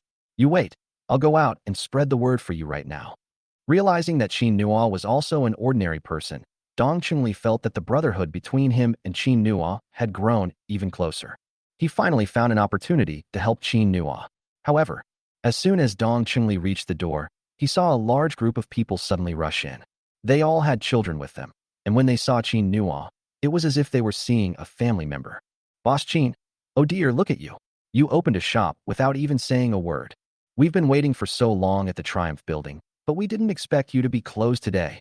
He must have been so busy he forgot, haha. Luckily we're smart. We asked someone. "Come on, let me buy some face masks." Qin Nua saw these familiar faces and immediately smiled. My oversight, my oversight. How about this? If you buy 5 boxes of face masks today, I'll give you a free sample of our new product." "Oh, there are new products too." "Yes, it's newly developed, and today is the first day it's on sale. I was thinking of trying it out at the new store, but this time it was my fault, so it's a free gift." In fact, Qin Nua had just been thinking about this question. It's a new product after all, so it's still unknown whether it will be popular. However, if these loyal customers use it, they will definitely promote it to others everywhere. If it spreads from person to person, it's even easier to do. Hearing this, the group cheered. Okay, I'll take 10 boxes. I want 10 boxes too, but never mind, 20 boxes it is." The crowd immediately became lively. Sister Wang and several sales assistants were shocked by what they saw. I never imagined that this was a way to attract customers. They quickly got to work. The 3 dumplings continued to play a helping role. However, at this moment, people across the street at the entrance of the Heiress building were stunned. My God, what's going on? Why are there so many people at the Sanyu building? What are they doing? What are they buying? It looks like they're robbing someone, and they're actually quite popular with them. It's human nature to like joining in the fun. They suddenly wanted to go and see if anything was on sale. However, Because it was in competition with the Sanyu building, they didn't dare to go. We could only watch from afar as wave after wave of people poured in. Then, they left happily. The children, in particular, were all dancing with joy. The staff at Area building who are already mothers are itching to get pregnant. What good stuff did they sell? People are discussing. Suddenly, one of the employees exclaimed, "Oh my God." Everyone quickly turned their heads. What's wrong? What's all the fuss about? The little girl held up her phone and shouted, Come, come, come and see. It's incredible. Did you know? Tianyin Group has decided to move into Sanyu building. And it's wrapped up on 2 whole floors. Everyone, no way. No way. It can't be the Tianyin Group I'm thinking of, can it? The young girl exclaimed, That's it. And President Xia Qingyan even reposted it on Weibo, saying he would personally oversee the place. Everyone, huh? Has President Xia lost his mind? Look at the state of the Sanyu building now. Nobody wants to take it over. Whoever goes there will lose money. Why is President Xia getting involved? The little girl said, I don't know. They said to wait and see. I'm suddenly curious about what they're selling across the street. Let's go take a look. It seems like things are about to change at the Sanyu building. As soon as the little girl finished speaking, everyone couldn't hold back any longer. Let's go take a look. Chapter 121, Is Brother Qin's hair going to turn green? Tianyin Group. Xia Qingyan and the other shareholders sat in the conference room. Apart from Xia Qingyan, everyone else had a worried look on their faces. Mr. Xia, isn't this Weibo post inappropriate? Mr. Xia, you're going to open a store in the Sanyu building. Why didn't you discuss it with us first? This Sanyu building has been losing money all along. And you even personally retweeted the Weibo post. You're practically the face of our Tianyin Group. How about we withdraw? Yan Ming, who had already sat back down in the crowd, muttered softly upon hearing this. I think the Sanyu building is all right. He had barely finished speaking when others continued. Manager Yan, you'd better not say anything. You were the one who negotiated this project, right? Why didn't you stop President Xia? You're our marketing director. You know the market better than any of us. How can you be so reckless? Everyone was puzzled, as the Sanyu building was clearly a deserted shopping mall. Why did you choose that place? Any shopping mall around it is far better than the Sanyu building. Yan Ming, but he was about to say something when Xia Qingyan interrupted him. All right, stop talking. I'm not deleting this Weibo post. Don't blame Yan Ming. It was my idea to rent the Sanyu building this time. Sanyu building has always been the oldest building in Jiangning City and still holds a certain place in people's hearts. The reason it has fallen into disrepair is that the goods inside can no longer keep up with the times. But have you forgotten? Our Tianyin Group is launching a new model this year. You've probably seen the new designs already. I think these new designs will definitely be a hit. As for you guys, instead of wasting your time discussing this here, why don't you go back and design a whole new series of clothes based on our new designs? That way, when we officially open, it won't be too monotonous. What do you think, Director Tang? Tang Feng is the design director, so naturally you should go to him for design work. Upon hearing this, Tang Feng had no choice but to stand up. You can't refute what the president says. The others also looked dejected as they walked out. They felt that recently, not only was President Xia acting strangely, but his decision-making was also becoming erratic. Before, Mr. Xia was the most shrewd. However, before they even reached the door, Yan Ming said, Wait a minute. President Xia, I have something to say to them. Is that all right? Xia Qingyan nodded. Yan Ming thought for a moment before saying, You think Sanyu building will lose money, but we haven't invested any costs in Sanyu building at all. There's nothing to worry about. Everyone was shocked. What? No investment was made. What about the rent? What about the renovations? Xia Qingyan was also surprised. Yan Ming said, When I went to negotiate, as soon as young Master Dong saw it was me, he immediately waived all the fees for us. I initially disagreed, but young Master Dong said that Sanyu building is in a bad situation right now, and the remaining tenants are about to move out, so it's just sitting empty anyway, and he told us to use it first. As for the money, we can give it to you when we make money. Upon hearing this, everyone was shocked. Did young Master Dong really say that? Xia Qingyan also looked at Yan Ming. Why weren't you told about this? Yan Ming, I wanted to tell you too, but young Master Dong told me not to tell you for the time being. I don't know why. Xia Qingyan frowned. I thought of the relationship between Qin Nuo and Dong Qingli. She suddenly laughed. It seems that this time, we benefited from Qin Nuo's influence. All right, then tell young Master Dong that once I make money, I will definitely pay you back the entire rent. Since Dong Qingli has said so, she can't very well refuse. But once the Sanyu building becomes popular, she will definitely not treat him unfairly. I'm sure Qin Nuo thinks the same way. Then let's pay Qin Nua's share of the rent as well. After all, he is her child's father. Yan Ming nodded. Okay.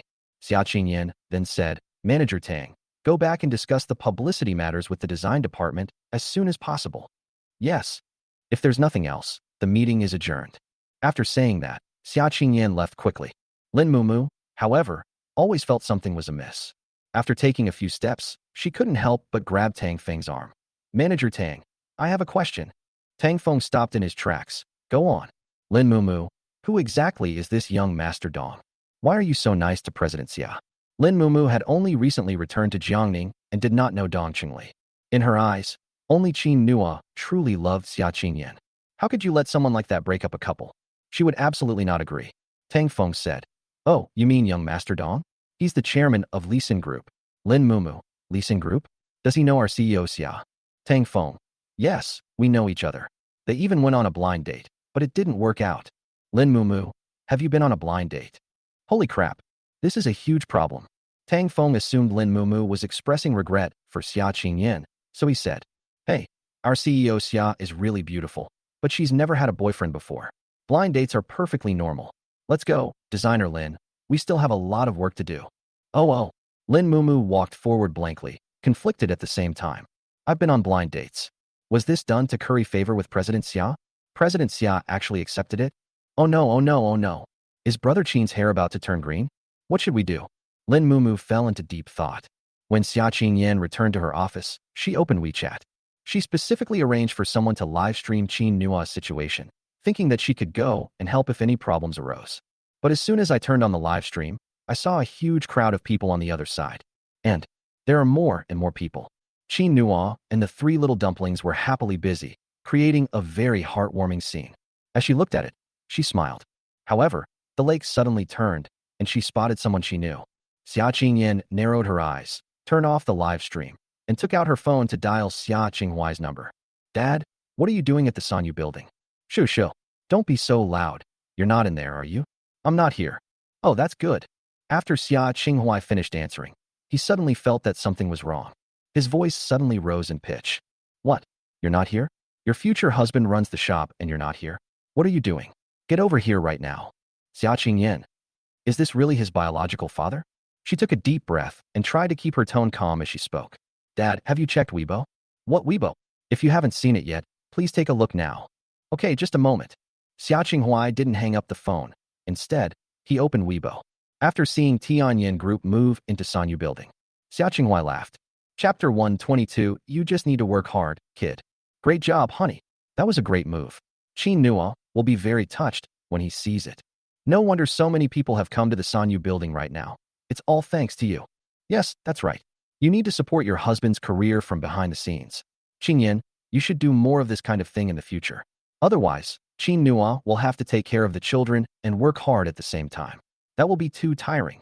Xia Qingyan did not refuse. I know. So what are you doing over there? Are you also helping Qin Nua? Xia Qinghuai touched his nose and laughed. How could I?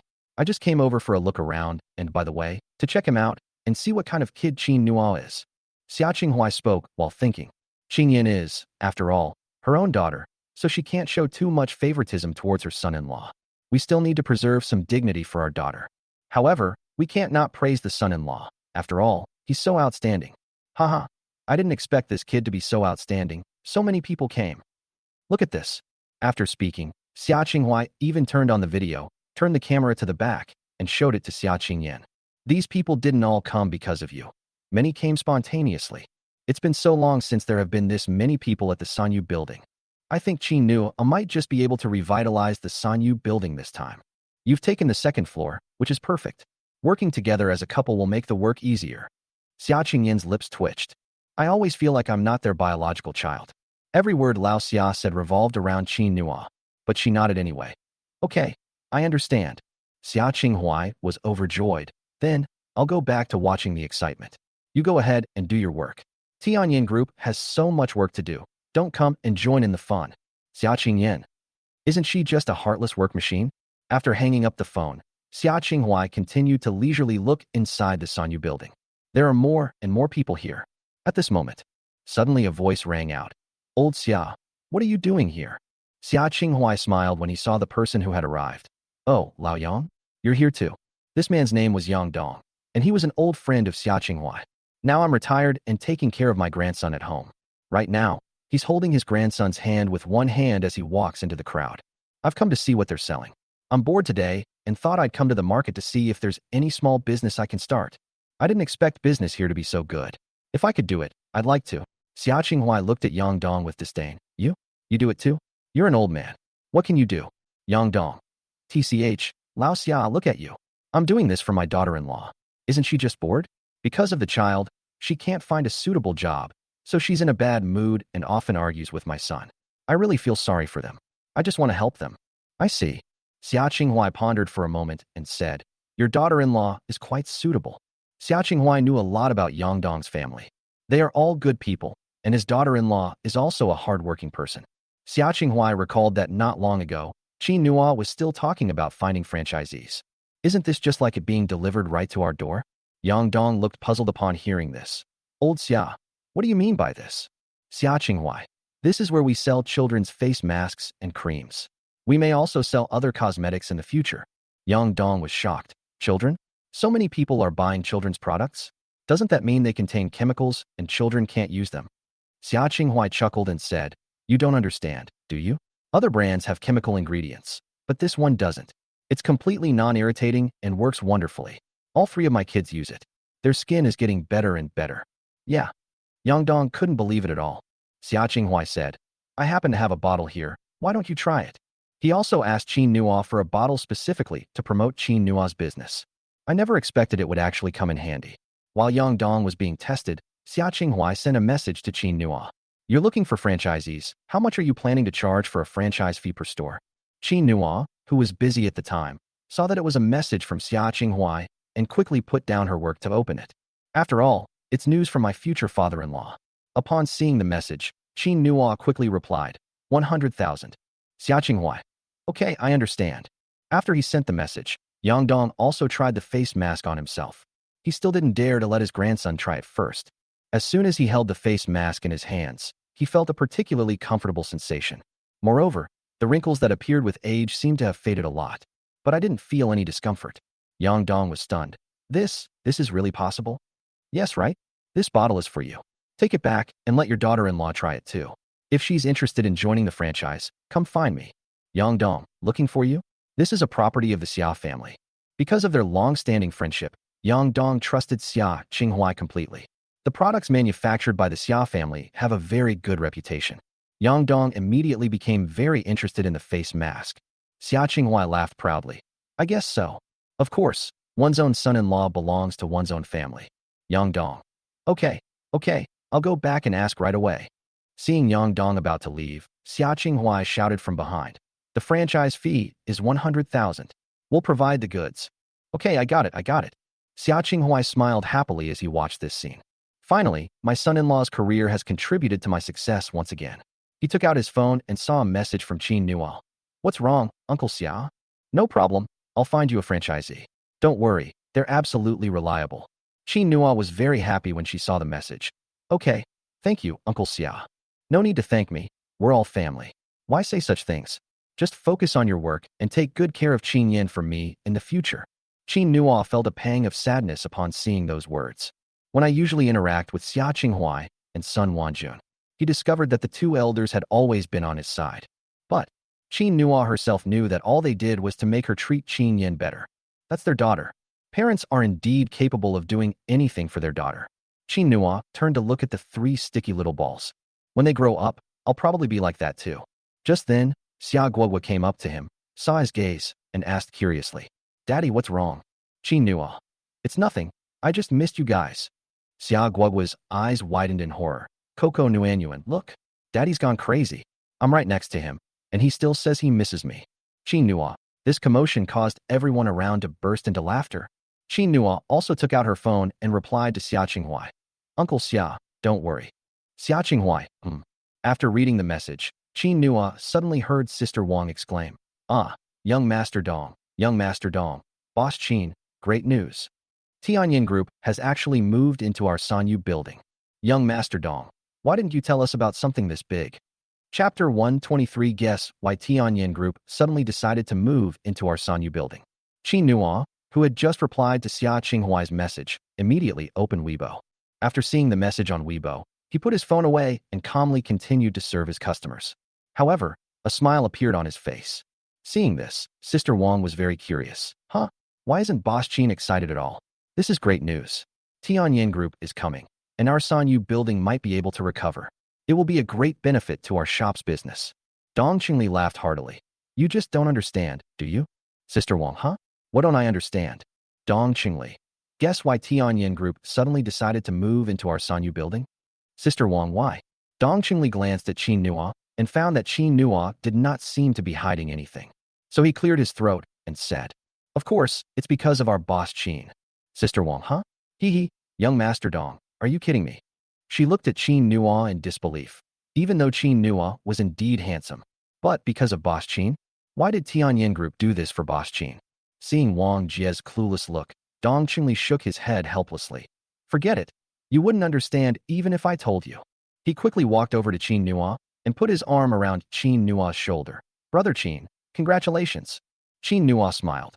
Congratulations on what? Dong Qingli. Congratulations, Brother Qin. You'll be winning the heart of your beauty soon. Qin Nuo laughed along. That's all thanks to Brother Dong. Dong Qingli. Ha ha ha. No, you can't say that. Now that you're all here, look at my Sanyu building. The foot traffic has picked up. I should thank you all. Brother Qin, let's have dinner together another day. Good. Qin Nuo nodded. Ms. Wang and the other sales assistants were completely bewildered, having no idea what had happened. But seeing how seriously Dong Xiao and Boss Qin were working, they also got busy. At the same time, Tianyin Group. It's almost time to get off work. Lin Mumu sat in her office, looking at her computer, but she couldn't get into drawing anything. The thought that her favorite couple might have conflicts made her feel uneasy. After thinking it over carefully, she decided to go and have a good talk with Xia Qingyan. That day at Qin Nuo's facial mask shop, she could tell that Qin Nuo truly liked Xia Qingyan. Moreover, there must be many stories between them. She wanted to see them be happy together, to see them show their affection, and to hear their story. For a designer, every story is likely to be a source of inspiration. Lin Mumu acted immediately. She quickly got up and walked towards Xia Qingyan's office. Seeing that Xia Qingyan was working, Lin Mumu tentatively knocked on the door. Enter. Upon hearing the sound, Lin Mumu slowly opened the door. Mr. Xia. Xia Qingyan put down her pen and looked up at her. What's wrong? Lin Mumu walked to the opposite side of her with a conflicted expression, looking like she wanted to say something but hesitated. That. Xia Qingyan looked Lin Mumu up and down. Speak. What's the matter? Lin Mumu thought about it and decided to ask anyway. Otherwise, if this knot in her heart were to remain, she'd probably go crazy. So, after she sat down, she placed her hands on the desk and said seriously, Mr. Xia, then I'll tell you. Manager Yin said today that young Master Dong waived our rent. Xia Qingyan nodded. I will pay him back the rent later. Lin Mumu. I know, but did you go on a blind date with young Master Dong? Xia Qingyan was slightly taken aback. Seeing Lin Mumu's gossipy look, she suddenly realized that Lin Mumu had misunderstood. She was about to explain when she suddenly thought that if Qin Nuo knew about this, he would probably misunderstand as well. It's alright if Lin Mumu misunderstands, but if Qin Nuo also misunderstands, then Xia Qingyan felt that something was wrong. She seemed to want Qin Nuo not to misunderstand. So she stood up and said, Come on, I'll take you somewhere. After saying that, she walked straight out the door. Huh? Where are we going? Lin Mumu called out as she followed Xia Qingyan outside. Even after arriving at the garage and getting into the car, Lin Mumu was still in a daze. But seeing that Xia Qingyan didn't speak, she didn't speak either. Lin Mumu was completely bewildered the whole way. She glanced at Xia Qingyan in the driver's seat from time to time. I have to say, even when he's driving, Mr. Xia is so cool. Only a man like Qin Nuo could win her over. However, as she walked, Lin Mumu felt that something was wrong. Huh? Isn't this the Sanyu building? Xia Qingyan nodded. Get out of the car. Lin Mumu got out of the car, puzzled. She was asking about President Xia and young Master Dong, and why President Xia brought her to the Sanyu building. And why are there so many people here? That line was as long as the morning market. Mr. Xia, is there anything you want to buy? Xia Qingyan glanced at her, but didn't answer before walking forward. Lin Mumu noticed that President Xia didn't queue up, but instead led her through a side door. As we walked, Lin Mumu suddenly recognized several familiar voices. What are those three doing here? three little dumplings were running around busily in the crowd. Around them were several young women in work uniforms. The young women worked while lovingly caring for the three of them. The people in line didn't rush and were waiting for their service. Right now, Lin Mumu suddenly realized, this. Qin. Brother Qin Nua.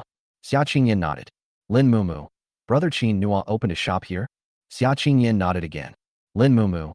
Did you open this shop here because of Brother Qin Nua? Xia Qingyan prepared to nod for the third time. But after nodding halfway, she suddenly stopped. Then, she coughed lightly. It's also because the location here is really good. Lin Mumu smiled and looked over. President Xia, you don't need to hide it anymore. Haha. I know what you're thinking, I understand. That's a great way for you to show your affection. Everyone in the company was against opening the store in the Sanyu building, but President Xia still did it anyway. She wouldn't believe it if you said it had nothing to do with Qin Nua. However, Lin Mumu was still very curious. Then young Master Dong. Xia Qingyan, go and take a look. Okay. Lin Mumu nodded and quietly moved forward.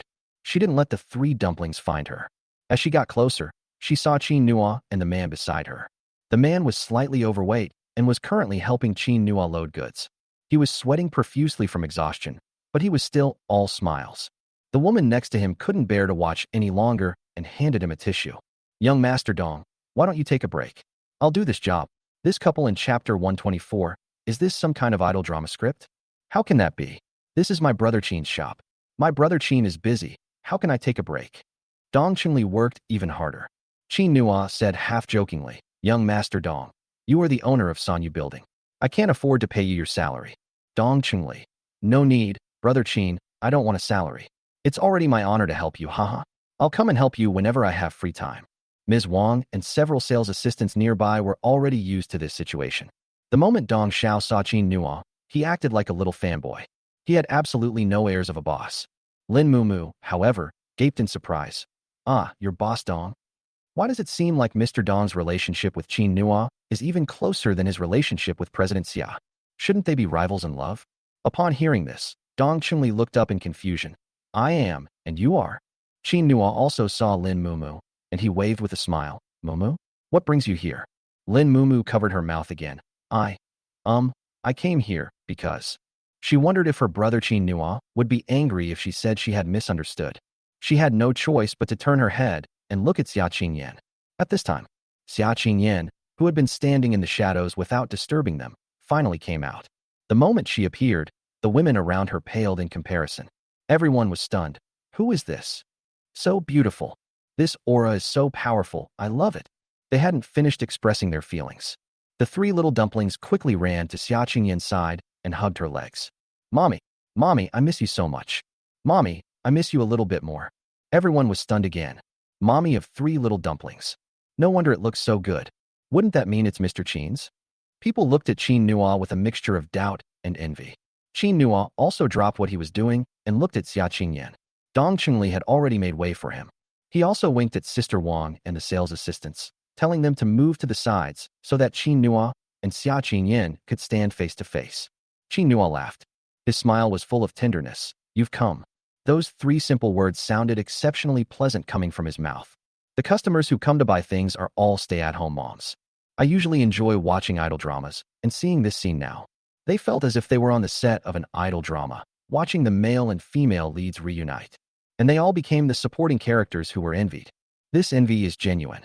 But no one dared to speak, for fear of disrupting this beautiful moment.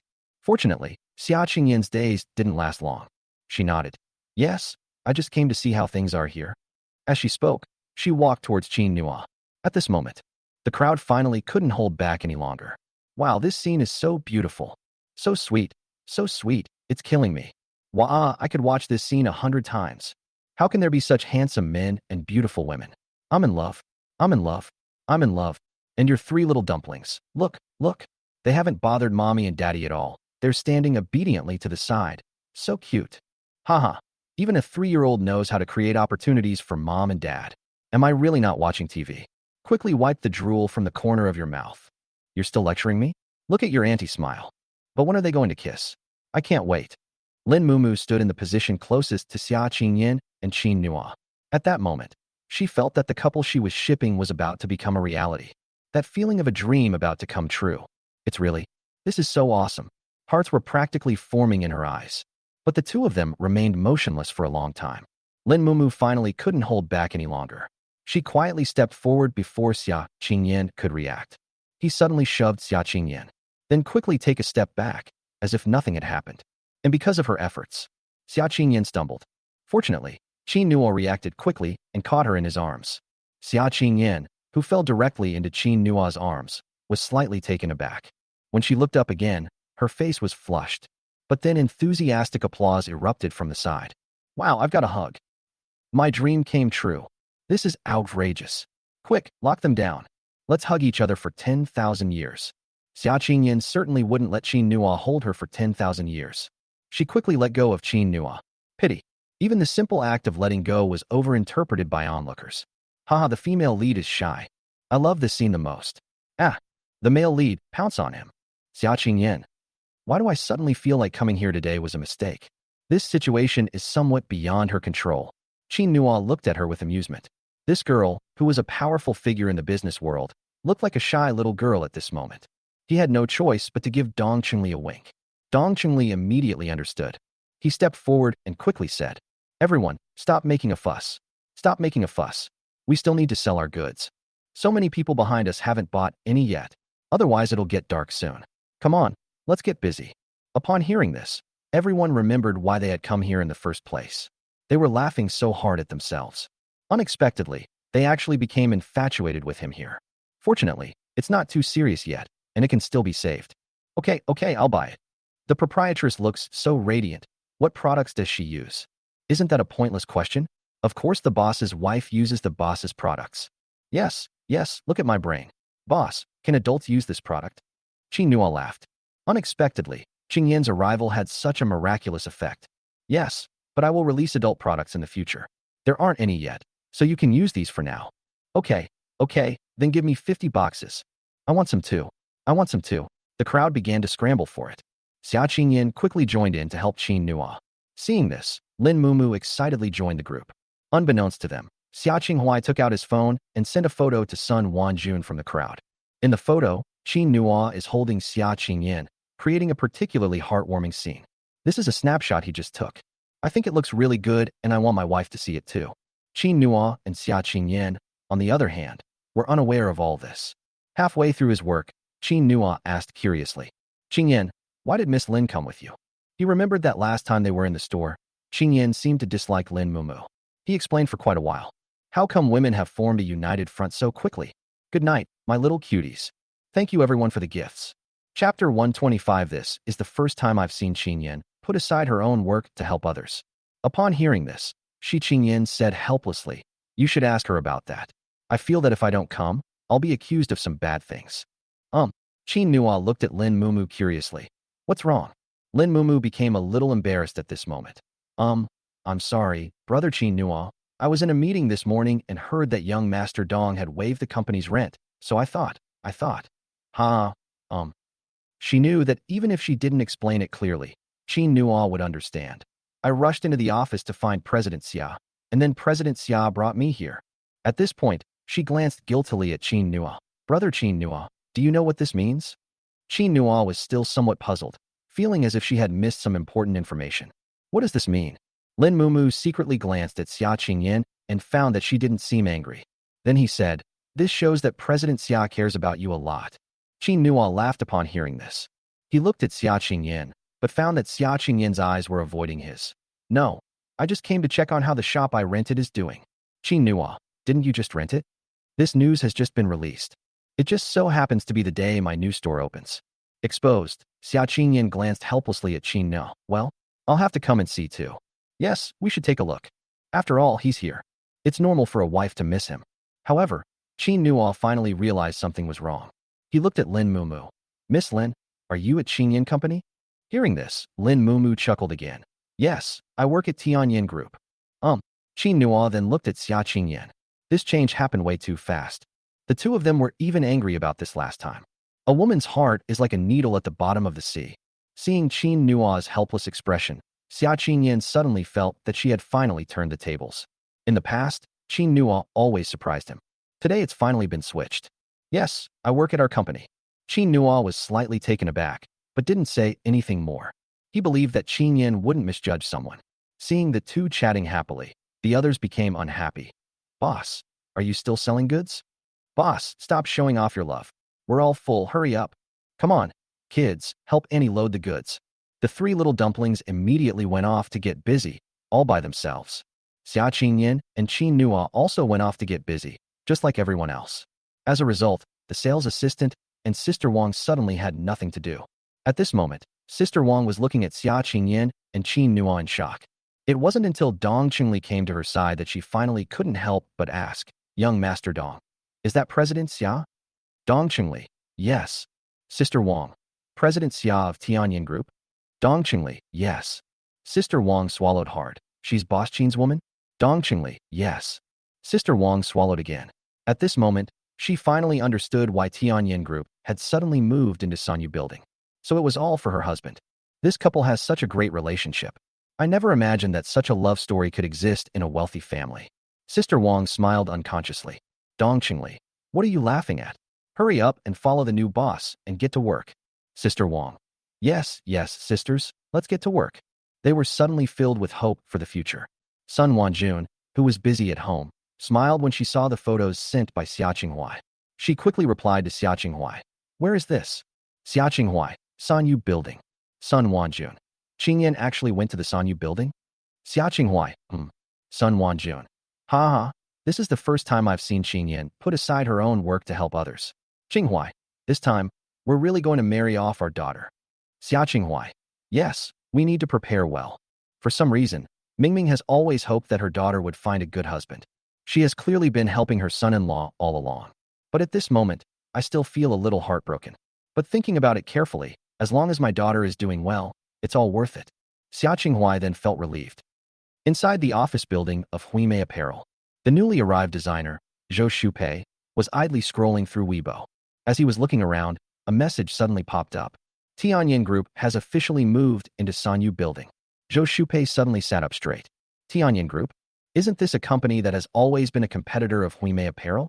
It's said that the company's boss is a very capable female CEO. Why would you go to the Sanyu Building?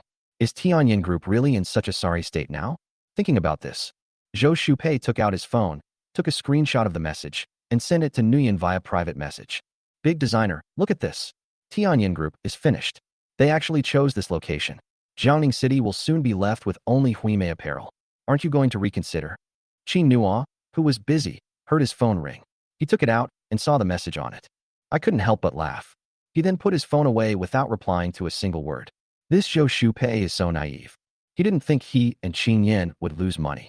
On the contrary, Qin Nua felt that now was the beginning of his and Qin Yan's career. Zhou Shupei waited for a long time, but still didn't receive a reply from Qin Nua. He frowned curiously. What's going on? This Nguyen designer is a bit strange. Are you not interested in this? Zhou Shupei thought about it carefully and then opened Sanshamu's chat window again. He followed Sanshamu and then started sending private messages. Master Mu, I heard you're in Jiangning. Would you like to come work at Huimei Apparel together? Lin Mumu is currently taking a nap on her way back to the company. Hearing the voice, she impatiently opened Weibo and saw the message from the elderly person. She immediately replied, not interested. When Zhou Shupei saw this news, he was speechless. Why are you as stubborn as Nguyen? Lin Mumu snapped back to reality. Nguyen? What happened to him? Zhou Shupei. I asked him to come work at Huimei Clothing, but he just won't come, saying it's for his wife. Is our relationship more important than his future? Besides, coming to work doesn't mean he can't pamper his wife. Such a great opportunity. Sai, he's one, and you're one too. All of you. Zhou Shupei originally came to Jiangning to find outstanding designers. Unfortunately, these people are driving me crazy. When Lin Mumu saw this message, she couldn't help but laugh. You're still too naive. Zhou Shupei, ? Lin Mumu. So, you're already at Huimei Clothing? Zhou Shupei. Yeah, want to come along? Let's create top-notch designs together. Lin Mumu. Sorry, we already have a top-notch design. Zhou Shupei, ? Lin Mumu. Let's wait and see. Also good luck. After saying that, she immediately logged out of Weibo. I need to catch up on my sleep. Zhou Shupei was speechless when he saw the message on his phone. Why are they all telling me to wait and see? What are we waiting for? Chapter 126. You don't understand. This is happiness. Inkai Street, Jiangning. In an ordinary residential community, Jiang Nuan tidied up the housework, prepared dinner, and sat listlessly in the living room. My son, Yang Xiaoyu, is already 3 years old, and my parents-in-law are helping to take care of him. For the past 3 years, my husband Yang Lei has been working alone, shouldering the mortgage and various household expenses, often working overtime until midnight. Jiang Nuan was extremely anxious as she watched his hair thinning and his sleep deteriorating. But I had no idea what to do. When her child was 2 years old, she also tried to find a job. However, after 2 years of not working, almost no company was willing to hire her. Over the past year, she herself has often felt anxious and unsure of what to do. Today, my father-in-law took the child out for a walk. My mother-in-law also went out. I don't know where she went. She had no choice but to do what she could to cook the meal. However, Jiang Nuan still felt uneasy. She felt that perhaps she should go out and look for another job. I'll go tomorrow. She had just made up her mind when she suddenly heard the door open. Then came the happy voice of Yang Dong, the father-in-law. Xiaonuan, Xiaoyu and I have brought you a surprise. Xiaoyu, go find mommy. Yang Xiaoyu ran happily to Jiang Nuan's side. Mommy, we're back. Jiang Nuan could only feel happy when she saw her son. What surprise is it? Yang Xiaoyu excitedly raised her hand. Look this. Jiang Nuan noticed the small bottle in Yang Xiaoyu's hand and asked curiously, what's this? This is a children's face mask. Today, my grandpa and I were at Sanyu Plaza, and we saw a lot of moms buying them. Grandpa Xia gave us a bottle so we could bring it back and show it to our moms.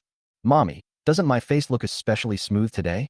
Yang Xiaoyu deliberately raised his head to show Jiang Nuan his face. By the light, Jiang Nuan noticed that Yang Xiaoyu's face was indeed cleaner and fairer than usual. Is this all thanks to the face mask? Yes, this is really useful, and mom can use it too. Jiang Nuan tentatively opened the box and tried it out. Instantly, a very comfortable feeling washed over me. She is a woman who uses various skincare products, but they are all inexpensive. The difference was immediately apparent. This is expensive, isn't it? No, we have to give the money to Grandpa Xia. Xiaoyu, how has mommy taught you? How can you take other people's things without permission? Yang Xiaoyu pouted, feeling like crying. He could only look at his grandfather. Yang Dong said, Xiaonuan, don't worry, this isn't really a gift for us, it's for us to try out. I think this business is particularly good. Your Uncle Xia is my old classmate, and he's a very trustworthy person. Xiaonuan, I heard from Yang Lei that you've been sighing and complaining every day. This can't go on. Your Uncle Xia is recruiting franchisees. Why don't you give it a try? Jiang Nuan was slightly taken aback. Franchise? Yang Dong said, yes, it's about opening branch stores. The manufacturer of this face mask is one of your Uncle Xia's people. They've just entered the market, so they have a big advantage. And the price is cheap too. We saw a queue that stretched for hundreds of meters over there today. Do you know the Sanyu building? It used to be so desolate, but today it's unusually lively. It's all because of this face mask. I was thinking about it on the way here, and I also discussed it with your mother-in-law. We'll put together 200,000 yuan for you, 100,000 yuan for the franchise fee, and you can use the remaining 100,000 yuan to open the store. That should be about enough. Maybe we can make a fortune. Didn't you study makeup and massage before? Jiang Nuan did indeed have these jobs before. But hearing Yang Dong's words at this moment, she felt a pang of sadness. Since she married into the Yang family, the two elders have been subsidizing them. That 200,000 is their retirement pension. Now it's time to bring it out. She didn't know how to describe her feelings for a moment. Seeing her hesitation, Yang Lei said, Xiaonuan, don't feel pressured. You are now our family, the mother of our grandson and the wife of our son. Being good to you is also being good to ourselves. That kid Yang Lei is a disappointment. Even though he works overtime every day, he doesn't earn much money. He's so lucky to have a wife like you. Go for it. Your mother-in-law, Xiaoyu, and I all support you. Your mother-in-law and I will take good care of Xiaoyu. Upon hearing this, Yang Xiaoyu quickly hugged Jiang Nuan's neck and kissed her. Mommy, Grandpa is right. Xiaoyu supports mommy too. Starting a business again is a very difficult thing. Seeing this scene, Jiang Nuan suddenly felt motivated. Okay, I'll give it a try. No matter what, we have to give it our all. When Qin Nua and Xia Qingyan returned home that evening, Sun Wanjun had already prepared dinner. At the dinner table, Sun Wanjun held the 3 dumplings to her side and said over and over again, come on, come eat over here with Grandma. Don't bother Daddy and Mommy. Seeing Xia Qingyan and Qin Nua looking over, Sun Wanjun added, Qingyan, you did a great job today. Xia Qingyan was completely bewildered. However, judging from Sun Wanjun's eyes and her previous reaction, she could probably guess what Sun Wanjun was talking about. Xia Qingyan had no choice but to lower her head and avoid looking at Sun Wanjun. She increasingly realized that both Lao Xia and her mother were too gossipy. These two must be too idle after retirement. She felt it was time to find something for the two of them to do. Just then, I heard the doorbell ring. Xia Qingyan opened the door out of curiosity and saw Xia Qinghuai standing outside. Xia Qingyan was puzzled. It seems like Lao Xia didn't say he was coming over for dinner today. Before she could speak, Xia Qinghuai said, "Your mother isn't home, and I haven't been able to eat or drink, so I came over for a free meal." Xia Qingyan. Old Xia must be showing off his love. And it's too obvious. Come to think of it, I've certainly been subjected to a lot of my parents' displays of affection over the years. All right, come in. Inside the house, Sun Wanjun was still asking curiously, "Who is it?" "Xia Qingyan, it's old Xia." Sun Wanjun asked impatiently. "What's he doing here?" "Xia Qingyan, I miss you." Upon hearing this, Sun Wanjun immediately smiled, overjoyed. But her words were full of helplessness. "Sigh, she's such a grown-up. I really can't leave her side for a moment. What am I going to do? Qingyan, why is your mother so unlucky?" Xia Qingyan. She was practically rolling her eyes. "Mom, try to act more convincingly." "Ha ha ha. You girl, you really don't understand. You just don't understand." As Sun Wanjun spoke, she went to add bowls and chopsticks for Xia Qinghuai. Xia Qinghuai quickly followed him to the kitchen.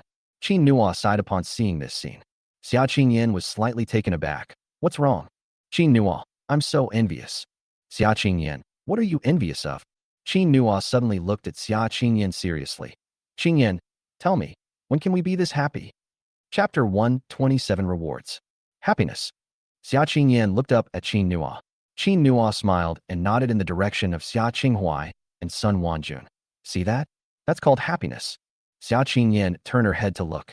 They discovered that although Sun Wanjun was constantly nagging and complaining about Xia Qinghuai, she was actually quite inattentive. However, after feeding the three dumplings, she would casually save the best food for Xia Qinghuai. Seeing that Xia Qinghuai had finished eating, she even served him soup.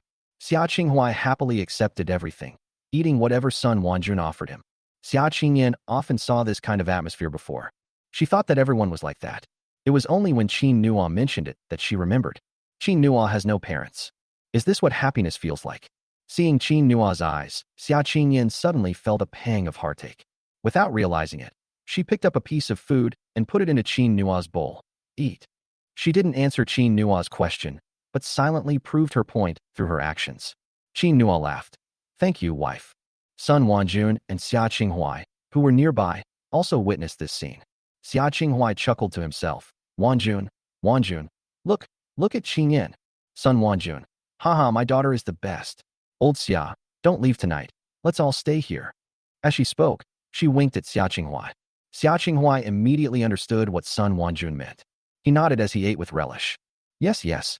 Son-in-law, you don't mind, do you?" Xia Qingyan lowered her head speechlessly, unsure of how to react. Qin Nua laughed. "Of course I don't mind." He really liked this warm atmosphere.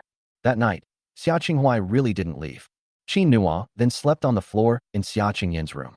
However, after Xia Qingyan fell asleep, he checked his luck stat. It's already accumulated another 5,000.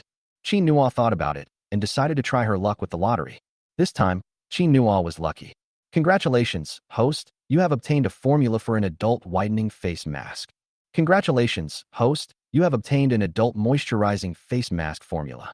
"Congratulations, host, the adult whitening mask workshop has been triggered and started." "Congratulations, host, the adult moisturizing mask workshop has been triggered and started." "Congratulations, host. As you have gradually gained Xia Qingyan's favor, your personal charm has increased by 10. From today onwards, you will be more approachable and convincing when interacting with people." Personal charisma? This was the first time Qin Nua had ever received such a reward. Wouldn't that make work go much smoother in the future? With the skills I've acquired, it's incredibly efficient. Moreover, adult face masks are sold together with children's face masks, and it's easy to make money off women. With this in mind, Qin Nua slept exceptionally well that night. It was also on this evening. In a corner of Jiangning City, a woman who bought a face mask today was carefully applying it to her daughter after washing her face. Just then, there was a knock on the door, and her friends came in with their children. Seeing this, one of them asked curiously, "Xiaoman, what are you doing?" Xiaoman held up the face mask in her hand and said, "I bought some children's face masks today. They're said to be very effective, so I'm letting my daughter try them." "Oh, this won't do. Children shouldn't use things that are too stimulating." "Xiaoman, haha, you don't understand. I've tried this face mask, and it's not irritating. Look at my left and right hands. My right hand has been used, and my left hand hasn't. Is there a difference? She extended both hands at the same time. Several people immediately surrounded them. After Xiaomin looked at her left and right hands, everyone was stunned. This right hand does look much better than the left hand. And it's so moist and tender. This face mask is so effective. Xiaomin. Yes, girls should start to care about their appearance and dress up nicely from a young age, so they don't lose at the starting line. The group looked at each other in disbelief. Really? Really? Then let's go check it out tomorrow. Xiaomin, will you take us there tomorrow? Xiaomin nodded. Okay, this face mask is not only effective but also cheap. Buy 5 boxes and get a free face cream. By the way, I'll try the face cream later too. I heard it's a new product from the boss. The group of people curiously gathered around again, waiting to see the effects of the face cream. 15 minutes later, the face mask was finished. Xiaomin brought over the face cream. Upon opening the face cream packaging, the group immediately smelled a strange, pleasant fragrance that made them feel completely comfortable. Xiaomin's daughter ran over happily. Mommy, it smells so good. I like it so much. It smells so nice. Xiaomin nodded. Yes, hurry up. Let's use it, and maybe we'll be as pretty as the 3 dumplings. After saying that, she used it on her own daughter. After she finished using it, she couldn't help but sigh. Oh, what a pity. The others looked at her curiously. What's wrong? She looks fine to me. What's the pity? Xiaomin. It's a pity there are no adult versions, only children's. Although we can use children's products, I always feel that products specifically designed for adults would be better. This. Then tell the boss to hurry up and bring in the new products. Xiaomin. That's right. When I take you to buy it tomorrow, I'll ask the shopkeeper when it will be available. Okay. The group immediately reached a consensus. Such incidents occur in different corners of Jiangning City. Different versions are being performed. Many mothers and women have made their decision to queue up early the next morning to buy products from a facial mask store. Early the next morning. After dropping Qingyan off at work, Nua went to the face mask shop. After having Sister Wang bring 2 sales assistants to work at Triumph Plaza, I stayed at Sanyu Building with the 3 little dumplings and Xia Qinghuai, who claimed he was coming to help. It's only 8 o'clock. The entrance to the Sanyu Building was already packed with people. Upon seeing Nua, they greeted him warmly. Boss Qin, you're only just arriving. Come earlier next time. We've been waiting for ages. When is Boss Qin going to open a branch? We all live outside the 3rd Ring Road, and it takes us a long time to get here every time. Or Mr. Qin could open an online store. Nua never expected her business to be so successful. However, what these people say is also true. These are indeed factors he should consider. Okay, let's get to work early tomorrow. Don't worry, everyone. I'm considering opening other branches, and we'll do it gradually to make sure you can buy it every day. Upon hearing this, everyone immediately burst into laughter. Okay. That's great, Mr. Qin. We'll be waiting for your good news. Zhang Nuan arrived just in time to witness this scene. Chapter 128 Strangers Shouldn't Be Kissed Casually. Morning. Zhang Nuan made mental preparations the whole way there. My husband came home late yesterday, but my father-in-law, Yang Lei, still talked to him about wanting him to join a facial mask franchise. My husband is very supportive. Yang Lei then transferred the money to her with his mother-in-law that very night, asking her to come and see her today. However, Zhang Nuan felt extremely guilty throughout the journey. The 200,000 yuan in her bank account was her parents' retirement money. It was heavy. She kept thinking, what if I lose money? If she loses all that money, how will she explain it to her husband and in-laws? But she never expected to see such a scene. She knew what the Samwu building looked like before, because I used to come here to shop often. Back then, the area was sparsely populated, and only people like her, who were reluctant to spend money, would come to look at some cheap clothes. But today, the area around the Sanyu building was deserted, but this place was unusually lively. When Zhang Wan first saw it, she thought there was some kind of event taking place here. As she got closer, she realized it was actually a face mask shop. Moreover, she also saw the 3 dumplings her father-in-law had mentioned. They obediently followed behind the man known as Boss Qin, all smiles. Every now and then, he would greet the children next to him. She also interacts with the older women. She speaks in a sweet, childlike voice. Zhang Nuan thought of her Xiaoyu. Judging from their ages, these 3 children should be around the same age as Xiaoyu. However, Xiaoyu, being a boy, was often too shy to talk to the people around him. When going out, they always liked to hide behind the adults. Zhang Nuan suddenly felt a pang of sadness. The children she raised lacked self-confidence, and all of this was inextricably linked to her own actions. For the past 3 years, she has been living like this, lacking confidence. But then, she suddenly saw hope. She thought that if she really opened this face mask shop, things might be completely different in the future. Thinking of this, Jiang Wan took a deep breath and walked over. She was thinking about how to greet Boss Qin. But before she could make up her mind, she heard a middle-aged man following behind Boss Qin say, "Xiao Wan, you must be Xiao Wan." Jiang Wan was slightly taken aback. "Who are you?" "Oh, I'm Xia Qinghua. Didn't Lao Yang tell you about me?" Jiang Wan was stunned again. Uncle Xia. She never expected that Uncle Xia, who was her father-in-law's classmate, would look so young. Thinking about it carefully, it makes sense. My father-in-law and mother-in-law have been taking care of my child all along, plus the pressure of life. Thinking of this, Jiang Wan made up her mind once again that she must do a good job. "Yes, it's me. You're here. I thought you wouldn't arrive until 10 o'clock. After saying that, before Jiang Wan could react, Xia Qinghua called out to Qin Nua, "Son-in-law, this is the daughter-in-law of my classmate that I told you about this morning." Qin Nua turned around. Jiang Wan quickly stood up straight.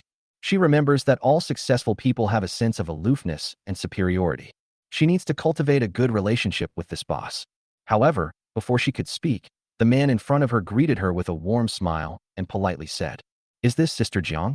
"Hello, I'm Qin Nua." The three little dumplings quickly ran over, grinning and shouting in unison, "Hello, Aunt Jiang." Their childish voices immediately bridged the gap between Jiang Wan and them. Jiang Wan was at a loss for how to react. She could only politely reply, "Hello, hello, Mr. Qin." Qin Nua nodded.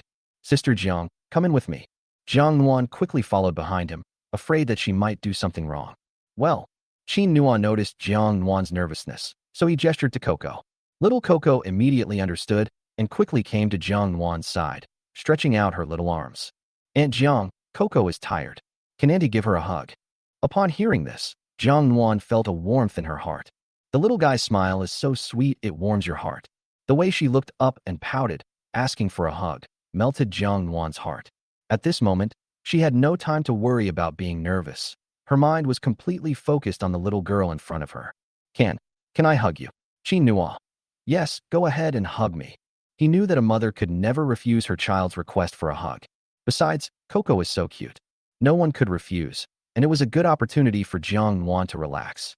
Jiang Wan quickly squatted down and hugged Xiao Kiki into her arms. As soon as Coco hugged Jiang Wan, she gave her a sweet kiss. "Aunt Jiang is so beautiful." Jiang Wan was startled again. "This is the first time in the 3 years since I had my baby that someone has complimented me on my looks." Her heart softened completely, but she still remembered a serious problem. "Auntie isn't pretty. Are you Coco?" You can't just talk to strangers like that." Before she could finish speaking, Coco said, I know. We can't kiss strangers. We can't kiss any boy except Daddy. Daddy taught us that. But Coco likes Auntie. Coco knows Auntie isn't a stranger. Auntie is really beautiful." Coco can't resist. A warm feeling washed over Jiang Wan. She is also a mother, and she was just trying to remind the baby out of maternal instinct. But she didn't expect this little cutie to be so eloquent. Moreover, the person who spoke was overjoyed. She had been a little nervous at first, but at this moment, she only felt happy. Coco is such a good girl. Coco must remember what Daddy said. Uh-huh. Coco nodded repeatedly. The other two also came to Jiang Wan's sides, getting closer to her. Jiang Wan subconsciously looked at Qin Nua. This boss, who looks so young, is surprisingly good at teaching children. She must be a gentle person, right? She laughed. Mr. Qin is such a good father. Qin Nua, they're too well-behaved, Sister Jiang. Now that you're here, let me give you a brief explanation of the franchise details here. Xia Qinghua had already told Jiang Wan about her situation in the car that morning. Qin Nua had complete trust in Xia Qinghua. Therefore, he didn't intend to learn anything further. To get straight to the point. In that case, you can stay here and learn from them for a few days. They refers to the sales assistants in the store. I'll open my own shop when I feel confident enough. And one more thing, since you're the first franchisee, I'll waive the franchise fee for now. You can pay me back once you've made some money. Jiang Wan was shocked when she heard this. Mr. Qin, is this all right? So, does that mean we don't need to touch the 200,000 yuan that my in-laws have? Qin Nua nodded. Yes, I'm also in the experimental stage. Would Sister Jiang be willing to try it with me? Jiang Wan nodded. Yes, I'm willing. I can do it. Boss Qin, believe in me. I will definitely do a good job. Okay, let's begin. After saying that, Qin Nua took Xia Kiki from Jiang Wan's arms. Jiang Wan quickly threw herself into her work. Qin Nua placed the 3 dumplings on the ground, and as she stood up, she heard Xia Qinghua say, Son-in-law, thank you so much. Shall I cover her franchise fee first? In fact, Xia Qinghua had already heard that his old classmate Yang Dong's family was not doing well. When I saw him yesterday, I realized he looked much older than me, which gave me the idea to help him. Today, I made a point of putting aside my pride and asking Qin Nua about it. I just didn't expect Qin Nua to do it so naturally and flawlessly. Upon hearing this, Qin Nua smiled and said, Uncle Xia, you're too kind. Your business is my and Qingyan's business. It's what I should do. Xia Qinghua stepped forward and patted Qin Nua on the shoulder, saying, Haha, good son-in-law. Very savvy, not bad at all. Don't worry, I'll always be on your side from now on. Just tell me what you need me to do. Before he could finish speaking, Qin Nua said, If you need any help, Uncle Xia, there is something I really need your assistance with. Chapter 129 Xia Qinghua Gets Tricked. Xia Qinghua was slightly taken aback. He hadn't expected that Qin Nua would actually be in trouble. However, thinking about the relationship between Qin Nua and Qin Yin, it's probably related to Qin Yin. He was very satisfied with this son-in-law, so he asked, What's the matter? Qin Nua, well, you see, I need to expand the market and open more stores, but I have very few connections in Jiangning. Uncle Xia, you found me a business partner as soon as you came. How about this? You manage this area for me from now on. Xia Qinghua was taken aback again, and just as he was about to say something, Qin Nua continued. Last night, Qin Yin praised you to me for a long time, saying that when you were young, you were very passionate about your work, and that you only stepped down because she was going to take over Tianyin Group. She also said, Xia Qinghua, what else did she say? Why do I have this vague feeling that I'm about to get scammed?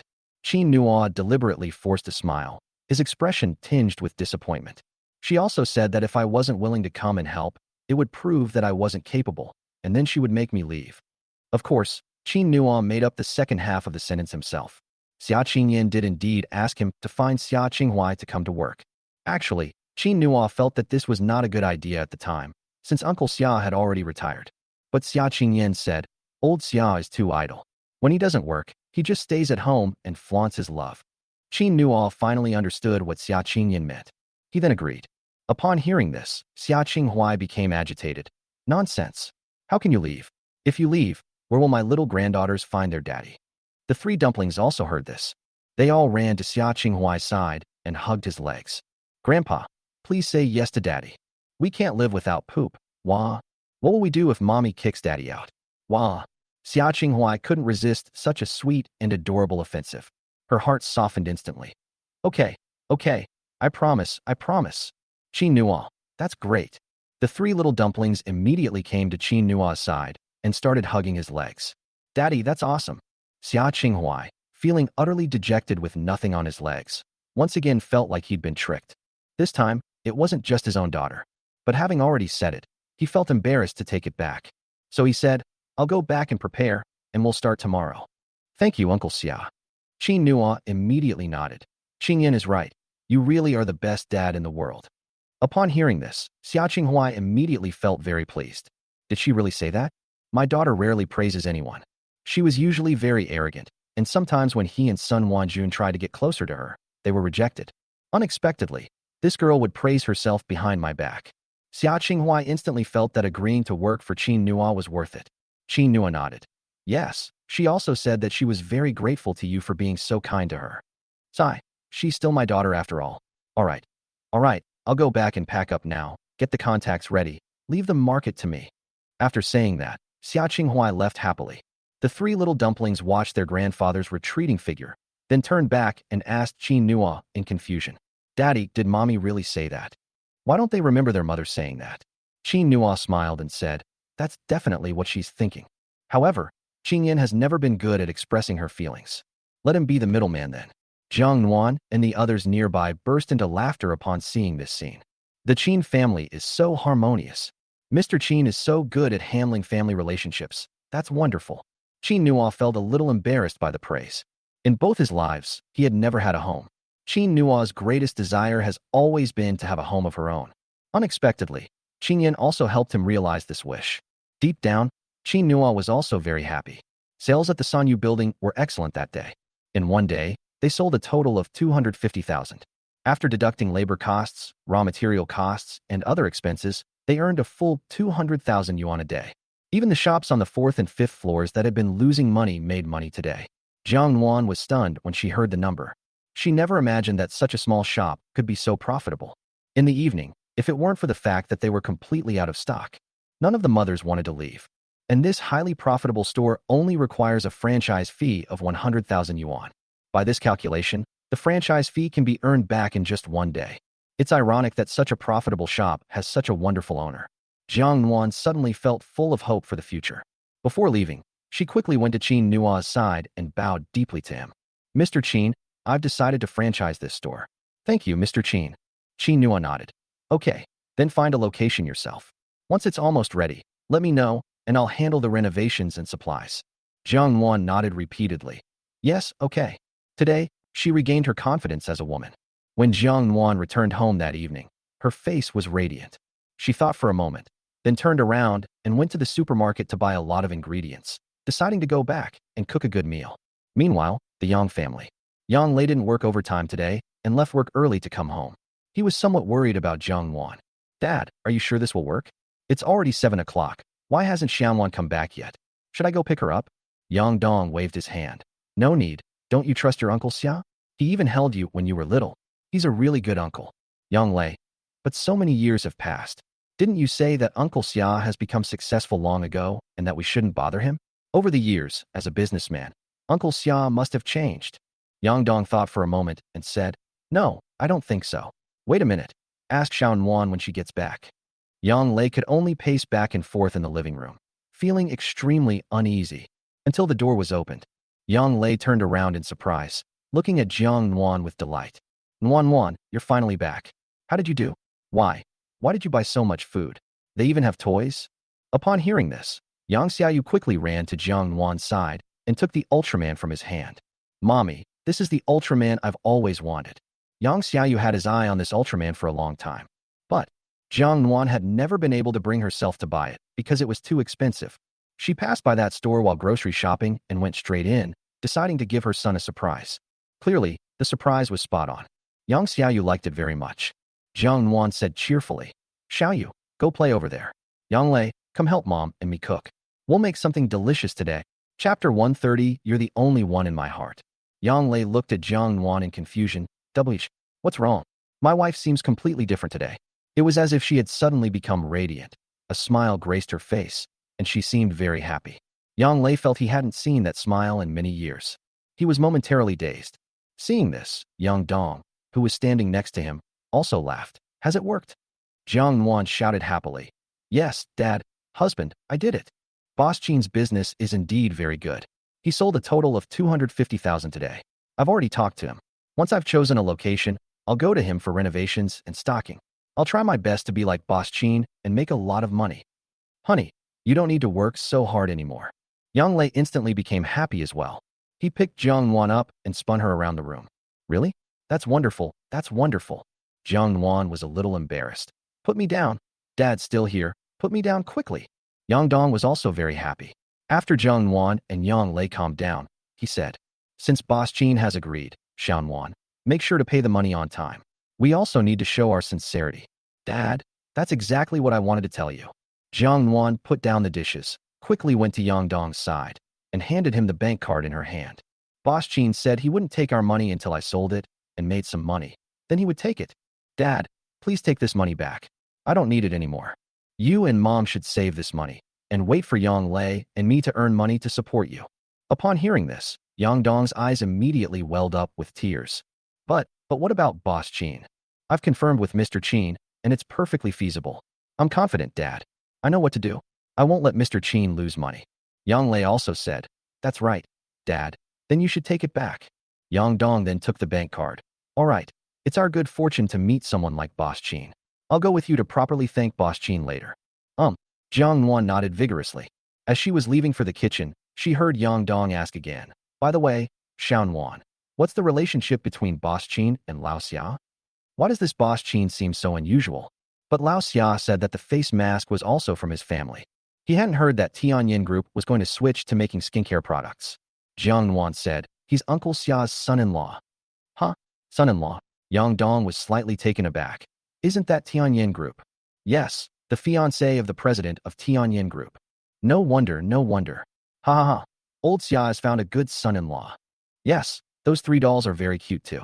Xiaoyu, when mom is done with her work, I'll take you to meet your three little sisters, and you can learn a lot from them. While playing with his Ultraman toy, Yang Xiaoyu nodded. Okay, mommy, should we buy a present for my little sister? Yes, yes, buy more. After Qin Nuo finished tidying up that evening, she originally planned to take the three little dumplings and Xia Qinghuai home together. However, Xia Qinghuai said he had to go back to work on attracting investment and declined. After picking up Xia Qingyan, she looked around the car and asked, "Where's Lao Xia?" Qin Nuo recounted what had happened that day. Xia Qingyan smiled, a rare occurrence for her. Yes, well done. The old man stays at home all day, showing affection with his mother. They also urge me to get married from time to time. She was so tired. Qin Nuo rarely saw Xia Qingyan smile, so he didn't start the car. He placed his hands on the steering wheel and stared blankly at her. Now, apart from her hair being a bit longer, she looks exactly like Xia Qingyan from her previous life. Shy and adorable. He's stubborn again. Xia Qingyan, who had just sat down, suddenly froze when she realized Qin Nuo's gaze. A sudden pang of sadness welled up inside her. Who is Qin Nuo looking at? His gaze was both intense and gentle, and it always gave Xia Qingyan a strange feeling. But he's the father of three dumplings now. Xia Qingyan had no idea that she was jealous of herself. It's time to go back. Qin Nuo then looked away. However, he vaguely felt that he could smell a hint of jealousy. He hadn't expected that just looking at her for a short while would have such an effect. He smiled and said, "What's wrong with you?" "Nothing." Xia Qingyan's tone also turned cold. This man is really something. He even asked her what was wrong. What can she do? Still laughing. He was even laughing. For a moment, Xia Qingyan couldn't find the words to describe her feelings. In short, "I'm unhappy, extremely unhappy." As Qin Nuo started the car, he said, "Qingyan." Xia Qingyan was furious inside, but her expression remained unchanged. But a moment later, he heard Qin Nuo's gentle voice. "It's nothing.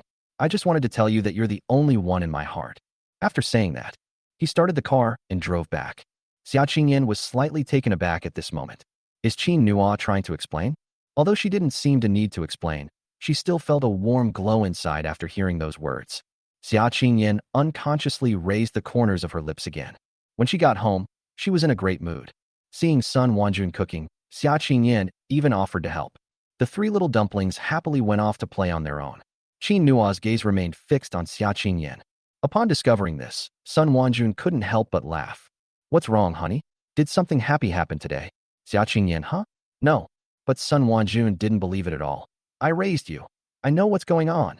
After she finished speaking, she glanced in Qin Nuo's direction again and silently gave him a thumbs up. Over the years, I've only ever seen my daughter change in front of Qin Nuo. By the way, son-in-law, there's something I need to tell you. What's wrong, auntie? Here's the thing.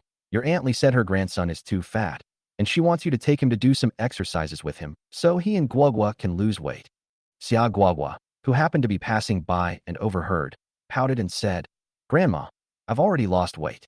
Thanks to Qin Nuo's tireless efforts these past few days, Guogua has indeed lost a lot of weight. As long as I don't eat that much, my belly won't get so round." Sun Wanjun, "Haha, I know, but Grandma Lee's son is still chubby and wants to learn from you." Xia Guogua, "Okay, then Guogua will definitely teach him properly and help him lose weight." Xia Guogua recalled the fear she had felt all these days, being controlled by Coco. "That's good now. I'm so happy I can finally boss the other kids around." Guogua ran off happily. Qin Nuo also said, "Okay, let him come. It's good that we can come together." "Yes, they'll be here tonight. Let's eat first, then we'll wait for them." Chapter 131. Xia Guogua's Little Thoughts. The Hua family in Jiangning City. Li Shufan was busy feeding her grandson, Hua Xiaoyu, dinner. However, Hua Xiaoyu seemed completely uninterested and refused to eat. He grabbed a handful of snacks while trying to avoid Li Shufan. As a result, most of the food in Li Shufan's hands fell to the ground. Such situations frequently occur in the Hua family. Hua Xiaoyu has only loved eating snacks since she was a child. Now, her teeth are black, she is chubby, and the fat on her face has squeezed her eyes together. Even so, the Hua family still doted on him. After all, he only has one grandson. They tried to improve his meals, but it was to no avail. Little Fish's mom and dad sigh every day, and today was no exception. "Mom, please stop feeding them. You're ruining the fish." "That's right, Mom. If he doesn't want to eat, then so be it. Let him eat something else." Li Shufan felt helpless upon hearing this. She looked at Hua Xiaoyu and sighed. "You guys, Xiaoyu got fat because she doesn't eat. He's hardly ever eaten in his life, and he's always been sick. Hearing this, Xiaoyu's father felt helpless. But Mom, you've always treated Xiaoyu the same way. Li Shufan was speechless for a moment. Little Fish's dad is right. They are all blaming themselves now, but none of them can bring themselves to be ruthless. Xiaoyu picked up a piece of bread and started munching on it, her eyes narrowing into slits as she laughed. The breadcrumbs in his mouth fell straight down. But he was completely unaware of his own culinary quirks and kept laughing happily. Grandma, Mommy and Daddy, it's delicious. I want more little fish. Li Shufan quickly stepped forward to coax Xiaoyu. Xiaoyu, you can't eat anymore. Be good. Xiaoyu shook her head frantically. No, no, Xiaoyu wants to eat. Wants to eat. Wants to eat. Li Shufan sighed helplessly, but patiently explained, eating too much is bad for your health. But Xiaoyu wouldn't listen to her at all, and her emotions became increasingly agitated. No, no, no. I want to eat the little fish. Do you want to eat little fish? Seeing that no one was going to give her anything, Xiaoyu burst into tears. The crying instantly made the whole room feel irritable. Li Shufan was completely devastated. She remembered the 3 adorable little ones she saw on the day she went to aerobics class. They are well-behaved and sensible. They are the complete opposites of Xiaoyu. She couldn't understand it all day. Other families had 3 children, yet they were so well-behaved, while her own family only had 1 child, who was so spoiled. Li Shufan felt that things couldn't continue like this.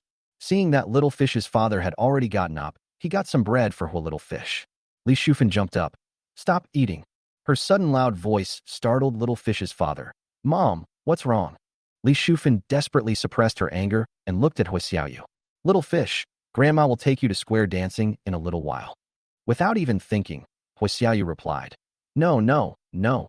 Grandma's square dancing is the most boring thing ever. Li Shufan did take Xiaoyu to square dancing before, but Xiaoyu didn't like the grandmothers and insisted on going home, so they never went again.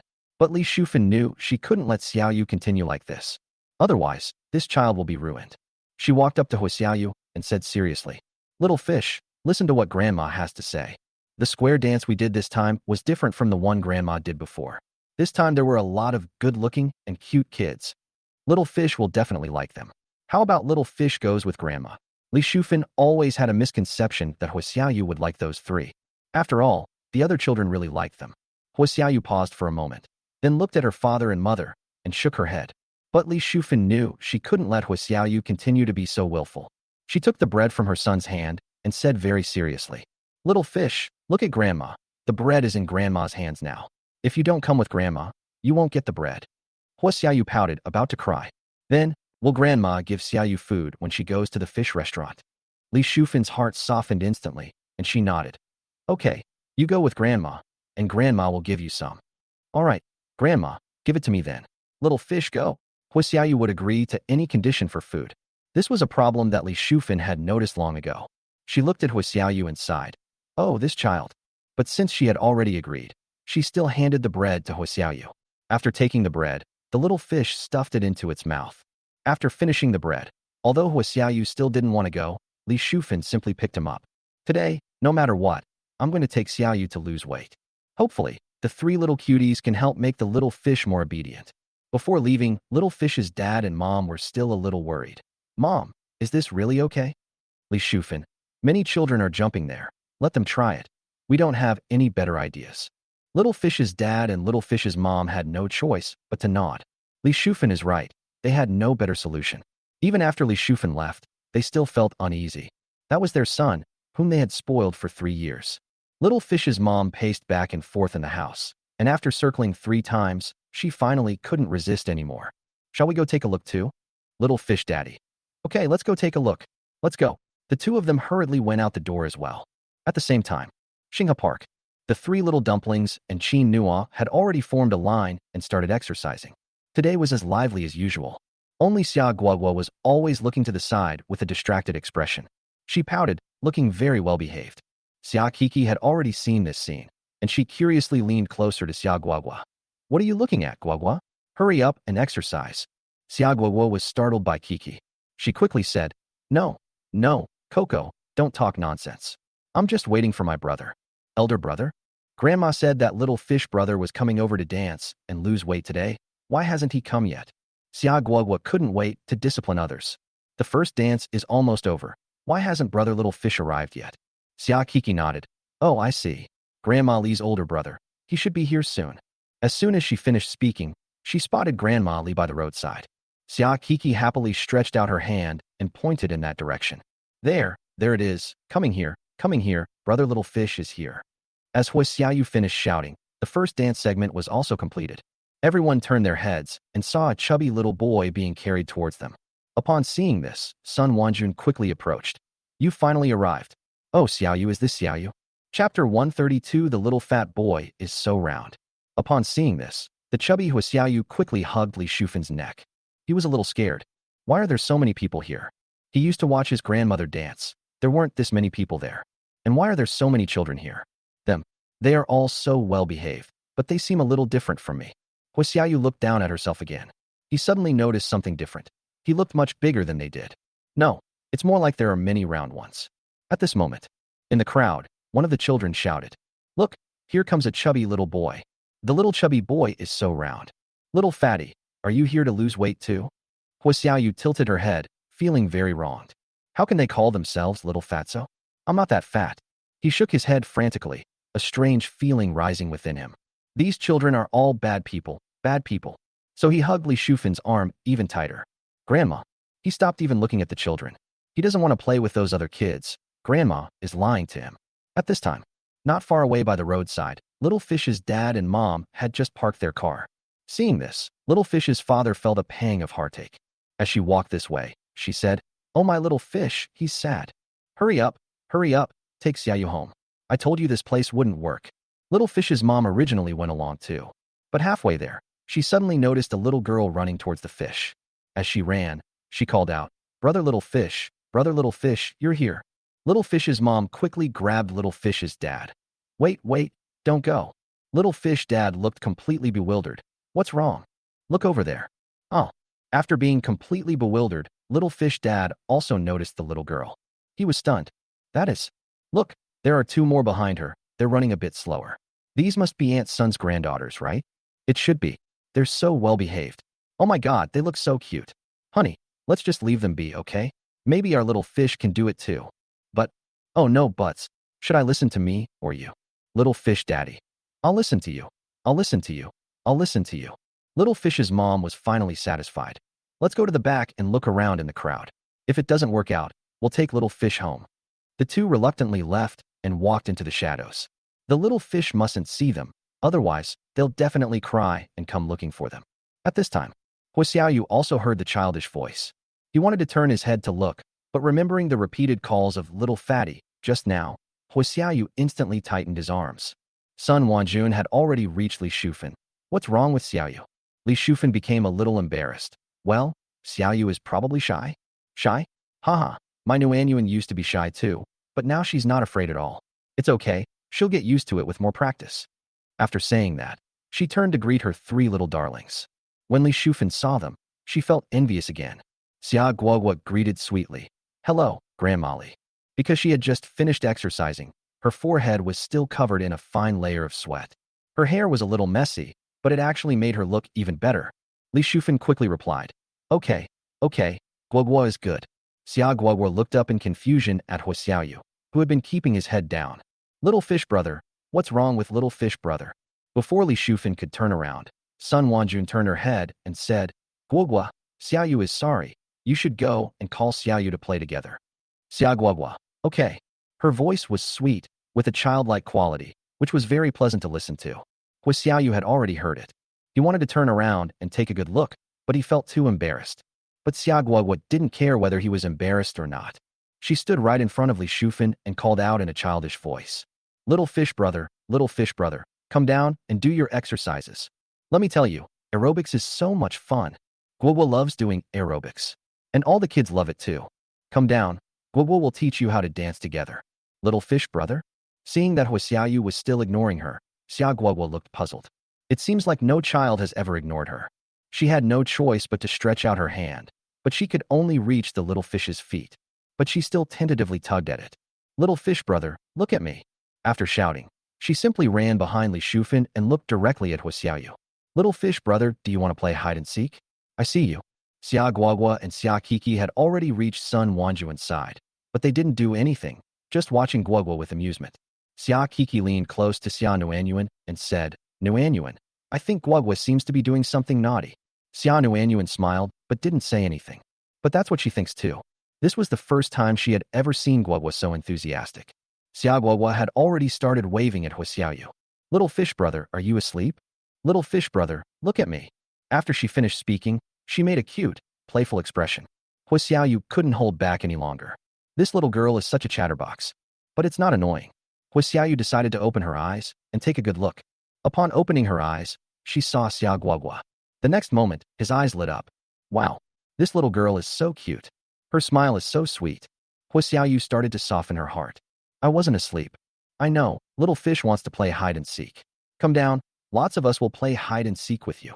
Xia Guogwa decided to use anything she could to tempt the children and get brother Xiaoyu to comply. Huixiaoyu was tempted when she heard this. He also wanted to play with them. But what? Huixiaoyu hesitated for a while before saying, with a wronged expression, I'm fat. Huh? Fat? Guogwa is fat too. Huixiaoyu looked at Xia Guogwa carefully, then pouted and said, You're not fat.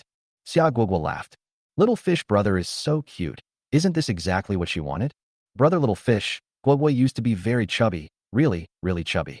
It's only these past few days, after exercising with daddy, that she's not chubby anymore. Little fish brother will lose weight if he exercises with us too. To become as thin as them. As Xia Guogwa spoke, she pointed to the group of children. Huixiaoyu turned her head following her hand and saw a large group of children waving happily. Yeah, little fatty, come work out together. Look, I'm fat too. I'm a little chubby too. If we lose weight together, we'll get thinner, little fatty. Let's play hide and seek together after we lose weight. Huixiaoyu then realized that it seemed no one meant to laugh at him at all. Chapter 133 Little Housekeeper Xia Guogwa. Huixiaoyu happily jumped down from Li Shufan's arms, walked to Xia Guogwa's side, and nodded vigorously. Yes, I need to lose weight. Xia Guogwa was immediately delighted. Let's go. She originally wanted to hold Huixiaoyu's hand, but then she remembered what her father had said. You can't just hold a boy's hand. So she ran over, grabbed Coco and Nuanyuan, and ran ahead of them. She would occasionally turn her head and call out to Huixiaoyu. Brother Xiaoyu, hurry up. When Li Shufan saw this scene, she almost burst into tears. But she was a little worried, so she decided to go with them. Little fish, wait for me. However, she hadn't taken 2 steps when Sun Wanjun stopped her. Shufan, what are you doing? Don't go. But Xiaoyu, let me tell you.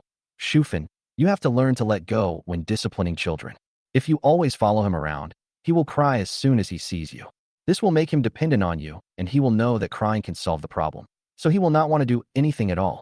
But if you leave him alone and let him be self-reliant, he will learn to work hard. Let Guogwa and the others take care of him. Hearing this, Li Shufan looked in Huixiaoyu's direction and nodded reluctantly. Then I'll stand closer, so that if he makes a fuss, I can take care of him. Okay, but I don't think he needs any care at all. After all, none of the many children who come here need to be taken care of. They all had a great time.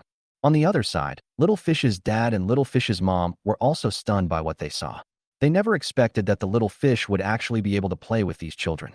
Moreover, although the children called Xiaoyu fatty, they were all very enthusiastic. The little fish was too fat and ran very slowly, but they didn't mind. They would come back to wait for the little fish from time to time and always encourage it. They suddenly became full of anticipation for the little fish's transformation.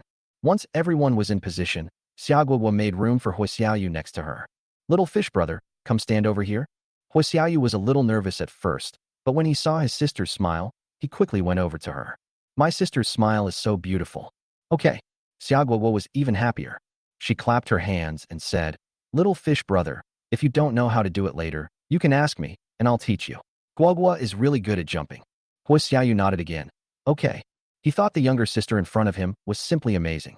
As a man, he couldn't lose to his sister. So, Huixiaoyu clenched her fists and decided to learn properly. Music started playing. Qin Nua and Xia Qingyan remained at the front, leading the dance. Nuanyuan and Coco have already started dancing. Xia Guogwa followed along, but she noticed that Huixiaoyu looked completely bewildered and stood there motionless. Xia Guogwa rolled her eyes, happily stopped what she was doing, and came to Jiang Xiaoyu's side.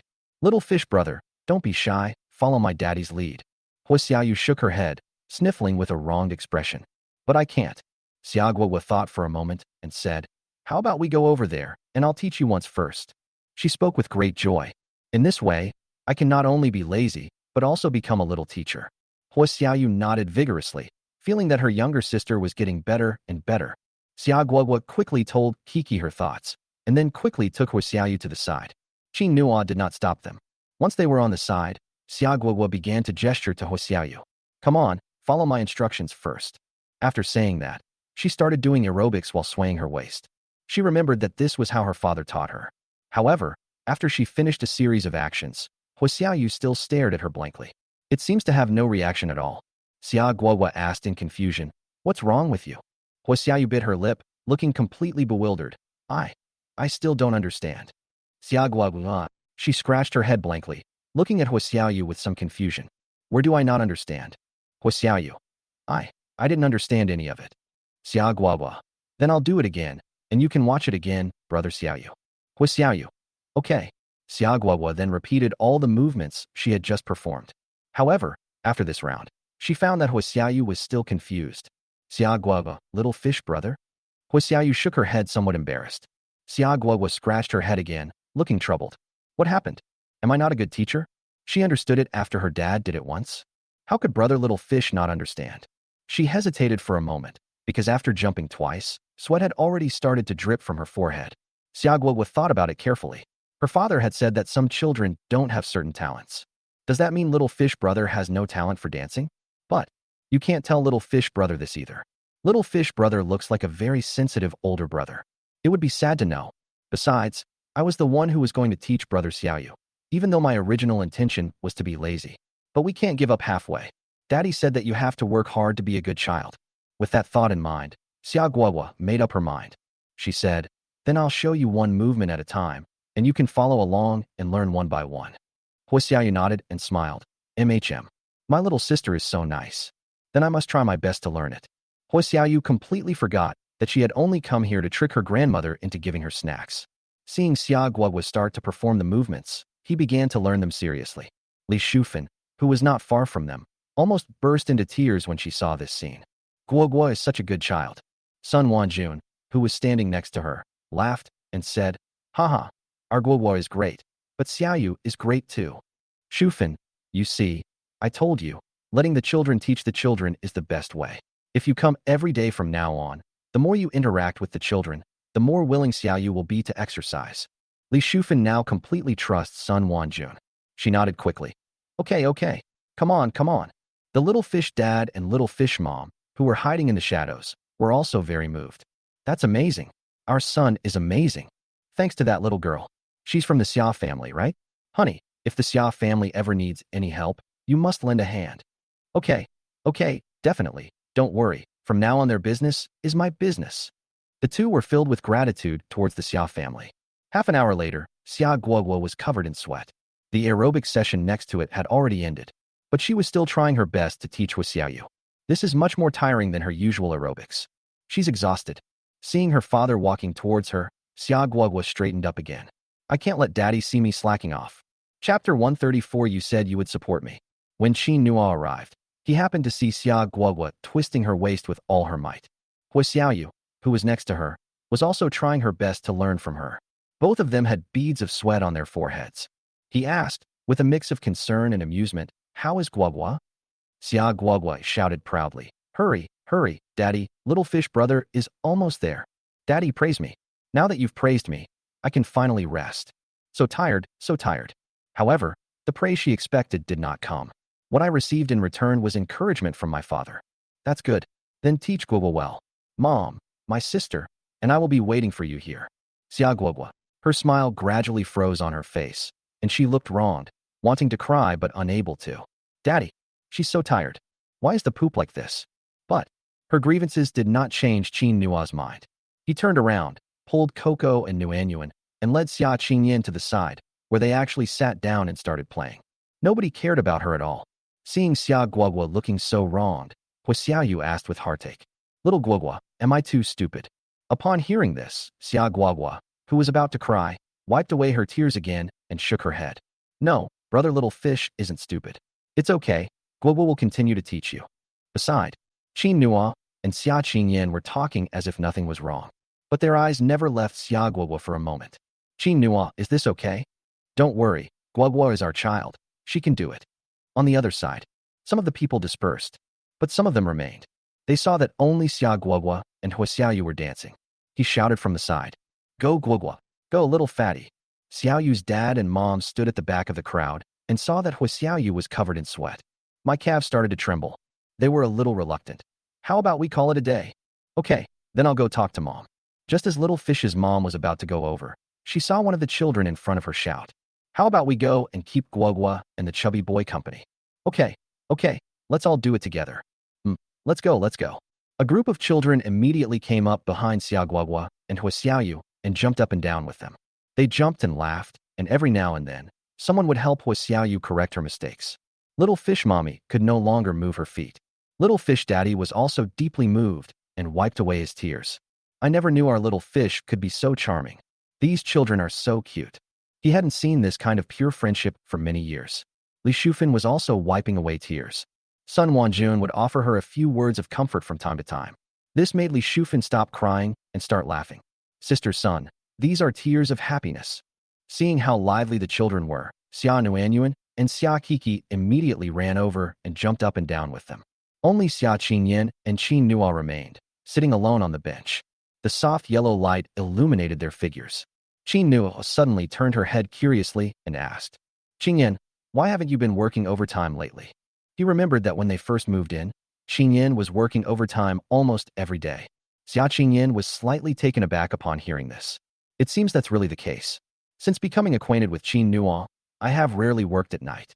In the past, some problems would always be left over from the daytime, which she would then deal with at night. Now, she tries to finish her work during the day. After thinking about it carefully, it seems she was doing it was it to train with Qin Nua?"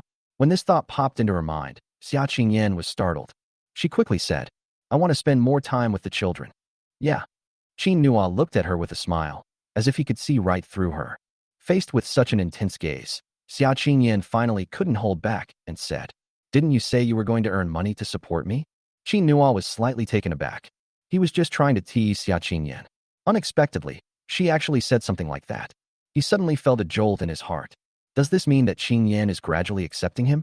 Thinking of this, Qin Nua instantly felt happy.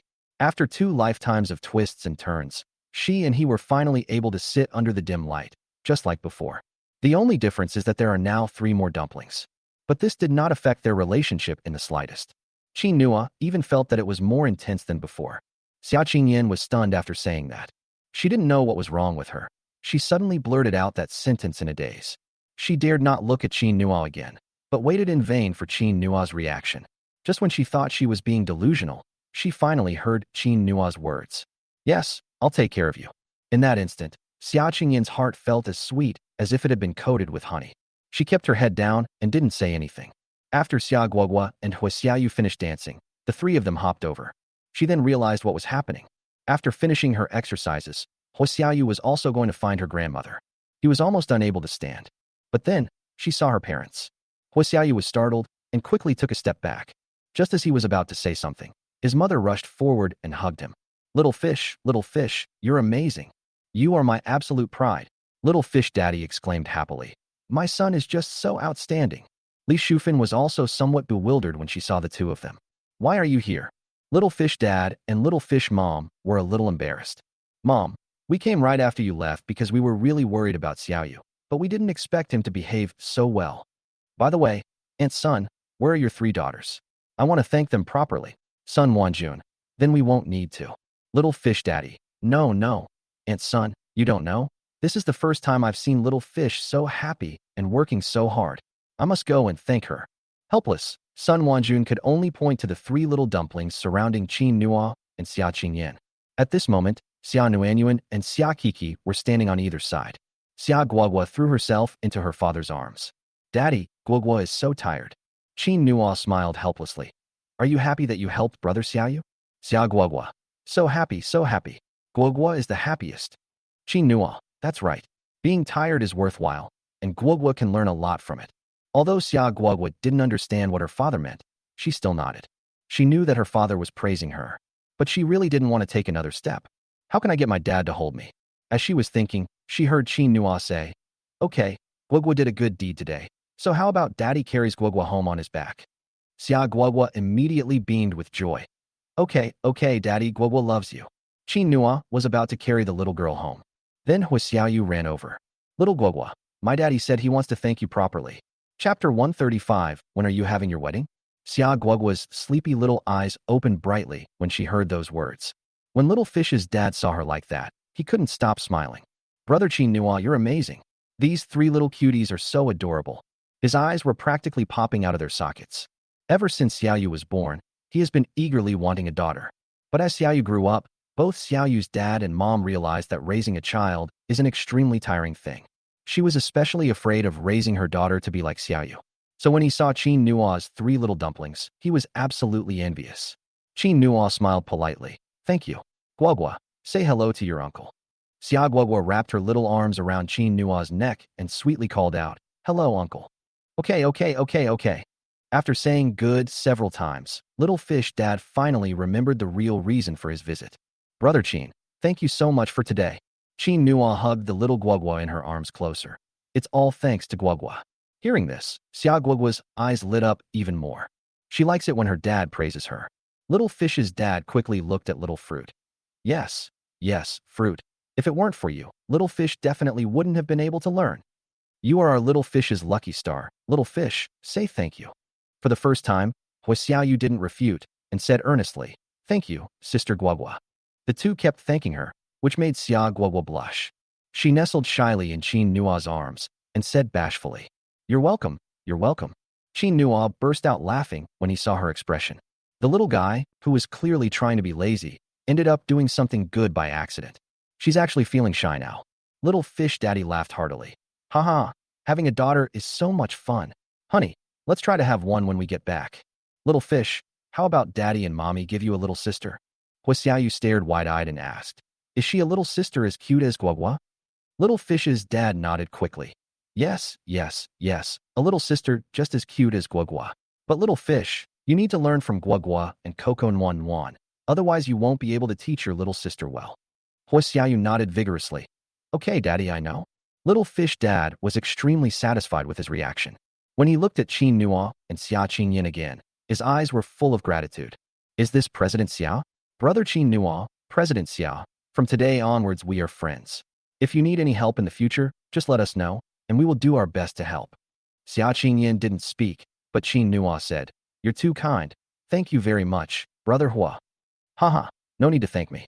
From now on, we're all family.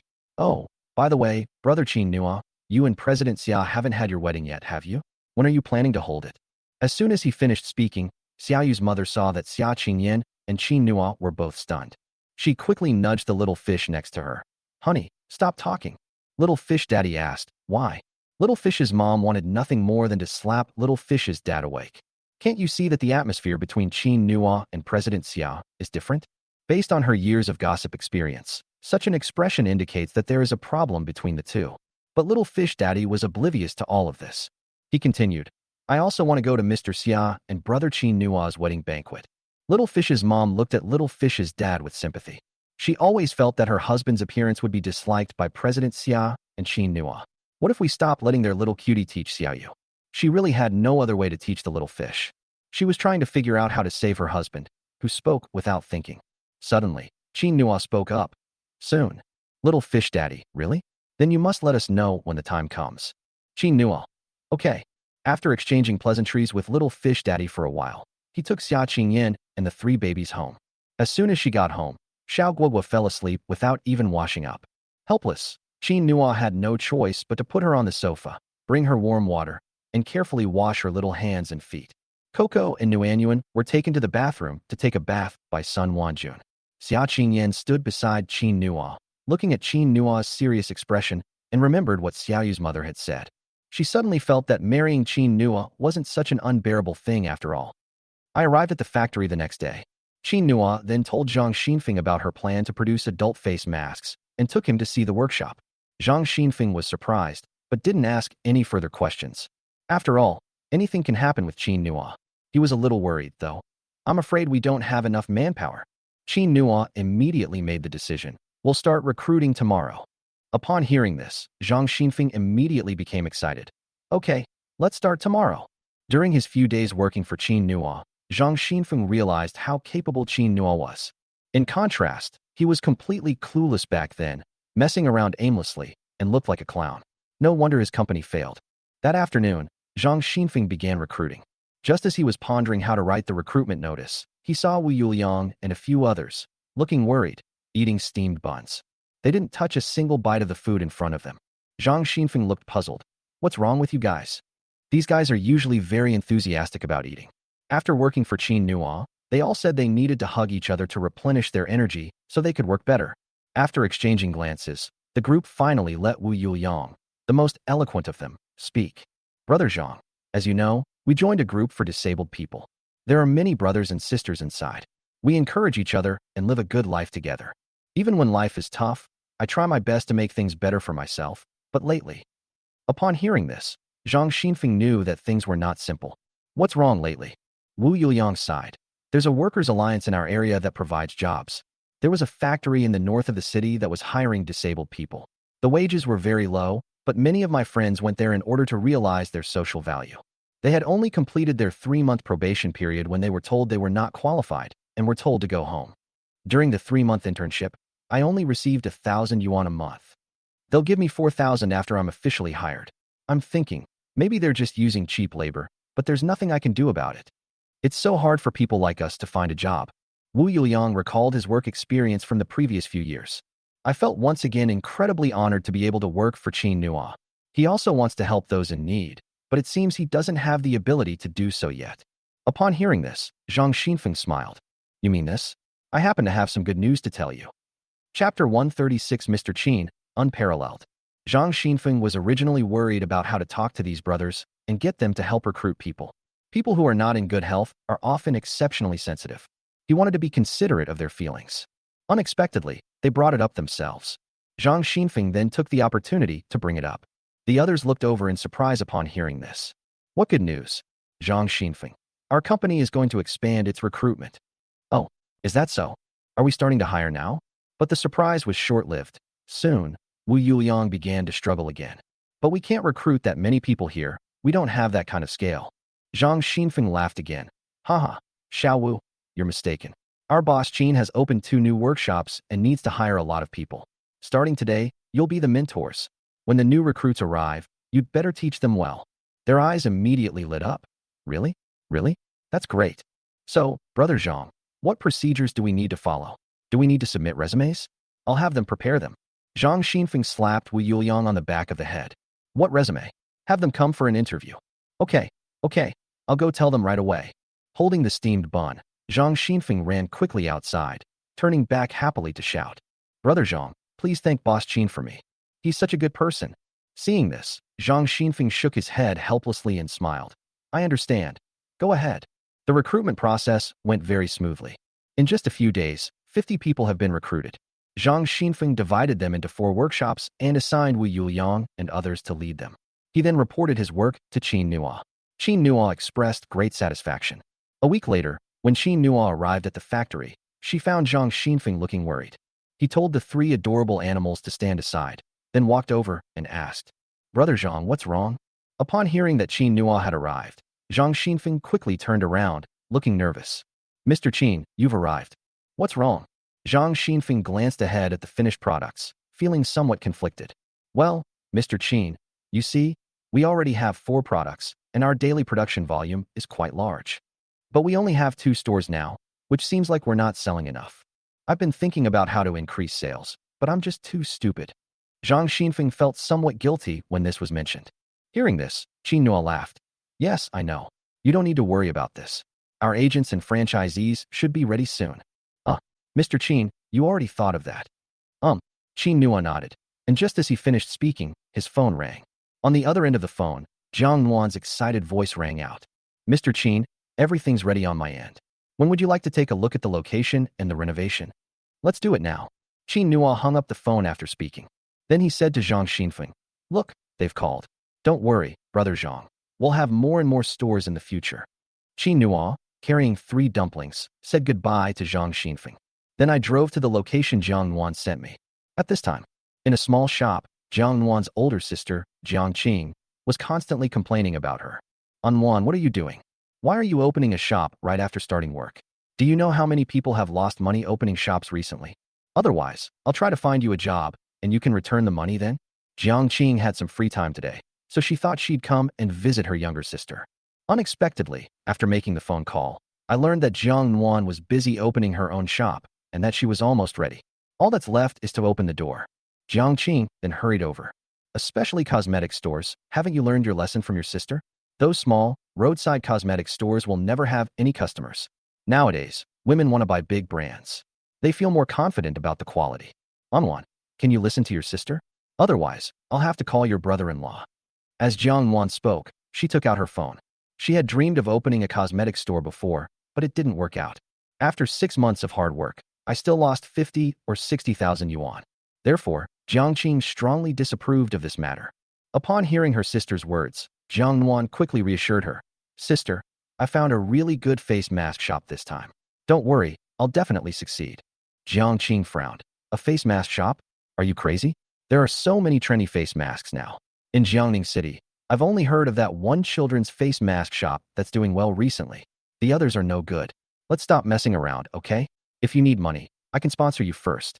In Jiang Qing's mind, a newly opened shop could never open a branch.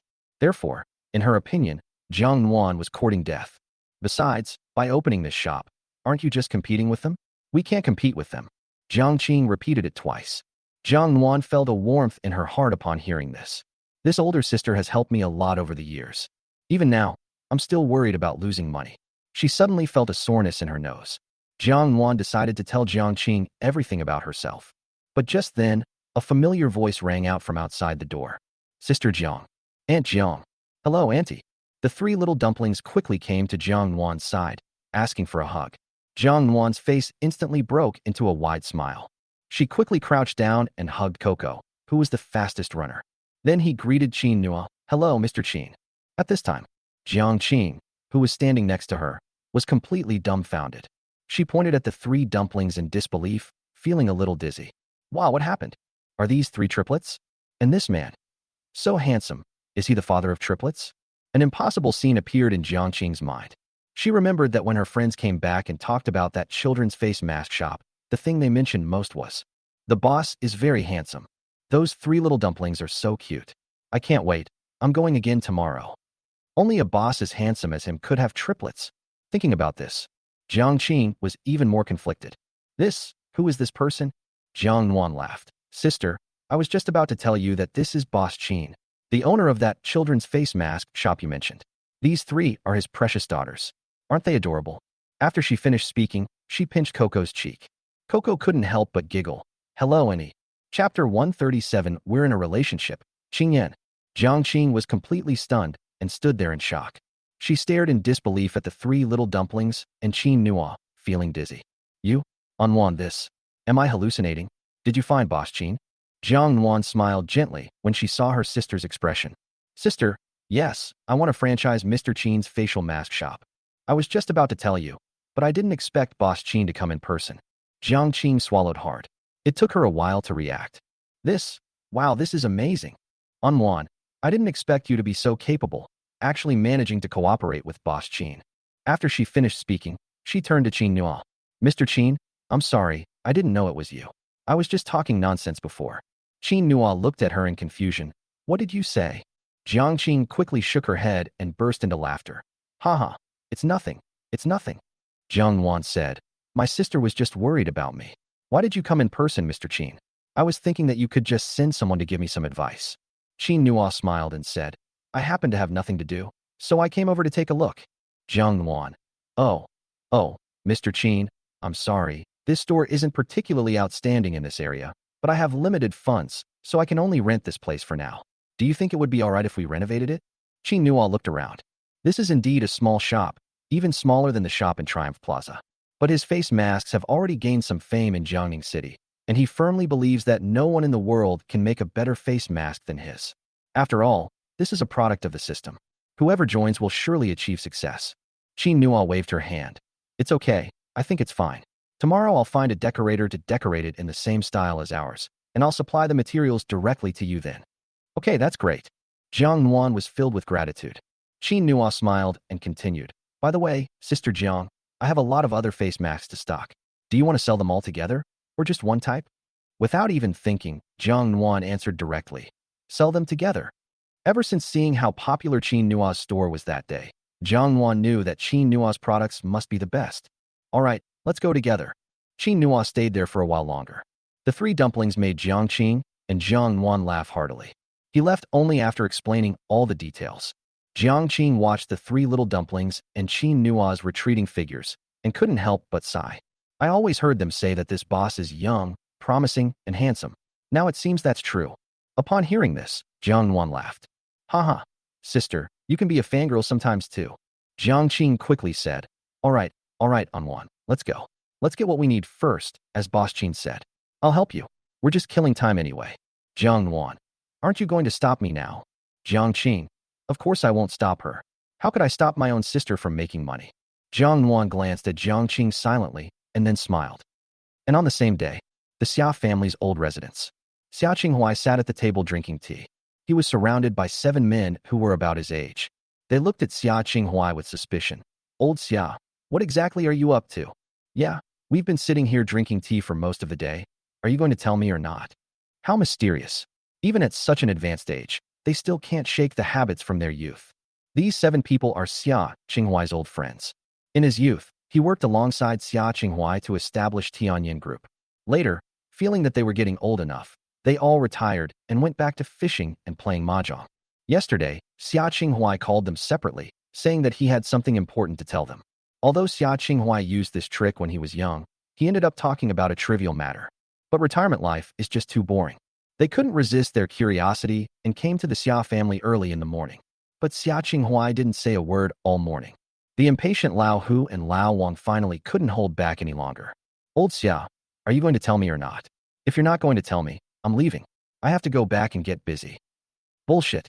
I think you're just doing this because the 3 little dumplings aren't here, and you don't want to see old Xia playing mysterious anymore. You're accusing me? Aren't you the same? The 2 of them were talking back and forth, while the others nearby were just watching the spectacle. Haha, these 2 have been arguing their whole lives, and they're still arguing. Don't let their bickering fool you. Back in the day, when it came to work, they were absolutely uncompromising. Yes, I remember that they once teamed up to tear apart the opposing company, which made us a fortune.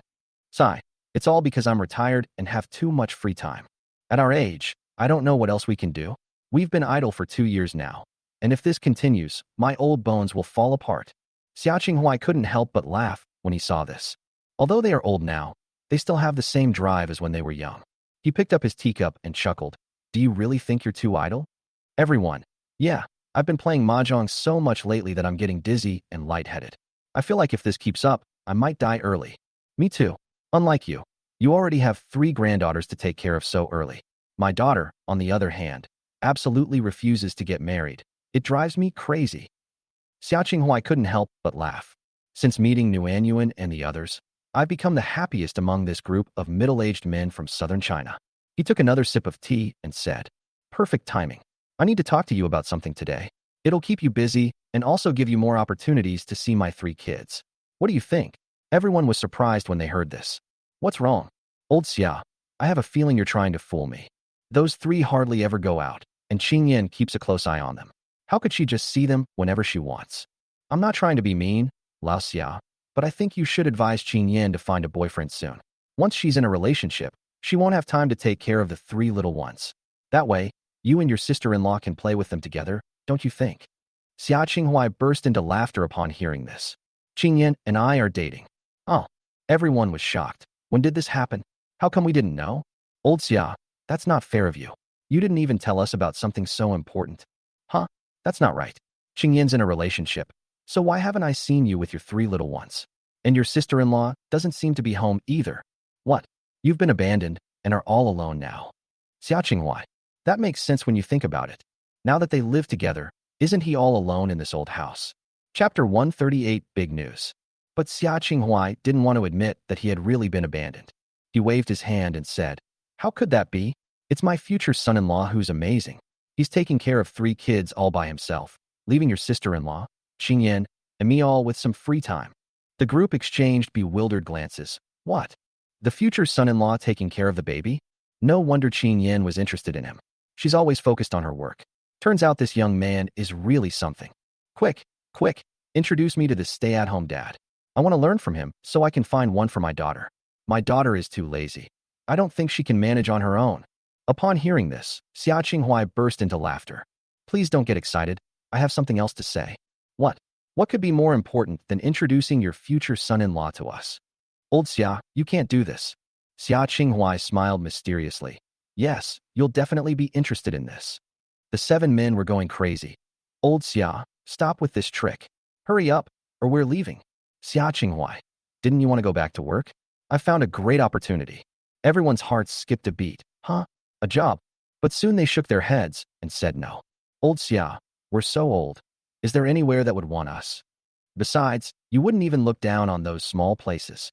Yeah, Lao Xia, what's gotten into you all of a sudden?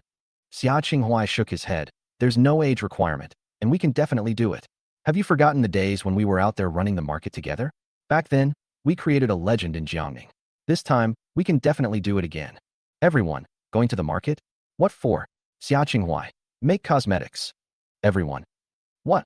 Cosmetic? At our age, we're in the cosmetics business? Old Xia, are you sure you're not joking? Xia Qinghuai, of course not. Do I look like I'm joking?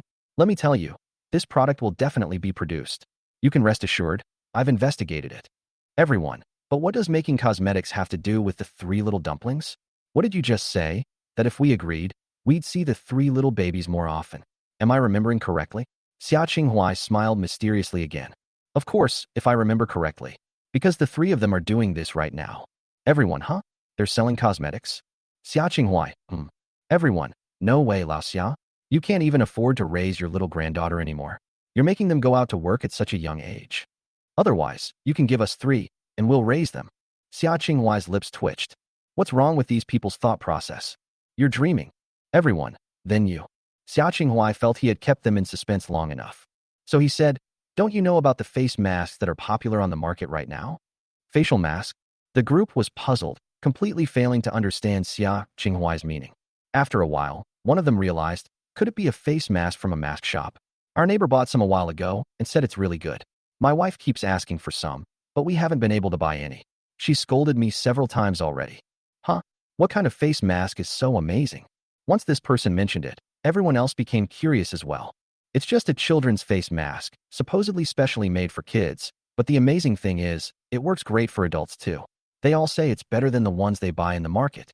Lao Xia, are your 3 kids selling this? Acting as spokespeople. Xia Qinghuai nodded in satisfaction. I guess so. Now that they know about their son-in-law's face mask, things will be much easier. No wonder they sell so well. Who wouldn't like those 3? That's right. Old Xia, you're not thinking of investing money to support your little granddaughter, are you? Xia Qinghuai, how could that be? I only called you here because I thought the product was really good. What are we supposed to do? We're looking for franchisees. We plan to open branches, just like Tianyin Group, and launch a distribution model. Don't worry, the quality will be the same as before, and new products will be launched together. More importantly, your wives, daughters-in-law, or granddaughters won't have to fight over them anymore. Isn't that great? You? Who are you? Xia Qinghuai realized he had let something slip and quickly said, well, I went to check it out myself. It's absolutely great. The man who said his wife wanted a face mask immediately stood up.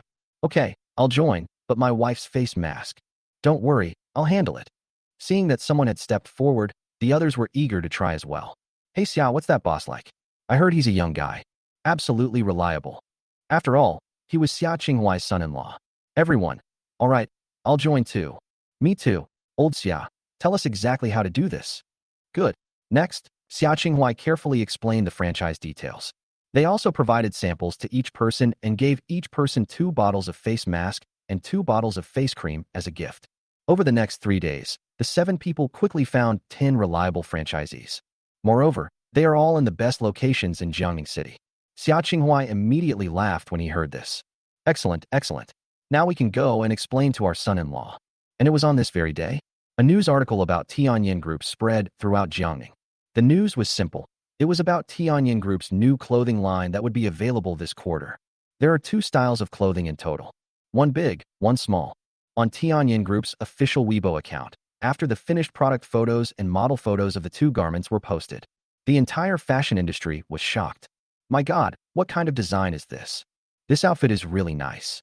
Netizens also cheered. My God, how is it that this dress looks so good on any type of woman? And these children's clothes are really cute. I want to buy one for my daughter. Pre-order now, hurry up. Meanwhile, Tianyin Group also announced another piece of news. Tianyin Group will also announce 2 more new models on the day of the listing. The new models will be launched together with the old models. However, the other 2 mysterious new items will only be available for pre-sale on the 2nd floor of the Sanyu building. You can make an appointment in advance or pick them up on the 2nd floor of the Sanyu building later. The crowd cheered again. 2 more? If these 2 are so beautiful, then the other 2 must be gorgeous too, right? Make a reservation. Make a reservation. Tianyin, charge. Chapter 139. Mr. Qin, President Xia is so good to you. Inside an ordinary rented room in Jiangning City, Zhou Shupei also saw the news online. He was completely stunned, repeatedly zooming in on the clothes from Tianyin Group and looking at them over and over again. His eyes widened. Holy crap. Isn't this Nguyen's design draft? How did it end up in the hands of Tianyin Group? Did Tianyin Group buy this design? No. Zhou Shupei kept scratching his head, repeatedly thinking about his conversation with Nguyen. He said it was designed for his wife. He said he wouldn't cooperate with anyone. He said, holy crap, Nguyen's wife works at Tianyin Group. Then Lin Mumu. Could he be Lin Mumu's husband? Doesn't Lin Mumu have someone she likes? Zhou Shupei was completely dumbfounded. He knew Lin Mumu. They had even studied together. His grandfather was Lin Mumu's teacher, but Lin Mumu was very strong in every way. This made Zhou Shupei very unhappy. But Lin Mumu's professional skills are indeed very strong, Zhou Shupei had to admit. So a few days ago, he even used his teacher's alternate account to contact Lin Mumu, hoping that Lin Mumu would come to Huimei Clothing and work with him. But they refused. But now, this situation is getting increasingly wrong. Zhou Shupei stood up and walked around the room a couple of times. Then, he went back to the computer and looked at the design again. Then I opened Lin Mumu's Weibo private messages. Elderly person, master designer, what's going on here? Is this your design? She quickly received a reply from Lin Mumu. San Shui Mu? No way. The elderly woman asked, was that your husband's design? San Shui Mu. Pa, what are you saying? That's not my husband. I'm telling you, don't talk nonsense, or it will cause misunderstandings. San Shui Mu. I told you last time not to go to Huimei Clothing. Huimei Clothing is definitely not going to work out this time. You didn't believe me. San Shui Mu. This summer is destined to belong to Tianyin, the elderly person. Although he didn't want to admit it, it now seemed that was indeed the case. After these 2 outfits were released, he even felt that all the design drafts from Huimei Clothing for the past week would be scrapped. Sanchimu, hurry up, it's not too late to leave Huimei Group now. I'll talk to President Xia and have you come to Tianyin Group. Elderly person, do you know who I am? Sanshuamu, isn't it junior brother? Besides you, who else would use such an old-fashioned Weibo name? The elderly Zhou Shupei. So the clown was actually myself. He thought that since he was using his grandfather's alternate Weibo account, no one would be able to tell. How come Lin Mumu is so smart? Not only was he clever, but he also outsmarted himself. But Zhou Shupei was even more curious at this moment. Who exactly is this Nguyen? If I resign and go to Tianyin Group, will I be able to meet him? Lin Mumu was silent for a moment before answering. Maybe. After all, Qin Nua doesn't come to work, so seeing Qin Nua is entirely a matter of luck. Okay, I'll give it a try later. Lin Mumu. Good girl. Zhou Shupei. Although he was a few years younger than Lin Mumu, he hated it most when Lin Mumu spoke to him in that tone. However, Lin Mumu seemed to enjoy this tone. Zhou Shupei. No wonder the person you like doesn't like you. This is so sickeningly sweet. San Shui Mu. Is this why Hui Yanjun doesn't like her? Shouldn't she make a change? Lin Mumu began to seriously consider this question. And on this day, Qin Nua helps out at the store in the Sanyu building. There are many counters here, and they are quite large, so the number of people is increasing. When Sister Wang showed Qin Nua the Weibo account of Tianyin Group, he couldn't help but laugh. It's obvious what Xia Qingyan is thinking. The mysterious new product at the Sanyu building is simply to attract more people to the Sanyu building. Their arrival will naturally boost the sales of skincare products. Xia Qingyan is helping him. Sister Wang was also grinning foolishly beside her. Mr. Qin, Mr. Xia is so kind to you. I used to think that the legendary, cold CEO Xia didn't understand romance at all. Now it seems that this is the greatest romance. They always support us silently from behind, no matter what. Provide the most appropriate assistance when necessary. Sister Wang suddenly felt a pang of envy for this kind of love. Qin Nua smiled and said, Yes, I think so too. Qin Yin always surprised him quietly, leaving him feeling flattered and overwhelmed. Qin Nua touched her nose, even having the illusion that she was indeed being kept by a sugar daddy. But this kind of quiet support doesn't make people feel resentful at all. On the contrary, it makes them happy. This proves that Qin Yin has feelings for him. Seeing Qin Nua's smile, Sister Wang chuckled to herself as she said, all right, Mr. Qin, quickly call President Xia to express your gratitude. I'll take care of things here. As he spoke, he took the order from Qin Nua's hand. Qin Nua did not refuse. After he walked to the side, he sent a message to Xia Qingyan. Honey, what do you want to eat tonight? He didn't say thank you directly. The last thing Qingyan needs is gratitude, right? Qin Nua prefers to express her gratitude through practical actions. A moment later, he received a WeChat message from Xia Qingyan. Let's eat spicy fish. Qin Nua. Okay, I'll make it for you. At this moment, Xia Qingyan was sitting in her office, reading today's news. When she received Qin Nua's message, her heart was warmed. Even she herself didn't realize that she had started laughing again. Ding Shui, who had come to pick up the documents, had no choice but to carefully leave the room. When she reached the door, she finally couldn't resist taking a picture of Xia Qingyan. Then, he quickly sent it to Lin Mumu. Aha Mumu, look. President Xia is getting shy again. President Xia's love life is really going well. Lin Mumu, of course. If I were Qin Nua, I would be very happy too. What man doesn't like romance?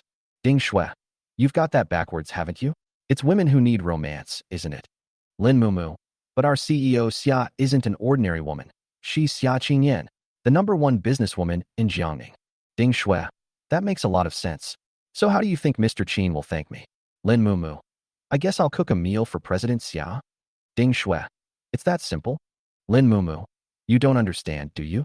A strong woman like our CEO Xia needs thoughtfulness and attentiveness the most.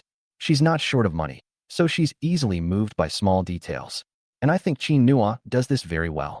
That's why CEO Xia is smiling so often now. She's almost smitten. Ha!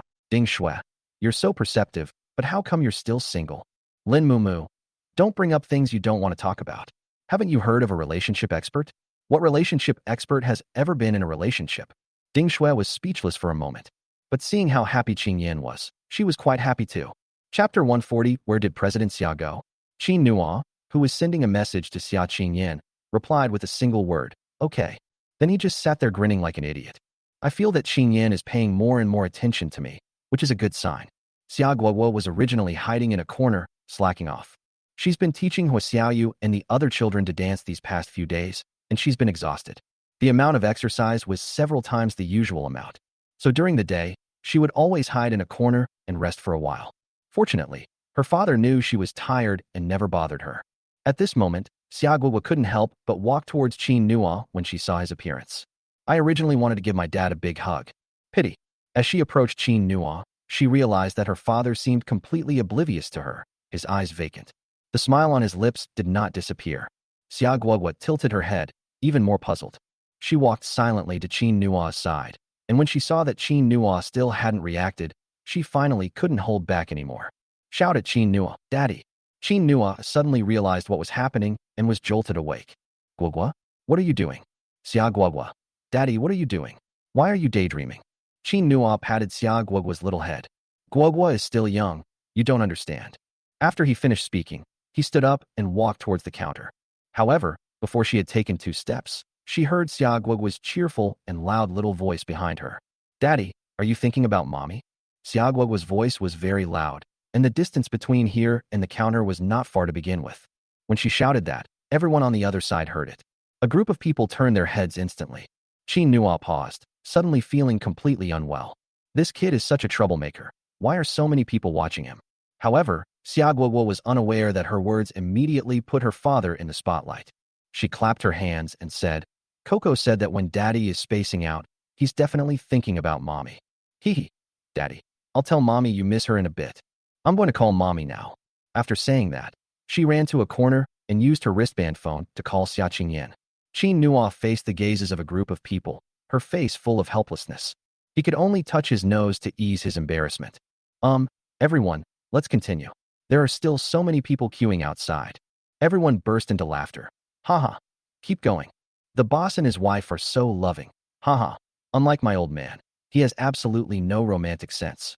He doesn't even miss me if I don't come home for a day. Sigh. Oh, that won't do, sister. You need to give your husband a good talking to when you get back. You're his wife. How can you not keep in touch? How should we teach them a lesson? Give him a lesson. Yes, yes, I'll teach you. I have many amazing tricks up my sleeve. The group quickly started chatting away. Qin Nua took the opportunity to change the subject and went to get busy. Qin Nua was very busy for the next few days. I would occasionally take my 3 little ones to the factory to check on the progress. I also need to go to the store to help out. Fortunately, Jiang Nuan's shop opened quickly. On this day, Xia Qinghua also brought good news.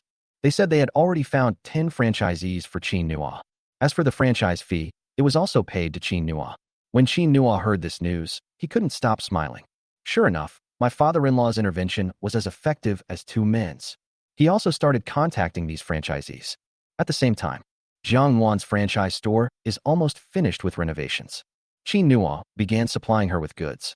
When all 10 franchisees had finished their renovations, Qin Nua decided to choose an auspicious day to announce the opening of the 10 stores.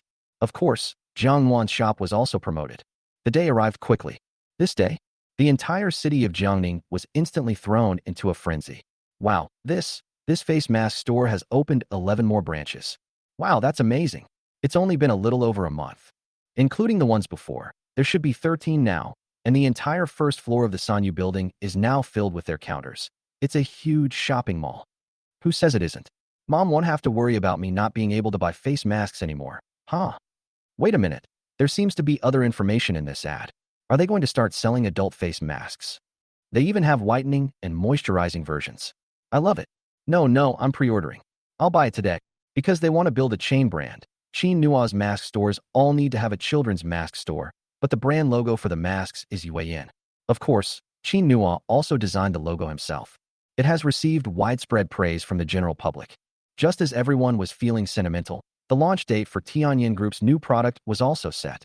Tianyin Group's clothing has always been very popular. This year's styles are even more sought after due to their previous popularity. Many people who had made reservations arrived at the Sanyu building early on this day, waiting to receive their own clothes. Most of them are women. But when they arrived at the scene, they found that there were an unusually large number of people. People could only wait anxiously. But after waiting for a while, they discovered a problem. Why are there so many people on the first floor of the Sanyu building? And they were all women. What were they doing? Some people from out of town who didn't know the situation became puzzled. Curious people came all the way to the first floor to check out the situation. At the same time, the sales department of Tianyin Group is on the second floor. Yan Ming is personally overseeing the operation and directing the operation. They had long anticipated that today would be very lively. But I never expected there to be so many people. Yan Ming arrived in the morning with Ding Shuexia and Qin Yan. He ran around, his head covered in sweat. But he discovered a serious problem. He stared at it in bewilderment for a while, finally unable to suppress his question. Secretary Ding. Secretary Ding? Ding Shui, who was busy at work, turned around and looked at Yan Ming with a puzzled expression. What's wrong, Mr. Yan? Yan Ming, where is President Xia? President Xia clearly said he was here to help today, but Yan Ming noticed that apart from seeing President Xia when he arrived, he didn't seem to see him at all. At other times, President Xia disappeared without a trace. Ding Shui glanced around and then laughed. Mr. Xia, of course it's your own personal business. Mr. Yan, please don't ask. Let's get back to work. Oh. Yan Ming became even more curious. He remembered that in the past, President Xia always did everything himself. They are especially serious about things at work. What's going on today? Mr. Xia has disappeared? Or was it for personal matters? This is so illogical. Yan Ming fell into deep thought.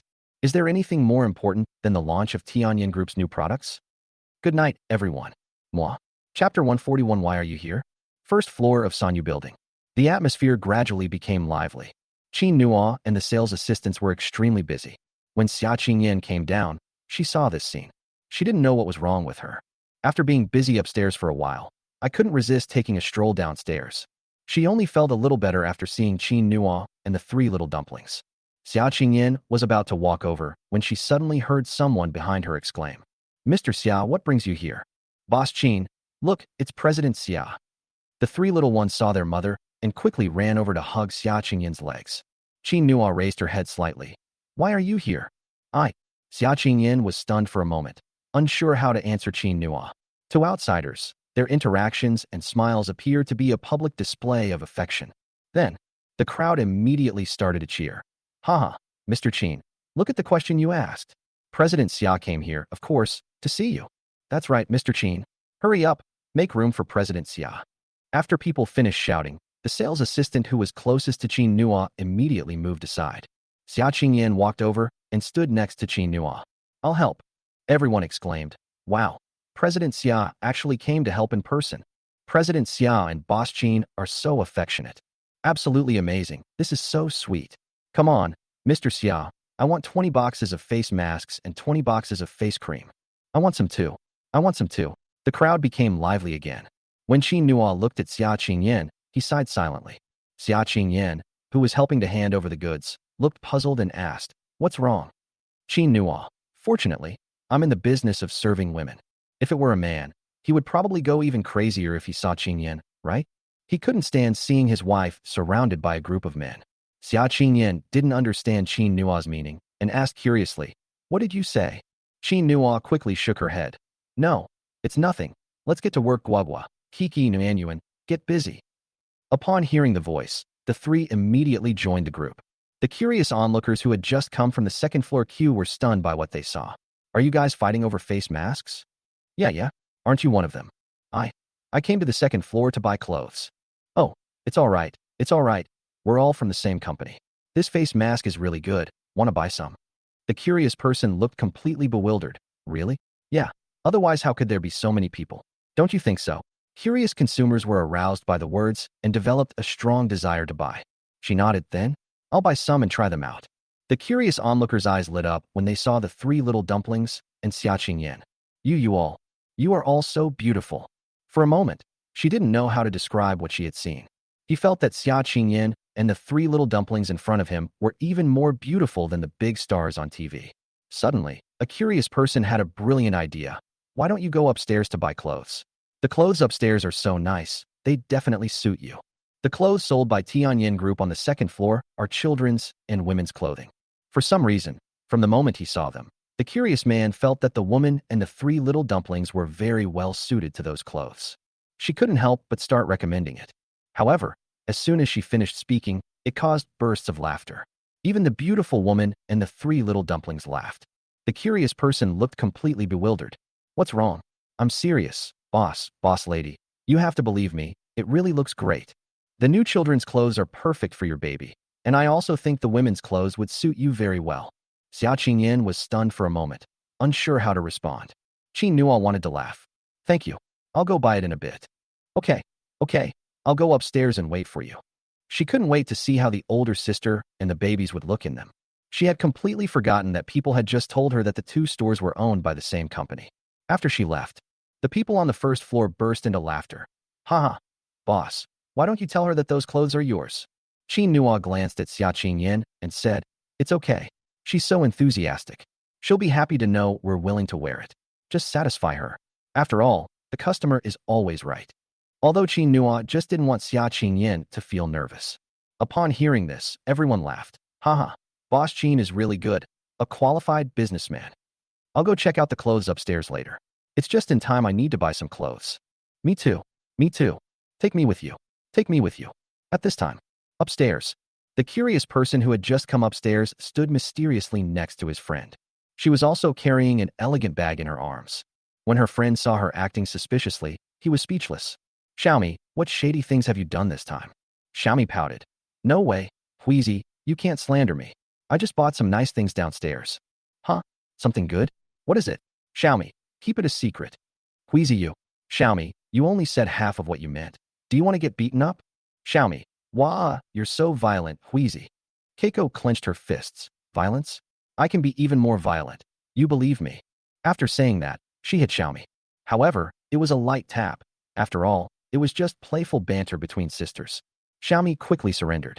All right, Keiko, stop fooling around. I'll show you, you'll definitely like it.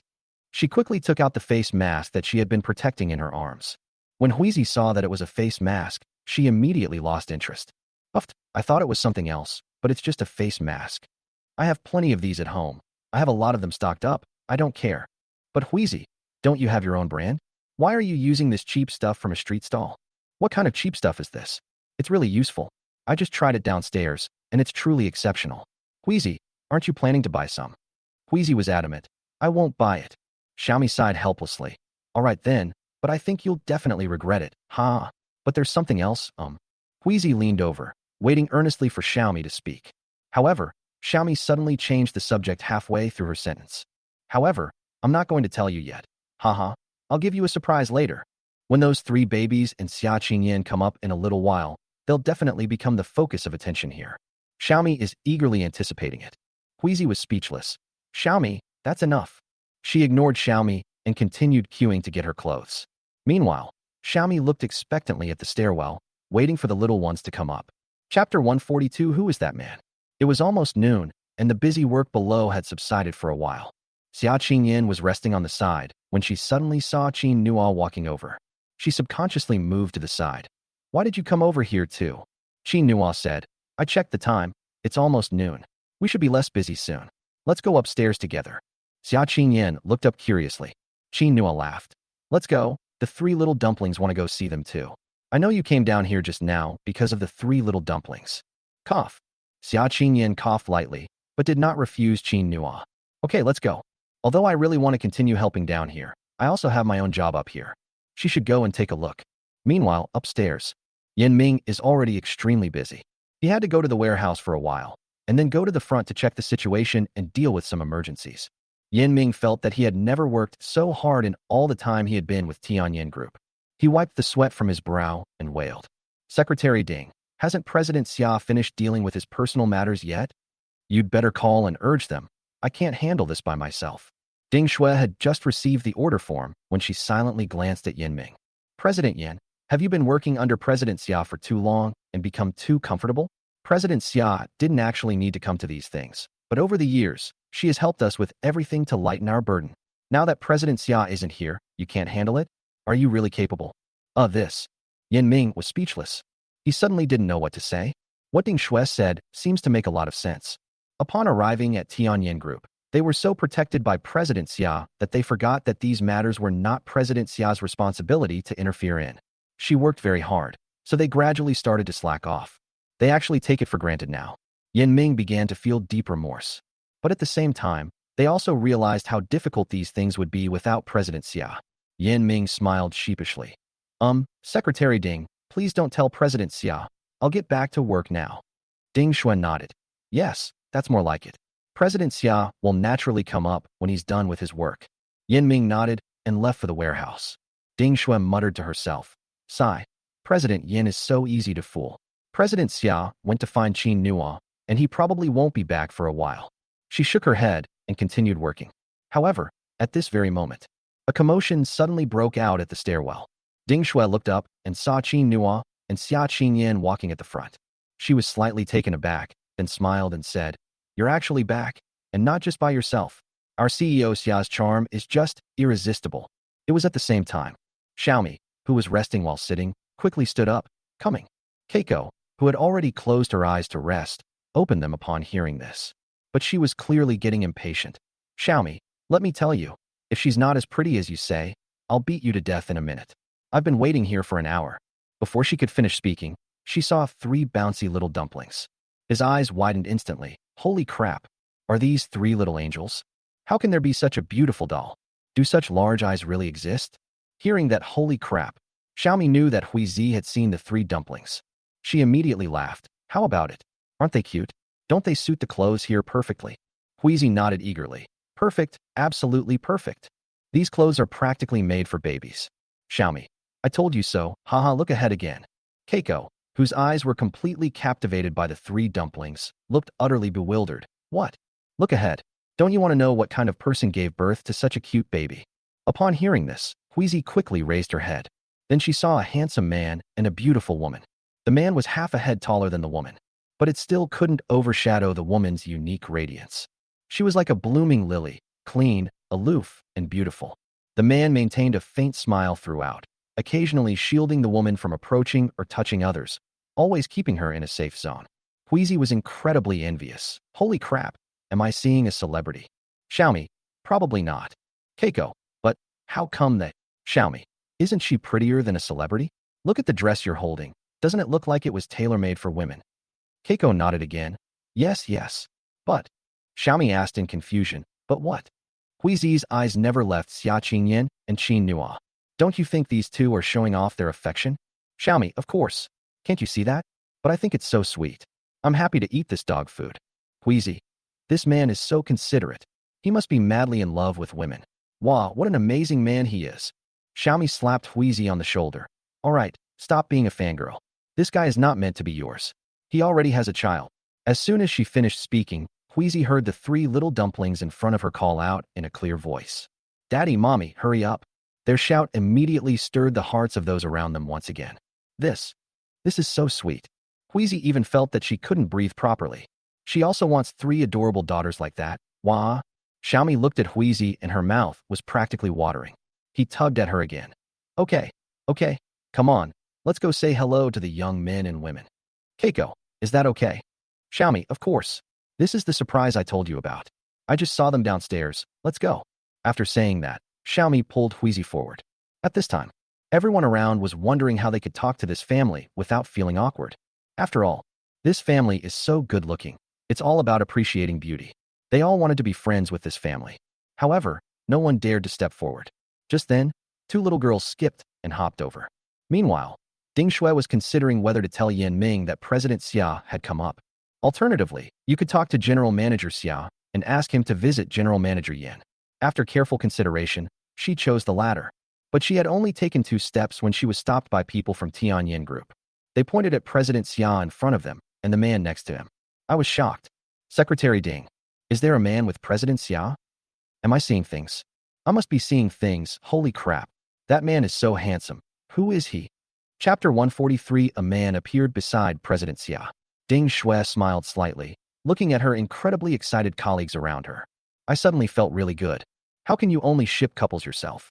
Seeing others get excited is the most enjoyable thing. Guess. The eyes of those around them were already sparkling. My God, is that the legendary CEO Xia's boyfriend? I used to think that no one in this world was good enough for President Xia. Now it seems I was overthinking it. This man and President Xia are such a perfect match. Wow, he's so handsome. Ding Shui shook her head and laughed. These people are even more infatuated than I am. At this moment, Xia Qingyan and Qin Nua were slowly walking towards Ding Shui. However, after walking halfway, their path was blocked. Xiaomi was so nervous that she became somewhat incoherent. Hey handsome guys and beautiful ladies, you've arrived. Great. I thought you weren't coming up. Here are these clothes. You can try them on and see if they fit before you join the queue. There are just too many people here. I just queued up to buy this. The girl's figure is similar to mine, so it should fit her, right? As for the clothes for the 3 little dumplings, I bought them too. I asked for their sizes. Here, consider it a gift for the 3 little babies. Xia Qingyan was completely bewildered. She hasn't gotten used to such enthusiastic people yet. Huizi, standing next to Xiaomi, was nodding frantically. Yes. Xiaomi was so excited she almost went crazy, and she even asked me to wait for you here with her. She said she absolutely had to see you wearing this dress, so why don't you give it a try, miss? Xia Qingyan was at a loss for what to do. Several employees around Ding Shui also frowned. What is this person doing? Why is he stopping President Xia? Quickly, get General Manager Xia over here, Secretary Ding. Before they could finish speaking, Ding Shui quickly made a shushing gesture. Stop arguing. Let President Xia make the decision himself. Xia Qingyan was at a loss for what to do. Besides Xiaomi and Huizi, the onlookers were all shouting loudly. Hey beautiful, give it a try. This dress is really beautiful. It's a new style from Tianyan Group, and it suits your temperament perfectly. Xia Qingyan had no choice but to look to Qin Nua for help. Qin Nua smiled and stepped forward, gesturing to Xia Qingyan, go give it a try. Xia Qingyan was slightly taken aback. Qin Nua said, I want to see it too. Xia Qingyan looked at Qin Nua with a conflicted expression. She had seen it on Qin Nua's Weibo. The dress was specially designed for her. When the clothing samples came out, she carefully compared them to herself. It's really suitable. She had originally planned to find a secondary account when she had some free time, secretly buy one online, and then collect it. But now, am I really going to wear this dress in front of so many people? The dresses come in pink, white, and light blue. The clothes in Xiaomi's hand are white. Xia Qingyan's favorite color is white. She hesitated for a moment. However, at that moment, 3 little babies suddenly appeared out of nowhere, quickly came to Xiaomi's side, and took the clothes from her. After receiving them, they tilted their little heads up and said earnestly, Mommy, this dress is so pretty. Mommy, just listen to what the older girl says and give it a try. Mommy. When Xiaomi was called Miss Sister, she immediately felt her heart melt. Yes, yes, miss, you should try it. After she finished speaking, she handed the clothes in her hand directly to Xia Qingyan. Xia Qingyan had no choice but to accept it. Okay, thank you. Holding the clothes, Xia Qingyan walked into the fitting room with her three little ones, still feeling a bit nervous. The three dumplings looked up at her. What's wrong, Mom? Mommy, Daddy designed this outfit. Aren't you happy wearing clothes designed by Daddy? Xia Nuanyuan stepped forward and hugged Xia Qingyan's arm. Mommy, if you don't wear it, Daddy will be sad too. Nuanyuan doesn't want Daddy to be unhappy, and she doesn't want Mommy to be unhappy either. She was caught in a dilemma. Seeing Xia Nuanyuan's serious expression, Xia Qingyan suddenly felt a pang of heartache. Nuanyuan rarely speaks up for others, and she rarely cries in front of her. She quickly squatted down and hugged Xia Nuanyuan. It's okay, Daddy won't be unhappy. Mommy really likes the clothes Daddy designed. How about Mommy and the babies wear them together? Okay. Mommy is so great. Mommy is going to be a little princess, just like us. The three babies talked as they took off their little clothes. The three of them can dress themselves a long time ago. They're just a little slow at it. They didn't bother their mother at this moment. Instead, he put it on seriously. Xia Qingyan also took off her clothes and looked at herself in the mirror. She suddenly felt as if she had been in another world. Take a deep breath and change your clothes. Xia Qingyan put on the white high heels that were specially prepared for people trying on clothes. After doing all this, she looked at herself in the mirror. The three babies were dressed by now. The three of them turned their heads, and their eyes lit up when they saw Xia Qingyan. Wow, Mommy! Mommy, you're so beautiful. Mommy is the most beautiful princess I've ever seen. Mommy, Daddy will definitely love you. Mommy, can we go out quickly? I want to see Daddy. Xia Qingyan looked at the princess dress with the three little dumplings on it, and couldn't help but smile. Etc. What's wrong, Mom? Mommy will fix your hair. Look how messy it is. Come here quickly. Yay. Mommy. The three little babies happily came to Xia Qingyan's side, waiting for her to fix their hair. Outside the fitting room, people eagerly awaited it. Ding Shui's colleagues started chattering again. Is President Xia really going to wear this outfit? I said before that if President Xia were willing to be a model, our clothing sales would definitely reach new heights, but no one dared to suggest it to President Xia, for fear that she would be angry. But now, President Xia actually wants to wear it herself. Haha, we should thank that young lady who stopped President Xia just now. Yes, I can't wait. I'm so excited too. And those three dolls, did you see them? Our little lady is going to wear our children's clothes too. This is a live advertisement. At the same time, the Xiaomi team was also very much looking forward to it. Behind them stood many people waiting to buy clothes. Although they looked good in these clothes too, but they were more interested in seeing how it would look on this beautiful woman. Qin Nua is closest to the fitting room. He always had a smile on his face, but there was a slight sweat in my palms. He was both excited and nervous. Chapter 144 President Xia is so beautiful. If Qin Yin really wore this outfit today, does this prove that Qin Yin is slowly accepting her true self? Qin Nua had been looking forward to that day. However, he waited for a long time, but the fitting room door did not open. This time frame far exceeds the time required to change clothes. Qin Nua's smile gradually faded. He sighed helplessly. It seems I still have a lot to do. So he called softly, Qin Yin, how about? However, before he could finish speaking, he suddenly saw the fitting room door open. The next moment, he saw Xia Qingyan. In that instant, Qin Nua held her breath. He looked at Xia Qingyan in disbelief. He heard her say, sorry, I was fixing the kid's hair, so I came out a little late. Nuanyuan and Guogua originally wanted to hug their dad quickly. However, Coco stopped her. She gestured towards her parents, then leaned close to their ears and whispered, let's not bother Mommy and Daddy. Daddy will see us soon. The two babies immediately nodded in agreement. Qin Nua did not see the three dumplings move. His gaze was completely drawn to Xia Qingyan in front of him. At this moment, her long, wavy hair was draped behind her.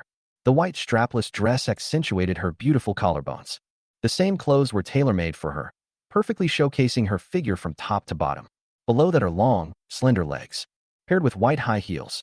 Xia Qingyan, who had been so cold just moments before, was now gentle and sweet. Qin Nua was stunned. At the same time, the whole scene was filled with jubilation. Holy crap, this is so beautiful. I dare say, none of today's TV stars can compare to this beauty. Absolutely brilliant. And those three little dumplings, look?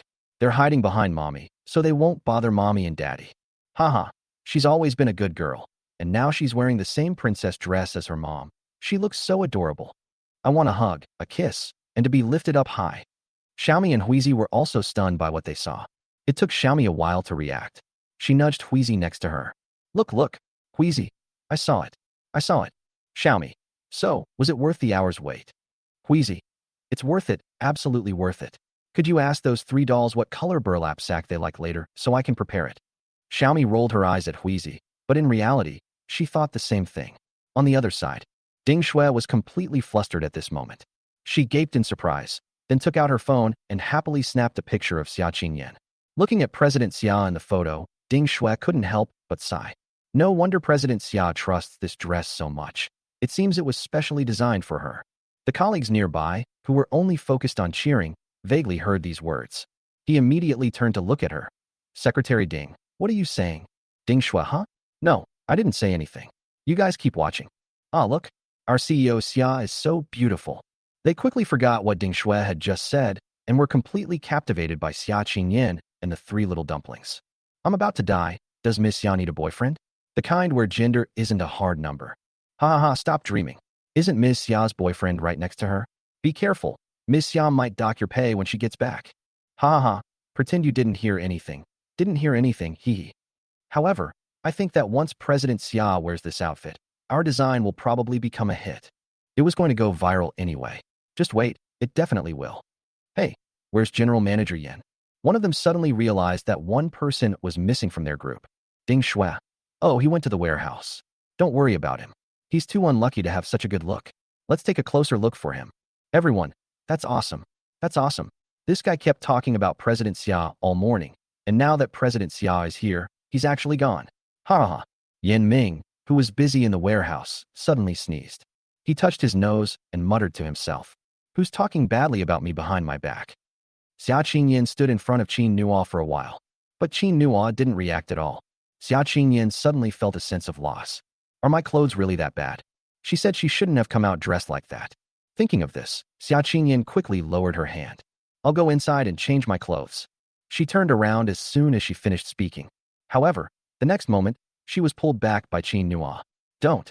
Xia Qingyan, this outfit doesn't suit me very well. Qin Nuo was slightly taken aback, then laughed. He pulled Xia Qingyan in front of him and said seriously, how can it not suit you? I think it suits you perfectly. Xia Qingyan, I noticed you didn't react at all just now. Is it because it doesn't look good? Hearing this, Qin Nuo smiled again. He couldn't resist gently flicking Xia Qingyan's nose. So that's why you wanted to exchange it back? Hearing this tone, Xia Qingyan was at a loss for words. Fortunately, Qin Nuo didn't wait for her answer and explained directly. I didn't react. Not because it's not good looking, but because it's too good looking. Qingyan, do you know? You look great in clothes like this. I now even think that letting you come out dressed like this was a mistake. I regret it. I only want to see you myself and don't want them to see you like this. As she spoke, Qin Nuo took out her coat. While Xia Qingyan was still stunned, it was draped over her shoulders. Put them on. This small gesture immediately made Xia Qingyan blush. However, upon seeing Qin Nuo's eyes, she swallowed back what she was about to say. But their actions caused quite a stir among the crowd. Does this young man not want us to watch? Haha. If I had such a beautiful wife, I'd keep her at home every day and never let her go out. This is too much. I'll eat this dog food first. I'm so full, so full. This guy is so sweet. Xiaomi and Huizi did not stop it. Although she only bought one item, this young lady definitely looks better in it than she does. The young lady didn't complain at all when the clothes were given to her. But at that moment, she heard the boy's voice. Miss Xiaomi, since Qingyan has already tried on this dress, just give it to her. I'll give you a new one later, but you might have to wait a bit. Xiaomi quickly shook her head. No, I'll give it to the young lady. Qin Nuo, we still need it. Please wait a moment. Chapter 145 Xiaomi Special Benefits. Xiaomi paused for a moment, then saw Qin Nuo turn and leave. She rushed towards Xia Qingyan anxiously. Miss, please tell the young man that I really don't need it. Tell him not to go to the queue. There are so many people over there. How long would it take to get in line? Xia Qingyan couldn't help but laugh when she heard what Xiaomi said. This little girl is such a kind person. Xiaomi was overjoyed when she saw her smile. Wow, you look so beautiful when you smile. You should smile more often. The young man will definitely love it. Xia Qingyan unconsciously glanced in Qin Nuo's direction. Will he like it? She pondered for a moment, then said, ignore him. Xiaomi. Ha! The young lady and the young man are so in love. Young lady you. She was about to urge Xia Qingyin again to go and call Qin Nua instead of telling her not to go. But before she could finish speaking, Qin Nua had already walked up to the sales staff. The staff members greeted us warmly, their faces full of polite smiles. Other customers were still waiting, but the staff seemed not to see them. She also heard the pretty young lady next to her laugh and say, "See, I told you, we don't need to pay attention to him." Those people would naturally be very fond of Qin Nua when they saw him come with them. But Xiaomi and Huizi clearly didn't know this. They stared blankly at Qin Nua, their eyes filled with confusion. Wow, being handsome has so many advantages. So, if you're doing other things, do you not need to queue? Xiao Qingyin was amused by Xiaomi's quirky thinking once again. She couldn't help but continue, following Xiaomi's lead. Probably. She and Qin Nua rarely went out together. However, she doesn't usually have to queue when she goes to other places, since she has a VIP card. Thinking about this, Xiao Qingyin began to consider that perhaps she should also arrange one for Qin Nuadu. Queuing is really too tiring. Xiaomi, that's wonderful. I'm so envious. Sister, you and brother must grow old together. Hearing this, Xiao Qingyin glanced in Qin Nua's direction again. Will you grow old together? Can they really do it? At this moment, Qin Nua was already telling the staff about her needs. Ding Shui quickly came over to help. After speaking, Qin Nua walked back towards Xiao Qingyin and Xiaomi and politely said, "Young lady, it's all arranged. Please wait a moment. They'll be here shortly." Xiaomi's mouth dropped open in surprise. Send it over? Qin Nua nodded. Xiaomi, are they really that nice? The young man is so charming. Xiaomi had to queue for a long time to buy the clothes. I never expected someone would actually send me clothes. What kind of treatment is this? Qin Nua smiled and said, "It's all right. They're free anyway, but Qin Yin and I might have to leave first. Qin Yin staying here is just too attractive." He suddenly regretted letting Qin Yin come up to try on the clothes. And these three dumplings. Qin Nua always felt that some people were watching them. It's not safe to stay here any longer. Xiaomi nodded repeatedly. Okay, you go first, I'll wait here. Qin Nua said goodbye to Xiaomi, then turned and extended his hand to Xiao Qingyin. Let's go. Xiao Qingyin was slightly taken aback. Is he going to hold her hand? There are so many people. But seeing Qin Nua's eyes, Xiao Qingyin felt that she couldn't bear to refuse. After thinking for a moment, she stepped forward and, under Qin Nua's smiling gaze, extended her hand. The slightly cool hand fell into Qin Nua's large hand and was immediately enveloped by it. Xiao Qingyin felt a pang of panic, but her expression remained unchanged. Let's go. Qin Nua then turned her head and looked at the three little cuties who hadn't come forward to bother them. Let's go, babies. Finally noticed by their parents, the three quickly stepped forward and grabbed Qin Nua's hand. Nuanyuan was a little slow, so she had to grab Qin Nua's clothes. The family of five walked slowly toward the elevator. Wherever they went, they always left behind a sense of awe. This is absolutely amazing. This place is absolutely stunning. You must live happily ever after. I'm definitely going to buy several more of these clothes today. Even if I can't wear them, I'll be happy just to have them hanging by my bedside. Haha, me too. Me too. When they reached the elevator, Xiao Qingyin finally tried to pull her hand away. But Qin Nua had no intention of letting go. Helpless, Xiao Qingyin could only say, "I'll send a message to Ding Shui." Qin Nua then let go of her hand. Xiao Qingyin quickly took out her phone, typed a message, and sent it to Ding Shui. Just then, the elevator arrived. Before Qin Nua could notice, she quickly entered the elevator and took the innermost seat. Her deer-like appearance made Qin Nua laugh. This girl always acts unusually shy. At this time, outside the elevator, the cheers finally subsided. Keiko and Xiaomi's eyes never left the direction of the elevator. Xiaomi, if they were created by Manhwa through painstaking effort, then are we just the remaining clumps of mud? Xiaomi burst out laughing. You make a very good point. Just then, Xiaomi heard a voice calling her name. Miss Xiaomi? Xiaomi was slightly taken aback and quickly turned around. Hello, this is me. She thought she would meet an ordinary staff member. But to my surprise, when I turned around, I saw my female boss. The reason I knew the person in front of me was a female leader was because she had been directing things from behind the scenes when we were buying clothes. Xiaomi silently gave Qin Nua a thumbs up in her heart. That handsome young man is amazing. He even managed to win over a girl like that. Ding Shui had no idea what Xiaomi was thinking at that moment.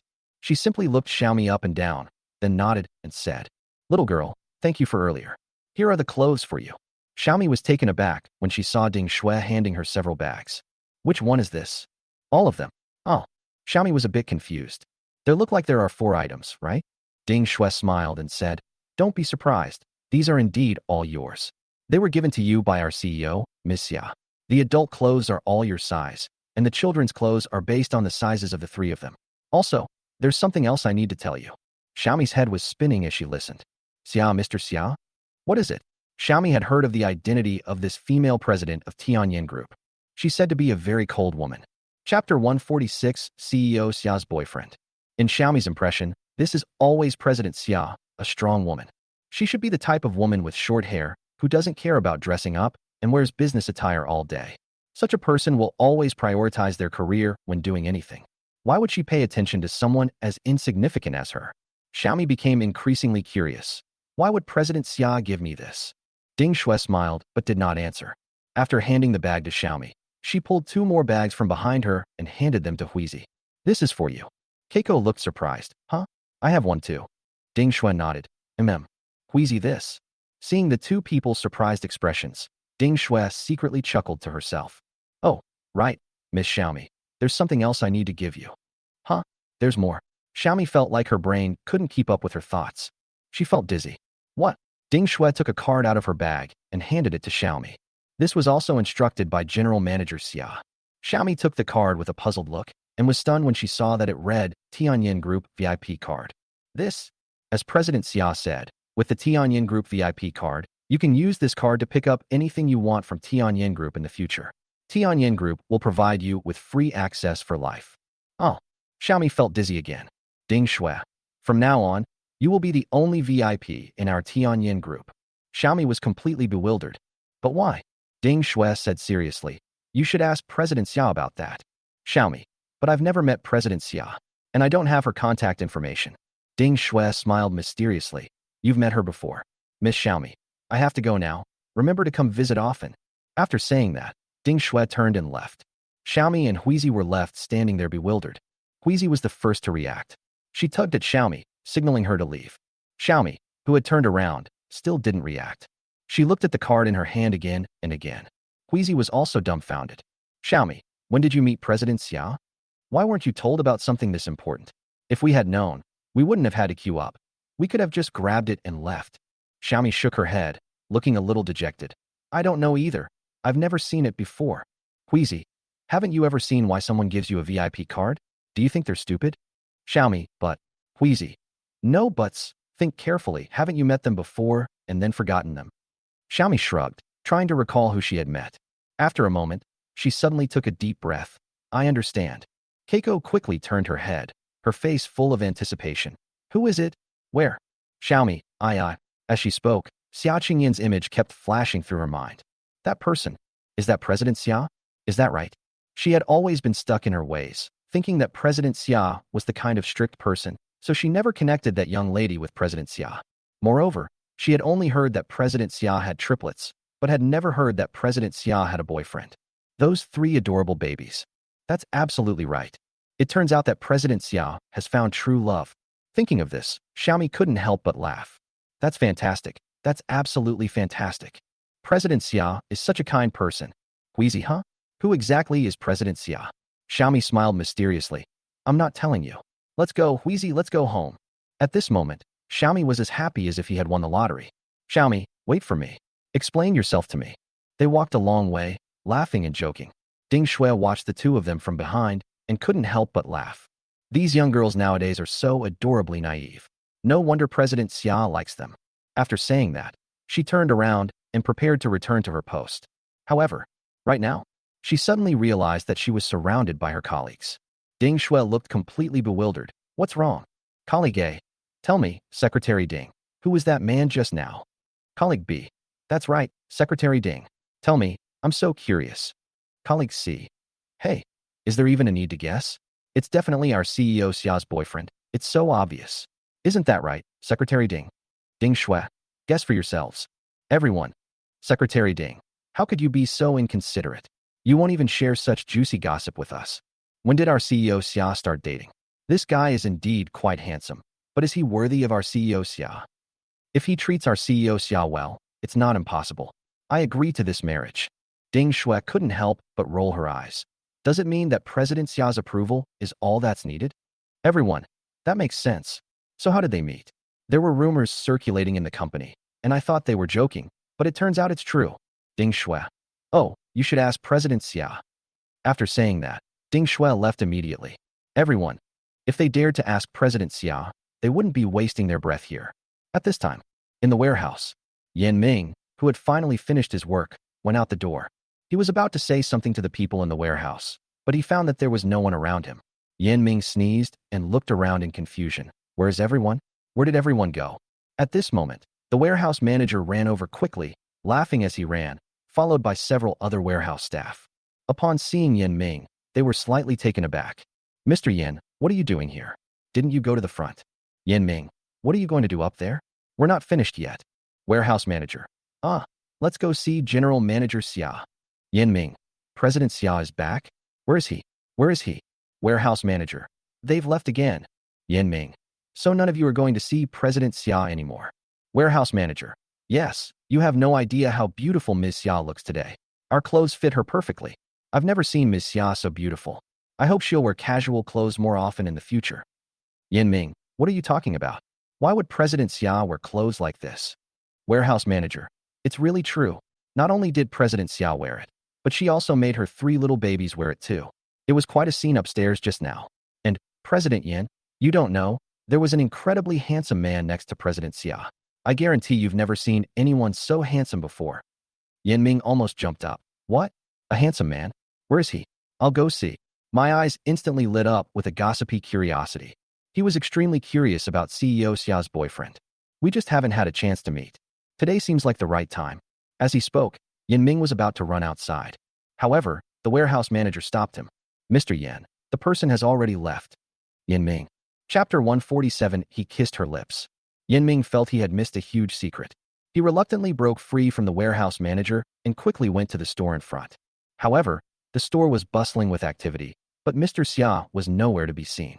Yan Ming quickly approached Ding Shui and asked anxiously, "Where is President Xia?" Ding Shui then turned around and glanced at her, looking helpless. "You're leaving." Yan Ming. Secretary Ding, no offense, but Ms. Xia brought her boyfriend here. Why didn't you call to tell me? What a great opportunity. I've never even met Ms. Xia's boyfriend before. Ding Shui. But weren't you busy just now? I didn't dare to disturb you. Yan Ming. He always felt that Ding Shui did it on purpose, but he couldn't find any evidence. After realizing he wouldn't be able to see President Xia, Yan Ming approached Ding Shui and began to fawn over her. Secretary Ding, you must have taken a lot of videos just now, right? Let me see them. Yan Ming was just too curious. He couldn't fathom what kind of man could possibly have Xia under his control. However, Ding Shui completely ignored him. No, that won't do. If you want to see it, go ask President Xia. Yan Ming. You know President Xia's temper. How could she tell someone this? Ding Shui. Then there's nothing I can do. We can only wait for President Xia to announce it himself. Yan Ming sighed helplessly. Knowing Mr. Xia's temperament, it'll be ages before it's announced. Yan Ming had no choice but to take out his phone and start browsing local Weibo posts to see if anyone had uploaded photos. Unfortunately, Yan Ming discovered that the entire photo consisted of only the backs of men. On the contrary, the 3 babies and President Xia have their faces shown. However, because of the distance, it was not clear. But as you can see, Ms. Xia has a great figure and is a natural beauty, and the 3 of them are also very cute. Yan Ming saved the photo, zoomed in, and looked at it carefully, but he still couldn't see it clearly. He was immediately deflated. Sigh. Never mind. Let's just wait for President Xia to make it public himself. On this day, thanks to the 3 little dumplings and Xia Qingyan, their clothes sold exceptionally well. It once topped various local trending searches. The second place went to Yuan facial masks. People couldn't help but wonder. Yuan Tianyan? What's the connection between these two? Who knows? But they all seem to be in the Sanyu building. Have you heard? Today, the foot traffic at Sanyu building is almost double that of its heyday. Really? It's true. And I heard that the small shops around here that were on the verge of going out of business have already achieved a month's worth of sales in just a few days. They also said that the Sanyu building has been like this for the past 2 weeks. Then, wouldn't it be a great deal to rent a shop in the Sanyu building now? Yes, it would be best to sell children's products or women's products. They would definitely be a huge hit. Then what are we waiting for? Let's go. Some vendors spotted a business opportunity and were frantically contacting the Sanyu building. When Dong Qingli's company received this news, Dong Qingli was overjoyed. Sigh. Our Sanyu building has finally come back to life. Rent them all. Rent them all. However, with the third floor empty, I always feel that the first and second floors are not enough for my brother Chin and CEO Xia. Perhaps they will need the third floor in the future? Also, most of the underground warehouse was left to them. Upon hearing these orders, none of the subordinates refused. They all happily went to carry them out. In the past 2 days, they have witnessed Qin Nua's prowess. They also greatly admired Dong Qingli for knowing such an accomplished person. And it was on the same day. After finishing her work in the evening, Qin Nua returned home. Knowing they were tired, Sun Wanjun took the children out for a walk by herself. Qin Nua sat on the sofa and did the accounting. Xia Qingyin felt a pang of sympathy upon seeing this. She gestured to Qin Nua, "Go to the study and calculate it." Qin Nua was slightly taken aback. "But isn't that study your workplace?" Xia Qingyin shook her head. "It's okay. You can use it from now on." She spoke with such seriousness that Qin Nua's heart was suddenly touched. He picked up the documents and went to the study. He had never been near this study before, except when he called Xia Qingyin to eat. Work matters are, after all, private matters, and he didn't want Qin Yin to overthink them. But Qin Nua didn't expect that Qin Yin would actually let him come in and start working today. The moment Qin Nua sat down, she felt as if she had been transported to another world. He looked at the neatly organized desk, feeling a warmth in his heart, and his smile never stopped. After watching for a while, he forced himself to do the accounting. With 11 franchise stores and 2 of their own stores, the total profit today reached 1 million yuan. That adds up to 30 million a month. Qin Nua suddenly laughed. It seems he really can maintain his youthful appearance. It was already 11 o'clock when I finished cleaning up. The 3 babies had fallen asleep under Sun Wanjuan's care. Xia Qingyin had already changed into her pajamas and was watching TV in the living room. However, Qin Nua noticed that the TV volume was very low and commercials were playing. Xia Qingyin was already nodding off incessantly, feeling sleepy. Qin Nua couldn't help but laugh again. This girl must have been sleepy for a long time. He carefully washed up and went outside, only to find Xia Qingyin already asleep on the sofa. The television was still flickering, and the living room light was dimly lit. Qin Nua suddenly remembered his wish from his past life after Xia Qingyin left. "I just hope that one day I can live a simple yet warm life with her." Every time I got off work, I would see her sitting on the sofa, waiting for me. I never thought this day would actually come. With that in mind, Qin Nua tiptoed towards Xia Qingyin. He called out softly twice more, but received no response from Xia Qingyin. Qingyin is fast asleep. Helpless, Qin Nua could only step forward and gently pick up Xia Qingyin. She is very light. Because she had been exercising these past few days, climbing stairs, and such didn't take much effort from Qin Nua. He carried Xia Qingyin all the way back to the bedroom and put her on the bed. When she tried to leave, she found herself being hugged by Xia Qingyin around the neck. Qin Nua was slightly taken aback again. Seeing Xia Qingyin's furrowed brows as if she were having a nightmare, Qin Nua frowned. He didn't dare to move too much, so he could only call out cautiously, "Qingyin, Qingyin." Xia Qingyin's arm tightened more and more. Their bodies seemed to curl up as well. Qin Nua finally realized that something was wrong. She really had a nightmare. "Qingyin, wake up." However, tears seemed to be streaming down Xia Qingyin's face. Qin Nua suddenly felt a little flustered. That moment, not knowing what to do, he suddenly lowered his head and kissed her lips. Chapter 148, Thank You for Yesterday. Qin Nua didn't know why she did it. But subconsciously, he seemed to realize that only in this way could he calm Xia Qingyin down. However, this is indeed the case. As the kiss deepened, Xia Qingyin gradually relaxed her body. I calmed down. Qin Nua then released her. Although he didn't want to let go at all, he knew that now was not the time. He tentatively touched Xia Qingyin's forehead and found that she did not have a fever. Moreover, her complexion looked much better. Qin Nua then released Xia Qingyin and found her a comfortable position to lie down. Then I went to sleep. After lying down, Qin Nua first checked the points in the system. This time I've already accumulated 10,000 points. Qin Nua thought about it and also participated in the lottery.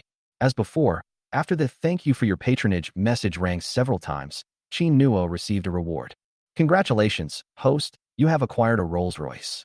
The car address has been sent to your phone and the key has been placed in your pocket. Please collect it yourself. Congratulations, host, for acquiring racing-level driving skills. These skills will be integrated with your own abilities. Congratulations, host, your personal charm has increased by 10. Qin Nua listened to these rewards and fell into deep thought. Why would I suddenly reward myself with a car? He always felt that the car his wife gave him was great to drive, and he really liked it. However, since I've already given it away, I'll take a look later to see if the car is suitable for Qin Yan. And what is this racing technology used for? He doesn't plan to drive race cars. However, Qin Nua didn't dwell on this problem for too long before falling into a deep sleep. When she woke up the next day, she found that Xia Qingyan was already up and had prepared breakfast. Sun Wanjun also tidied up the three babies. Qin Nua went downstairs and saw Xia Qingyan inviting her to eat. He went along with it. After sitting down and taking only a couple of bites of food, he heard Xia Qingyan say, "Thank you for yesterday." Qin Nua paused, then quickly realized what she meant by thanking her. Qin Nua laughed. "No need to thank me. It's nothing." Xia Qingyan, "Thank you too. I slept very well last night." As she spoke, she lowered her head and took a sip of porridge. She didn't tell Qin Nua that she had been having nightmares frequently over the years. "It happens a few times almost every month. I often feel like I'm plagued by nightmares and can't sleep well no matter what I do." Xia Qingyan also tried many methods, including taking medicine, massage, and acupuncture. However, these methods, which were very useful to others, were completely useless to her. Xia Qingyan eventually gave up. Since Qin Nua came, she has rarely had these dreams anymore. But yesterday, for some reason, I started having dreams again. But halfway through her dream, she seemed to feel a pair of warm, large hands. That giant hand pulled him out of the abyss when he was least able to control himself. The moment Xia Qingyan sensed the presence of the owner of those hands, she felt an unprecedented sense of peace. She really liked this feeling. "I've never been able to sleep so well after having nightmares." Qin Nua looked at Xia Qingyan and laughed. "Yes, it's good that you slept well."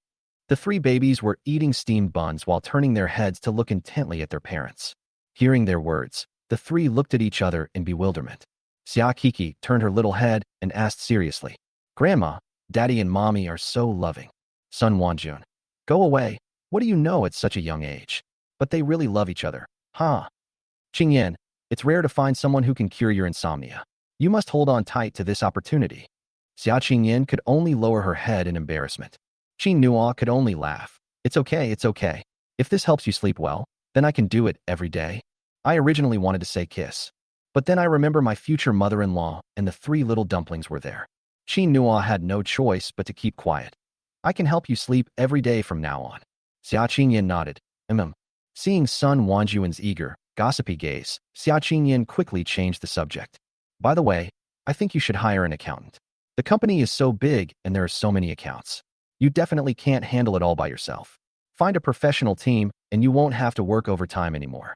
Xia Qingyan decided to use her own experience to teach Qin Nua. After all, Qin Nua works so hard every night. "No, I'm so busy. How can I take care of three kids?" Qin Nua thought about it and agreed, then nodded. "Yes, you're right." A moment later, he suddenly smiled and looked up at Xia Qingyan. "Qingyan, I have a good idea." "Huh? What?" Xia Qingyan looked at him with a puzzled expression. "Qin Nua, recruiting an accounting team isn't easy. So I have an idea." Xia Qingyan, "What are your thoughts?" Qin Nua, "Why don't you let me use your professional team too? Double their salaries, I'll handle the finances, and they can take care of my accounts as well." Xia Qingyan, Qin Nua, "It's okay. Anyway, what's mine is yours. You can take it after the calculation is done. No need to report to me." Before Xia Qingyan could speak, Sun Wanjun, who was watching the drama unfold, couldn't help but burst into laughter. "Haha, Qingyan, this son-in-law is really great." Xia Qingyan rolled her eyes at Sun Wanjun helplessly, then looked at Qin Nua with some hesitation. "I don't want your money." Qin Nua, "Then what's the point of me making money?" Xia Qingyan, question mark. I have a feeling this person is saying sweet nothings. However, she didn't know how to respond. Just as I was thinking about how to refuse, she then heard Qin Nua say, "Qingyan, if you hadn't helped me so much, I probably would have been doing all the math myself for ages. From now on, I won't be able to spend time with my three children. We can't go to aerobics anymore." Even more so, as Qin Nua spoke, she winked at the three dumplings. The three of them quickly understood what Qin Nua meant. They pouted, ready to cry as if to cooperate. "Daddy, how can that be? Mommy, Daddy has to stay with us. Wah. Daddy can't be with Guogua anymore. How is Guogua going to lose weight? Boo-hoo. Daddy still needs to help Nuanyuan with her drawing.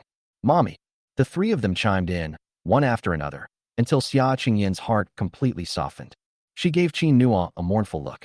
This person knows how to use three people, but she happens to fall for it the most.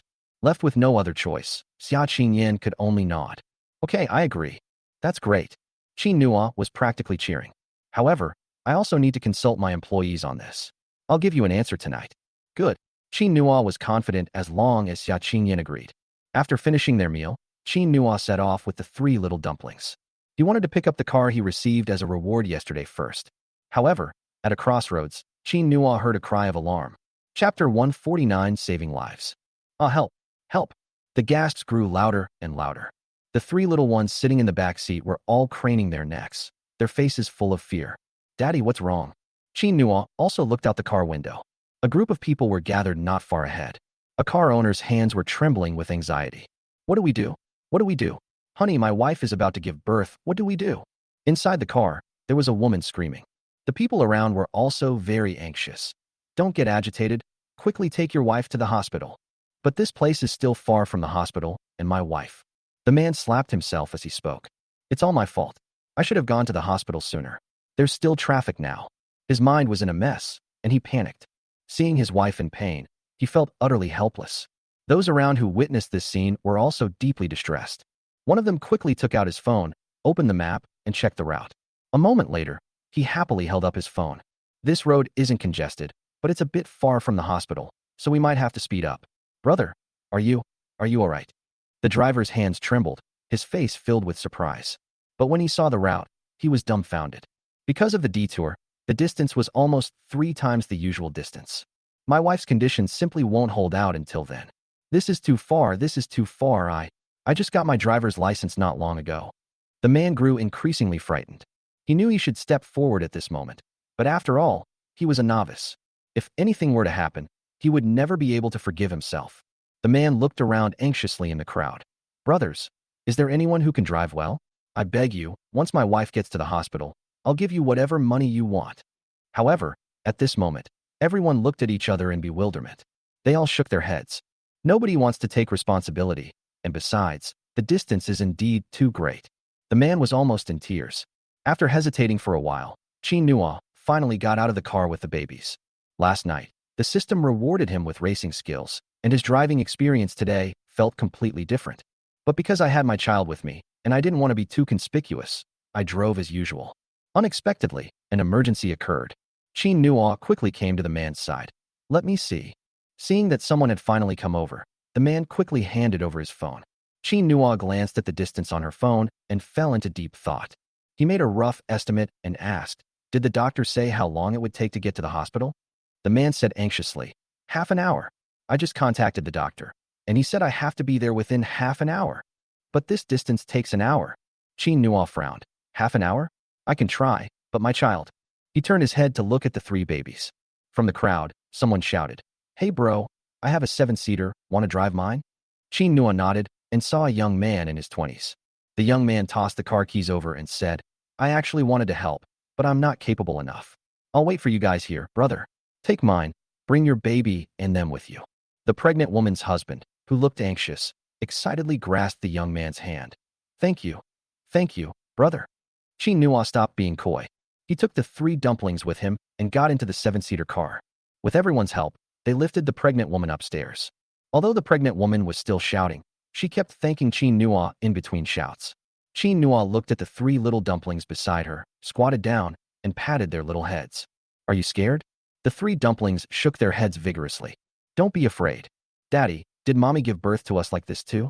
Upon hearing this question, Nua suddenly felt a pang of sadness. Xia Qingyan, who was pregnant with triplets, must have had an even harder time than her. But seeing the 3 of them looking worried, he couldn't say anything more. So he nodded and said, Yes, that's how it's born.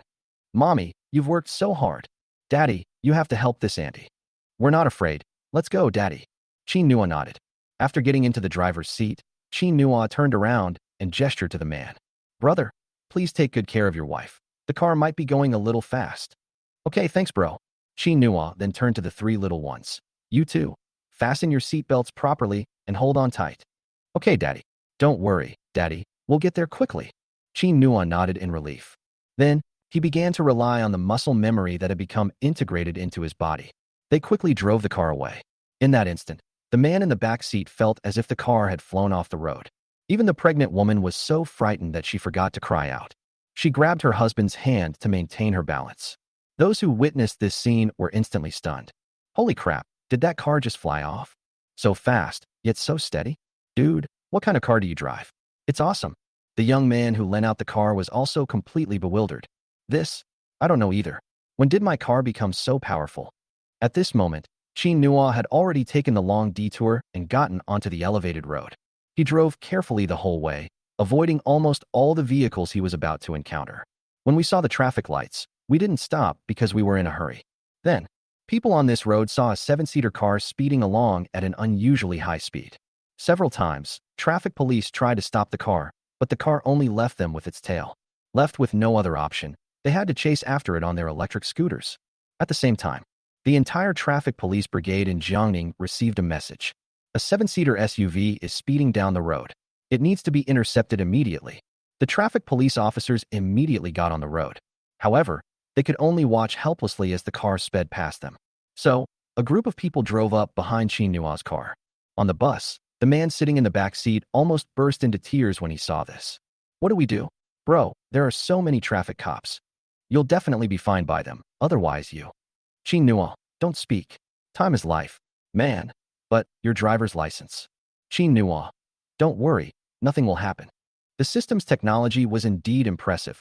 Chin Nua had complete confidence in himself and knew there would be no danger along the way.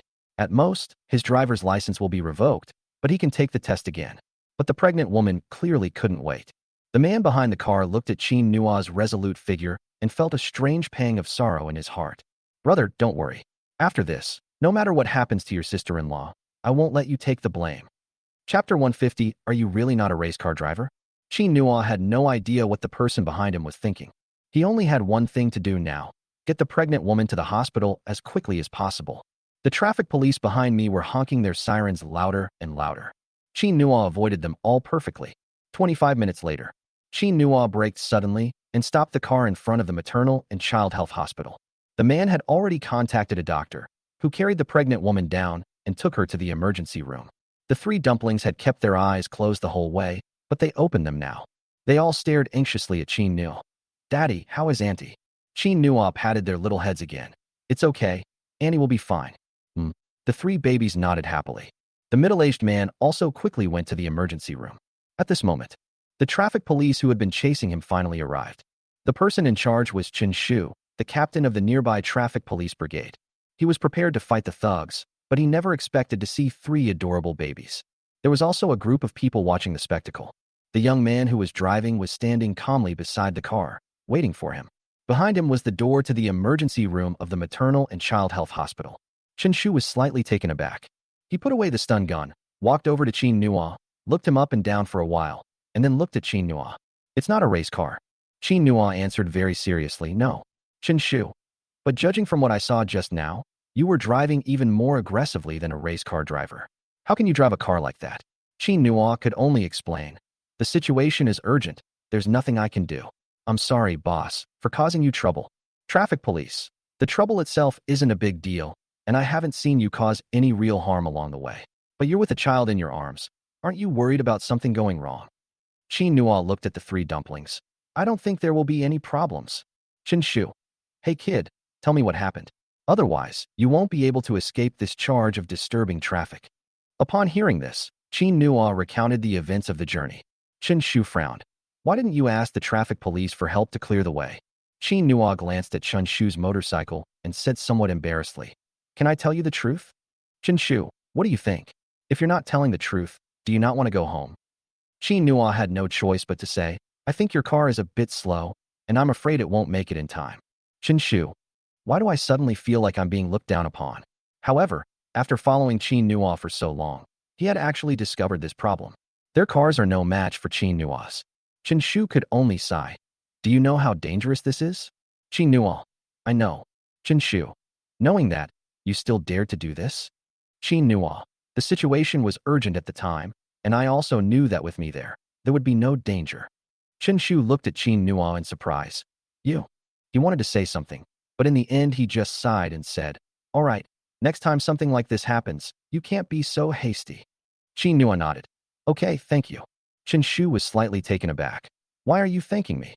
Chin Nua smiled confidently and said, So you mean you're not going to blame me? Shu had no choice but to sigh. You've got some skills, kid. I just heard from the doctors inside that if it weren't for you, the woman in labor might have been in danger. The woman and her husband hope you won't be punished, and they even want to praise you. The people who passed by the place you came from all went to the traffic police brigade to testify for you.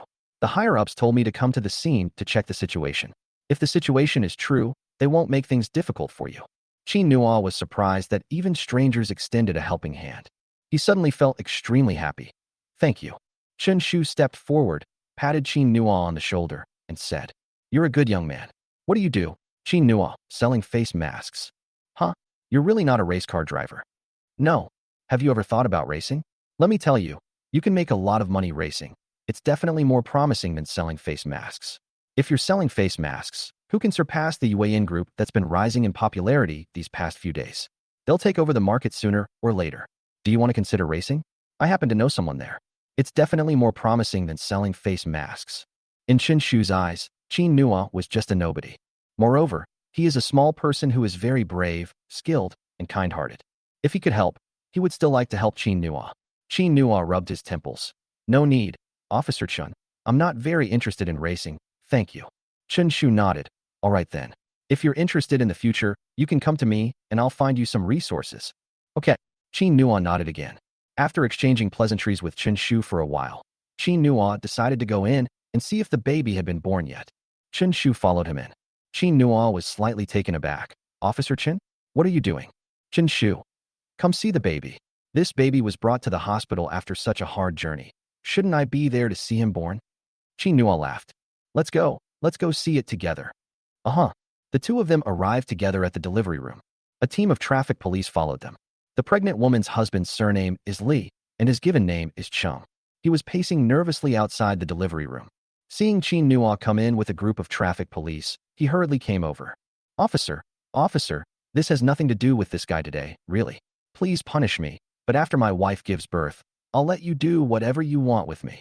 As he spoke, he also took Shu's hand. Shu looked helpless. I'm about your age, brother. Li Chung. No, policeman. Brother. About this matter.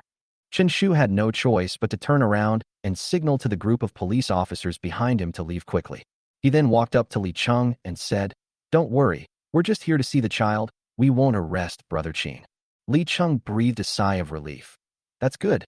Brother Qin, thank you so much for today. Qin Nua shook his head. No need. Has your sister-in-law given birth yet? The three toddlers walked up to Li Chung and asked, Uncle, has Auntie given birth yet? Li Chung shook his head. No, the doctor said it's a bit of a difficult labor. We have to wait a while.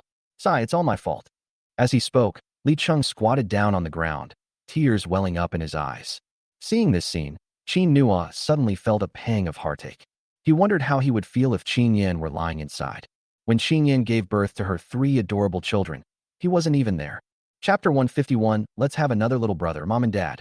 Qin Nua was thinking when suddenly, a loud cry came from inside the ward. Then, Li Chung stood up excitedly. Qin Nua could also see that his hands were trembling slightly. He nervously walked to the doctor's side and asked cautiously, Doctor, how is my wife? The doctor couldn't help but laugh when he saw him. Why didn't you ask me first whether it was a boy or a girl? Li Chung.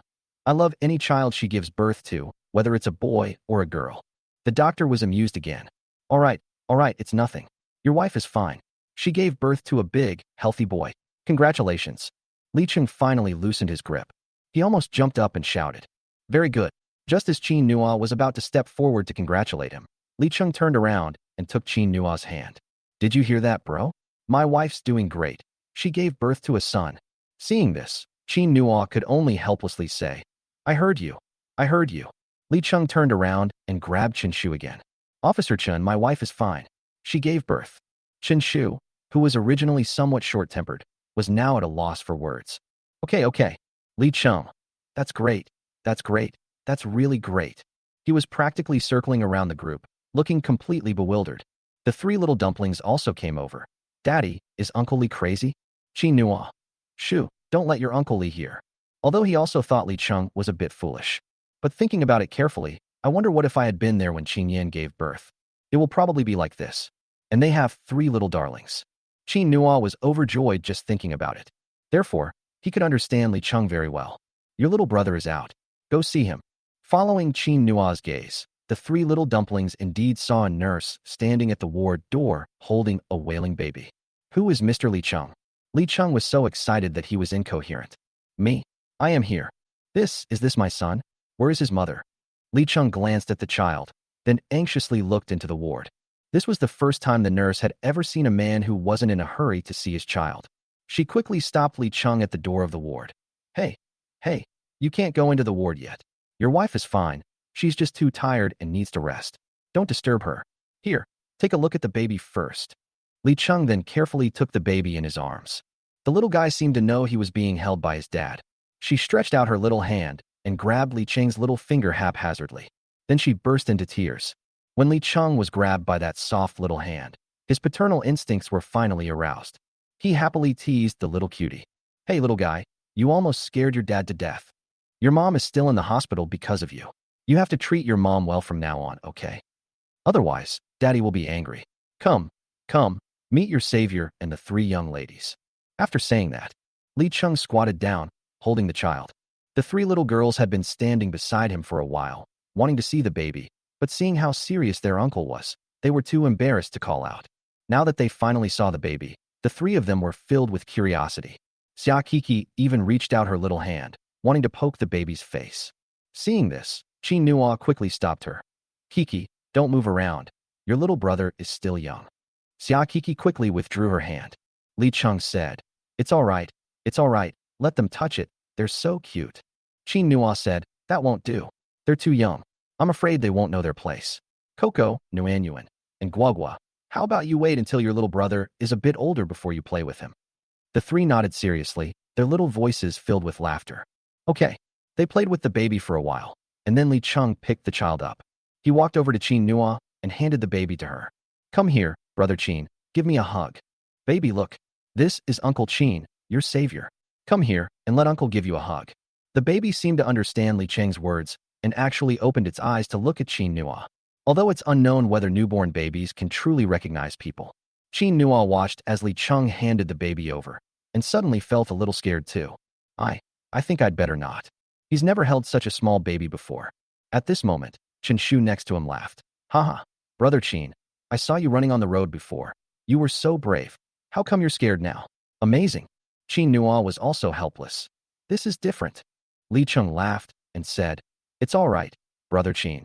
Just hug them the way you hugged them before. However, what he didn't know was that his words struck a nerve with Qin Nua. The three of them. He didn't even know they existed when they were so young, and he never held them.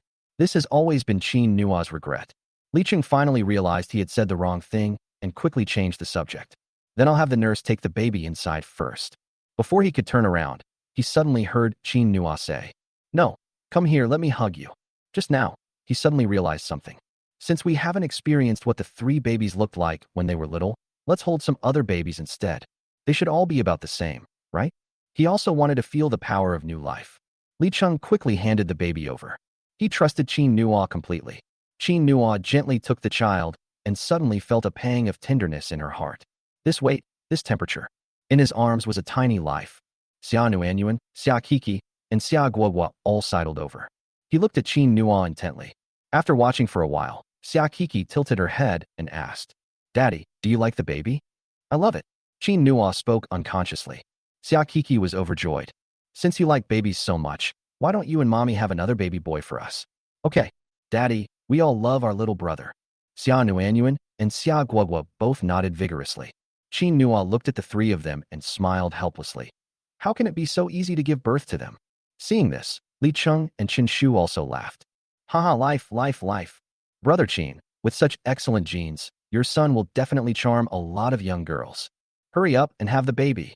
Qin Nua, suddenly pressured to have a child, felt a little embarrassed. Okay, I'll try my best. I'll give it a try after I marry Qin Yan. However, he wouldn't force Qin Yan if she didn't want to. Qin Nua stayed at the hospital for a while longer. What he didn't know was, right now, his image is all over the WeChat moments and local Weibo feeds of Jiangxing. Chapter 152, Misunderstanding. This day, a large part of Jiangxing witnessed the speeding on the road.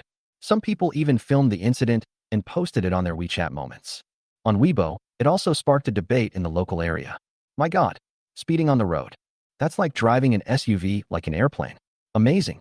Holy crap, that drift was amazing. He completely missed all the pedestrians. Is this person driving drunk? Why are they so high? I don't think so. Otherwise, how come the drive has been so smooth and we haven't encountered a single person? What you said makes a lot of sense, but isn't this too dangerous? I still feel a chill down my spine. As someone who experienced this firsthand, I was almost scared to death. I thought I would never see my beloved girlfriend again. Are you sure the original poster isn't just showing off their relationship? No, look at this person, rushing around recklessly. I think it's pure luck that he didn't hit anyone. Where are the police? Why isn't it being reported? I heard they've caught the person, but I don't know the specifics yet. We beg for an explanation from the citizens. At Pingjiangqing. Yes, this is too dangerous. Will I ever be able to walk properly again? At Pingjiangqing. People kept tagging him. At the Jiangxing police station, the officers were extremely busy. What exactly happened? Who handled this case? It looks like Officer Chen from the Traffic Police Brigade. Where is he? Why hasn't he come to report yet? The internet is in an uproar. Wait, I'll go contact them right away. Okay, let me post a Weibo first to explain. After speaking, the police officer contacted a member of the copywriting team and edited a Weibo post. Don't worry, everyone. We are investigating this matter and will definitely give you an explanation. The comments section below instantly exploded. Wait and wait. Severely punish the lawbreakers. Come on. At the same time, Tianyan Group. Xia Qingyan is still working hard. She needed to use the restroom midway through, so she left the CEO's office. When she got to the restroom, she suddenly heard a group of people talking about something. Did you guys see that? That video online is terrifying. I saw it. If something really happens, it could cost several lives. Who says otherwise? I really think this person is drunk driving. I hope the police arrest him soon. Such a dangerous individual should be detained for a few more days. Yes, I think so too. Xia Qingyan originally didn't want to get involved in these things. But, for some reason, she eventually went over there, almost as if possessed. Upon seeing her, the group immediately fell silent. Xia Qingyan asked, "What video?"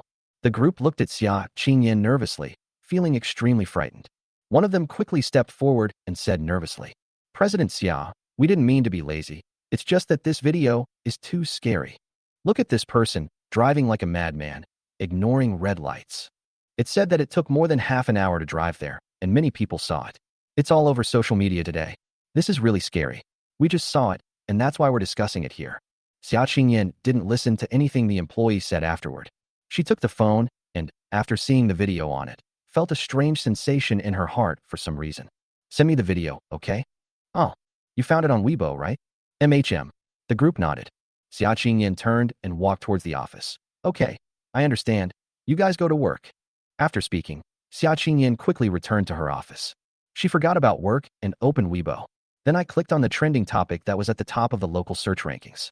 Then she saw a lot of videos. The videos were filmed in different locations, but cars can be seen in all of them. Xia Qingyan opened one of the videos and watched it carefully, but they couldn't see anything amiss.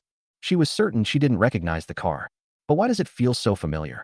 Xia Qingyan felt increasingly uneasy, so she started going through the videos one by one.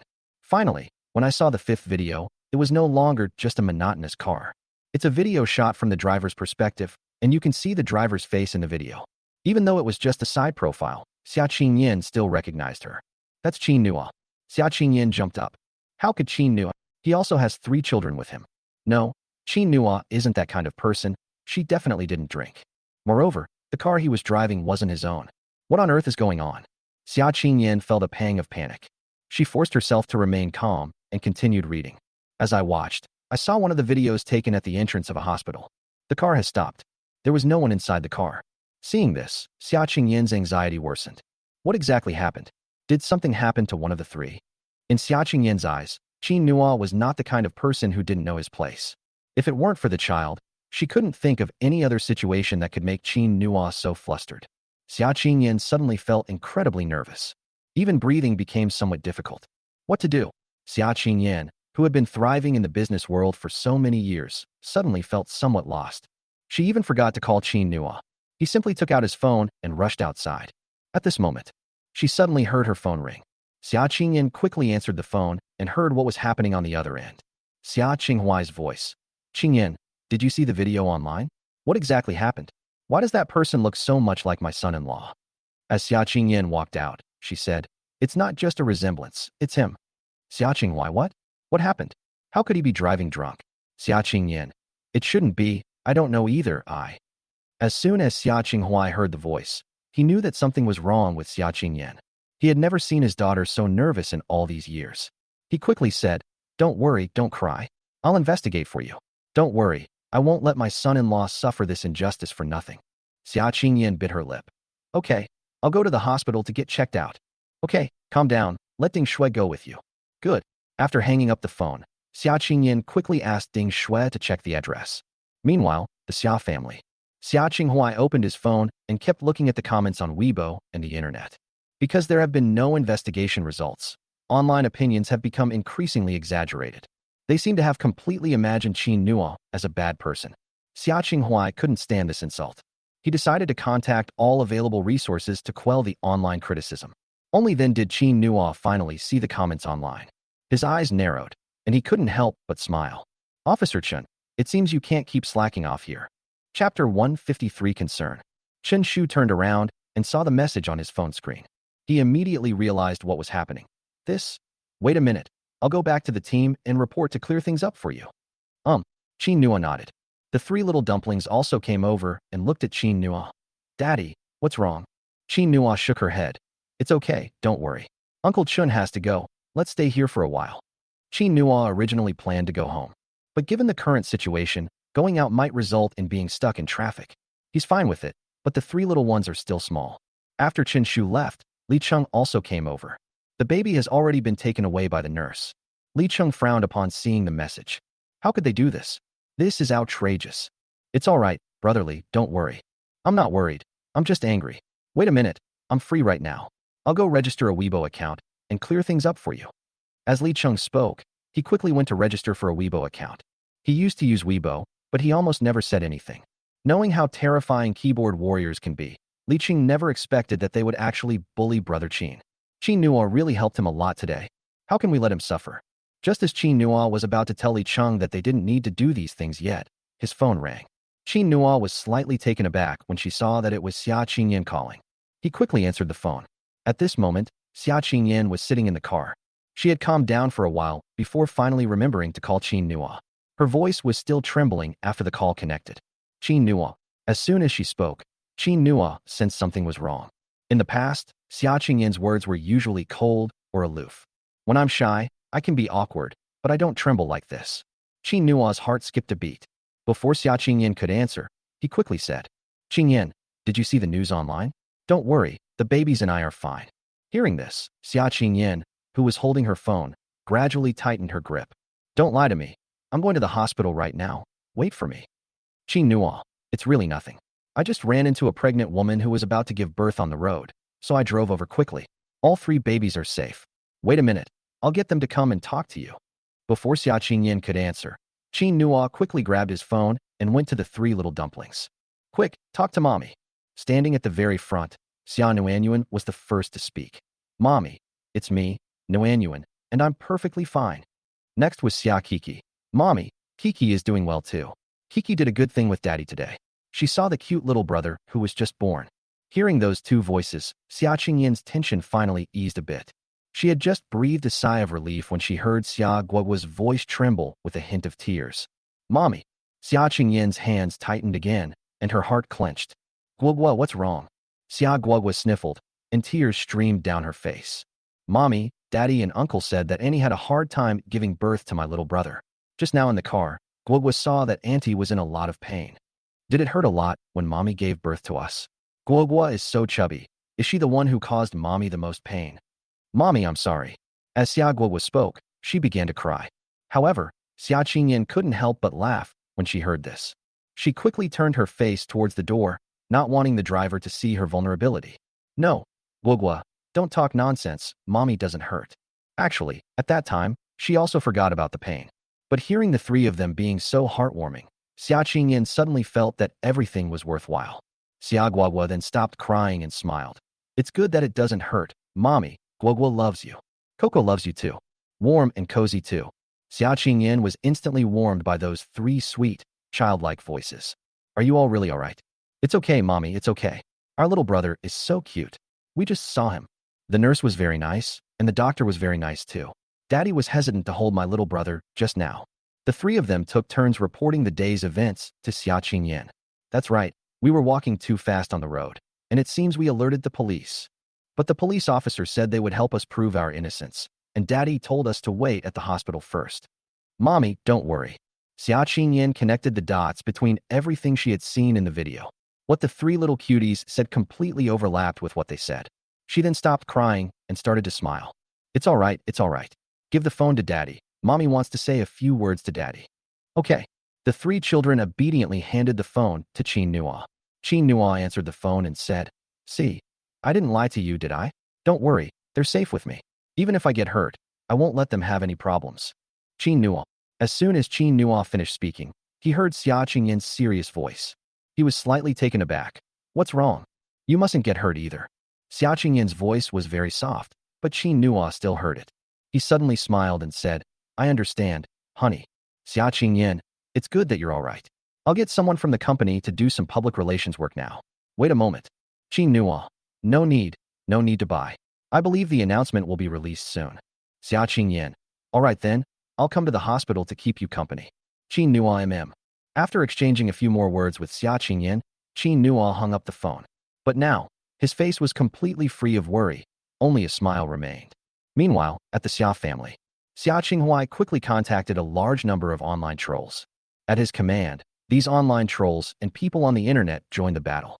That driver is kind of handsome. The last place you stopped was the hospital, right? It's obvious you had an emergency. Who drives that fast for no reason?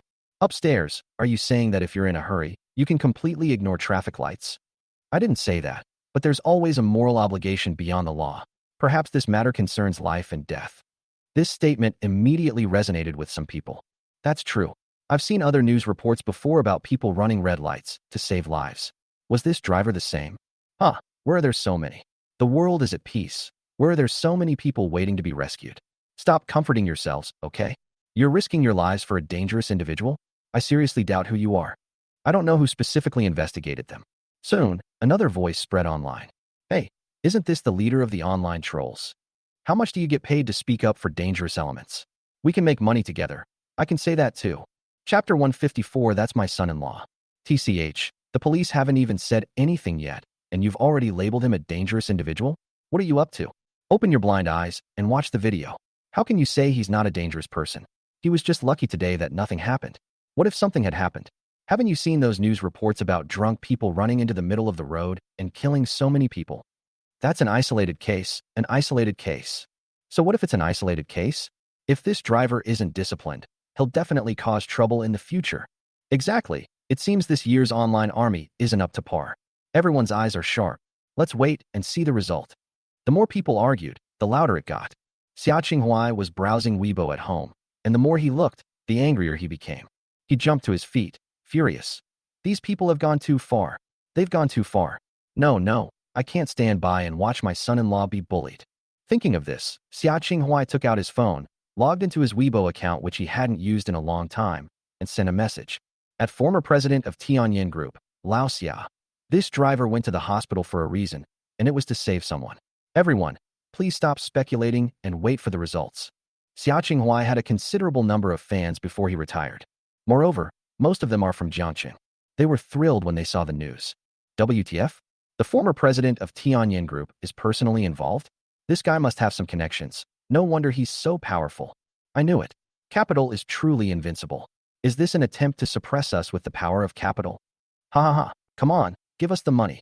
Look at all these netizens. Are you sure the Xia family is willing to pay this amount? Xia Qinghuai had originally thought that his words would have some effect, but he didn't expect to be met with nothing but insults. The criticism became increasingly heated.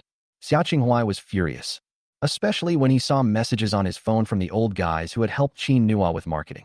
Old Xia, what's going on? Do you know this guy? Let me tell you, Lao Xia, this matter is not simple. You'd better not get involved.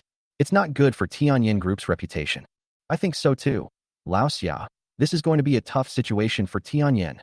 Upon seeing these messages, Xia Qinghuai directly tagged all of them in the group chat. How can I not care? He's my son-in-law. Oh. More than a dozen people asked the same question in succession. Old Xia, what exactly happened? You have a son-in-law? Who? Qingyin's husband. Wait. No. Look at the internet. It's in an uproar again. Someone sent me a screenshot. The screenshot shows Qin Nua's profile. The accompanying text is as follows. This person looks familiar. Isn't he the owner of Yueyin Facial Mask Shop? Holy crap, it really is. Aren't his face masks really good? He doesn't seem like that kind of person. You never know. You can't judge a book by its cover. I never expected him to go this far. My God, does that mean I can still use this face mask? I bought a lot from his store today. Damn it. I'm returning it. I'm returning it. I saw the message in the screenshot. Xia Qinghuai started getting tagged again. Old Xia, what exactly happened? This boss is your son-in-law. Xia Qinghuai ignored them and went straight to Weibo, replying using my main account. The face mask is absolutely reliable. I guarantee it with the reputation of Tianyin Group. Moreover, there is another reason for this matter, so please be patient. Everyone, the former president of Tianyin Group's second Weibo post. Holy crap, has he gone mad? This Mr. Xia hasn't posted on Weibo in 5 years. What's going on today? He's even risking the reputation of Tianyin Group. What's going on? Xia Qinghuai. This is my future son-in-law. I, Xia Qinghuai, am quite good at judging people. As soon as those words were spoken, this immediately caused a huge uproar on Weibo. WTF? Son-in-law? The son-in-law of Tianyin Group. What? That's not Xia Qingyin's man. Does President Xia have a man? No. Is that the point right now? Even if he's President Xia's man, does that mean he can do such dangerous things? The person upstairs is right. No one can do it. I agree with the comment above, Mr. Xia. Although we respect you, you can't protect your future son-in-law because of that. We're better off without a son-in-law like that. Let's find someone else. Xia Qinghuai. He slammed his phone onto the table. Upon closer reflection, this was his first time participating in an online public opinion battle. I used to watch other people's public opinion battles and didn't think much of it. I never imagined it would be so difficult when it happened to me. These people are infuriating. Several older guys in the group were also shocked after reading these comments. Holy crap, Lao Xia posted it directly on Weibo. Is he really my son-in-law? Since he's our son-in-law, he's practically half our son-in-law too. We can't let him be bullied. Yes, we need to quickly think of a way to control public opinion. You keep things under control. I'm going to the police station to check on things. The group immediately divided up the tasks and got to work. At this time, Li Cheng at the hospital was also busy. He just registered a new Weibo account. Therefore, almost all of the messages he posted online were buried. Occasionally, a few people would curse at him, but they would quickly stop paying attention to him. Li Cheng was very upset. Just as he was about to say something to Qin Nua, he saw a woman come up to Qin Nua. The woman was very beautiful. She was the mother of 3 little dumplings. But Li Cheng didn't have time to worry about that right now. He walked over to Qin Nua and said, "Sister-in-law is here? Hey brother, why are these people so disobedient? What should we do?" Qin Nua. Don't worry, Officer Chen went back, didn't he? Their report might take a while. But Li Cheng frowned deeply, feeling that he had let Qin Nua down. Just then, he suddenly saw a message pop up online. After reading it, Li Cheng laughed. Hey, brother Qin, someone's putting in a good word for you, and it seems like they're quite a powerful person. It caused a huge uproar online. They've been arguing nonstop. Brother Qin, it seems you still have supporters. Qin Nua laughed. Who is it? So amazing. Li Cheng, let me see. What's this guy's name? Old Xia, the former president of Tianyin Group? He said you're his son-in-law? Son-in-law. As Li Cheng finished speaking, he quickly looked at the beautiful woman next to Qin Nua. Tianyin Group? Why does that name sound so familiar? Xia Qingyin was also dumbfounded at this moment. She then realized that she had been too anxious and hadn't had a chance to call Lao Xia. Is this person going crazy right now? She quickly opened Weibo and saw what Xia Qinghuai had said. Xia Qingyin was slightly taken aback. Then, she made a decision. Chapter 155, He is my future husband. Qin Nua was also dumbfounded. He took the phone and saw the Weibo account of Old Xia, former president of Tianyin Group. Upon seeing such domineering remarks, Qin Nua couldn't help but laugh. This father-in-law is just too adorable. Why was this announced online? He then opened the comments section. However, several comments quickly became top-rated comments. Am I the only one who thinks that Lao Xia is always talking nonsense? How could a strong woman like Xia Qingyin have a husband? She said she'd never get married. The person upstairs is right. I also find it strange. President Xia hasn't announced it before. President Xia, are you joking? Even if you've taken a liking to this man, you shouldn't gamble with your daughter's reputation. If President Xia heard what you said, how hurtful would he be? Besides, this is a dangerous individual. People chatted animatedly, each offering their own opinion. Qin Nua frowned. I was just about to call Xia Qinghuai and tell him not to lower himself to their level. But just then, he saw another popular comment quickly appear. Holy crap, stop arguing here and go check out CEO Xia's Weibo. My god, this is huge news. What? What? Qin Nua quickly logged out and refreshed the local Weibo page. As a result, the Weibo post Xia Qingyan admits she has a husband quickly became the top result. He turned around and glanced in Xia Qingyan's direction, seeing her looking down, editing something. Qin Nua casually clicked on the topic. The first post on Weibo was made by Xia Qingyan. My dad is right. This is my future husband. As for this matter, I hope everyone can be rational and wait for the police announcement. If it is our fault, we are willing to take responsibility. But if it is not our fault, I hope those who slandered us will come out and apologize. Otherwise, just wait for the lawyer's letter from Tianyan Group. At former president of Tianyan Group, Lao Xia. This Weibo post was published. The entire population of Jiangning was shocked. Holy crap, Xia Qingyan herself has admitted that this is her husband. I must be blind. What did I just see? No wonder that guy selling face masks always had 3 little babies with him. They're President Xia's children. Absolutely amazing. Absolutely amazing. No, is that the main point right now? That's true, but President Xia said to wait for a result, so let's wait. Otherwise, do you want to wait for a lawyer's letter? I've heard that President Xia is known for his integrity and selflessness. Those who had been cursing fiercely just moments before suddenly fell silent. Then let's wait for the result. Waiting patiently. At Pingjiangning. At this time, the Dong family. Dong Qingli also saw the commotion on Weibo. He originally wanted to get involved, but after seeing Xia Qinghuai's actions, he decided to leave the opportunity to Xia Qinghuai. Unexpectedly, even Xia Qingyan has come out to clarify. Dong Qingli couldn't help but laugh. He took out his phone and sent a message to Qin Nua. Congratulations, brother Qin. Dong Qingli knew that Xia Qingyan and Qin Nua had never really been together. But that was all in the past. Now that Xia Qingyan has taken the initiative to clarify this matter, it's practically equivalent to making their relationship public. He should be able to attend a wedding banquet soon, right? Dong Qingli was genuinely happy for Qin Nua. Qin Nua was also shocked after reading these messages. Then, his heart began to tremble. Qingyan, they actually admitted it? He couldn't help but turn around and look at Xia Qingyan. At this moment, Xia Qingyan felt a little embarrassed. When she posted the Weibo post, all she could think about was how to post it in a way that would help Qin Nua. Her tone of voice was also very assertive, which is her usual style. But now, facing Qin Nua, Xia Qingyan actually felt a little restrained. She bit her lip, trying to explain. I was just. However, before she could finish speaking, she felt a gust of wind coming towards her. Then I found myself in a warm embrace. Xia Qingyan originally wanted to push him away, but for some reason, she sensed Qin Nua's nervousness. This person, who usually does everything with a calm and collected demeanor, suddenly became nervous.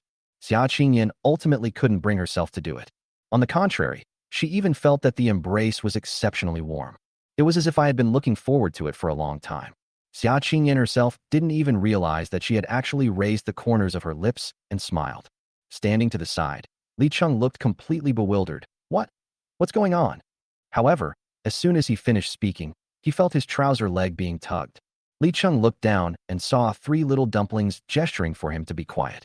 They each covered their eyes, wanting to see their parents, but not daring to. Li Cheng was immediately amused by them. He squatted down and whispered, "Ha! You 3 are such little devils. Come on, this isn't for you to see. Let's go play over there." No. The 3 shook their heads vigorously. Li Cheng had no choice but to forcefully drag the 3 of them to the side. However, he couldn't help but peek over Qin Nua's head. At this moment, Qin Nua was holding Xia Qingyan tightly. The comments online did not actually have any impact on him. However, Xia Qingyan's Weibo post broke his defenses. He didn't know how to describe his feelings for a moment, only that he felt he was holding his whole world in his arms. The doctors and nurses who were passing by couldn't help but laugh when they saw this. Xia Qingyan felt a little embarrassed, and after Qin Nua hugged her for a long time, she finally tried to push Qin Nua away. However, after several attempts, she found that Qin Nua did not move an inch. Xia Qingyan could only whisper a reminder to Qin Nua. Qin Nua, they're watching. It's nothing, it's just for them to see. Qingyan, remember what you said on Weibo, from now on, you're mine. Well, Xia Qingyan was a little confused, but Qin Nua, yes, you don't need to say anything else, I know everything. He saw the sentence. He is her future husband. So he had to make that statement a reality. Once I'm done with this busy period, I'll go and discuss the wedding with Uncle Xia. I'll marry you properly. Qingyan, wait for me. Xia Qingyan wanted to say something, but seeing how serious Qin Nua was, she felt too embarrassed to say anything. She could only let Qin Nua hold her. But, for some reason, I still felt a warm glow inside. So this is what it feels like to be with someone. At this time, an uproar erupted within Tianyin Group. Ding Shui practically ran all the way to the design department, heading straight for Lin Mumu. Mumu, look at Weibo. Look at Weibo. Look at Weibo now. Lin Mumu took out her phone and asked, what's wrong? What's making you so agitated? Chapter 156, Spreading Love. However, the moment Lin Mumu saw the Weibo post, she jumped up from her seat. Her mouth dropped open, her face filled with disbelief. President Xia, this. Ding Shui nodded vigorously. Yes, it's done. It's done. It's done. Lin Mumu. Ha ha ha ha. Great, great. That's wonderful. Everyone stared in disbelief at the two who were practically going crazy. They all took out their phones as well. After seeing the news on Weibo, the entire design department went crazy. Holy crap, CEO Xia. CEO Xia is really in a relationship. President Xia actually admitted to being in love? Oh my god, oh my god, oh my god, am I seeing things? Is our CEO Xia getting married? Where's the man? Quick, video call. They paid no attention to the flying car incident. They were busy digging up information about the man. Soon, they saw it. It's that guy who sells face masks. Oh, I've seen that young man before. He's super handsome. I was wondering why those three cuties looked so familiar. Turns out there are little princesses. My god, I never thought I'd live to see CEO Xia in a relationship. The sun must be rising in the west. Ha ha ha, who can argue with that? This is absolutely insane. Quickly, congratulations, President Xia. A group of people immediately flooded Weibo, placing the word congratulations at the top. Meanwhile, people from other departments across the Tianyin Group were also frantically posting on social media. This matter continued to escalate until noon. That day, Qinshu finally completed the procedures. They started looking for copywriters in the copywriting department. 5 minutes later, people who had been waiting online for a real result saw a message from Ping and Jiangning. Peaceful Jiangning. This morning, a traffic incident occurred in Jiangning City. A person ran a red light while speeding, causing panic on the road. Upon investigation, it was found that a pregnant woman was about to give birth and could not get to the hospital in time. A kind-hearted citizen, Mr. Qin, stepped forward and took the pregnant woman and her family to the hospital, allowing the baby to be born safely. This kind of helpful behavior is something we always advocate. Moreover, Mr. Qin has excellent driving skills and could have ensured that no accident would have occurred. Therefore, we would like to commend the kind-hearted citizen, Mr. Qin. This announcement was made. Those who were waiting to see the show were completely proven wrong. Some of the onlookers laughed. Ha ha ha, keyboard warriors, doesn't your face hurt? I knew our young man wasn't that kind of person. How could such a kind and capable young man be a dangerous element? I really thought you guys were going to govern the country through Weibo. Why don't you go find a factory job? Weibo doesn't need you. President Xia has such good taste. She's found such a wonderful man. Their face masks are amazing. I'm going to buy some tomorrow. Me too. I heard that face masks specifically for adults have already been released. I'm stocking up. Those who were originally going to continue criticizing suddenly disappeared. But some people remembered their IDs. Start tagging them like crazy. Come out and apologize? Didn't you see what President Xia said? If you don't apologize, you'll get a lawyer's letter. President Xia keeps her word. At this moment, Xia Qingyan, who was already sitting to the side reading Weibo, immediately liked the post, expressing her stance. Her actions startled the influential figures on social media, who quickly apologized to Qin Nua. For a time, Qin Nua became a moral exemplar in the entire Jiangning. Many people also came specifically to the hospital entrance to watch the spectacle, but they were all stopped by the police brought by Qinshu. Qinshu also called Qin Nua and told her that she could leave. Qin Nua then said to Xia Qingyan, "That's enough. Let's go home." "Yes, let's go home." Xia Qingyan nodded, and just as she was about to stand up, she suddenly felt a large hand land on hers. A wave of warmth enveloped her as her hand was taken, and she stood up. "Babies, it's time to go home." The three little dumplings were happily preparing to leave when Li Cheng called them back and muttered a few words to them. The three nodded immediately. They skipped and hopped over to Qin Nua's side, and Qin Nua had originally planned to hold their hands as well. However, he discovered that all three of them had missed him. "Daddy, Coco wants to walk by herself today." "Daddy, Guogua is a big girl now. She doesn't need to hold hands." "Daddy, Nguyen too." They quickly walked in front of Qin Nuo and Xia Qingyan. The three of them, who were usually very clingy, showed no intention of letting her hold their hands. Qin Nuo could only shake his head helplessly. He took Xia Qingyan's hand and walked forward. Xia Qingyan didn't say anything and seemed to feel much more relaxed as she stayed by Qin Nuo's side. Upon seeing this, Chen Shu laughed. Haha, are you two going out to show off your love to everyone? There are a lot of people outside. Upon hearing this, Xia Qingyan instinctively wanted to let go, but Qin Nuo remained completely still. She stopped moving. Qin Nuo walked out without caring at all. When he reached the door, he saw that both sides of the road were full of people. When they saw Qin Nuo come out, they immediately started taking pictures of her. Our hero has arrived. Wow, is this President Xia? President Xia is so beautiful. The hero is so handsome. Look, those three little cuties from the Xia family are so adorable. They're so well-behaved. They didn't stop their parents from holding hands at all. Haha, they are definitely three little princesses. With such a loving relationship between mom and dad, the three kids can grow up well. Yes, I'm so envious. Why is that?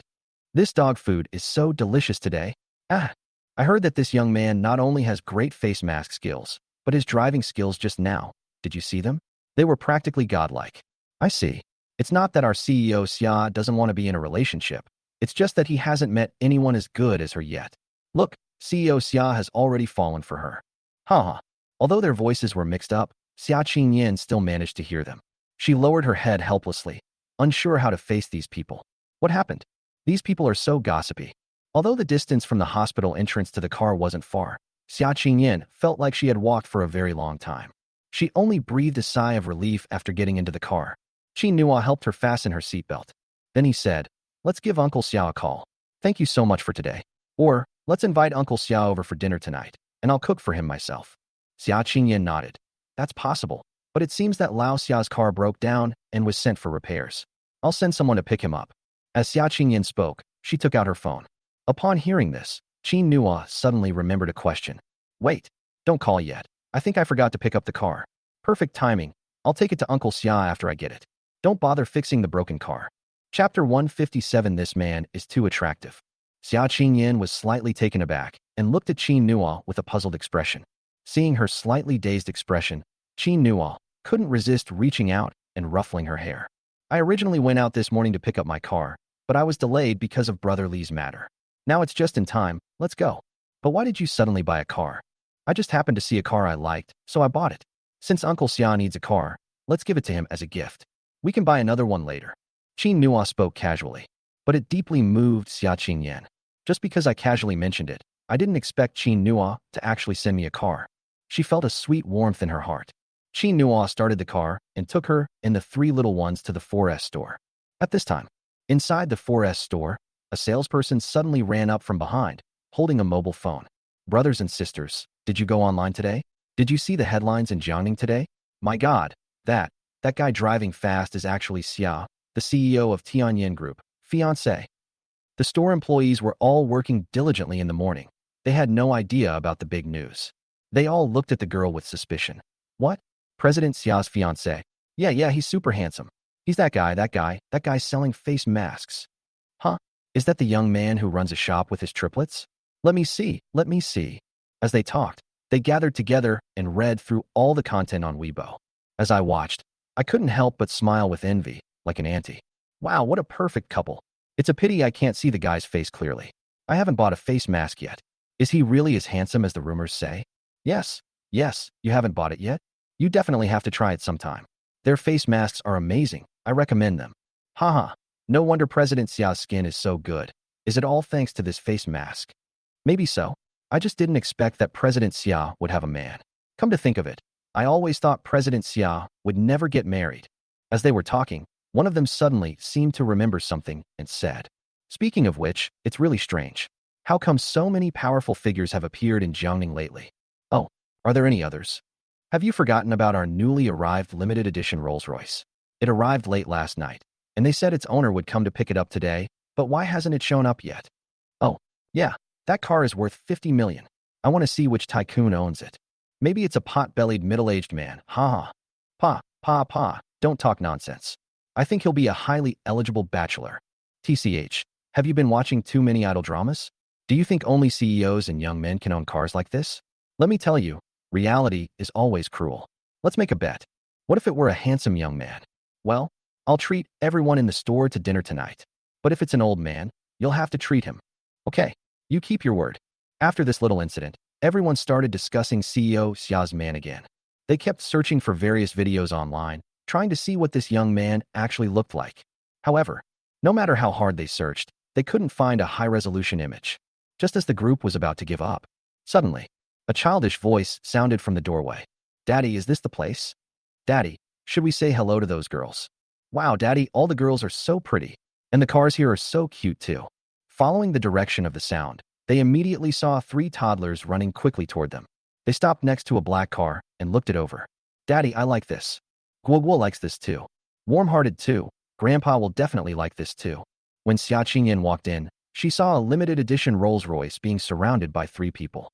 Xia Qingyan remembered that the car had just been released, and only a few were produced worldwide. Those who can buy it need not only substantial financial resources, but also excellent connections. Thinking of this, she quickly said to the three little dumplings, Coco, Nuanyuan, and Guogua, "Come here. Don't touch them." "No, no, no, Daddy, look here." Qin Nua had just parked the car and was only just coming in now. Upon seeing the three dumplings, he smiled and said, "They're here." At this time, their employees were stunned. First, I saw three super cute dolls, and then I saw a very beautiful young lady. And this young lady is also the mother of three babies. Before they could even properly admire the young lady's beauty, they were stunned by the man who suddenly walked in. My God, is this level of beauty even real? Wow, that's so cool. How come this family is so good looking? Everyone is shouting in their hearts. However, one of them quickly realized what was happening. She nervously pointed at the group of people. You all. You, are you President Xia?" The girl's voice was stammering. Xia Qingyan nodded upon seeing this. Seeing that someone was paying attention to them, the three little dumplings happily lined up and then shouted in unison, very seriously, "Hello, ladies." The staff members were immediately overjoyed by the shouts. Okay, you're all doing well. Mr. Xia, this is your fiancé who became famous in Jiangning today, right?" Xia Qingyan blushed as soon as she heard the words fiancé, but she nodded anyway. "It's him." Wow. The little girl exclaimed, "Wow," 3 times before finally expressing her surprise. "Hey bro, you looked so handsome this morning. I saw the video of you saving people online. It was amazing. Oh my God, I can't believe I actually saw that handsome guy and CEO Xia in our store. Am I dreaming?" The others were also watching Qin Nua from behind the little girl, secretly laughing. After realizing the problem, Xia Qingyan subtly walked to Qin Nua's side, trying to shield Qin Nua behind her. This man is just too attractive. Looks like I'll have to hide from now on. Otherwise, he would have countless female admirers outside. As Xia Qingyan was thinking, she suddenly felt a warmth in her palm. She looked up and saw that Qin Nua had subtly taken her hand. It's like declaring ownership. Xia Qingyan's heart skipped a beat. This time, the excited little girl was no longer infatuated. But they were even more excited. "Wow, Mr. Xia, you two are such a perfect match. You look so good. The guy seems to really like you, huh?" The young girl never expected that the usually aloof CEO Xia would actually be shy, and now he was speaking boldly. Chapter 158, Is This What Love Is Really Like? Xia Qingyan immediately felt a little embarrassed by what was said. She quickly pushed Qin Nua, the instigator, to the front, making Qin Nua face the scene. Qin Nua turned around and glanced at her, unable to hold back her laughter. Young lady, I need your help with something." The little girl nodded excitedly, her voice ringing with excitement. Please speak. Qin Nua turned his gaze to the Rolls-Royce. "This car." Before he could finish speaking, the little girl quickly came over and said, "Young man, are you looking to buy a car for President Xia? Need any recommendations? I have a few cars I can recommend, but I'm afraid this one is not an option. It's already taken. I'm really sorry, but if you're interested, I can ask my boss to see if we can get one." "It's taken?" Qin Nua was puzzled. The young woman, afraid that Qin Nua would be disappointed, quickly added, "Yes, this car is a limited edition, so it's not easy to buy. If you really like it, I can ask our boss for help. I'm sure our boss would be very willing to help you and President Xia. After all, he's a well-known figure throughout Jiangning." Qin Nua was even more puzzled. It was bought. Yes, they came suddenly in the middle of the night last night. They said they were a mysterious person, but we don't know who they are. We're still waiting for them. Qin Nua frowned. Midnight. Could this be referring to the system? Xia Qingyan, who was standing next to her, thought that Qin Nua was paying so much attention to the car because she had glanced at it a few more times. So she tugged at Qin Nua's sleeve. Forget it. Let's just go pick up the car you ordered. The three little dumplings tilted their heads up, looking on with curiosity. Why do they feel like this car looks like poop? Qin Nua gently patted Xia Qingyan's hand. Wait a moment. After comforting Xia Qingyan, he turned to look at the little girl. Excuse me, could you check if this is the car key for this car? The little girl was about to say something, but she fell silent the moment she saw the key in Qin Nua's hand. This. The moment she took the key, she pressed the key. At the same time, the car next to them that had been silent suddenly turned on its lights. This time, not only the little girl, but also the group of people behind her were so shocked that their mouths dropped open. Oh my God, that's really true. Young man, you ordered this car? Why didn't you say so earlier? Mr. Xia, you're so lucky. I'm so sorry, sir. I was blind to your greatness. The young woman who had said the car owner must be a portly old man looked even more incredulous. My God, did I lose a meal? Haha, yes, that's right. The crowd cheered. The young girl who received the key quickly went to complete the formalities for Qin Nua. Xia Qingyan stood blankly behind Qin Nua. You ordered this car? Yes. Do you like it? Xia Qingyan was at a loss for words. She stared at Qin Nua in shock. Qin Nua, how much more do you know that I don't know about you? Qin Nua couldn't resist ruffling Xia Qingyan's hair again. Haha, there's plenty more. The three little dumplings excitedly ran to the car and asked, Daddy, is this it? I knew it, hee hee. Daddy, I'm so happy we love this car too. Seeing the family interact, the salespeople who had originally wanted to get close to Qin Nua stood at a distance and watched them with envy. Is this what love should really be like? Haha, I want that kind of love too. Who can disagree? They're so happy, good-looking, rich, and in love. My goodness, they must be the happiest family in the world. Look, their little tricks. This young man seems to really like President Xia. He's got President Xia completely under his control. Who says otherwise? Wah, I'm so envious. Qin Nua and Xia Qingyan did not hear the whispers of these people. After all the formalities were completed, Qin Nua drove his Rolls-Royce with the three little ones and Xia Qingyan, and also called a designated driver to accompany him in the car he had driven before. We drove all the way to the Xia family's house. On the road, Qin Nua noticed that Xia Qingyan kept holding her phone, wanting to make a call, but putting it down several times. He asked curiously, What's wrong? Who are you calling? Xia Qingyan held up her phone. My dad. Then why don't you fight? I've thought about it, and I think it's better not to let him know. Let's give him a surprise. Xia Qingyan bit her lip and unconsciously smiled. Today, perhaps we should make Lao Xia happy too. Qin Nua nodded. Okay, you decide. The Xia family. Xia Qinghua became very happy after the message from at Ping and Jiangning was posted. A large number of netizens came to apologize to him. A large number of netizens also sent their blessings. Xia Qinghua suddenly felt that it was all worthwhile. He took out his treasured bottle of liquor, poured himself a glass, and hummed a song in high spirits as he drank. At this time, in the WeChat group of those people, everyone was tagging him like crazy. At Lao Xia, the matter is resolved. Lao Xia, tell me, what exactly happened? At old Xia, yeah, how did he become your son-in-law? So you tricked us into working for your son-in-law? Why didn't you tell us sooner? At old Xia, if you don't tell the truth today, we won't give you this gift money. At old Xia, say something. Xia Qinghua, ha, stop talking nonsense, let's drink. Xia Qinghua, I wanted to tell you sooner, but I had to consider my daughter's feelings. Today is an exception. I was just wondering if Qingyan would be angry. I didn't expect it. If I had known things would be so easy to resolve, I would have made this family matter public long ago. Ha. Xia Qinghua, at all members, you can't skimp on this contribution. Give me every single penny. Everyone. All right, Lao Xia, where are you drinking? Let's go too. Such a big event deserves celebration. That's right. Let's go and find out what that kid is made of, and see if he's good enough for our Qingyan. Xia Qinghua, where could it be? My car broke down. It must be at home. Come quick, everyone. All right, we're coming right away. Wait, 5 minutes. Old Xia, you'd better prepare the food and drinks. Before long, a large group of people arrived at Xia Qinghua's house. They looked around and finally said helplessly, Old Xia, when are you finally going to fix this car? Or should we just buy another one? That's right. You don't need to be so frugal. Now that you have a son-in-law, someone will help you take care of Qingyan. Chapter 159, The Car I Bought for You.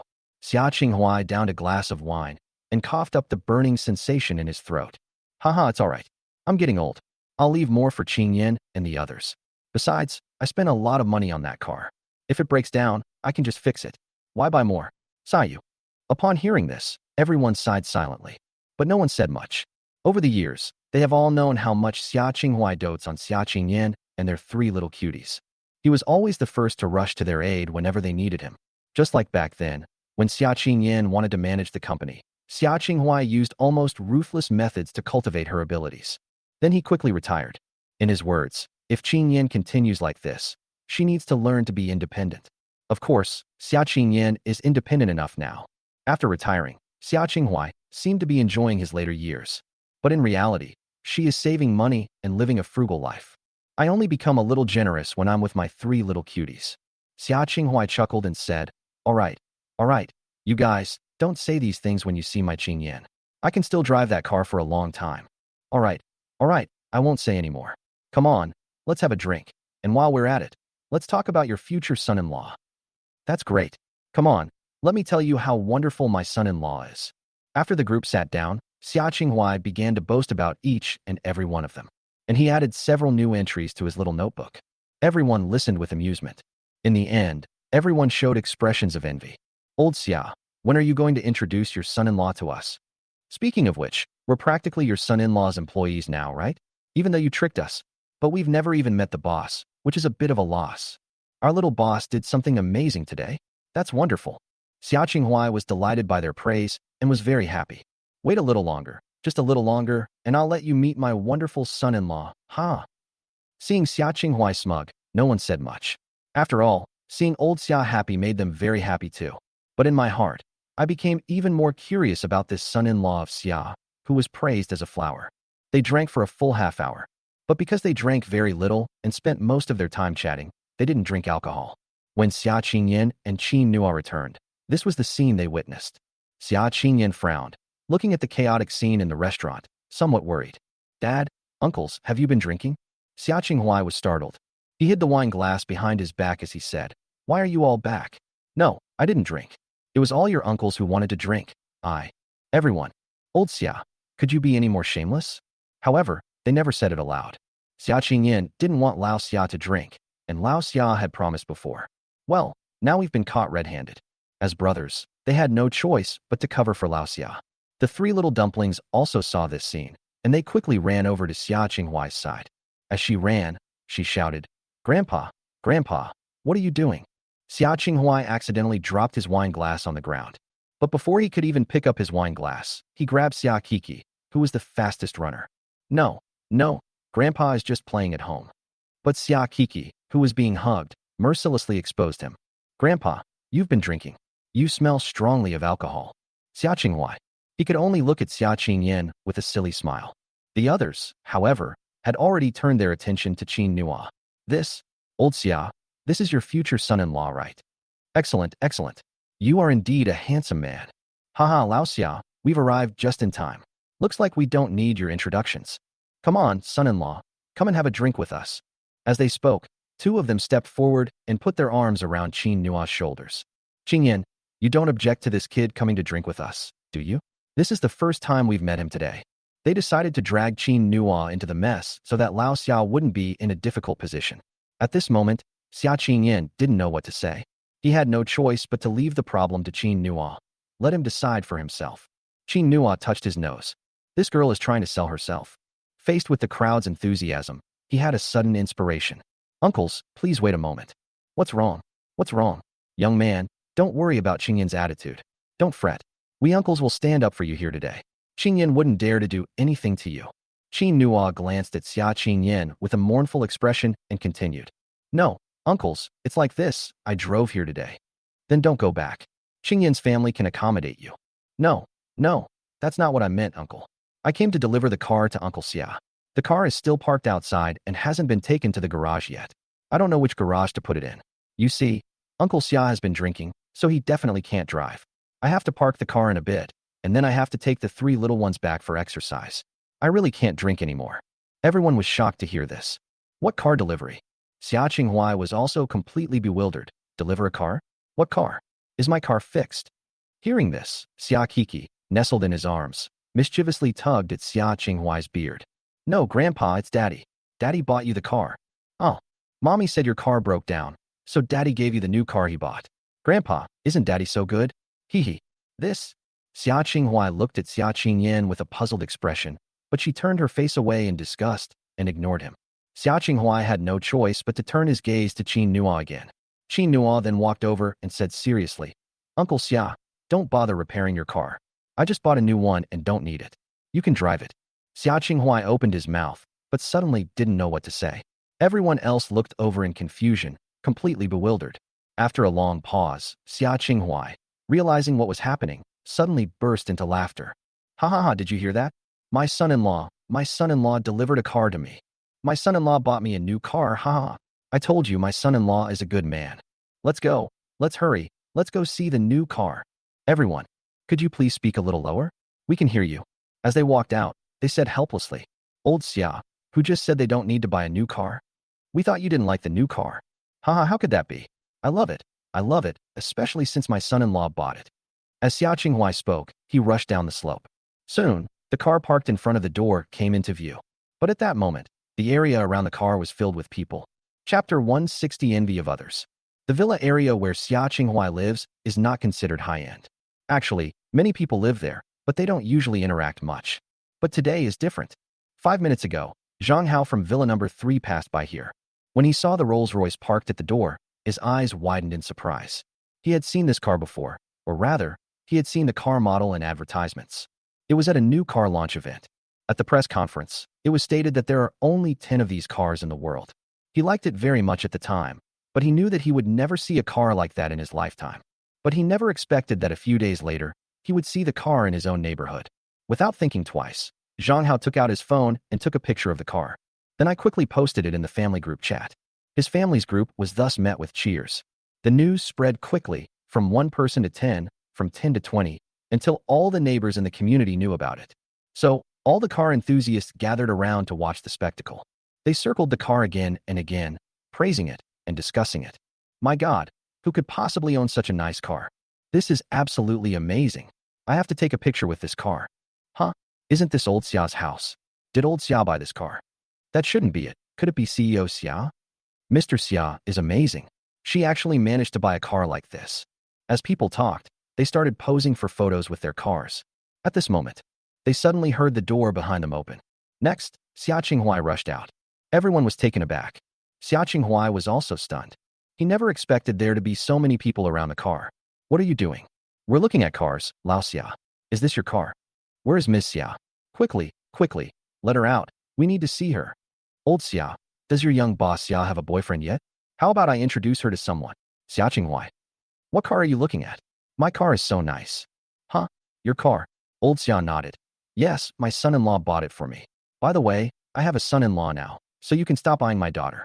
Quick, quick, move aside so I can see my car. Huh? My son-in-law bought it. My goodness, who's your son-in-law? He's so amazing. As they talked, the crowd made way for them. Xia Qinghua was even more bewildered. What was wrong with these people? It was just buying a car. Why were they so excited? This is a villa area, and they are all worldly people. What did Qin Nua buy for himself? Just as I was thinking this, everyone had already dispersed. When Xia Qinghua saw the car parked in front of him, he was shocked again. This? Seeing his stunned expression, everyone was even more bewildered. Old Xia, what's wrong? Zhang Hao leaned closer. Uncle Xia, right? Where's your son-in-law? Can I get to know him? I'd like to ask him some questions about cars. But Xia Qinghua was still in a daze. So when the older guys in the house came out, they saw Xia Qing carrying Xia Kiki and rushing back into the house. Qin Nua, Qin Yan, what's going on? Where's the car you bought for me? Xia Qinghua subconsciously felt that even if Qin Nua were to buy a car, it would only be a car worth a few million. Why did I see luxury cars as soon as I arrived? And it's a luxury car worth tens of millions. This couldn't possibly have been bought by Qin Nua for himself, could it? His career is just getting started. The old buddies were even more curious. Old Xia, what's wrong? They were shocked when they saw the car. A limited edition Rolls-Royce. Am I seeing things? This can't be Lao Xia's car, can it? Qin Nua and Xia Qingyan walked the slowest, so they were the last to come out. Seeing Xia Qinghua running over quickly, Qin Nua was also a little confused. Uncle Xia, what's wrong? Isn't the car parked over there? He looked up and saw that the car was surrounded by a group of people. I suddenly felt a bit overwhelmed. Xia Qinghua, you mean that's the car you bought for me? Qin Nua nodded. Xia Qinghuai looked at Xia Qingyan in disbelief. Qingyan. Xia Qingyan. It's true. Here's the key. Go take a look. But you've been drinking. You can't open it, understand? Qin Nua gave the car keys to Xia Qingyan after getting out of the car. The purpose was to prevent Xia Qinghuai from refusing. Right now, Xia Qinghuai is staring blankly at the key, feeling like it's all unreal. That luxury car? Xia Qingyan. Yes. Xia Qinghuai. But, Xia Qingyan. No buts, or I'll regret it later and take it back to open it myself. Upon hearing this, Xia Qinghuai quickly took the key from Xia Qingyan's hand. No way.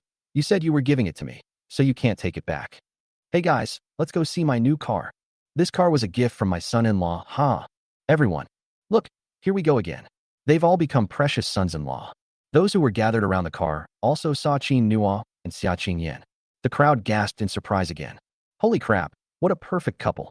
Is this Ms. Xia's future husband? He's not only handsome, but also rich. Incredible. They actually gifted my father-in-law a luxury car. And a limited edition one at that. That's amazing.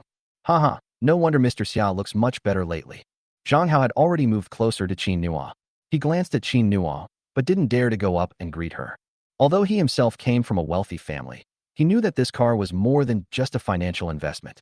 More importantly, you can't buy it even if you have the money. Unless there are other ways. The man in front of them actually managed to buy it. And surprisingly, he's the boyfriend of the most difficult woman in all of Jiangning. Zhang Hao's face was full of admiration. Xia Qinghuai had already arrived at the car. With a press of the car key, the car lights came on. He quickly opened the car door, threw Xia Kiki inside, and then threw the other two following behind him inside as well. Then, he turned to look at Qin Nua. Son-in-law, let's go for a drive. Qin Nua, this. Xia Qinghuai. I know I can't drive when I'm drunk. Come on, you drive and take us for a drive. Haha, of course we have to take the car for a spin after we bought it. Qin Nua, but here. Oh dear, leave this to Qingyan. Qingyan, take good care of your uncles and neighbors. We're off. As Xia Qinghuai spoke, he pulled Qin Nua's arm and walked towards the car. He couldn't wait to get in the car and go for a spin. When Sun Wanjun returned, this was the scene she saw. Chapter 161. Guess what I saw? Sun Wanjun has been staying at Qingyan's house for the past few days and hasn't returned home for several days. I originally wanted to come back today to see poor Xia Qinghuai, but I never expected to see such a scene. She walked over quickly, pointed at Xia Qinghuai, and then pointed at the car in front of her. What are you doing? As soon as Xia Qinghuai saw her, he happily got out of the car. Honey, look. This is the car our son-in-law bought for us. Haha, we have a new car. I was just about to ask him to take us for a spin around. Want to come along? The three little dumplings poked their heads out of the car and looked at Sun Wanjun. Grandma's back? Sun Wanjun hesitated for a moment before realizing what Qin Nua had said. You mean, Qin Nua bought us the car? Xia Qinghuai. Yeah, look at these lines, this beauty, this feeling. Isn't it high class? Ha ha ha. Sun Wanjun was just about to ask why Qingyan wasn't allowed to get on the bus. There was no time to ask at that moment. She nodded repeatedly. Beautiful, beautiful, beautiful. Xia Qinghuai. Hey, stop praising me. Hurry up and go try it out. Sun Wanjun hesitated for a moment, then looked at Qin Nua. Is this really our car? Qin Nua nodded. Yes. Auntie, would you like to give it a try? Let's try it. Let's give it a try. Sun Wanjun nodded quickly. After getting into the passenger seat, she immediately fastened her seatbelt. Then he carefully examined the car. This car must be worth a lot of money, right? Standing at the car door, Xia Qinghuai said with a smile. Yes, it's worth tens of millions. Moreover, that kid from the Zhang family just explained to me that you can't buy this car even if you have the money. You need to use many other methods. Isn't our son-in-law amazing? Amazing, amazing, amazing. Sun Wanjun was overjoyed. Come on, Lao Xia, let's give it a try together. Xia Qinghuai glanced at the three sitting in the back and could only shake his head. Haha, with me included, it's already overloaded. Let your son-in-law take you and the three of them for a stroll. I'll go later. He rubbed his hands together as he spoke. I wish I hadn't drunk alcohol today. That way, I can take my wife and granddaughters everywhere to play. Well, what a blunder. Qin Nua seemed to notice Xia Qinghuai's disappointment. He smiled and handed the document to Sun Wanjun. Annie, you can drive, right? Sun Wanjun was stunned for a moment before she remembered. I can too. Then you drive and take your uncle out for some fun. I'll cook dinner tonight. After saying that, he picked up the vegetable basket that Sun Wanjun had brought back. Sun Wanjun became a little embarrassed. Oh, is this okay? Sure, why not? You guys go ahead. Qingyan and I will cook. After saying that, he nudged Xia Qingyan, signaling her to cooperate with his performance. Before Xia Qingyan could speak, Sun Wanjun said, "All right, son-in-law, let Qingyan help you with the cooking. She's good at it.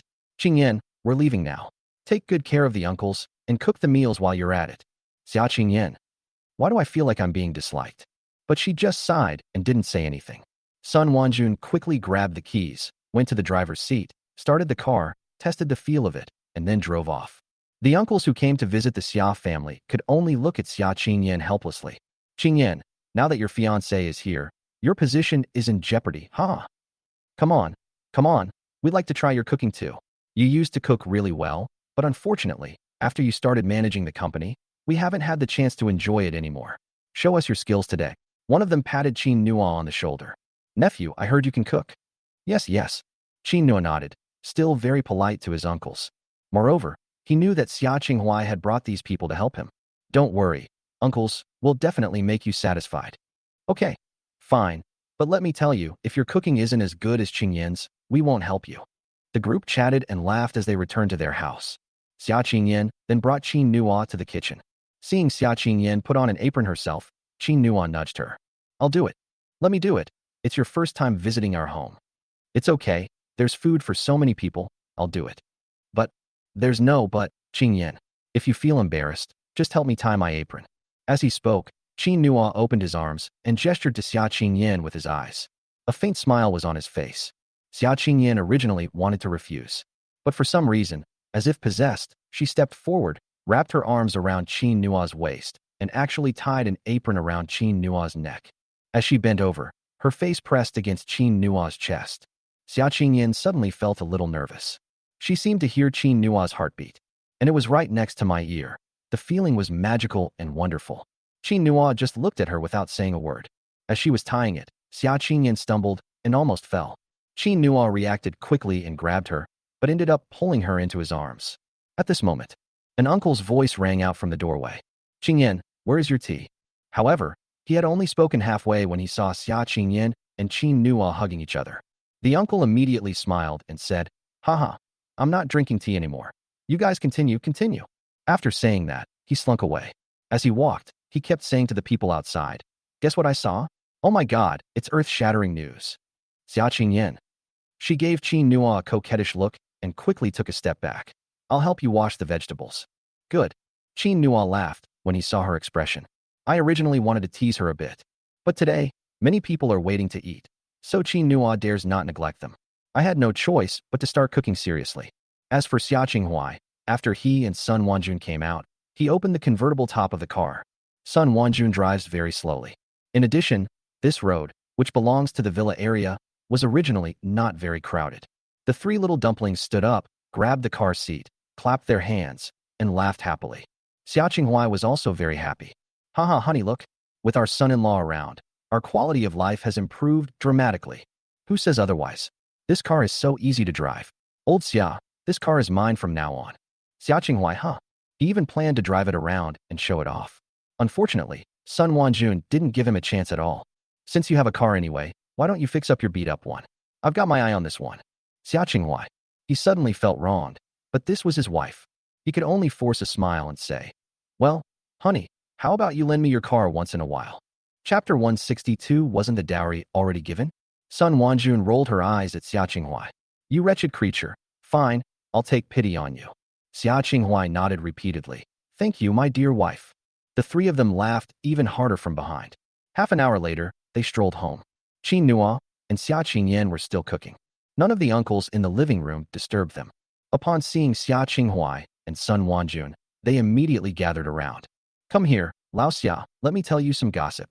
"Haha, Wanjun, your daughter and son-in-law are so loving." The group whispered among themselves while peeking into the kitchen. Xia Qinghua and Su Wanjun listened with amusement. "That's right, he's my son-in-law. How could my daughter not like him? Don't let my daughter's usual aloofness fool you. When she meets someone she likes, she's incredibly proactive." "Ha ha ha, that's great. But Lao Xia, when are they getting married?" These words left Xia Qinghua and Sun Wanjun speechless. The two of them pondered for a while. Xia Qinghua sat down hesitantly and looked towards the kitchen. Qin Nua and Xia Qingyan were still busy cooking. "I don't know either." "Huh?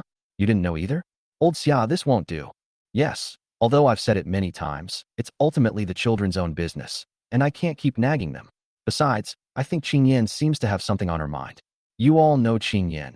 She doesn't like to talk about anything and likes to keep everything to herself. Sigh. Sun Wanju nodded in agreement. Sigh. I've noticed this at Qingyan's house these past few days. My son-in-law is truly devoted to Qingyan. Even though he's already moved into Qingyan's room, I think nothing has actually happened between them. Upon hearing this, everyone began to sigh. In that case, our boss Qin has a long way to go and a heavy responsibility to bear. Who can argue with that? Or, should we think of a way to help them? How can I help? We'll talk about it later. Anyway, we'll help if we can. Old Xia, you should also try to find out what Qingyan thinks later. Oh. Seeing Xia Qinghuai's hesitant expression, they had no choice but to pull him aside and whisper a lot of things to him. Xia Qinghuai finally realized what was happening. Okay, let's do it this way. Another half-hour later, the meal was finally ready. Because there were so many people, Qin Nua prepared a total of 12 dishes, 3 soups, and various staple foods. Fortunately, the Xia family's restaurant is big enough. There's enough room to sit. However, people were shocked when they saw the dishes that were served. Qingyan, I didn't expect your cooking skills to have improved so much. Not bad, not bad. Cook more for your husband in the future. No, Xia Qingyan replied directly. I didn't do it. Qin Nua did it all. Well, everyone was completely bewildered. Qin Nua stepped forward and said, Don't worry, I'll cook more for Qingyan in the future. Everyone, I originally planned to help Qin Nua a lot, but it seems like things have turned out the other way around. And what's with the fact that it looks like it ate a huge amount of dog food? One of them could only say, All right, Qingyan, you're so lucky to have a husband who earns so much money and can cook so well. Isn't that wonderful? They talked while watching Xia Qingyan's expression. Seeing that Xia Qingyan did not object, he then gestured to another person next to him. The man quickly chimed in. Yes, Qingyan, such a good man is a rare find. I heard that Qin Nua is also the biological father of the 3 of them. Xia Qingyan nodded. Yes. The man said, Qingyan, that's not right of you. Since you're the biological father, you should at least give the child a proper title. Xia Qingyan. The man said, Ahem, what I mean is, we can't be scumbags, right? Since you've already given birth to someone else's child, it's time for you to have a home. Do you understand what I mean? Qin Nua, watching from the side, couldn't help but laugh. These people are trying to force me into marriage. He also looked at Xia Qingyan curiously, wanting to see her reaction. Xia Qingyan was also helpless at this moment. Hey, Qingyan, you know what? I've been reading a lot of novels lately, and all the scumbags in them end up in really bad ways. So, we can't do that kind of thing. Xia Qingyan, how come this is getting more and more outrageous? Uncle Wang, The man addressed as Uncle Wang didn't even wait for Xia Qingyan to finish speaking before asking. So, when do you plan to marry Qin Nua? As he spoke, he also winked at Qin Nua. Qin Nua smiled helplessly. Xia Qingyan was at a loss for words. While she was lost in thought, Wang Lihua turned her gaze to Xia Qinghuai. By the way, Lao Xia, do we have to give a bride price to marry Qingyan? Xia Qinghuai glanced at Xia Qingyan as he said, Of course I have to give her a dowry. I've raised my daughter all these years. How can I not give her a dowry? Xia Qingyan had just breathed a sigh of relief and was about to thank old Xia for getting her out of that predicament when she heard Xia Qinghuai continue. However, didn't my son-in-law already give me the dowry? Xia Qingyan. When was it given? She looked at Qin Nua with a puzzled expression. Qin Nua helplessly shrugged, indicating that he didn't know. He doesn't remember giving any dowry. But it seemed that he wasn't even given a chance to speak in this situation. Wang Lihua asked directly, Given it? When? Xia Qinghuai. Just now, that car worth tens of millions, isn't that part of the dowry? Anyway, I've agreed to this marriage. What about you, Wanjun? As Xia Qinghuai spoke, he also winked at Sun Wanjun. Sun Wanjun immediately understood his point and nodded quickly. Yes, I've given it to you. That's settled. Qingyan, you wouldn't disagree, would you? That's tens of millions. Xia Qingyan. He realized that all his uncles were looking at him. Xia Qingyan suddenly felt a headache coming on. It seems they dug a huge hole for themselves, and he couldn't refute the pitfall he was in. She had no choice but to turn her gaze to Qin Nua again, only to find that Qin Nua was watching her as if she were watching a spectacle, also waiting for her answer. Xia Qingyan had no choice but to close her eyes. This situation, what should we do? Before she could decide, the 3 little dumplings had already started tugging at her trouser legs. Mommy, Daddy works really hard to earn so much money. Mommy, Daddy is really, really good, so please say yes. Mommy, Daddy said he only loves Mommy and us in this life. and he'll give all his earnings to mommy and us. If that's really not possible, we don't need our share, we can give it all to mommy, okay? Upon hearing this, Xia Qingyan suddenly felt a lump in her throat. These three little cuties must absolutely adore Qin Nua, right? This guy has only been in our house for less than a month, yet he's already captured everyone in the family? She bit her lip, pondering her answer. Answer to chapter 163. Everyone was looking at her. Qin Nua was the same. Although he had a smile on his face, he was somewhat nervous inside. What he wanted to do most was to marry Qin Yin and spend the rest of his days with her. So now, he also wants to know an answer. Xia Qingyan gripped the hem of her clothes tightly, feeling conflicted. Biting her lip again, Xia Qingyan suddenly felt a sense of relief as she recalled the moments she had shared with Qin Nua. It seems like being with someone like that all the time would be a pretty good thing. Then, she looked up at everyone and said, that counts. Halfway through her sentence, Xia Qingyan took a deep breath and continued. Let's say so. Just as everyone was starting to rejoice, Xia Qingyan suddenly added. But, everyone looked at her again. What's wrong? Xia Qingyan glanced at Qin Nua, then said in a very soft voice. I need to talk to Qin Nua privately. There are some things I haven't figured out yet. For example, the person Qin Nua is looking for. For example, why is Qin Nua so good to her? For example, why does she always have strange dreams? These questions had been lingering in Xia Qingyan's mind for a long time. Everyone looked at Qin Nua, then at Xia Qingyan. Finally, their gaze turned to Qin Nua. Qin Nua nodded. Yes, Qingyan is right. Uncle Xia, please accept the betrothal gifts for now. Qingyan and I will spend more time getting to know each other. We can talk about the wedding later. Xia Qinghua. All right, I've decided you're my son-in-law. You can't run away now. If Qingyan bullies you, just tell us. We've got a lot of people here who can handle her. The others chimed in. Yes, we're going back to prepare the dowry. Young man, we'll give you a big gift when you marry Qingyan. Okay, thank you, uncles. Qin Nua was very happy. Qingyan agreed to accept the betrothal gifts. That proves that he is very close to marrying Qingyan. However, this girl was still a bit conflicted. He believed that he would be able to marry her in the near future. Thinking of this, Qin Nua stepped forward and ruffled Xia Qingyan's hair. All right, everyone, let's eat. Look how hungry these three little gluttons are. After Qin Nua finished speaking, everyone looked at the three little cuties. Xia Guogua's little belly was already rubbing against the edge of the table. Her meal was prepared separately, but she didn't seem to like it at all, constantly drooling over the chicken leg in front of her. Xia Kiki tried to stop her while drooling along with her. Although Xia Nuanyuan didn't say anything, she kept looking at the food in front of her. They didn't hear a word the adults were saying. Their minds were completely occupied with food. The food Daddy made smelled so good. The three little cuties can hardly contain themselves. But they weren't finished speaking yet. The three of them are so drooling. Xia Kiki was the first to realize that everyone was watching them. She quickly raised her head and looked at Qin Nua. Daddy, Mommy, are you done talking? Can we eat now? Guogua Nuanyuan, look. Xia Guogua quickly raised her head, her face pleading. Daddy, Mommy, Grandma, Grandpa, Guogua didn't steal any food. Everyone, ha ha ha. Look how hungry our little Guogua is. Guogua, did you used to sneak food all the time? You're killing me with laughter. Guogua, hands on her hips, puffed out her cheeks and said angrily, No, Daddy, I really didn't steal any food. I'm just so hungry. Daddy, can we eat now? The following sentence then turned into a plea. Qin Nua then laughed. Ha ha ha. Come on, uncles, if we don't eat soon we won't be able to keep them entertained. Everyone then sat down. However, they reserved seats specifically for Xia Qingyan and Qin Nua. That spot was right next to the three dumplings. Xia Qingyan originally wanted to sit with Sun Wanjun, but at this moment, he could only sit awkwardly next to Qin Nua. Her mind was a mess, but when she looked at Qin Nua again, she saw that he was completely calm. He even pulled out a chair for her and said very gently, Honey, sit down. Qin Nua did not deliberately lower his voice, so much so that everyone around the table heard it. People immediately looked up at Qin Nua and Xia Qingyan. Xia Qingyan was slightly taken aback. You, Qin Nua, we've already accepted the betrothal gifts, so you can't go back on your word. Xia Qingyan. Everyone. Haha, Qin Nua is right. Qingyan, you just agreed to the betrothal gifts. We can all testify for Qin Nua. Qin Nua, just keep calling me wife, and keep calling me that from now on. Xia Qinghua and Sun Wanjun kept watching Qin Nua and Qingyan smile.